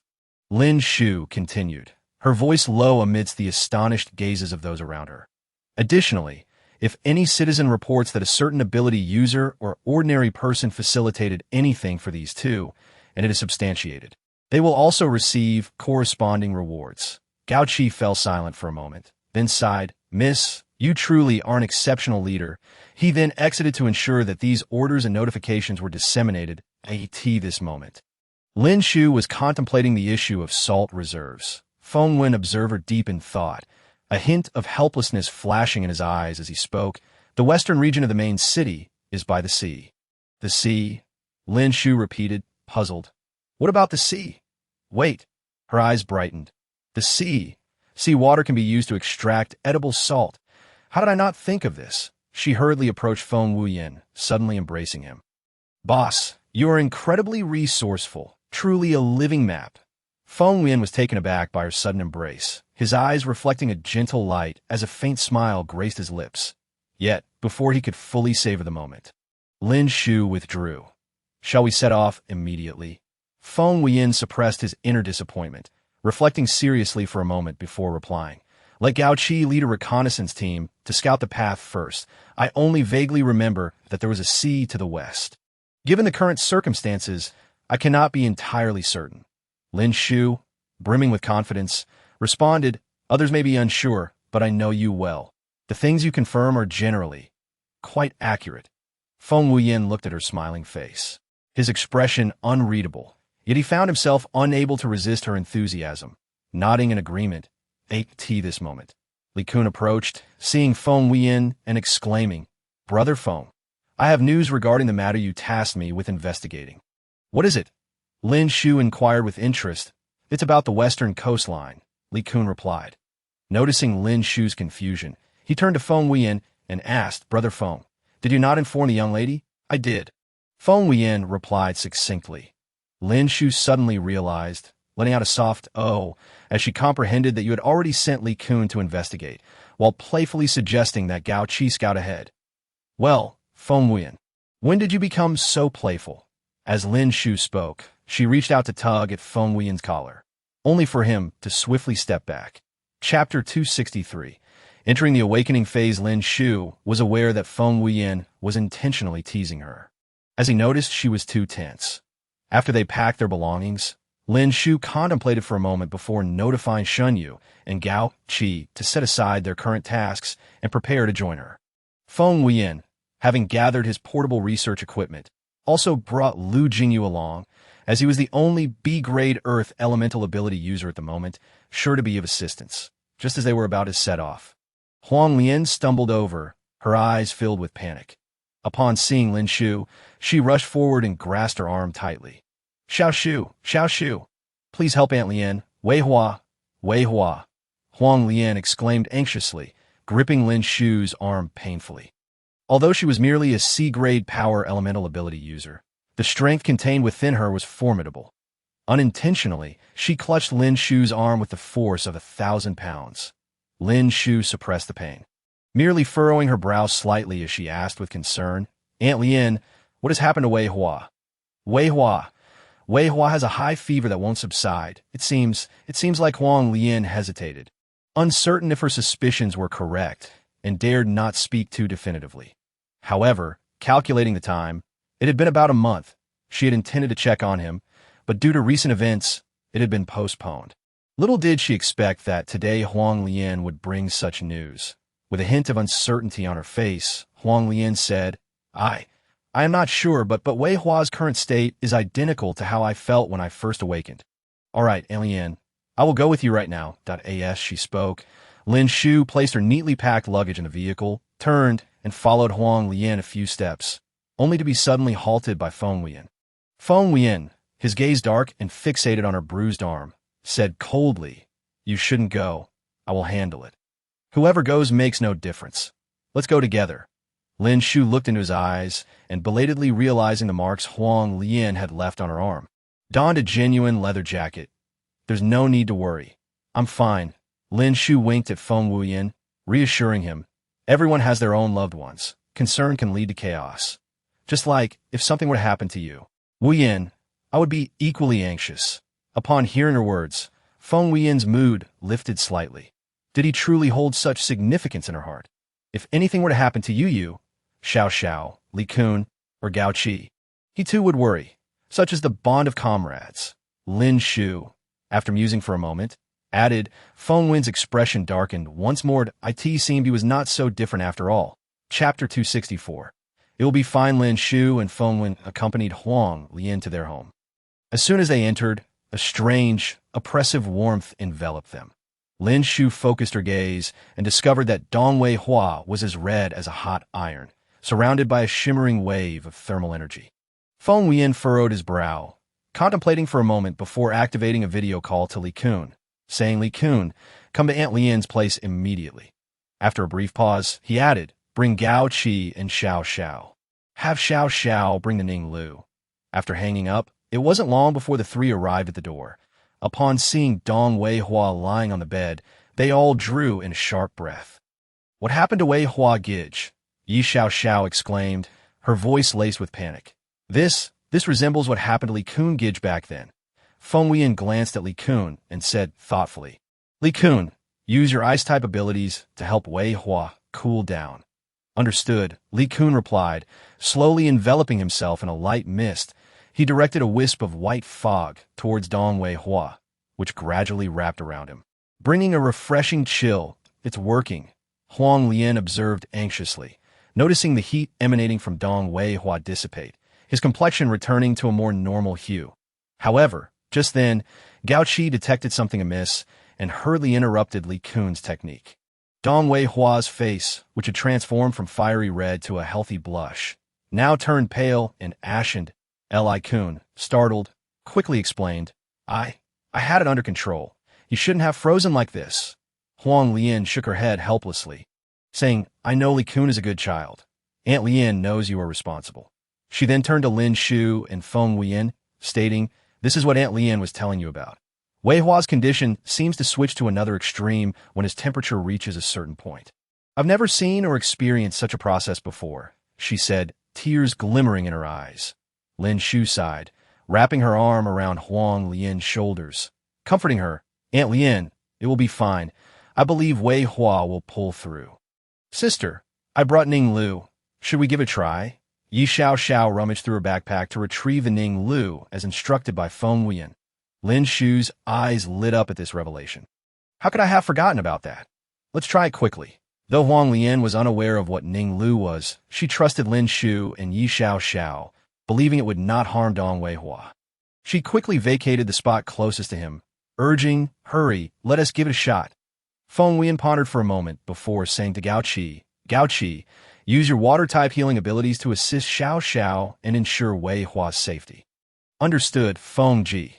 Gao Qi complied, stepping forward, his palm shimmering with a gentle blue wave of water, which he delicately wrapped around Dong Weihua. Meanwhile, Yi Xiao Xiao administered the Ning Lu through Dong Weihua's cracked lips. Chapter 265.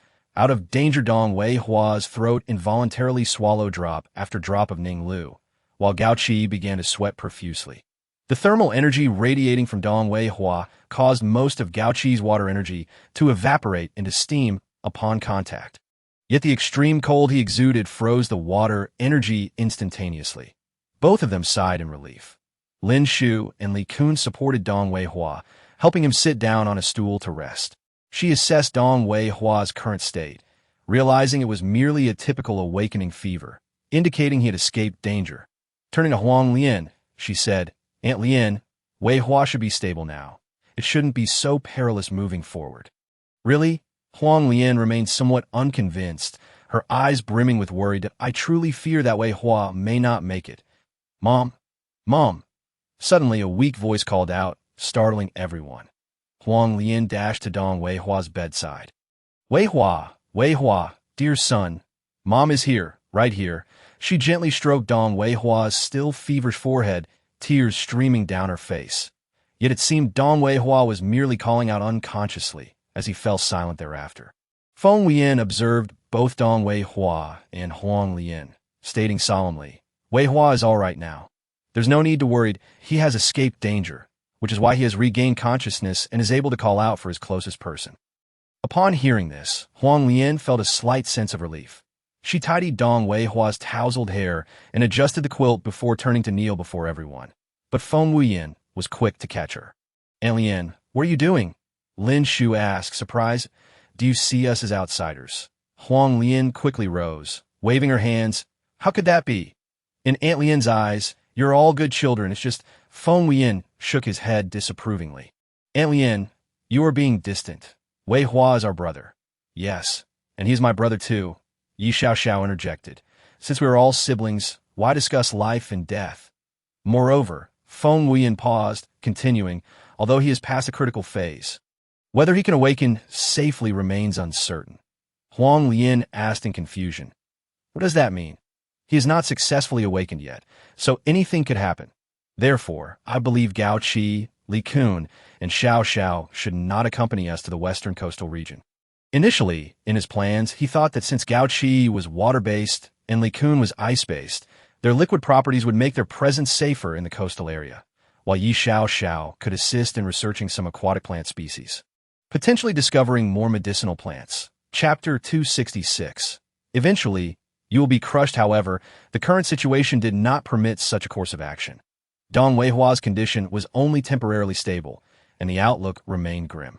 Lin Shu recognized that this conclusion was reached after Feng Wuyan's careful deliberation, and she naturally agreed. But how about we wait for Weihua to awaken before heading to the coastal area? Lin Shu suggested. The salt production is not urgent, and that stretch of sea may not even be usable. Xiao Shu, there is no need to worry. You may attend to your own matters without concern for Weihua. For I am here. It was only then that Huang Lian realized Lin Shu and Feng Wuyan had other significant obligations to fulfill, a twinge of guilt rising within her. Let not our affairs impede the more pressing matters at hand. However, Lin Shu was indeed troubled. As she perused the original text, she was unaware of the perilous circumstances that had initially unfolded, since she had chosen to bring Dong Weihua to the East District. She had a duty to oversee his well-being. Xiao Shu, I understand your concern for Weihua, but you must also remember that you're the leader of the East District, Huang Lian calmly advised. Stepping forward, Huang Lian gently stroked Lin Shu's hair, speaking tenderly. Aunt Lian does not wish to impose this responsibility upon you. Pursue what you truly desire to do. Lin Shu nodded, grasping Huang Lian's hand. Declaring, Aunt Lian, I comprehend fully that my aspiration is to seek a path to happiness for the people of the East District. With that, Lin Shu instructed Gao Qi, Li Kun, and Yi Xiao Xiao. As Wuyan suggested, you three will remain here to look after Weihua while we proceed to Binhai with the others. Maintain contact at all times. Understood. They all replied in unison, and Lin Shu bid farewell to Huang Lian as she departed with Feng Wuyan. How is your arm? As they stepped out of Huang Lian's house, Feng Wuyan inquired. What arm? Lin Shu asked in confusion, but upon seeing Feng Wuyan's silence, she recalled, Oh, you mean that? It's nothing. She rolled up her sleeve, revealing a series of alarming purple bruises. Feng Wuyan's gaze sharpened, and he stepped forward to grasp Lin Shu's wrist, the force causing her to exclaim in pain. Ouch! That hurts, Lin Shu protested, playfully striking his chest with her other hand. My apologies. Feng Wuyan immediately released her. Noticing that his roughness had left her wrist reddened, a flicker of guilt crossed his eyes. I'm sorry. He then offered her a small jar of ointment, saying, This is a newly developed wound salve made from herbs from Xiao Xiao's garden. It promotes blood circulation and alleviates bruising almost instantly. Lin Shu shot him a glare, but accepted it, muttering, I don't know what's wrong today. I've been cursed with bad luck. First, Aunt Lian pinches my arm. And now you're squeezing my wrist. I fear one day I might be utterly crushed by you. What will you do then when no one is left to protect you? With that, she scooped a generous amount of ointment and applied it to her arm. Crushed? A hint of discomfort flashed in Feng Wuyan's eyes, his face suddenly aflame. This young lady has a penchant for words that provoke one's imagination. Why hasn't it dissipated? Lin Shu's voice, tinged with reproach, carried a soft, endearing tone. Chapter 267. An enchanting atmosphere. Lin Shu frowned at the bruises on her arm, her expression one of puzzlement, while the redness on her wrist had faded due to Feng Wuyan's grip. Her arm remained unchanged. It seems slightly lighter, but still quite alarming, she mused. Feng Wuyan glanced at her wrist and explained the time elapsed was too lengthy, and since Aunt Lian possesses a power of strength, she inadvertently released some energy particles, causing the fading to take a bit longer.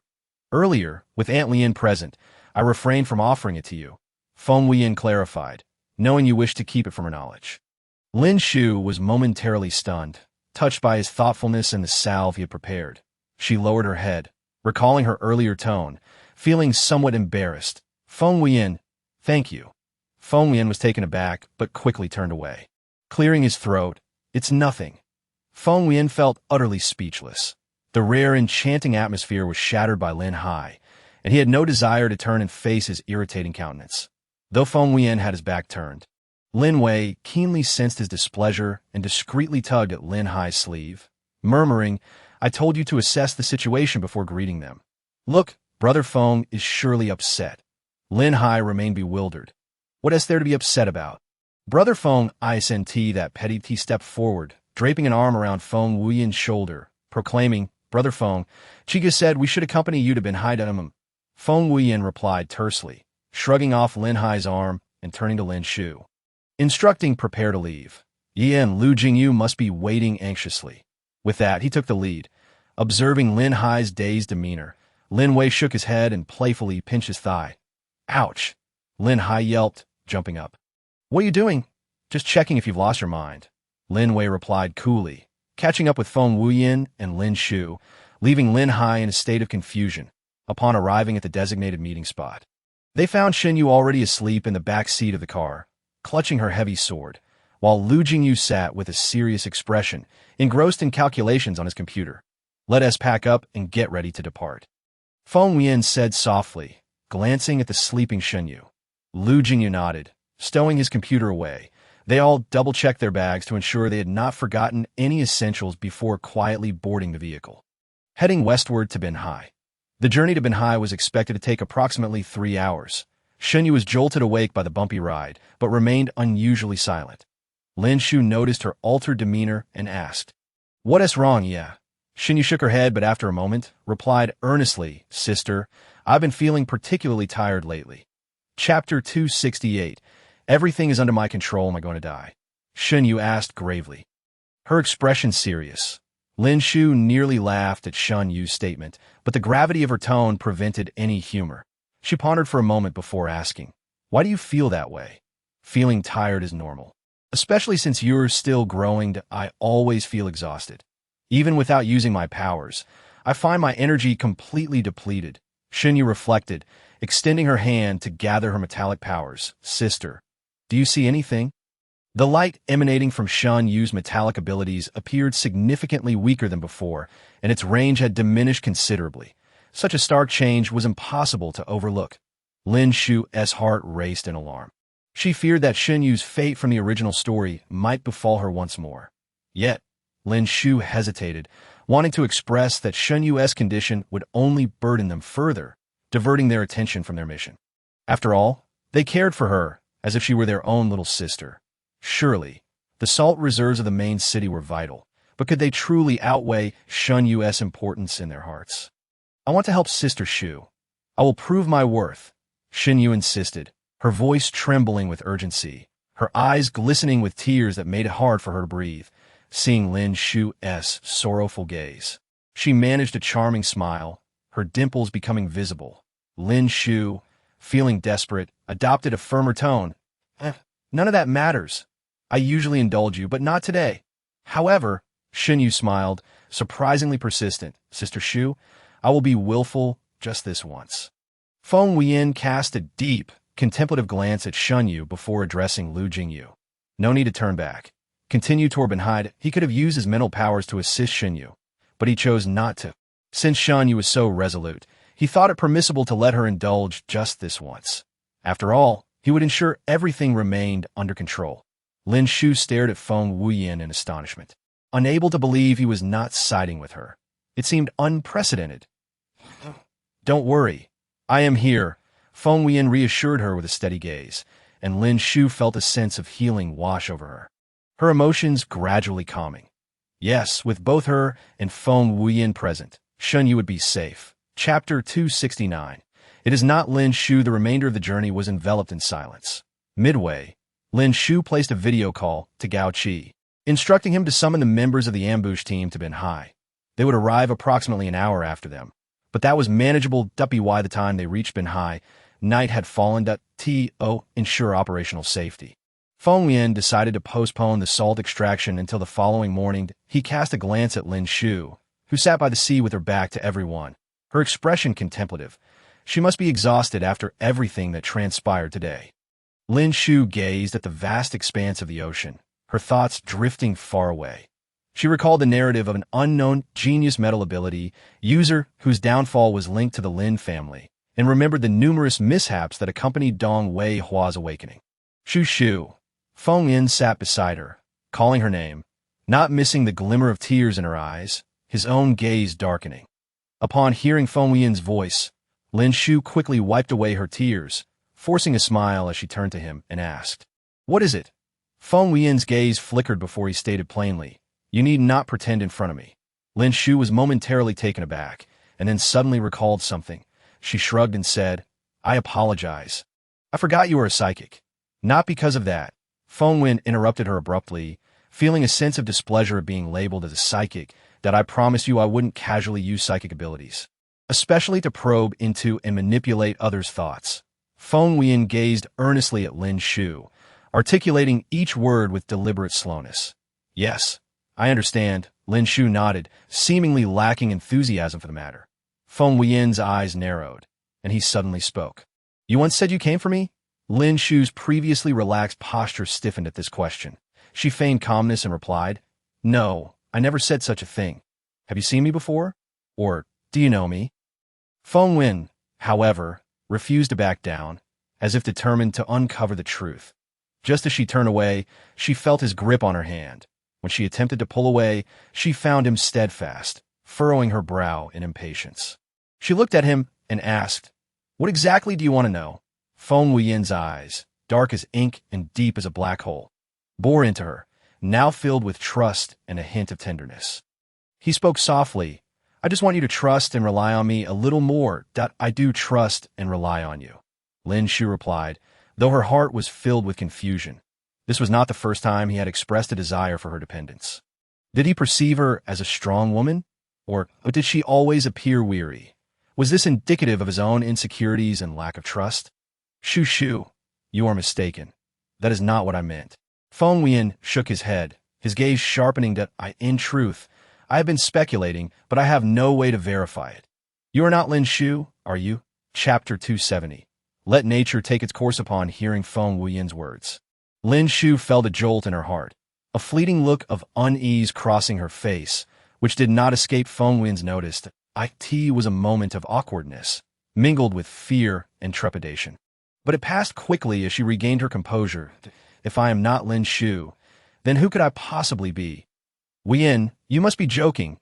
Lin Shu laughed softly, breaking free from his grasp and turning towards the tent. "You should rest early. We have battles to face tomorrow." Feng Wuyan watched her retreating figure. Narrowing his eyes, he was certain she was not Lin Shu, although he had never witnessed the Eastern District's young lady in person. He had heard numerous tales about her. The moniker of female tyrant was not unwarranted. Yet almost everyone claimed that Lin Shu had changed dramatically since awakening. Could someone truly change their nature upon awakening? At least, he had never encountered such a person. Nevertheless, it mattered not who she was or whether she was Lin Shu. He liked her for who she was, not her identity, and he believed that one day she would reveal the truth to him. Meanwhile, Lin Shu tossed and turned, feeling anxious about Dong Weihua and Shun Yu. But Feng Wuyan's words had left her in a panic. His gaze, as if it could see through everything, had hinted that he knew she was not Lin Shu. Yet, why had he not exposed her, and even seemed to trust her more than before? She could not fathom it, nor did she know how to interact with him moving forward. Suddenly, a thought struck her, and her eyes brightened. Could it be that the boss had completely turned away from the path of darkness? She felt a surge of joy, believing her previous efforts had not been in vain. However, upon reflection, she felt a wave of despair. Should she tell the truth to the boss, confessing that she was from another world? Would he believe her? Or should she persist in denying it, claiming to be Lin Shu? Since she was using Lin Shu's body anyway, as she wrestled with these thoughts, Lin Shu gradually drifted into a fragrant slumber. It was not until the sun's rays filtered through the tent seems that she groggily opened her eyes, unsure of when she had fallen asleep the previous night, but she had slept exceptionally well. After a night of rest, she had come to a resolution, regardless of Dong Weihua and Shun Yu's circumstances. She would do her utmost to protect them. As for Feng Wuyan, she would let nature take its course, but if one day all truths were to be revealed, it would not be at this moment. She stepped out of the tent, stretching luxuriously, and was unexpectedly greeted by the breathtaking sight of the sunrise over the sea. "How beautiful!" she exclaimed. The golden sunlight shimmered on the water, sparkling like countless stars. radiant and dazzling. Wuyan, good morning. She beamed at the man beside her with a bright, sunny smile. Feng Wuyan was somewhat surprised, not expecting her to adjust her mindset so swiftly after just one night. However, considering her inherently optimistic and cheerful nature, this was certainly preferable to an awkward silence between them. Good morning, Shu, he replied, his smile warm and serene. Chapter 271. Something seems off, Brother Feng. Young lady. Good morning. Lin Hai and the elite squad came running along the coastline, as carefree as ever, with their usual playful demeanor. Lin Shu looked at them in astonishment and asked, "You're up early to exercise?" "Yes, we really have no choice. We must adhere to Qi Ji's rules," one of them replied. "Shut up. Just say you want to run a few more laps. By the way, how many laps are left?" Lin Hai feigned anger, glaring at the speaker, then scratched his head in confusion. 11 laps remaining. Lin Wei shot a disdainful glance at Lin Hai that if you don't run soon, I won't save you any food. After saying that, he brushed past Lin Hai. "Oh, Brother Hai, we dare not defy Qi Ji's rules." The others laughed. "You become accustomed to his punishments. We have it. Hey, I'm still your squad leader. Do you have to belittle me like this?" Lin Hai retorted jokingly, his eyes darting to Lin Shu and Feng Wuyan, who were observing the spectacle. "Listen up. This is the young lady's permission. Whether you can run 5 laps less depends on your own choices." "The young lady has spoken. Charge." Did the young lady really say that? Never mind. Let's go grab Lin Wei. Hearing the thunderous footsteps behind him, Lin Wei froze for a moment and ran even faster. Lin Shu stared in disbelief at the retreating crowd, then reached out and playfully swatted Lin Hai on the back of the head. "You little rascal, are you using me as a shield?" Lin Hai chuckled foolishly, replying, "Of course, we rely on the young lady to vouch for us." Suddenly, he shifted to a serious tone, addressing her respectfully. "Young lady, while we were running, we did a sweep of the coastline and discovered something rather unsettling. It seems that some special force is preventing us from restoring and developing this area of the sea." Lin Shu was taken aback, finding it hard to believe that such supernatural occurrences could exist in this world. Yet, she could not deny the reality of her own abilities. She felt uncertain and turned to Feng Wuyan. Feng Wuyan had been deep in thought since hearing Lin Hai's report, and upon sensing Lin Shu's gaze. He lifted his head. "Since we have no solid plan, why not clear a space and wait patiently to see what is causing the disturbance?" he suggested. Lin Hai shook his head. "We've tried that. It seems the entity can sense our presence, so it refuses to show itself unless we leave it. In that case, let us go together. My psychic barrier should be able to prevent it from probing us." Feng Wuyan contemplated for a moment before speaking. Chapter 272. The Fish and the Toad. Once all members of the elite squad had gathered, Lin Shu, Feng Wuyan, and the others made their way to the shore.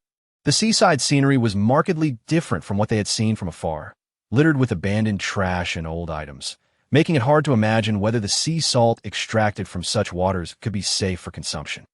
Lin Shu sighed deeply, realizing that humanity must bear the consequences of its own misdeeds. She called upon everyone to begin cleaning the beach, sorting the trash, and ultimately using her fire abilities to incinerate all.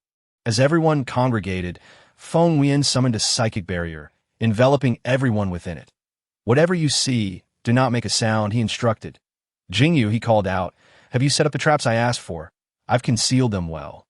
Young lady even used her wind abilities to remove the earth particles, so they won't be detected.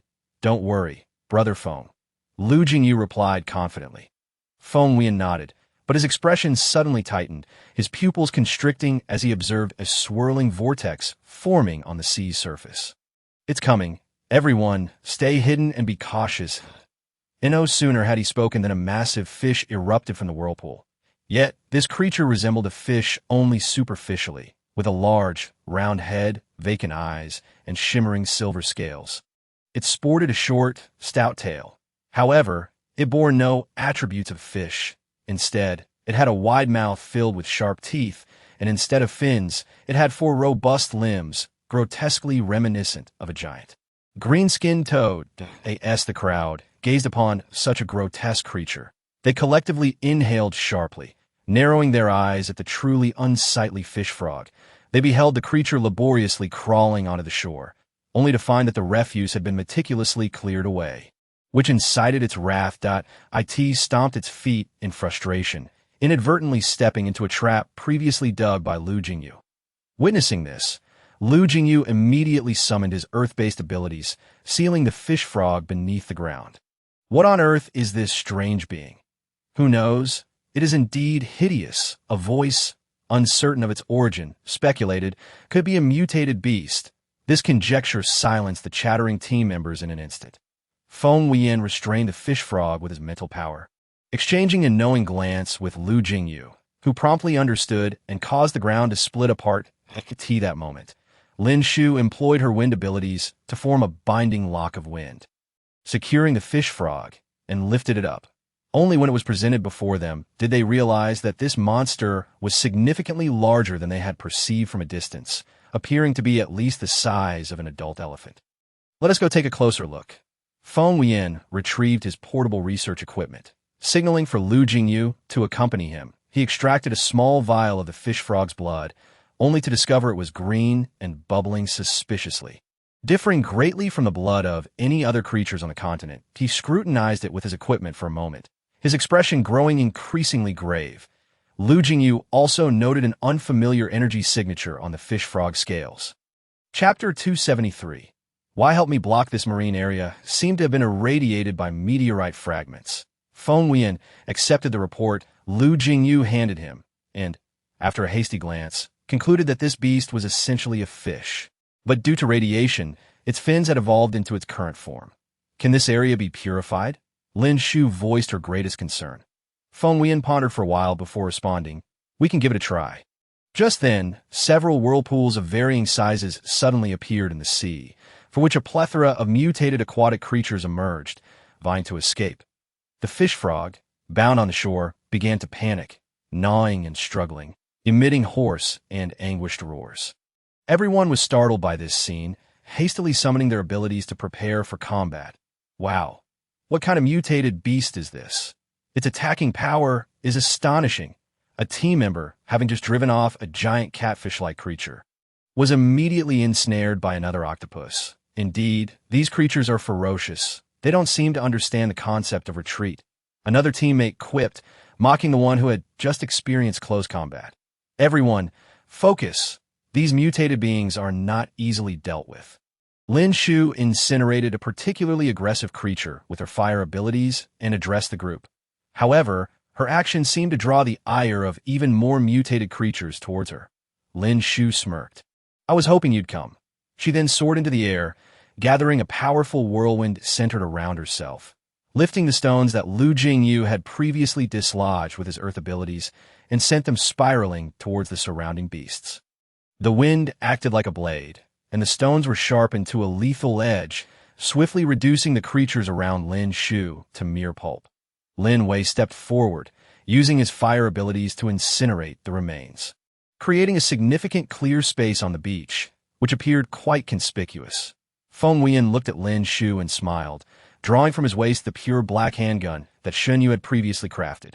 Channeling his mental energy into it, he fired a barrage at the surrounding beasts, each shot causing the creatures to explode from within, resembling a series of miniature mushroom clouds amidst the army of mutated beings. This man is simply captivating. Lin Shu couldn't help but feel infatuated, but then she heard Feng Wuyan's urgent shout, Shu, be careful." His pupils dilated in alarm, and with no time to draw his weapon, he swiftly exchanged positions with Lin Shu using his will. A sudden, intense pain surged through his back, overwhelming him as he collapsed to the ground, blood seeping from the corner of his mouth. Lin Shu, initially unaware of what had transpired, gasped as she saw Feng Wuyan suddenly spitting blood, her gaze drawn to the 3 deep claw marks on his back. Her pupils constricted in shock as she cried out, "Wuyan!" She rushed forward, supporting him, tears streaming down her face, her hand pressing against his back, which was warm and soaked with his blood, far worse than the last time. "Did I not tell you not to get hurt again? Why did you help me take that hit?" she shouted, her voice breaking with emotion. Chapter 274. The strange bird. Feng Wuyan smiled gently, remaining silent as he gazed at her with deep, expressive eyes. Lifting a hand to wipe away her tears, "Don't cry," he said, pushing himself to stand. "I'm fine, see?" Though he swayed slightly, He managed to maintain his footing, but it suddenly dawned on Lin Shu that before their departure, Yi Xiao had packed emergency supplies and basic herbal medicines in their backpacks. She rummaged for a hemostatic herb, crushed it in her palm, and called out Feng Wuyan's name. Wuyan, come sit over here. He complied, sitting on a nearby rock, finally letting out a sigh of relief as the pain in his back was excruciating. However, he did not want to display any weakness in front of Lin Shu. Oh my God, Lin Shu gasped, finally seeing the extent of Feng Wuyan's injury. 3 long, deep claw marks marred his back, exposing flesh and blood. Trembling, she took surgical scissors from his portable device and carefully cut away the blood-soaked fabric, disinfecting the area before applying the herbal pack she had prepared. What were you thinking? You're just a mortal. Why would you take that hit from me? It hurts me just the same, and I would rather suffer the injury myself. Lin Shu exclaimed indignantly, administering him some antibiotics. Miss Feng, be careful. A voice rang out from not far away. It was Lin Hai, startling both of them. Suddenly, a piercing bird call shattered the air, and a massive, robust bird appeared overhead. Yet this creature, though referred to as a bird, bore little resemblance to one. Its enormous wings unfolded like those of a bat, and 2 massive, sharp claws protruded from its wings. With a long, pointed beak glinting ominously, it was halted mid-air by the leafy barrier constructed by Lin Hai, frantically pecking at the thickening wall. Lin Shu, however, was fixated on the bloodstains on the creature's claws. Her expression grave, it. There's no mistake. She swiftly conjured several wind blades, locking onto the monstrous bird as it soared through the air. The creature, noticing the wind blades approaching, casually deflected them with its bat-like wings, rendering them ineffective. Oh no, the Miss S skill has been neutralized, one team member exclaimed in terror. Yet Lin Shu wore a smirk of derision, for the creature's wings suddenly erupted in black smoke, and massive fireballs began to ignite around it. It had not realized that the wind blades contained fire elemental energy and was caught off guard. It flapped its wings wildly, but the flames grew increasingly fierce, ultimately overwhelming it, causing it to plummet into the sea, where it was instantly torn apart by the mutated creatures lurking below. Are they fighting amongst themselves? One team member observed in astonishment. Just then, a vast shadow loomed overhead, and as everyone looked up, they gasped in unison that it was a swarm of the very same monstrous birds. Chapter 275. The intense mental pressure. The numbers are staggering. One ability user instinctively took a few steps back. Lin Shu had exerted tremendous energy to bring down just one of those creatures, cleverly concealing her fire abilities within her wind powers. Now, facing such a multitude of them, along with the numerous mutated marine beings on the beach, the expressions of most were filled with the same trepidation. Lin Shu's complexion darkened as she glanced at the retreating team members behind her, a wave of helplessness washing over her. Her face paled, beads of sweat forming at her temples, and her lips lost their color. To go on without me. I will stay, she declared, her voice steady yet resolute. The team members exchanged glances, but none moved an inch. Suddenly, flames erupted beside Lin Shu, the blazing light enveloping her, making her appear as a fire deity amidst a sea of flames. Riding the winds, she soared over the protective barrier, charging towards the flock of monstrous birds. Lin Shu. Feng Wuyan reached out, but it was too late. Her determined gaze had nearly stopped his heart. She wanted to know, how could she? She had not yet revealed who she truly was, and he had yet to confess his feelings. Feng Wuyan unleashed a surge of immense mental power, shouting furiously as his body slowly ascended into the air. The immense psychological pressure caused all present to be momentarily stunned, nearly bringing them to their knees. This indiscriminate force of attack, devoid of distinction between friend and foe, instilled a wave of panic within everyone's hearts. I could see that moment. All the monstrous birds ceased their assault, retracting their enormous wings and gently alighting on the ground, appearing remarkably docile. Similarly, the mutated marine creatures halted their offensive, standing in neat rows as if they were soldiers awaiting inspection. Lin Shu remained suspended in mid-air, gazing in astonishment at the unfolding scene below, while the others exhibited expressions of sheer terror. In that moment, Feng Wuyan slowly raised his hand and pointed towards the distant horizon. Suddenly, the previously grounded monstrous birds spread their wings and took to the sky. Just as the onlookers prepared to gather their abilities for resistance. Instead, those creatures soared upwards, flapping their wings as they flew away in groups towards the edge of the sky. The crowd stood dumbfounded, still unable to comprehend the situation, when they witnessed the marine creatures, standing at attention, plunge into the water with a splash, vanishing without a trace. Before submerging, the first captured fish frog bizarrely knelt before Feng Wuyan, then leaped into the water. This series of events transpired so swiftly that no one had time to react before Feng Wuyan's gaze fell upon them. Alarmed, they immediately assumed a state of readiness for battle. Chapter 276. I trust him, miss. He is a monster. He can control mutated creatures, one member of the team exclaimed in terror. Indeed. Another member, refusing to step back, echoed with equal fear while maintaining a defensive stance. Their eyes fixed on Feng Wuyan. Miss, we cannot rule out the possibility that those mutated creatures are his doing, summoned by this monster. Speak. What is your purpose in mingling among us, infiltrating the main city? You even managed to gain the Miss's trust.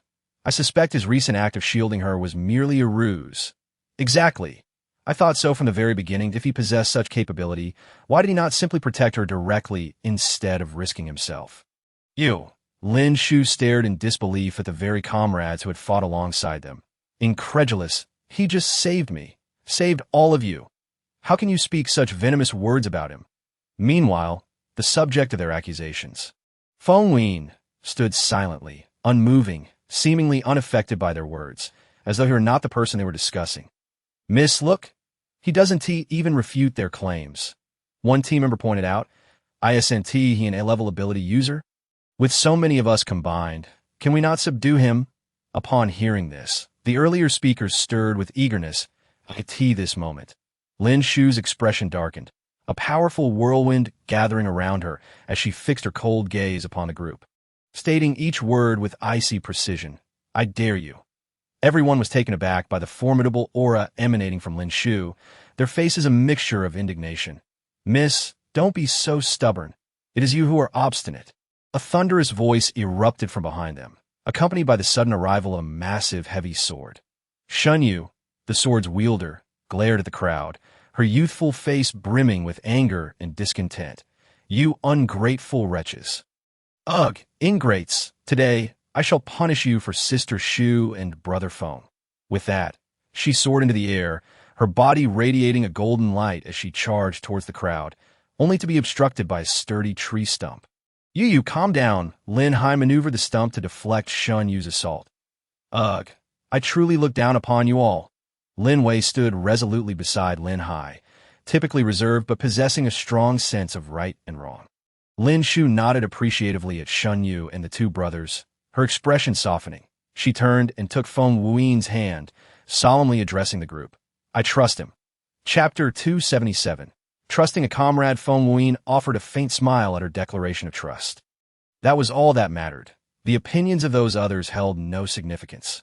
Only her belief meant everything. He could hardly fathom the consequences had she chosen not to believe in him.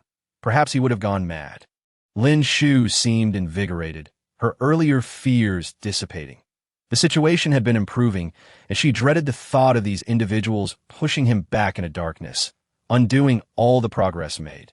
Looking at the crowd, she felt a mix of disappointment and resolve, her voice steady as she proclaimed, I trust him, for he is my comrade, my family, a part of our main city. We must believe in every comrade who fights alongside us, rather than turning our blades against one another. Such actions betray the vows you once took and contradict your very beliefs. Your weapons should be aimed at the enemy, not at those who have saved you from peril. As she spoke, she noted the slight wavering in their expressions and decided to appeal to their reason with tangible evidence. Have you forgotten during the Southern Beast Tide how Wuyan risked his life alongside me to divert the giant beast leader, ensuring your safe passage into the city? Had it not been for him, we all would have perished there. Her words struck deeply, resonating within each heart, suffocating them with the weight of truth. Yet one voice rose in protest. But some still perished due to the beast tide. It was the meteor fragments he carried that attracted the beasts. He is human, not a deity, Lin Shu retorted sharply, causing the speaker to shrink back. He did everything he could to save everyone, yet he is criticized for not saving everyone. He is not a god. He is an ordinary person that I refuse to hear that kind of talk again. Amidst the astonished gazes, she slowly bent her proud back and deeply bowed to the crowd, stating, I apologize to everyone here, and to Feng Wuyan, on behalf of the Lin family. This is our fault. It has nothing to do with him that he was unaware and unwilling. He is also a victim. Feng Wuyan's expression darkened, his pupils constricting as he straightened Lin Shu. That is the Lin family's issue, not yours. You are not their daughter. No, if I had arrived sooner, things might have been different. Timing is irrelevant. On the first day, I would have likely been injected with a meteor energy liquid, Feng Wuyan interrupted. But it no longer matters. Your belief in me is sufficient. He flashed her a gentle smile. Yes, I believe in Professor Feng. He is not that kind of person. 3 members of the team stepped forward, looking around at their comrades. Oh, you remember when we lost contact in Maple Leaf City? How Professor Feng and Amidst came to rescue us. Indeed. If it weren't for Professor Feng, we might still be trapped in Maple Leaf City. One member added. But Aunt Lien and the other survivors from Maple Leaf City also contributed. A disgruntled ability user interjected. Chapter 278. Saw production undeniably. Aunt Lien and her group were instrumental, Lu Jingyu remarked. But without Professor Feng, could we have obtained the schematics for the purification system and that meteor fragment?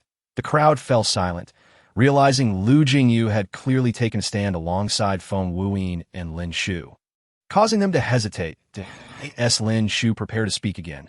Feng Wuyan halted her, saying, Shu, there's no need to continue. You have said enough. Lin Shu contemplated for a moment, then nodded. Yes, we have all expressed our thoughts. If you remain obstinate and refuse to reconsider, then there's nothing more to discuss. Having reached the end of her patience, she turned and walked towards the sea. What is our purpose here? Surely you all remember? For a moment, only the howling sea winds and the sound of construction filled the air. The salt production area had been established, and Feng Wuyan and Lu Jingyu began purifying the ocean, extracting a sample of seawater for testing and refinement. Upon successfully obtaining a small amount of pristine white salt, excitement glimmered in everyone's eyes. Fantastic! We can finally produce salt. We can all enjoy flavorful seasonings. Indeed, this was once unimaginable. The group cheerfully dismissed their earlier grievances. Lin Shu, too, was swept up in the joy, stepping forward to grasp Feng Wuyan's hand again, saying, Wuyan, don't let their words get to you. They've merely been under pressure for too long, and their emotions are finding a normal outlet, leading to their instinctive fear of those creatures, which is why they project that fear onto you. Feng Wuyan shook his head. I don't take it to heart. I understand. However, we must address this matter seriously. After all, those few individuals were indeed excessive in their words. A flicker of seriousness crossed Lin Shu's eyes, her expression clearly disapproving. You, what's wrong? Suddenly, a cry pierced through the jubilant crowd. It was Lin Hai's voice. S1 gazes upon Shunyu, her eyes tightly shut and her entire being trembling. Feng Wuyan steps forward to probe her ability domain, his expression darkening like the depths of water. He queries the gathered crowd. Who among you possesses dew? How many do you have? Present them forth. I do. Lin Shu anxiously rummages through her backpack, producing 3 dew droplets, while Lin Hai and Lin Wei each hand over 2 at the others, lacking dew. Nonetheless, offer various emergency medicines at this moment. The entire team is devoid of healers. And Feng Wuyan, clutching the dew, suddenly hesitates, uncertain whether to administer it. Perceiving his concern, Lin Shu reassures him. Wuyan, I trust you, and so does ya. Please administer it. Do not burden yourself with doubt or anxiety. She reflects for a moment, then adds, I recall that when Li Kun awakened, you utilize your mental powers to help him sort through his ability's magnetic field. Might this also apply to ya? Upon hearing this, Feng Wuyan's eyes light up, and he dispels his hesitation. Activating his mental barrier, he firmly shields Shan Yu's ability domain and administers the dew into her mouth. After consuming the dew, Shan Yu's complexion visibly improves, but suddenly, a look of anguish crosses her face. Her unfocused eyes snap open, and she cries out, Sister Shu, I feel so unwell. It hurts so much. Lin Shu, filled with compassion, embraces Shunyu, soothing her. It's all right, yeah. You'll be fine. Feng Wuyan furrows his brow, blocking out all external disturbances as he enters Shunyu's mental realm. There, he discovers her consciousness ensnared by a dark mist, and his heart sinks. Channeling his mental powers, he utilizes the dew within Shunyu to dispel the darkness. As the dark mist gradually dissipates, Shunyu's condition improves significantly, her complexion becoming more vibrant. Feng Wuyan withdraws, opening his palm to reveal a shattered crystal, which he hands to Lu Jingyu for urgent analysis. At this moment, Shunyu opens her eyes, radiating a brilliant golden light. Lin Shu, momentarily stunned, hears Feng Wuyan declare, Congratulations, yeah, you have successfully broken through the barrier and ascended to the A-level ability domain. What? A-level. Lin Shu takes a moment to process, her excitement surging as she gazes at the young girl before her. Yeah, did you hear that? You've broken through. You are now an A-level ability user. Shunyu, still bewildered, allows Lin Shu to embrace her. Equally stunned, perhaps due to the lingering effects of the dark mist, Feng Wuyan observes her reaction and probes her ability domain again, only to find it clear and her internal aura flowing smoothly. At this juncture, Lu Jingyu presents his findings and reports. I was unable to ascertain the composition of the crystal until I compared it with the big data. This crystal matches the structure of the southern photon protective wall, confirming it as a fragment of the photon protective wall. Feng Wuyan nods, lost in thought that it appears that Shunyu had been affected by this crystal fragment ever since she repaired the protective wall, which might explain her excessive fatigue during subsequent endeavors, including preparing a birthday gift for Lin Shu. Without this fragment, she might have ascended to a level status sooner. Observing Feng Wuyan's solemn demeanor, Lin Shu anxiously inquires, now that it has been removed, are there any lingering issues? Could there be any side effects? Realizing his serious expression has alarmed her, Feng Wuyan softens his features and replies, there will be no issues. I just probed Yi's ability domain, and her aura is strong and smooth. Lin Shu nods, and at that moment, Shunyu fully regains her composure, blinking at the surrounding faces with her innocent eyes. She conjures a pure golden light in her palm and exclaims with delight, so I really am an A-level metal ability user? Absolutely. Lin Hai ruffles her hair with a hearty laugh. Congratulations, yeah. Is this not a case of misfortune turning into fortune? Then, teasingly, he nudges his younger brother. Hey Wei, look at her. An 8-year-old girl has reached A-level. When will you elevate from B? Lin Wei, his face darkening, suddenly hurls a fireball at Lin Hai, causing him to grimace in pain.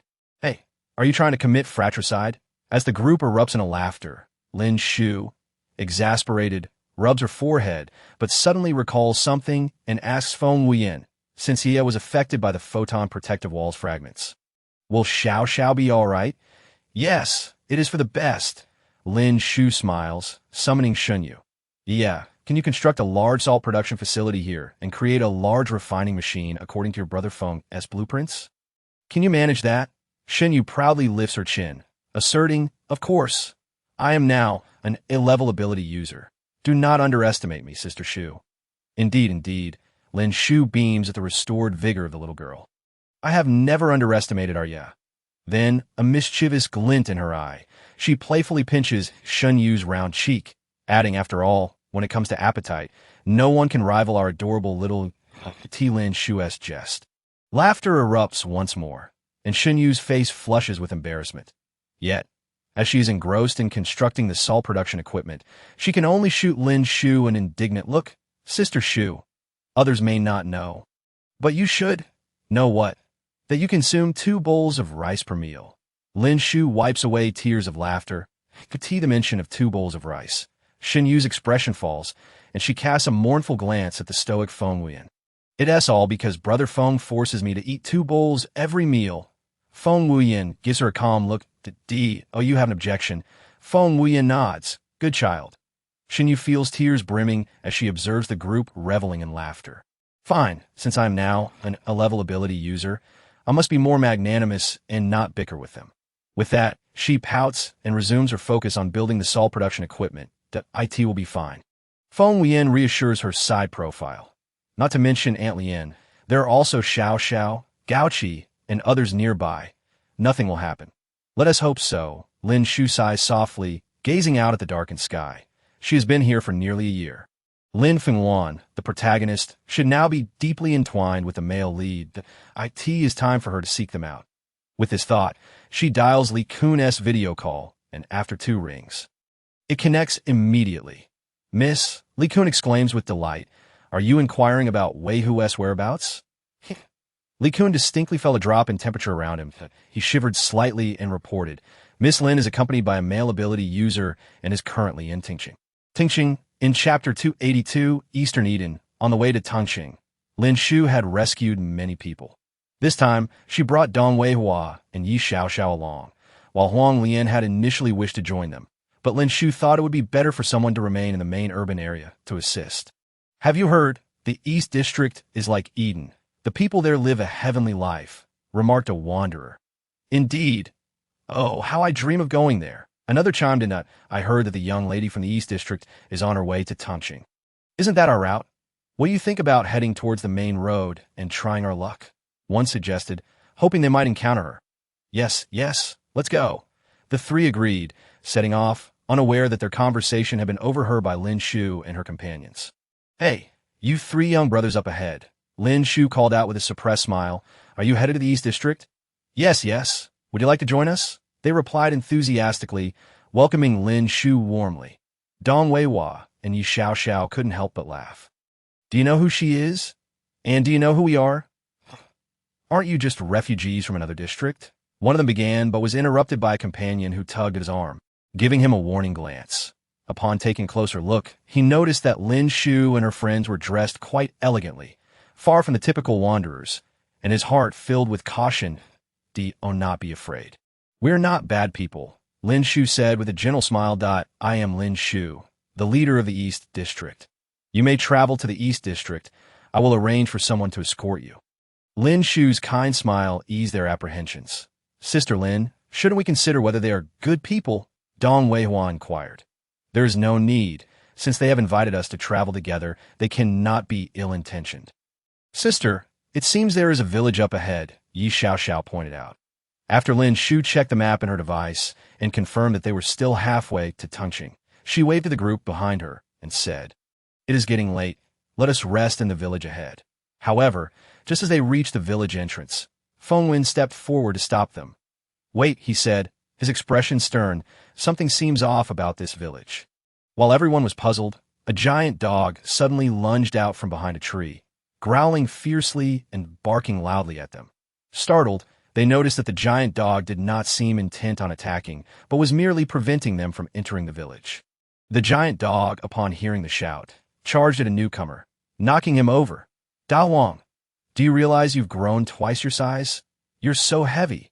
The man stood up, scolding the dog, but then turned to apologize to Lin Shu and the others. I am sorry, Da Wang is like this. He barks at strangers but means no harm, unlike the wild beasts outside that have lost their sanity. You need not fear him. I end Chapter 283, Stagnation and Frenzy. Lin Shu finally got a good look at the man. He was handsome, with bright eyes and a fresh demeanor. He introduced himself openly. My name is Feng Xiaotong, and this village is Fengjia Village. However, I don't know why, but for the past 3 months, the village's small animals have become this way, some even growing larger. He pointed, indicating Da Huang as an example. Feng Wuyan narrowed his eyes, skeptical of Feng Xiaotong's words. What about the villagers? May we enter and take a look? You can, but since I've introduced myself, may I ask where you are from? Feng Xiaotong replied with a polite smile, not retreating an inch. Lin Shu explained, we come from the main city of the East District, intending to pass through to Tongqing. Since it's getting late, we hope to find lodging for the night. Feng Xiaotong's eyes widened. You wish to stay? Is there a problem? Lin Shu asked curiously. After a moment of silence, Feng Xiaotong shook his head, examining Lin Shu and her companions. You do not seem like ordinary people. I can allow you to enter the village. But if you feel in any way endangered, you're free to leave. After speaking, he called for Da Huang to lead the way. Lin Shu and Feng Wuyan exchanged glances and ultimately decided to follow. Once inside the village, Feng Wuyan's brow furrowed even deeper. He reached out and grasped Lin Shu's hand, startling her. When she looked at him, he awkwardly cleared his throat and said, "For safety's sake, stay close to me." Lin Shu nodded, her instincts telling her that this village was indeed unusual. Suddenly, a figure darted past them, prompting Feng Wuyan to raise his hand and signal everyone to stop. It was an old woman. Feng Xiaotong, however, seemed unfazed and greeted her warmly. "Granny Hua, out for another stroll?" Feng Xiaotong scratched his head awkwardly, about to continue when an old man with a white beard rushed out and began to berate Granny Hua. "You old hag, all you do is walk around all day. Why don't you take care of your eldest grandson?" The old man shouted, yet Granny Hua didn't retaliate. Lin Shu couldn't bear to watch and stepped forward to intervene. "Old man, what are you doing? You can't just attack someone without cause." "Why can't I? She's my old partner. If she neglects her grandson, she deserves a beating." The old man seemed particularly agitated, and Lin Shu lost her balance, falling to the ground. Feng Wuyan helped her up and firmly grasped the old man's wrist, apologizing. The old man, still furious, raised his cane to strike, apologizing. "For what? Who do you think you are, daring to make me apologize?" "Grandfather Hua, let us talk this over calmly. They're my guests. Please show some restraint." Feng Xiaodong hurriedly intervened, separating the two. At that moment, many villagers and animals emerged from the surroundings. Some appeared dazed, like Granny Hua, while others were in a frenzy, shouting angrily and even pulling their own hair, akin to Grandfather Hua. The animals, too, varied. Some were noisily barking, while others were several times larger than normal. In Chapter 284, New Type Agent. Everyone stood in shock, their skin crawling at the sight. Feng Wuyan's eyes darkened as he quickly drew a small vial of blood from the nearest two individuals exhibiting dazed and frenzied behavior for analysis, while Lu Jingyu did the same with some samples from the animals. Feng Wuyan frowned, glancing at Lu Jingyu as he asked, "What do you have over there?" Lu Jingyu shook his head, handing the results to Feng Wuyan. "Professor Feng, I cannot make sense of this elemental structure." Feng Wuyan took a brief look and found that the elemental structure matched what he had analyzed before, as well as what was within himself. "They carry the meteorite energy extraction liquid, just like me," Feng Wuyan said somberly. "Moreover, there is something akin to the advanced version of the drug initially injected into me." "How can this be?"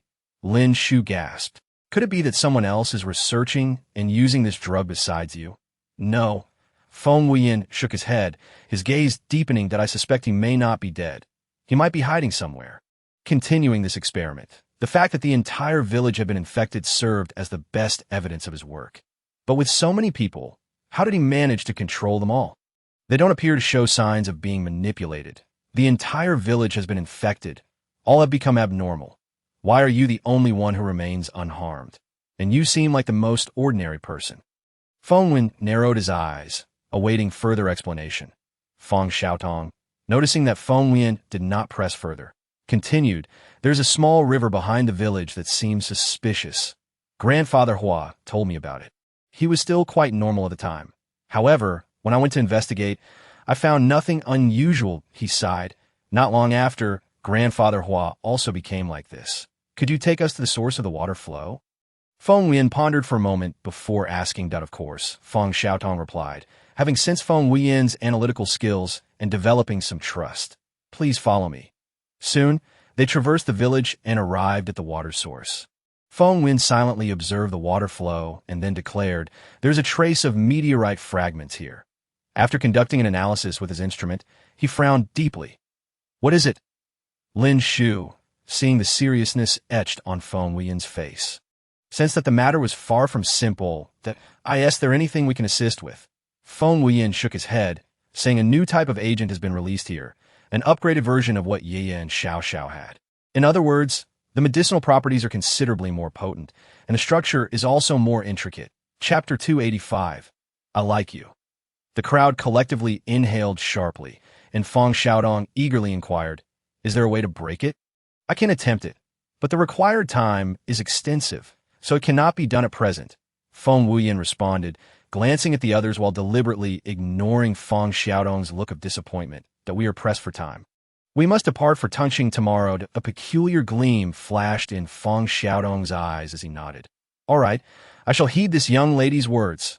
Unavoidably, he stole a few more glances at Lin Shu, only to suddenly realize how breathtakingly beautiful she was, momentarily lost in admiration. Uncertain of the reason for his distraction, yet out of courtesy, he glanced at the sky and invited everyone to his home for an overnight stay. The following morning, Lin Shu and Feng Wuyan were preparing to bid farewell. Before leaving, Lin Shu took the time to inform and instruct Gao Qi about various matters regarding the village, urging him to take care of the family along the way. Observing Lin Shu's meticulous demeanor, Feng Xiaotong found it difficult to control his heartbeat, unable to tear his gaze away. Feng Xiaotong, would you like to accompany us to Tengqing? Lin Shu asked. Certainly, I shall go. Feng Xiaotong responded eagerly, then added somewhat bashfully, actually, I am an ability user. Will that cause you any trouble along the way? You are an ability user, Lin Shu exclaimed with delight. That is splendid. It will be far from troublesome. We are all ability users, making it easier to look out for one another. By the way, what type of ability user are you? Lin Shu inquired, her eyes narrowing playfully. I understand now. That is why you have not been infected, correct? Lin Shu continued. I thought it impossible for someone to be completely unaffected. That seems to be the case. Feng Xiaotong lowered his head, the mention of the matter causing him to feel somewhat melancholic. Ah, I apologize. I did not mean to bring it up, Lin Shu said, playfully sticking out her tongue as she extended her hand toward him. Welcome to our family, faced with her fair and slender hand. Feng Xiaotong could no longer suppress his feelings of admiration for Lin Shu. He grasped her hand, gazing intently into her eyes, and earnestly declared, Lin Shu, I like you. Lin Shu looked at the man before her in astonishment. Her mouth agape. Did I hear that correctly? Is this a confession? Lin Shu, I am aware of your esteemed status, and my feelings may be presumptuous, but please allow me to pursue you with this affection. To follow in your footsteps. Feng Xiaotong attempted to articulate further, yet suddenly felt a wave of dizziness wash over him. Subsequently, Lin Shu observed his eyes glaze over as he muttered, I'm sorry. I must leave. I want to accompany you to Tengqing. I wish to stay with the villagers. With that, he turned and walked toward the gathering villagers. Chapter 286. Your feelings for me. Feng Wuyan seemed to sense Lin Shu's gaze upon him and turned to look, only to find her eyes devoid of any emotion, neither anger nor helplessness, merely calm and unperturbed as she regarded him. Lin Shu raised her hand to silence him and turned to leave. Feng Wuyan reached out to grasp her, but caught nothing but air. How could he have forgotten? She had previously expressed her disdain for using her mental ability to interfere with others' thoughts and actions. Watching Lin Shu's retreating silhouette, he clenched his fists. Her expression was so tranquil, yet her departure was resolute. Was it merely because of Feng Xiaotong? Did he truly warrant such coldness from her? Could a simple confession outweigh their nearly year-long companionship? If that were the case, he might as well eliminate that man entirely, erasing any trace of him from her thoughts. With this thought, his gaze sharpened, fixating on the bewildered Feng Xiaotong as he stepped into the gathering of villagers. A hint of malice flickering in his eyes. Just as he resolved to take action, an object was suddenly thrust into his arms that he looked down in surprise to find an oddly shaped, antiquated helmet. That I made this for you earlier. It's crafted from dragon gold, but I hesitated to present it, thinking it somewhat unattractive. Lin Shu said bashfully, scratching her head. That I realized that once completed, it might not even serve a purpose. Hearing her words, Feng Wuyan felt a surge of guilt for his earlier thoughts, his embarrassment preventing him from meeting her gaze. However, Lin Shu interpreted this as his distaste for the helmet's appearance, prompting her to reassure him, I made this especially for you. I hope you won't mind, and I certainly won't mind not seeing your face. Feng Wuyan, upon hearing her urgent explanation, suddenly placed the helmet upon his head, letting out a deep chuckle. This helmet is splendid. It fits my size perfectly. Thank you, I truly like it. Seeing Feng Wuyan don the helmet so readily, Lin Shu felt an unexpected wave of shyness wash over her. I know you're concerned for me, which is why you use your mental ability, but everyone must possess their own genuine emotions. That is what defines a person, is it not? Lin Shu gazed up at him, only to unexpectedly find herself ensnared in the depths of his gentle, affectionate dark eyes. Indeed, each individual possesses their own authentic emotions. He began, his melodious voice filling the air. But what about you? Shu Shu. What are your true feelings? Feng Wuyan no longer hesitated, his gaze resolutely fixed upon her, as if seeking to peer into her very soul through her eyes. What do you feel for me? I feel for you, Lin Shu instinctively echoed his words, bewildered. What feelings? Shu Shu. Who are you truly? Feng Wuyan reached out to caress Lin Shu's cheek and leaned closer to her ear, softly inquiring, My Shu Shu. Who are you really? Chapter 287. The Time Traveler. Lin Shu realized she did not seem to mind Feng Wuyan's touch or the proximity of their conversation. Earlier, when Feng Xiaodong had confessed, she had exuded an aura of discomfort. But at this moment, she felt none of that. Now, as he asked her once more who she was, she pondered whether she should reveal the truth. Raising her gaze to meet Feng Wuyan's, she found his eyes shining with longing and affection. A sentiment she could no longer dismiss. She recognized that she could no longer regard Feng Wuyan merely as a fictional producer or a godlike figure. His warm hands upon her cheek conveyed a fervent emotion she could feel deeply.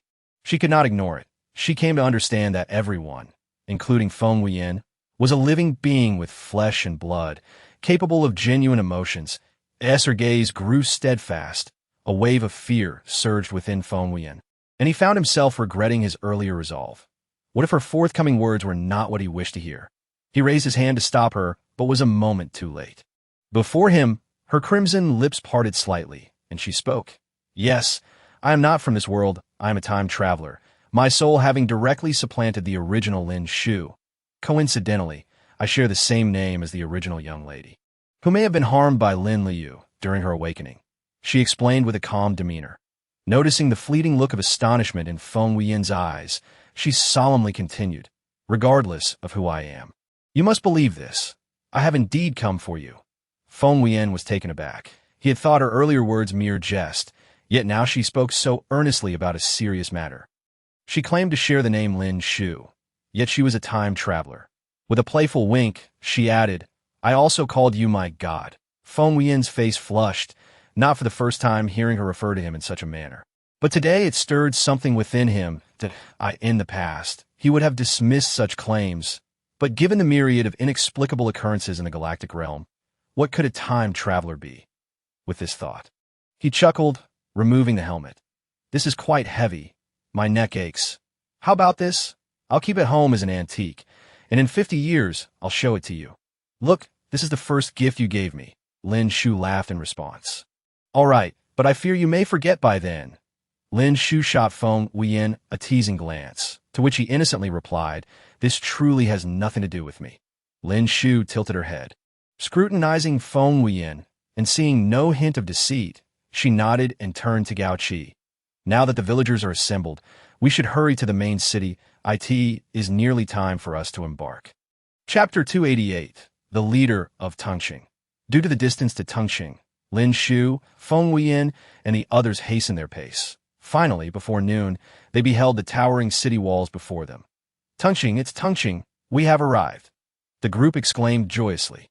After a day of arduous trekking and resting in the harsh environment of a small village, this moment felt like a sweet reprieve. The guards at Tongqing quickly noticed Lin Shu and her party. Yet they did not open the gates, arrogantly questioning from their elevated position. What do you want? You cannot enter without permission. Begone. The guards responded with blatant insolence. How do you speak? Xinyu raised the heavy sword in her hand and was about to leap forward when she was stopped by Feng Wuyan. The guard, however, wore a look of disdain. Do you think you are worthy to see the leader? Get lost. Get lost. Go where it's cooler. Seeing that the other party was unyielding, Feng Wuyan's expression darkened, and he used his psychic powers to bind the opponent's form, dragging him straight down from the city gate. Quick, go find Brother Feng. Another guard, witnessing this, immediately sent someone to call for their leader. Before long, a man leaped onto the city gate, crossing his arms and asking, Which fool dares to touch my people? Lin Shu and the others looked in the direction of the voice and saw a fierce-looking man, his demeanor arrogant and unruly. You lot want to enter the city? He toyed with a lighter, igniting a cigarette and casually placing it in his mouth. Yes, I wish to enter the city to find my family. Lin Shu replied, pausing before adding, I will leave as soon as I find them. I assure you it will not interfere with your affairs. The man raised an eyebrow and scoffed. Aren't you the ones stirring trouble? My people are still tied up by you. How can I let you enter the city? Do you think I, Zhang Shifeng, have no dignity? Lin Shu exchanged a glance with Feng Wuyan and said, It is not our intention to disrespect you. We are simply eager to find someone and have no choice but to resort to this method. If you allow us to enter, this young brother will naturally be unharmed. I can't stand threats, Zhang Shifeng cursed, turning to leave. Brother Feng, help me, we've fought side by side for so many years. You can't just abandon me. The guard bound by Feng Wuyan cried out desperately. Fine, you lot can go in, Zhang Shifeng finally spoke after a moment of silence. Once you find your person, make sure to scram. Lin Shu smiled, of course. Subsequently, Lin Shu and her group finally entered the city. And Feng Wuyan returned the guard to Zhang Shifeng before striding away. Damn it, useless fool. Zhang Shifeng slapped the guard on the back. You were supposed to guard the city, yet you let yourself get caught. Couldn't you even stop one person? The guard, grinning sheepishly, replied, Brother Feng, think about it.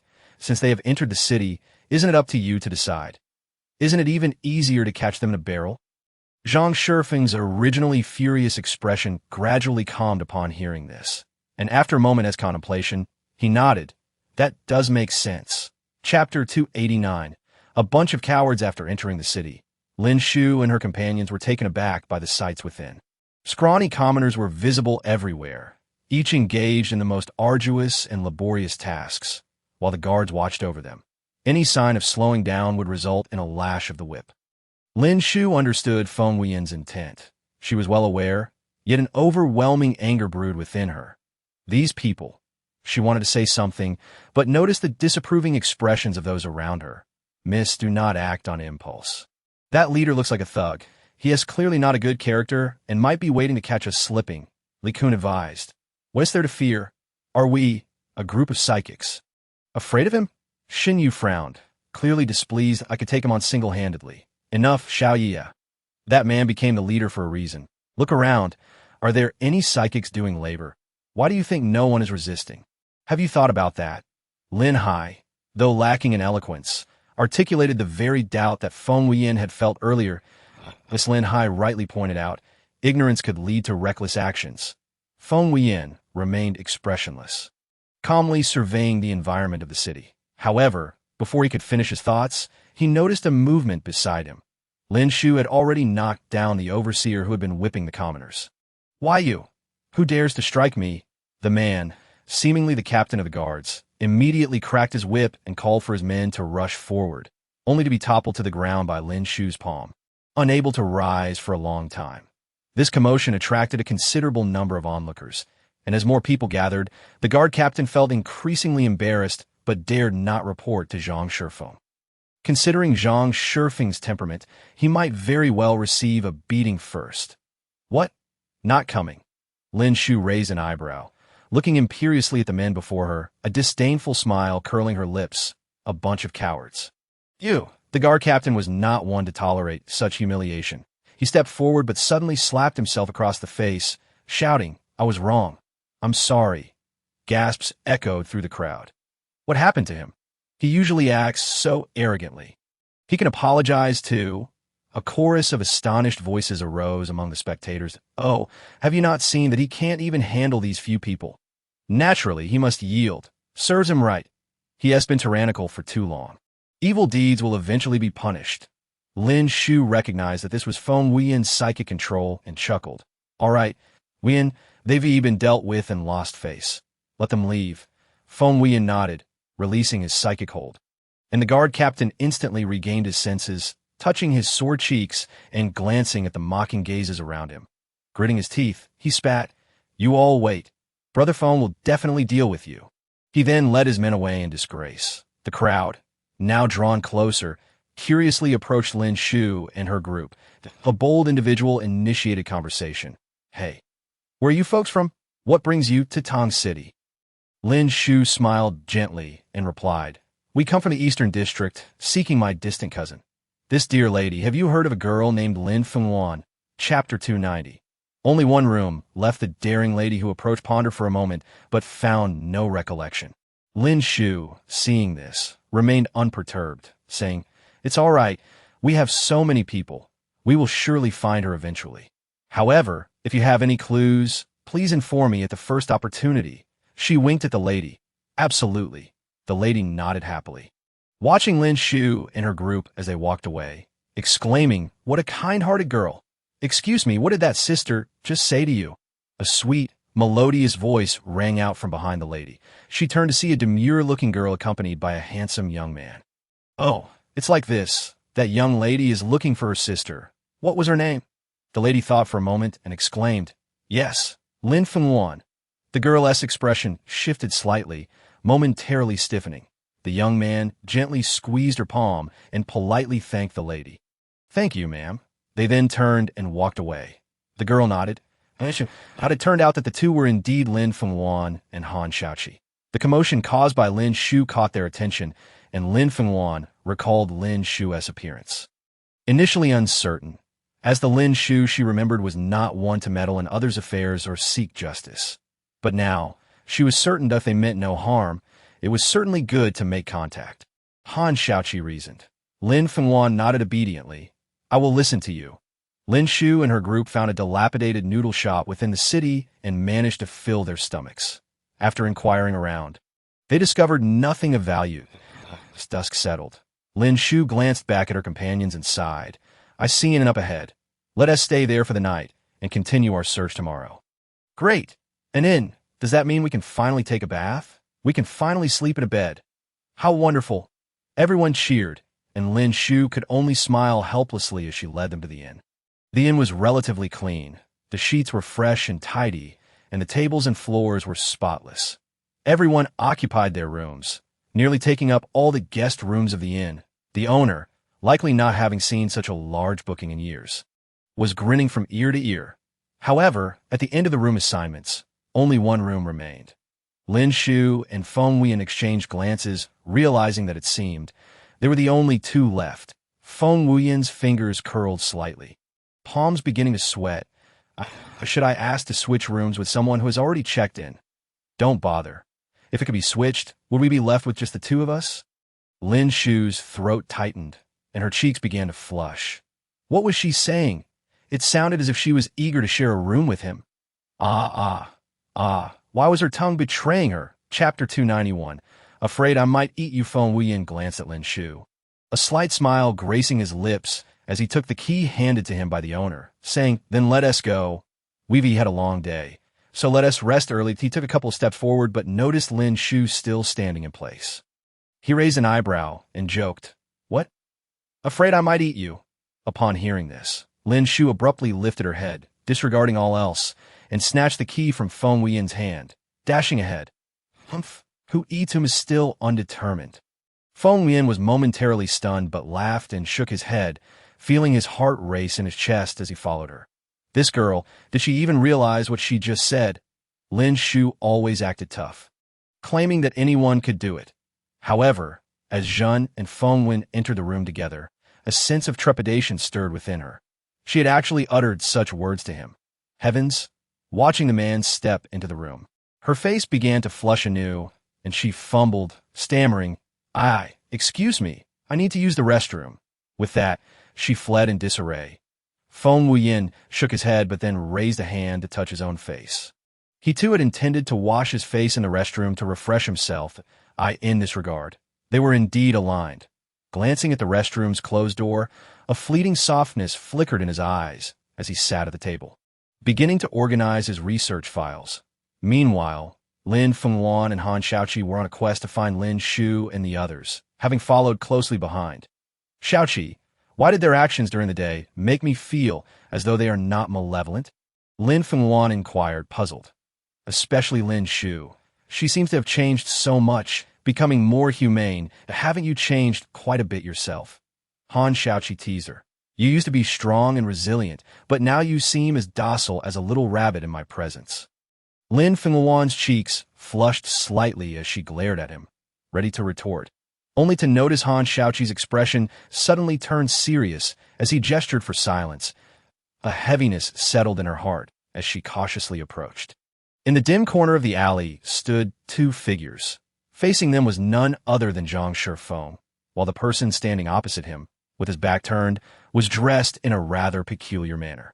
Clad in a long black cloak and glossy black shoes, a magician's hat barely contained his hair, revealing a few strands of silver. The figure was an elderly man, and Han Shaoqi narrowed his eyes. Certain that the other was a formidable ability user, "I saw a group enter your jurisdiction from the East District today," the oddly dressed elder inquired, his tone exuding certainty despite being framed as a question. "Yes, that woman is quite powerful. Not only did she bind my guards at the city wall today, but she also assaulted my captain of the guard." Zhang Shifeng gritted his teeth, declaring, "Tomorrow, I shall make them pay." Upon hearing this, the elder scoffed dismissively. "Do you truly believe the real powerhouse is that useless vase?" Zhang Shifeng raised an eyebrow at the elder, only to hear him say, "It is the man beside her. His name is Feng Wuyan, my most satisfactory creation, endowed with the finest abilities on the entire continent, surpassing even your qualifications." Zhang Shifeng clenched his fists, growling in a low voice, "I refuse to believe it." "You have no choice but to believe," the elder remarked, suddenly laughing lightly. "Just so, I need your assistance to accomplish a task. You'll have the opportunity to gauge his strength. That I want you to capture him and bring him before me." Chapter 292. The plan to capture Feng Wuyan, that woman. Zhang Shifeng hesitated. "She's not a threat.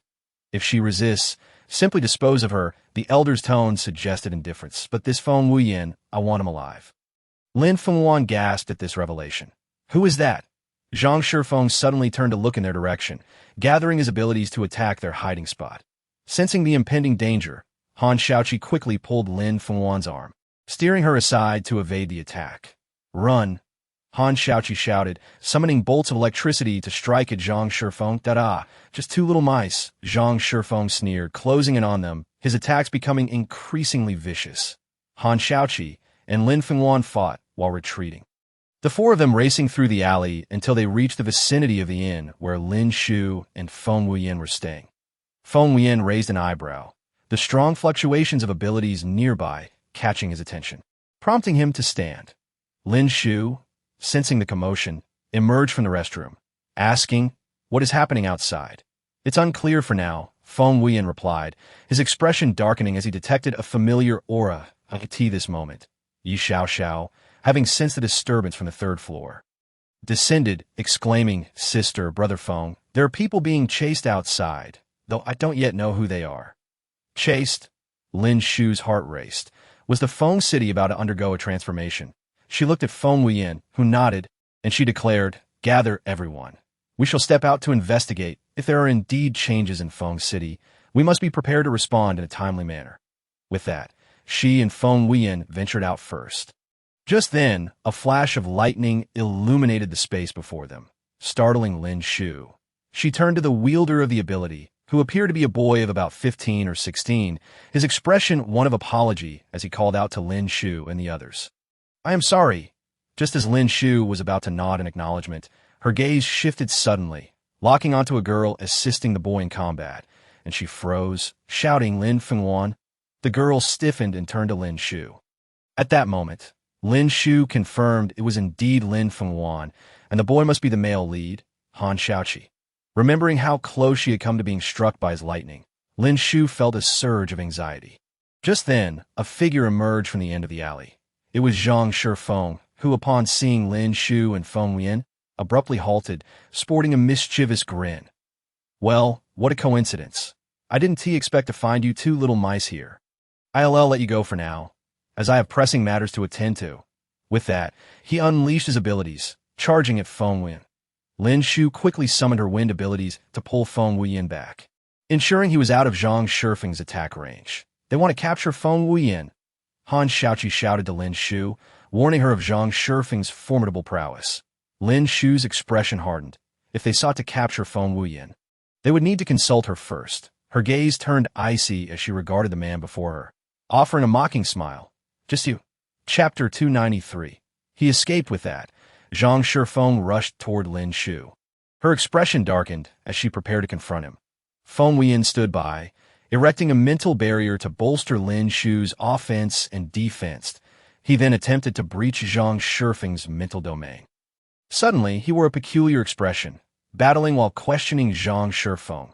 Aren't you an A-level ability user? How is it that you possess an S-level ability domain? Zhang Shifeng's face twisted in derision. That's none of your concern.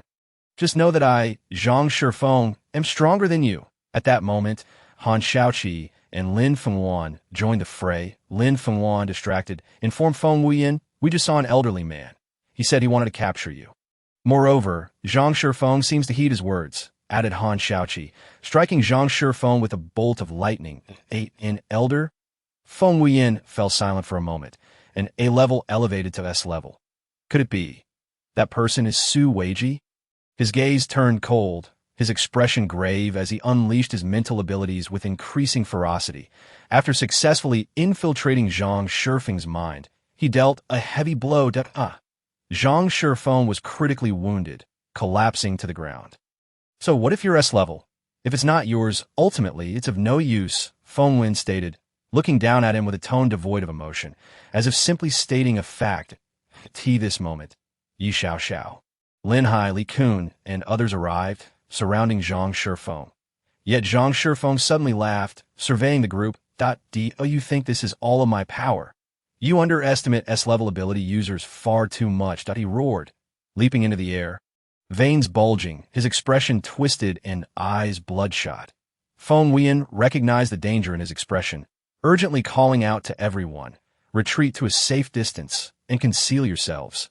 He seized Lin Shu and fled, only to hear a deafening explosion erupt behind them as Zhang Shifeng's body detonated, flesh and blood splattering, smoke rising from the remnants. What? Lin Shu was at a loss for words, her mind racing with possibilities as she turned to Feng Wuyan. He nodded, explaining, "Indeed, it was an explosion caused by the energy saturation of meteorite fragments." "Was it him?" Lin Shu inquired. Feng Wuyan nodded, releasing his mental abilities to cover the movements of everyone within a 5-kilometer radius. Suddenly, his gaze sharpened, and he found what he was looking for. He soared into the air, with Lin Shu closely in tow, but upon reaching the location, there was no trace of Su Weiji, only a pure black magician's hat left behind, indicating how hastily he had fled. Feng Wuyan unleashed his mental abilities again, but could no longer detect Su Weiji's presence. Lin Shu sighed, understanding that Su Weiji was Feng Wuyan's sworn enemy, and she approached him, holding his hand and patting his tense back, reassuring him, "It's all right. We still have opportunities ahead. Zhang Shifeng's demise is of no consequence." Her gaze hardened as she regarded the remnants of flesh on the ground, summoning her fire abilities to incinerate it completely, ensuring not a trace remained. Chapter 294. Utterly absurd, the explosion from Zhang Shifeng had already reverberated throughout the entirety of Feng City, not to mention the towering flames Lin Shu ignited afterward, illuminating the city in a stark brightness akin to day. When Lin Shu's people brought Zhang Shifeng's subordinates, not a single one offered resistance. They lacked the ability to do so, for far too long. They had relied on Zhang Shifeng's tyranny in Feng City. Yet they were, in truth, merely low-tier ability users with little skill to boast of. The captain of the guard immediately lifted his head and said, I know. This incident occurred about a month ago. Zhang Shifeng did not harbor any doubts about the side effects of that medication." Lin Shu furrowed her brow and inquired, "How could he?" "That old man showed our leader his research videos, showcasing extraordinary beasts that became enormous and intelligent with extraordinary powers, as well as plants that gained the ability to converse with humans.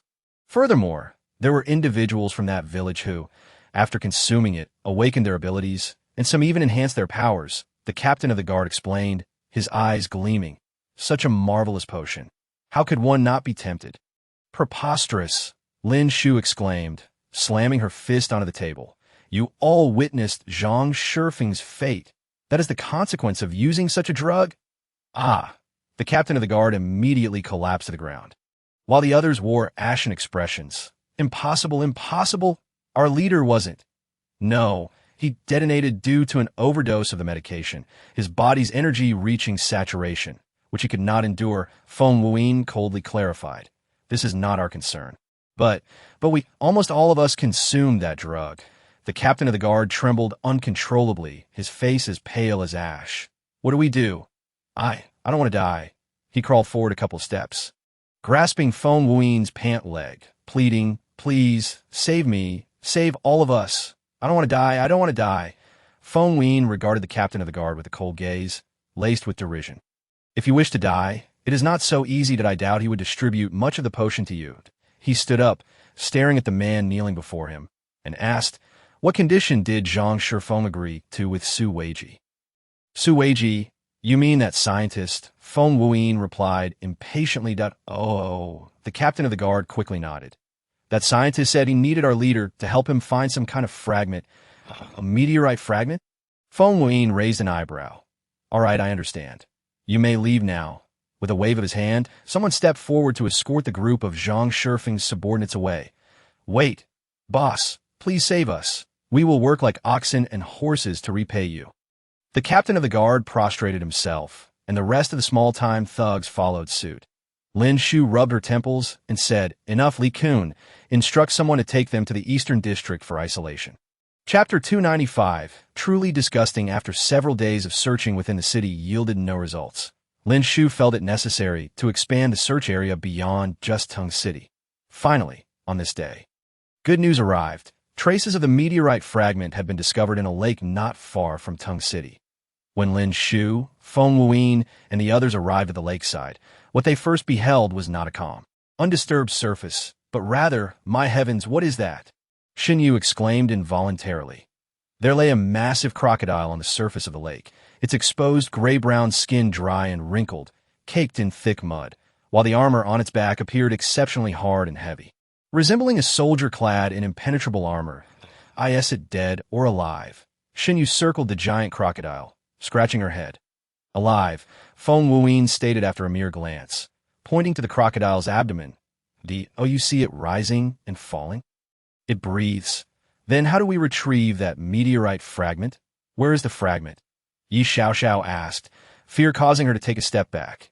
Feng Wuyan closed his eyes to release his psychic energy. Sensing the location of the meteorite fragment before confirming, it is within its body, inside its belly. At that moment, the giant crocodile awoke, its murky golden eyes opening wide as it yawned, a pungent stench emanating from its mouth that caused everyone to recoil in disgust. "How foul," Lin Shu remarked. "It hasn't brushed its teeth in days." Feng Wuyan remained silent for a moment, observing as the giant crocodile slowly shifted a few steps, finding a new spot to rest. "Goodness, why is it always lying down?"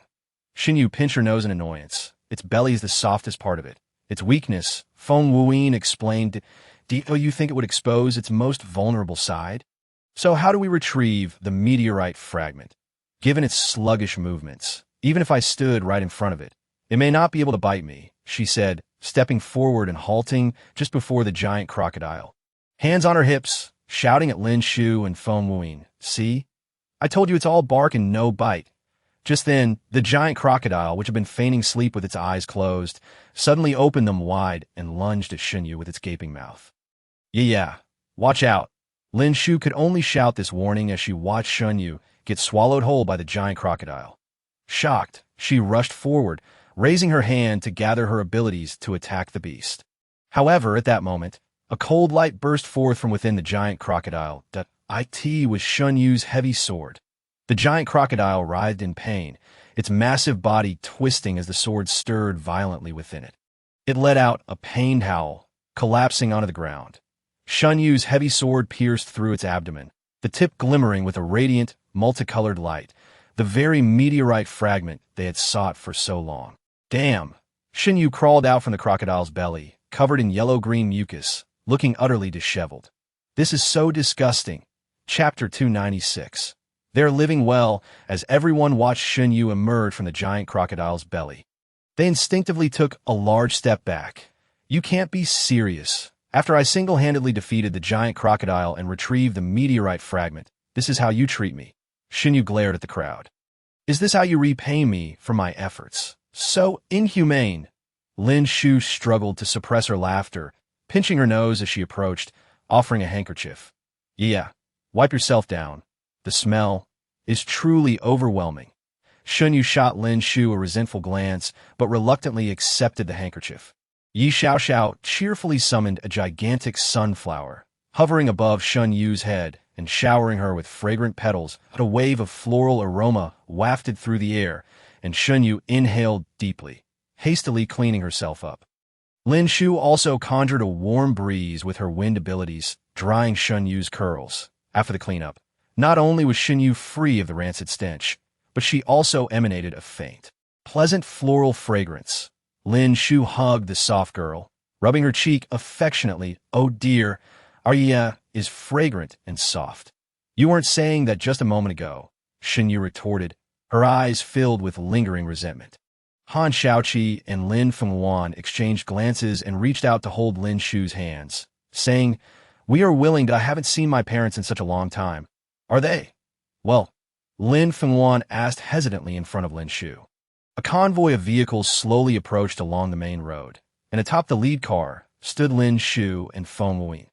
Once the car came to a halt, they jumped down and were immediately met by their parents, whose eyes were brimming with tears. Lin Shu smiled and called out to the vehicle behind her. "Feng Wuyan, your uncle and aunt have come pick you up." Upon hearing this, Lin Feng Wuyan dashed down from the car like the wind, throwing herself into Wang Xiuxiang's embrace. "Mom, Uncle, Annie, hello." Han Shaoqi politely bowed beside her. Chapter 297. Marching towards destruction. This is... Wang Xiuxiang looked at Lin Feng Wuyan in confusion, only to see her daughter blush and cast an accusatory glance at Han Shaoqi. As someone who had been through such experiences, Wang Xiuxiang understood immediately and nodded in agreement. Very good. Just as Han Shaoqi was about to continue speaking, he was grabbed by Feng Wuyan by the scruff of his neck. "You wait a moment. Come with me to the Research Institute." Han Shaoqi was puzzled. "What are we going to the Research Institute for?" "To research new types of medication." Feng Wuyan's eyes glimmered with determination. "Don't think you can deceive me. I know you are well informed." Han Shaoqi looked at Feng Wuyan in shock, but replied, "All right. Uncle and Auntie Shaoqi will come to visit you again next time," Han Shaoqi said apologetically to Lin Feng Wuyan's parents. It's all right. You go ahead and take care of your business." Wang Xiuxiang smiled warmly. Lin Shu instructed Gao Qi and Li Kun to organize the supplies into the warehouse for distribution as usual, inquiring about the isolation zones for the villagers and the residents of Tung City before heading to see them. Han Shaoqi followed Feng Wuyan to the Research Institute, where Feng Wuyan turned to him and asked, "Do you know anything about the medication?" Han Shaoqi nodded. "Yes, before Feng Wuyan and I arrived at Tung City, we had stayed in Fangjia Village and learned a thing or two that makes things easier. You can join us in researching this medication." Feng Wuyan handed him a pair of protective gloves. "You have been there before, so you must know more about the medication than we do." "Yes, Brother Feng." For some reason, Han Shaoqi always felt a natural admiration for Feng Wuyan. Thus he did not refuse the tasks he proposed. "Brother Feng." On this day, Lin Shu had yet to arrive, but Han Shaoqi had made a new discovery. He raised his head, his expression grave as he regarded the man across from him, engrossed in research. Feng Wuyan, hearing the sound, looked up and gestured for him to continue. "The reagent has yielded results," Han Shaoqi stated, then closed his eyes briefly, directly presenting the conclusions he had drawn and organized, handing them over to Feng Wuyan, seemingly reluctant to elaborate further. Feng Wuyan observed Han Shaoqi's solemn gaze, furrowing his brow as he perused the research report in his hands. A flicker of astonishment creeping into his eyes, he incredulously looked up at Han Shaoqi and inquired, "Is the experiment precise?" At that moment, Lin Shu entered the room, greeting everyone with a smile, but upon seeing the serious expressions on Feng Wuyan and Han Shaoqi, she asked, "What's wrong with you two?" Then she noticed the research report on Feng Wuyan's experimental table and curiously picked it up to examine it. "Has the research yielded results?" The last page of the report starkly stated, "In a decade or so, the majority of Earth's creatures will inevitably meet a fate akin to that of Zhang Shifeng. Unable to withstand the tremendous energy, they will explode, ultimately leading to destruction." Lin Shu was horrified, the report slipping from her hands to the floor. How could this be? Isn't this the reagent developed by Su Weiji? Why would it impact the entire continent? Feng Wuyan shook his head. "No, it's not solely the influence of Su Weiji's drug. There are also meteorite fragments scattered across the continent, which affect all living beings, including humans." What does this mean for us?" Lin Shu asked. Bewildered, "Are we also?" Chapter 298. Sealing meteorite fragments, no. I absolutely will not allow such a thing to transpire, Lin Shu declared. Since everything stems from the meteorite fragments, we shall put an end to it with these fragments. Immediately connect me with the leaders of the Eastern District. I wish to convene an emergency meeting. Having said this, she turned to leave the research room, but Feng Wuyan called out to her. Shu, the issue of the meteorite fragments is not merely an Eastern District concern, a complex glint passing through his eyes. This is a matter that requires the entire continent to confront and address together. Indeed, relying solely on the Eastern District is insufficient, Gu Shaoqi added. The meteorite fragments in the Eastern District should have been mostly collected by now, that we should expand our search radius and seek cooperation from all regions of the continent. After a moment, Lin Shu nodded and looked at Li Kun. Could you connect me with the leaders of the other districts? I'll give it a try, Li Kun replied as he bent over the computer screen. Inputting a series of commands, Lin Shu waited patiently, finally sitting down.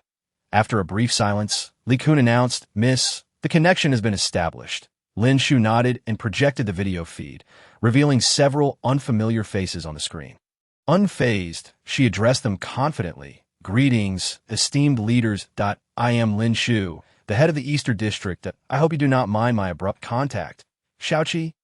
A surprised female voice rang out, and everyone turned in unison to see a woman continue. What are you doing in the Eastern District? Gu Shaoqi stepped forward and said, Mother, this is a long story. Once everything is resolved, I will explain it to you. Lin Shu pondered for a moment. Realizing that conveying the entire situation clearly via video would be challenging, especially since it required the cooperation of these regional leaders. After a brief contemplation, she stated, on behalf of the Eastern District, I sincerely invite all of you to visit and participate in the first cooperation conference of Daxia Continent. Invitations will be sent shortly via remote transmission, that we look forward to your presence. With that, she smiled and gestured gracefully to the leaders before cutting off the conversation. Understood. Li Kun operated the vast data network in conjunction with Feng Wuyan's spiritual manifestation, ensuring that the invitations were meticulously delivered to each district leader. Initially, the leaders believed Lin Shu was merely speaking empty words, but to their astonishment, she indeed possessed such capability. As they watched the invitations materialize on the table, their expressions varied. Some appeared skeptical, while others wore serious frowns. Regardless, Lin Shu achieved her objective, sparking their curiosity, prompting them to consider attending. Thus, this meeting would later be referred to in the annals of Daxia as an unprecedented gathering of powerful leaders for various districts.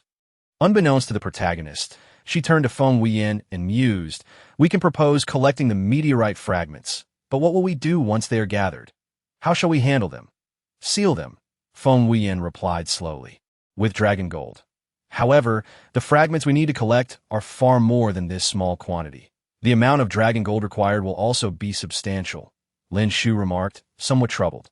She was aware that there were still considerable reserves of dragon gold discovered previously, but was uncertain if they could provide such a large stockpile. Chapter 299. There is indeed such a matter. Feng Wuyan fell into contemplation. After a while, he said, let us focus on collecting the fragments for now. Simultaneously, we can commence the refinement of dragon gold. For now, this was all they could do. Lin Shu sighed, saying, I will prepare the necessary arrangements. Once they arrive, we shall commence discussions. Wuyan, please assist in preparing the video and other materials. They anticipated that once the actions began, there would be little opportunity for rest in the days to come. The next morning, the Northern Alliance and the Feng family arrived, and, as others had not yet come, Lin Shu temporarily arranged for them to explore the main city. Only in the afternoon did the Murong and Zhang families arrive fashionably late. Lin Shu led the assembled leaders into the conference hall and began with introductions that I have previously met all of you via video. I shall formally introduce myself again. I am Lin Shu, the chief representative of the Eastern District. Indeed, Feng Heping of the Feng family chimed in, it is best to clarify matters early, so we may formulate plans. Formulate plans? Zhang Wenshan suddenly chuckled.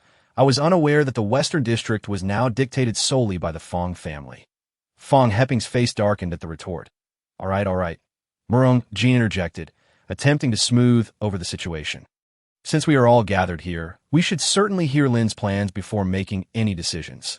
Let us all take a moment to relax. Lin Shu narrowed her eyes, having detected a hint of hostility from Murong Jin and Zhang Wenshan in their earlier exchanges.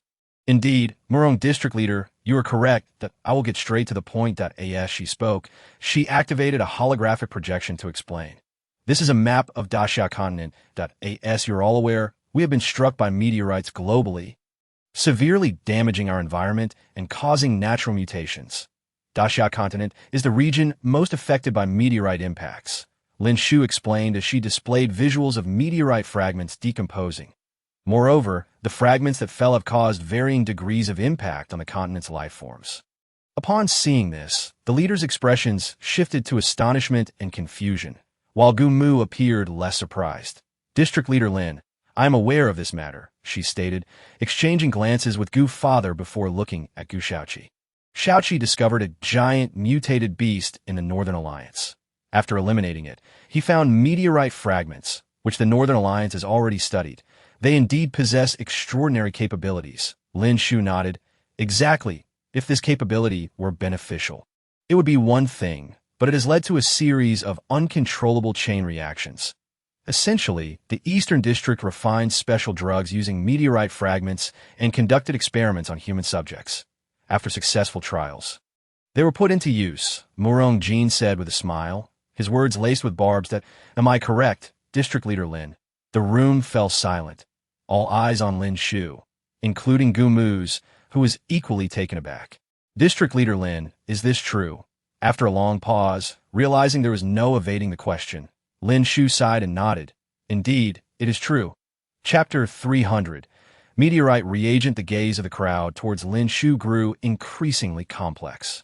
Even the Feng family shared this sentiment. Lin Shu continued to explain, I have thoroughly investigated and terminated that project. It was a laboratory established by Lin Zhangjia, of which I was previously unaware. Terminated? Zhang Wenshan remarked, raising an eyebrow as he retrieved a small vial containing blue liquid from a dossier handed to him by an assistant, placing it on the table. Then may I inquire? District Leader Lin, what is this? Lin Shu looked at the liquid in confusion and shook her head, but Feng Wuyan sensed the energy emanating from it and stated, meteorite reagent? Precisely, Murong Jin said, picking up the vial and examining it. I did not expect this Mr. Feng to be so discerning. Seeing the glint of ambition in his eyes, Feng Wuyan knew this man had ulterior motives and directly asked, where did this reagent come from? And what is your intention? That would be difficult for me to answer, considering it is a reagent from the Eastern District, yet you ask me where I acquired it. Murong Jin replied smoothly. Wenshan, why don't you elaborate? It was obtained from the black market. Zhang Wenshan replied with a hint of mockery. This small vial is worth enough to buy supplies for an entire city. Lin Shu furrowed her brow, utterly unaware of the situation, observing the displeasure etched upon the faces of Lin Shu and Feng Wuyan. Murong Jin spoke, if the meteorite fragments indeed possess such formidable energy, why would Commander Lin choose to monopolize them? Would it not be more advantageous to share the formula and the potion equally among us? Moreover, we cannot toil for you without recompense. Lin Shu silently chastised Su Weiji in her mind, forcing herself to regain composure before addressing the assembly. Ladies and gentlemen, I, Lin Shu, hereby declare that this potion was not developed by our Eastern District. On the contrary, we are also tracing its origins. Gu Shaoqi stepped forward, proclaiming loudly, Sister Lin and Professor Feng have been diligently investigating this potion that I was present during our last visit to Tingqing. Furthermore, this potion is unstable and has already caused numerous incidents. Feng Wuyan remarked, nodding subtly at Lin Shu. Lin Shu caught his gaze, immediately understanding, and retrieved the self-detonation footage of Zhang Shifeng, initiating the playback. The moment of Zhang Shifeng's explosion was meticulously cut into every frame in slow motion, thereby indirectly demonstrating the absence of any human factor. This, Gu Mu gazed in astonishment at the images, her eyes filled with dread. Lin Shu noted the reactions of the crowd and explained, this is the adverse reaction caused by the potion. Once utilized, while it may enhance one's abilities, the accompanying side effects are monumental. All living beings will inevitably explode due to the overwhelming saturation of energy. Murong Jin's expression momentarily stiffened. Is this evidence solely based on that footage?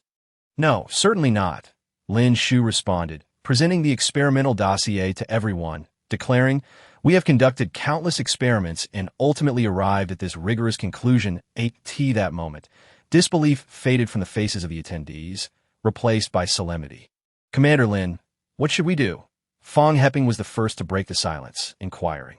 "Our plan is to collect the meteorite fragments and then seal them," Lin Shu replied with a serene smile. "Now, let us proceed to a vote. Do you agree or oppose?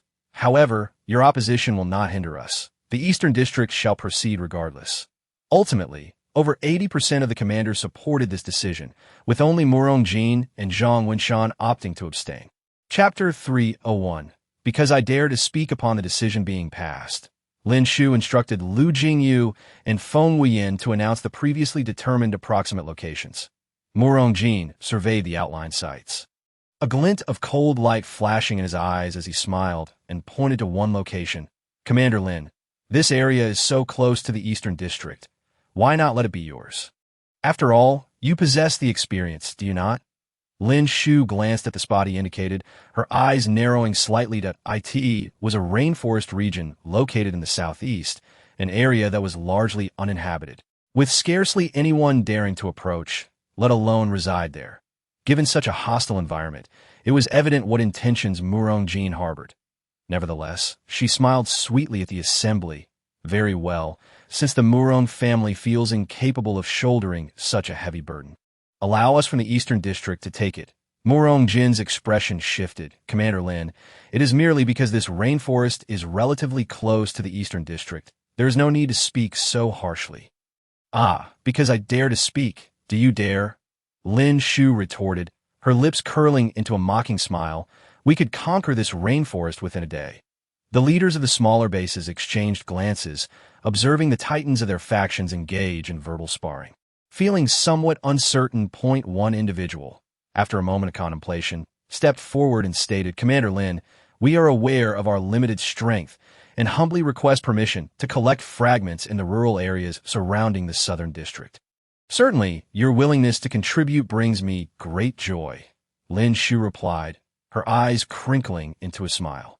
Feng Wuyan studied the approximate locations of the meteorite fragments and pointed to one area, saying, "This is where the meteorite struck Blue Star. In other words, it may be the most challenging place to collect from .is that not simple. Commander Lin can handle a rainforest. This task is trivial in comparison," Zhang Wenshan remarked. "Why is it that only you two are offloading the task onto Commander Lin? I have yet to hear either of you step forward." Gumu, ever forthright, voiced her dissatisfaction directly. "If you are capable, why not take action yourselves? At least we are not cowards." Gu Fu chimed in, supporting his wife's point. "I agree." Feng Wuyan nodded. "This is the most prudent course of action. The Eastern District is willing to provide all known information regarding the meteorite fragments unconditionally." He also arranged for Yi Xiaoxiao and Shunyu, among others, to prepare in advance, setting off the following day. "You may also take some time to rest," Feng Wuyan suggested to those who had just finished organizing the tasks. However, Lin Shu shook her head. "I am uneasy. It is better to conclude this phase of our lives sooner and then enjoy ourselves." Chapter 302. Departure. Early the next morning, the various ability users from the Eastern District were fully equipped for departure, with Wang Chang, Zhai Mingzhu, and Yu Roming arriving from their respective divisions, preparing to set out alongside Lin Shu. Observing the serious expressions on their faces, Lin Shu chuckled softly. "Everyone, let's lighten up. There is no need to be so tense. This is just another routine mission, nothing to fret over. You all look as if facing a dire threat. Indeed, if things go awry, you have me." Xinyu raised her brows, displaying a proud demeanor. "I am now an A-class ability user. I can ensure your safety. My word. After just a few days apart, Little Radish has become significantly stronger than I." Wang Chang laughed, ruffling Xinyu's hair, after bidding farewell to the final group of small base leaders. Lin Shu approached and surveyed the gathering. "Are we all prepared? It is time for us to set off." Upon hearing this, Wang Chang covertly glanced at Su Panlu, only to catch her gaze in return. He was momentarily taken aback, noting the sudden flush on her cheeks, which filled his heart with unexpected joy. Brother Wang Chong, I Su Panlu, encouraged by Yi Xiao Xiao, finally stepped forward, standing before him, presenting an emergency medical kit. I hastily prepared this. The needle tips are somewhat coarse, so please do not mind. Lin Shu watched this exchange, her eyes brimming with warmth. Were these two not finally becoming a couple? She then glanced at Feng Wuyan, feeling an inexplicable tension in his gaze towards her recently. Scratching her head, she dismissed the thought and called out to the group. Let's be on our way. The group set off in high spirits. The rainforest was not far from the eastern district, and they reached the outskirts in approximately half a day. However, upon their arrival, they immediately sensed something amiss. The vegetation before them was far from the expected height. This is not much different from the towering pines of Maple Leaf City, is it? Lin Hai gaped in astonishment at the towering trees that seemed to scrape the sky. When Lin Shu called her aside, only to see Feng Wuyan nodding before activating his psychic field, enveloping the entire rainforest. This indicated that the flora and fauna within had yet to evolve to the level of high intelligence akin to humans, thus making it considerably easier to deal with. Lin Shu sighed in relief and inquired, have you sensed the exact location? Feng Wuyan nodded. Coordinates, 543-37. Li Kun examined the map, pointing to a specific area. Found it here. All right, transmit the coordinates to everyone as positioning systems. We are operating as a collective this time. N01 is to leave the team without instructions, Lin Shu instructed. Understood. The group acknowledged in unison. Finally, let us double-check our gear and emergency supplies. Feng Wuyan added, we will not abandon any of our brothers. However, should any unusual circumstances arise, you must be capable of self-rescue. Once everyone was ready, Lin Shu waved her hand, signaling for advancement. The group followed closely behind her and Feng Wuyan, gradually entering the rainforest. Chapter 303. Right here upon entering the rainforest, the group quickly realized that the atmosphere was starkly different from that outside, as if they had been severed from two distinct worlds. The rainforest was shrouded in dim light, an unusual silence permeating the air, leaving only the sounds of their footsteps and breathing. Suddenly, a shrill screech echoed from above, prompting Feng Wuyan to immediately activate his psychic shield. They were met with the sight of a colossal gorilla squatting before them, baring its teeth and scratching its head, seemingly pondering how to breach the barrier. At that moment, Shen Yu boldly swung her sword forward, striking the gorilla fiercely with the hilt. With that single blow, the creature fell to the ground, motionless. Witnessing this, they could not help but shudder. Was it that the gorilla was too weak? Or was Shen Yu inherently powerful? The gazes of the onlookers shifted to her with growing intrigue. Shen Yu, raising an eyebrow and about to speak, was suddenly confronted by a massive tree manipulated by Lin Hai, which came crashing down towards her. She froze, uncertain how to react, when a piercing scream suddenly rang out from behind her. A cerulean parrot lay motionless on the ground, its eyes rolled back in its sockets. Its sharp talons extended, glinting menacingly. Shen Yu involuntarily shuddered at the thought of being ensnared by those claws, and as she turned to Lin Hai, a flicker of gratitude shone in her eyes. Thank you, Brother Lin Hai. You're welcome. Lin Hai responded with a grin. Suddenly, Feng Wuyan interrupted him, his gaze icy. Everyone be cautious. It seems a large force is approaching. Prepare for battle. In the blink of an eye, several mutated beasts erupted from the depths of the thicket, their fur appearing both strange and impenetrable, revealing their jagged teeth as they charged toward them. Feng Wuyan's mental barrier withstood their assault, and witnessing this, the group rallied their spirits and launched their own counterattacks. As one fire-type Esper inadvertently hurled a fireball, igniting the surrounding forest, thick black smoke billowed forth. The individual appeared flustered, akin to one who had erred, but Lin Shu was pleasantly surprised to observe that despite the animal's mutations, their instinctive responses remained intact. They recoiled in fear, emitting whimpering sounds of distress. Well done. Continue with the fire assault, she exclaimed, giving a thumbs up to the Esper and urging him, along with Lin Wei and the other Espers, to advance slowly toward their predetermined coordinates using fire abilities. This strategy proved effective. Aside from the fire Espers expending some energy, the other Espers conserved their stamina remarkably well by the time they reached the designated location. However, the expected glow of the meteorite fragments was absent. Feng Wuyan furrowed his brow, sensing with his psychic ability, it should be right here. There can be no mistake. That moment. Lin Shu noticed a colossal reflesia not far from them. After a moment's contemplation, she unleashed a fire-type skill upon it. The reflesia trembled, unfurling its bud, releasing a brilliant cascade of multi-hued light. "I've found it," Lin Shu exclaimed, pointing at the flower, where nestled within its core lay a piece of meteorite, gleaming with an otherworldly radiance. "What is that?" Lin Shu steadied herself with Feng Wuyan's assistance, gazing at the object. "If I am not mistaken, that appears to be a pitcher plant." Yi Xiaoxiao's gentle voice chimed in from behind, a trace of embarrassment upon her face. "That a pitcher plant? Isn't that meant to consume flies?" Lin Hai exclaimed in astonishment, only to suddenly cover his mouth. Realizing his faux pas, he turned to Lin Shu, whose cheeks had flushed with indignation. "It thinks I'm a fly." She fumed, hurling a fireball at the pitcher plant, which, unfazed, swallowed the fireball whole and exaggeratedly burped out a plume of black smoke. Lin Shu was momentarily dumbfounded, while the others erupted into laughter. "Ha ha, young lady, it fears you not. My goodness, it actually swallowed it," they guffawed. Lin Shu felt a throbbing pain in her temples, her frustration mounting. How could a mere pitcher plant dare to intimidate her? She turned her gaze to Feng Wuyan, who wore a smile that quickly morphed back to his usual impassive demeanor upon noticing her stare. Feng Wuyan then raised his hand, effortlessly commanding the pitcher plant with his psychic power, forcing it to close its gaping maw, concealing its sharp teeth. Inspired by this, Lin Shu's eyes lit up as she thought of a plan. Utilize your metal abilities." Xinyu looked momentarily bewildered. Why should I use metal abilities?" "To seal its mouth." Lin Shu shot her a look, exasperated that she was faltering at a crucial moment. Realizing the intent, Xinyu quickly summoned golden light in her palms, and as Feng Wuyan relinquished his psychic control, she meticulously encased the pitcher plant's teeth with a golden dental cover, inch by inch.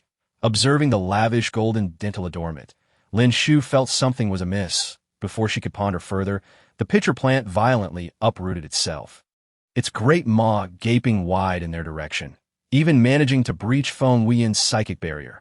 Feng Wuyan shot Xinyu a cold glance that, of course, this is the result of her handiwork. Xinyu sheepishly scratched her head, explaining it seems inadvertently reinforced its teeth. The group collectively gasped, realizing that the pitcher plant, already capable of swallowing fire, was now further empowered by Xinyu's ill-timed enhancement. "Shun Xiaoya, what are you doing?" Lin Shu sighed, exasperated, as she rubbed her forehead in disbelief. "I meant to seal its mouth, not its teeth." As they watched the pitcher plant continue to gnaw at the psychic barrier, the group wore expressions of resignation. "But I did seal it, didn't I?" Xinyu protested, her voice low and hurt. "Enough talk. Let's act swiftly," Feng Wuyan urged, reinforcing the psychic shield while exerting control to suppress the pitcher plant's wild jaws. Yi Xiaoxiao, seizing the moment, summoned vines from her wood-type abilities to ensnare the pitcher plant's mouth, ensuring it could not close. Xinyu, no longer careless, focused intently, gathering golden light once more. This time, Xinyu worked with great diligence, soon weaving a metallic net over the pitcher plant's mouth, effectively sealing it shut. The once majestic pitcher plant now sported a mouth adorned with a resplendent golden mask, a comically extravagant sight. Yet the unfortunate consequence was that it could not close its mouth, rendering it defenseless. Lin Shu breathed a sigh of relief as she hurled a fireball at the creature, incinerating it into a pile of charred remains that emitted a foul odor. However, the luxurious golden ensemble crafted by Xinyu remained behind, much to the amusement of the onlookers. Indeed, who has ever seen a pitcher plant with golden teeth? It certainly has collectible value. They chortled, Xunyu's face flushed with embarrassment and indignation. "If anyone mocks me again, I shall affix this to you," she threatened, brandishing her heavy sword. "Shu, quiet down. Look over there," Lin Shu exclaimed, her eyes widening in astonishment. The others followed her gaze, their expressions shifting to confusion. The reflesia once again unfurled its petals, a thick, fleshy petal cascading down upon the charred remains of the pitcher plant. Miraculously, the petal, which had lost a segment, regrew with even more vibrant hues than before gently closing again, reminiscent of a fleeting bloom. The pitcher plant gradually vanished, replaced by a small, serrated seedling emerging from the earth. Yi Xiao recognized it immediately. That is a pitcher plant seedling. At this revelation, the group collectively gasped at a seedling. This was alarming. As they observed the rapidly developing seedling, now taking shape, a sense of unease washed over them. Feng Wuyan quietly observed for a moment, a flicker of understanding passing through his eyes. There is no significant issue. For it to grow into what it was, it will require at least 2 weeks. Now I comprehend why the Rafflesia possesses no aggression, yet guards the meteorite fragment. He stepped forward, utilizing special gloves to extract the liquid secreted from the Rafflesia's robust thorns. After analyzing it on a portable laboratory, he presented it to everyone. This is highly toxic, surpassing the previous oxalis in potency. Upon completing the analysis, he poured the toxic liquid over the pitcher plant seedling, which immediately emitted thick white smoke alongside a sizzling sound, ultimately dissolving into a puddle of liquid. The group watched in astonishment, but Li Kun curiously inquired, why didn't the Rafflesia save it this time? It can no longer be saved. It has been completely dissolved, leaving no cellular matter behind. Feng Wuyan explained. The toxin from the Rafflesia is at least 1,000 times more potent than concentrated sulfuric acid. Is that why those mutated beasts dared not approach, and why no one has managed to retrieve the meteorite fragment from its core? Lin Shu suddenly grasped the crux of matter.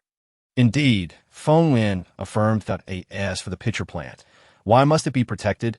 Lin Shu pondered, unable to reconcile this detail, that if there is any creature that can approach the Rafflesia, it must be the pitcher plant. It never sought to claim the fragment for itself, because they share a symbiotic relationship, Feng Wuyan elucidated. Have you ever seen sea urchins residing on crabs? Lin Shu shook her head, noticing the perplexed expressions on the others. Feng Wuyan retrieved an image from the database, depicting a sea urchin perched upon a crab's back, with the crab's 8 legs protruding menacingly, creating a rather unsettling sight. Some small crabs, due to their natural diminutive size, often face exclusion and aggression in the ocean, while sea urchins, covered in spines but slow-moving, typically remain on rocks foraging for sustenance. In the realm of the ocean, certain diminutive crabs employ sea urchins as a means of disguise, thereby shielding themselves from potential threats. In return, the sea urchins are afforded the opportunity to traverse the aquatic landscape alongside the crabs, gaining greater access to sustenance. Similarly, in the rainforests, the carnivorous pitcher plants protect the majestic Rafflesia from other organisms, while the Rafflesia, nourished by the energy derived from meteorite fragments, provides a continuous supply of sustenance to the pitcher plants. Even after the Rafflesia withers and perishes, it has the capacity to resurrect the pitcher plant. Feng Wuyan cast a fleeting glance towards the Rafflesia, pondering the risk of such a mutually beneficial arrangement. Lin Shu nodded in agreement, recognizing that their survival was contingent upon this symbiotic relationship. The others grasped the concept as well. However, another dilemma soon arose. How shall we obtain this meteorite fragment? Yi Xiao fretted, given that its petals are so highly toxic, and considering it remains tightly closed. I am at a loss as to how to coax it open. It is essential to revive the pitcher plant, Feng Wuyan stated. However, Lin Shu glanced at the viscous puddle on the ground with a troubled expression. The pitcher plant has already been completely digested. What shall we do now? Have you forgotten what I mentioned prior to our entry into the rainforest? Feng Wuyan reminded them that Ji Shaoqi's eyes suddenly brightened. Professor Feng said that there are no highly intelligent beings in this rainforest. This implies that the Rafflesia lacks independent thought. Without such an ability, it cannot discern whether it still resembles the original pitcher plant. Lu Jingyu added. Upon seeing Feng Wuyan nod in affirmation of their analysis, the group nearly erupted in cheers. Let Xiao handle the cultivation of the pitcher plant, Lin Shu suggested, and let us strive to maintain a semblance to the previous form. Miss, I could do it too, Lin Hai protested indignantly. If we're discussing resemblance, I am undoubtedly the better choice. Lin Wei's temples throbbed in annoyance as he cast a disdainful glance at his brother, prompting laughter from the others. Hai Zi, do you truly believe you resemble a pitcher plant? They jeered. Ha ha ha, perhaps he has finally come to terms with his own lack of attractiveness. Absolute nonsense. I am dashing and charming. When have I ever been associated with the term ugly? Lin Hai retorted, clenching his fists in frustration. Hey, Hai Z, why are you so touchy? Another chimed in. Is it really that hard to acknowledge your shortcomings? Everyone knows you are short and stocky. Chapter 307. You cannot. Upon hearing these words, Feng Wuyan regarded Lin Shu with a peculiar expression. That moment, Lin Shu realized she had inadvertently strayed further from the original topic. Clearing her throat awkwardly, she explained to Lin Hai, "The reason I do not want you to handle this task is that you are already an A-grade wood element ability user. Any plants you cultivate will inevitably be infused with some degree of ability energy. Whereas Xiao Xiao is different. Not only is she a B-grade ability user, making her easier to manage, but she has also been engaged in cultivation work in the main city for an extended period, which makes her more adept than you. Why Xiao Xiao understood Lin Shu's intentions. She did not wish for Xiao Xiao to misconstrue her as a B-grade ability user whose energy level was inferior. She recognized that Lin Shu was a gentle older sister. I understand, sister, Xiao Xiao replied, gathering a radiant green light in her palm, illuminating the dim rainforest like a slumbering spirit awakened. In her hand. A small, tender shoot emerged, stretching adorably as if awakening from a nap. Afterward, Xiao Xiao planted the seedling beside the Rafflesia, the former location of the pitcher plant having been cleared by Dong Weihua's earth element abilities, thus not hindering the seedling's growth. She then gradually harnessed her abilities, allowing the pitcher plant to take shape and flourish. The robust, giant teeth, elongated stem, and massive mouth resembled the original perfectly. What shall we do now? Should we simply allow it to wither? Xiao Xiao inquired. Feng Wuyan nodded, but did not immediately instruct her proceed. Instead, he handed a pair of specially designed gloves to Lin Wuyan, asking, if I am not mistaken, "You are also a dual-element ability user, correct?" Lin Wuyan nodded in surprise, glancing at Han Shaoqi. She had concealed this information for a long time, portraying herself as merely a spatial element ability user. While no one was aware of her water element ability, which was even A-grade. You need not look at him. He did not inform me, Feng Wuyan remarked, gesturing toward the gloves he had just given her. Put these on and utilize your abilities to extract the meteorite fragment. Are you capable of doing so? Lin Shu observed Lin Wuyan, fully aware that she would accept the task and that her abilities would yield superior results. Yet she felt a twinge of discomfort. Watching the two converse earnestly in front of her, an inexplicable irritability welled up within Lin Shu. She stepped forward, snatched the gloves from Lin Wuyan's grasp, and declared, "If it proves too challenging for you, I can manage just as well." Lin Shu regarded Feng Wuyan's impassive demeanor with disbelief, feeling her composure teetering on the brink of collapse. That moment. Feng Wuyan's tone towards Lin Wuyan was 1,000 times more amiable than the one he had used with her. Chapter 308. Success. Xiao Xiao cast a glance at Lin Shu's retreating figure, shot an irritated look at Feng Wuyan, and hastened to follow her. "Sister, wait for me. I will accompany you." Feng Wuyan felt a touch of helplessness. Despite his ability to perceive her emotions, he dared not employ his psychic abilities when she was visibly upset. Even she could discern that Lin Shu was envious. So how could he, normally so astute, falter at such a critical moment? He shook his head and prepared to assist Lin Wuyan in extracting the meteorite fragment. With a sweep of her hand, she directed a stream of radiant green light towards the pitcher plant, which was instantly severed in two. The Rafflesia began to unfurl its enormous petals, gradually revealing deeper hues. At that moment, a mist coalesced beside the Rafflesia, and before it could react, she unleashed her spatial abilities, freezing time to in that instant. Not only the Rafflesia, but also every expression among the onlookers was suspended. The mist quickly took on a human form. Indeed, it was Lin Wuyan. Carefully, she retrieved the iridescent meteorite fragment while wearing the specialized gloves and placed it into the dragon gold container that Feng Wuyan had provided. She then stepped back, releasing the time freeze. Feng Wuyan accepted the container and secured it within the research box. Lin Wuyan curiously inquired, "Aren't you going to inspect it? There is nothing to examine."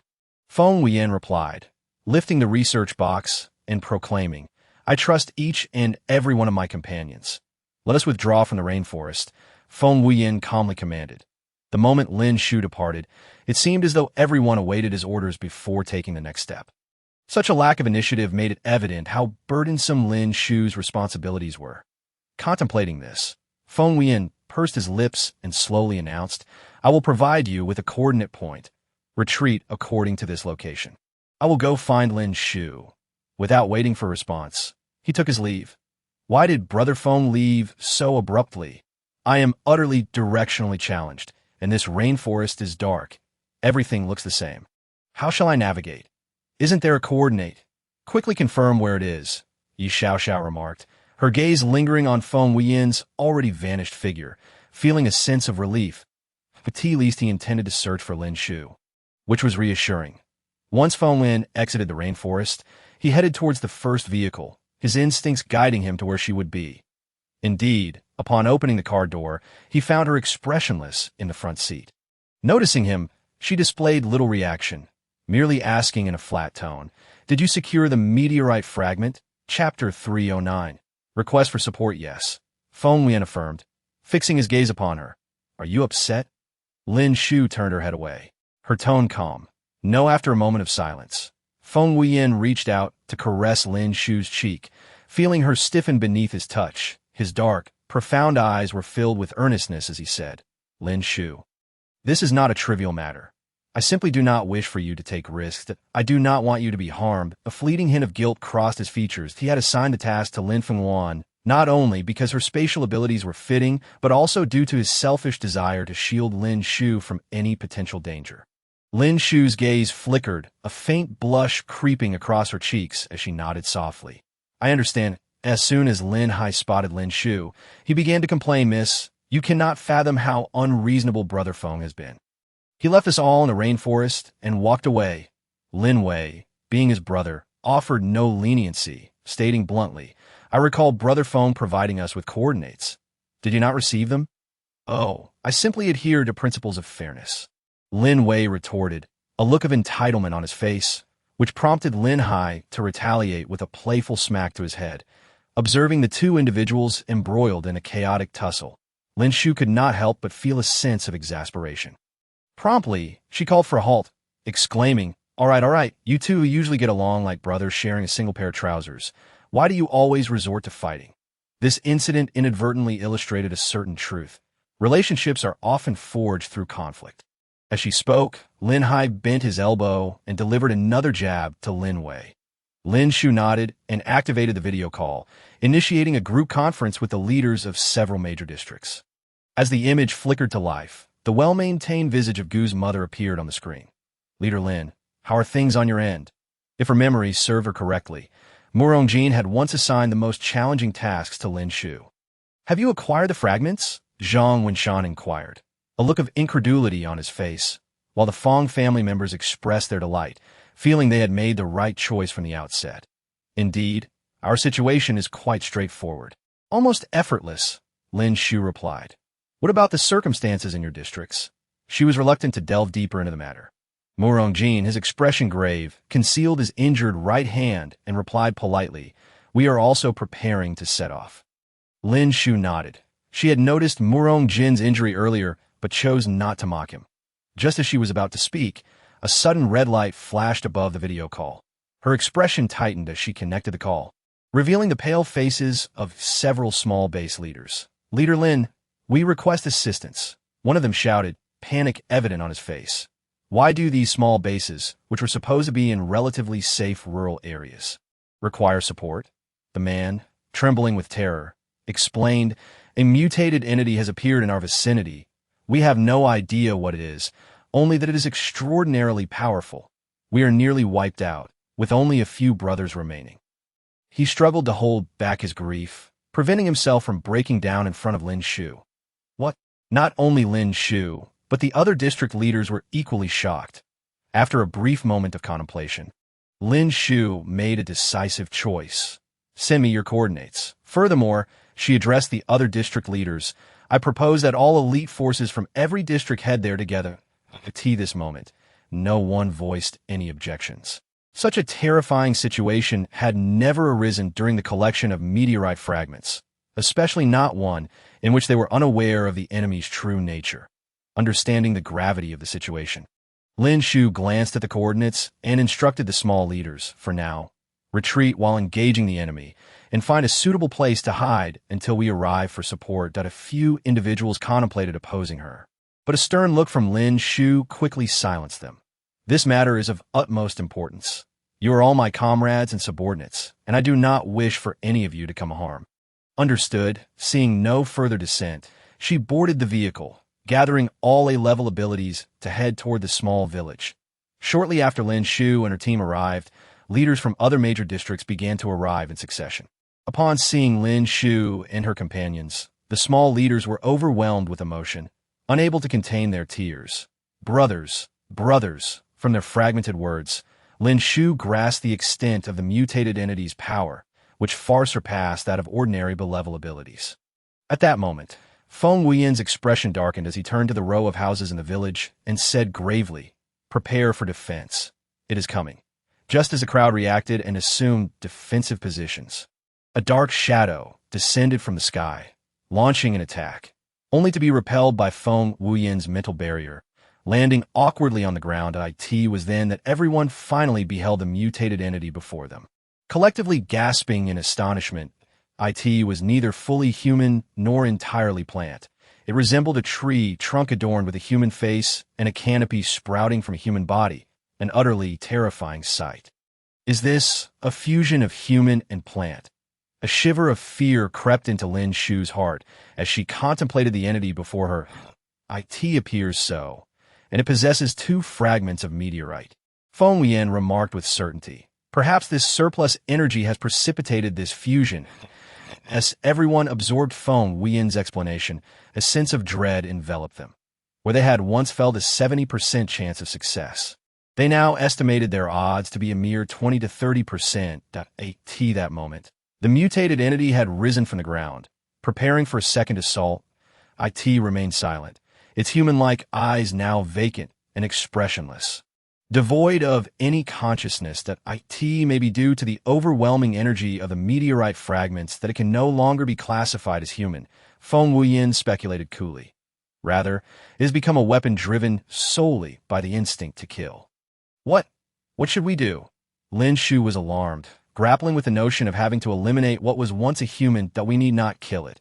We can attempt to subdue it, Han Shaoqi interjected. Glancing at Feng Wuyan, "Professor Feng, we can test the new counteragent you developed." Feng Wuyan nodded, and, as the mutated entity lunged forward once more, he reinforced the mental barrier. "Everyone, let us work together to subdue it."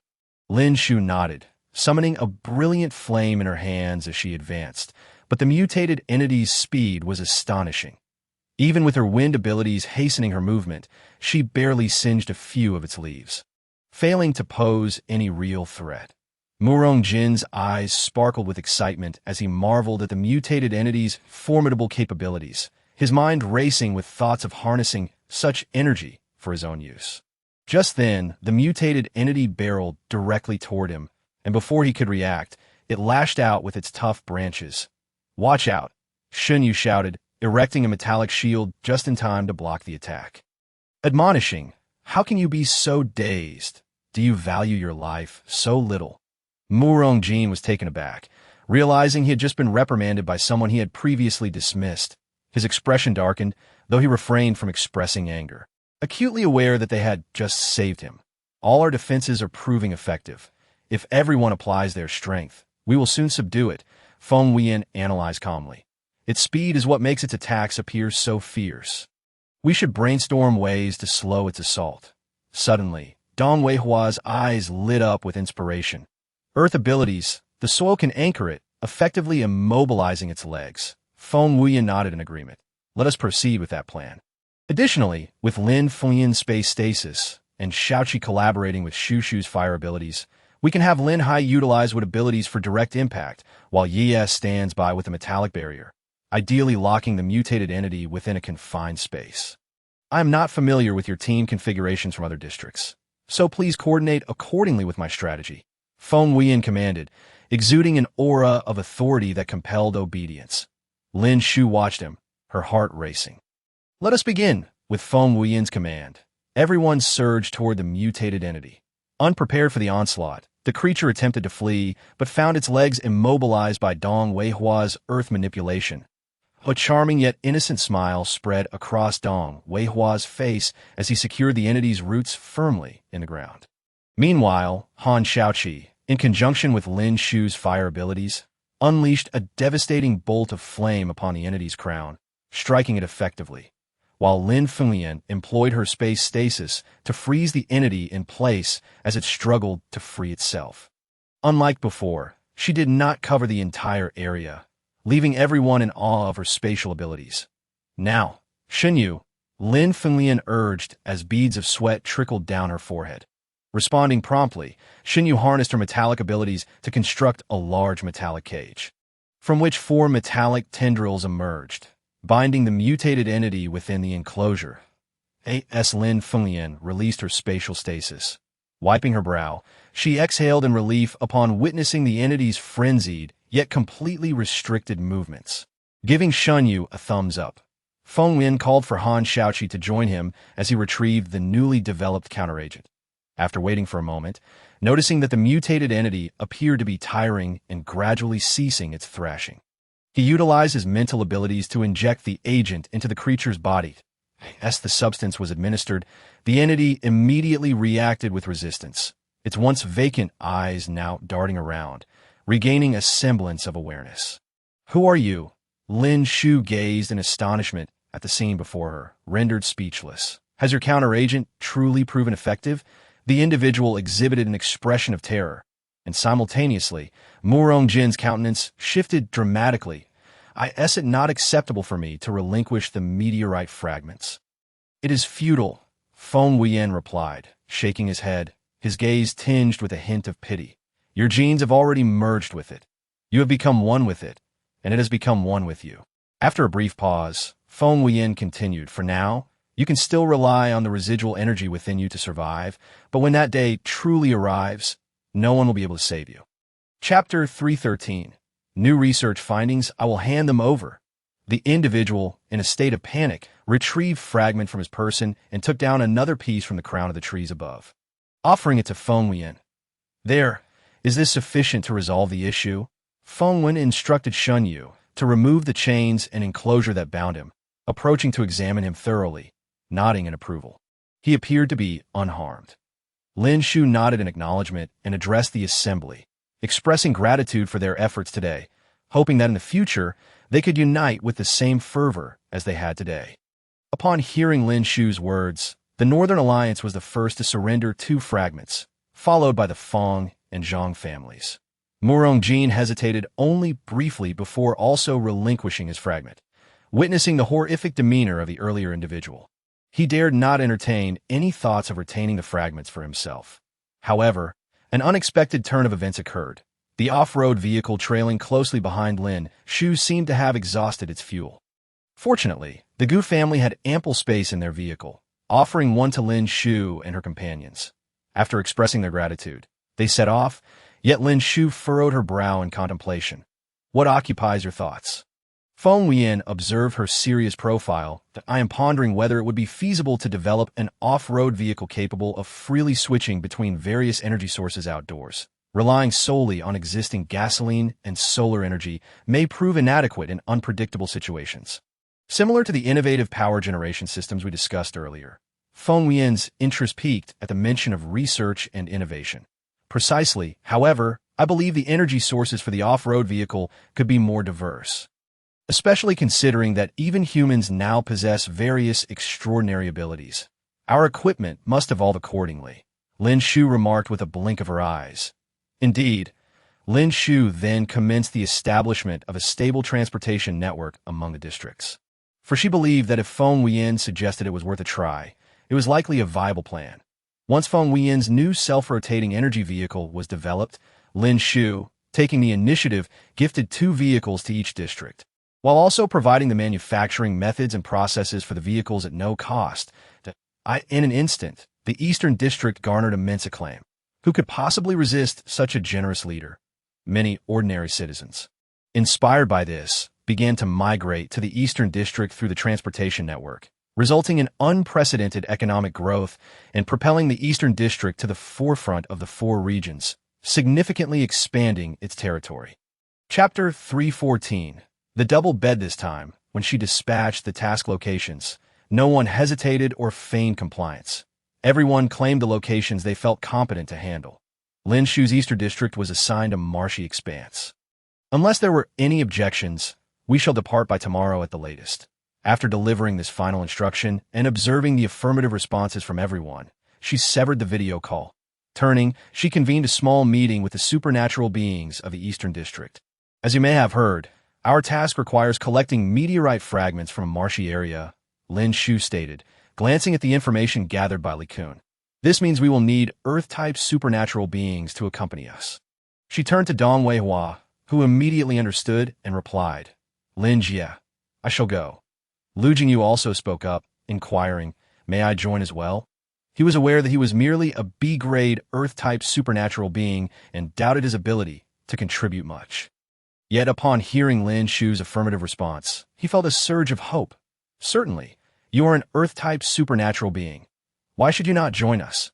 Given the distance to the marshy area from the Eastern District, the journey would likely consume considerable time.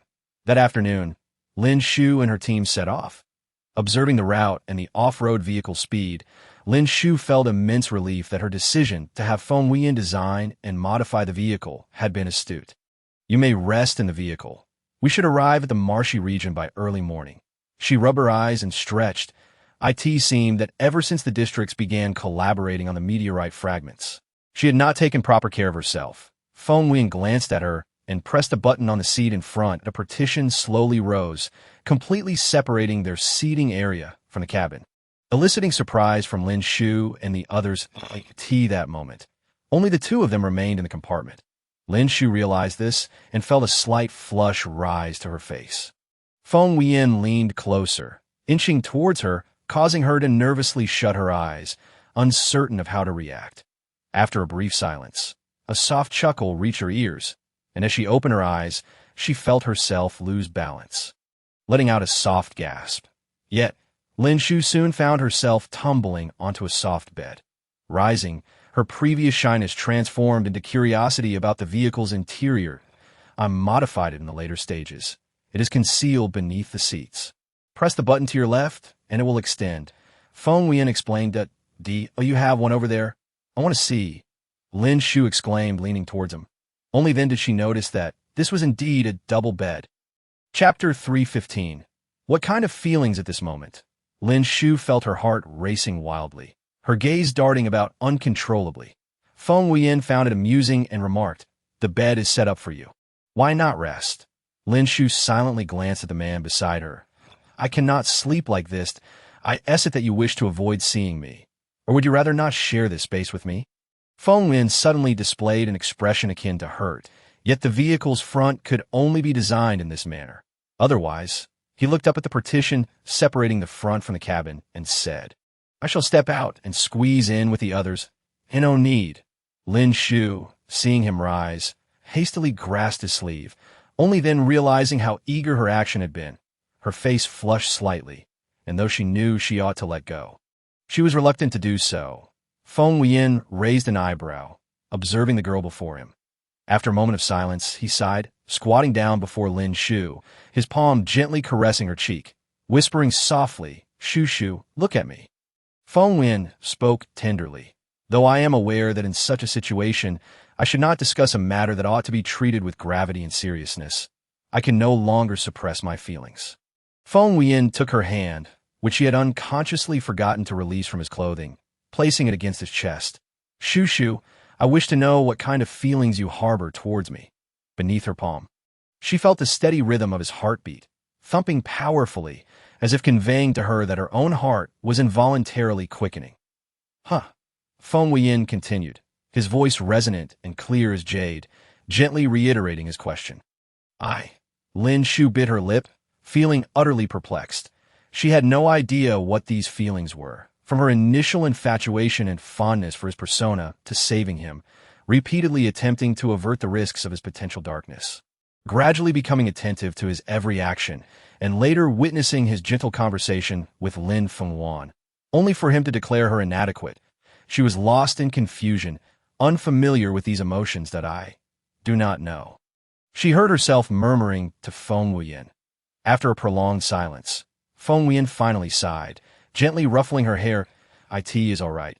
If you are tired, you may sleep, that I will keep watch by the vehicle and will not disturb you." With that, he settled to one side, refraining from any further contact. In truth, the vehicle was equipped with an autopilot function. Yet considering her awkward demeanor, he chose not to mention it. Perhaps it is best to wait a little longer. "It seems I may have been somewhat hasty." Lin Shu cast another glance at Feng Wuyan, but he did not turn to continue the conversation. Reflecting on her previous words, she turned away from him and lay down. Yet sleep eluded her. Contemplating her purpose in this world, she initially sought to guide him onto the right path. Was it possible that she had not yet completed the task of collecting the meteorite fragments? And what of him? What kind of feelings did she truly harbor for him? Chapter 316. Powerlessness. Lin Shu could not recall when she had fallen asleep. All she knew was that she was awakened by Feng Wuyan's voice. As she opened her eyes, she was greeted by the first rays of morning sunlight.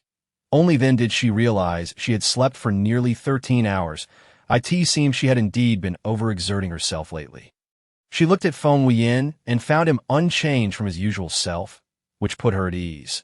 However, upon exiting the vehicle and witnessing the ambiguous gazes of her companions, she felt an immediate sense of disarray, akin to a child caught in wrongdoing. Feng Wuyan, appearing entirely composed, cleared his throat and declared, "Everyone, please check your backpacks and ensure you have all necessary supplies. Once confirmed, we shall embark." Everyone fell silent, no longer glancing at Lin Shu, and began to lower their heads to check their gear.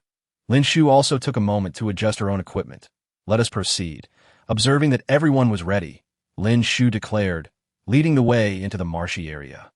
"Should any unforeseen circumstances arise and you fall behind, make your way to the designated coordinates." Feng Wuyan paused momentarily before saying, "I have just used my psychic ability to sense the surroundings.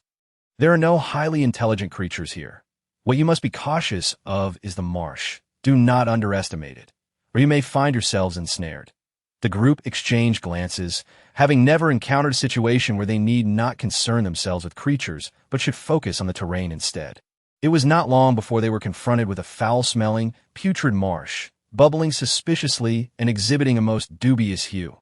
Furthermore, there were no alternative paths nearby, nor any means to traverse the marsh safely. This meant they had no choice but to cross above the marsh. Before Feng Wuyan could utter a word, Dong Weihua conjured a beam of earthy light in his palm, which swiftly materialized into a dirt bridge spanning the marsh. Shen Yu was the first to step onto the bridge, testing its stability with a cautious tread, muttering, "Is this thing even sturdy?" Dong Weihua, however, could not suppress a mischievous grin, with a flicker of the earthy light in his hand. The section of the mud bridge beneath Shen Yu's feet suddenly collapsed. Yeah, be careful," Lin Shu shouted, but it was too late for rescue. "Dong Weihua, you did that on purpose," Shen Yu exclaimed, brandishing her sword at him. "Yeah, please spare me. It was merely a jest," Dong Weihua chuckled, erecting an earthen shield with his ability, only for Shen Yu to slice it in half with her sword. Wow. Dong Weihua looked at the remaining half in his hand and back at the puddle below. Yeah, are you serious? Who said I was joking? Take this," Shen Yu retorted, swinging her sword at Dong Weihua once more. Yeah, I was wrong. No need for this." Dong Weihua leaped 3 feet high, scurrying behind Lin Shu and Feng Wuyan for cover.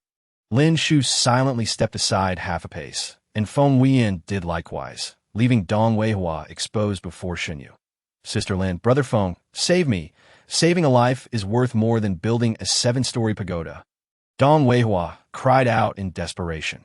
Lin Shu and Feng Wuyan exchanged glances, sharing a resigned smile and shrugging in unison. "Apologies, but we are powerless to assist." Chapter 317. Ordinary mire after commotion. Lin Shu could not help but chuckle at Dong Weihua's current state. Dong Weihua rubbed his head, swollen from Shen Yu's blows, casting a mournful gaze at Lin Shu and Feng Wuyan. "There's no love left for you two. How can you just stand by and watch me suffer? You were the one who frightened me first, yet you are the one playing the victim." Shen Yu stepped forward, brandishing her heavy sword in warning. Hey, it was my fault. My sister is the embodiment of justice. Dong Weihua responded with a forced smile, eyeing the glinting blade like a tea that moment. Feng Wuyan suddenly halted, releasing his psychic ability to sense the area. After a brief moment, he addressed the group. We are right here. Lin Shu glanced around, but found no suspicious creatures. Puzzled as she asked, Are you certain this is the place? Feng Wuyan nodded, his gaze fixed intently on a section of the marsh not far from them. Following his line of sight, Lin Shu's mind was suddenly gripped by a terrifying thought. You can't be telling me that the meteorite fragment is in the marsh. Indeed, it is beneath the marsh. Feng Wuyan affirmed, adding, However, you can rest assured that there are no other creatures below the marsh, which saves us quite a bit of trouble. But looking at the marsh, it hardly seemed a place where any creature could survive. The group shared this sentiment as they surveyed the mire, which stretched far beyond the earlier piece, far larger and far more putrid. Indeed, Feng Wuyan continued, it could be attributed to changes in the weather, or perhaps the activation of the meteorite's energy. There are many possibilities that could have led to its current state. Recalling the lake on Fengming Mountain, Lin Shu's eyes brightened as she asked, Could we use a purification agent to cleanse it? That is unlikely, Feng Wuyan replied tersely, then turned to retrieve his research equipment, taking a small vial of the marsh's viscous substance for analysis. Moments later, his expression visibly relaxed, and despite the serious demeanor of the others, he spoke in a light tone. There is no need for concern. This marsh is not as dangerous as we initially thought. This task may be the simplest one yet, because in this marsh there are no toxic substances, not even strong acids, so you can rest easy. Feng Wuyan remarked with an odd smile that it is merely a stinky patch of mud. Upon hearing this, the group exchanged bewildered expressions. After all that commotion, it was just ordinary muck. Though, to be fair, it was certainly stinkier than average. Then the question arose, who would venture down to retrieve the meteorite fragment? Once Feng Wuyan posed this query, everyone involuntarily recoiled, stepping back in horror from the dreadful mire. I will go, Lin Shu said, recognizing the reluctance on everyone's faces, and she resolved to brave the marsh herself. Chapter 318. The spoiled scenery, just as she approached, intending to descend. A loud splash interrupted her thoughts. Feng Wuyan had suddenly vanished from his previous spot. Panic surged within her as she processed the sound. Then, from the center of the marsh, a figure emerged. Feng Wuyan himself. Did I not say I would go down? How did you? Lin Shu began, only to realize something was amiss. Why are you not covered in mud at all? Feng Wuyan, clad in his pristine white research coat, emerged from the marsh, half-submerged yet utterly unblemished, evoking the phrase, emerging from the mud yet untainted, washed in the clear yet not alluring. Lin Shu stared at him, astonished. What a remarkable skill. It seems almost unfair. More importantly, I can sense the exact location of the meteorite fragment, making me the most suitable for this task. Feng Wuyan turned away nonchalantly, sinking back into the marsh, disappearing from view. However, Lin Shu did not panic this time, for she knew where he was and what he was doing. All she had to do was wait patiently for the outcome, relying on his abilities. Feng Wuyan swiftly pinpointed the location of the meteorite fragment, grasped it, and broke through the marsh's surface. He rose slowly from the mire, surrounded by a faint silver glow from his psychic shield, making him appear almost ethereal, as if he had stepped out of a painting. If only one could overlook the fetid marsh behind him. What a shame it is to spoil the scenery.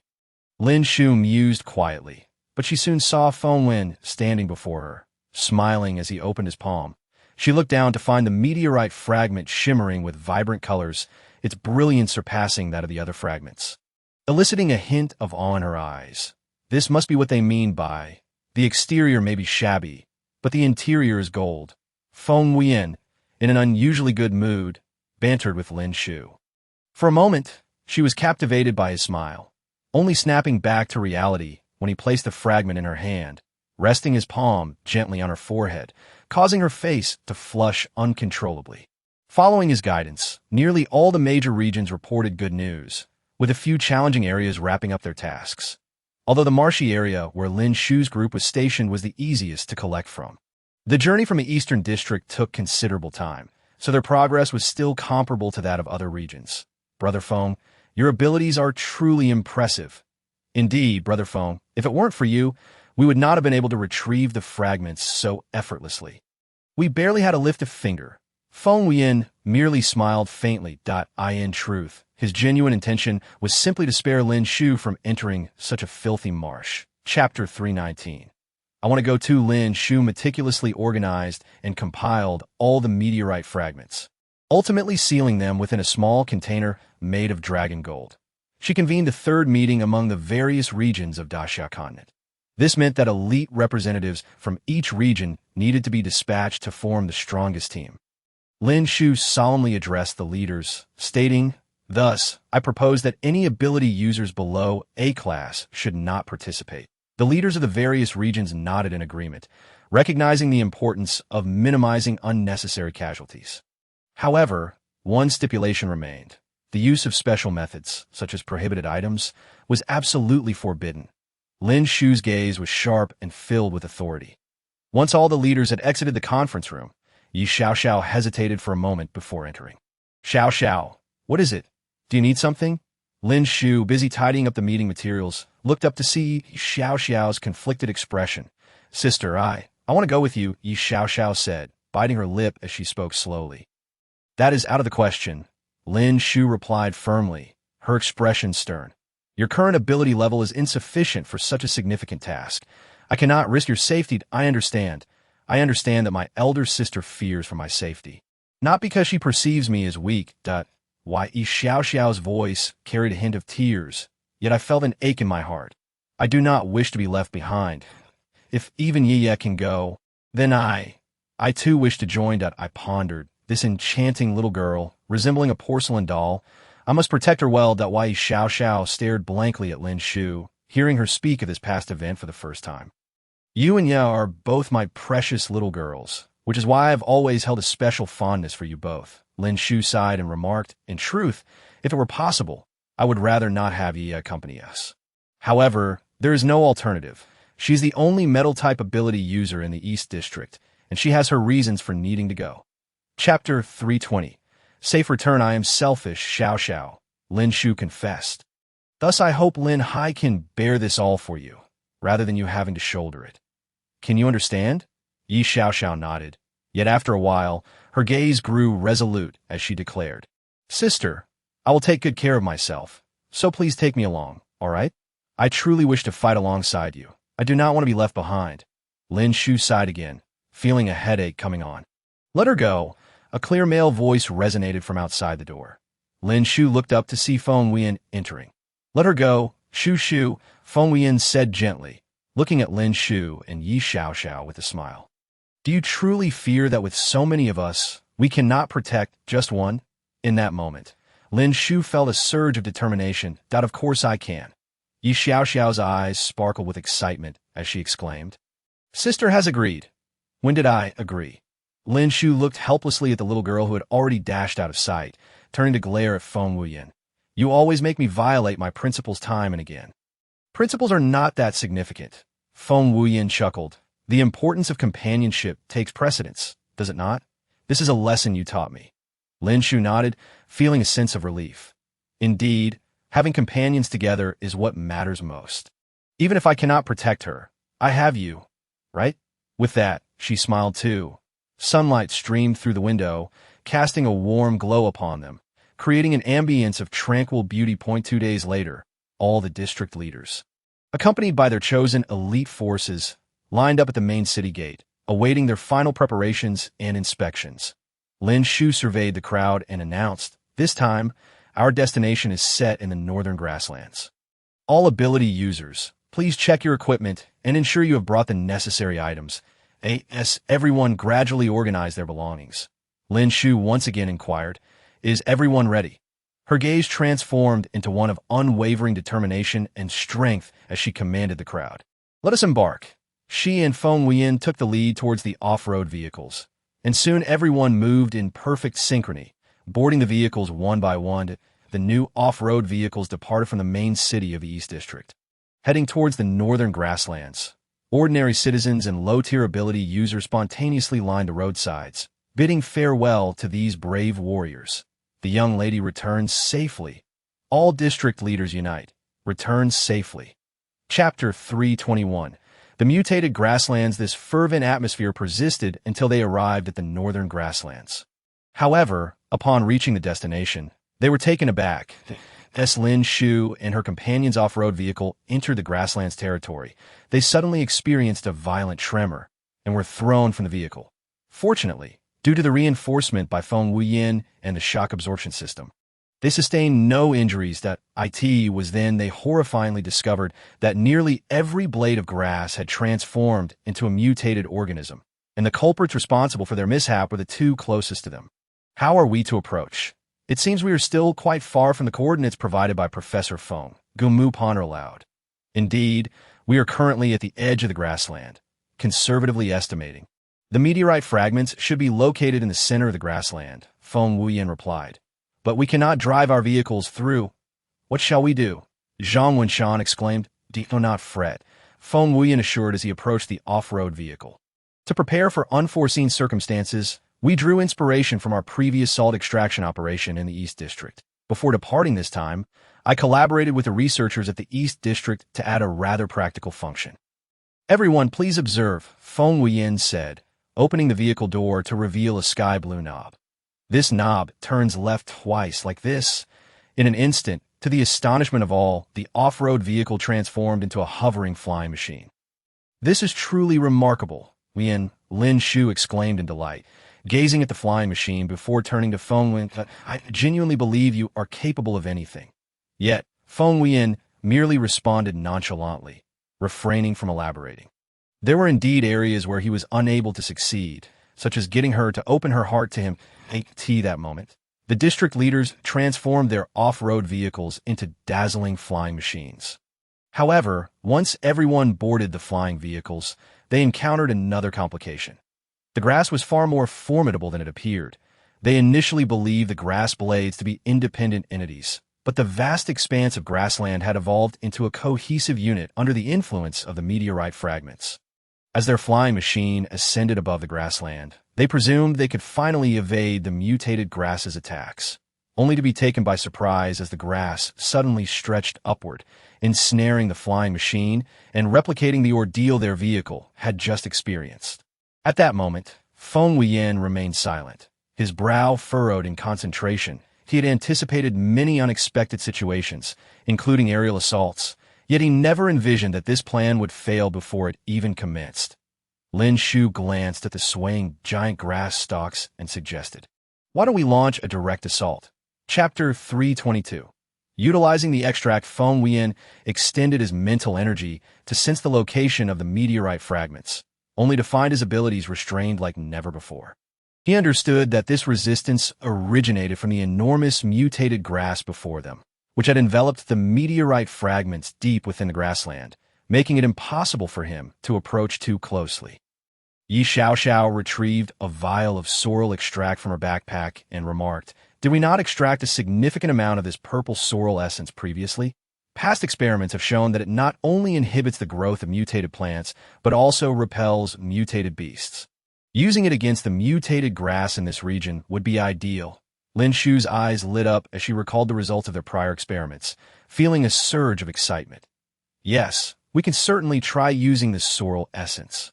Yi Xiaoxiao promptly distributed a sufficient quantity of sorrel essence from her storage space to everyone at that moment. Shinya looked at Yi Xiaoxiao's seemingly vast storage space in awe, exclaiming, "Sister Xiaoxiao, where did you get this? It's incredible." As she spoke, she reached out to touch it, astonished that such a small pouch could hold so many items. "Indeed," Yi Xiaoxiao chuckled, glancing at the composed Lin Feng Wuyan and winking. "This was a little pouch gifted to me by Sister Feng Wuyan. She noticed I was carrying a heavy load before departing and thought it too cumbersome. So she gave me this. That it truly is much more convenient." Lin Feng Wuyan was not an unfeeling person. She simply struggled to express herself and engage with others. Hearing Yi Xiaoxiao's praises, her cheeks flushed that moment. Xinyu approached her, playfully taking Lin Feng Wuyan's hand and sweetly asking, "Good sister, could you make me one of these little spaces too?" Having never been so affectionately approached by such an adorable child, Lin Feng Wuyan found herself unable to resist and promptly manifested a personal storage space for her. Wow. Sister Feng Wuyan is amazing. Now I have my own little backpack. Thank you, Sister Feng Wuyan, Xin Yu exclaimed, holding her new pouch with delight. Lin Shu observed this heartwarming scene and smiled. Even in this perilous situation, everyone could still find joy in one another's company. Witnessing their laughter brought her a sense of happiness. Nevertheless, the pressing issue posed by the mutated grassland needed to be prioritized.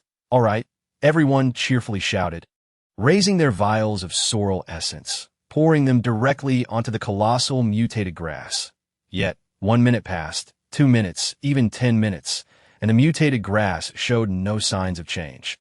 Everyone stood frozen, scarcely able to believe what was unfolding before them. How can this be? Yi Xiao exclaimed in shock that we have conducted numerous experiments.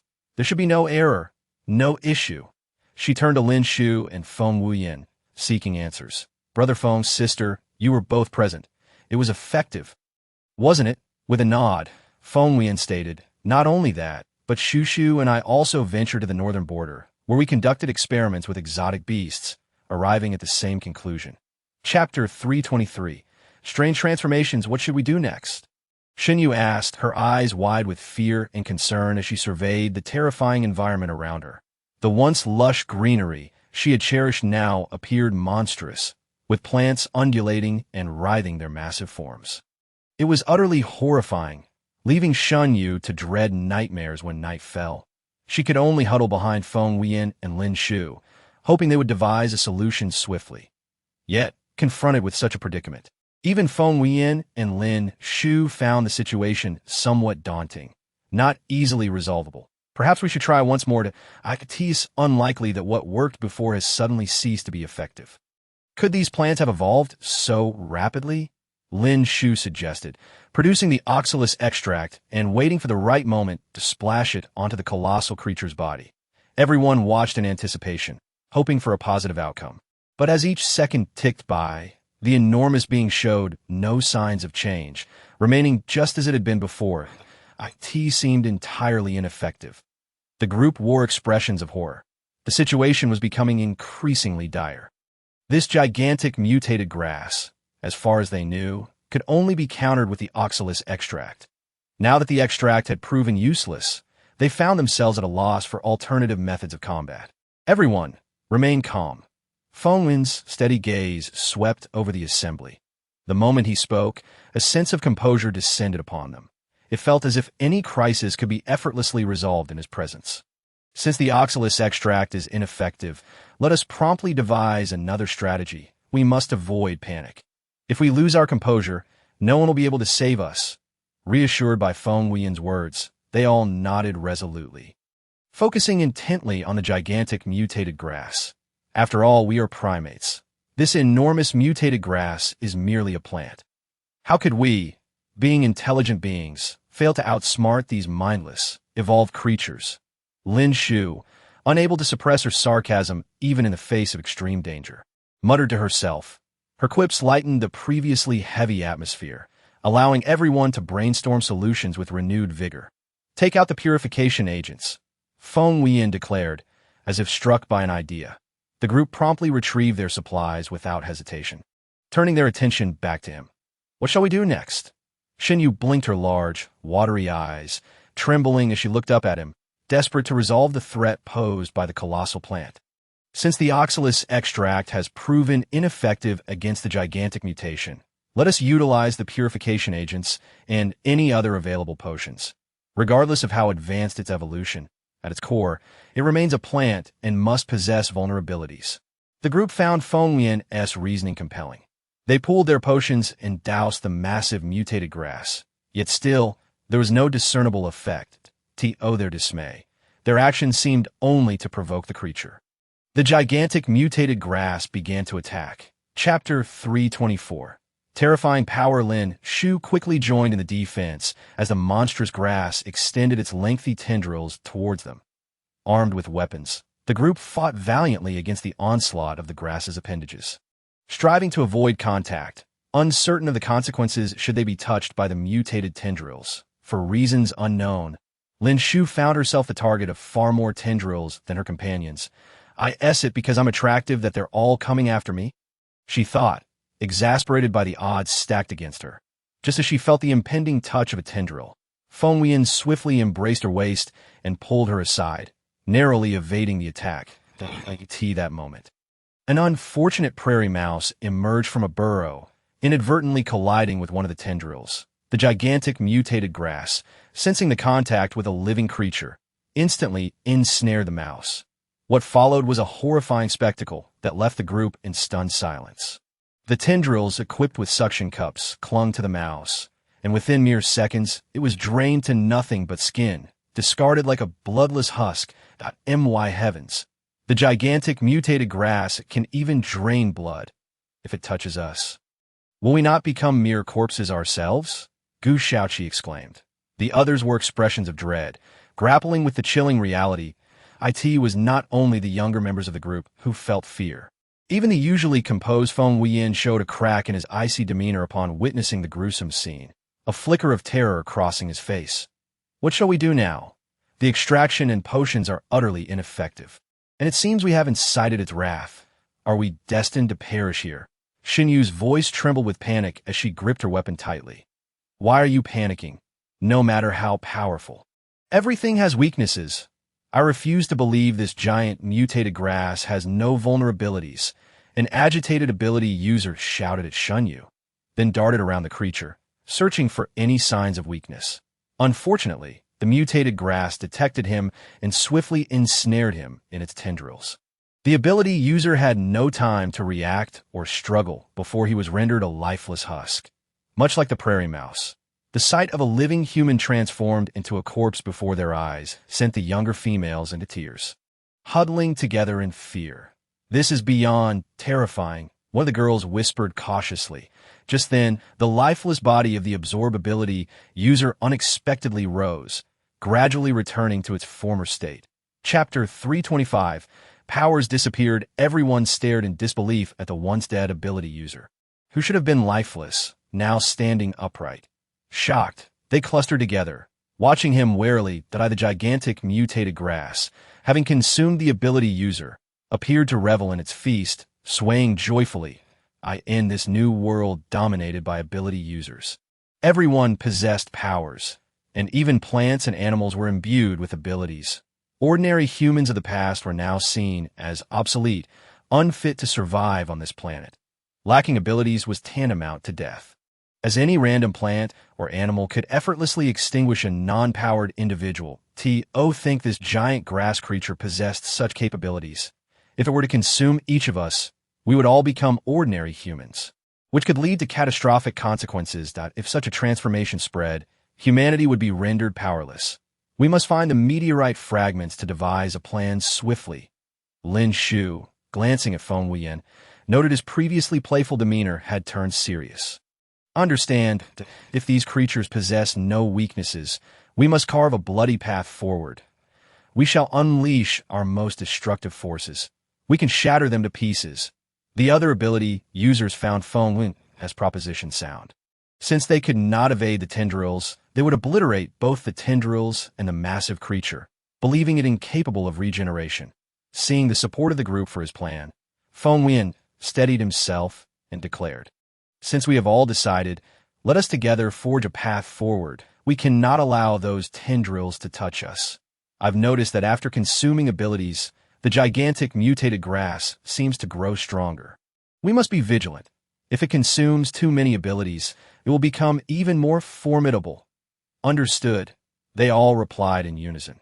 With Feng Wuyan's command, they charged at the gathering of mutated grass, unleashing a barrage of abilities that shattered the creature into pieces. Remarkably, they managed to carve out a path through the chaos.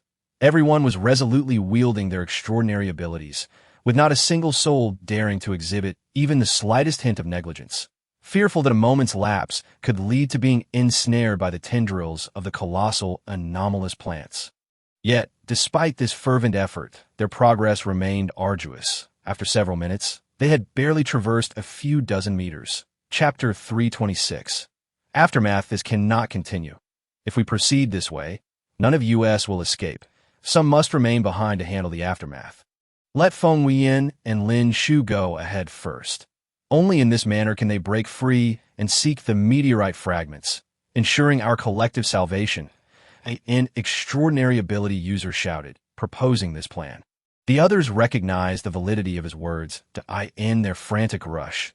Some had already fallen behind, consumed by the enhanced strength of the gigantic anomalous plants. They had only just breached a small portion of the encirclement. If this continued, the extraordinary users might soon be entirely devoured. Thus, I am willing to stay behind and assist Feng Wuyan, Lin Shu, and the others. Immediately, other extraordinary users raised their hands in agreement. With one willing to stay, others followed suit, all embodying a spirit of selflessness. Feng Wuyan and Lin Shu, witnessing such passionate volunteers, felt their hearts swell with gratitude and warmth, further solidifying their resolve to break through and locate the meteorite fragments, so as not to betray the sacrifices made by these brave souls. Thank you all for your willingness to help us with the aftermath. We will fight our way out. We will not let your sacrifices be in vain, Lin Shu said, her eyes glistening with emotion. Subsequently, they resumed their actions. Apart from Feng Wuyan and Lin Shu leading the charge, the others followed closely behind, aiding in the aftermath. Many were already exhausted, ensnared by the colossal anomalous plants, beginning to be drained.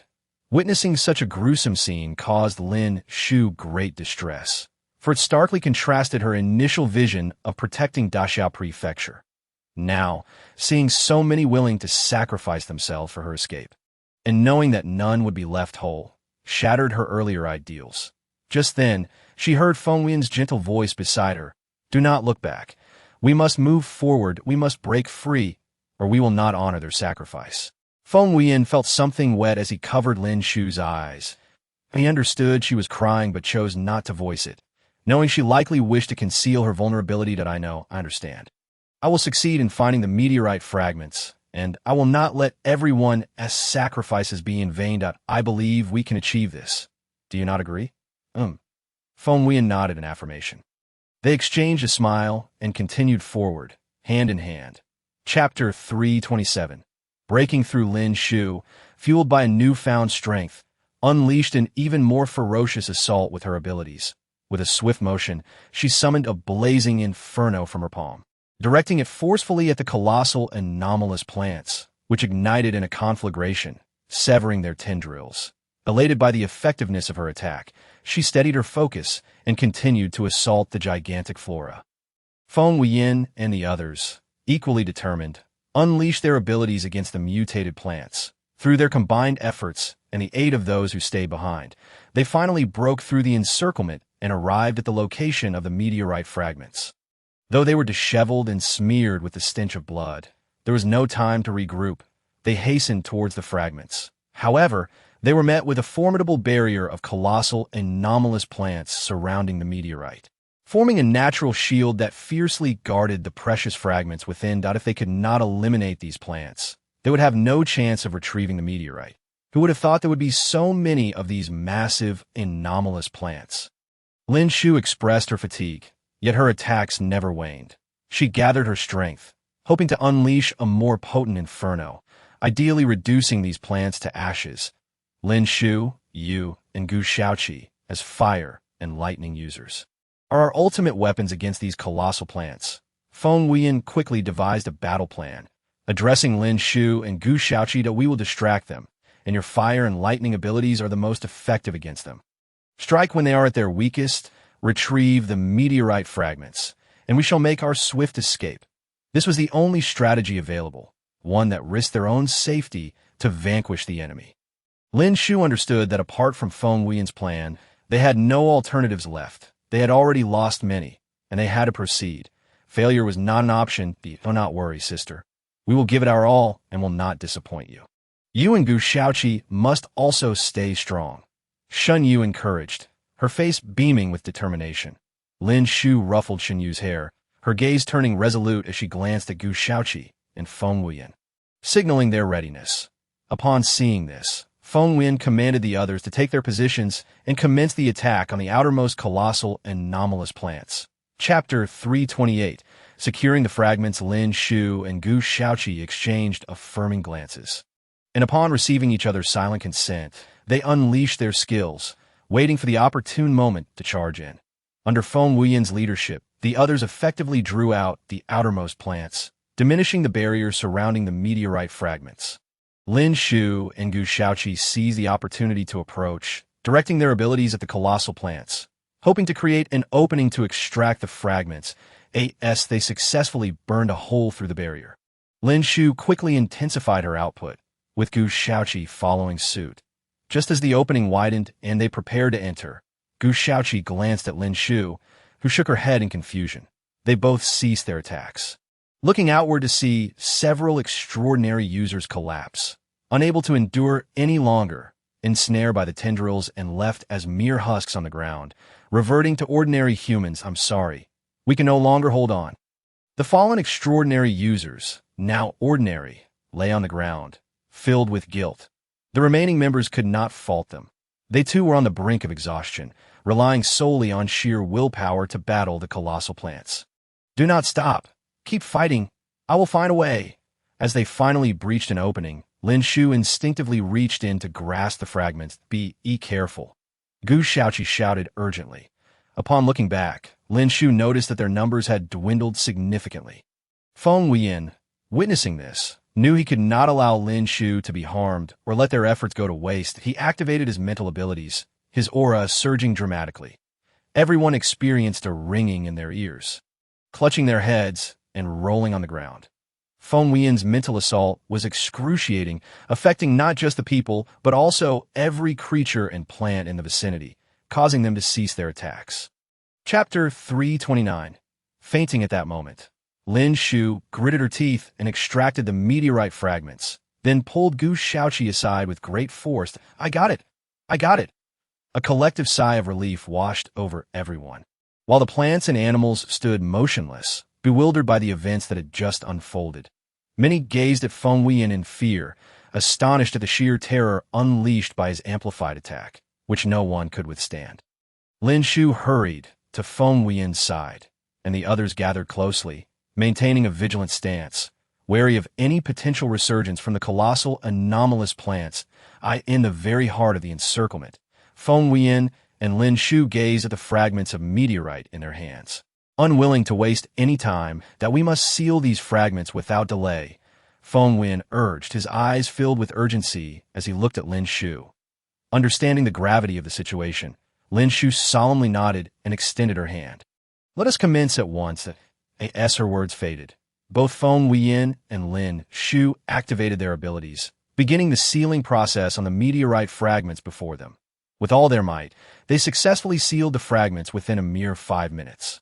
Upon achieving their goal, a collective sigh of relief escaped everyone present. However, at that moment, Feng Wuyan suddenly collapsed to the ground, unconscious, leaving all who witnessed the event in shock and concern. Lin Shu hastily knelt beside him, supporting him as she anxiously shook him. What's wrong? Please wake up. She recalled how Feng Wuyan had unleashed such a tremendous psychic attack to save her by obtaining the meteorite fragments. Coupled with the effort required to seal them, it was evident that his body could not withstand the strain, leading to his fainting. Oh, not worry. Feng Wuyan will be fine, assured Shen Yu, while others sought ways to revive him. Despite their reassurances, Lin Shu's heart remained filled with anxiety. Clutching Feng Wuyan tightly, her eyes began to redden with unshed tears. Memories of their time together replayed in her mind like a film on an endless loop. And she finally grasped her feelings for him. She recalled the genuine emotions he had shown her upon their arrival in the grasslands. Previously, she had dismissed these feelings as mere illusions, but now it was clear they were anything but false. Feng Wuyan had already carved a place in her heart, and it seemed that fate had been at work all along. Until now, Lin Shu had perceived this world as a mere book, viewing everyone as mere characters on a page. Though she had developed feelings for them, she had never allowed herself to care too deeply, especially in matters of love. Now, gazing at the unconscious Feng Wuyan, she feared he might never awaken again. Chapter 330. Difficulties in action. Lin Shu felt foolish for not expressing her feelings sooner, realizing only now that she had never truly viewed Feng Wuyan as a mere character. She recognized her previous misconceptions. She should not have treated this world as fictional, for everyone here was as real and flesh and blood as herself. Observing Lin Shu's dazed expression, The others understood her deep concern for Feng Wuyan and offered her words of comfort. Lin Shu clung to Feng Wuyan, unwilling to let go, leaving the others helpless but to allow her to hold him close. Could something have happened to Feng Wuyan? This doesn't seem like mere exhaustion, mused Gu Shaoqi, filled with worry. Upon returning to the Eastern District's main city, they immediately arranged for an examination of Feng Wuyan's condition. Yet the results yielded no answers. Lin Shu refused to eat, consumed by the hope that Feng Wuyan would awaken and see it. And no matter how others urged her, she remained steadfast. However, there were pressing matters requiring her attention, especially within the Eastern District, which had suffered significant losses from this operation. Not only the Eastern District, but several other regions faced various degrees of casualties and damage due to the challenges of this endeavor. The reported figures were disheartening. You should attend to these matters. We will care for Feng Wuyan, Gu Shaoqi suggested, observing Lin Shu sitting by Feng Wuyan's bedside, her eyes unwavering as she gazed at him. He knew she was deeply worried, yet these issues could not be neglected. Understand that I need not handle this personally. You and Yi Xiao can manage it. That I will remain here to care for Feng Wuyan. After a prolonged silence, Lin Shu finally responded to Gu Shaoqi's urging. But Gu Shaoqi was taken aback by how easily Lin Shu relinquished her authority to him. It was evident how much she cared for Feng Wuyan. There are no buts. You must go. I have faith in your abilities, he insisted. Yi Xiao tugged at Gu Shaoqi's sleeve, suggesting they follow through with the arrangement. With this understanding, Gu Shaoqi realized further discussion was futile. Chapter 331. Awakening half a month later. In the Eastern District's main city, a voice gently urged, "Miss, you haven't stepped outside in days. Perhaps you should take a walk to clear your mind." An ability user had come to check on Feng Wuyan's condition, only to find him still in a deep slumber. Lin Shu shook her head softly, her gaze fixed on Feng Wuyan's profile. "Thank you, but I only wish to stay by his side." With a resigned sigh, the ability user departed. Each day, visitors inquired about Feng Wuyan's condition, for he was undoubtedly the Eastern District's greatest support, possessing formidable psychic abilities. Yet he had exhausted his mental energy in the battle against the colossal psychic grass, leaving his body in a weakened state. After half a month, his fever had finally begun to subside in the last couple of days, but the doctors from the Eastern District had come and gone, offering the same prognosis. Whether Feng Wuyan would awaken was beyond human power. It rested solely on him. Relying on himself, Lin Shu found this notion ironic. If Feng Wuyan had not risked everything to save them, how could he be in such a dire situation now? Overwhelmed by emotion, tears streamed down her face. She did not wish to cry or let others see her tears, so she wept quietly when no one else was around. Releasing the turmoil within her, droplets fell from her eyes, landing on Feng Wuyan's hand. She hastily wiped them away, only to notice a slight movement in his fingers. Initially incredulous, Lin Shu thought she must be mistaken. But the movement grew more pronounced, as if he were trying to exert himself. In an instant, she stood up, calling out softly, "Wuyan." Wuyan, though her voice was barely above a whisper, she saw his eyelashes flutter, reminiscent of a butterfly preparing to take flight, revealing his brilliant, starry eyes in that moment. Those eyes opened wide.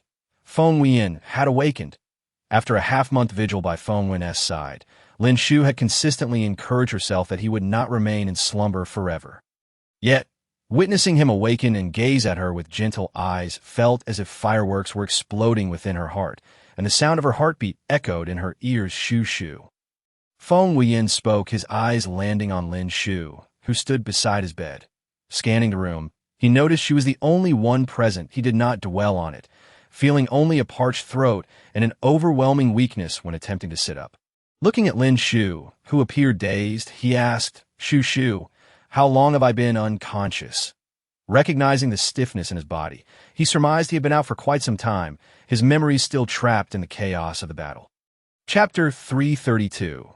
The first kiss. Sensing the dampness on the back of his hand and the tremor at his neck, Feng Wuyan needed no further explanation to understand. Shu, do not be afraid. I am here, he whispered, gently patting Lin Shu's back, noticing that she seemed considerably thinner since he last saw her. "You are finally awake. For the past half-month, I have been unable to eat or sleep. Fearing you might never awaken, that if you were gone, what would I do?" I would not want to live. Lin Shu wept uncontrollably, burying herself against him. Feng Wuyan felt a pang in his heart. Had he truly been unconscious for half a month?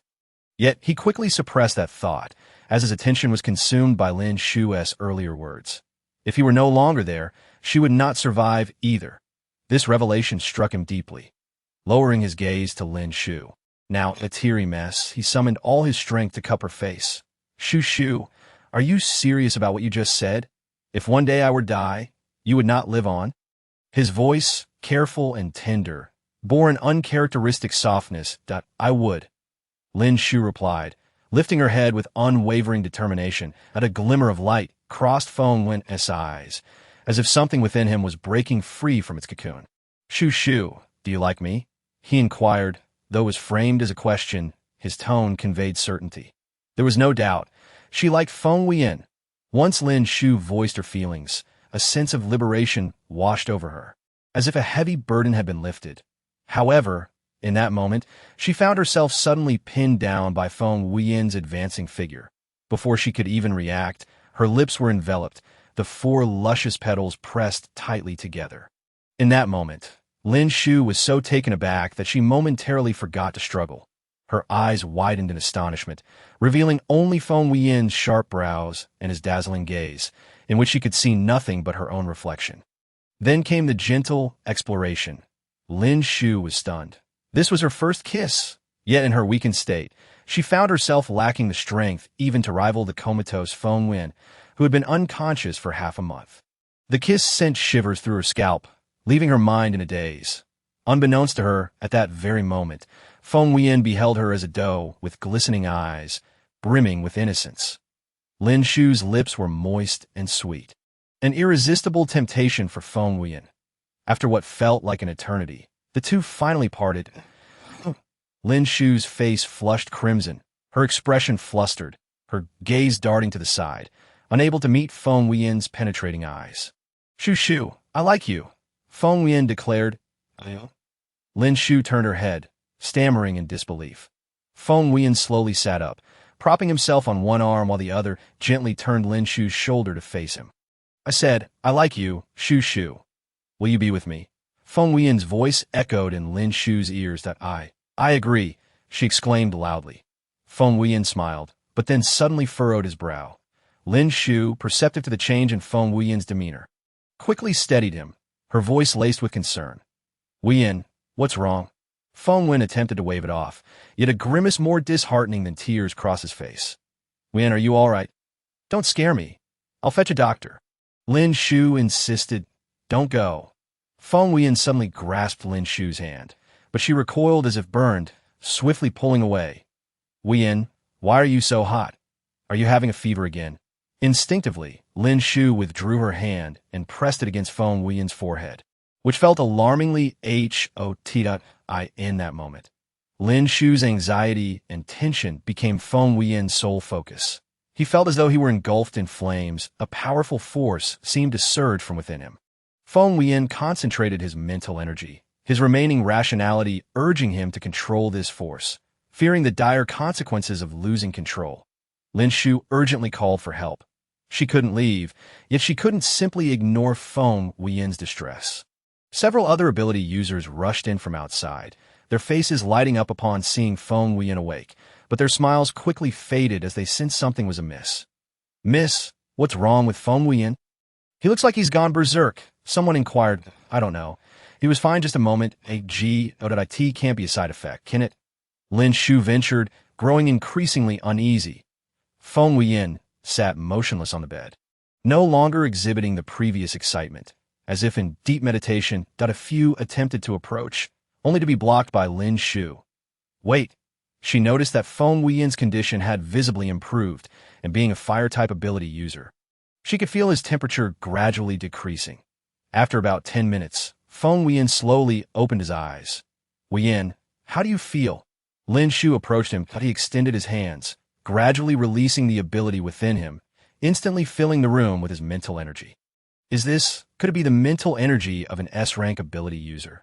Lin Shu gazed at Feng Wuyan in disbelief. The other ability users wore expressions of shock. An S-rank ability user. Feng Wuyan has actually broken through. With this revelation, he became the only S-rank ability user in Dashia Prefecture.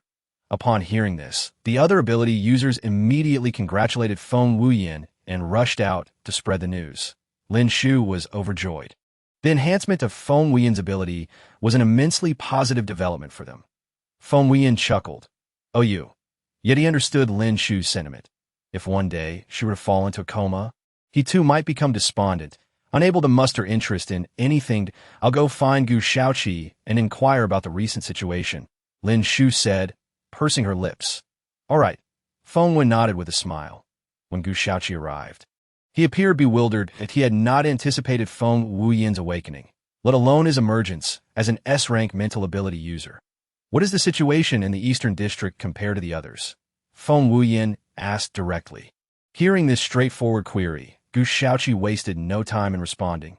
Recently, many people have been on edge due to the previous battle, which resulted in heavy casualties. Some of the surviving ability users have even become ordinary people. And without their abilities, they have grown despondent. Moreover, those who have lost their abilities have begun to gather in secret, their intentions unknown, which certainly does not bode well for the stability of the Eastern District. Gu Shaoqi's words alarmed Lin Shu. So much had changed in such a short time, and a surge of guilt washed over her. Taking a deep breath, Lin Shu resolved to tackle the issues in the Eastern District starting today. Vowing not to allow the Murong and Zhang families to succeed, the atmosphere of unease cannot continue. We must act, Feng Wuyan declared. We are aware of this, but the current challenge lies in how easily the Murong and Zhang families can sow discord with just a few words. The core issue is that those who once possessed abilities are now ordinary people, and most of the remaining ability users have retreated. Gu Shaoqi lamented that I surmise that the abilities of the users derive from their surroundings. And since our bodies have been altered, it indicates that everything is encoded within our genetic programming. The disappearance of abilities following the last battle may be temporary. Feng Wuyan suddenly interjected. Wuyan, are you certain about this? Lin Shu asked urgently. If it were possible to restore the abilities of those who had lost them, it would quell the chaos in the Eastern District. It's merely a preliminary hypothesis. We need experiments to verify it. Feng Wuyan replied, his gaze steady. All right, then let us give it a try. It's better than waiting idly, Lin Shu asserted, and in the days that followed, Feng Wuyan immersed himself in the laboratory, and the news of his status as Dashia Prefecture's first S-rank mental ability user spread like wildfire. The clandestine gatherings were temporarily halted. Many refrained from rash actions, knowing that offending an S-rank ability user, particularly one with mental prowess, could spell disaster for them. Once inside the laboratory, Feng Wuyan began seeking out those who had lost their abilities to serve as test subjects. Some approached with skepticism, while others, embracing a nothing-to-lose mentality, entered the laboratory. A week later, the doors of Feng Wuyan's laboratory swung open. Several test subjects emerged, and a crowd had gathered outside, eagerly awaiting the results. What happened? Were there any results? Someone asked impatiently. Within the crowd, another voice scoffed. Who knows? Perhaps there was nothing at all, and these individuals just wasted their time and effort. Without hesitation, Lin Shu ordered the naysayer to be apprehended. The restrained ability user, unwilling to concede, continued to provoke them. Feng Wuyan ignored him entirely, instructing the former ability users to demonstrate their powers. In an instant, they stepped forward, unleashing their abilities. Flames erupted from one person's hands. Small yet potent enough for everyone present to feel the energy.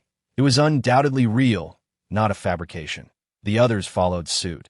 Although their current abilities were diminished compared to before, they were satisfied with the progress made. My goodness, it truly can be restored. How do they manage this? It seems my uncle can also regain his abilities. This is fantastic. The news spread rapidly, and almost everyone in the Eastern District learned that the abilities of ability users had merely entered a dormant state.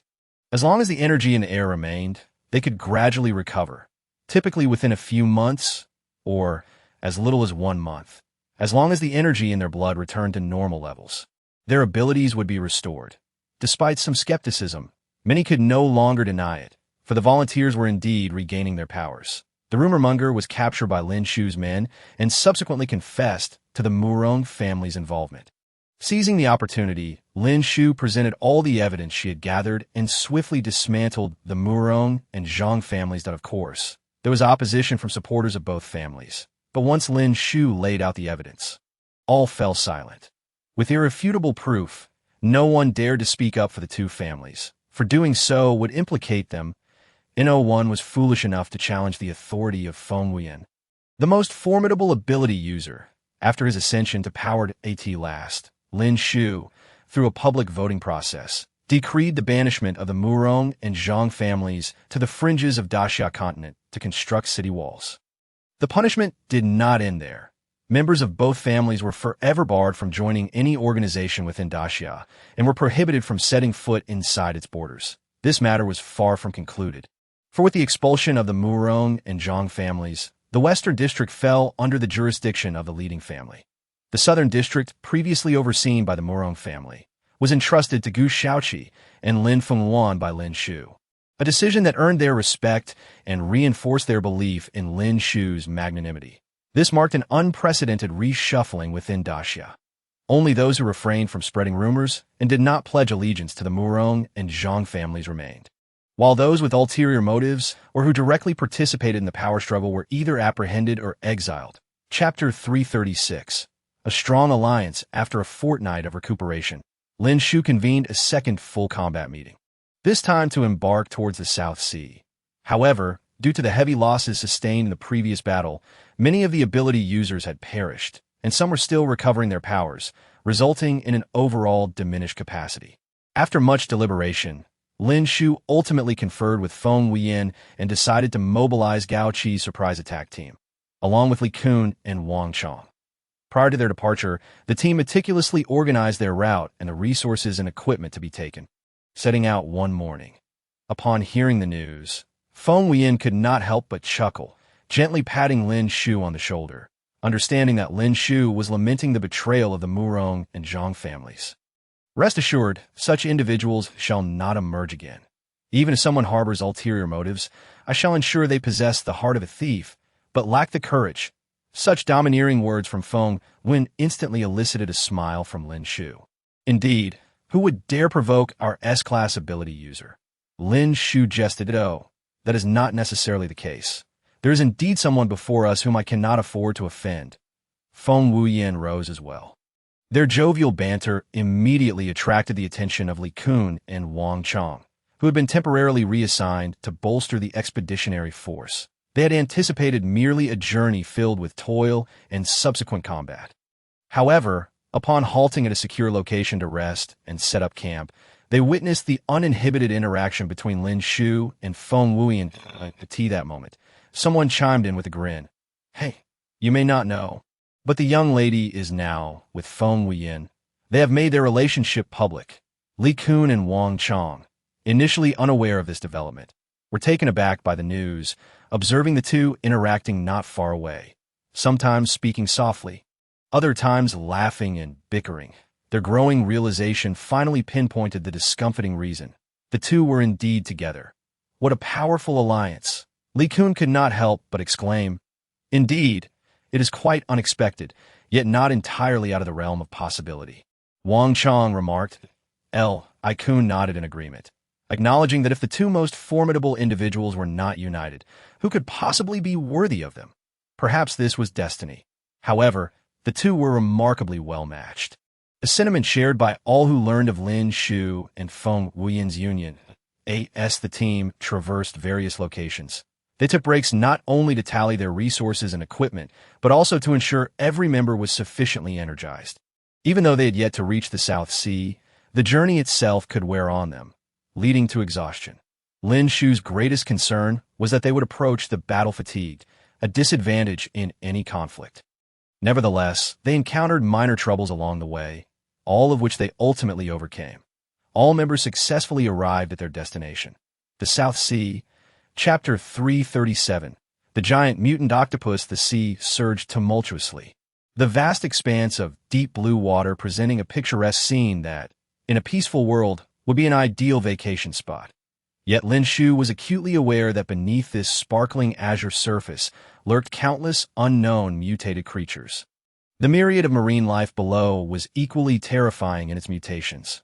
Waves crashed against the rocks, producing a thunderous sound. Upon arrival, Feng Wuyan sensed an unusual atmosphere, as the current conditions were exceedingly atypical. Logically, they should have encountered some mutated birds or other creatures, yet thus far, not a single seagull was in sight. Under the oppressive dark sky, it seemed as if only this expanse of ocean existed. Wuyan, can you locate the position of the meteorite fragments? Lin Shu inquired. Feng Wuyan nodded and retrieved the instrument, only to discover that the location of the meteorite fragments was shifting. Could it be that the fragments had been swallowed by a creature from the depths? The more he pondered, the more convinced he became of this hypothesis. Just then, someone pointed excitedly at the sea's surface, exclaiming, "Heavens, there is a mountain appearing on the water." Upon hearing this, the group collectively looked up and confirmed the astonishing sight. Indeed, a mountain had emerged. Strange, we did not see this mountain upon our arrival. How could it suddenly appear? There must be something amiss, Luo Ran remarked. And no sooner had she spoken than the mountain began to shift. Feng Wuyan pressed his lips together, noticing that as the mountain moved, the location of the meteorite fragments shifted in tandem. Shu, come look, Feng Wuyan beckoned, pointing to the anomaly on the instrument. Lin Shu joined him and observed the same phenomenon. Could it be that the meteorite fragments are located within this mountain? Lin Shu speculated in astonishment. Indeed, that is highly plausible, Feng Wuyan replied cautiously. In Lin Shu's eyes, it was more than likely. The meteorite fragments were unequivocally within that mountain. The others gathered to witness the occurrence, resonating with Lin Shu's deduction. However, if the fragments were indeed inside, how would they retrieve them? Moreover, the mountain was no ordinary formation. It was currently moving across the surface of the water. How could a mountain possibly move? Lin Shu began to contemplate other possibilities. Look, what is that? Yushin suddenly exclaimed, pointing to a nearby rock that a long, thick object emerged, seemingly intent on ensnaring a turtle resting on the rock. The turtle sensed danger and attempted to flee, but as soon as it moved, the unknown appendage ensnared it. The group immediately fell into a state of alert, each person bracing for the impending confrontation. Suddenly, the mountain continued to rise above the water, and the long, unidentified object hurled the turtle into a dark hole that had appeared on the mountain's surface, in the blink of an eye. The hole sealed shut, and the turtle vanished. Chapter 338. Helplessness, what should we do? We haven't made any moves yet. Perhaps we should send someone to test an attack, someone suggested. Lin Shu contemplated for a moment, then glanced at the mountain, which had come to a standstill on the water's surface. I will give it a try, Lin Shu declared. Her fire-based attack landed with no effect, dissipating into the waves. Allow me to attempt. Another ability user specializing in wind stepped forward. He advanced, immediately unleashing his powers into the water. It seems to have had an effect, Lin Shu exclaimed with a smile. Yet in the next moment, her smile faltered. The long, thick appendage, as if imbued with endless strength, struck the water's surface with tremendous force, triggering a massive tsunami. Everyone, direct your attacks at it, Feng Wuyan commanded. Upon hearing this, Lin Shu wasted no time in resuming her assault. Believing that Feng Wuyan had sound reasoning behind his orders, that it appears we must collaborate once more, a member of the surprise attack team remarked that ha. Then let us all join forces and see whose attack proves effective. Someone else chimed in cheerfully. After several rounds of attacks, they found themselves at a loss. Chapter 339.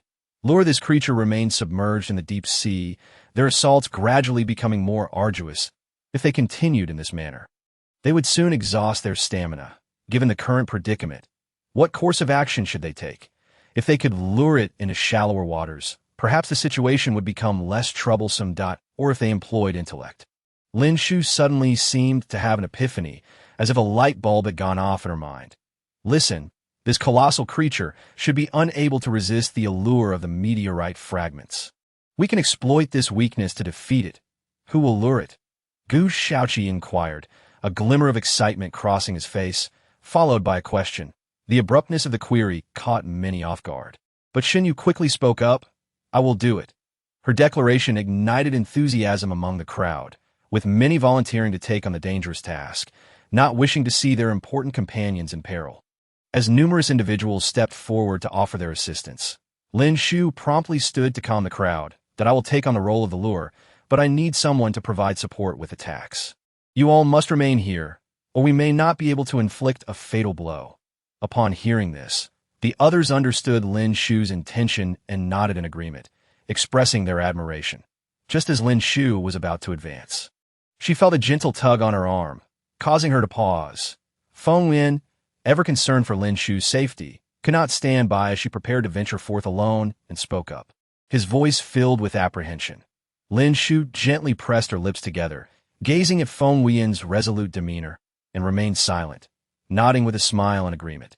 Following her earlier thoughts, Lin Shu produced a small fragment of meteorite, raising it high and proclaiming, "Hey, everyone, do you not desire this? It seemed effective.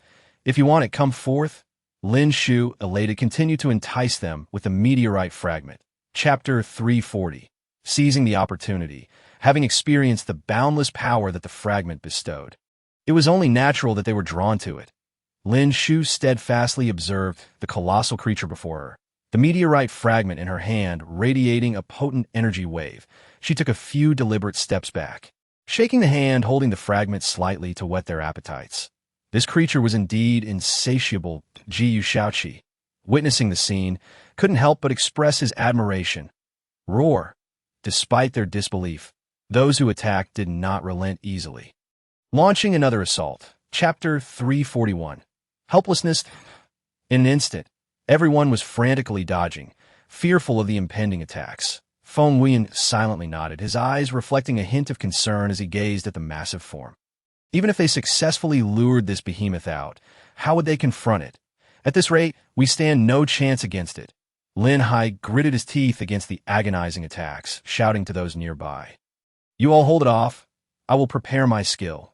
Observing this, Dong Weihua immediately signaled to the others to provide cover, deciding to unleash a group attack skill that might just manage to cope with the creature. Just hold on a little longer. Dong Weihua clenched his teeth, striving to hasten the activation of his abilities. Numerous ability users fell prey to the creature's onslaught, and in a heartbeat, Dong Weihua lost his cover, reluctantly abandoning his plan for a group attack. Not good. Seeing this, Lin Shu could no longer suppress a restlessness and dashed forward, casting a wind-based skill to draw its attention. Be careful. Just as Lin Shu was about to be struck, a bolt of lightning cleaved through the water surface, as Gu Shaoqi's defense arrived just in time. "You all retreat first. I'll take the brunt," Lin Shu decisively commanded, signaling everyone to withdraw swiftly. The multitude of ability users hesitated, unwilling to leave her behind and flee alone. "Hurry, we will need your powers later," Lin Shu called out loudly, also signaling Feng Wuyan with her gaze. "Go." Feng Wuyan succinctly replied, indicating for everyone to follow him in a temporary retreat. Once the group had pulled back, Lin Shu turned once more to face the looming creature, her eyes filled with gravity. Chapter 342. Restraint. What now? Gu Shaoqi clearly had not devised a strategy either, his typically lively visage now marred by seriousness. Lin Shu immediately turned her mind to the environment around her, contemplating incessantly, "I've thought of something." Just as Gu Shaoqi was nearing exhaustion, Lin Shu's voice rang out with excitement.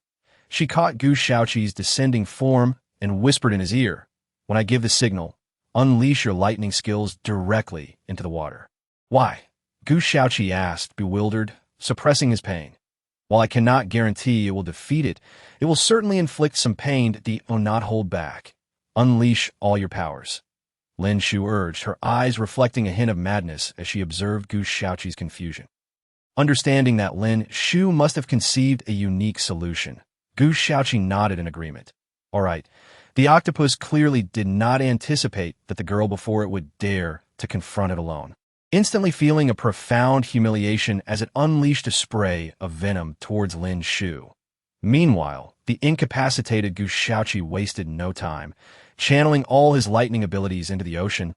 His shout echoed. The waters erupted, a massive energy wave surging forth with the accompanying wind. Roar! Gu Shaoqi gritted his teeth, forcefully casting the prepared electric net. Bang! He collapsed weakly to the ground, signaling the others to prepare their ultimate moves. Lin Shu surveyed the unfolding chaos, a wave of helplessness washing over her. If they failed to vanquish this monstrous entity, all their prior efforts would be for naught. Chapter 343, Breakthrough. Observing her companion's determined efforts, Lin Shu's eyes sparkled with resolve. She could not afford to falter here. With this thought, Lin Shu abruptly closed her eyes, attuning herself to the energy fluctuations within her, sensing something brewing quietly. The others, providing mutual cover, also readied their most potent skills. At this juncture, Gu Shaoqi had lost all his abilities, left helplessly watching as the creature advanced towards him. Goodbye, everyone. Just as the situation reached a critical point, Lin Shu's dormant energy erupted with tremendous force, this heart-stopping power shining brightly in the depths of the ocean. That is, Feng Wuyan gazed incredulously at Lin Shu, astonished by her emergence. She has attained S-class powers. Many expressed their awe, clearly taken aback by Lin Shu's unexpected breakthrough in this dire moment. Moments ago, Lin Shu had felt an unprecedented sense of crisis. Her abilities surging within her. Gu Shaoqi's peril had seemingly awakened Lin Shu's full potential, propelling her to success. Lin Shu descended before Gu Shaoqi like a savior. "I'm here," Lin Shu said calmly, gesturing for Gu Shaoqi to rest. Gu Shaoqi smiled faintly, unable to maintain his composure, darkness engulfing him as he fainted. "Experience my S-class dual abilities ahead of time." Whispering to herself, Lin Shu felt the vibrant energy within her. As her words fell, two intense waves of abilities surged around her. One was a fierce flame, imbued with a destructive heat capable of consuming life, while the other was a howling wind, its deafening roar echoing through the depths. The meteorite fragment lay within reach, and Lin Fengwan and Dong Weihua activated their strongest abilities to shield Yi Xiaoxiao. With everyone's cooperation, Yi Xiaoxiao effortlessly seized the meteorite fragment, its out-of-energy attack. The multitude of ability users reacted swiftly, surging forward. Chapter 344, Rest. This battle had drained them immensely. They were on the brink of collapse. Thankfully, at a critical juncture, Lin Shu's breakthrough had turned the tide. "I can't believe you have attained S-class." Feng Wuyan hurried to Lin Shu's side, grasping her delicate hand to steady her swaying form. Lin Shu relaxed, leaning against Feng Wuyan, smiling as she said, "It was merely a coincidence. I saw him about to perish, and energy erupted forth." Listening to Lin Shu's explanation, Feng Wuyan nodded, assisting her to a nearby spot to rest. "Are you injured?" The final strike had shocked everyone. Feng Wuyan was uncertain of Lin Shu's condition, his concern evident. "I'm fine. You should rest as well." Lin Shu waved her hand dismissively, signaling that she was all right, urging him to sit and recuperate. Observing the joyous expressions on the faces of her fellow ability users, Lin Shu couldn't help but contemplate their current situation. They had obtained most of the meteorite fragments, with only a small portion scattered across Daxia continent, leaving the largest fragment in the Hanlin Desert of the Northwest. Their journey seemed to hinge on this final step, its Murong Jin. Noticing Feng Wuyan's glance, Lin Shu spoke slowly. Upon hearing the name, Feng Wuyan frowned but remained silent. Lin Shu smiled slightly, pressing her hand against Feng Wuyan's broad palm as she accepted a video call. "I asked there's something you need?" Upon seeing Lin Shu answer, Murong Jin immediately inquired, "Are you all right?" He was aware of the earlier disturbances and was concerned about Lin Shu and her companion's safety. "That I came to apologize." Murong Jin suddenly looked earnestly at Lin Shu, his head bowed in a clear gesture of contrition. Lin Shu was taken aback, not expecting Murong Jin to suddenly offer his apologies. Seeing Murong Jin's demeanor, Lin Shu could easily surmise the reason behind it. In the earlier battle between the Murong and Zhang families, various anomalies had arisen due to the meteorites, instilling immense fear and gradually enlightening them on the importance of sealing meteorites. The people of Daxia continent had united like never before, preparing for the final and most daunting journey. Chapter 345, Preparation. Upon returning to the city, many hurriedly dashed to their beds, eager to rest thoroughly. After experiencing such intense battles, anyone would feel utterly fatigued. Even the usually lively Gu Shaoqi lay motionless on his bed, as if his soul had departed. Observing her companions resting peacefully, Lin Shu felt a wave of relief wash over her. Despite the dangers that lay ahead, as long as they united and pressed on, victory was surely within their grasp. Wait a moment. Why do I feel as if I'm on the verge of a breakthrough? In the stillness, an astonished voice shattered the rare tranquility. The speaker was none other than the incapacitated Gu Shaoqi, who now wore a look of disbelief as he sensed the fluctuations of his abilities. Expressing his astonishment, this remark also roused the others, who rushed to his room. The fluctuations of an S-rank ability are truly astonishing. Why are you still dawdling? Hurry and break through. Lin Feng Wuyan, somewhat astonished, covered her mouth and then kindly urged him to take action. Upon hearing Lin Feng Wuyan's words, Gu Shaoqi suddenly came to a realization and dashed out the door. Wait a moment, why do I feel like I am on the verge of a breakthrough as well? Shen Yu, watching Gu Shaoqi sprint away, spoke up hesitantly. I tea this moment. Lin Shu also arrived and, observing the aura surrounding Shen Yu, nodded in approval. Immediately, Shen Yu was filled with excitement and rushed out as well. Am I too on the verge of a breakthrough? Lin Feng Wuyan, who had just reminded Gu Shaoqi, also sensed a tremendous power and tentatively inquired that I believe I have also broken through. Lin Hai's cheerful voice chimed in. Me too. Dong Weihua, feeling the surging power within him, echoed. Witnessing everyone rapidly approaching their breakthroughs, Lin Shu was momentarily stunned, then smiled in understanding. In an instant, an exhilarating atmosphere enveloped the entire open space. The process of breaking through proved to be less arduous than anticipated, and everyone successfully ascended to S rank through their own abilities that I had previously envied Lin Shu's powers. Unexpectedly, in the blink of an eye, I possessed them as well. Gu Shaoqi, feeling a more violent and aggressive ability than ever before, exclaimed with excitement. Wow, the ability of the plants I can summon has become even more formidable. Yi Xiao casually released a plant with abilities that astounded her. That I also feel that I can manipulate even more powers now. Dong Weihua clenched his fists, his strength surging. Lin Shu, satisfied with the results, signaled for them to engage in friendly combat to adapt to their newly acquired abilities. Instantly, winds, fire, lightning, and thunder surged everywhere, undeniably showcasing the exhilaration of the group. After all, they had reached the pinnacle among ability users, and their joy was entirely justified. A day swiftly passed, and the excitement among the group gradually subsided. Nightfall arrived, and Lin Shu, gazing at the luminous moonlight, instructed Feng Wuyan to summon everyone. Once assembled, Lin Shu began to speak softly. Now that everyone has broken through, I wish to discuss our final plans. The collection of meteorite fragments is nearing its conclusion. We only need to secure the last piece to stride toward victory, Lin Shu proclaimed loudly, igniting the enthusiasm of the crowd. This battle is one we must win, as Lin Shu's words settled. An enthusiastic cheer erupted from the group, resonating through the tranquil night. Chapter 346. The wedding. Thank you for your hard work today. Feng Wuyan gazed at Lin Shu, who appeared especially enchanting under the moonlight. His eyes filled with tenderness. The bright moonlight slowly enveloped the two, casting a gentle shadow over them. Feng Wuyan naturally stepped closer to Lin Shu, embracing her from behind. Lin Shu paused for a moment, then grasped his long fingers and teased. Are you being coy? Feng Wuyan did not respond but playfully bit Lin Shu's hand as if punishing her. Tea is about to come to an end. Lin Shu inhaled the warmth of Feng Wuyan's breath, involuntarily exclaiming, Feng Wuyan softly replied, but then suddenly released Lin Shu. Lin Shu looked at the now distant Feng Wuyan in confusion.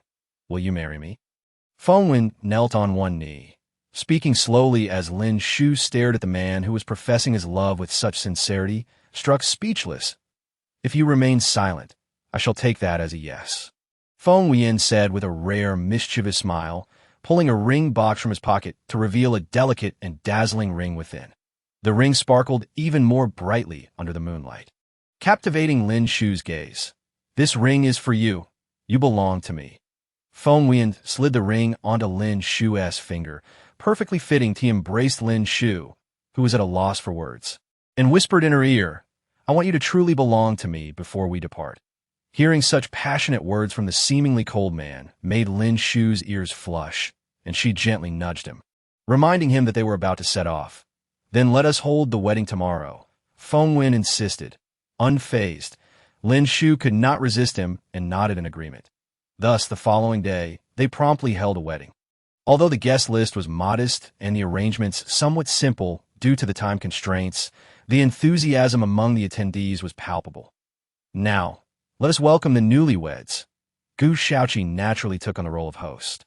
Leading the applause, as the crowd cheered and watched, Feng Wuyan and Lin Shu walked in slowly. "I vow to protect her for a lifetime, through both poverty and wealth." Feng Wuyan earnestly recited the vows, and Lin Shu gazed at him, entranced. "I vow to stand by him, in sickness and in health." Lin Shu replied with equal sincerity. The audience was moved by the couple's genuine feelings. Everyone celebrated with a lavish feast, showering blessings upon the pair. "You should eat too." Feng Wuyan looked at Lin Shu with eyes so tender they could almost draw tears. Lin Shu took a couple of bites and nestled beside Feng Wuyan. "Kiss her! Kiss her!" someone in the crowd shouted, igniting a wave of excitement. The crowd urged them on, and as Lin Shu was about to say something, she was pulled forward by the person before her. Under the picturesque evening glow, Feng Wuyan's features were subtly tinged with red, his handsome face drawing closer. Lin Shu slowly closed her eyes and gently rose on her toes as a soft and delicate kiss landed. As the sunset painted a breathtaking scene. Chapter 347.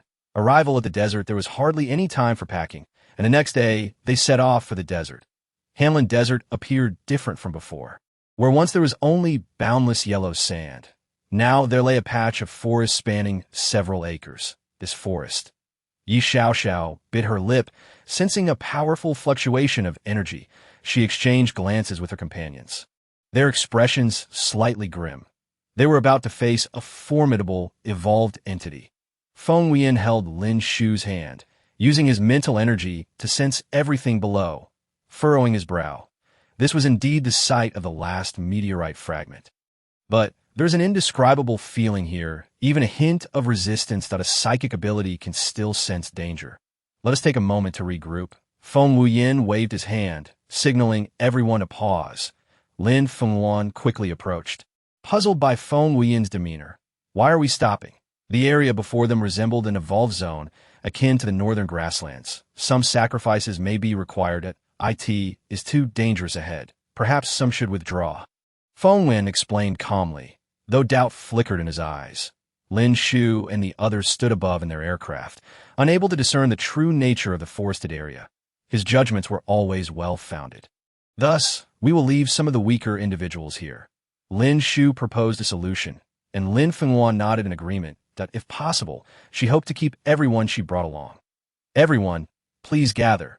The level of danger ahead far exceeds our expectations.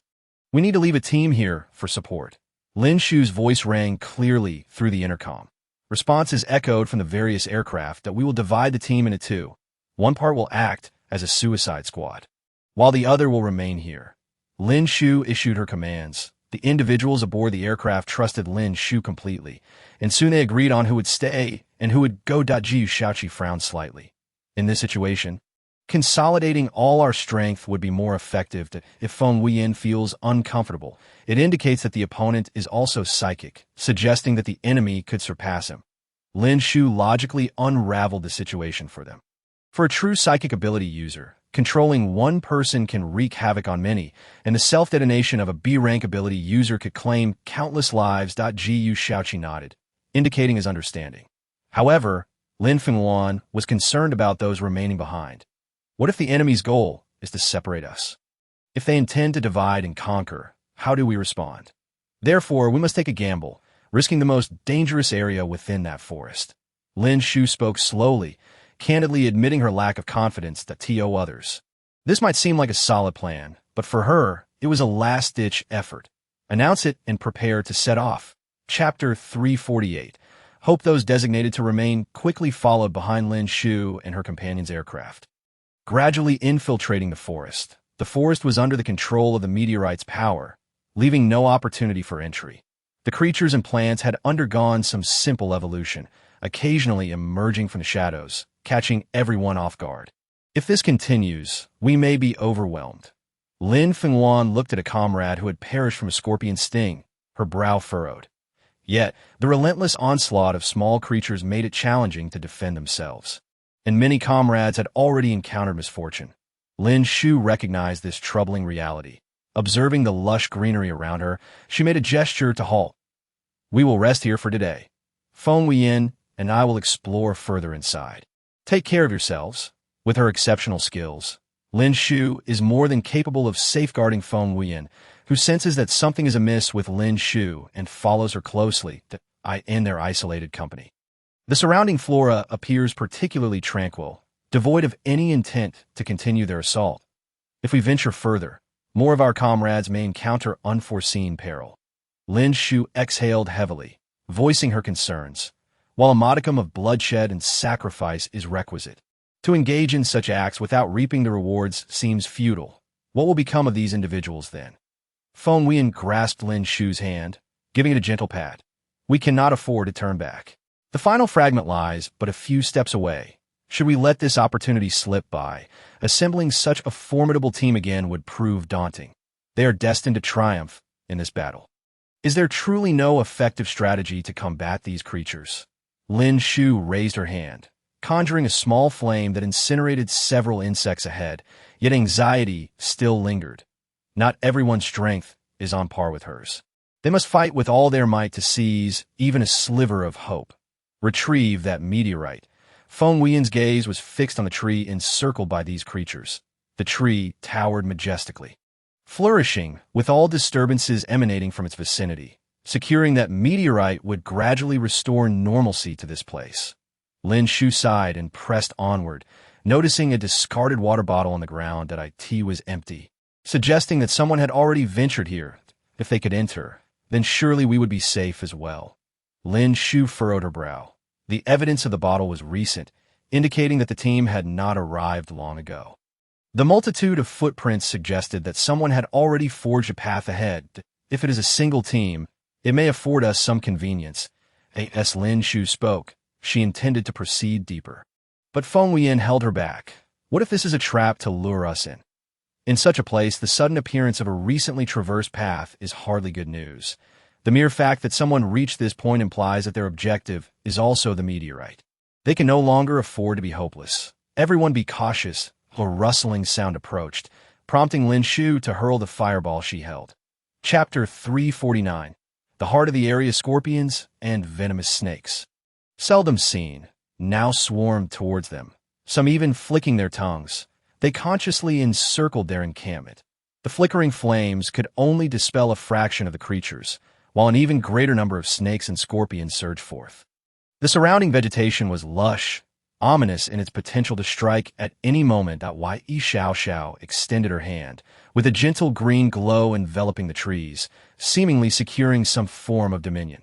The vines finally ceased their assault on them, shifting their attention to the snakes and scorpions, clarifying the battlefield in an instant. Only after vanquishing the last insect did Lin Shu feel a subtle depletion of her energy. Everyone must remain vigilant. Split into 2 teams and alternate patrols, Lin Shu commanded. Having said this, she settled cross-legged on the ground, a thin sheen of cold sweat on her forehead. Energy swirled around her several times, and her expression finally softened. Lin Wuyan and Gu Shaoqi did not rest but acted as sentinels. Upon noticing Lin Shu awakening, they hurried over. "How are you feeling now?" Lin Wuyan inquired anxiously. Lin Shu stood, stretching her body. She had merely exhausted some energy. "We have found traces of others. Has someone already come here?" Gu Shaoqi frowned. "This poses significant challenges to their plans." "Who could it be?" "This is the last fragment of the meteorite. Could something go awry?" "The fragment remains at the heart of the tree. We may need to hasten our pace. Those who covet the fragment are likely my mentor, Su Weiji. You must be extra cautious." Feng Wuyan candidly expressed his observations, surveying the injured individuals around them. Given their wounds and the dangers ahead, it might be a long while before they reach the heart. Perhaps we could allow them to recuperate here.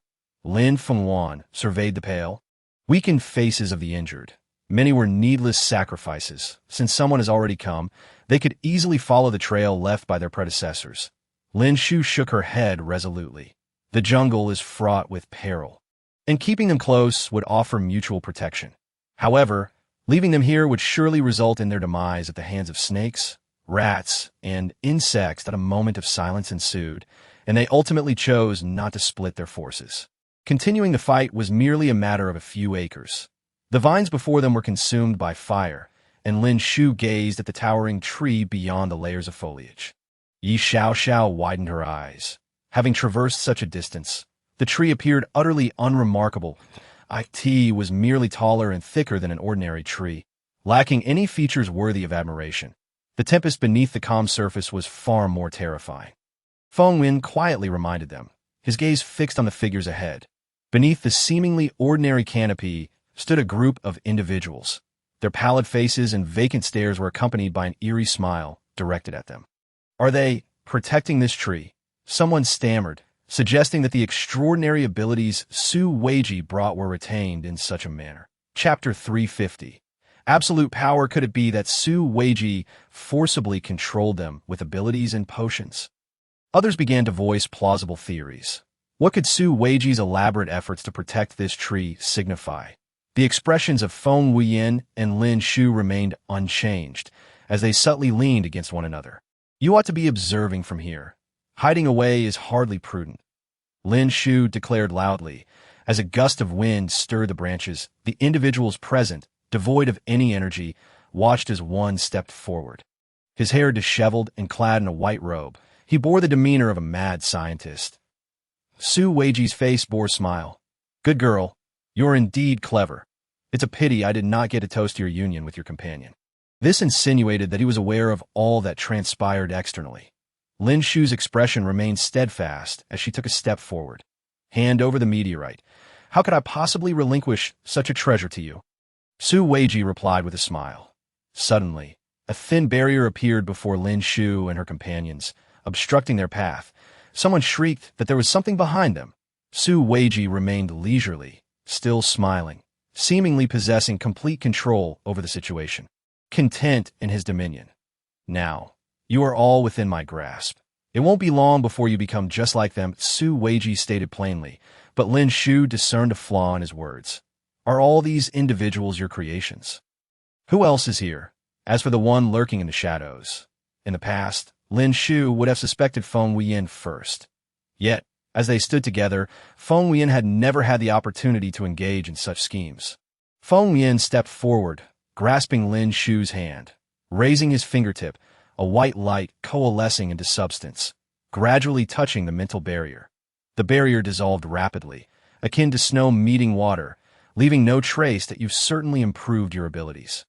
"But it's a pity you refused to learn properly," Su Weiji remarked with a hint of regret, wishing that Feng Wuyan would cooperate with him. Together, they could forge a formidable army. "The power of the meteorite belongs solely to me. If you wish to leave alive, you must surrender all fragments." Taking a step forward, Su Weiji erected another barrier, imprisoning everyone within. Even Feng Wuyan felt the strain, a subtle pressure weighing upon him. "That I intend to build an immensely powerful army, one endowed with absolute strength, capable of salvaging everything here. Should you wish to join my endeavor, I will allow you to retain a semblance of your faculties." His words dripped with arrogance. Yet harnessing the meteorite was not beyond the realm of possibility. Lin Shu could not help but glance at Feng Wuyan. The two indeed shared a mentor-student bond. Their thoughts aligned with those from the original narrative. However, with her presence, Feng Wuyan would never tread that path. "Where is the other individual?" Feng Wuyan inquired, looking at Su Weiji. There were no others in sight. These days individuals were hardly useful.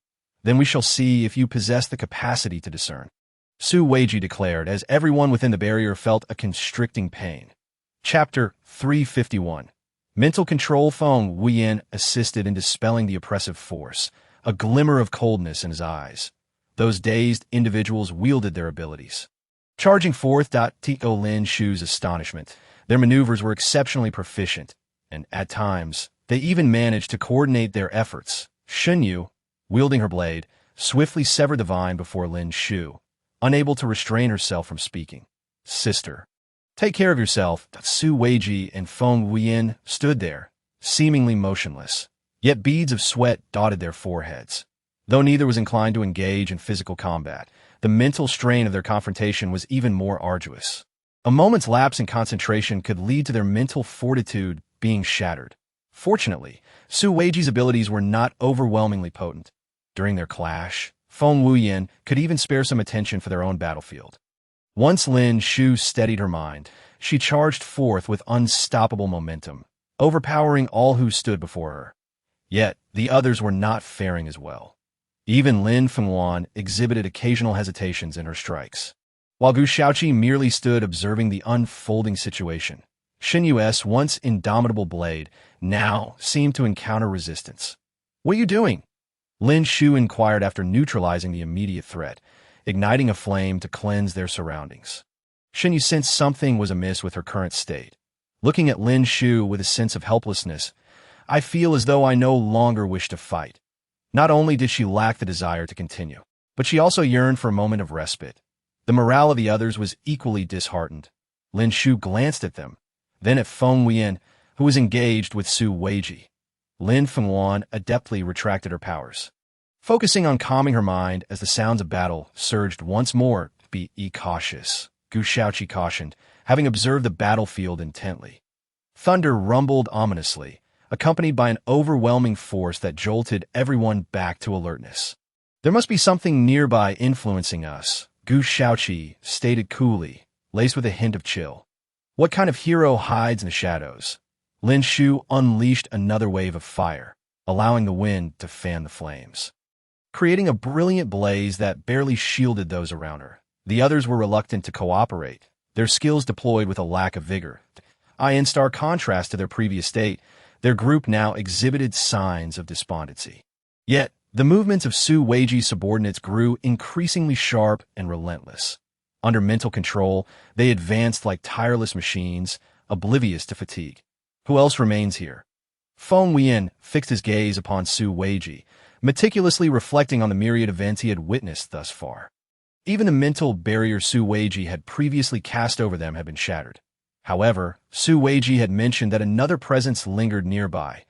Lin Shu ignited another fire, continuously unleashing such formidable skills. Even as she felt her strength waning, her expression resolute, the plants whisper of a fearsome presence nearby.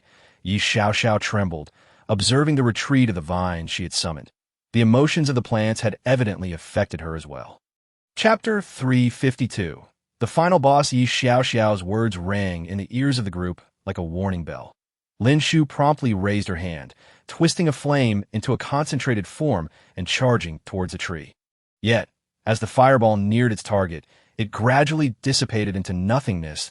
A muffled voice echoed from within the hollow of the tree. "You have discovered us?" Only plants could evoke fear in other plants. Neither Feng Wuyan nor Su Weiji had instilled any pressure upon them.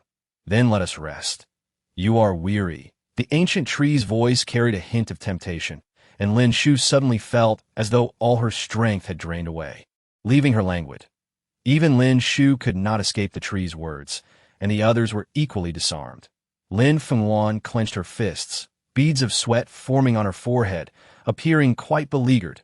"You!" "Silence!" Lin Shu decisively gathered her abilities into her palms, suppressing her irritation, and hurled a fireball towards the ancient tree. The tree remained unscathed, but Feng Wuyan followed Su Weiji's gaze upward, towards the lofty heavens. The forest was lush and verdant, with trees growing exceptionally tall. If there were an issue, it might be that these trees should not have reached such heights. Feng Wuyan directed his powers like an arrow, aiming directly upward. What began as a tentative exertion of strength became resolute when his arrow struck a protective barrier. An arrow soared towards the clouds, and the once mighty trees shrank into mere saplings. Su Weiji's mental assault surged forth, and Lin Shu hurled a fireball directly at him. Su Weiji staggered back several steps, while Lin Shu, fiercely protective, shielded her companions within her range. Time is of the essence. Feng Wuyan observed the gap in the sky above. The tree spirit, enhanced by fragments, was inherently stronger, and Su Weiji's powers were formidable, both belonging to the realm of mental control. They, a tree and its wielder, could undoubtedly complement each other. Yet Feng Wuyan stood alone, unable to contend. You anticipated all of this. Lin Shu spoke slowly, burdened by immense pressure. The thought process of a tree could not be so intricate, and Su Weiji undoubtedly retained some awareness that if Su Weiji controlled this tree, they might still salvage their predicament. Not only did I foresee this, but you are the one I value most. The ancient tree chuckled, its voice hoarse and unpleasant. Su Weiji struggled, turning his neck slightly, and smiled that I am grateful to the tree god for transforming me thus. Now I can pursue my desires that I in this state. You are no better than refuse. Henceforth, you shall be a puppet to others. Lin Shu exclaimed sharply, yet Su Weiji continued to laugh maniacally, clearly having lost his sanity. I have evolved to possess SS-level mental abilities, far superior to you. They are merely unsatisfactory experiments under my command. The tree spirit's gaze was fervent, as if it believed it would soon conquer this world. Human, if you are willing to submit to me, I shall grant you honors beyond the reach of ordinary mortals. Chapter 353. Forcibly expelled, there is no time left. Feng Wuyan spoke again, fixing his gaze upon the ancient tree. Seizing the opportunity, Lin Shu swiftly unleashed a flying device. The contraption transformed midair, while Lin Shu grit her teeth, summoning her dwindling strength to evacuate those below A grade first. Remaining would only lead to their demise. Feng Wuyan observed Su Weiji retreating several steps, retrieving his own flying device. The apparatus swiftly maneuvered through the air as Feng Wuyan and Lin Shu exchanged a knowing glance, forcibly expelling the S-grade abilities. Their actions flowed seamlessly, as though they had collaborated countless times before. How do you all feel now? Lin Shu inquired with a smile, surveying those left behind. Lin Wuyan returned her smile, relieved that Lin Shu had not sent her away. I feel quite well, and should be able to continue the assault. Lin Wuyan raised her hand, gentle currents of water coalescing in her palm. Yu Shaoqi also summoned a crackling orb of lightning. Though his spirit remained unyielded, observing their demeanor, Lin Shu secretly exhaled in relief. Having chosen to remain, they ought to strive until the end. Lin Shu's gaze turned icy as she regarded the ancient tree. Su Weiji approached them step by step, a trickle of blood at his lip, his complexion as pale as parchment. Had you submitted earlier, you might have had a glimmer of hope. Should you persist in your obstinacy, only death awaits you. His voice bore a heavy warning, tinged with frailty. Having been struck by Lin Shu's fireball, he could no longer maintain the ease he once possessed. Feng Wuyan felt an overwhelming pressure gradually enveloping him, causing discomfort. This force eroded his already strained body. The cost of evacuating everyone would be steep, and Lin Shu had already depleted her abilities. Water conducts electricity, Lin Wuyan suddenly declared, hurling a long-prepared water sphere towards the ancient tree. The tree, rooted in place, was a motionless target. Yu Shaoqi followed suit with his lightning sphere. The two powers drawn together in the air did not oppose one another, but instead formed a more potent force. Dong Jianhua's earth ability manipulated the surrounding vegetation, loosening the soil in an effort to undermine the ancient tree's roots. Each individual labored tirelessly to vanquish the tree. Lin Shu gradually extracted the remnants of her strength, anxiously watching Feng Wuyan, who remained at odds with Su Weiji. The situation had reached a critical juncture. Failure meant death, at least for decades to come. Humanity's survivors would struggle to forge such a formidable alliance again. After centuries, a tree could gain sentience. How much more so for this ancient tree, which could control others? That a flicker of ruthless determination crossed Lin Shu's eyes as she inhaled deeply, feeling the power coursing through her. Su Weiji, you shall commence. A low whisper escaped Lin Shu's lips as the gentle breeze swept by without stirring a ripple. However, as Su Weiji approached, the imposing presence suddenly transformed into a tempest, overwhelming and unmanageable. Su Weiji staggered back a couple of steps, yet the ancient tree erected a barrier, shielding those nearby. Foolish humans. Chapter 354. Interference. The voice of the old tree conveyed no discernible emotion. Lin Shu hastened to stand beside Feng Wuyan. Her complexion paled. I shall give you one final opportunity. If you willingly submit, I will grant you a path to survival. The old tree remained steadfast in its stance, akin to a condescending master bestowing charity upon subordinates. After all, it was merely a tree meant for chopping and burning. Lin Shu scoffed coldly. Interlocking her fingers with Feng Wuyan's Gu Shaoqi and Lin Fengwan had nearly exhausted their most potent attacks, yet still found themselves incapable of perturbing the ancient tree. Even Dong Weihua, who sought to undermine its foundation, had failed in that case. The only recourse left is to destroy you. The old tree suddenly spoke, and the previously tranquil vines began to thrash violently. Those tendrils seemed to possess eyes, lunging directly at Lin Shu and the others. The cacophony of cracking sounds erupted, and Gu Shaoqi, acting decisively, summoned lightning to ignite a fire, casting a fierce gaze at Lin Shu. Yet, the power within Lin Shu was too diminished to conjure even a small fireball. Foolish humans, today you can only perish here, the old tree spoke again.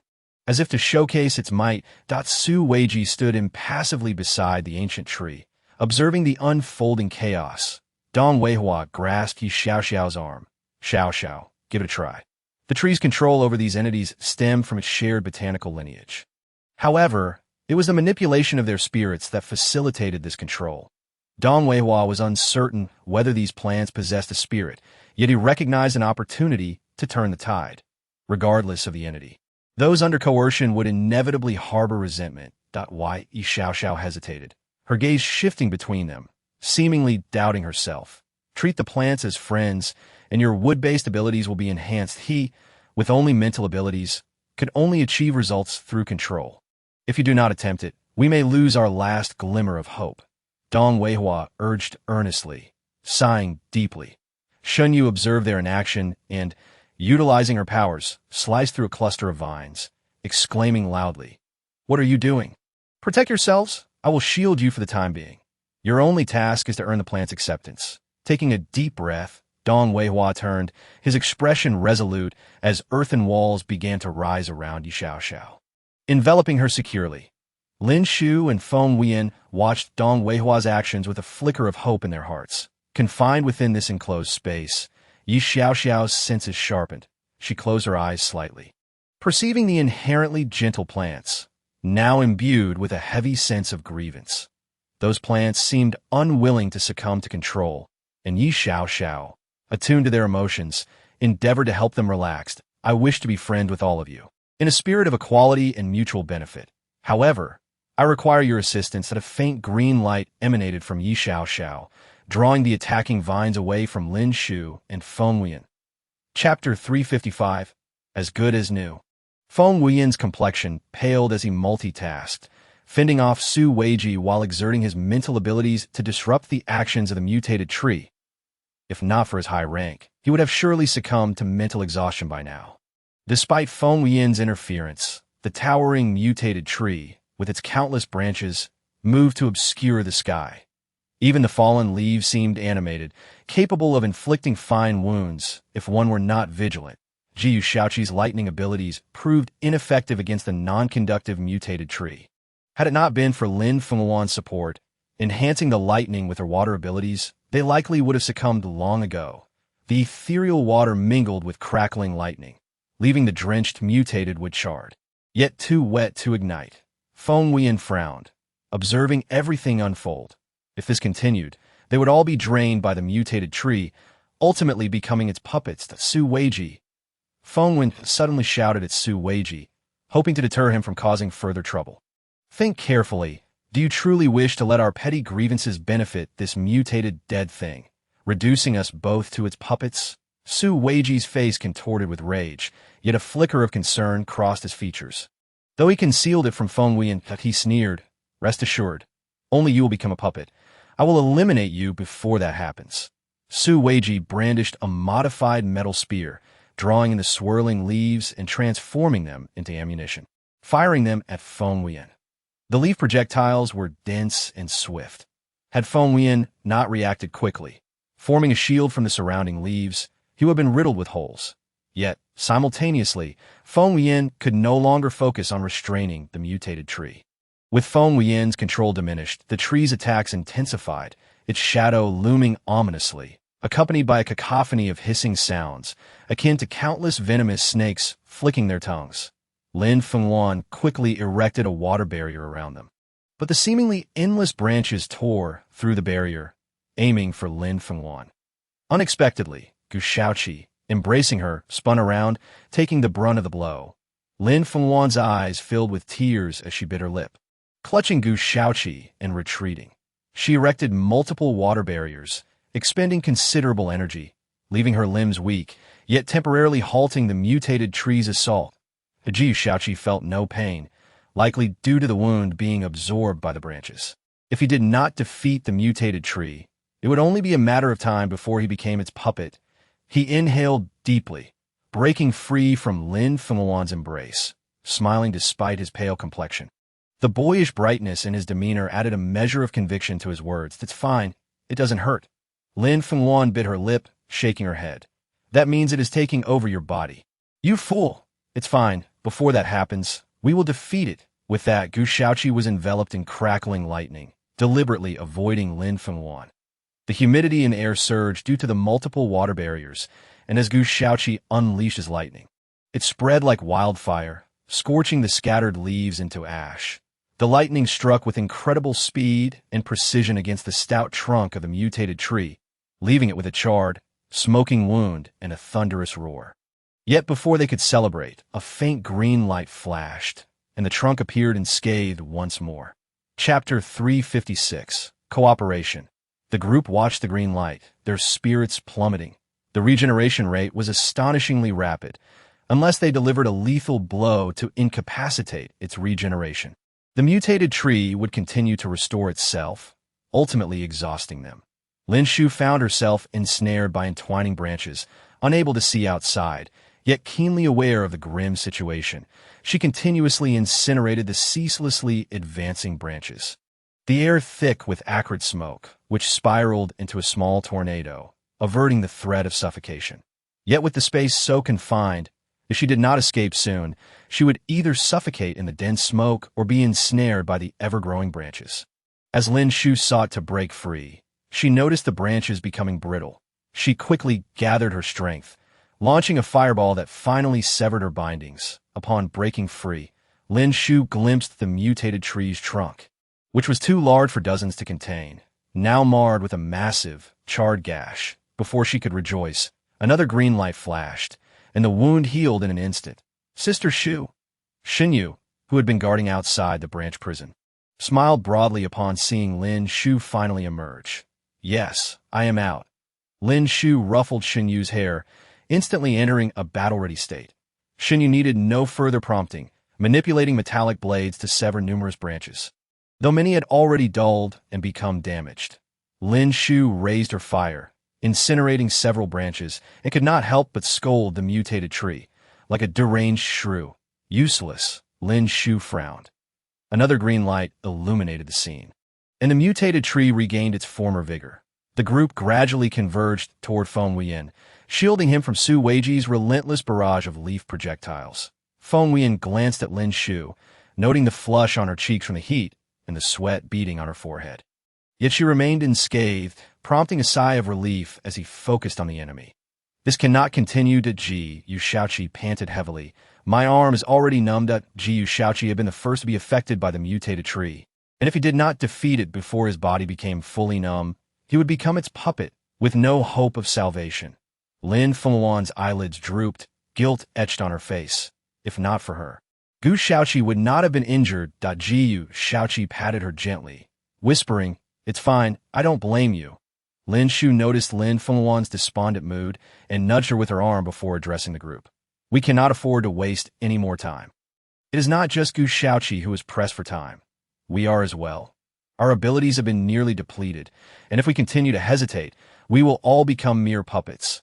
Indeed, Feng Wuyan interjected. "Although the surrounding water screens shield us from harm, providing a temporary respite, we must remain vigilant against the treacherous Su Weiji. Therefore, we must unite our strengths and deliver a fatal blow to this mutated tree, extracting the meteorite fragments from it." Lin Shu cast a glance at Feng Wuyan and continued, "This task is fraught with difficulty." Yi Xiaoxiao spoke up, her voice heavy with concern as a wood-type ability user. She understood better than anyone the formidable challenge they faced in breaching the defenses of such a terrifyingly resilient mutated tree and retrieving the meteorite fragments. Although it is challenging, it is not entirely impossible. Lin Shu asserted with conviction, her face radiant with confidence, instilling a sense of hope among the others. Share your thoughts. Feng Wuyan encouraged. The remaining members expressed no dissent. Given the dire circumstances, taking a chance might yield a glimmer of hope. Lin Shu suddenly inquired, if you were this mutated tree, where would you conceal the meteorite fragments most securely? The center of the hardest trunk, Yi Xiaoxiao speculated uncertainly. Too obvious, Gu Xiaoqi replied, shaking his head.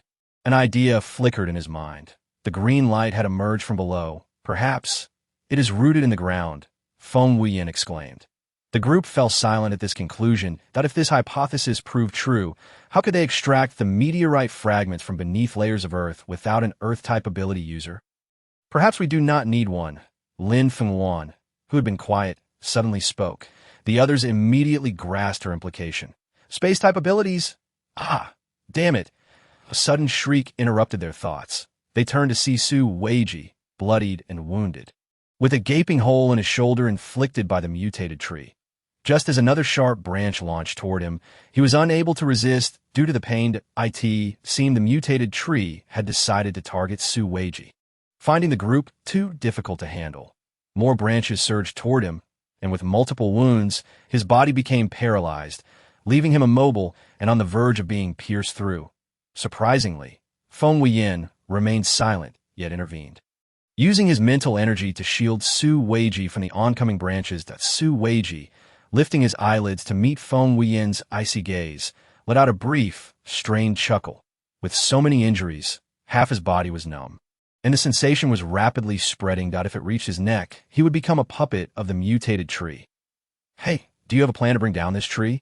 I'll put aside our past grievances to lend you a hand. Sensing his time was limited, Su Weiji's voice turned cold with a hint of mockery. This provoked skeptical glances from the others. You little brat, I am still your teacher. How dare that mutated tree stab me in the back? My time is short, but I will take this creature down with me. Whether you cooperate or not, I will hold it off. You just focus on what you need to do. Su Weiji's face bore a maniacal grin that made his sincerity hard to believe.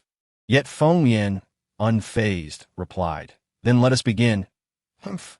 Su Weiji snorted, a sound that seemed both derisive and reluctantly approving. Upon completing his snort, the massive mutated tree suddenly appeared devoid of vitality, all movement ceasing as if it had been turned to stone.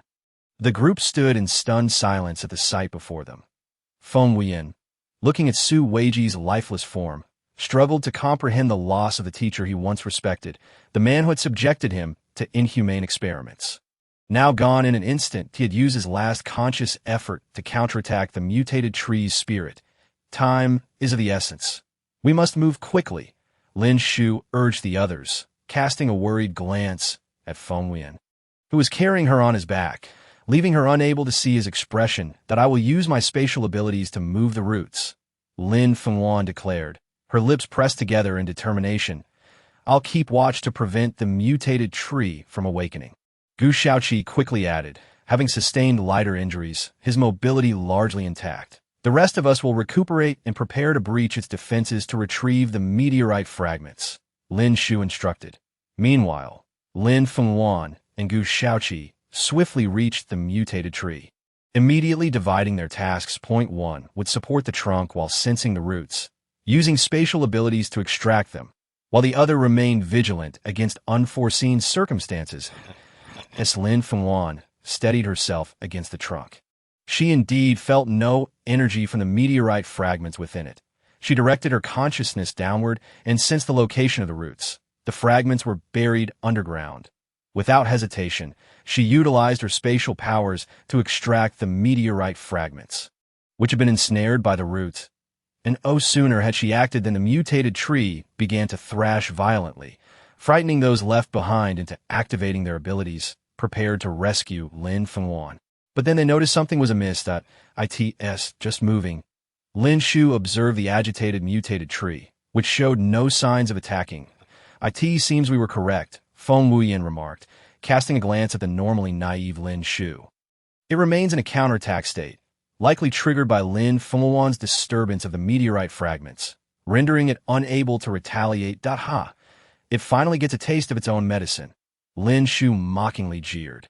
Relieved to finally alleviate the frustration caused by the mutated tree. Prepare to extract the fragments. Feng Wuyan, witnessing her triumphant demeanor, felt much of his earlier gloom dissipate. The group held their breath, ready for action.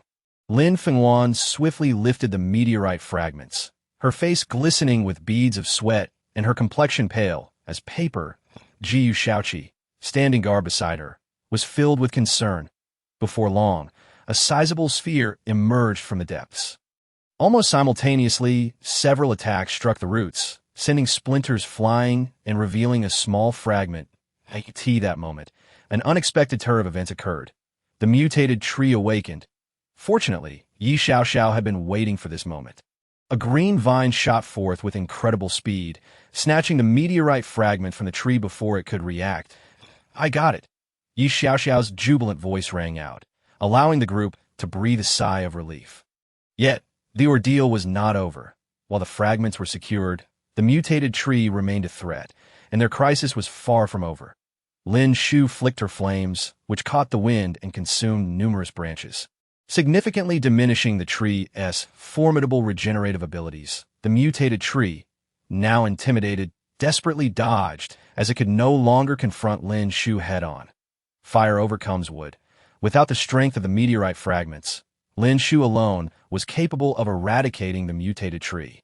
Finally, she was able to unleash her pent-up frustrations, enjoying the moment without fear of repercussions. Jiu Shaoqi arrived, supporting Lin Wuyan as they approached.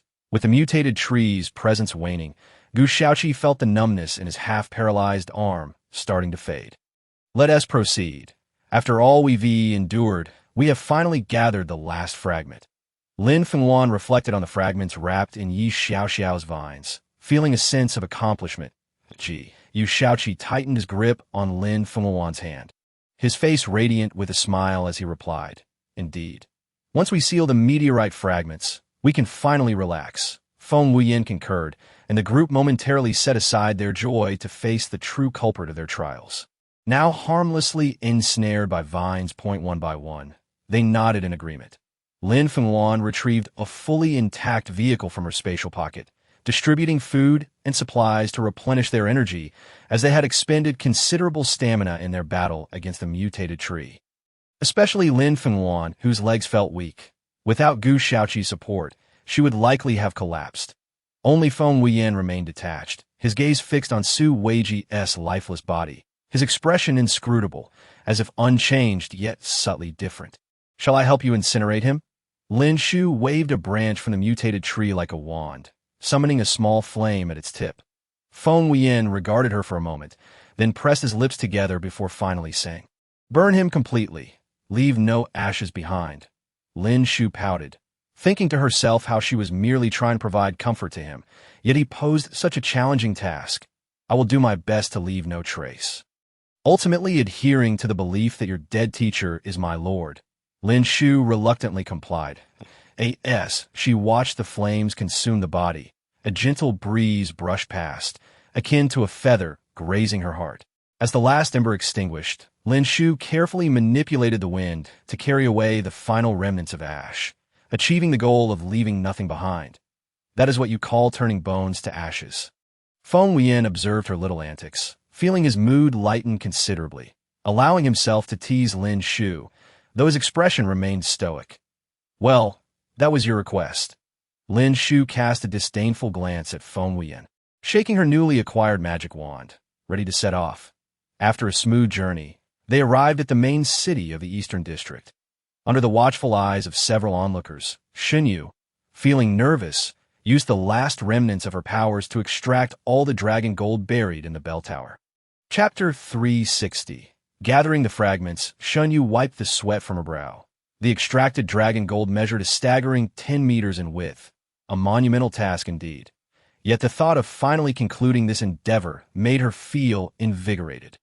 Now that the dragon gold was secured, I shall immediately dispatch someone to contact other continents and have all the fragments delivered. Lin Shu continued to play with her magic wand, while Feng Wuyan observed her with a gaze that seemed to drift in and out of focus, momentarily recalling Su Weiji, his expression turning somewhat complex. Once the message was relayed, reliable and powerful ability users from various continents rushed to escort the meteorite fragments, serving as witnesses to this grand occasion. Soon, they would arrive at the main city of the Eastern District. Lin Shu remarked, "You all must be tired after a long day. Take a moment to rest, that I will arrange for someone to guard the dragon gold to prevent any mishaps." Understood, the group replied. Although the mutated tree had perished, Gu Shaoqi's wounds were real and painful. He had hurried here, managing only a superficial treatment, and now finally had a moment to rest properly. Lin Fengwan followed closely behind him, worried about his injuries. Seizing this opportunity, Gu Shaoqi feigned a pitiful demeanor, having achieved his aim of sparing Lin Fengwan further distress. Suddenly, 3 knocks echoed from outside the door.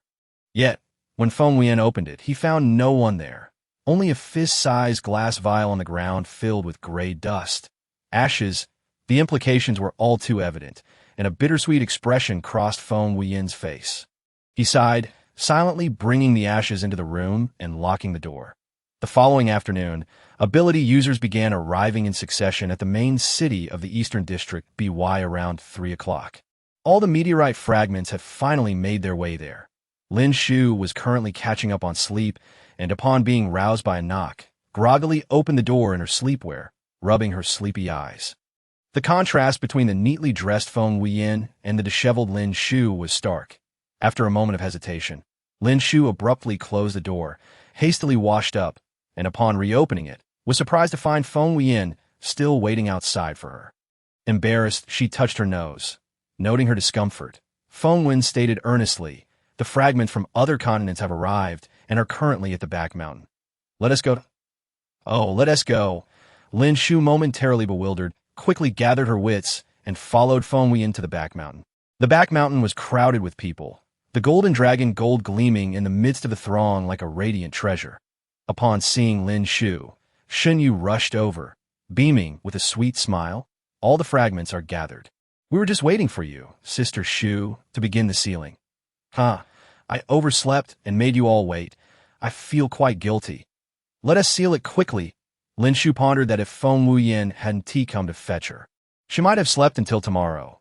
Indeed, Shen Yu nodded obediently, and under the gaze of the crowd, she pushed the meteorite fragments contained in a small cart forward. Despite being only 7 years old, she exhibited no fear in front of so many people. Next, the sealing process would commence, and Shen Yu addressed the gathering, thanking them for their willingness to witness this significant moment. Chapter 361. Sealing the fragments. Lin Shu's voice rang out clearly. And soon Shen Yu raised her hand, causing all the fragments in the cart to levitate and soar towards the dragon gold. Countless tiny fragments filled the golden, translucent crystal, resembling glimmering specks of dust in the sunlight. After completing this task, Shen Yu let out a heavy sigh of relief. Lin Shu gently patted her slender shoulder, signaling her to take a rest, as the subsequent tasks would be entrusted to the prepared Earth-type ability users. Today, over 100 Earth-type ability users had gathered, led by Dong Weihua, who nodded at Lin Shu before commencing their work, large clumps of soil lifting from the ground. Lin Shu and the others began to disperse the crowd, clearing space for the Earth-type users. They aimed to excavate a pit over 50 meters in diameter and several thousand meters deep to bury the meteorite fragments sealed within the dragon gold. This was no small undertaking. Even with over 100 Earth-type ability users, it would not be completed quickly. Yet, everyone chose to remain. Even if they could not contribute significantly, they could at least provide sustenance to the weary Earth-type users. The excavated soil piled nearby, resembling a small hill, and as the daylight waned, the fire-type ability users took the initiative to illuminate the area. The soil yielded many small animal remains and even a few ancient fossils, which before the mutations would have been quite valuable. However, given the current circumstances, few had the time to study these finds, though some individuals carefully preserved them. Lin Shu gazed at the fossils with a touch of regret. Feng Wuyan, believing she was concerned for the artifacts, was about to speak when he overheard her muttering, "What a pity. If I had discovered these earlier, I could have made a fortune and enjoyed life. Feng Wuyan immediately felt he had overthought her sentiment. As they dug into the late hours of the night, many began to yawn, yet no one departed. Lin Shu reflected on their efforts when news arrived that the excavation was complete. The Earth-type users began to emerge from the deep pit, all covered in dust, yet no one mocked them. Lin Shu approached and said, "Thank you for your hard work. Please endure a little longer and bury the dragon gold." They continued until dawn broke, finally nearing the end as they packed the last bit of soil and leveled it off. The group, now with dark circles under their eyes, finally relaxed, and fatigue washed over them. Lin Shu cradled the sleeping Xinyu in her arms. Being only 7, she had succumbed to slumber after the late hour but clung to Lin Shu, unwilling to leave, as the crowd dispersed. Exhausted, the evolution of Blue Star was now under control. Feng Wuyan cast a glance at Lin Shu, noting the dark shadows under her eyes, subtly furrowing his brow. Chapter 362. The celebration following the ceiling. A grand celebration ensued for all the inhabitants of the Great Xia continent, akin to the historical moments of rocket launches or the creation of the atomic bomb. It was a jubilant occasion for all, signifying a significant alleviation in the evolution of Blue Star, ensuring a greater degree of safety for everyone, freeing them from the daily struggle for survival. However, Lin Shu found no respite, her schedule frantic. "We've run low on supplies. What if we make hot pot instead of full meal?" Lin Shu pressed her aching head, suggesting, "I've gathered some fireworks that could be set off during the celebration. Though not many, perhaps enough for 5 minutes. Better than nothing." Lin Shu nodded. "I believe there are still some issues with the venue design." It should. Lin Shu, clutching her throbbing head, let out a deep sigh. On the day of the celebration, the leaders and citizens of the Great Xia continent flocked to the main city of the Eastern District, creating an unprecedented spectacle. After much searching, Lin Shu managed to find a considerable number of firecrackers, extending the display from 5 to 10 minutes, intending to surprise everyone during the evening festivities. The daytime celebration was extravagant, and amidst the organized chaos, dish after dish of delicacies was served. When a large double pot of hot pot was finally brought out, many faces lit up with nostalgic smiles. In this apocalyptic world, gathering such treats was nothing short of a culinary triumph. People toasted and celebrated, each table even equipped with a bottle of red wine or white liquor. With spirits high, they paid little mind to the tensions and rivalries between factions and continents. Lin Shu and her companions shared a table. Considering the children present, they brought out their secret stash of drinks. Enjoying the refreshments together, "Shaoqi, your wounds haven't healed, and you're not of age yet, so you shouldn't drink," Lin Fengwan chuckled, removing the unopened bottles from the table. "All right," Gu Shaoqi replied, unable to suppress a grin. "Let us all enjoy the drinks." Lin Shu winced as she shared her precious beverages, quickly distributing them, causing the large bottle to become significantly lighter. When it was time to serve Feng Wuyan, Lin Shu intended to pour him a drink, but noticed his long fingers held the cup down, shaking his head, saying, "I'll pass." Instantly, Lin Shu was filled with joy, thinking to herself how fortunate it was that this seemingly cold individual did not enjoy drinks. With a cheerful heart, she poured herself another glass and began to feast heartily. As the daytime festivities concluded, a new round of revelry began that night. The banquet's commencement, Lin Shu stood amidst the night, brandishing her newfound branch, which sparkled with firelight, resembling a witch's wand. She pointed into the night, and the sound of fireworks ignited, blooming in the pitch-black sky like radiant tears in the darkness, standing under the fireworks. Lin Shu's face was illuminated by the bright blossoms, her expression radiant with pride and joy. Feng Wuyan, bathed in the warm glow, appeared considerably gentler as his gaze fell upon Lin Shu, silently smiling. Only the drowsy Shanyu noticed this exchange, though she could not comprehend its significance, merely sensing that Feng Wuyan seemed somewhat different today. Chapter 363. Assuming leadership, the celebration was indeed lively. However, Lin Shu sought a quiet corner, seated on a sofa, sipping her drink while observing the jubilant crowd, having sealed the meteorite within thousands of meters of dragon gold in front of everyone. She had expended considerable ability and energy and now felt quite fatigued. Sitting in this corner to rest felt quite pleasant. However, even in inconspicuous corners, one can still be discovered, especially someone as renowned as Lin Shu, who possesses both beauty and charm. Sitting in such a corner cannot be deemed unnoticeable. Rather, it adds an air of mystery that piques curiosity as soon as Shen Yu stepped into the hall. Her eyes immediately fell upon Lin Shu, who was quietly seated there.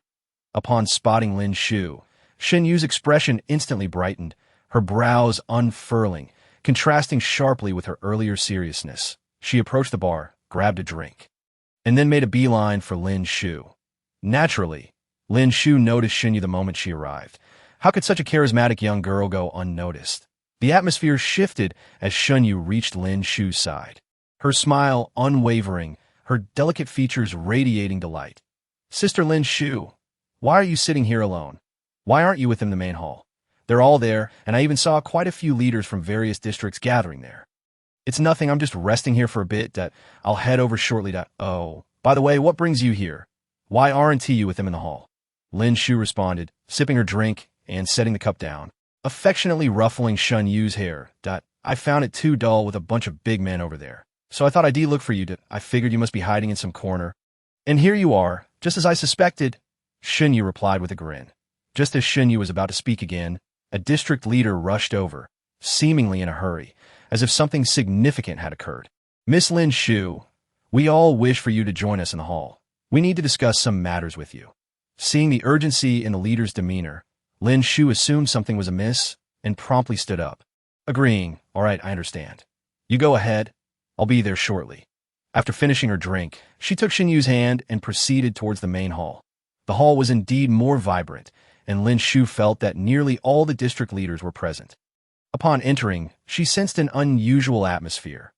Almost immediately, a robust voice resonated from the stage. "Today, everyone has witnessed Miss Lin Shu's contributions. Her assistance has been invaluable, as we all can attest. Following our discussions, we have reached a consensus." Turning towards the source of the voice, Lin Shu recognized the authoritative leader on stage and became puzzled about their intentions. The voice continued, "Now that we see Miss Lin Shu has arrived, we propose to merge all districts into the Eastern District where Lin Shu resides, appointing her as the supreme leader." The announcement was met with thunderous applause. Lin Shu was momentarily taken aback. This was all too grandiose. How had a mere outing led to her becoming the supreme leader? The applause continued, and it took her a moment to regain her composure. She quickly ascended the stage. Seizing the microphone, "Everyone, please listen to me. I do not wish to be the supreme leader, nor do I aspire to be the highest authority." As soon as Lin Shu's words fell, the crowd, which had just quieted, erupted into murmurs. "Miss Lin Shu, we have witnessed your leadership capabilities. Just accept it," one leader urged. "Yes, we all agree. Just accept." Voices echoed from the crowd, urging Lin Shu to acquiesce, yet her resolve remained firm against the idea of assuming the position of supreme leader. Lin Shu understood the concerns that lingered in their minds. The role of supreme leader was the pinnacle of authority, and renouncing it would imply relinquishing significant power. Yet, why would she forsake such an opportunity? Thus, Lin Shu felt compelled to clarify her stance.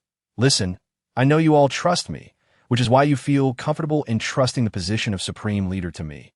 However, I genuinely have no desire to take on that role. Instead, I have a better proposition." A subtle smile graced Lin Shu's lips as she observed the crowd gradually quieting down. Seizing the moment, she elaborated, "We all remember what Blue Star was like before. We implemented a set of rules that yielded remarkable results. You all should be familiar with it. The alliance system." As soon as Lin Shu mentioned the alliance system, murmurs of recognition arose among the crowd. "Yes, that administrative system saved Blue Star," someone exclaimed. "Indeed, what I wish to discuss today is the alliance system," Lin Shu continued. The leaders of various districts, eager for the betterment of Blue Star, became serious and attentively listened to her explanation. Lin Shu spoke candidly, revealing everything she knew, advocating for the revival of the pre-apocalypse administrative system, which she believed could bring immense benefits to Blue Star and enhance its protection. Upon hearing her exposition, many began to express their support, while a few still hoped for Lin Shu to accept the role of supreme leader. believing it would better facilitate their leadership. However, what Lin Shu articulated next left them in disbelief. Furthermore, I, Lin Shu, shall transfer the leadership of the Eastern District to Gu Shaoqi. After outlining her proposal, she hastily added, as if fearing someone might reconsider. The astonishment shifted from Lin Shu to Gu Shaoqi, who had been attentively listening from the crowd. The gravity of Lin Shu's statement left him momentarily speechless. Not just Gu Shaoqi, but the entire assembly was bewildered. Astute leaders realized Lin Shu intended to relinquish her authority. The crowd fell silent, but Gu Shaoqi felt compelled to speak up. Lin Shu, please think this through before you speak. Don't jest about such matters. That Gu Shaoqi, though initially shocked, struggled to articulate his thoughts clearly. Lin Shu, amused by his reaction, set down the microphone and addressed the audience in a casual tone. Everyone, what I said is true. The alliance system is real, and I genuinely intend to transfer my authority in the Eastern District to Gu Shaoqi. You all have witnessed Gu Shaoqi's unwavering dedication to Blue Star and the meteorite fragments. That I am not jesting. I sincerely wish to pass this responsibility on to him. Following her declaration, many leaders voiced their approval. Gu Shaoqi, however, hesitated, feeling the weight of the decision even as his friend sought to transfer her authority to him. I know many of you may be puzzled as to why I am doing this. So allow me to explain. Since the apocalypse, Blue Star has undergone numerous upheavals, both great and small, and these trivial matters have been quite burdensome. That I initially sought a life of leisure, yet here I am, never truly enjoying a single day of peace. Therefore, I wish to take a break, to rest quietly, and my decision to hand over my authority to Gu Shaoqi is entirely selfless. His contributions are well known to you all. After Lin Shu's heartfelt explanation, the majority of the crowd found themselves in agreement, feeling sympathy for her situation. Standing on the stage, Lin Shu observed the crowd with a light-hearted smile, relieved that the matter had been resolved, allowing her some respite. However, she failed to notice a figure in the corner of the crowd. Feng Wuyan. Like Lin Shu earlier, he lingered in the shadows, his expression inscrutable. After speaking, he navigated through the crowd and headed for the exit of the hall. Yet Lin Shu did catch sight of Feng Wuyan. Without hesitation, she leapt off the stage and called out to him. Feeling as though he had heard her, Feng Wuyan paused momentarily before continuing on his way. Lin Shu pondered, what was he sulking about now? Regardless, she decided to follow and see for herself. With determination, Lin Shu navigated through the crowd towards Feng Wuyan's direction. Feng Wuyan had indeed heard Lin Shu call out to him.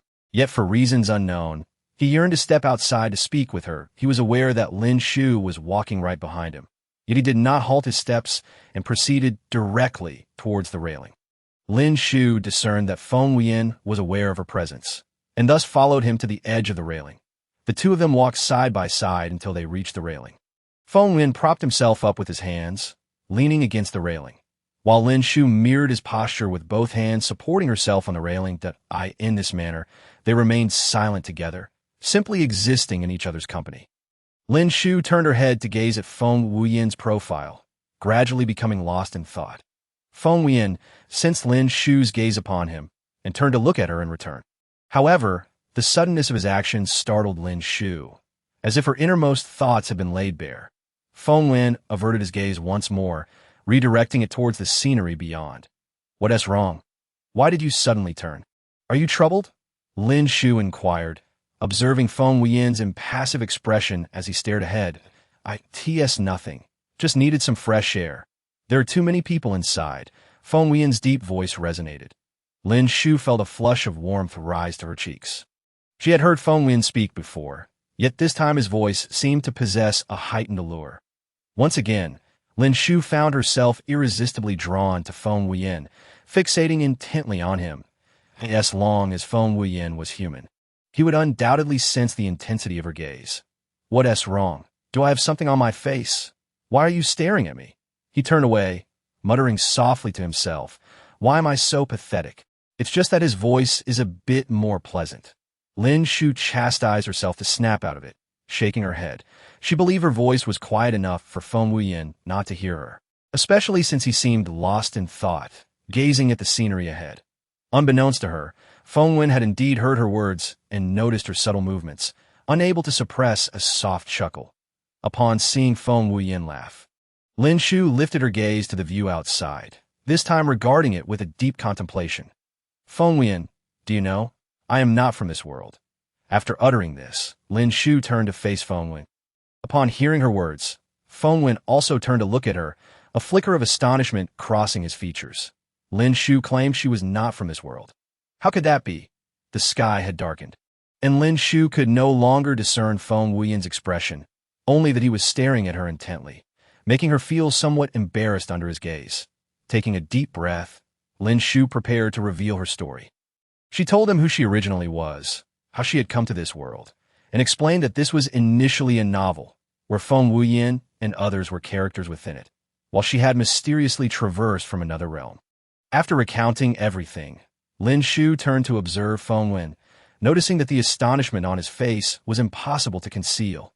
Chapter 367. Here for you after the initial shock, they exchanged glances, both enveloped in silence. Lin Shu and Feng Wuyan had finished sharing this extraordinary tale, and she feared that Feng Wuyan might struggle to accept it, pondering the absurdity of declaring that this world was merely a book.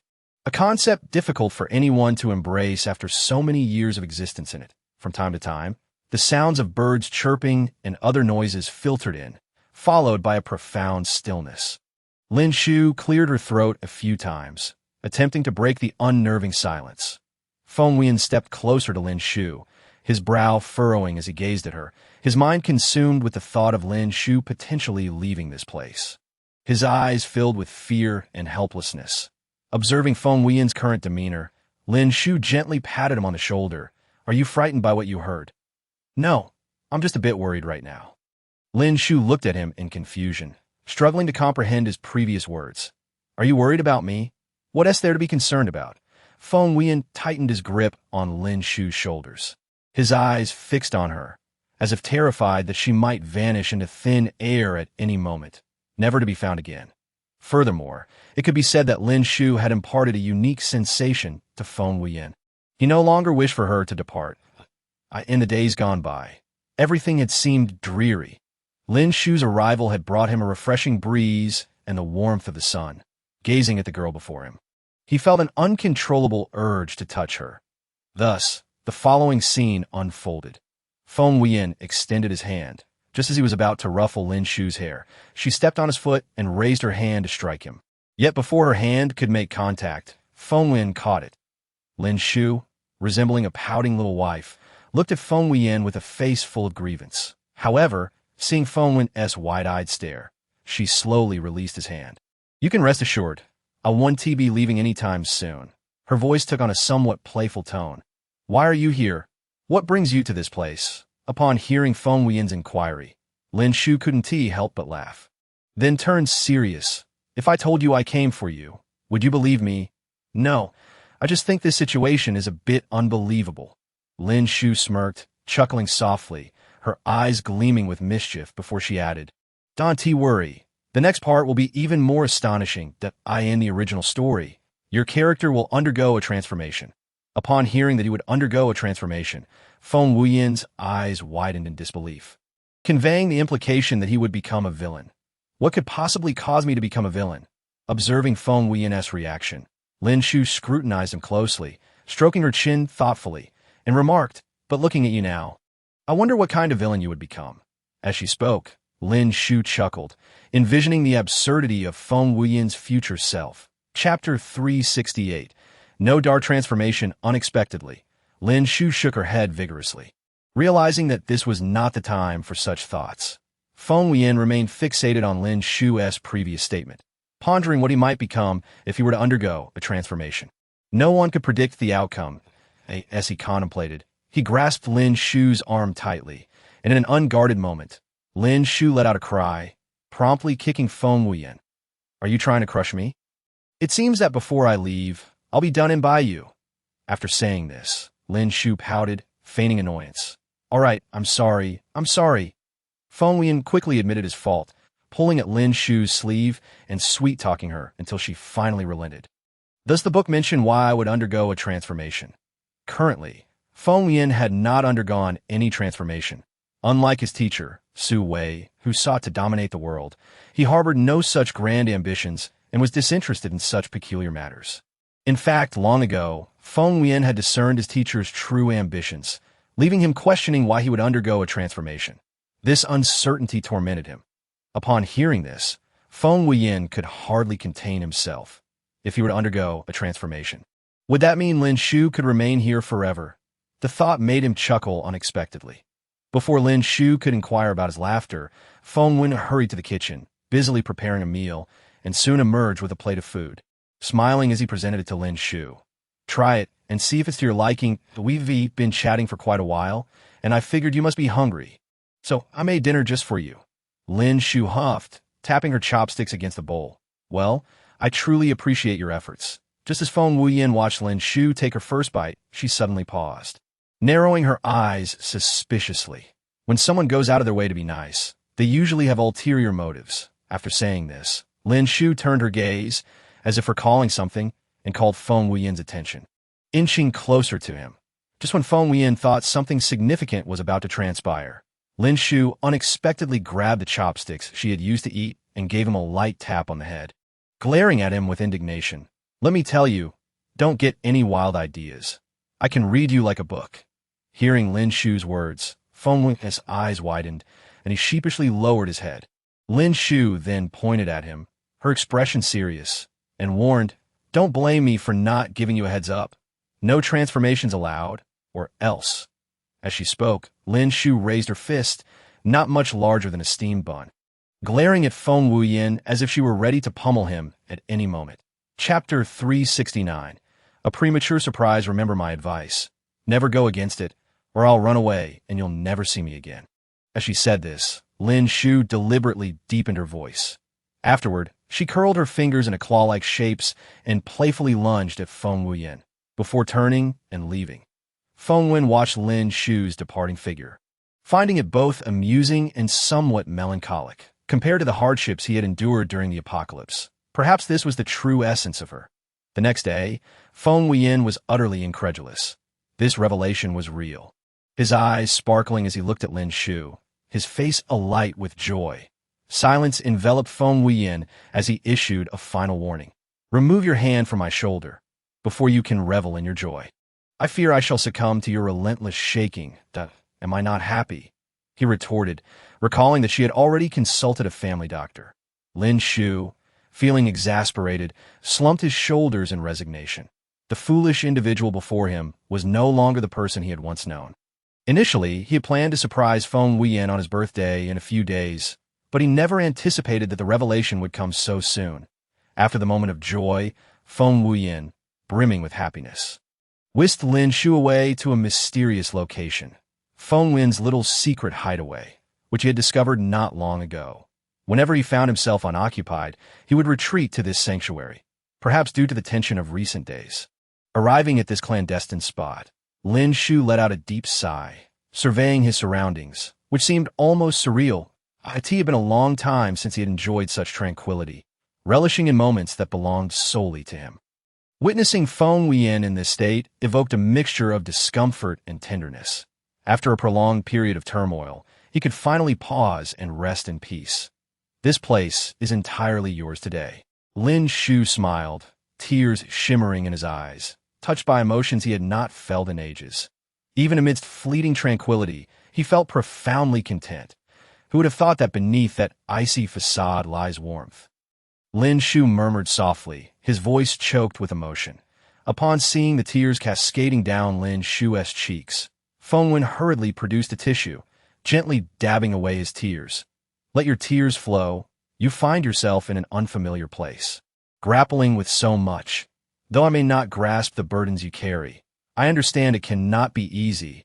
Upon hearing Feng Wuyan's words, Lin Shu's tears, which had barely filled his eyes moments before, began to fall freely. After an indeterminate period of weeping, he suddenly paused, wiped his tears, and smiled at Feng Wuyan. "I'm done crying.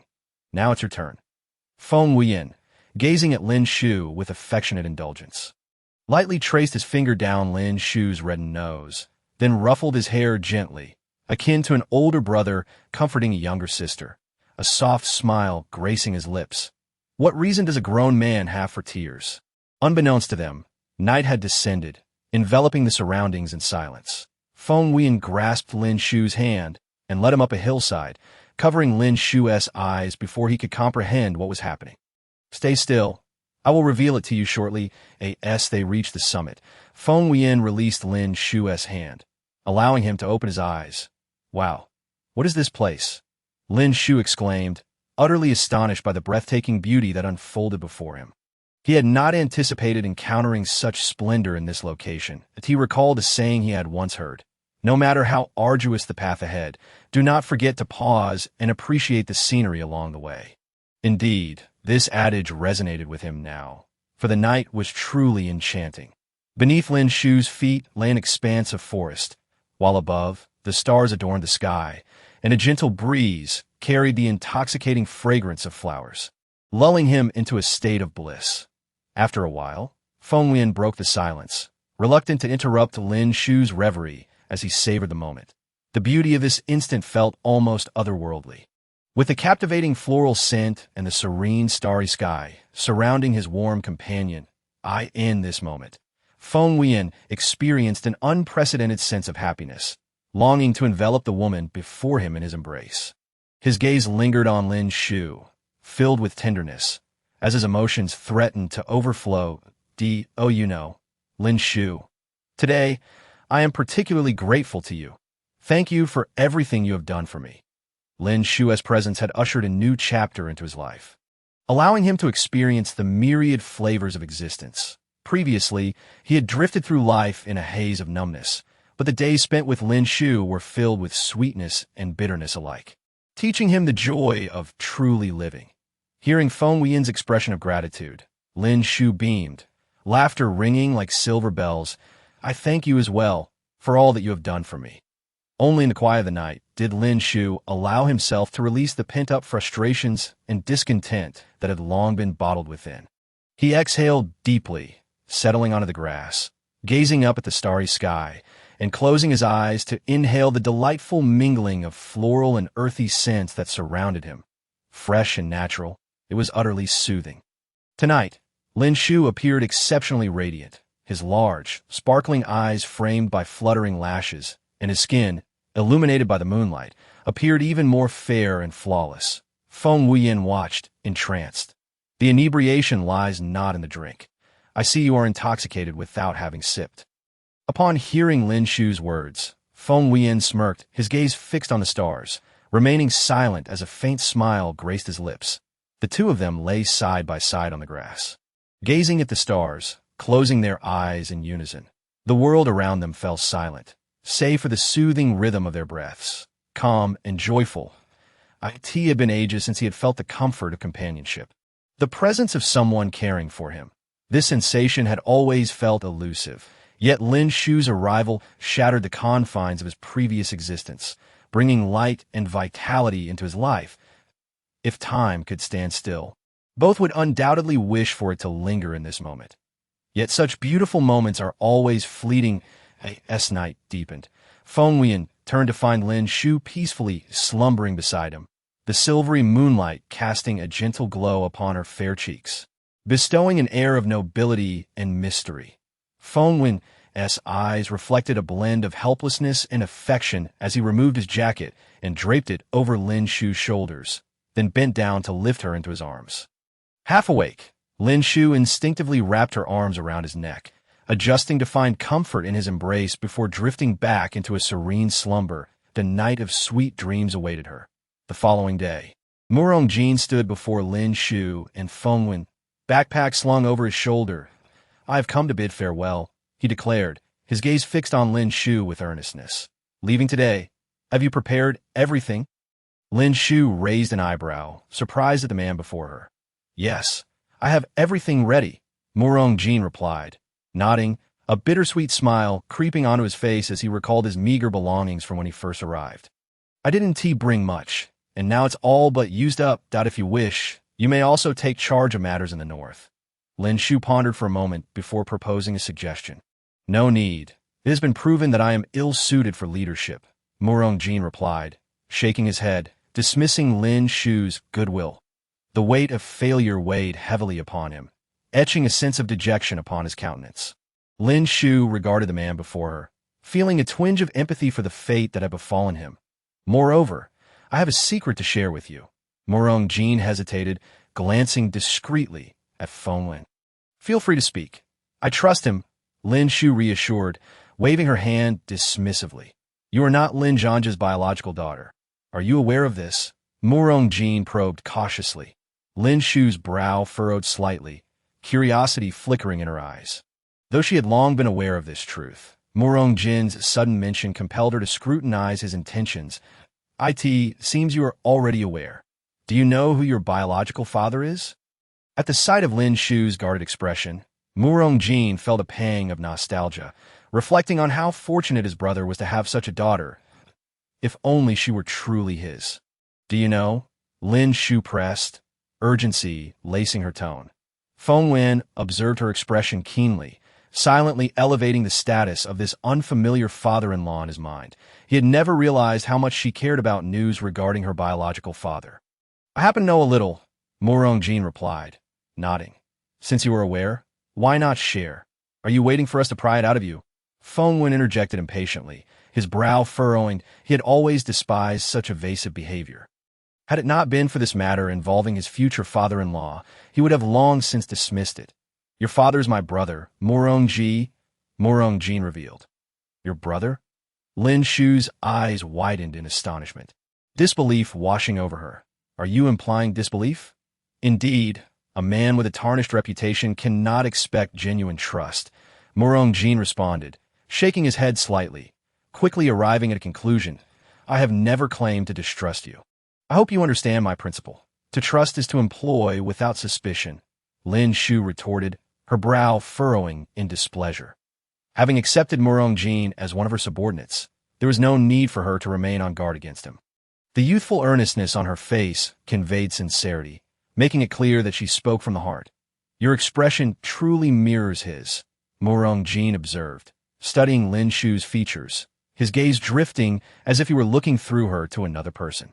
My younger brother Murong Jin once spoke words akin to yours. Had he still been alive to witness you, I'm certain he would have felt immense comfort.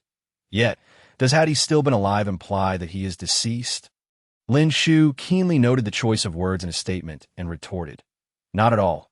In truth, I'm not entirely certain whether Murong Jin is still among the living. Murong Jin sighed heavily, his tone laden with complexity. Murong Jin was adopted, and it remains a mystery when the love between Murong Yu and Murong Jin blossomed. Despite the absence of any blood relation, outsiders were oblivious to this fact. Thus, to the public, their actions appeared to be an egregious affront, bringing shame to the family, in order to preserve the family's honor. The Murong clan chose to confine Murong Yu within the home, forbidding her from seeing Murong Jin or conversing with anyone. The oppressive darkness of her room and the boundless solitude gradually drove her to madness. However, upon discovering that Lin Zhanjia had long harbored feelings for Murong Yu, they arranged her marriage to him. Upon learning of Murong Yu's marriage to Lin Zhanjia, Murong Jin's hair turned white overnight, and he became a mere shell of his former self. The family discreetly sent him away. In other words, you are unaware of his current whereabouts? Is he alive or dead? Feng Wuyan's brow furrowed, clearly dissatisfied with this exchange. Have they truly squandered so much time merely to hear a tale? Not entirely. I had previously sought information, and they sent my brother to a place reminiscent of spring. Yet on the very next day after he was sent there, the weather changed, and it began to snow. Why does this seem familiar? Lin Shu cast a curious glance at Feng Wuyan, her expression peculiar. It indeed feels that way. Feng Wuyan nodded. Both of them sense familiarity with this place. Thank you. Lin Shu acknowledged the blessing, watching as Murong Jin departed. Feng Wuyan leaned in and inquired, when do you intend to search for your father? Father? Lin Shu's eyes flickered, her tone laced with hesitation. The base should still require personnel. Perhaps we should delay our search. She was uncertain how to confront this suddenly reappeared paternal figure. Chapter 373. Biological father, it would be manageable if she could not find him. But what if she did? How would she face the father that rightfully belonged to her previous self? Do not fret. Whatever your choice may be, I shall face it alongside you. Feng Wuyan stood by Lin Shu's side, gently patting her shoulder, his tone warm yet resolute. He understood Lin Shu's concerns and could empathize with her thoughts that a wave of warmth flowed through Lin Shu's heart as she pressed her lips together and nodded earnestly. I understand. Let us embark on this search. First, we must seek clues about this place that suddenly transformed into winter. This characteristic should be relatively easy to locate, though we have many potential destinations, making it difficult to recall at once. Since the clues have presented themselves, it seems only humane to pursue them. Thankfully, he has shared this information with us. Feng Wuyan interjected suddenly. Lin Shu looked up at Feng Wuyan, her dark pupils reflecting confusion. Why do you say that? Nonetheless, it feels quite pleasant. A rumble emanated from her stomach, seemingly protesting. Lin Shu suddenly remembered that the two of them had stayed up late the previous night and had been awakened by Murong Jin's arrival. Thus they had yet to eat breakfast. Let's first have something to eat, Feng Wuyan suggested. Today, we shall order takeout. I crave small wontons, Lin Shu exclaimed, her eyes sparkling at Feng Wuyan, her expression akin to a child beseeching for candy, making it impossible to refuse. Then let us go. Feng Wuyan led Lin Shu into the streets. Order was gradually being restored, and the streets began to bustle with small vendors resembling the world before the apocalypse. Numerous patrons occupied the small wonton stalls. 2 servings of small wontons. Lin Shu called out to the busy proprietor from her seat. The proprietor responded, and within 15 minutes, he served 2 bowls of wontons to them. Delicate dumplings in a broth with vibrant green scallions, whetting their appetites. What place could possibly experience a sudden snowfall overnight? Lin Shu pondered as she stirred the wontons in her bowl, murmuring, "Isn't that by Tu Wong? The tales from that place are indeed renowned. A night of white snow." Upon hearing Lin Shu's words, the proprietor chimed in. By Tu Wong. Lin Shu slapped her forehead in realization. Indeed, how could I have forgotten this place? She recalled hearing the off-road driver mention it. Once feeling a pang of sympathy for the tragic love story, in retrospect, the two locations perfectly aligned. Could this not indicate that the protagonists of the tale are her very parents? The love story that once moved her now had the opportunity to materialize before her eyes. Thank you, proprietor. Lin Shu immediately expressed her gratitude. Chapter 374. Journey to Seek Alas. It is but a minor matter. Your continued patronage is the finest form of gratitude. The proprietor waved his hands dismissively before turning away. The tender meat paired with fresh cabbage rendered the wontons a culinary delight amidst the apocalypse. Lin Shu's eyes narrowed in satisfaction as she savored the meal. Before long, the small wontons had been devoured. Ah, they are all gone, Lin Shu lamented as she prepared to reach for another, only to find her bowl empty, reluctantly setting down her spoon. Would you like another bowl? Feng Wuyan asked as he pushed his own wontons towards Lin Shu. Are you not hungry? Lin Shu inquired, surprised by the untouched wontons before her.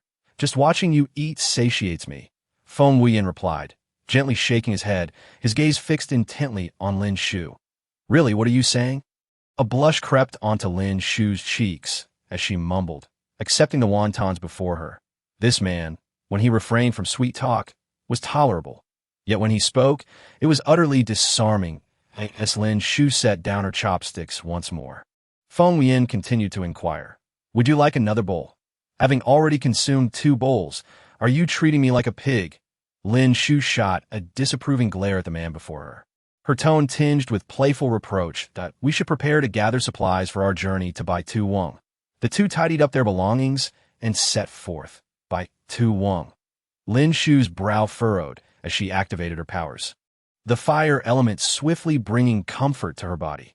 Observing Feng Wuyan beside her, she reached out and grasped his hand, small flames intertwining with her fingers, enveloping Feng Wuyan. Feng Wuyan scanned the surroundings with caution, leading Lin Shu forward step by step. The wind and snow intensified with each step. The journey became increasingly arduous. Perhaps we should turn back. They may not necessarily be at the mountaintop. Lin Shu sensed an oppressive force, her thoughts swirling in her mind. After all, she was not searching for her parents, but rather the biological parents of her previous self. Reaching this point was already a significant effort. Just a bit longer. We will surely find him. Suddenly, a beam of white light shot forth, heading straight for Lin Shu. Lin Shu, be careful. Feng Wuyan instinctively pulled Lin Shu behind him, confronting the radiant light, just as he prepared to unleash his powers. The white light surged towards him, and Feng Wuyan collapsed into the snow, motionless. Wuyan? Wuyan! Lin Shu called out tentatively, her voice trembling as she gazed at the scene before her.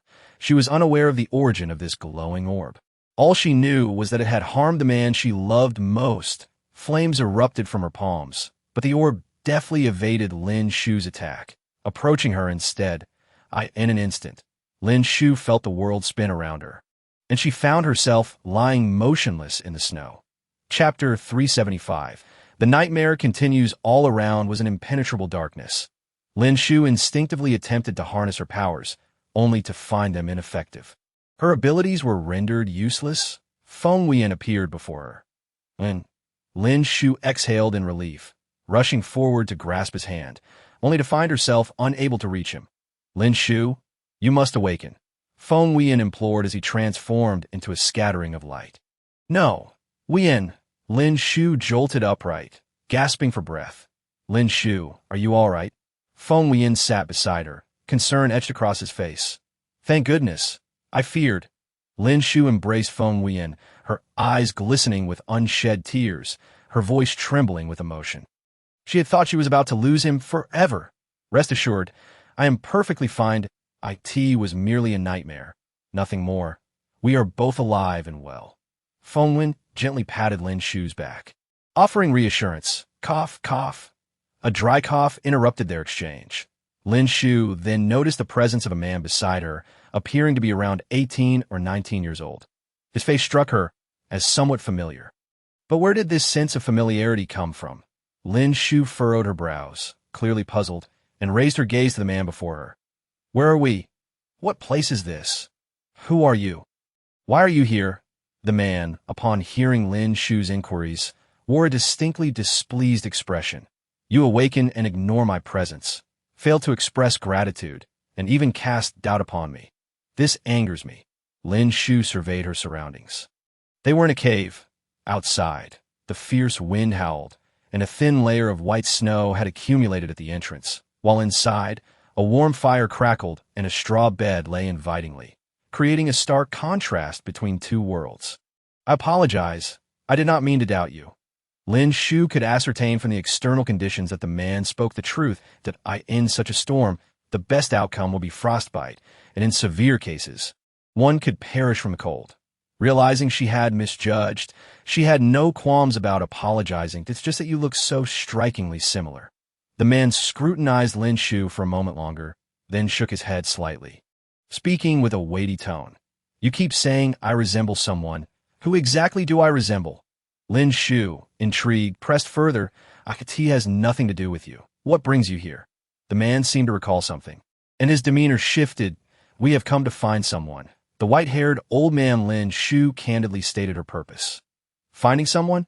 The man's expression turned peculiar as he shook his head slightly, gesturing towards the raging snowstorm outside.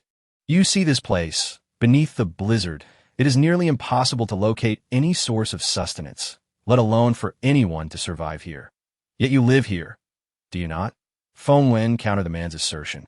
No need. We can search for ourselves, Feng Wuyan replied coldly. Feeling uncomfortable with the man's unwavering gaze fixed on Lin Shu, I offer my assistance. Yet with such an attitude, I may choose not to help you. The man replied, raising an eyebrow. Thank you for your help, Lin Shu interjected, seizing the opportunity to steer the conversation. The person we seek is named Murongji. The young lady is quite sensible. The man nodded in satisfaction, preparing to say something further when he suddenly halted. What did you just say his name was? Murongji. Lin Shu reiterated. You have a picture of him. The man fixated intently on Lin Shu, his voice tinged with excitement. No. Lin Shu shook her head. They had hastily gathered their belongings upon confirming the location and had no time to procure an image. You wish to find Murongji, yet do not know what he looks like. The man's astonishment was evident, but then he seemed to remember something. What is your relationship with him? Why do you seek him? I am his daughter. I heard rumors that he might be imprisoned here. So I came to find him, Lin Shu divulged, her words flowing freely as there was little to conceal. This is impossible. I have no daughter. Murongji blurted out without a moment's thought. You are Murongji? Lin Shu was taken aback. She had presumed Murongji would be a man in his 40s or 50s, likely with a long beard and hair, yet the man before her appeared so youthful that one might believe he was her brother. Indeed, I have no children, Murongji asserted firmly, nodding vigorously to I am the child of Yu and Murongyu. She was already pregnant when she married Lin Zhanja. Lin Shu succinctly recounted the circumstances. You are Yu's child. What of her? Is she still alive? The man's face lit up with joy, scanning the surroundings. She left outside? I must find her. She is most afraid of the cold. Lin Shu parted her lips to say something, but the sheer joy in the man's eyes rendered her speechless. She felt unable to dim the light that sparkled within him. A mirror. I haven't properly groomed myself in ages. I must look quite disheveled. Murongji muttered as he searched around, seemingly remembering something and patting his simple t-shirt and vest. All right, I'll go find you. You wait here. Having completed this series of actions, Murongji finally seemed satisfied and moved towards the cave entrance. Just as he was about to leave, Lin Shu quickly spoke up. There's no need to go. My mother isn't here. You'll never see her again. Lin Shu's grip tightened. What do you mean by that? A vague suspicion flickered in Murongji's mind, yet he hesitated to voice it, fearful that his unspoken thoughts would solidify into truth. Your mother has passed away. Feng Wuyan gently placed a hand on Lin Shu's shoulder. Speaking slowly, Murongji's hands trembled slightly as he turned to Lin Shu, seemingly seeking a denial that I'm sorry that I really can't say it. Lin Shu shook her head slightly, her tone laced with guilt. She was acutely aware that this man held no connection to her, yet instinctively wished to shield him from pain. This must be what they call blood ties. It's all right. I had my suspicions. I've been here so long, thinking of ending my life, yet for some reason, I have failed every time, as if something unseen is preventing me from doing so. Murongji sat down, striving to calm himself. Perhaps it was you who stopped me. Had she not, I would never have seen my daughter grow up. A gentle smile graced Murongji's face as he reached out to touch Lin Shu's cheek. Noticing his movement, Lin Shu hesitated but did not retreat, allowing his hand to rest upon her face. That I always felt you resembled Yu, and now it is clear you are her youthful doppelganger. Murongji murmured softly. This must be your man, he remarked, his gaze shifting to Feng Wuyan. I saw him pulling you behind him. With him by your side, I feel reassured. He seems extraordinarily strong. He should have no trouble protecting his daughter. The pot suspended over the fire bubbled with fragrant soup. Shall we share a meal together? Murongji asked, glancing at the pot, as he retrieved several bowls and ladled soup into each. That I believe my cooking has held up over the years. Although I did not use many seasonings, the fish from these mountains is particularly exquisite, and the mushrooms I foraged are definitely safe to eat. Sipping a steaming bowl of fish soup amidst the swirling snow was a sublime pleasure. The warmth enveloped Lin Shu from head to toe, leaving her feeling entirely cozy. As the originally singular portion of soup was shared among three, it quickly ran dry. All right, it's time for you to go. Murongji collected the bowls from their hands, urging them to depart. Lin Shu opened her mouth to say something. There's no more if you wish for seconds, Murongji sighed, feigning exasperation. She was not referring to the soup. Lin Shu frowned slightly, preparing to speak again, when Feng Wuyan suddenly grasped her hand, shaking his head slightly. Let us go. Those simple 4 words plunged Lin Shu into silence, the flickering flames casting shadows on her face. Her lowered gaze obscuring her emotions. I understand. Lin Shu exhaled deeply, a faint smile appearing on her face. Remember to come find us to play afterward, and I will, as long as you don't mind my presence. Murongji nodded. With smiles exchanged, they bid farewell and turned to leave. Lin Shu and Feng Wuyan made their way down the mountain step by step. Suddenly, the heavy snowfall ceased, and the snow on the ground vanished in a brief moment. Flowers bloomed vibrantly across the mountainside. Butterflies danced gracefully, and the emerald grass glistened with droplets, sparkling under the sun's rays. I thought you would insist on refusing my offer to take you out. Feng Wuyan said, guilt evident in his eyes as he regarded Lin Shu. He could see that she held affection for this father figure. If possible, I truly would rather he not take this step. Lin Shu gently shook her head, a complicated emotion crossing her heart. Since it was his decision, all she could do was support and at least this couple could finally be together now. However, she had not anticipated the beauty of this springtime scenery. Once we have finished everything, let us retreat here. Lin Shu surveyed her surroundings. Having only ever seen this island in its wintry guise, she had not anticipated that with the melting snow, a different scene would unfold before her eyes. One that allowed her to occasionally greet her family. Perhaps her mother was also on this little island. As long as it pleases you, that is sufficient. Feng Wuyan had no objections to Lin Shu's proposal. For him, she was the person he cared about most. If she wished to strive, he would accompany her in her endeavors. If she desired to retreat, he would join her in that retreat.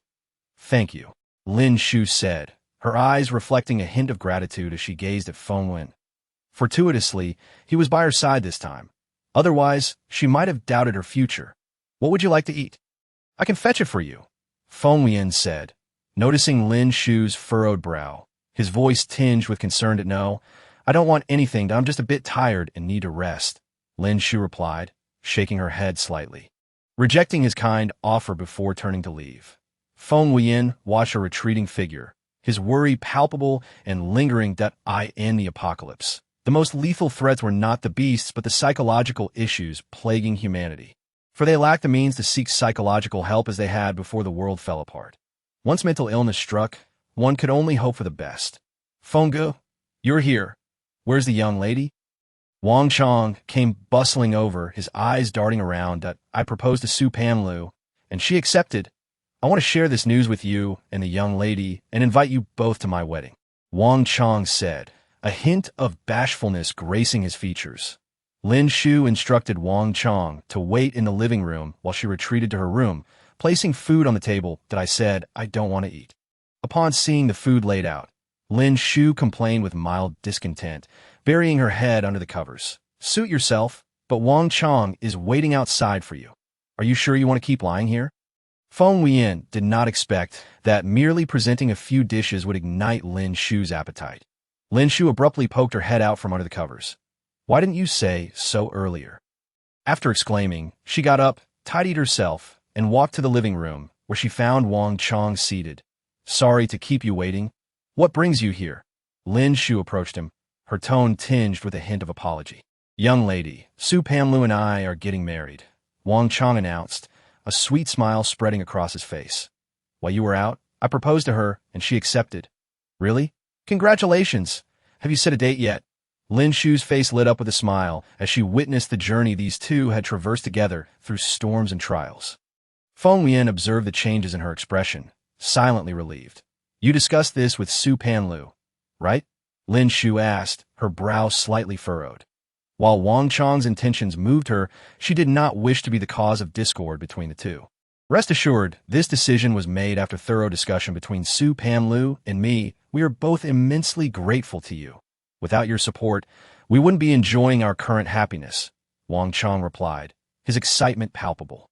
After Wang Chong departed, Xiao Xiao approached, with Luo Jingwen following closely behind, his gaze filled with a mix of exasperation and affection as he watched her bounce along. I have good news to share with you, Xiao Xiao said, her excitement evident as she approached Lin Shu. Could it be that you are getting married as well? Lin Shu raised an eyebrow, noticing the sweet smile on Xiao Xiao's face. A smile she had just seen on Wang Chong. Not yet. I'm only engaged. I'm just 19, still below the legal marriage age, Xiao Xiao quickly clarified, waving her hands, and I'm too young to get married right now. Engaged, huh? That's still a joyous occasion, Lin Shu mused, nodding thoughtfully. In the current circumstances, engagement and marriage bore little distinction. With Wang Chong and Su Panlu preparing for marriage, and Xiao Xiao also getting engaged, it truly was a double celebration for their community. What if you both held your wedding together? That way, we could organize a grand ceremony, Lin Shu suggested after a moment of contemplation. That I have no objections. Sister Lu and I share a close bond. If we get married together, it would bring me great joy, Xiao Xiao replied, glancing at Luo Jingwen as if seeking his approval. That if Xiao Xiao has no objections, then neither do I, Luo Jingwen added readily. You haven't even tied the knot yet, and your husband-like tendencies are already showing, Lin Shu teased. But it's true. If we're talking about devoted husbands, Feng Ge would certainly qualify. Young lady, why not ask him how it feels to be a devoted husband? Luo Jingwen quickly shifted the topic to Feng Wuyan. All eyes turned to Feng Wuyan, whose gaze remained fixed on Lin Shu, his expression filled with warmth. There's nothing wrong with it as long as she is happy. I will do anything, he replied. His earlier words were not mere jest, but a heartfelt declaration. No one could replace Lin Shu's position in his heart. Lin Shu's cheeks flushed crimson. Such unexpected affection was difficult for anyone to withstand. Neither of them lingered any longer and turned to leave. 3 days later, a few of them had spent the past few days constructing a simple outdoor stage in the largest open area, adorned with flowers and balloons, with 2 long red carpets laid upon the ground. Vines wrapped around the surroundings, their lush green foliage serving as a beautiful embellishment. The sky seemed to bless the newlyweds, as golden sunlight bathed the ground, with not a single cloud in sight. As the music began to play, the 2 brides slowly emerged. Xiao Xiao wore a short white wedding dress that reached just above her knees, showcasing her slender calves, the trailing hem swaying gracefully with each step, reminiscent of a mermaid gliding through the sea. Su Panlu donned a long white wedding gown that enveloped her legs entirely, exuding an air of mysterious beauty. The off-the-shoulder design accentuating her collarbone perfectly. 2 brides, distinct in their attire, yet united by the radiant smiles adorning their faces, their dark eyes twinkling like stars, captivating all who beheld them. The 2 grooms, watching the scene unfold, were nearly entranced. Lin Shu observed the moment with satisfaction, nodding approvingly. They had unearthed several leftover wedding dresses from a base, which were then modified after careful selection by the 2 brides, resulting in their current stunning appearance. Clearly, this transformation had been a resounding success, as evidenced by the groom's reactions as the 2 brides walked by. Flowers began to bloom in their wake, as if nature itself laid a path of blossoms for them. An enchanting sight for all present. Today, I officially declare that you shall become husband and wife. May you find joy, happiness, peace, and health together, Lin Shu proclaimed as the officiant, standing on the stage to deliver her blessings to the 2 couples. Her words were simple, yet resonated deeply. Everyone knew how challenging it was to attain these virtues in the apocalypse. Suddenly, a balloon popped. One after another, a series of balloons were swiftly burst, mimicking the sound of firecrackers. Nearby children clapped joyfully at the spectacle. Lin Shu winked at the newlyweds, her face adorned with a proud smile, for this idea had been hers. They lacked actual firecrackers, and even if they had some, the loud noise could cause trouble for the community.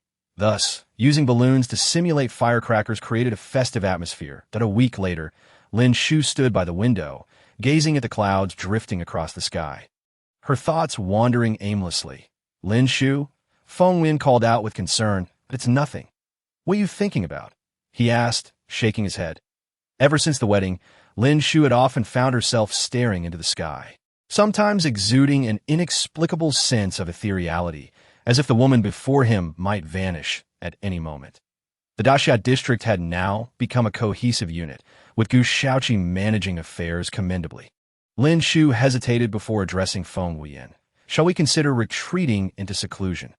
All right, Feng Wuyan agreed without a second thought. Give me 2 more days, and then we shall depart. Have you been preparing for this? Lin Shu sensed something amiss upon hearing his words. As the leader of a region, Feng Wuyan could not possibly resolve everything in 2 days unless he had already begun preparations for this plan. Ever since you mentioned the idea of retreating, I've been making arrangements. Most matters are already settled. Only the final handover remains before we can leave, Feng Wuyan explained. You truly are. Lin Shu felt a wave of emotion, her nose tingling slightly, unsure of what to say. The fact that he had taken her casual remark to heart and diligently acted upon it was a happiness that transcended mere joy. Aren't you happy? Feng Wuyan inquired cautiously, noticing the expression on Lin Shu's face. I simply feel that I owe you far too much. Lin Shu shook her head. How could she possibly be unhappy? She was in fact overjoyed to the point of almost bursting. It is I who owes you, truly. I owe you a grand wedding. Upon hearing this, Feng Wuyan immediately corrected her with a serious demeanor. When I saw the wedding dresses on Xiao Xiao and Su Panlu, I couldn't help but think how beautiful they would look on you. However, even if I wished to make amends now, it would be too late. This is not your fault. While our initial wedding may have been modest, it remains my most cherished memory. Moreover, we had more pressing matters to attend to back then. Lin Shu gently shook her head. Did the sight of Xiao Zhao's wedding remind her of their own? A beautiful wedding is lovely, but being with one's beloved is the greatest joy of all. Yet that does not excuse my hasty decision to marry you. I did not strive for perfection. Feng Wuyan placed a finger on Lin Shu's lips. Therefore, I have resolved to spend the rest of my life making up for this oversight. In the days to come, there shall be no more Professor Feng, no more research institute. I will solely be your husband, the father of our children, and I will always be by your side. Lin Shu's eyes brimmed with tears, flowing freely, yet her face radiated an unstoppable smile. If that's the case, I have indeed profited. Trading a wedding for your lifetime. Indeed, such a lucrative deal cannot be refused. Feng Wuyan reached out and embraced Lin Shu. Only a fool would turn it down. Lin Shu spoke resolutely, closing her eyes and nestling into the warmth of the man's embrace. A comforting and secure sensation enveloping her. Chapter 382. Honeymoon travels 2 days later.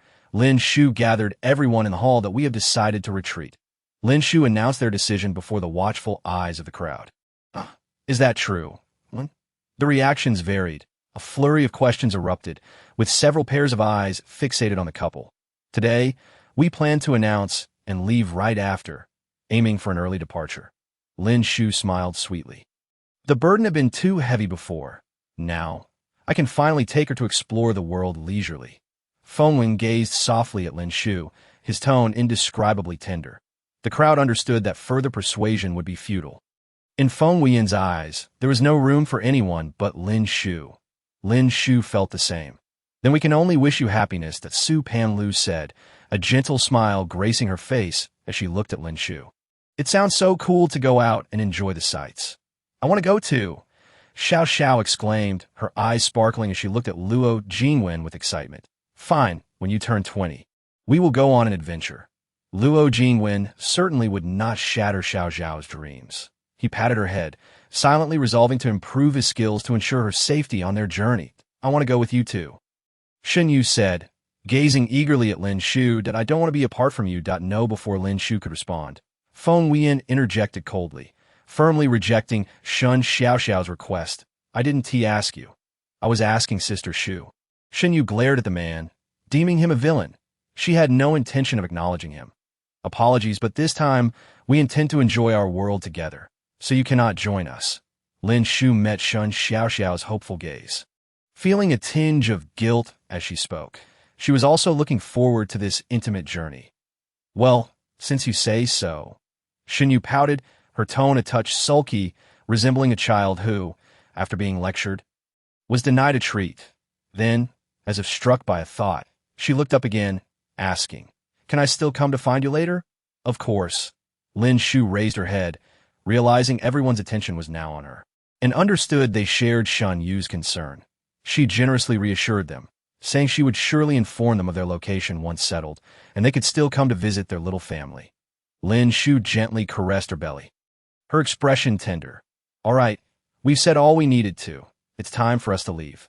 Feng Wuyan said, reaching for Lin Shu's hand to lead her outside. Oh, soon. Aren't you going to have a meal before leaving? Xiao Xiao instinctively stepped forward, unable to resist asking.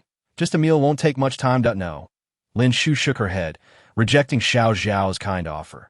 The longer they stayed, the harder it would be to part. The couple walked out, leaving everyone silently watching their retreating figures. The golden sunlight stretched their shadows long, gradually fading from view. Even though they hadn't left yet, the longing had already begun. Why? Xiao Xiao murmured. Chapter 383. Beach life. Those two are far more capable than us. Even out there, they will undoubtedly thrive. Luo Jingwen noticed the low spirits of those beside him and gently wrapped an arm around her shoulder, offering comfort. Indeed, perhaps we might not fare as well as they do. Wang Chong nodded in agreement. New beach. This is a well-maintained stretch of sand, after clearing the area of exotic beasts and mutated creatures. A harmonious sanctuary was created for humanity. Though there is a fee, many come to experience the sun and sea at this locale that, of course, any misconduct here would lead to a permanent ban. This was the first destination for Lin Shu and Feng Wuyan's outing. Lin Shu's feet sank into the soft sand, enveloping her in its warmth, inviting her to close her eyes in bliss.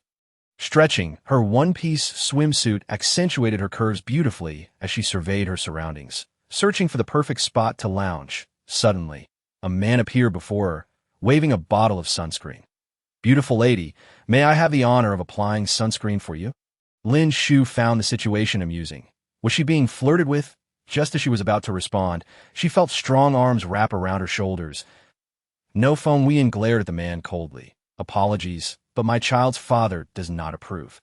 Lin Shu leaned her head against Feng Wuyan's shoulder, chuckling lightly. "And why sincere apologies? I seem to have disturbed you." The man quickly waved his hands and retreated. This woman, looking young and attractive with a fine figure, was not only unapproachable, but also a mother. Feng Wuyan watched the man's retreating figure, his frown deepening with an almost palpable gloom. He had merely intended to buy sunscreen for Lin Shu. Yet now there was an unwelcome suitor by her side, making him question the appropriateness of their chosen destination.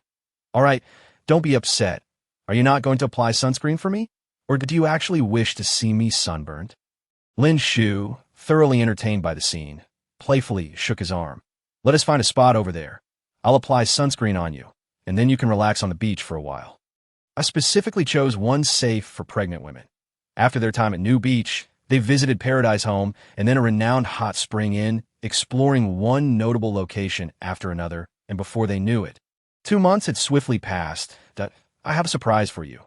Close your eyes." As they stepped onto the island, Feng Wuyan pulled out a black cloth strip to cover Lin Shu's eyes. "Sure," Lin Shu readily agreed, standing still as he blindfolded her. Chapter 384. The birth of a new life under Feng Wuyan's guidance. They slowly moved forward. "Stop." Feng Wuyan removed the blindfold from her eyes that the 2-story villa came into view, painted in refreshing blue and white, with 2 expansive gardens filled with vibrant blooms vying for attention, a dazzling array of colors. "When did you build this?" Lin Shu exclaimed in surprise, staring at the villa. "I am certain it was here the last time we visited. While we were traveling, I had it constructed. How do you like it?" Feng Wuyan smiled softly. "It was not the end of the world. And such a villa did not require much time to build that I love it. I absolutely adore it." Lin Shu nodded vigorously. Everything Feng Wuyan did left her astounded, and she felt immensely grateful to exist in this world alongside him. Half a year later, everyone gathered in the hall. Clusters of people formed small groups. "Feng Gu, are you not the least bit nervous?" Wang Chong asked, slightly astonished as he observed Feng Wuyan, who sat calmly in his seat. With a slight crack, the teacup in Feng Wuyan's hand developed fine cracks. Yet he appeared utterly unfazed, continuing to sip his tea. Well, he understands now. Feng Wuyan is not devoid of nervousness. Rather, he is so anxious that he does not know how to express it. Suddenly, a loud wail pierces the air, and the chill enveloping Feng Wuyan dissipates instantly as he rushes towards the door.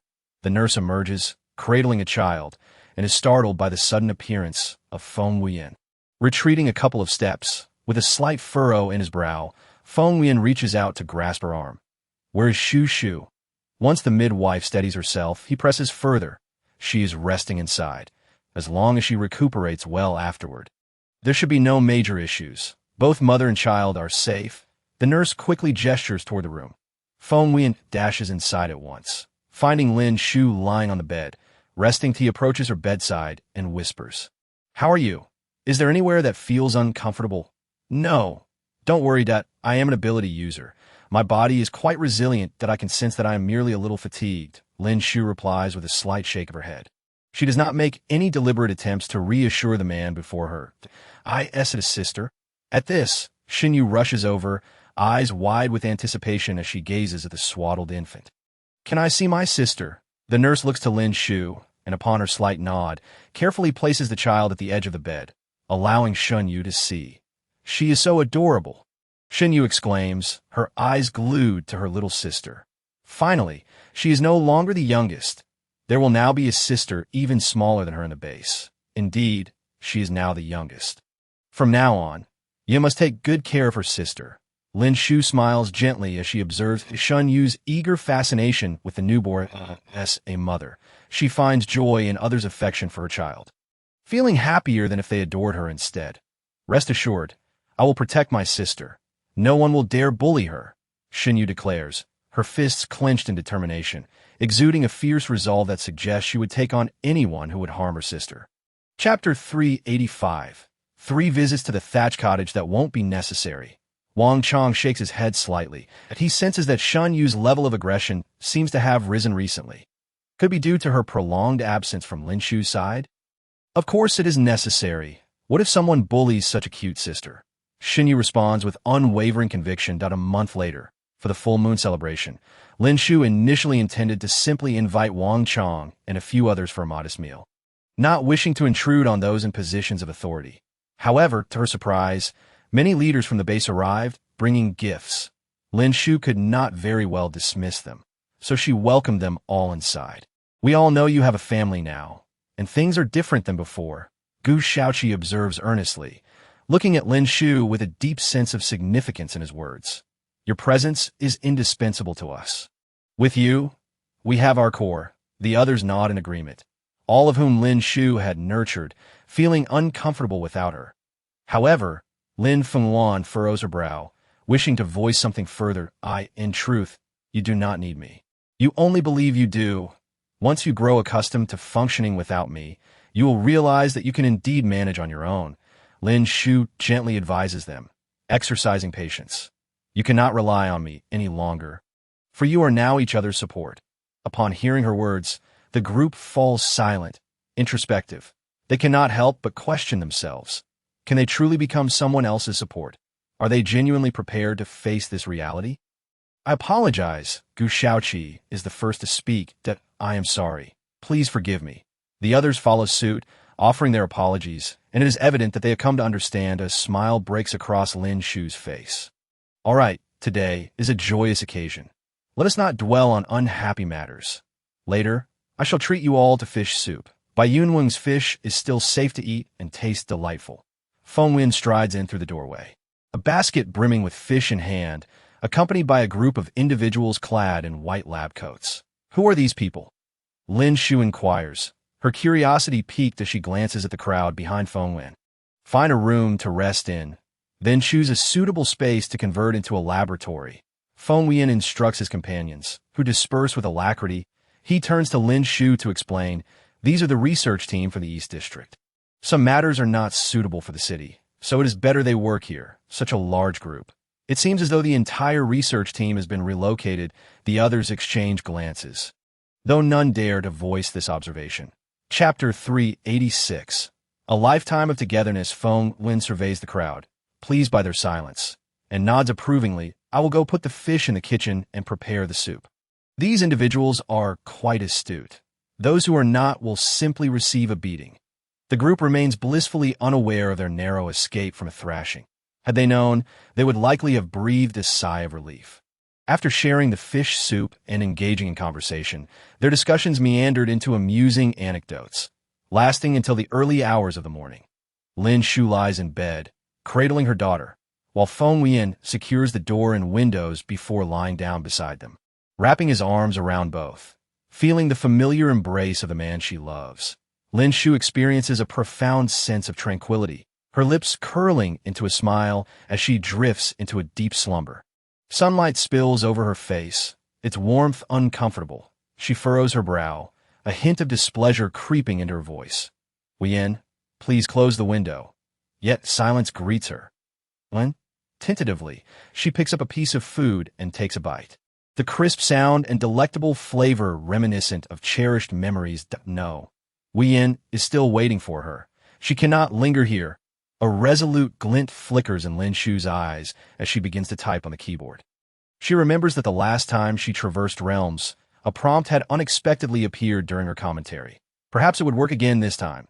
If sensing her determination, 2 identical options appear before her. If given the chance, would you like to change the plot of the road to salvation in the apocalypse? Yes. No, she resolutely chooses yes. I am the god of the world. An ancient voice resonates from above, and Lin Shu looks up to behold an endless expanse of starry sky. That's so. It was you who sent me across? She quickly realizes. Indeed, I saw how much you cherish Feng Wuyan, and as you are an orphan, sending you to that world would change nothing. Thus, I granted you this opportunity. The voice of the god of the world drifts slowly, compelling one to feel an urgency. I merely wish to see if you would regret your choice in that world. Why would I regret? Regardless of how many times I am presented with this option, I will always choose yes. Lin Shu asserts with unwavering conviction. Even knowing the numerous trials that may await her, as long as she can ultimately be with him, she would be satisfied. When she awakens again, she finds herself back in bed. Her daughter lies nestled in the middle, with Feng Wuyan on the other side. Observing the gentle rise and fall of his eyelashes with each breath, Lin Shu's lips curve upward as she settles back into bed, drifting into a deep sleep once more. Thank you for granting me the opportunity to know, love, and share a lifetime with him.